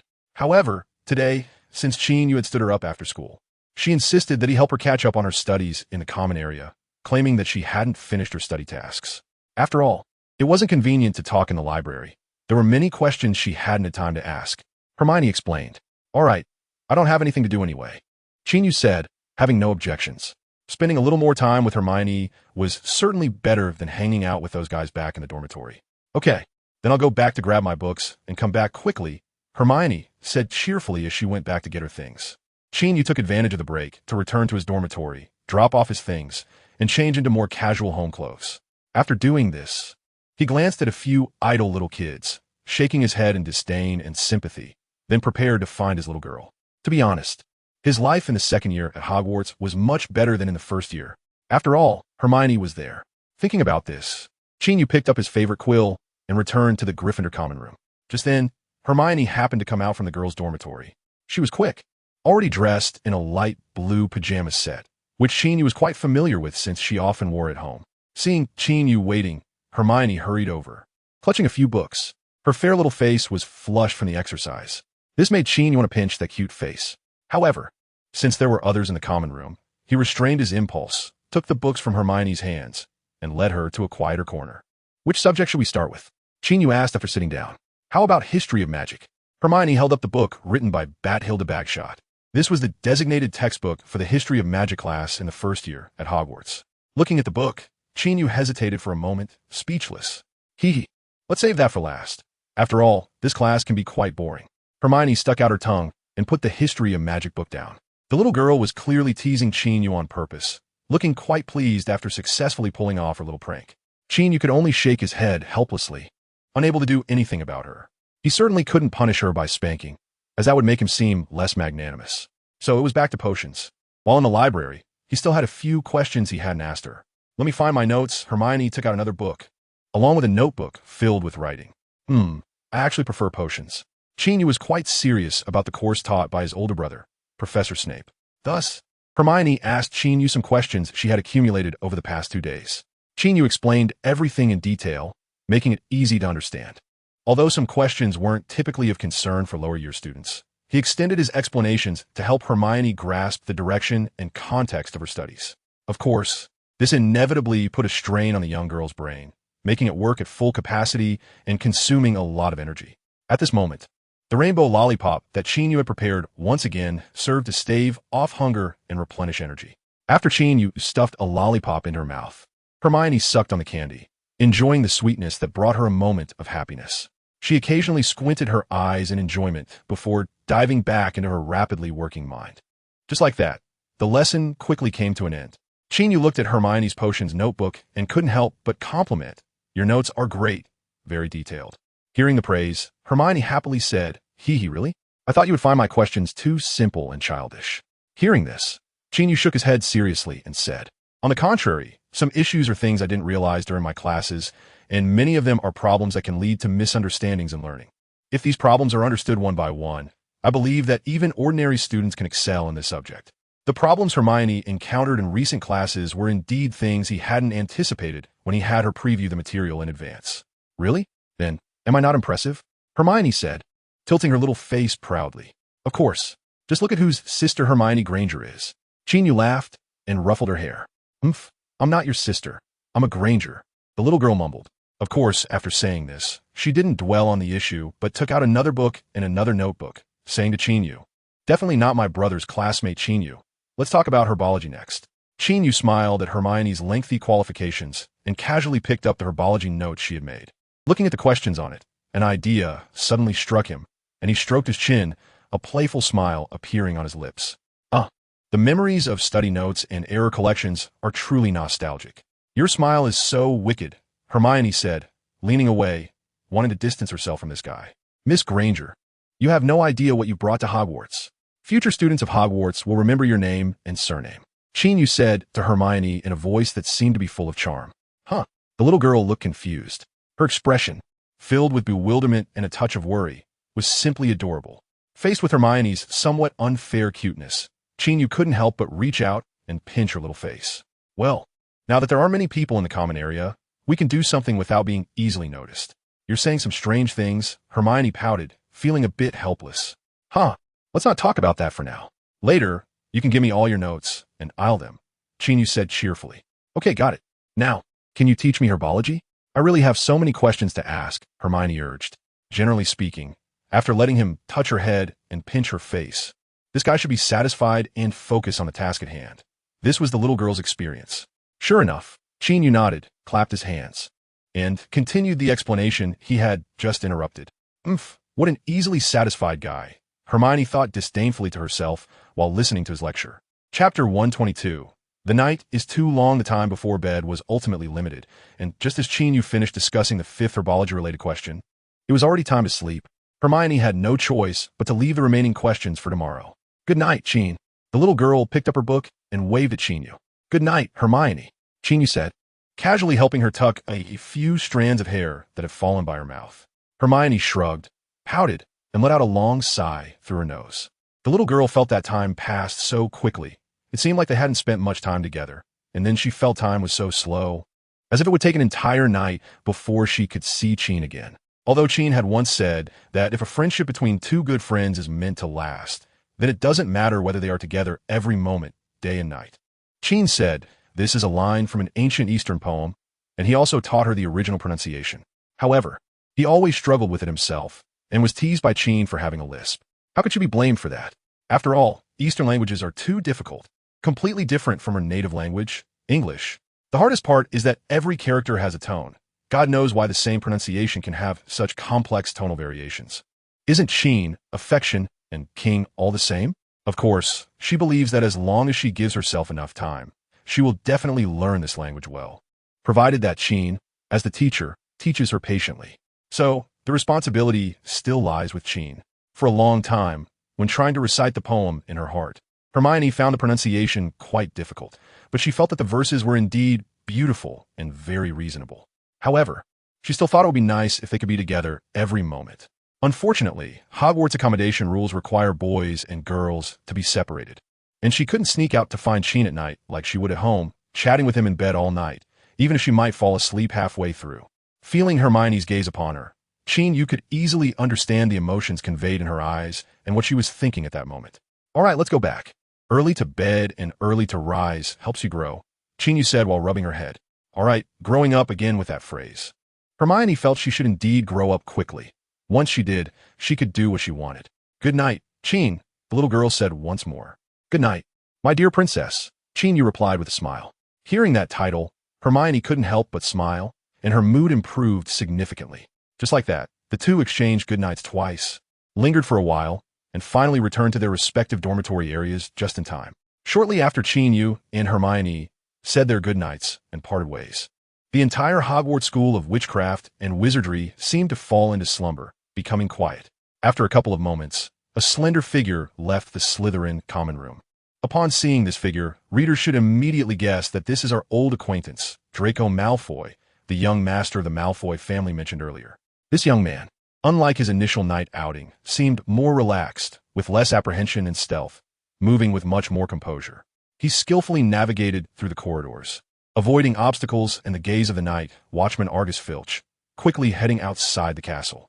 However, despite his calm demeanor, he couldn't hide his underlying anxiety, evident from his occasional stops to glance around, as if searching for something, yet finding nothing. His thoughts mirrored his demeanor, anxious and chaotic. Since encountering the mysterious leaves in the remote corridor, several days had passed, and every night, Draco followed the instructions left by the leaves, waiting under the oak tree between the greenhouse and the vegetable garden at midnight for his magical encounter. Yet, things did not unfold as he expected. He waited all night without seeing anyone. Instead, he encountered a squirrel that seemed to have gotten used to him, bold enough to snatch an acorn right in front of him, although it still appeared a bit flustered, carefully hiding in the shadows, waiting for Filch to move away. Draco gazed aimlessly at the stone walls of the ancient castle under the night sky. What am I doing in the middle of the night? Suddenly, he felt a strange sense of unreality, as if he were dreaming, unable to comprehend why he was here at such an hour. Yes, he was supposed to keep an appointment that was likely destined for no one to show up. He quickly answered himself, but knowing no one would come, why'd he still go? Perhaps out of anger? Yes, I'm angry. I want to confront that person and ask him why he toyed with me. Even if he's 10 or 100 times stronger than me, I still want to know the truth. However, thinking about the other party's strength made him feel a bit intimidated. In the face of absolute power, he felt so weak. Maybe there was no need to question.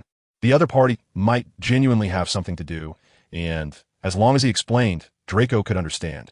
Moreover, he hadn't shown malice that day. He had even kindly tried to enlighten him. Of course, even if he never appeared again, Draco had no reason to resent him. After all, he owed him nothing. With this thought, Draco felt inexplicably better. Since he couldn't change the situation, he might as well change his mood. He felt like a philosopher at that moment. Life had made him filled with philosophical thoughts. Not long after, the sound of Filch's footsteps and the light from his lantern faded away, and Draco stepped out from the shadows, continuing toward the castle's exit. This time, he no longer looked around aimlessly. His steps became more determined. If Qin Yu could know about Draco Malfoy's inner journey at this moment, he would probably be deeply moved by his self-encouragement. Soon, Draco followed his familiar path, passed by Professor Sprout's greenhouse, stepped onto the flat grass, and arrived again beneath the tall oak tree. The little squirrel had gathered some acorns, and upon seeing Draco, it hurriedly ran away, clutching the largest one. Witnessing this scene, a smile appeared on Draco's pale and handsome face. Unbeknownst to him, this was the first time he had smiled in several days, but likely no one saw it. After sorting out his emotions, he sat down on the ground, leaning against the large oak tree trunk, quietly waiting for the person who might never show up. The night was like water, and the moonlight filtered through the leaves, dim and cold, just like the boy's current mood. Chapter 123. Do Something Proper. Barbados Qin in the principal's office and living room. An old man in a silver-gray silk nightgown and a flat-top tassel hat turned away from the window he had been facing. As he walked slowly toward a round-back chair in the room, he mumbled to himself, "Finally, I don't have to help him avoid Filch today. I must say, practice makes perfect." This saying is truly applicable to this child. His tone carried a hint of light-hearted teasing, as if he had seen something amusing. This old man was none other than the person in charge of Hogwarts, the esteemed headmaster Albus Dumbledore. As the head of a great school of magic and a recognized powerhouse in the magical world, Dumbledore may not have known every detail about everything happening at the school, but he could easily observe certain individuals when he chose to.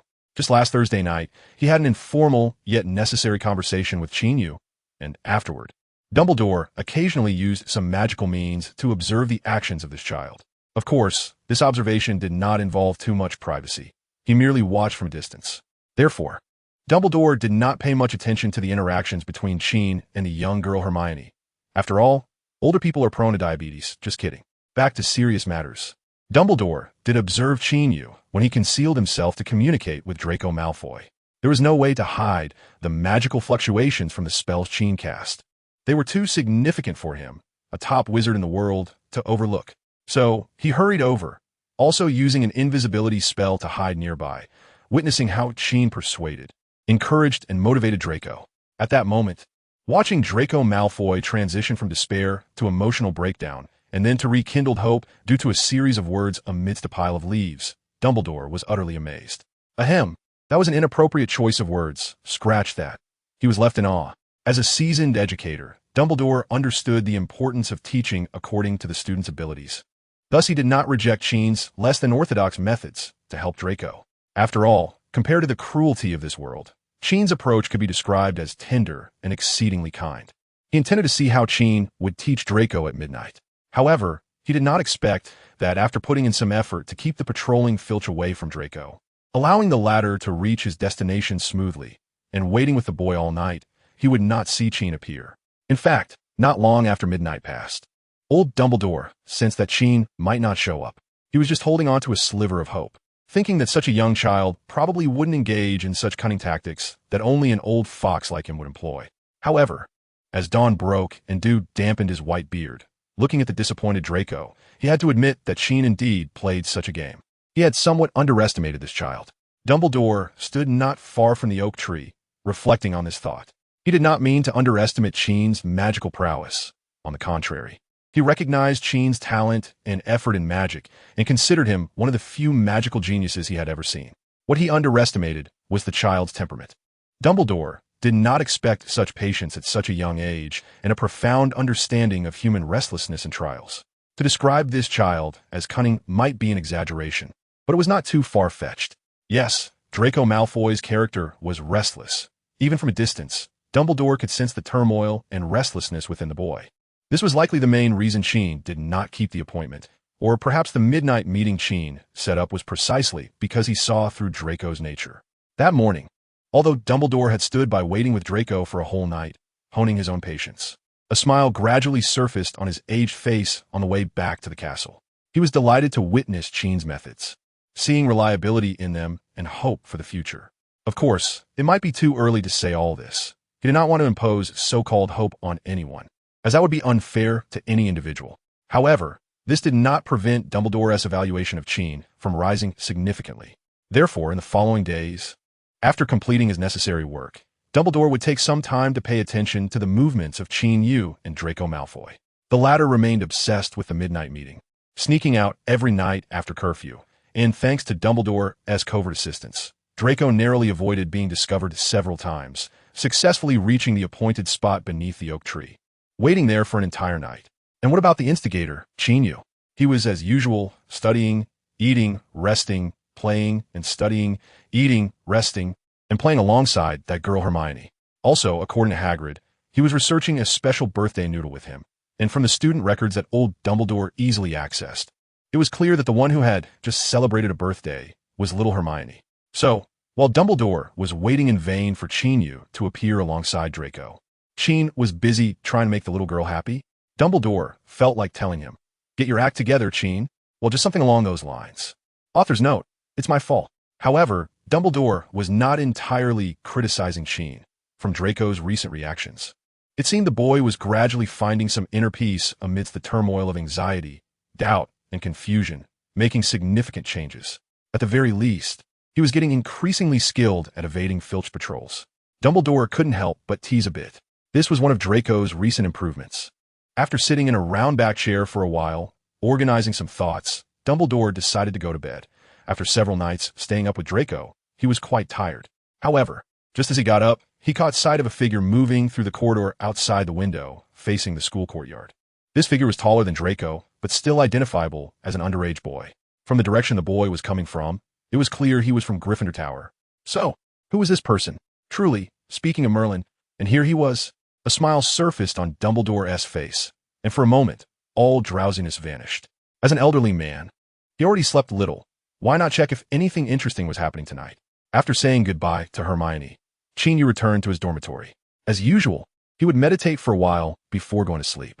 However, just as he began to settle into the meditation method taught by Professor Swinton, he suddenly felt a burst of inspiration. He sneezed twice in quick succession. One sound of thought, one sound of scolding, so someone was cursing me. Qin Yu came to a rather magical conclusion. After a moment's thought, he realized he probably didn't have many enemies. After all, who was cursing him? After going through the names in his mind, he singled out Draco Malfoy, placing him at the forefront. Recently, this kid was likely the one who held the deepest grudge against him. First, as Qin Yu himself, he had oppressed this kid too much. Second, the disguise he was wearing had let this kid down several times, so being cursed that was unavoidable. This could be seen as a combination of double grievances. In fact, Qin Yu hadn't forgotten about the midnight rendezvous. He had been waiting for news of Malfoy being caught. In his view, sneaking out of the castle at midnight to the greenhouse was certainly not an easy task, and it was quite normal for Malfoy to be caught after several days. Letting this kid experience Slytherin losing 50 points would definitely be a rare experience. If Malfoy could handle it with a certain level of calmness, then the timing would be just about right. However, after waiting several days, Qin Yu still hadn't heard any news of this kid being caught. Today, after sneezing twice in a row, he pondered whether he should go see what was happening. From the feedback of Hermione, Harry, and Ron, Qin Yu felt that Malfoy had likely been under that oak tree for the past few days. After leaving this kid hanging for so long, Qin Yu felt a slight twinge of conscience, though it wasn't much. So, around midnight, he left the Gryffindor common room, sneaked out of the castle, and headed towards the greenhouse. Once he passed the familiar greenhouse and stepped onto the soft lawn, Qin Yu felt the surroundings were eerily quiet, prompting some unease in his heart. Could it be that this kid didn't come? What a disappointment. He muttered to himself in frustration. Just after saying that, he vaguely heard the sound of a branch snapping, but when he listened closely, he couldn't discern where it was coming from. Only the distant roars of beasts from the forbidden forest broke the midnight tranquility. It was probably just an illusion. Qin Yu shrugged and continued walking. Soon, he spotted the trunk of the large oak tree and the boy sitting underneath it with a head of golden hair. The boy sat quietly under the tree, his already pale face illuminated by the moonlight, appearing pale with a hint of darkness. Qin Yu really wanted to say that this kid was suitable for making horror movies. However, it was obviously not the time for sarcasm. The boy was none other than Draco Malfoy, who had arranged to meet Qin Yu at midnight in this place. Malfoy had clearly arrived as promised, even several times.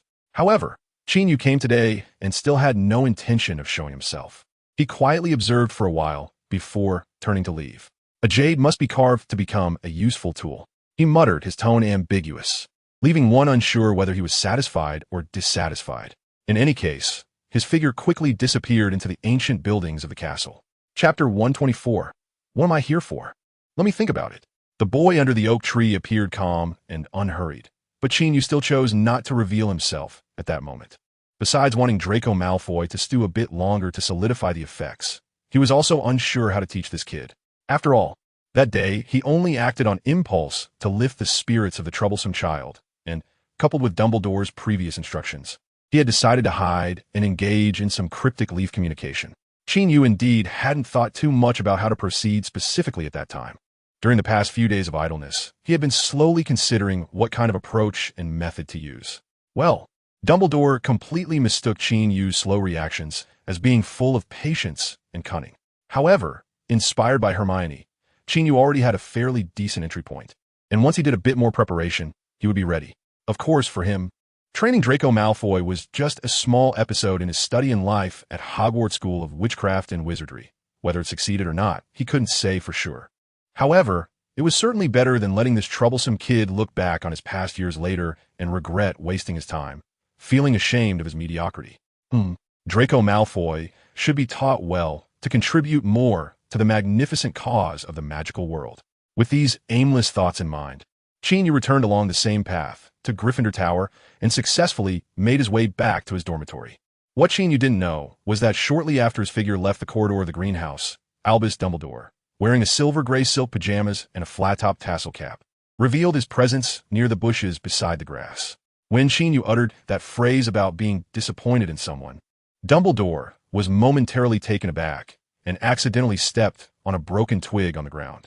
It was unexpected for him that Qin, who had left young Malfoy hanging for several days, would say such a thing. It felt as if countless restless dragons were raging in his heart, and in that moment of distraction, he didn't notice what was underfoot.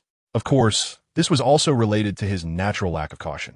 After all, he was on his own territory, observing a student he had high hopes for, so there was no need to be overly careful.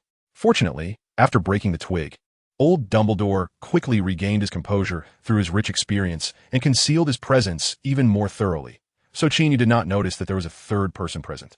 However, Dumbledore's state of concealment did not last long, as Qin left just under a minute after arriving. His speed was indeed so fast that even Dumbledore had a hard time reacting. As for the phrase Qin used in Chinese, a jade must be carved to be a gem, Dumbledore, with his vast knowledge, could still understand it.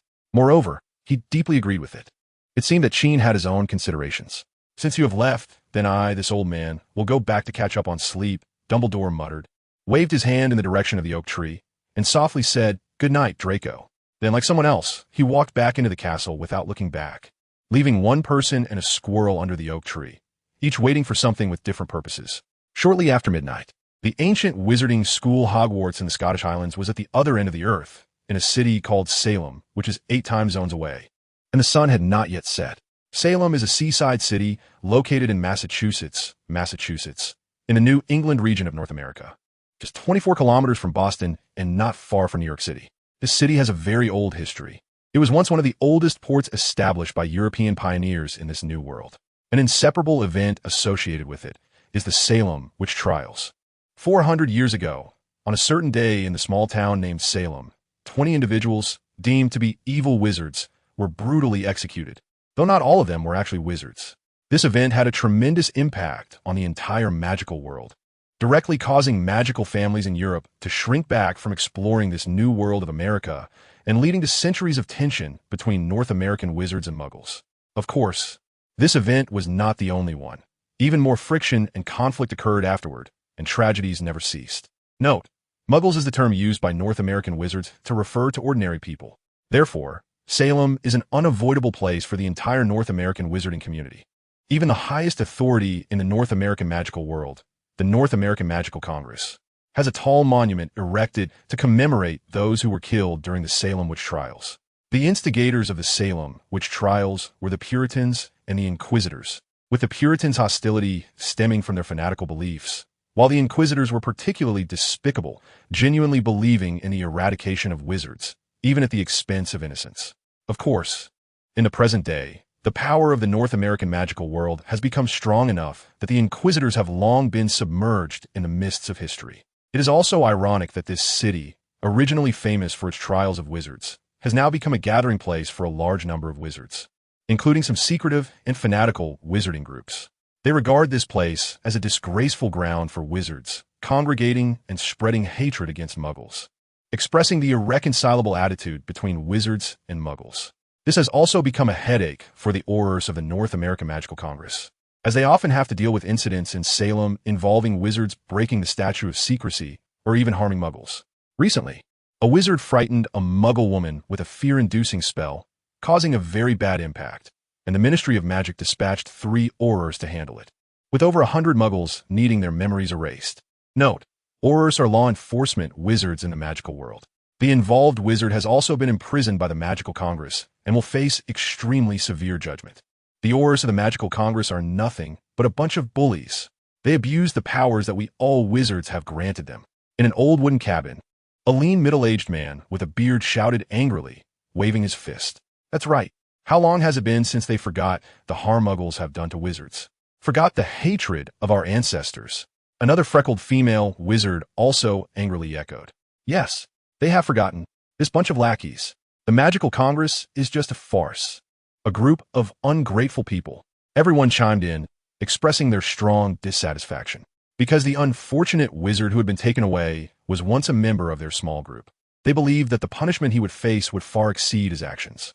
After all, that insane muggle woman was truly detestable, constantly mocking the unfortunate wizard and even saying that someone as ugly and suspicious looking as him would definitely be burned as a wizard 400 years ago. Look at how malicious the human is. It perfectly fits their stereotype of muggles. However, after just a small punishment for such a malicious muggle, that unfortunate wizard was ruthlessly captured by the aurors. This is simply ridiculous. It's ironic. It's an unbearable humiliation. The lean middle-aged wizard shouted angrily again. Everyone responded vigorously. They debated how to denounce the Magical Congress's misdeeds and how to rescue their poor companion. However, they never reached a conclusion. After all, their group had fewer than 30 members, and only a dozen could gather here today, while the Magical Congress was so powerful. Thinking of this, everyone's mood inevitably dampened, with anger and humiliation enveloping the entire room. Just then, with a creak, the wooden door was pushed open. The room immediately fell silent. The dozen or so wizards of varying ages present all turned their gazes toward the door. They knew that this wooden cabin had been enchanted with a special spell.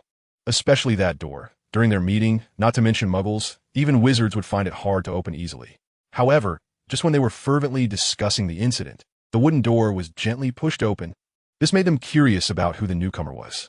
They saw a tall, handsome man in his 30s, dressed in a black suit and matching wide-brimmed hat, with a faint smile on his face. "May I ask who you are?" The thin man with a beard frowned and asked. At the same time, he slowly drew out the wand hidden in his inner pocket, looking vigilant. "Oh, let me introduce myself. My name is Ian Stanley. You can call me Ian," the newcomer said with a leisurely smile as he took off his top hat. "What are you doing here? Our gathering does not accept impromptu participants. If you want to join, you can make an appointment with me in advance, and I will review your qualifications," the bearded man said nervously. "What am I here for? Let me think about it," Ian said, showing a thoughtful expression. As he spoke, he slowly paced around, hanging his top hat on the coat rack by the door, his movements casual and relaxed, as if he had returned to his own home. Not even knowing why I'm here, could this guy be an idiot? Or perhaps a madman? Such thoughts arose in the minds of the crowd. Just as everyone was confused and guessing, the guy named Ian slapped his forehead and scoffed. "I remember now. I'm here to deal with you bunch of useless people." After saying this, he revealed a set of white teeth, his smile cold and sinister. Meanwhile, his left hand had already gripped a completely black wand. Clang, clang. Suddenly, the room was filled with the sounds of chairs and tables colliding as everyone scrambled to their feet, hastily pulling out their wands. They instinctively felt that this guy, who seemed like both an idiot and a madman, was definitely not to be trifled with, and they could not let their guard down. "Oh my, what a big scene. It's really making me a bit scared," Ian said, his expression betraying excitement and thrill, as if he was about to attend a delightful ball. Chapter 125. What is the purpose? The intruder Ian Stanley and the wizards in the wooden cabin waved their wands. The battle in this not-so-large room erupted instantly. A wizard battle is surely different from a muggle brawl. The personal combat power of muggles mainly depends on their physical fitness, which has a difficult upper limit to break, making it hard to generate a significant gap in combat power. It's rare to find someone who can take on 10 experts of that level, let alone stronger ones. In contrast, wizards are different. With the enhancement of extraordinary power, their upper limit can be said to be infinitely raised. Even a wizard like Dumbledore, recognized as the top wizard in the magical world, would not dare to say he had reached the ceiling of magical power. Of course, there are also those like Voldemort who attempt to break through restrictions from taboo perspectives and push further. Thus, the gap in strength between wizards can truly be as different as heaven and earth.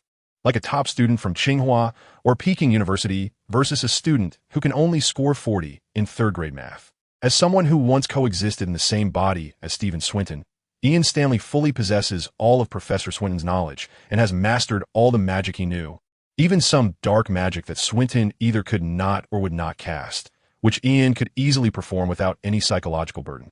So, in a sense, the mad and brutal Ian Stanley is more terrifying than the former defense against the dark arts professor at Hogwarts, Stephen Swinton, because he is truly willing to go all out. Of course, going all out does not mean actually killing someone. Facing a dozen wizards with weak fighting will and uneven levels of magical proficiency, Ian Stanley directly cast the fire-making spell, forcing most of them against the walls of the wooden cabin. Then he swiftly waved his wand, casting the binding spell followed by a stunning spell, easily taking down the strongest bearded man in the group, who barely had time to cast half of the disarm spell before collapsing to the ground with a thud. Once the bearded leader was knocked out, the other wizards basically offered no significant resistance.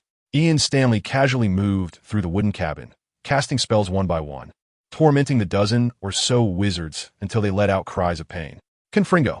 He uttered the incantation for the exploding spell, his wand waved, and a chair flying toward him exploded in midair, sending wooden splinters flying and injuring a few unfortunate wizards, who fell to the ground, bleeding and moaning, losing their ability to fight back. In less than 2 minutes, Ian successfully took down all the wizards present in this small group. Indeed, a bunch of useless people, he said, stroking his wand, which was only slightly warm, feeling somewhat unsatisfied. It would be even better if I had a magical longsword. Fighting would definitely be more enjoyable. Ian murmured slowly. Then, he remembered the excited boy who once obtained a fully functional longsword and recalled the scene where 3 swords crossed together, resonating. See chapter 61 of this book? I really missed that time, back when I was... No, that wasn't him. That was Stephen Swinton, not Ian Stanley. Even though he experienced all that guy's memories, he was not him, and that sword belonging to Stephen Swinton had long been left behind in that mysterious pyramid in Egypt, allowing it to accompany that guy and the mummy, locked away in an ancient tomb without light. Aside from this body, Ian did not want anything related to Stephen, not even the wand, which he had replaced. Naturally, the sword could not stay by his side. External objects are easy to discard, but those memories occasionally emerge in his mind. Just now, he even began to reminisce about the time spent with that Eastern kid. How ridiculous! How could he possibly miss that pretentious, slick-talking, superficial guy? Thinking of this, the pleasure Ian Stanley had felt from beating people vanished entirely, and his previously calm demeanor turned into impatience. He kicked the bearded man awake, then looked around coldly and said, "Remember, this Saturday night at 8 o'clock, gather here. If anyone doesn't show up, you will face more than just today's punishment." As he spoke, Ian used his wand to write an address located in Salem on the ground. Then, without waiting for anyone to respond, he waved his wand again, blasting a large hole in the door, and left without looking back. Compared to his polite entrance, his departure could be described as extremely rude. Of course, compared to the various spells he had just inflicted on everyone, blowing up a door was clearly nothing strange. Who on earth is he? The freckled witch struggled to get up while holding her stomach, wiping the blood from the corner of her mouth as she spoke. She really felt that the attack she endured was sudden and inexplicable. If it were someone from the Magical Congress, they would at least have said something about the crimes of slandering the Magical Congress. Or if it were an enemy, they should have stated the reason for their attack and what they wanted. But this person named Ian Stanley just said he was going to deal with their group of useless people, and then he started fighting. It was something even Merlin would find baffling. Not knowing, and having never heard this name before, the bearded man rubbed his head and thought for a moment before continuing. However, I vaguely heard from a friend in Brazil that their SA force calling itself G.A. that has been secretly gathering power recently. Perhaps this person is one of them. Gee, hey, what organization is that? Someone asked in confusion. It's Grindelwald's army. The bearded man revealed the full name of the organization. Hearing the name Grindelwald from their leader's mouth suddenly left everyone in shock. Clearly, Grindelwald's name was not unfamiliar to them, as he had once caused a significant stir in the North American magical world. Although he was now imprisoned in Europe's Nurmengard, he still had a notorious reputation in North America. Isn't Grindelwald locked up in prison? The freckled witch voiced her confusion. Everyone turned to the bearded man, as they too wanted to know how someone who was clearly imprisoned could organize a Grindelwald's army. Could it be that he escaped from prison? Someone couldn't help but speculate. Many people gasped. Grindelwald had once been a nightmare looming over wizards worldwide. If he truly had come out, who knew what kind of chaos he would unleash? If he did come out, it might not necessarily be a bad thing. The decaying magical Congress really needs a quiet young man to rectify it. A young man suddenly said in a chilling tone. Reminded by him, everyone recalled Grindelwald's slogan, for the greater good. The greater good Grindelwald spoke of was precisely their demand. The young man's cold tone gradually taking on a hint of fervor. Ahem, Roman, you're still too young, the bearded man coughed, evidently affected by the kick Ian Stanley had given him earlier. He steadied his breathing and continued, Grindelwald's ideology is too radical, and he disregards the lives of others. To achieve what he calls the greater good for wizards, he does not hesitate to sacrifice many wizard lives. He is not a person with good intentions. Necessary sacrifices are inevitable. The young man couldn't help but retort against this elder and leader he had once held in high regard. Roman, the bearded man said sternly, his eyes filled with anger. Sorry, please don't get too worked up. The young man ultimately didn't want to provoke him further. All right, let me continue. The bearded man looked at everyone and said, Actually, according to my friend's information, this Grindelwald's army originating from the jungles of Brazil is not led by Grindelwald himself, as confirmed by official channels. Grindelwald is still imprisoned in Nurmengard, a fact personally verified by Professor Dumbledore, and the prison is extremely secure. Grindelwald cannot possibly command this army, named after him remotely. Then who are they? Someone asked. Unclear, perhaps they just want to borrow Grindelwald's fame. The bearded man said uncertainly. What about Ian Stanley's purpose? The freckled witch asked softly as she helped the bearded man sit down. If I'm not mistaken, he is here to recruit us, or rather, to coerce us into joining his organization, the bearded man speculated. Upon hearing this, everyone fell into a long silence. They had been a loose-knit group, only capable of cursing the magical Congress and occasionally launching some protests, without engaging in any truly radical activities. Now, suddenly being confronted by a powerful individual and potentially being forced to join an obscure organization, they found it hard to accept. However, some of them thought this might actually be a great opportunity, a chance to realize their long-held ideas. This certainly included the young man named Roman. The bearded man noticed everyone's reactions. He didn't point out and finally said, There's no point in guessing now. We'll know the truth on Saturday. Everyone go home. Thus, they left, each with their own thoughts, either looking forward to or fearing the upcoming day. However, the waiting process was bound to be torturous. Chapter 126. The wind rises over the Atlantic, Lu-Ning in Britain. Please ignore the chapter title. After leaving the wooden cabin, Ian Stanley did not take a break.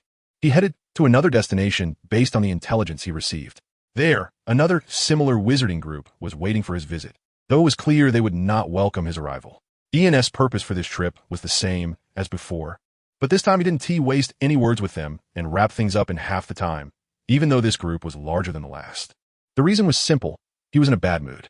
He despised his nostalgic feelings for his Hogwarts life, which sometimes made him feel like he had become the cowardly Stephen Swinton. But he had long since rid himself of that guy. The current him was walking a path filled with passion and excitement, pursuing a thrilling and great goal. This was the road someone like him should be on, not cooped up like that coward in a broken school, teaching a bunch of kids how to run away when encountering werewolves and vampires, and then enjoying a pointless, tranquil life every day, playing teacher-student games like he was in a childhood playhouse with a kid named Qin. Thinking of this, Ian felt increasingly frustrated. To vent his emotions, he acted decisively and coldly, breaking the arm of the most resistant wizard, twisting it into a grotesque shape. Even with magical healing, it would take at least 10 days to recover. Be here at 8 o'clock on Saturday night. He dropped this sentence, along with a line of words on the ground that represented an address, and walked out of the broken door without looking back, just like before. Similarly, the scattered wizards were also confused and puzzled by this sudden apparition, wondering what he was here for. Not far from there, Ian slowed his pace, stretching his neck and wrist joints. After 2 battles, even though the opponents weren't strong, he still felt somewhat fatigued. This was the predicament of not being able to enter the core of G. Hey, Grindelwald's army haven't come out to do some menial work. Yes, that bearded wizard had indeed guessed some things correctly, such as Ian Stanley representing G. A to recruit them. However, what they didn't know was that if another person had come to recruit them, it might have been done in a gentler manner. Ian, being new to the scene, needed to create some commotion to gain recognition quickly. This was easily understandable, much like the ancient practice of a blood oath in the East. Any organization that accepts newcomers must go through a certain selection and assessment process. Completing the integration of the Salem underground wizarding community beautifully and efficiently was the answer Ian Stanley submitted to G. A, and its leader, Gellert Abernathy. Thinking about that leader who shared a name with Gellert Grindelwald, Ian felt somewhat puzzled. The man appeared strong and robust, with a cheerful personality, treating his subordinates with both grace and authority, exuding a leader's charisma. However, when Ian first met him, he was somewhat surprised, instinctively feeling that such a person did not fit his perception of the leader of G. A, or rather, this person perfectly embodied the image of a leader. His life experiences told him that anything that seemed perfect in this world was destined to be fake.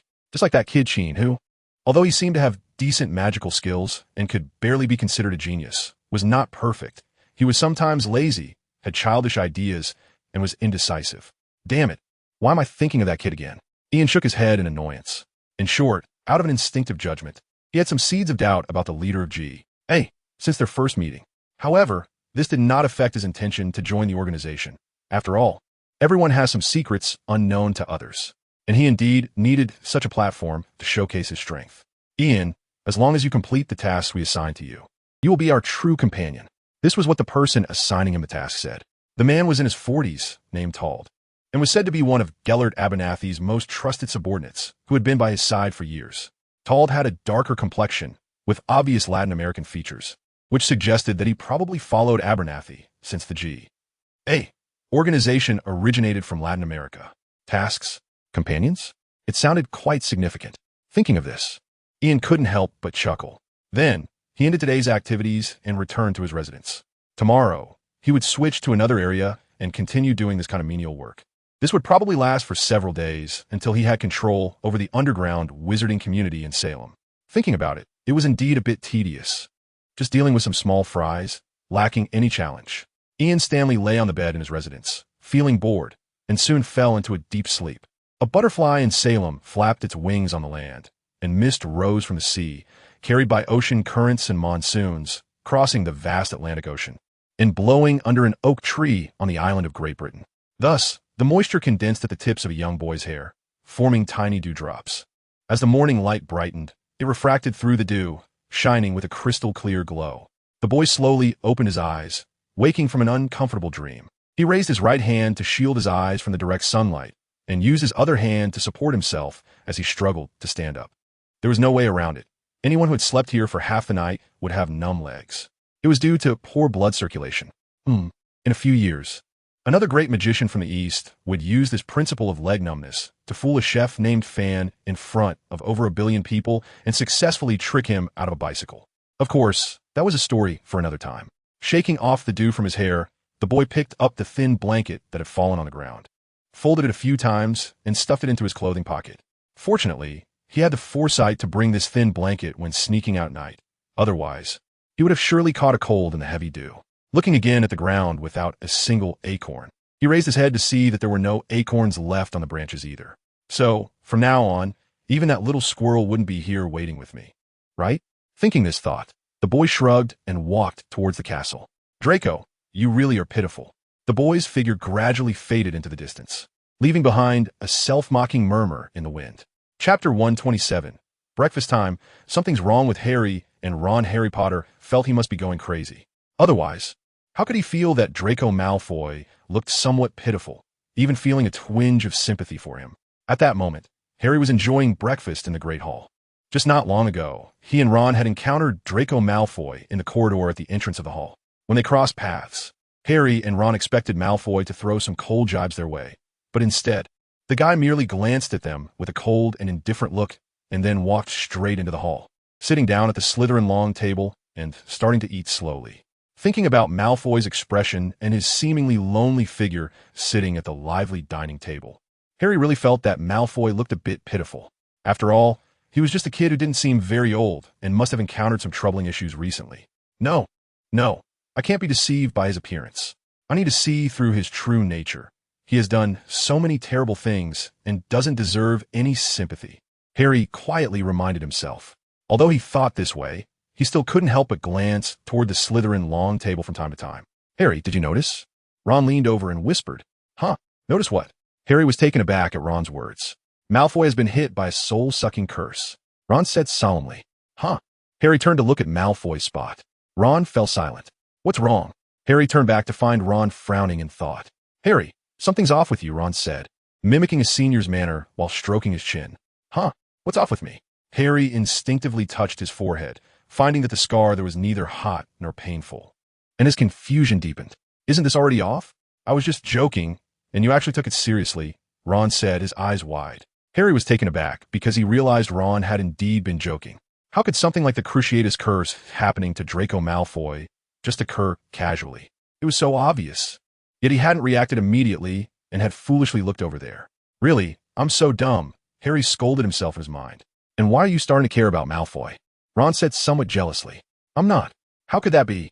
Don't say nonsense, Harry replied with righteous indignation. All right, I'm not the type to monopolize my friends and prevent them from socializing with others. Ron waved his hand, then glanced at Malfoy, who was quietly eating his sandwich. He continued, I hate the way Malfoy behaves, but I know he probably doesn't have much bad intent. Maybe he's just gotten used to a good life. And his personality is naturally unlikable. Of course, sometimes I'm not very likable either. Like my cousin Dudley. I absolutely hate him. He's just a spoiled brat. Harry empathized. Yeah, I get that. Anyway, Malfoy has been acting strange lately, especially today. He looks really gloomy. That's not like him at all. That's why I said he might have been hit by the Cruciatus Curse, Ron shrugged. Realizing he might have said something inappropriate, Ron added seriously, I'm definitely not concerned about him, nor do I feel sorry for him. I'm just talking about him behind his back.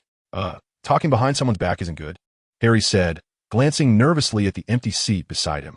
That seat was usually occupied by Qin, but it seemed he was running a bit late today. All right, let's not talk about him anymore. Anyway, he doesn't need our concern or sympathy, Ron shrugged again. That's true, Harry nodded, then added solemnly, in any case. We're just curious, not concerned about that guy. Exactly, that's right. Ron nodded in agreement. Both of them had an attitude of you don't bother me. I won't bother you towards Malfoy, since he was quietly acting like a gloomy prince. They naturally wouldn't go out of their way to pick a fight and would continue to mind their own business peacefully. The two of them chatted briefly, pushed their doubts aside, and continued eating their breakfast. Qin Yu and Hermione walked into the auditorium a little later. I hope the good food isn't all gone. It's all your fault, Qin, for getting up so late. The brown-haired girl complained while stretching her neck to look at the dining table. I already said you could come earlier. Qin Yu shrugged his shoulders and said helplessly, No, I want to wait for you to come together. Hermione shook her head firmly. Then, she greeted a few classmates she knew and hurriedly pulled the sleepy head to sit down. Qin Yu was half-dragged to sit down and noticed that there was still plenty of food on the table. Hermione was just worrying for no reason. However, the girl still murmured with some regret about missing out on certain things to eat today, saying how unfortunate it was, and similar things. Qin Yu could only silently reflect that human desires are indeed difficult to satisfy, as evidenced by this little foodie-esque behavior. In fact, he wasn't oversleeping. It was mainly because he had trouble falling asleep after a long night of tossing and turning. As he mentioned before, seeing Malfoy, who had been waiting for several nights, made him feel a bit guilty, but just a little. Then, he used the faint light from a Lumos spell to organize Hermione's notes and made some selections, which allowed him to roughly understand the weak points in the first-year curriculum. Actually, he also wanted to borrow the letters they exchanged during summer vacation from his roommate Elvis, as he had discussed many study-related issues in those letters, which could serve as additional material. However, seeing the boy sleeping soundly with a blanket, Qin Yu ultimately decided not to disturb his peaceful dreams. He ended up falling asleep himself shortly before dawn. As a result, he slept a bit longer in the morning, while Hermione waited for him in the common room for quite a while, almost ready to barge into their dormitory with her wand in hand. Hermione, Author, are you joking?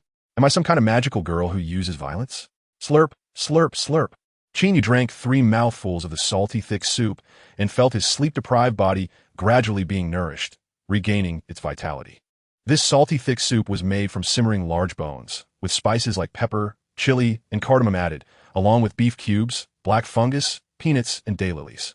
After being cooked, it had a delicate texture and rich flavor. To be honest, this was a suggestion Qin Yu had given to the elf chefs in the kitchen, and he had added another dish to Hogwarts' menu. As a young person, the harm from staying up late was limited. After eating and drinking, he felt much better, unlike in his past life, where even working a night shift was quite taxing. "Harry, Ron, you two are acting strange today," Qin Yu suddenly said. "No, how could that be?" Harry and Ron replied simultaneously. Then, Qin Yu noticed that the two instinctively glanced towards the Slytherin area, where Draco Malfoy was sitting, playing the part of the lonely one. Perhaps this kid's symptoms had worsened, catching Harry and Ron's attention. "Oh," Qin Yu thought for a moment and nodded, saying no more. Harry and Ron were both stumped, waiting to rebut Qin Yu with something like, "Are you concerned about Malfoy?" However, Qin did not ask. He had a look as if he saw through something but said nothing, leaving them with no way to counter. It was quite uncomfortable. Harry and Ron exchanged glances, both pouting, feeling frustrated, yet reluctant to speak up themselves. Qin Yu calmly added some fried onion rings to the salty, thick soup and started to enjoy it with great delight. "Is it good this way?" Hermione couldn't help but ask. "Not bad." The crispy onion rings soak up the rich broth, and when you take a bite, the salty and fragrant juice perfectly complements the crispy onion rings. It's incredibly delicious, Qin Yu described to the girl. Hermione, unable to resist Qin Yu's description of the food, had him serve her a bowl of the newly released salty thick soup and took a plate of onion rings, which she tossed into the soup to soak. Then, like Qin Yu, she happily began to eat and gave him a thumbs up, affirming this way of eating. After feeling a bit gloomy for a while, Harry and Ron adjusted their moods and felt better again. They also wanted to try this way of eating, but unfortunately, they were already full and could only try it tomorrow. Breakfast soon ended, and the young wizards left the hall in groups, taking their books to their respective classrooms. A new day of learning at Hogwarts School of Witchcraft and Wizardry began just like that. Chapter 128, The Screaming Mandrake and Fried Chicken-Flavored Ice Cream in Herbology class. Professor Sprout had finished introducing the content about mandrakes recently and had the students do tasks such as repotting the herbs, watering, and fertilizing them. Let me reiterate. Remember the habits and effects of this herb. You will likely need it in the future, Professor Sprout said seriously in the greenhouse teaching area. Using this antidote herb is somewhat of a jinx.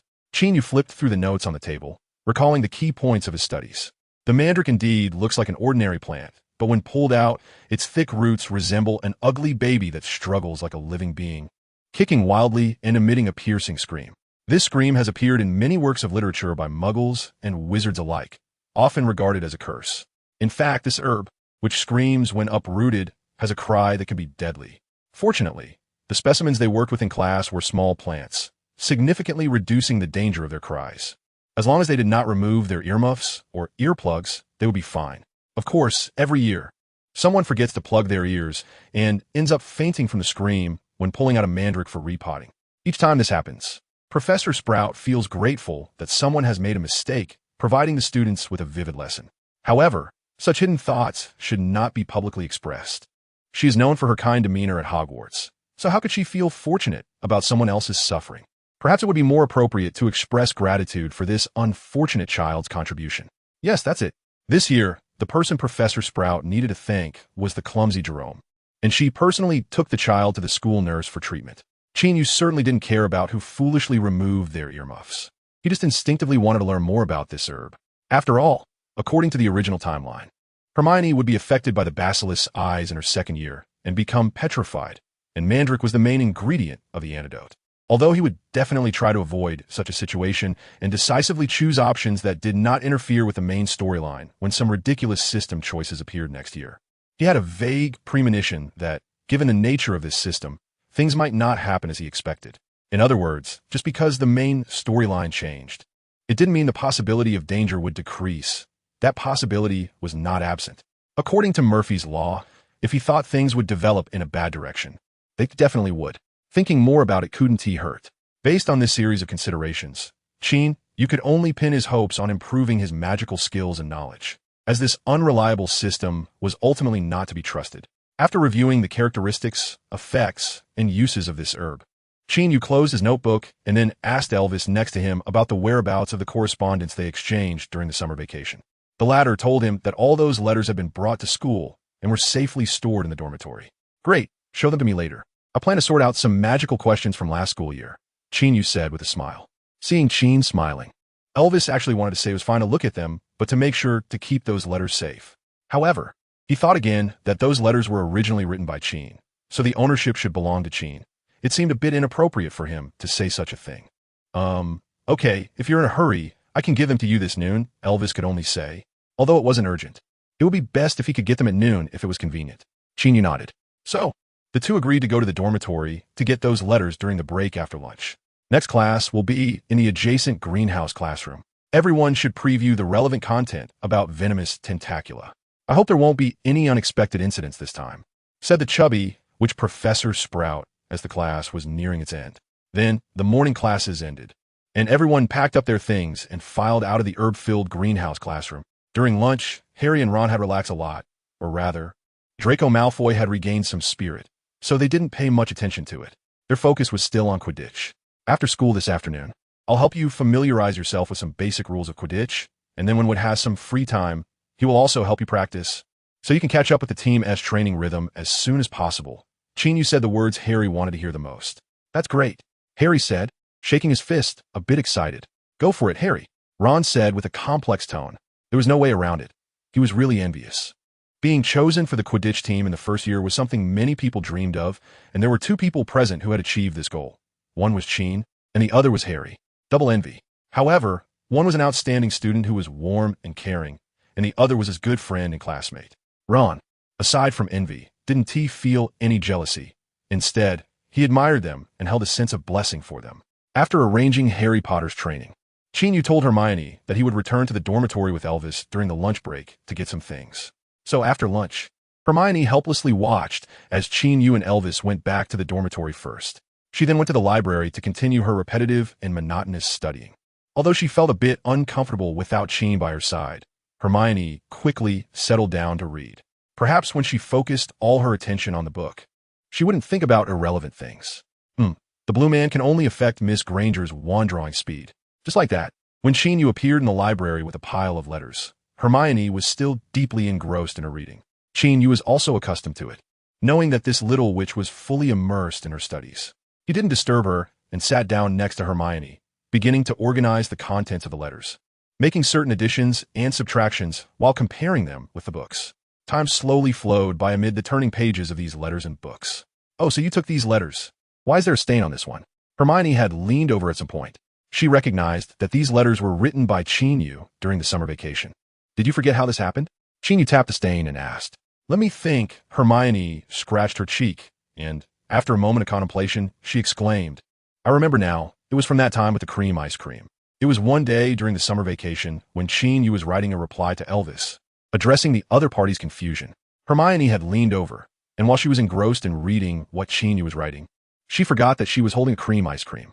At that moment, without any warning, the melting ice cream dripped a large drop of cream right onto that page of the letter. Then, the girl was startled and quickly shoved the ice cream into Qin Yu's mouth to prevent it from continuing to melt and drip. Qin Yu could only slurp on the ice cream while finding a tissue to help her wipe her hands clean. A coin-sized stain appeared on the letter.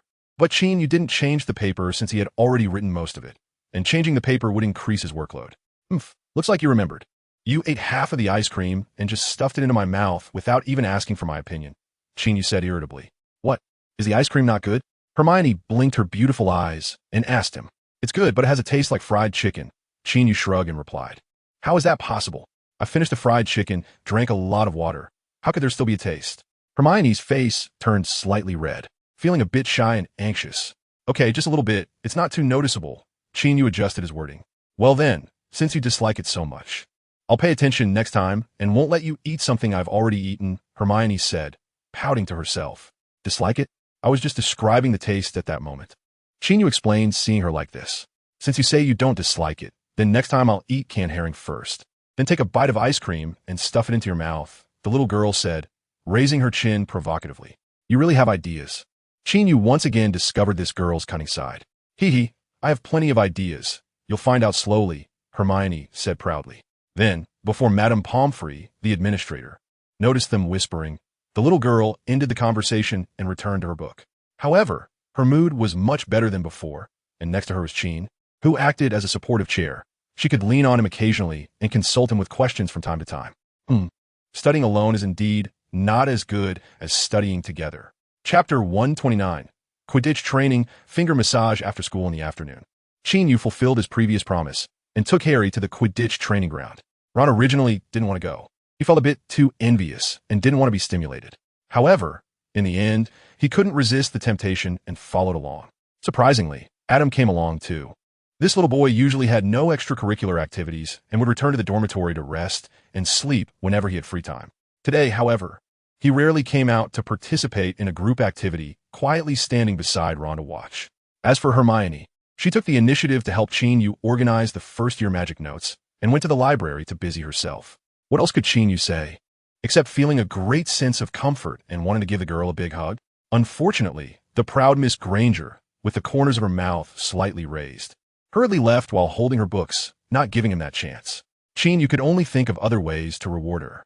Arriving at the center of the Quidditch pitch, Qin Yu took out a trunk filled with various balls. As is well known, a Quidditch match uses 3 types of balls: the bludgers, the quaffle, and the golden snitch. There are 2 bludgers, 1 quaffle, and 1 golden snitch. While pointing to the balls in the trunk, Qin Yu introduced them to Harry. Fortunately, with Ron's help and the information he had gathered from the library, Harry had already done some preparation, so he was not unfamiliar with Qin Yu's explanation. On the contrary, Qin Yu's vivid demonstration with the actual objects, combined with Harry's previous studies, made his understanding even deeper. Depending on the types of balls, Quidditch players are divided into 4 corresponding positions: the beaters who hit the bludgers, the chasers who score with the quaffle, the seekers who look for the golden snitch, and the keeper who guards their team's goalposts. Qin Yu explained to Harry the simple offensive and scoring rules of Quidditch based on different player positions. The position I'm responsible for is the beater, and so are George and Fred, while Senior Wood is the keeper. The other players you'll get to know later. As for you, since Senior Charlie, Ron's brother, has graduated, a position for a seeker has opened up. After Professor McGonagall's recommendation, Senior Wood decided that you would try out for the role of seeker. It's not an easy task, so you have to work hard. At the end of his explanation, Qin Yu looked at Harry with an expectant gaze. Harry instantly felt a surge of excitement and, with a flushed face, promised, "I will not let you down." Qin Yu nodded in satisfaction. Very good. Next, we will do some simple training. There are some flying maneuvers that Madame Hooch didn't teach in class. He then proceeded to explain some Quidditch flying maneuvers to Harry and attempted to hit the bludgers a few times, allowing Harry to feel the impact of real combat. It must be said that Harry has quite a talent for flying. Although Qin Yu was intentionally going easy on him, the fact that Harry could adapt so quickly to the offensive aspects of flying and make certain evasions, even if they seemed panicked and clumsy, was quite remarkable. Roar! Harry lifted his broom, made a dive, and successfully dodged the bludger hit by Qin Yu, unable to hold back a triumphant cheer. "Great job, Harry!" Ron, who was watching from below, also excitedly clapped his hands, feeling a strong sense of involvement. Ron, being a bit of a sports fan himself, could naturally understand Harry's speed of improvement and couldn't help but feel happy for his friend, while also growing increasingly envious. However, with his own skills still quite average, he could only hope to practice more in his spare time, aiming to get selected when the team trials come around. Meanwhile, Adam also lightly clapped, but his gaze subtly shifted towards Qin Yu's direction, with a hint of scrutiny in his eyes. Of course, this action went unnoticed even by Ron beside him, let alone the others. As the rules were explained and the initial flying practice took place, the sky gradually darkened and the scheduled training time soon came to an end. Harry, unable to hide his eagerness, asked about the next training session. "Maybe the day after tomorrow. Senior Wood will help you practice some seeker techniques. It's best to progress step by step. We can't rush it," Qin Yu replied. He then took the 3 little kids and left the Quidditch pitch. "I've organized the notes for potions, herbology, and history of magic for you. As for charms, defense against the dark arts, and transfiguration, I haven't had the chance to do them yet, and there are many areas I'm uncertain about that you'll need to sort out yourself." Hermione placed her labor results in front of Qin Yu, smiling with a mix of modesty and confidence. Qin Yu casually flipped through the neatly organized notes and found that his own handwriting in some parts was rather messy, while Hermione's was very neat. "Very good. Better than mine," Qin Yu sincerely praised. "Thank you for your recognition." Hermione's lips curled up, feeling as if she had just eaten candy from the Duke of Honey. Here, I'll reward you with a lollipop. Qin Yu actually pulled out a piece of candy from the candy shop. After leaving the Quidditch pitch, he had stopped by Hagrid's to practice his cooking skills again and made some adjustments to the ingredient recipes. Before heading to the library, Qin Yu thought that Hermione, being the little foodie she is, would probably be hungry again, so he took quite a few candies from Hagrid and stuffed them into his pocket. When Hermione saw the lollipop, she was indeed very happy and popped it in her mouth. Qin Yu then took her right hand, which was holding the pen, and used a cleaning spell to remove the ink stains on her fingers. Then, he carefully massaged her fingers to relieve the fatigue and stiffness from holding the pen for a long time. This is an Easter massage technique. Hermione had experienced it many times before, and it felt very nice. Thus, the girl happily ate her candy, enjoying the massage service from the handsome Eastern boy in front of her. The fatigue of writing for a long time was well alleviated at that moment, and she felt a great sense of satisfaction inside. This is probably what Qin often says about labor creating value, right? By the way, when I was at home before, he tricked me into doing chores like this, and he even praised me for being smart and capable. Oh dear, once I get praised, I am more than willing to work. Doesn't that make me seem foolish? However, doing housework is to make the home more comfortable. And organizing notes is also a good learning process, which is helpful for me too. I can't say it's entirely for Qin. I'm also doing it for myself. Hermione thought about these random thoughts in her mind, occasionally glancing at the boy's eyebrows or the corner of his mouth, wishing that time could stop at this moment or that she could remember this scene vividly. The strict librarian patrolled over and found the pair of boy and girl who often disrupted the order. Although they weren't reading and were doing unrelated things at the moment, they weren't speaking loudly enough to disturb others, so she had no authority to intervene. Therefore, she lingered for a moment, then strolled to another area to check, casually placing a few books that students had returned back on the shelves where they belonged. Little did she know, others had already been disturbed by the couple and were sitting far away. After all, too much dog food can be overwhelming, and too much candy can make one sick. Chapter 130. The Direct-Spoken Girl and the Beggar's Chicken. Charlie, Percy's chapter. Charlie, is the meat done yet? I'm starving. I'm so hungry. The girl's penetrating and infectious voice came from afar. Charlie, who was baking a large bread in the room, replied loudly, almost done, just a moment. Then, he waved his wand to adjust the flame's temperature and continued, Percy, you can go take a shower first. By the time you come out, it should be ready. Okay, my clothes are torn. Give me a new one. The girl walked in and immediately asked Charlie for new clothes, as if it were a matter of course. Charlie knew that the girl named Percy was not rude. She simply didn't understand what politeness was. At first, he found it a bit hard to communicate with someone who spoke so directly, as the girl was too straightforward. For example, she would say, Charlie, you're really handsome. Or suddenly ask, Charlie, why are you looking at my legs? The first comment made Charlie's face turn red with embarrassment, while the latter almost made him want to find a wall to bang his head against.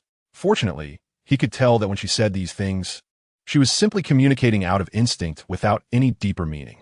Well, when she says Charlie is handsome, she genuinely thinks he is. When she wonders why he is looking at her legs, she is really curious. Charlie could only thank her for the compliment after calming his emotions and explain that he was surprised by the explosive strength of her leg muscles, which made him glance at her calves a few times. Saying such unrealistic things made Charlie feel somewhat ashamed. But to avoid truly wanting to find a wall to bang his head against, he could only brush it off. Although it felt like you were a bit nervous when you said that, it shouldn't have been malicious, Percy pointed out Charlie's speaking problem directly again.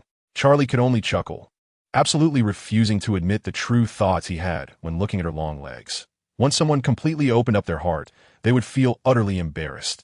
Fortunately, after a few similar conversations, Charlie no longer responded as awkwardly as he did at first.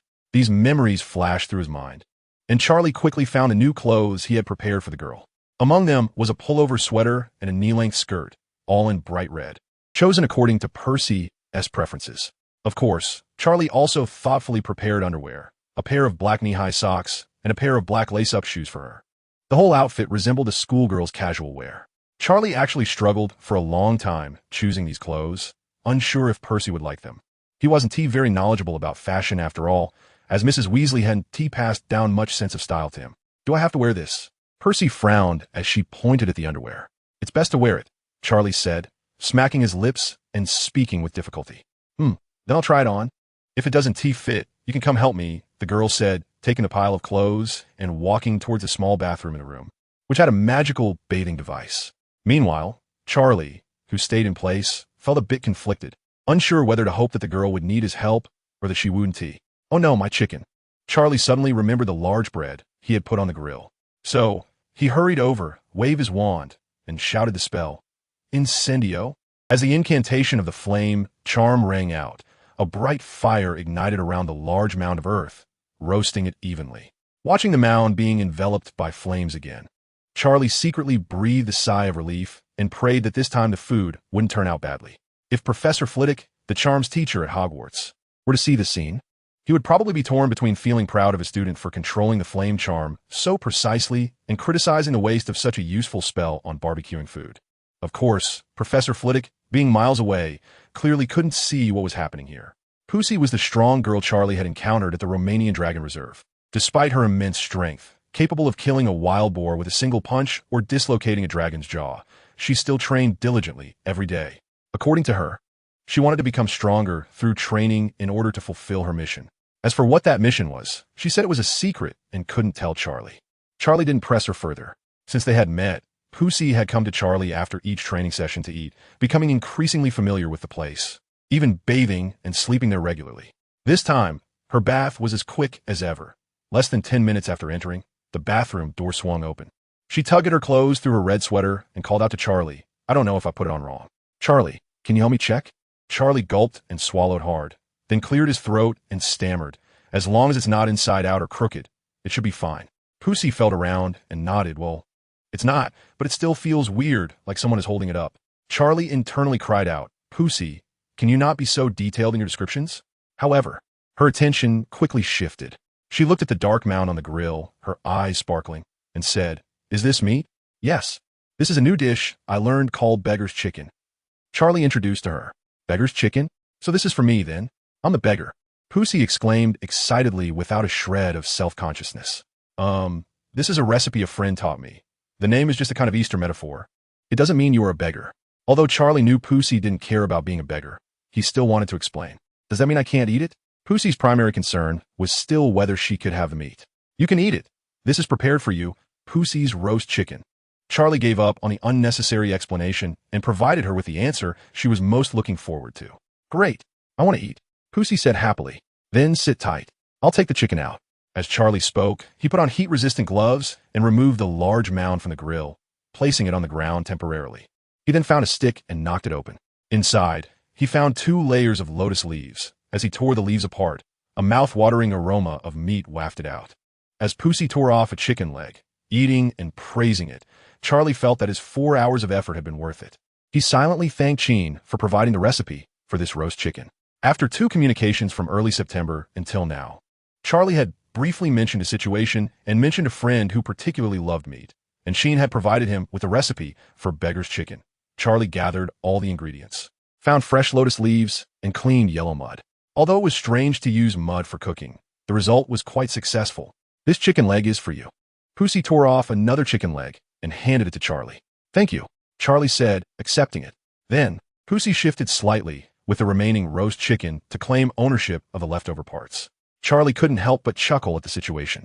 Taking the opportunity, he also looked at Pussy's new outfit. The red sweater paired with a red short skirt looked very fitting and highlighted her sunshine and vitality. The black knee-high socks hugged her rounded, firm calves, revealing a strip of sun-kissed skin between the skirt and socks. Charlie, did I wear my socks wrong? Pussy asked, her little face smeared with grease. Here we go again, Charlie thought, caught off guard once more. No, you're wearing them fine. I just think it looks great. You look really good in that outfit. Charlie felt he was going a bit crazy. Ever since getting to know Pussy, he had become increasingly straightforward in his speech. Really? Pussy said, lifting one foot toward Charlie, bending and stretching it as if to let him see better. Perhaps she didn't control her movements well. Her lady's lace-up shoes brushed against Charlie's leg twice. I'm going to get you a handkerchief, Charlie said hurriedly, bending down to find a handkerchief to wipe her mouth. Oh, then come back and I'll let you see more. Pussy thought that since he found it nice, she would show him more. After all, eating the meat he roasted was already a kind of fair trade. Meanwhile, Charlie regretted it inwardly, reflecting, saying all this will only harm me. Chapter 131. The autumn wind blows, the use worries, Charlie and Pussy, as humans gradually evolved from their primitive lives of eating raw flesh, began to wear clothing. From that moment on, the aesthetics of clothing accompanied their existence, deeply embedded in human genes and bloodlines. Charlie felt that his appreciation for how Pussy looked in her outfit stemmed from his ancestral aesthetic heritage. It was perfectly normal, and there was no need for excessive psychological burden. He splashed some clean water from the faucet on his face to prevent any embarrassing situations, like a nosebleed. If that happened, Pussy would definitely seize the opportunity to pry into it, and he would have to come up with excuses. However, she did look really good in that outfit, especially the combination of the skirt and knee-high socks. Charlie washed his face again to calm himself down, reminding himself not to act like a muggle who had never seen the world. After all, he had once been the captain of the Gryffindor Quidditch team. Having encountered countless beautiful, cute, and fit little witches, how could he possibly have no resistance? Yet, Pussy was indeed the most special one. Thinking back to their first meeting, she had punched a young fire dragon away. That punch seemed to strike at Charlie's heart as well, leaving an indelible mark. And when she calmed down, she was so petite and adorable, speaking directly and naively like a pure white sheet that had never been smudged. This contrast fascinated Charlie. Yes, he had to admit that Pussy was indeed a captivating girl. However, since he had just met her and knew nothing about her, he couldn't express any feelings, especially since he himself didn't even know if he truly felt anything for her. So, it was better to just interact normally. He would make her delicious food, and she would occasionally bring back game from the mountains. Charlie thought this through, adjusted his mood, and stepped out of the bathroom with a smile on his face. Then, he was met with Pussy's puzzled gaze. What's wrong? Charlie instinctively touched his nose and mouth. Didn't you go get a handkerchief? The girl asked blankly. Seeing her little mouth, greasy from eating, Charlie suddenly remembered that he had indeed mentioned going to get a handkerchief. I forgot. I'll go get it now. The red-haired boy awkwardly turned back to the bathroom. Pussy muttered something silly. Although she didn't understand much about social etiquette, she could still tell when someone was being foolish, and today, this good-looking young man was indeed a bit silly. A bit like a silly animal that looks like a deer in the forest. Both of them thought the other was silly, which could be considered a form of mutual understanding. According to dining etiquette, napkins should be prepared during meals. However, since Charlie usually ate alone at lunchtime, he didn't have many rules to follow.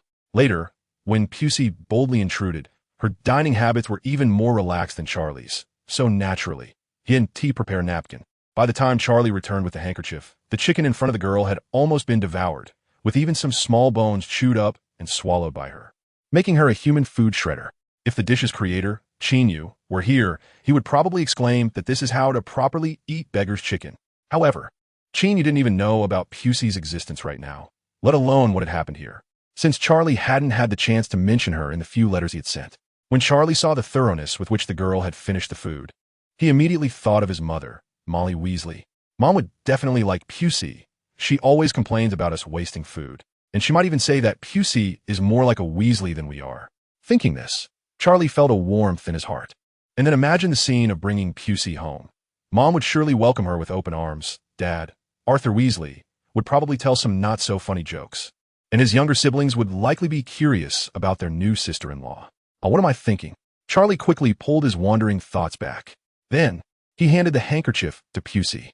However, she leaned in directly and said casually, "Can you wipe my face?" Charlie saw that the girl was holding a chicken leg bone and couldn't free her hands. Was she reluctant to put it down because she wanted to suck on it a bit more? He thought that compared to bringing Pussy back to the Weasley house to meet his parents or letting Ron and Ginny call her sister-in-law, wiping her mouth was a trivial matter. Thinking this way, there was some logical inconsistency, but it didn't stop him from convincing himself. After hesitating for half a second, he began to wipe the grease off the girl's cheek with the handkerchief. To cooperate with his movements, whenever he wiped a spot, she would puff up her cheeks, pressing against the handkerchief, and then, finding it quite fun, she let Charlie wipe for a little longer to get it cleaner. Being this close to a girl of the same age, separated only by a layer of handkerchief, Charlie found the touch to be soft, and he couldn't help but imagine what it would be like without the handkerchief. Looking at the girl, treating it like a game, a gentle smile appeared at the corner of Charlie's mouth. When that little face was finally clean again, and her lips were rosy from the wiping, he put the handkerchief away, planning to wash it later. "Charlie, you're such a nice person. You're the best I've ever met," Pussy said, sucking on the chicken bone with her eyes squinted in praise. Seeing her so greedy, Charlie thought that next time he must prepare 2 chickens. This time, it was just a single one because it was an experimental dish, and with Pussy's appetite, it definitely wouldn't be enough. "How many people do you know? Why do you think I'm the best?" Charlie asked with a smile. In fact, His words carried a hint of inquiry, as he really knew very little about Pusey, and he wouldn't even know how to introduce her to his parents. A few people? Let me think. It's been too long. I can't quite remember how many people I know. Anyway, I know a lot of people. Pusey's words made Charlie feel a bit jealous. He had originally thought that since the girl seemed so naive, she must have had little contact with outsiders, but unexpectedly, he was not a unique presence. Okay, he admitted that it was his inexplicable possessiveness at play. However, what Pusey said next left Charlie momentarily stunned. The girl casually continued, "But they either told me to kill, or I killed them. No one is as nice as you, making me delicious food and wiping my face." "What do you mean? Just because I didn't tell you to kill, or wasn't killed by you, that makes me the best?" This reasoning sent a chill down Charlie's spine. Coupled with Pusey's combat prowess, the boy, who had been somewhat lost in his thoughts today, had to soberly recognize the danger this girl posed. If he really brought Pusey home, would she also want to kill his mom, dad, and siblings? Imagining the Weasley family possibly bathed in blood and their home burned to ashes, Charlie felt his throat dry up. "Charlie, are you afraid of me?" Pusey's voice suddenly rang out. Her tone carried a hint of confusion and a touch of disappointment. But more than that, it was indifferent. That indifference was as heavy as ancient ice, and the chilling aura seeped from the girl's petite body, making Charlie feel as if he had fallen into an ice cave. The boy found it hard to speak for a moment. He was indeed a bit scared. "Oh, I understand," Pusey nodded. She shoved the chicken bone into her mouth. Her 2 rows of white, neat teeth easily crushing the fragile bone, then tilted her neck back and swallowed.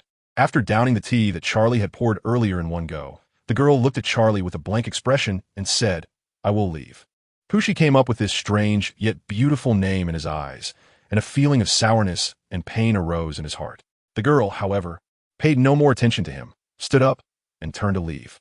As she walked out, she murmured, "Alpha was right. People will only fear us. I almost forgot." Yet, her steps did not pause for a moment. In fact, they grew stronger and faster.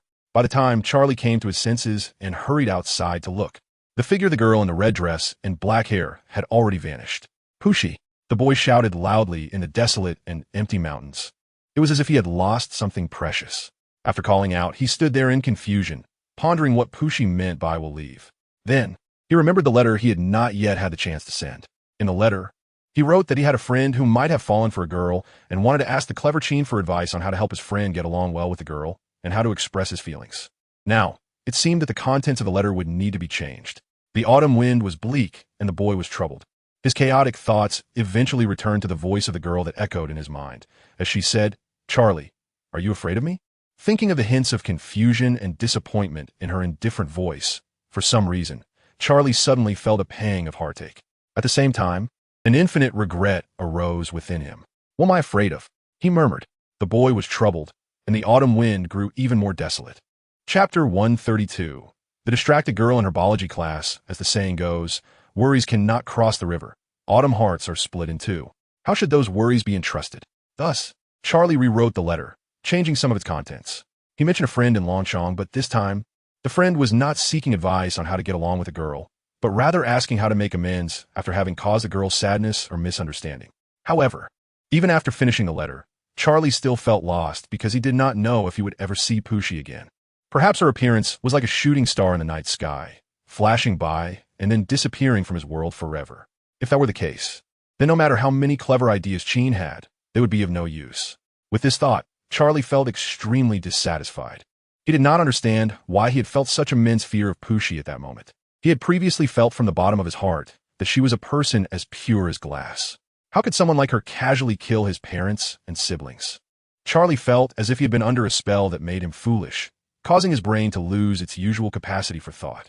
Perhaps he would never see her again. This thought filled Charlie's heart with a certain emotion, making it feel as if he was suffocating. Yet, he could do nothing. He had no idea where Pusey usually went. Next time I see her, I must ask clearly no matter what, Charlie thought, clenching his fists, as if all his resentment had transformed into anger. He was angry that the girl had barged in so recklessly and then left so easily. How could she do this? Her actions are irresponsible, Charlie said indignantly. Humans are so strange. Different emotions can transform into one another in an instant. Just as it is written in some ancient Eastern novels, love can turn to hatred in its depth. Feelings can wane when they become intense. Of course, Charlie did not know such things. Returning to the scene, on Wednesday, the first-year classes at Hogwarts included charms in the morning and herbology in the afternoon. It was now afternoon, and the herbology class was taking place in a greenhouse outside castle. The first-year content was relatively simple, focusing on recognizing the characteristics and effects of herbs, and it also covered some basic knowledge about planting herbs. However, the requirements for planting these herbs were not too high. At most, one just needed to pay attention to temperature and humidity, unlike mandrakes, which could knock someone unconscious with their cries if one was not careful while changing their pots. At this moment in the herb greenhouse, each young wizard had a pot of very ornamental plants in front of them, consisting of compound leaves with oval small leaflets and racemes of flowers that were white with a hint of light purple. This was the herb white fresh that the first-year students had been learning about recently. To emphasize again, white fresh is a widely used medicinal herb, and the essential oil extracted from it is very effective for treating external injuries. The plant itself can also be used directly for treating wounds. For example, animals in the wild, after being injured, will consciously seek out white fresh and chew it, applying it to their wounds.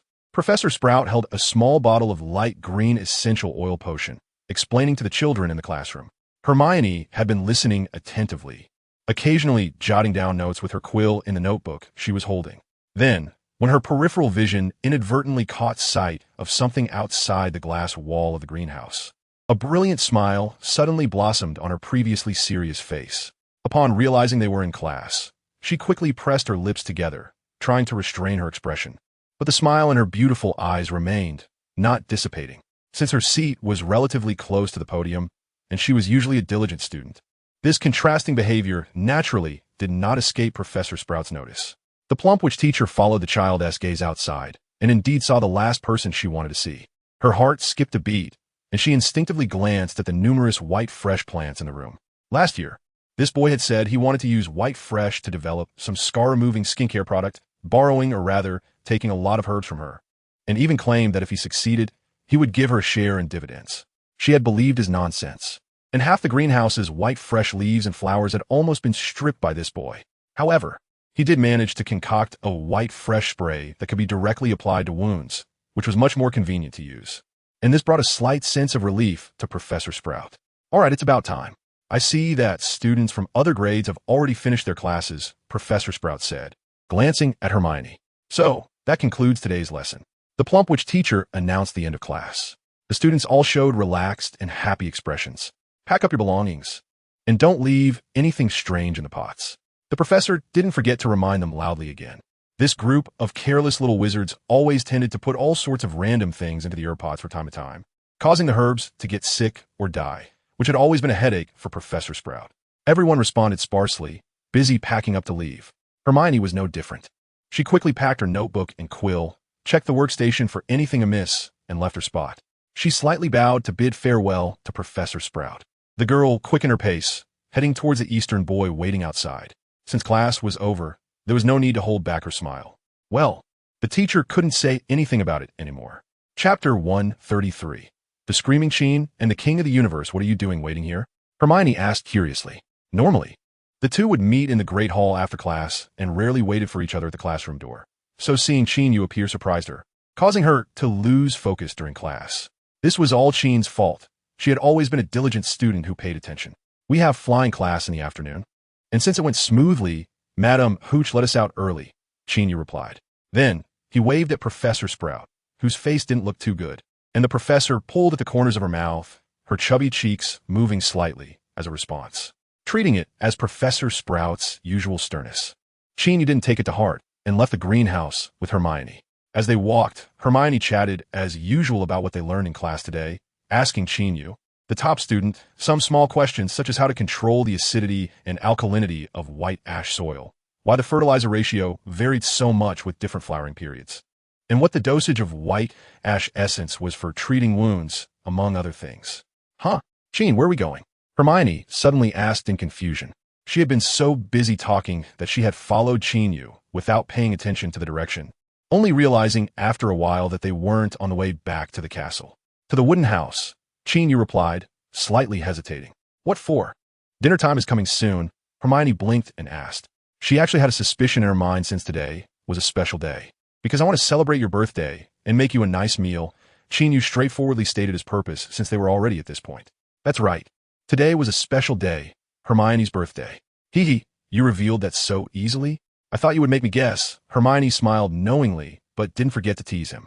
Well, I originally wanted to surprise you, but it seems there's no need to wait until we get to the wooden house to say it, Qin Yu said, scratching his nose with his index finger, feeling a bit embarrassed. After all, this surprise was indeed not that big. It was just a simple meal. Seeing him like this, Hermione raised an eyebrow and pretended to be harsh, saying, my taste is quite picky. You can't just throw something together to fool me. I can't guarantee the taste, but I can assure you that you'll be full, Qin Yu shrugged. All right, considering you have put in so much effort preparing for several days, I will lower my requirements a little, the girl said with a smile, linking her arm with Qin Yu's. Huh, how do you know I prepared for many days? Qin Yu asked, tilting his head. I didn't know before, but don't you think I know now? Do you really think I'm one of those little witches who don't use their brains and just scream at you? Hermione raised her chin, proudly declaring. Qin Yu had been going to Hagrid's for several days after school, and Hermione had long been a bit suspicious. Now, under the circumstances, she naturally guessed what he was doing. The little witch who screams at me? Where's she? I haven't seen her. Qin Yu looked around eagerly. There was no screaming little witch, but how about screaming Qin? Do you want to take a look? The little girl squinted her eyes. No. Qin Yu decisively shook his head and pretended to run away. But I want to see. Hermione stretched out her hand and made a motion as if turning a knob. Miss Granger, please don't be so violent. Be a lady, Qin Yu said nervously. Then do you still want to see the little witch who screams at you? Hermione stared at him. There's only one little witch I want to see, Qin Yu said. Which one? Hermione asked. Let me think. I actually forgot her name for a moment. The name is right on the tip of my tongue, but I just can't remember, Qin Yu said seriously. How can you forget? Remember, that name is Hermione Granger, the little girl said slowly. Got it, Lady Hermione Granger. Qin Yu smiled. That's more like it. I'm the future Minister of Magic, so you better remember that name well, Hermione said with satisfaction. I said that casually, but I took it seriously. Then don't feel pressure. Whether we become the Minister of Magic or not is fine. Just take it easy. Anyway, you said it. If I can't become one, I'll hold you accountable. You must compensate me with a minister. Then I probably have to become the king of the universe to promote you to Minister of Magic. Where does the king of the universe come from? Look, my name, Qin means king, and you means universe. Combined, isn't it the king of the universe? You're talking nonsense seriously again. Would you rather believe you can become Minister of Magic than believe I will become the king of the universe? All right, I believe you. My king of the universe. The two continued to chat about completely unrelated topics as they walked across the grass, over the hill, and through the shade of the trees. Arriving at the small house by the forbidden forest, Uncle Hagrid had already prepared everything early as per Qin Yu's instructions, waiting for this guy to show off a bit in front of Hermione. Chapter 134. Next year, every year. Entering Hagrid's kitchen, which was actually just a corner of the living room, Qin Yu rolled up his robe sleeves and skillfully tied on an apron, ready for battle. Do you need my help? Hermione asked, wanting to do something after seeing him like this, since she hadn't really dealt with cooking before. No. You just sit here and don't move. Just wait to eat, Qin Yu said seriously as he pressed Hermione down into a chair. All right, then I'll wait to taste your culinary skills. The little girl shrugged and didn't insist anymore. After all, Qin looked quite motivated, so she wouldn't interfere and cause trouble. Thus, Hermione sat there drinking the tea that Uncle Hagrid handed over, watching Qin Yu's performance. After washing his hands, Qin Yu went to the utensils and ingredients and began to operate in an orderly manner. First, he mixed flour with water to make dough, then kneaded the dough into flat cakes and used a rolling pin made from a round log to roll the cakes thin. Once the cakes were rolled thin, he folded them and quickly cut them into strips with a sharp knife. Watching Qin Yu shake the finely cut noodles, Hermione couldn't help but feel a little emotional. This guy is quite capable. Of course, she had always thought Qin was very capable. In short, Hermione's gaze followed Qin Yu's figure and his movements. Although she wouldn't learn anything from watching, it didn't prevent her from watching intently and with great interest. Qin, you could definitely understand Hermione's mindset, which was somewhat similar to his previous life when he watched handmade or food videos on a certain website. Those content creators always tried to teach viewers how to make things, while the viewers were just there for the entertainment, and whether they could actually learn didn't really matter. Unlike Qin Yu's video watching experience, Hermione not only got to see the food-making process, but also smelled the aroma of the food. As the noodles were put into the pot, boiled, and then taken out, Qin Yu added them to the pre-prepared broth. The combined aroma of the noodles and meat soup was released, making the girl unable to help but swallow. Meanwhile, She could already hear Hagrid's loud, gurgling sound beside her. When he noticed the little girl looking at him, Uncle Hagrid shyly smiled. Fortunately, Qin Yu didn't disappoint their expectations and quickly placed 3 bowls, 1 large and 2 small, of noodles on the table. Go ahead and eat. Qin Yu took off his apron, wiped his hands, and said to the 2 in the room. Uncle Hagrid, who had been waiting impatiently, picked up his large fork and skillfully twirled a bunch of noodles around it before shoving it into his mouth. His rough actions caused some soup to splatter onto his beard. Hermione, of course, wouldn't be as hasty as the uncle. She carefully picked up a noodle with her much smaller fork and slowly brought it to her mouth, her movements calm and graceful. However, once the noodle touched her taste buds, her little mouth started to move faster and faster.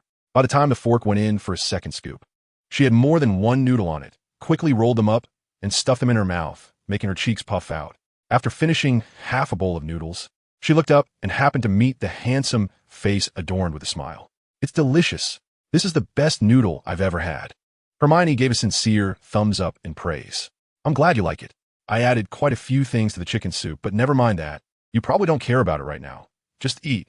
Qin Yu initially wanted to introduce the formula he had come up with, but seeing Hermione's expression, it was clear she wasn't in the mood to listen to him elaborate. The little girl chuckled and resumed slurping her noodles, clearly abandoning her calm and elegance. Qin Yu actually thought that this way of eating was a form of respect for food. However, he casually reminded her, eat slowly, no one is competing with you. Just as he finished speaking, Uncle Hagrid picked up his empty bowl and skillfully went to serve himself more noodles. After all, as a cooking enthusiast, Uncle Hagrid knew how to serve noodles himself. After a series of operations, scooping noodles and adding chicken soup, half of the noodles in the pot were visibly gone. Hermione's eyes widened at this scene, and she looked a bit flustered at Qin, who shrugged helplessly. She hurriedly slurped down the noodles in her bowl, then pushed the bowl towards Qin Yu, licking her lips to indicate her need. When Qin Yu brought the second bowl to her, the little girl finally relaxed her nervous expression. Qin, can you teach me how to use this? After a few bites of the second bowl, Hermione wasn't in a hurry anymore and pointed to the chopsticks Qin Yu was using. Sure, using chopsticks is indeed better for eating noodles. It's more convenient. Qin Yu nodded in agreement. So, he found another pair of chopsticks he made himself, sat next to Hermione, and taught her how to use them, hand in hand. First, you need to align the 2 chopsticks, hold the top ends with your thumb and index finger, and use your middle and ring fingers to support the chopsticks. Then, try to lift the top chopstick and pay attention to the coordination between the 2 chopsticks. Qin Yu taught in detail, and Hermione studied seriously, quickly mastering the essentials of using chopsticks. However, the little girl's movements were still a bit clumsy before she could bring a noodle to her mouth. The 2 chopsticks lost control, splattering soup onto both of their faces. They exchanged glances, looked at the soup on each other's faces, and couldn't help but laugh. Qin used a napkin to wipe the face of the girl who was grinning foolishly and encouraged her to continue practicing, reminding her not to use too much force and to pay attention to controlling her strength. Sure enough, this time Hermione successfully got the noodles into her mouth. Not bad. She was learning quickly. Qin Yu gave timely praise. The little girl's eyes were filled with smiles as she picked up another noodle and brought it to her mouth. Uncle Hagrid, watching Hermione's clumsy use of chopsticks, felt a bit confused. He had also tried using the chopsticks made by Qin before, but found them very inconvenient and not as fast as using a fork, so he simply gave up. Hermione, however, didn't care what Uncle Hagrid thought. She was enjoying her practice with the chopsticks and quickly mastered some skills, even managing to pick up 3 noodles at once and successfully get them into her mouth. However, 2 bowls were still too much for a little girl, and in the end, she couldn't finish them. Qin Yu pulled the remaining half bowl of noodles in front of her and picked up chopsticks to help her finish it. Watching Qin Yu eat the noodles so freely, Hermione couldn't help but smile. Then, she propped her chin on her hand and said seriously, for my birthday next year, I want to eat birthday noodles again. No problem. I'll make them for you next year. Qin Yu nodded after swallowing a mouthful of noodles. I want them every year. Hermione raised her chin, emphasizing her request. All right, I'll make them for you every year. Qin Yu smiled, satisfied with this demanding request. Hearing this, Hermione felt quite happy and picked up her chopsticks to practice, feeding a strand of noodles into Qin Yu's mouth. Eating noodles every year. Won't it get boring? Qin Yu asked. Will it? Such delicious food shouldn't be boring, right? Hermione seemed unsure. Then I'll change the soup ingredients every year to ensure it's different each time, Qin Yu suggested after thinking. Now I'm kind of looking forward to it. Hermione smiled and fed him another noodle. Actually, We can make them at any time if you want, Qin Yu said as he finished the last noodle. Huh? Can we eat them even if it's not my birthday? Hermione was a bit surprised. Of course. But for regular days, we can keep it simple, like just using tomatoes and eggs, and it will still taste great. That sounds wonderful. Uncle Hagrid, who had already finished his bowl of noodles, listened to the conversation between the two young people and was filled with anticipation, determined to learn how to make such food from Qin. As long as he had enough time, he believed he could learn it. Not long after it got dark, Qin Yu and Hermione bid farewell to Uncle Hagrid, concluding the short birthday feast. On the way back, Hermione suddenly became a bit troubled, frowning. When Qin Yu asked, she pouted and said, "You put so much effort into celebrating my birthday. How should I celebrate yours? I don't care. I'm really looking forward to your birthday gift." Qin Yu raised an eyebrow and said with a mischievous smile, "Sigh, that's a tough question," Hermione said, hanging her head. "It's okay. Take your time to think about it. My birthday is still a long way off," Qin Yu reassured her. All right, Hermione temporarily gave up on the puzzling question. After all, if she couldn't think of a gift, she could always just wrap herself in a gift box and put a bow on it to give to him. Thinking of this creative idea, the girl's frown disappeared, replaced by an uncontainable smile, feeling that it would definitely be fun. As for why she was smiling, she was unwilling to tell Qin. "It's great to be here for school. We can celebrate birthdays together," the girl suddenly sighed. "Yeah, it's really nice," Qin Yu echoed. Then, the girl fell silent and reached out to hold his hand, which was slightly larger than hers. The autumn breeze blew, and the night was cool as water. Yet warmth was transmitted from their clasped hands. Chapter 135. The knot on the road when they were in the library. Hermione resembled a little cat that had eaten and drunk enough, her eyes dreamy, and her whole demeanor lazy. At the same time, she was as restless as a kitten, occasionally nudging Qin's shoes with her little leather-shod feet, producing a soft tapping sound. Or when she got tired of reading, she would lean back against Qin's shoulder with the book, her head moving restlessly, making him unable to resist ruffling her hair to soothe and stop her from moving around.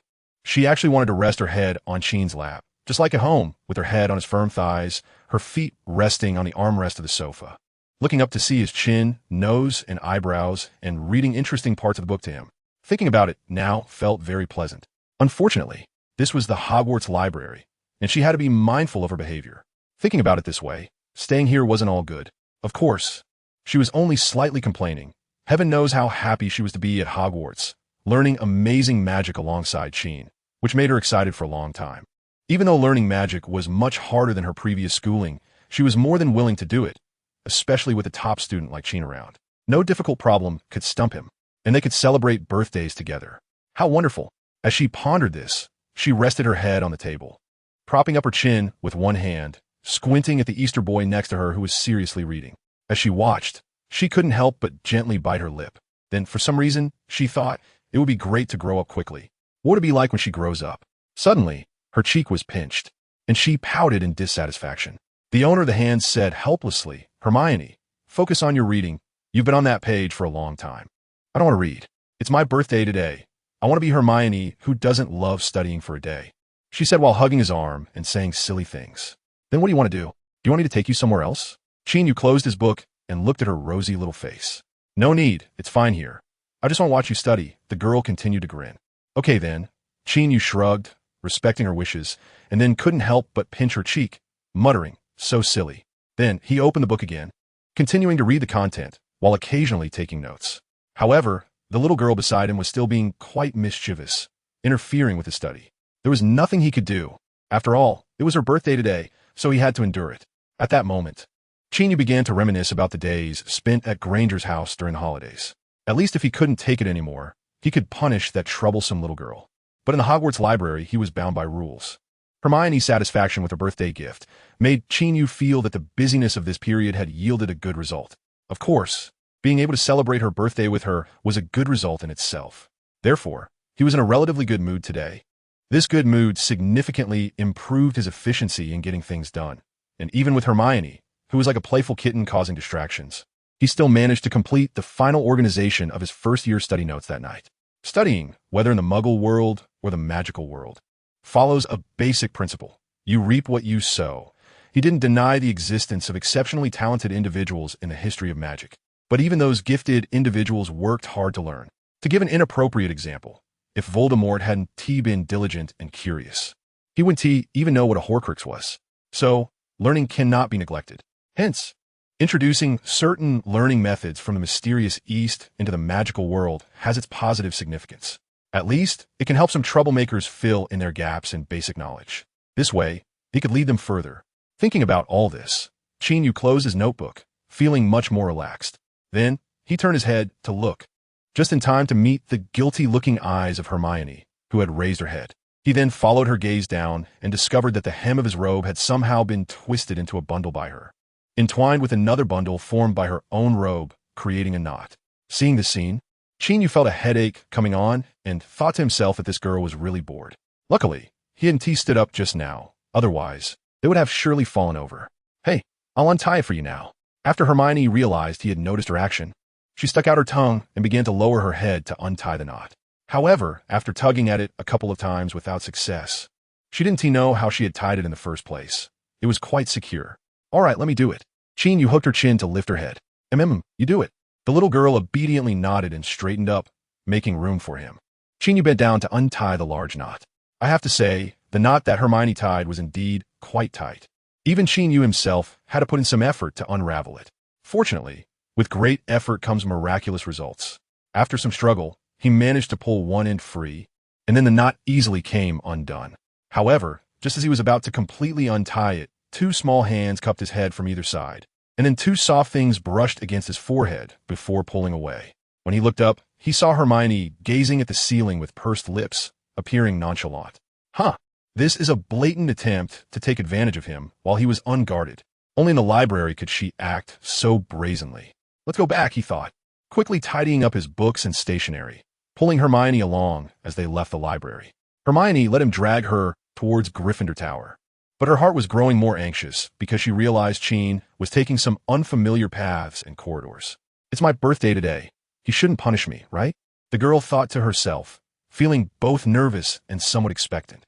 In short, the journey from the library to the dormitory took them twice as long as usual because Qin Yu took a detour. Of course, occasionally taking a different route is also a nice experience. Late at night, Hermione lay in bed in a good mood, closed her eyes, and prepared to sleep, believing she would have sweet dreams. If only she could control the content of her dreams, she could make anyone appear and do whatever she wanted. For example, having Qin and herself in their home in London, both appearing as adults, leaning on the sofa, reading together, undisturbed.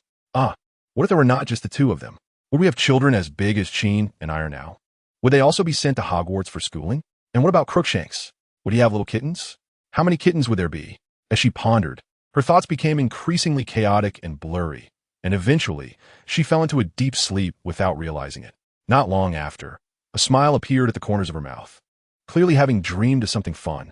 On the other side in the boys' dormitory, Qin Yu had just finished his busy work. He reorganized his notes, categorized them again, and used a simple photocopying spell to make 3 copies of these notes. After finishing these tasks, he looked at the thick stack of notebooks in front of him and nodded in satisfaction. Well, there isn't much he can do. All he could say is that a master leads you to the door, but cultivation depends on the individual. Thinking about this, Qin Yu stretched and planned to go to sleep. Lying in bed, he subconsciously touched his forehead, feeling a bit disordered in his thoughts, unable to calm down and fall asleep for a while. Then, he suddenly remembered something he once wrote to Hermione in a letter. If you dream of someone in your dream, that person will be unable to sleep. So, could it be that someone dreamed of him, which is why he couldn't sleep now? Chapter 136. This is for you. The sun rises and sets. The moon changes from bright and full to looking like a pie with a piece bitten out of it, and stars arrange themselves into regular shapes in the sky. Even Hogwarts students, after their weekly astronomy class, rarely pay much attention to these changes. Of course, just because few people notice doesn't mean no one does. For example, some young wizards returning to their dormitory from the library at night might occasionally look up at the bright moon overhead or the twinkling stars, marveling at the beauty of the night sky. And then there are those mischievous kids who sneak out at midnight, staring blankly at the night sky, pondering the vastness of the universe and their own insignificance. It was midnight on Friday, or rather, it was already early Saturday morning. Draco Malfoy was one such person sitting under an oak tree, staring blankly at the starry sky. He thought he might be the only one at Hogwarts looking at the stars right now. After all, the patrolling Filch likely had no time to gaze at the stars, as his eyes were glued to various dark corners, hoping to catch a student violating the rules to deduct points from their house. Oh, Filch is looking for me. And I've already slipped away, Malfoy thought to himself. After waiting a whole week, he felt he could abandon this fruitless wait. It would be impossible to say he felt no resentment towards that mysterious person, but he also knew that in the other's eyes, he might just be an insignificant character, merely someone to tease casually. Having waited foolishly for a week, his only realization was that he was weak and helpless, ignored by everyone. It seems that from now on, I will have to let that Harry Potter bully me at Hogwarts, Malfoy concluded with a sense of despair. After this week of buffering, he found that he might be able to accept this situation rather than feeling desperate enough to want to escape. As he had a few days ago, does this count as growth? Malfoy scratched his chin, uncertainly mumbling to himself. However, no one responded to him. Only the sound of the wind and the rustling of leaves. Leaves? Malfoy instinctively made a sound of doubt. Then, he saw leaves fluttering and swirling under the oak tree, as if caught up in a small tornado. The leaf tornado flew a short distance away, spinning faster and faster until it gradually formed a dark shadow. In a daze, the shadow revealed a human outline. Soon, the tornado ceased, and leaves fell softly, revealing a tall figure standing there. Malfoy was momentarily stunned, then rubbed his eyes vigorously, trying to see the person who had suddenly appeared in the starlight. The person wore a black hooded robe and a black metal mask, obscuring their age and facial features. Is it him? That mysterious person? Malfoy thought of a possibility, his eyes widening as he quickly stood up, ready to ask a question. Who would have guessed that the person spoke first? Indeed. You have passed the test. Test. Malfoy couldn't help but repeat the word, filled with confusion and excitement. Although he didn't know what the test was, if he guessed correctly, passing the test meant there would be a reward. Sure enough, the person nodded and said, "Yes, this was a test of your patience. And you waited here for me today. I am very pleased and have decided to fulfill my previous promise." The promise the person made earlier was to make him stronger, strong enough not to be bullied by Harry Potter or even Qin. So, is this promise going to be fulfilled now? A week of waiting was not in vain. Malfoy's joy could no longer be concealed, a smile spreading across his face as he said excitedly, "Can you really make me stronger? What should I do?"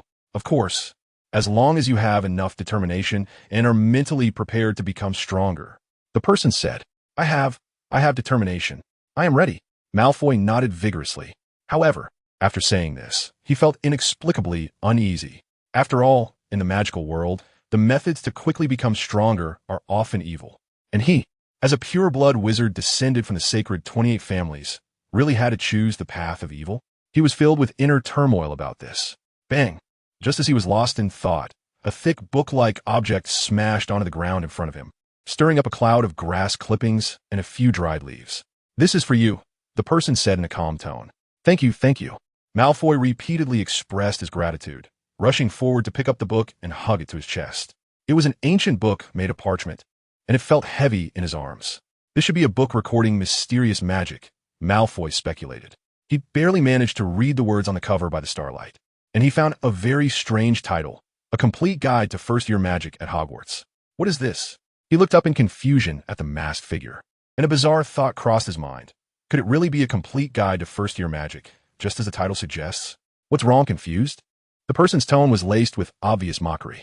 No, Malfoy didn't know what to say. He wasn't confused. He was a bit dazed. "Child, you lack the necessary awe for knowledge," the person said in a tone of disappointment.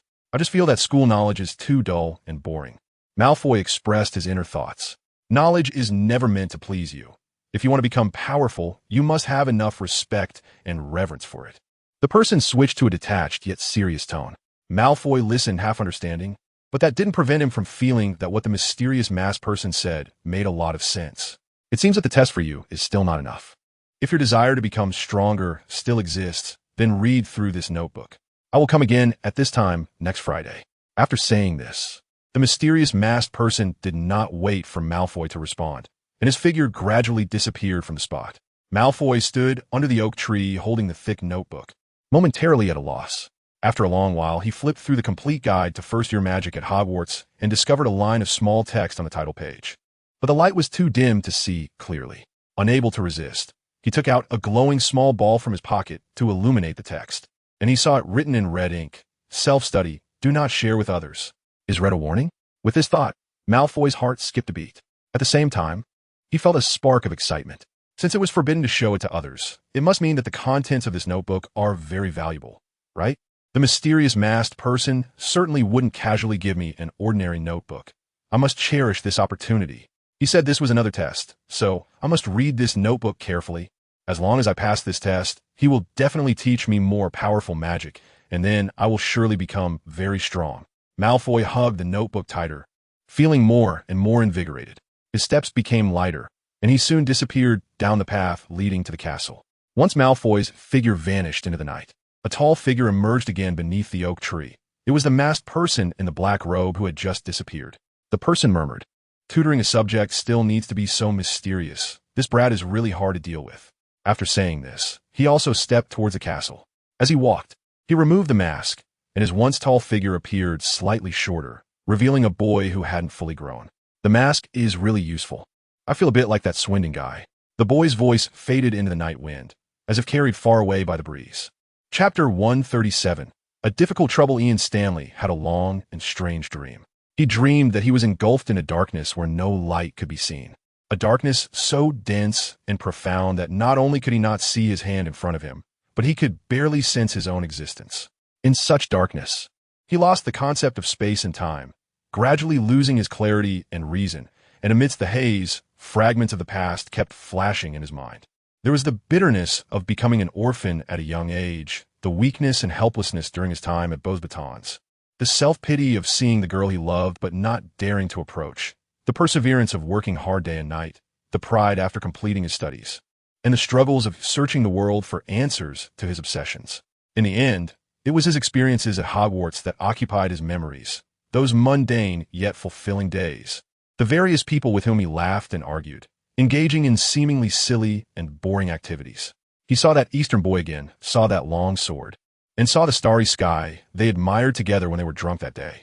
He heard someone calling his name, someone saying goodbye, and someone hoping he would return again. Eventually, he vaguely heard that familiar boy's voice, which said he felt a bit like that Swindon guy. What a rude way to address him. Not calling him professor or brother, but simply by his surname. He wanted to give that boy a good whack on the head with his wand to express his dissatisfaction. However, around him was only darkness, and he was even a part of that darkness.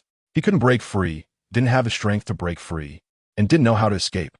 All that remained was darkness, darkness, and more darkness. Looking at the wooden ceiling above, Ian Stanley, lying in bed, still couldn't fully recover from the nightmare he had just experienced. In such a cool autumn, he found himself drenched in cold sweat. Reflecting on the various experiences in the dream, he felt an inexplicable fear and unease, unable to calm down for a long time. He knew that having this dream was not without reason, and it was definitely related to that damn Stephen Swindon. He, or rather they, had accidentally discovered that dark magic that could split the soul. However, as the dominant figure of the body, Swindon was solely focused on investigating the so-called family secrets. Wanted to know what happened to those family members who went missing or died, and he wasn't very enthusiastic about this kind of magic. Meanwhile, hidden deep within his soul, Ian Stanley felt as if he had discovered a treasure, expending a great deal of energy to study it, even using the rare time of dominance to sift through ancient magical texts in search of clues. It was only then that he barely grasped the spell conditions and incantation for that dark magic, and ultimately performed the evil dark magic in a pyramid in Egypt, completing the ritual of soul splitting and driving Stephen Swindon out of the body. As part of the ritual, Stephen Swindon's soul was trapped in that mummy inside the pyramid. One could imagine he wouldn't be too comfortable in there. Could it be that the dream he just had was about Stephen's current predicament? Ian Stanley murmured to himself. After his emotions calmed down, with his sharp mind, he easily came to a guess. After all, magic related to the soul has always been the most taboo, mysterious, and evil existence among dark magic. He had only mastered the preliminary casting ritual, pieced together from various sources. It's hard for him to determine whether there would be any side effects. In fact, he was sure there would be, but he didn't know what they would be. So, as a possible side effect, did he, to some extent, experience what that guy Stephen was feeling? So, that guy's now in a terrible state, trapped in an indescribable, oppressive, despairing darkness? Thinking of this, a cruel and satisfying smile appeared at the corner of Ian Stanley's mouth. "This is your retribution for suppressing me all these years," he said bitterly. However, after saying this, deep anxiety still surged within him. This dream not only allowed him to experience Stephen Swindon's current predicament, but also made him realize that the connection between them was far from completely severed. Perhaps he should find a way to completely resolve this trouble. He secretly made this resolution. However, as of now, he had no clue. It had taken a lot of effort to drive that damned Stephen out of his body, and he still didn't know how to completely kill that guy. He had thought about destroying the mummy that Stephen possessed, but almost ended up dead himself, so he had to give up. He thought that as long as he kept a distance from that damn mummy, everything would be fine, but now it seemed to be a significant hidden danger. In any case, it was most important to focus on the current work. A flurry of chaotic thoughts flashed through his mind, and he finally exhaled and got out of bed. The magical world was full of dangers, and without a powerful organization to rely on, it was challenging to fulfill his ambitions or completely eliminate the trouble of Stephen Swindon. So, what he needed to do now was to be a qualified worker. Well, the term worker was also something he heard from that kid Qin.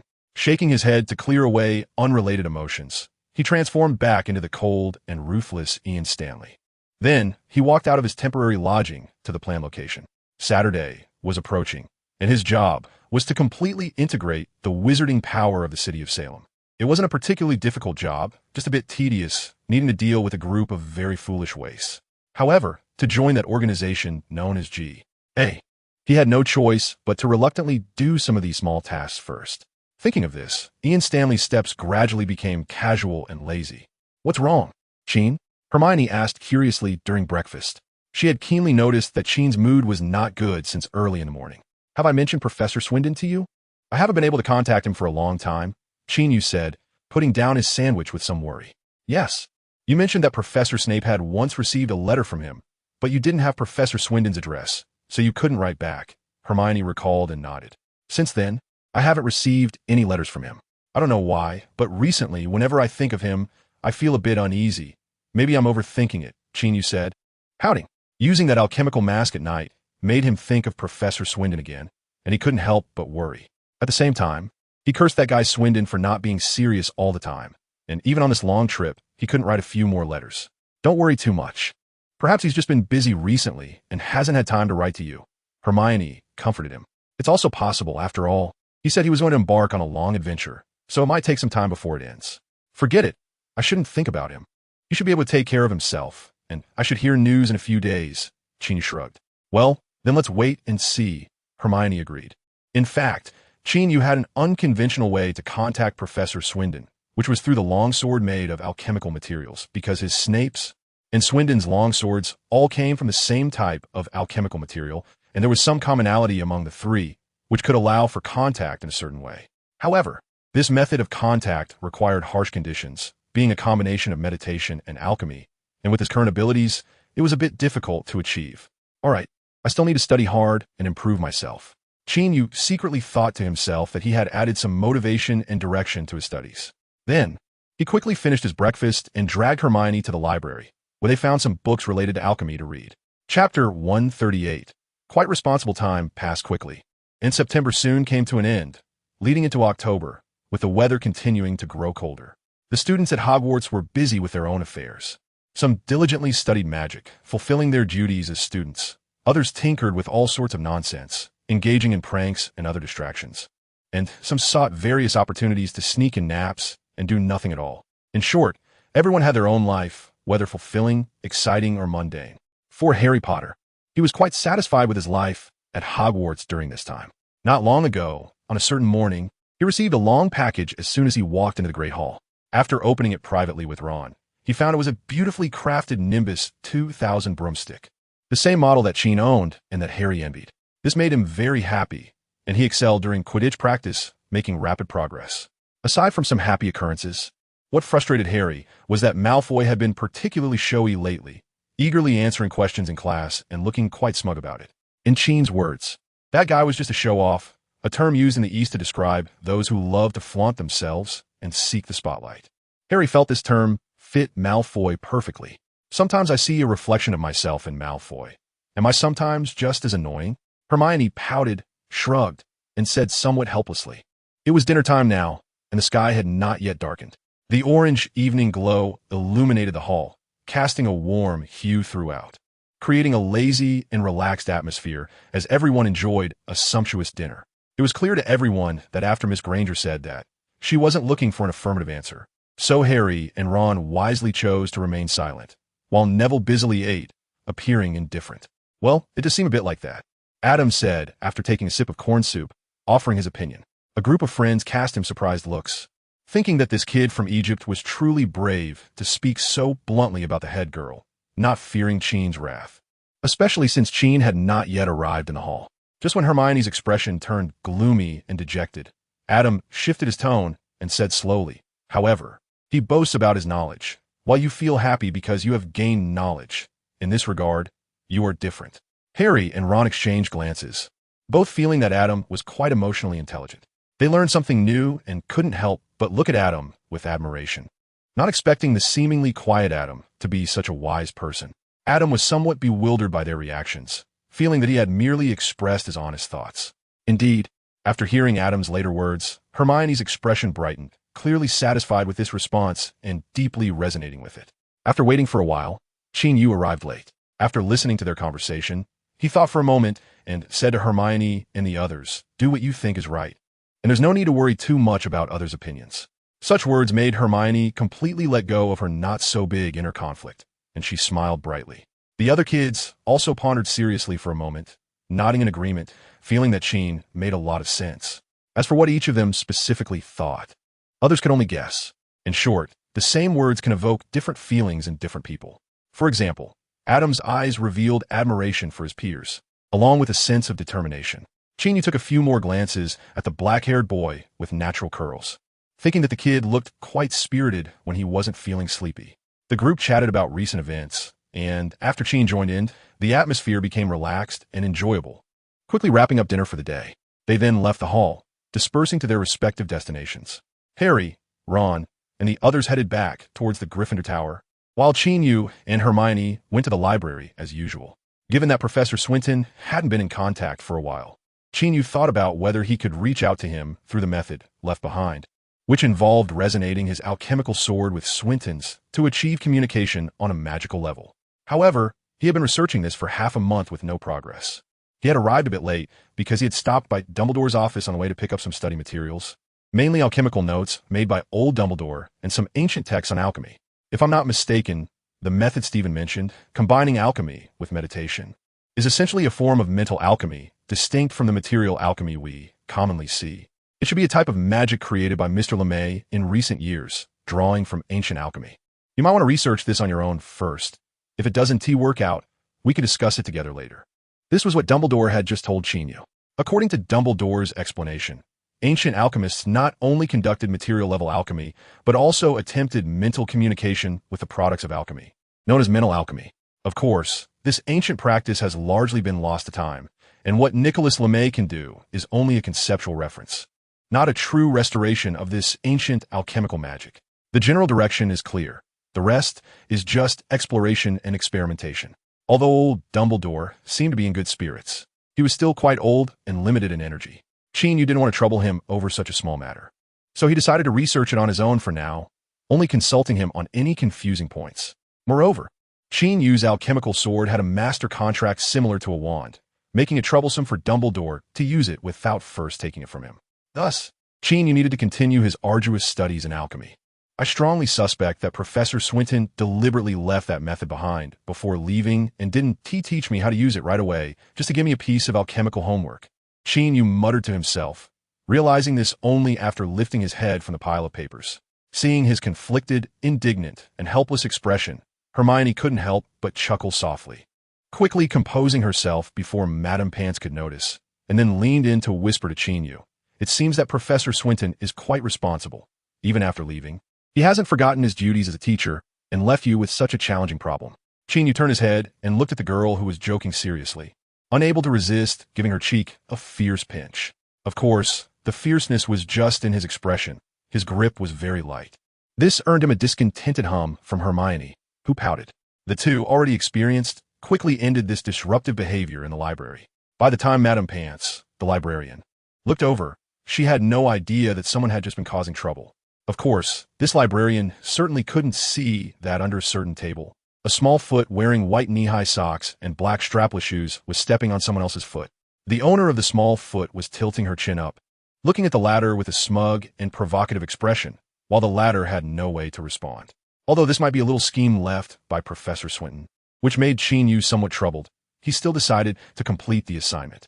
After complaining a bit and seemingly drawing some strength from the brown-haired girl beside him, Qin Yu calmed down and continued to tackle the alchemical notes. Then, during a moment of distraction, he pondered that after some time, he could try out that long sword from Professor Snape to see if it would produce any effects. He had previously mentioned this to Snape, who wasn't as skilled in alchemy or meditation as Swinton. In fact, when it came to meditation, it seemed that Qin Yu, who had been trained by Swinton for a year, had more talent. Of course, Qin Yu didn't really believe he was exceptionally gifted. He secretly speculated that it was probably because he desperately needed to stabilize the silent influence within him that forced him to put in a lot of effort into meditation.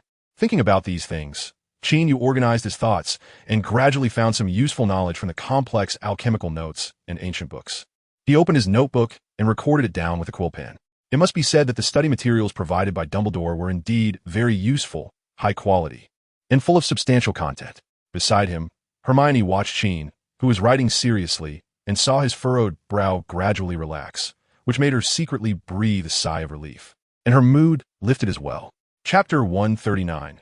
Not losing points is progress. Having already discussed dragon blood, I believe I have clarified its uses. Besides dragon blood, other parts of the dragon's body are also important potion ingredients.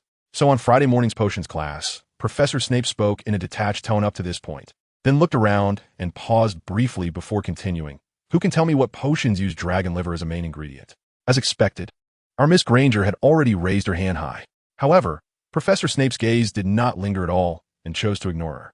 Hermione, if you keep this up, I'll tell Qin. Snape, what a joke. Am I afraid of that kid? On the other side, Malfoy raised his hand even higher, even lifting half of his but off the chair, afraid of being ignored as well. He was just short of shouting, "Pick me, pick me." Professor Snape did glance at him a few more times, finding that Lucius's son had been acting a bit unusually lately. He wondered what the reason was. It couldn't possibly be related to that kid Qin, could it? Qin Yu, I'm busy. Please don't cue me, thank you. Snape, if I've wronged you, then I apologize. Qin Yu, not really. Snape, don't leave after class. Wand pointing at person. JPG. The sound of chairs scraping against the floor came from not far away. The aloof potions professor turned to look and found that it was Harry Potter, a boy who resembled a man he didn't want to care about too much, but was very concerned about. Looking at Harry, who raised his hand and occasionally glanced at Malfoy, Snape easily guessed his general thoughts. Sure enough, like his father, he was also someone who loved to show off. Thinking of this, Professor Snape narrowed his eyelids and decided to teach him a lesson again. It seems you all have grasped this knowledge. Then he paused for a moment. Looking around, under Harry's expectant gaze, he turned and continued. Malfoy, you answer. Upon hearing this, Malfoy instinctively straightened his body and loudly announced the antidote to the love potion. Dragon liver can serve as the main ingredient for making the antidote to the love potion. It's a potion that can eliminate the effects of the love potion. Snape nodded slightly, then continued in his usual cold tone. You've earned Slytherin a well-deserved point. Hearing that Slytherin had gained a point, Harry couldn't help but whisper to Ron in frustration. I knew the answer. You said your mom uses it all the time. It's all Snape's fault. Ron quickly shot Harry a look to stop him from saying anything about Snape being biased. After all, even if Harry didn't say it out loud, Ron could instantly understand what he meant, and saying it could easily get them caught by Snape, resulting in a loss of 5 or even 10 points for Gryffindor due to disrespecting the teacher. Sure enough, when Ron turned to look, he found Professor Snape casting a rather unfriendly glance in their direction, and the two quickly straightened up and stopped whispering. Snape's gaze swept over a few little kids, taking in their reactions, then paused, looking at Hermione, who also appeared to be concerned, and slowly said, I see you all are very enthusiastic about this question, so, Miss Granger, why don't you tell us what other ingredients are used to make the antidote to the love potion? As soon as this question was asked, Harry, who had just been eager to answer, immediately lost his enthusiasm, as he really hadn't studied that deeply. After all, they were only first-year students, and remembering that dragon liver was used in the antidote to the love potion was already good enough. More complicated potion recipes and preparation methods were too difficult for them. On the other hand, Malfoy was in a similar situation. After all, he had just gotten that notebook and hadn't finished the basic content yet.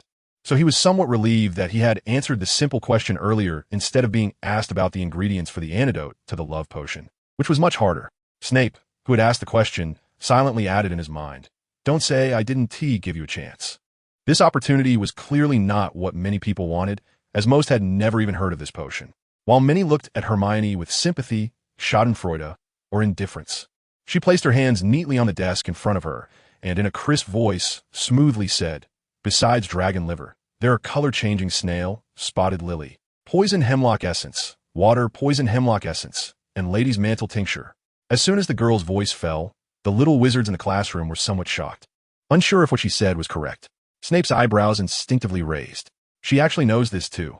She must be Qin's sister. The aloof potions teacher couldn't help but feel this way in his heart.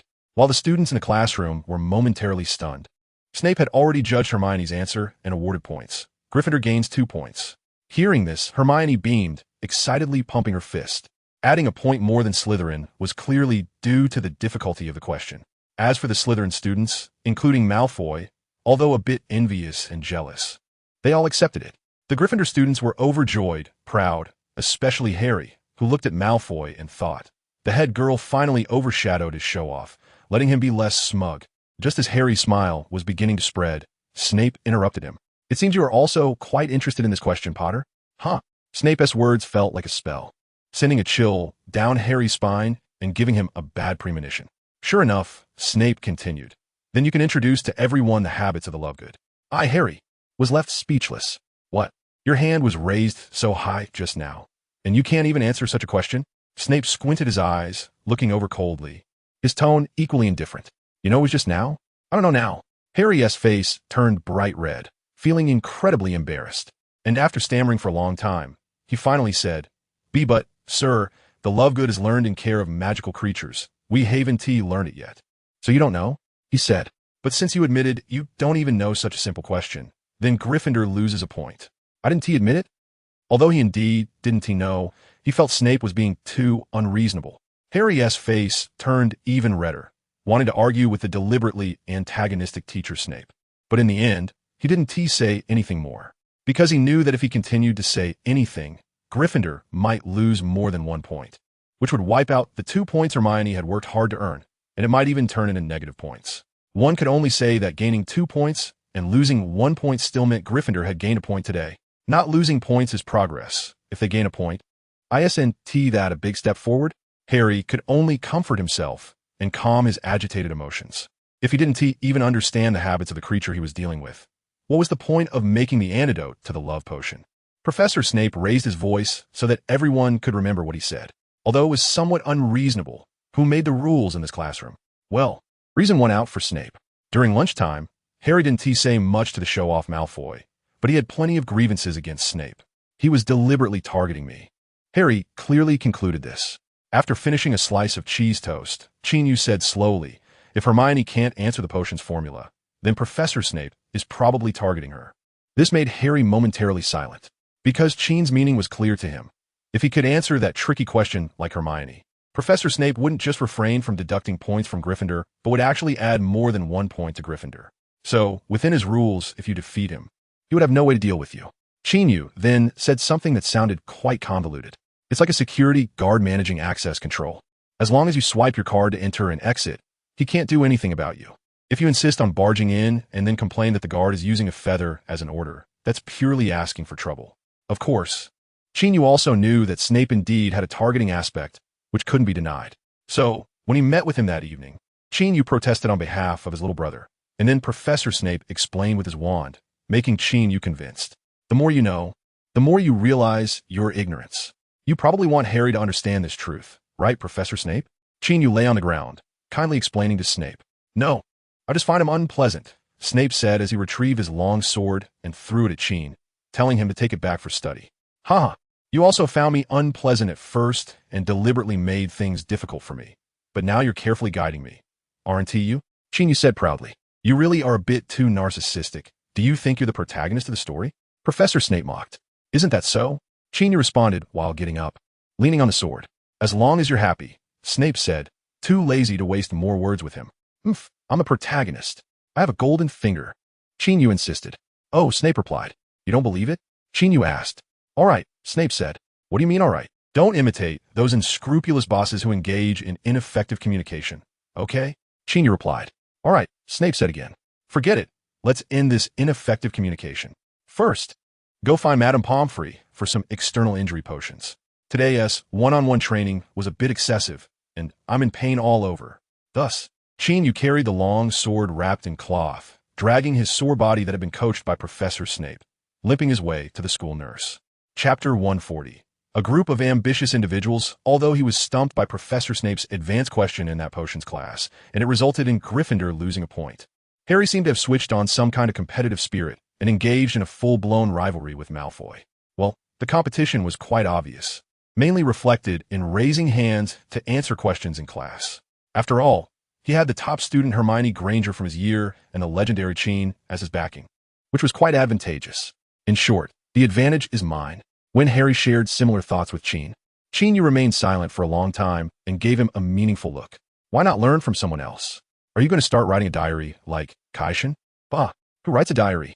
Qin Yu was thinking about some random points in his mind, but of course he couldn't say them out loud. Instead, he encouraged earnestly, "Not bad. You have to have confidence. You can ask me anything at any time, or ask Hermione. You should also take a good look at the notes I gave you." However, he silently added in his heart, "Sorry, Harry, I'm an undercover agent. As long as you don't complain that studying is too boring, it's fine." Hermione shrugged, indicating that she could also play the role of a study advisor. "Well, thank you, Qin." "Thank you, Hermione," Harry said excitedly, his expression very serious. "Can I join too?" Ron, who was nearby, said somewhat anxiously. Studying was a rather painful thing for him. Of course, he wasn't unwilling to learn. He just instinctively felt some resistance. After all, how many people genuinely enjoy studying in the world? However, since his buddy Harry Potter had started thinking about putting his energy into studying, he certainly had to accompany him. Still, pain was pain. So, the idea of happily studying was itself a false proposition. "I want to join you guys too," Neville stammered. Seeing Neville, Ron felt a lot more relaxed and smiled as he patted his shoulder, saying, "Okay, let's do it together." Young people are actually not afraid of many things, especially when they have friends to do the same thing with. It can become quite interesting. Pain is pain, but it's good to have someone to accompany you. Adam, wanting to fit in, also said that as long as he didn't sleep, he could study with them and improve together. Another not-so-enthusiastic child joined the progressives. In any case, Qin Yu felt that the development of the situation was quite good. Not only had that little Malfoy started focusing on magic studies as if he were pumped up with energy, but Harry, Ron, Neville, and others also seemed to be threatened or inspired, not intending to be left behind. However, Qin Yu himself was going to be a bit tired, having to help Harry and the others with their homework openly while also pretending to be a mysterious old man meeting Malfoy late at night. Helping both sides, he had to pay attention to the balance, not breaking the game's equilibrium. It felt a bit like he was a game designer from his previous life, and he was the real-life version of it. Fortunately, he only needed to meet Malfoy once a week at midnight on Fridays to check the progress, answer questions, and casually point out some new magical knowledge. Of course, helping the little one study was just a small part of Qin Yu's school life. He had his own things to take care of. Completing his second-year courses was just the basic requirement, which wasn't too difficult. He had already advanced quite far in potions, charms, and defense against the dark arts. This was probably due to coexisting and battling with the silent power within him, combined with his own talent and efforts, along with the careful guidance from Snape and Swindon, allowing him to progress in magic studies far beyond the average person. Besides studying, there was also Quidditch training, which counted as physical exercise. After all, a good body is the foundation for learning magic. Without a good body, it would be exhausting to wave a wand. In addition to these study and training arrangements that were similar to before, he had recently devoted a considerable amount of energy to alchemy. Since he had more or less guessed that this was an assignment left by Swindon, and he wanted to try communicating with him through alchemy, he decided to study it thoroughly. Thus, Qin Yu's life in his second year at Hogwarts became even more fulfilling and busy compared to his first year. As time passed day by day, the little kids started a relatively healthy competition both in and out of class. Even Hermione, who originally liked to answer questions in class, was overshadowed by those guys and seemed less prominent, which made her experience less exclusion in the Muggle world. Of course, at Hogwarts, no one dared to do anything to her. Meanwhile, Qin Yu was diligently researching and had made some progress in the methods of alchemical communication. One day, as usual, he was in an empty classroom, meditating with his alchemical longsword. Following the method left by Professor Swindon, he recalled his understanding of alchemy in his mind. Trying hard to imagine the materials and alchemical processes used for this longsword, attempting to mentally recreate the alchemical longsword to achieve a spiritual resonance with it, and then resonate again with another longsword placed 1 meter away from him. Once, twice, 3 times, after countless attempts, beads of sweat began to form on Qin Yu's forehead, and the long sword opposite him remained completely still, just when he was about to give up due to excessive mental exhaustion. The long sword he had envisioned in his mind suddenly became clear. Qin Yu's heart suddenly filled with joy as his thoughts reached out to the fictional longsword. Buzz. It was as if a metallic tremor resonated in his mind. Immediately, the real longsword he was holding trembled in response. Clang, clang, clang. Following that, the longsword that he had obtained from Snape made a sound as it struck the ground. The Snape longsword successfully resonated. I have succeeded. Qin Yu slowly opened his eyes. A smile that he couldn't hide appeared at the corners of his mouth. Although the resonance this time was very slight and the distance was short, he had finally taken the first step.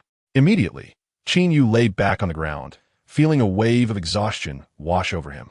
Qin, you look very tired, Hermione said with concern during dinner. Yeah, I overexerted myself a bit today, but I'll be fine soon, Qin Yu replied, showing her what he thought was a warm smile. Hermione pouted, handing him food while muttering, I know you too well. When you get busy, you just forget everything. You need to eat more and then go back to rest well. I'll listen to you. Qin Yu nodded obediently, then took a bite of the bread she handed him and signaled that he wanted a grilled sausage. Seeing that he was indeed very tired today, Hermione reluctantly fed him. After eating and drinking enough, Qin Yu felt much more energetic, leaning back contentedly in his chair while listening to others chat. Unexpectedly, he heard Hermione say, The day after tomorrow is Halloween. You wrote in your letter that it would be very lively, which makes me look forward to it. Yeah, not only lively, but there will also be a lot of delicious food, Qin Yu said, then suddenly paused. That's right, the day after tomorrow is Halloween. And the eve of Halloween is truly a day that's hard not to pay attention to. Chapter 141. Conversations in the corner. Qin Yu has been very busy lately, feeling almost like he has forgotten to eat and sleep, and his sense of time has become a bit vague. If it weren't for Hermione mentioning Halloween casually, he wouldn't have realized that it was already late October. Speaking of which, if it weren't for his intervention, Halloween Eve this year wouldn't be peaceful according to the original historical trajectory. Hermione would still be hiding in the bathroom crying because of being ostracized by her classmates, mainly Harry and Ron, thus encountering danger. However, with Qin Yu's involvement, things should change. At least, Hermione shouldn't be hiding alone in the bathroom. Even so, Qin Yu still thoughtfully said to the girl, If someone bullies you during this time, or if you encounter something unhappy, remember to come find me. Huh? Hermione looked at Qin Yu with a pair of confused eyes, asking in a puzzled tone, Why are you suddenly saying this to me? Why would I be bullied? I just said if after all at your age. It's easy to encounter some things you can't handle by yourself. At that time, you can come to me for help. Qin Yu was taken aback by the question, realizing his words were a bit abrupt, but he couldn't go into too much detail, so he could only force an explanation. What do you mean at my age? Shouldn't you also recall how old you are? The girl pouted, expressing her dissatisfaction. Women are strange like this, so sensitive about age. When young, they dislike others calling them small, and when older, they hate being reminded of their age. And Hermione doesn't like being treated as a little kid by Qin. After all, she has grown up, she can attend middle school in the Muggle world, and in a few years, well, she has grown up.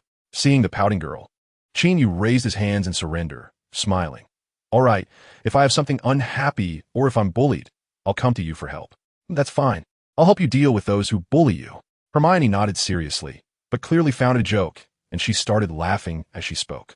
After dinner, having made some progress in alchemy, Qin Yu decided to put aside his study tasks for the day and take a good rest. So he took Harry to the Quidditch pitch for training. Hermione returned to the Gryffindor girls' dormitory, planning to feed Crookshanks, whom she had brought back from Hagrid. The others went off to do their own things, leaving the dining hall. As night fell, the 4th floor of Hogwarts Castle was nearly deserted.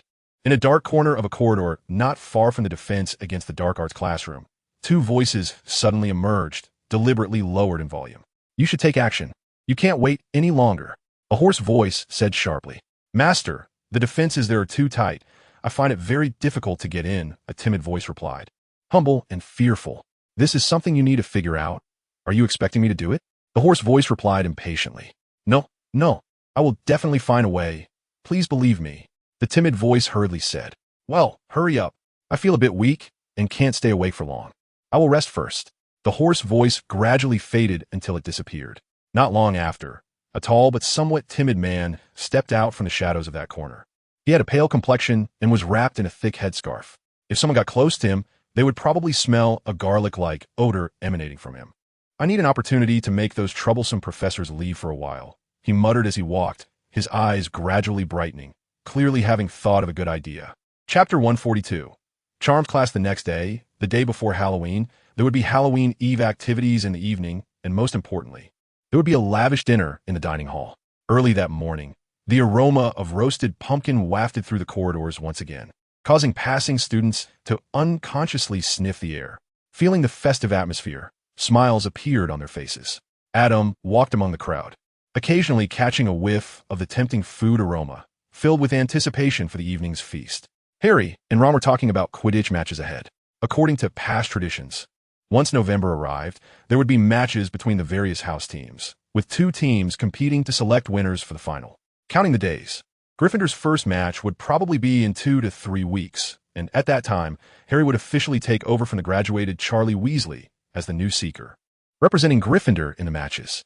With time so tight, it was hard not to feel nervous. Even though he was training hard, Harry still couldn't reach the level of synergy with his teammates. I really don't want to be the one dragging Gryffindor down, Harry said anxiously. Don't put so much pressure on yourself. Ron could only say some words of comfort, but the effect was limited. After all, he wasn't a very articulate person, and the best he could come up with was that Qin was around, and he just needed to complete his own tasks.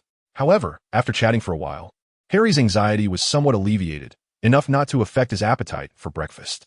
Adam listened to their conversation and was also looking forward to the match. Well, he always looked forward to the unknown, and Hogwarts brought him so many uncertainties. Of course, he was looking forward to more than just a feast or a match. After enjoying breakfast, the first-year students headed to the Charms classroom on the 4th floor. However, just as they stepped onto the stairs to the 2nd floor, Harry noticed that Adam, who had just been there, had disappeared at some point.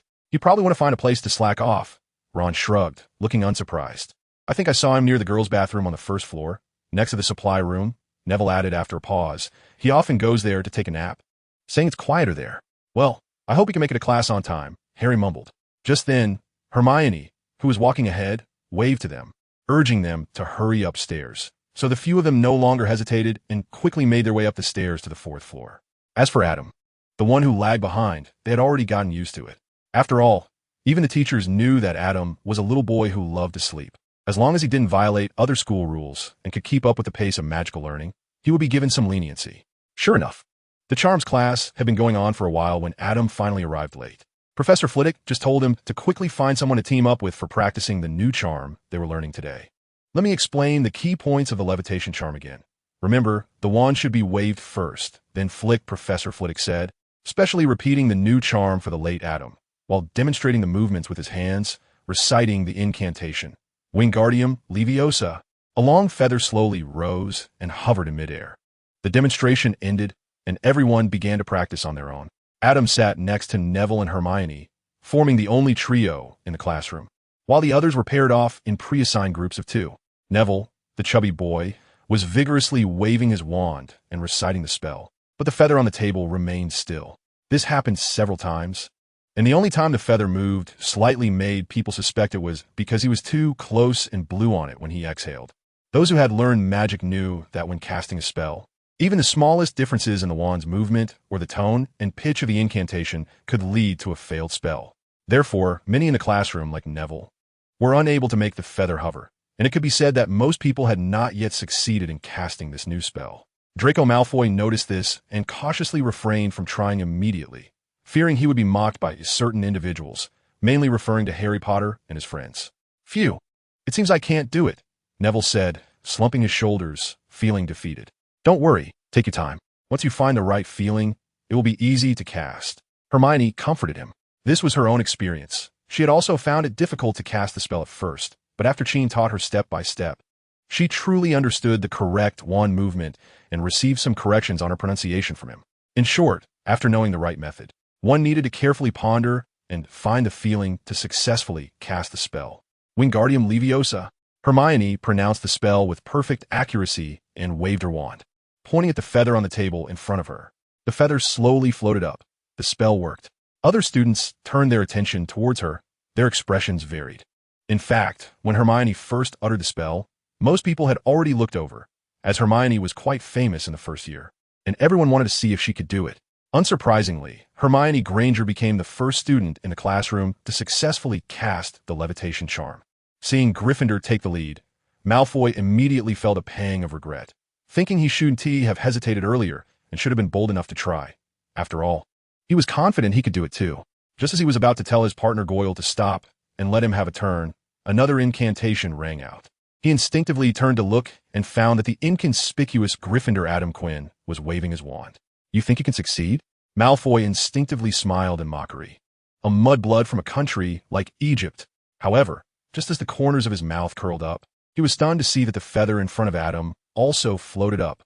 "This is impossible." Malfoy's smile vanished, his eyes widened in shock, and his pale face flushed with excitement. Damn Gryffindor, even taking second place. He realized he couldn't wait any longer.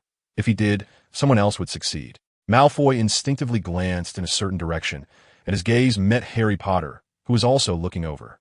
The two seemed to instantly understand each other's thoughts, turning their heads simultaneously to wave their wands and recite the spell. Wingardium Leviosa. Malfoy quickly recited the incantation. However, after waving his wand, nothing happened. He anxiously repeated it again, but still did not succeed. "Malfoy, don't be anxious. This is difficult."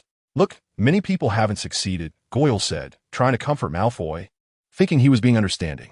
Malfoy's anger flared at Goyle's words, and he shot him a fierce glare, causing Goyle to shrink his neck and not dare to say another word. "Bad news, I didn't succeed. Good news, that guy Harry Potter also didn't succeed."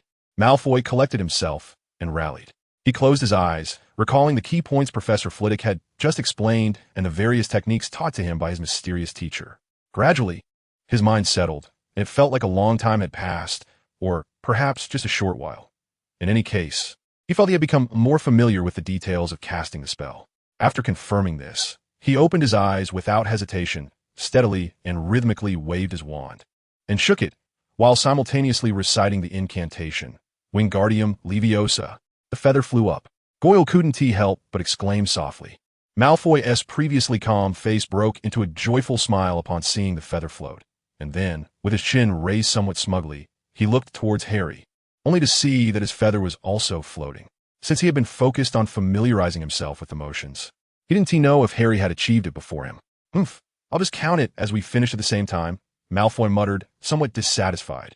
In his view, with Hermione as a friend and Qin as a powerful senior, it was normal for Harry Potter to grasp the levitation charm quickly.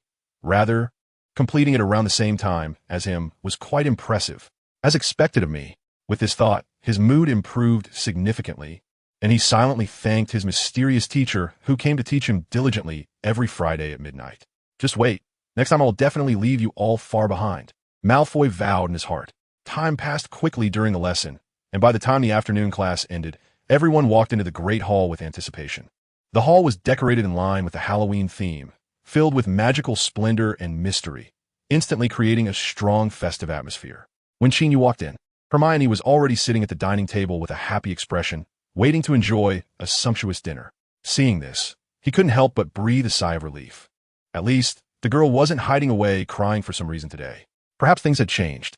However, when the banquet officially began, he still didn't see Professor Quirrell, which made him feel uneasy. Chapter 143. The Interrupted Banquet. The Halloween Eve banquet was incredibly lavish. Roasted meats, delicious thick soups, fragrant bread, and various vegetables and fruits were all laid out on the long tables of the four houses, with everyone seated on either side and their plates piled high.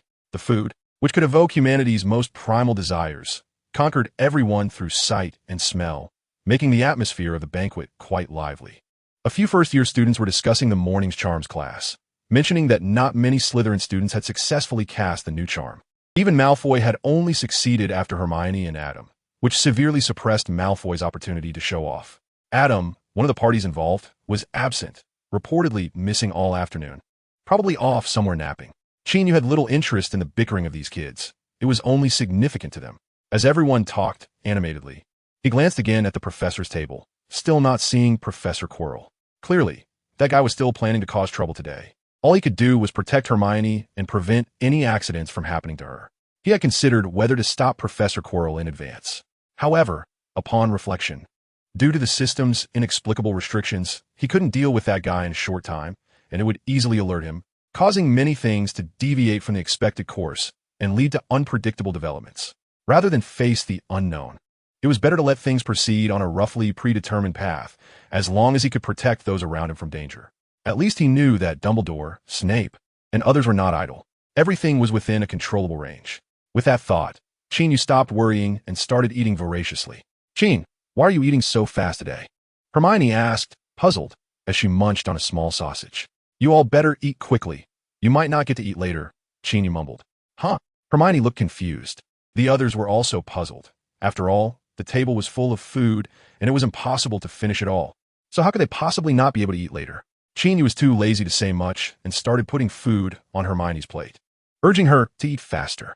All right, I'll eat." Hermione smiled and began to eat heartily as he instructed. She thought that Qin must be a bit eccentric today. After all, he often had some strange ideas. Well, she would just go along with it. Uncle spoiled him like this. As a result, in the entire hall, the two of them had the fastest eating pace, even surpassing the gluttonous Crabbe and Goyle from Slytherin, who were still hesitating over their food choices today. However, even as Qin Yu sped up his eating, he was abruptly interrupted by a loud crashing sound before he could finish, accompanied by a dull thud. The large door of the hall was violently thrown open. A figure wrapped in a thick scarf stumbled in and ran straight to where the professors were seated. It was Professor Quirrell, who had been absent until now. "Dumbledore, Professor, there's a troll," Professor Quirrell said in fear and panic. "Calm down. Tell us exactly where you saw it," Dumbledore asked in a steady tone. "In the dungeon. The troll seems to have gone mad," Professor Quirrell said, still trembling with fear. Qin Yu watched this scene, helplessly wiping his hands and mouth, stopping his meal. Sure enough, after Professor Dumbledore asked about the reason, he stood up and said to everyone in the hall, "Everyone, please pause your meal and follow the heads of your houses back to your respective dormitories. Trolls are highly destructive magical creatures, and their presence on campus poses a significant danger to young wizards who are still in the learning phase. Evacuating to the dormitory areas of each house is a more prudent plan." Moreover, some timid children had already shown looks of confusion and fear, and a sharp scream rang out, making the entire hall a bit chaotic. Thus, everyone began to leave the hall somewhat frantically under the guidance of their house heads. At this moment, Harry and the others couldn't help but look at Qin Yu, wondering if he had learned some prophecy skills from Professor Trelawney in divination class. Otherwise, how would he know that they wouldn't be able to finish this dinner? "Qin, come help me lead the first and second year students back to Gryffindor Tower. Have them gather in the common room, and don't run around." Percy Weasley, the head of Gryffindor, found Qin Yu and asked for his assistance. With Qin Yu's reputation and prestige in Gryffindor, the first and second year students were quite willing to listen to him, which was also why Percy sought him to help evacuate the students. Qin Yu responded and went to greet the 2 grades of Gryffindor students. However, it was somewhat chaotic now. Several younger Hufflepuff students were running around in a panic, bumping into the crowd of Gryffindors, while someone from Slytherin was shouting something, and many from Ravenclaw were blocked at the entrance. The prefects quickly raised their voices to maintain order. When Qin Yu gathered the first and second year Gryffindor students together, Hermione said anxiously, "Qin, Harry, and Ron are missing." "Huh?" Qin Yu frowned in confusion. These 2 kids, how could they disappear at such a critical moment? I seem to have heard them mention wanting to find Adam. It was a bit chaotic just now, and I didn't pay attention for a moment, and they vanished. Hermione continued, "These 2 warm-hearted kids really leave one speechless." "All right, I'll take you back to the common room first, and later I will go find them." Qin Yu did not hesitate much. He quickly led the first and second year students towards the Gryffindor Tower, and along the way, he asked several first-year students about Adam. He easily learned from Neville that Adam often goes to a storage room to slack off and sleep. That storage room is right next to the girls' bathroom on the first floor. The first floor is the closest place to the basement, and the troll is very likely to have come up from the basement to the first floor. Pig knows. After casting a spell at the fat lady, the door opened, and Qin Yu led everyone inside, arranging them in the common room. After doing this, he explained the situation to Percy Weasley, the head boy who had come after. Although Percy Weasley is Ron's brother, due to his responsibility as head boy to maintain order, he couldn't leave easily, so he had to ask Qin Yu to help find his troublesome younger brother. Then, Qin Yu left the dormitory area and headed back towards the first floor of the main castle. However, not far into his walk, Hermione caught up with him, stubbornly insisting on fighting alongside Qin Yu. Looking at the serious-faced girl, Qin Yu couldn't help but smile a bit, taking her hand and jogging towards their destination. Synopsis. By an accident, Qin Yu arrives in a new world where a group of people call themselves wizards and can cast magical spells. Upon arriving in this world, he gains a powerful yet dangerous ability. Of course, before he learns to use this power, he must first stay at the home of a little girl named Hermione, and then follow an old man with a white beard named Dumbledore to a magic school to learn. The magical world begins from here.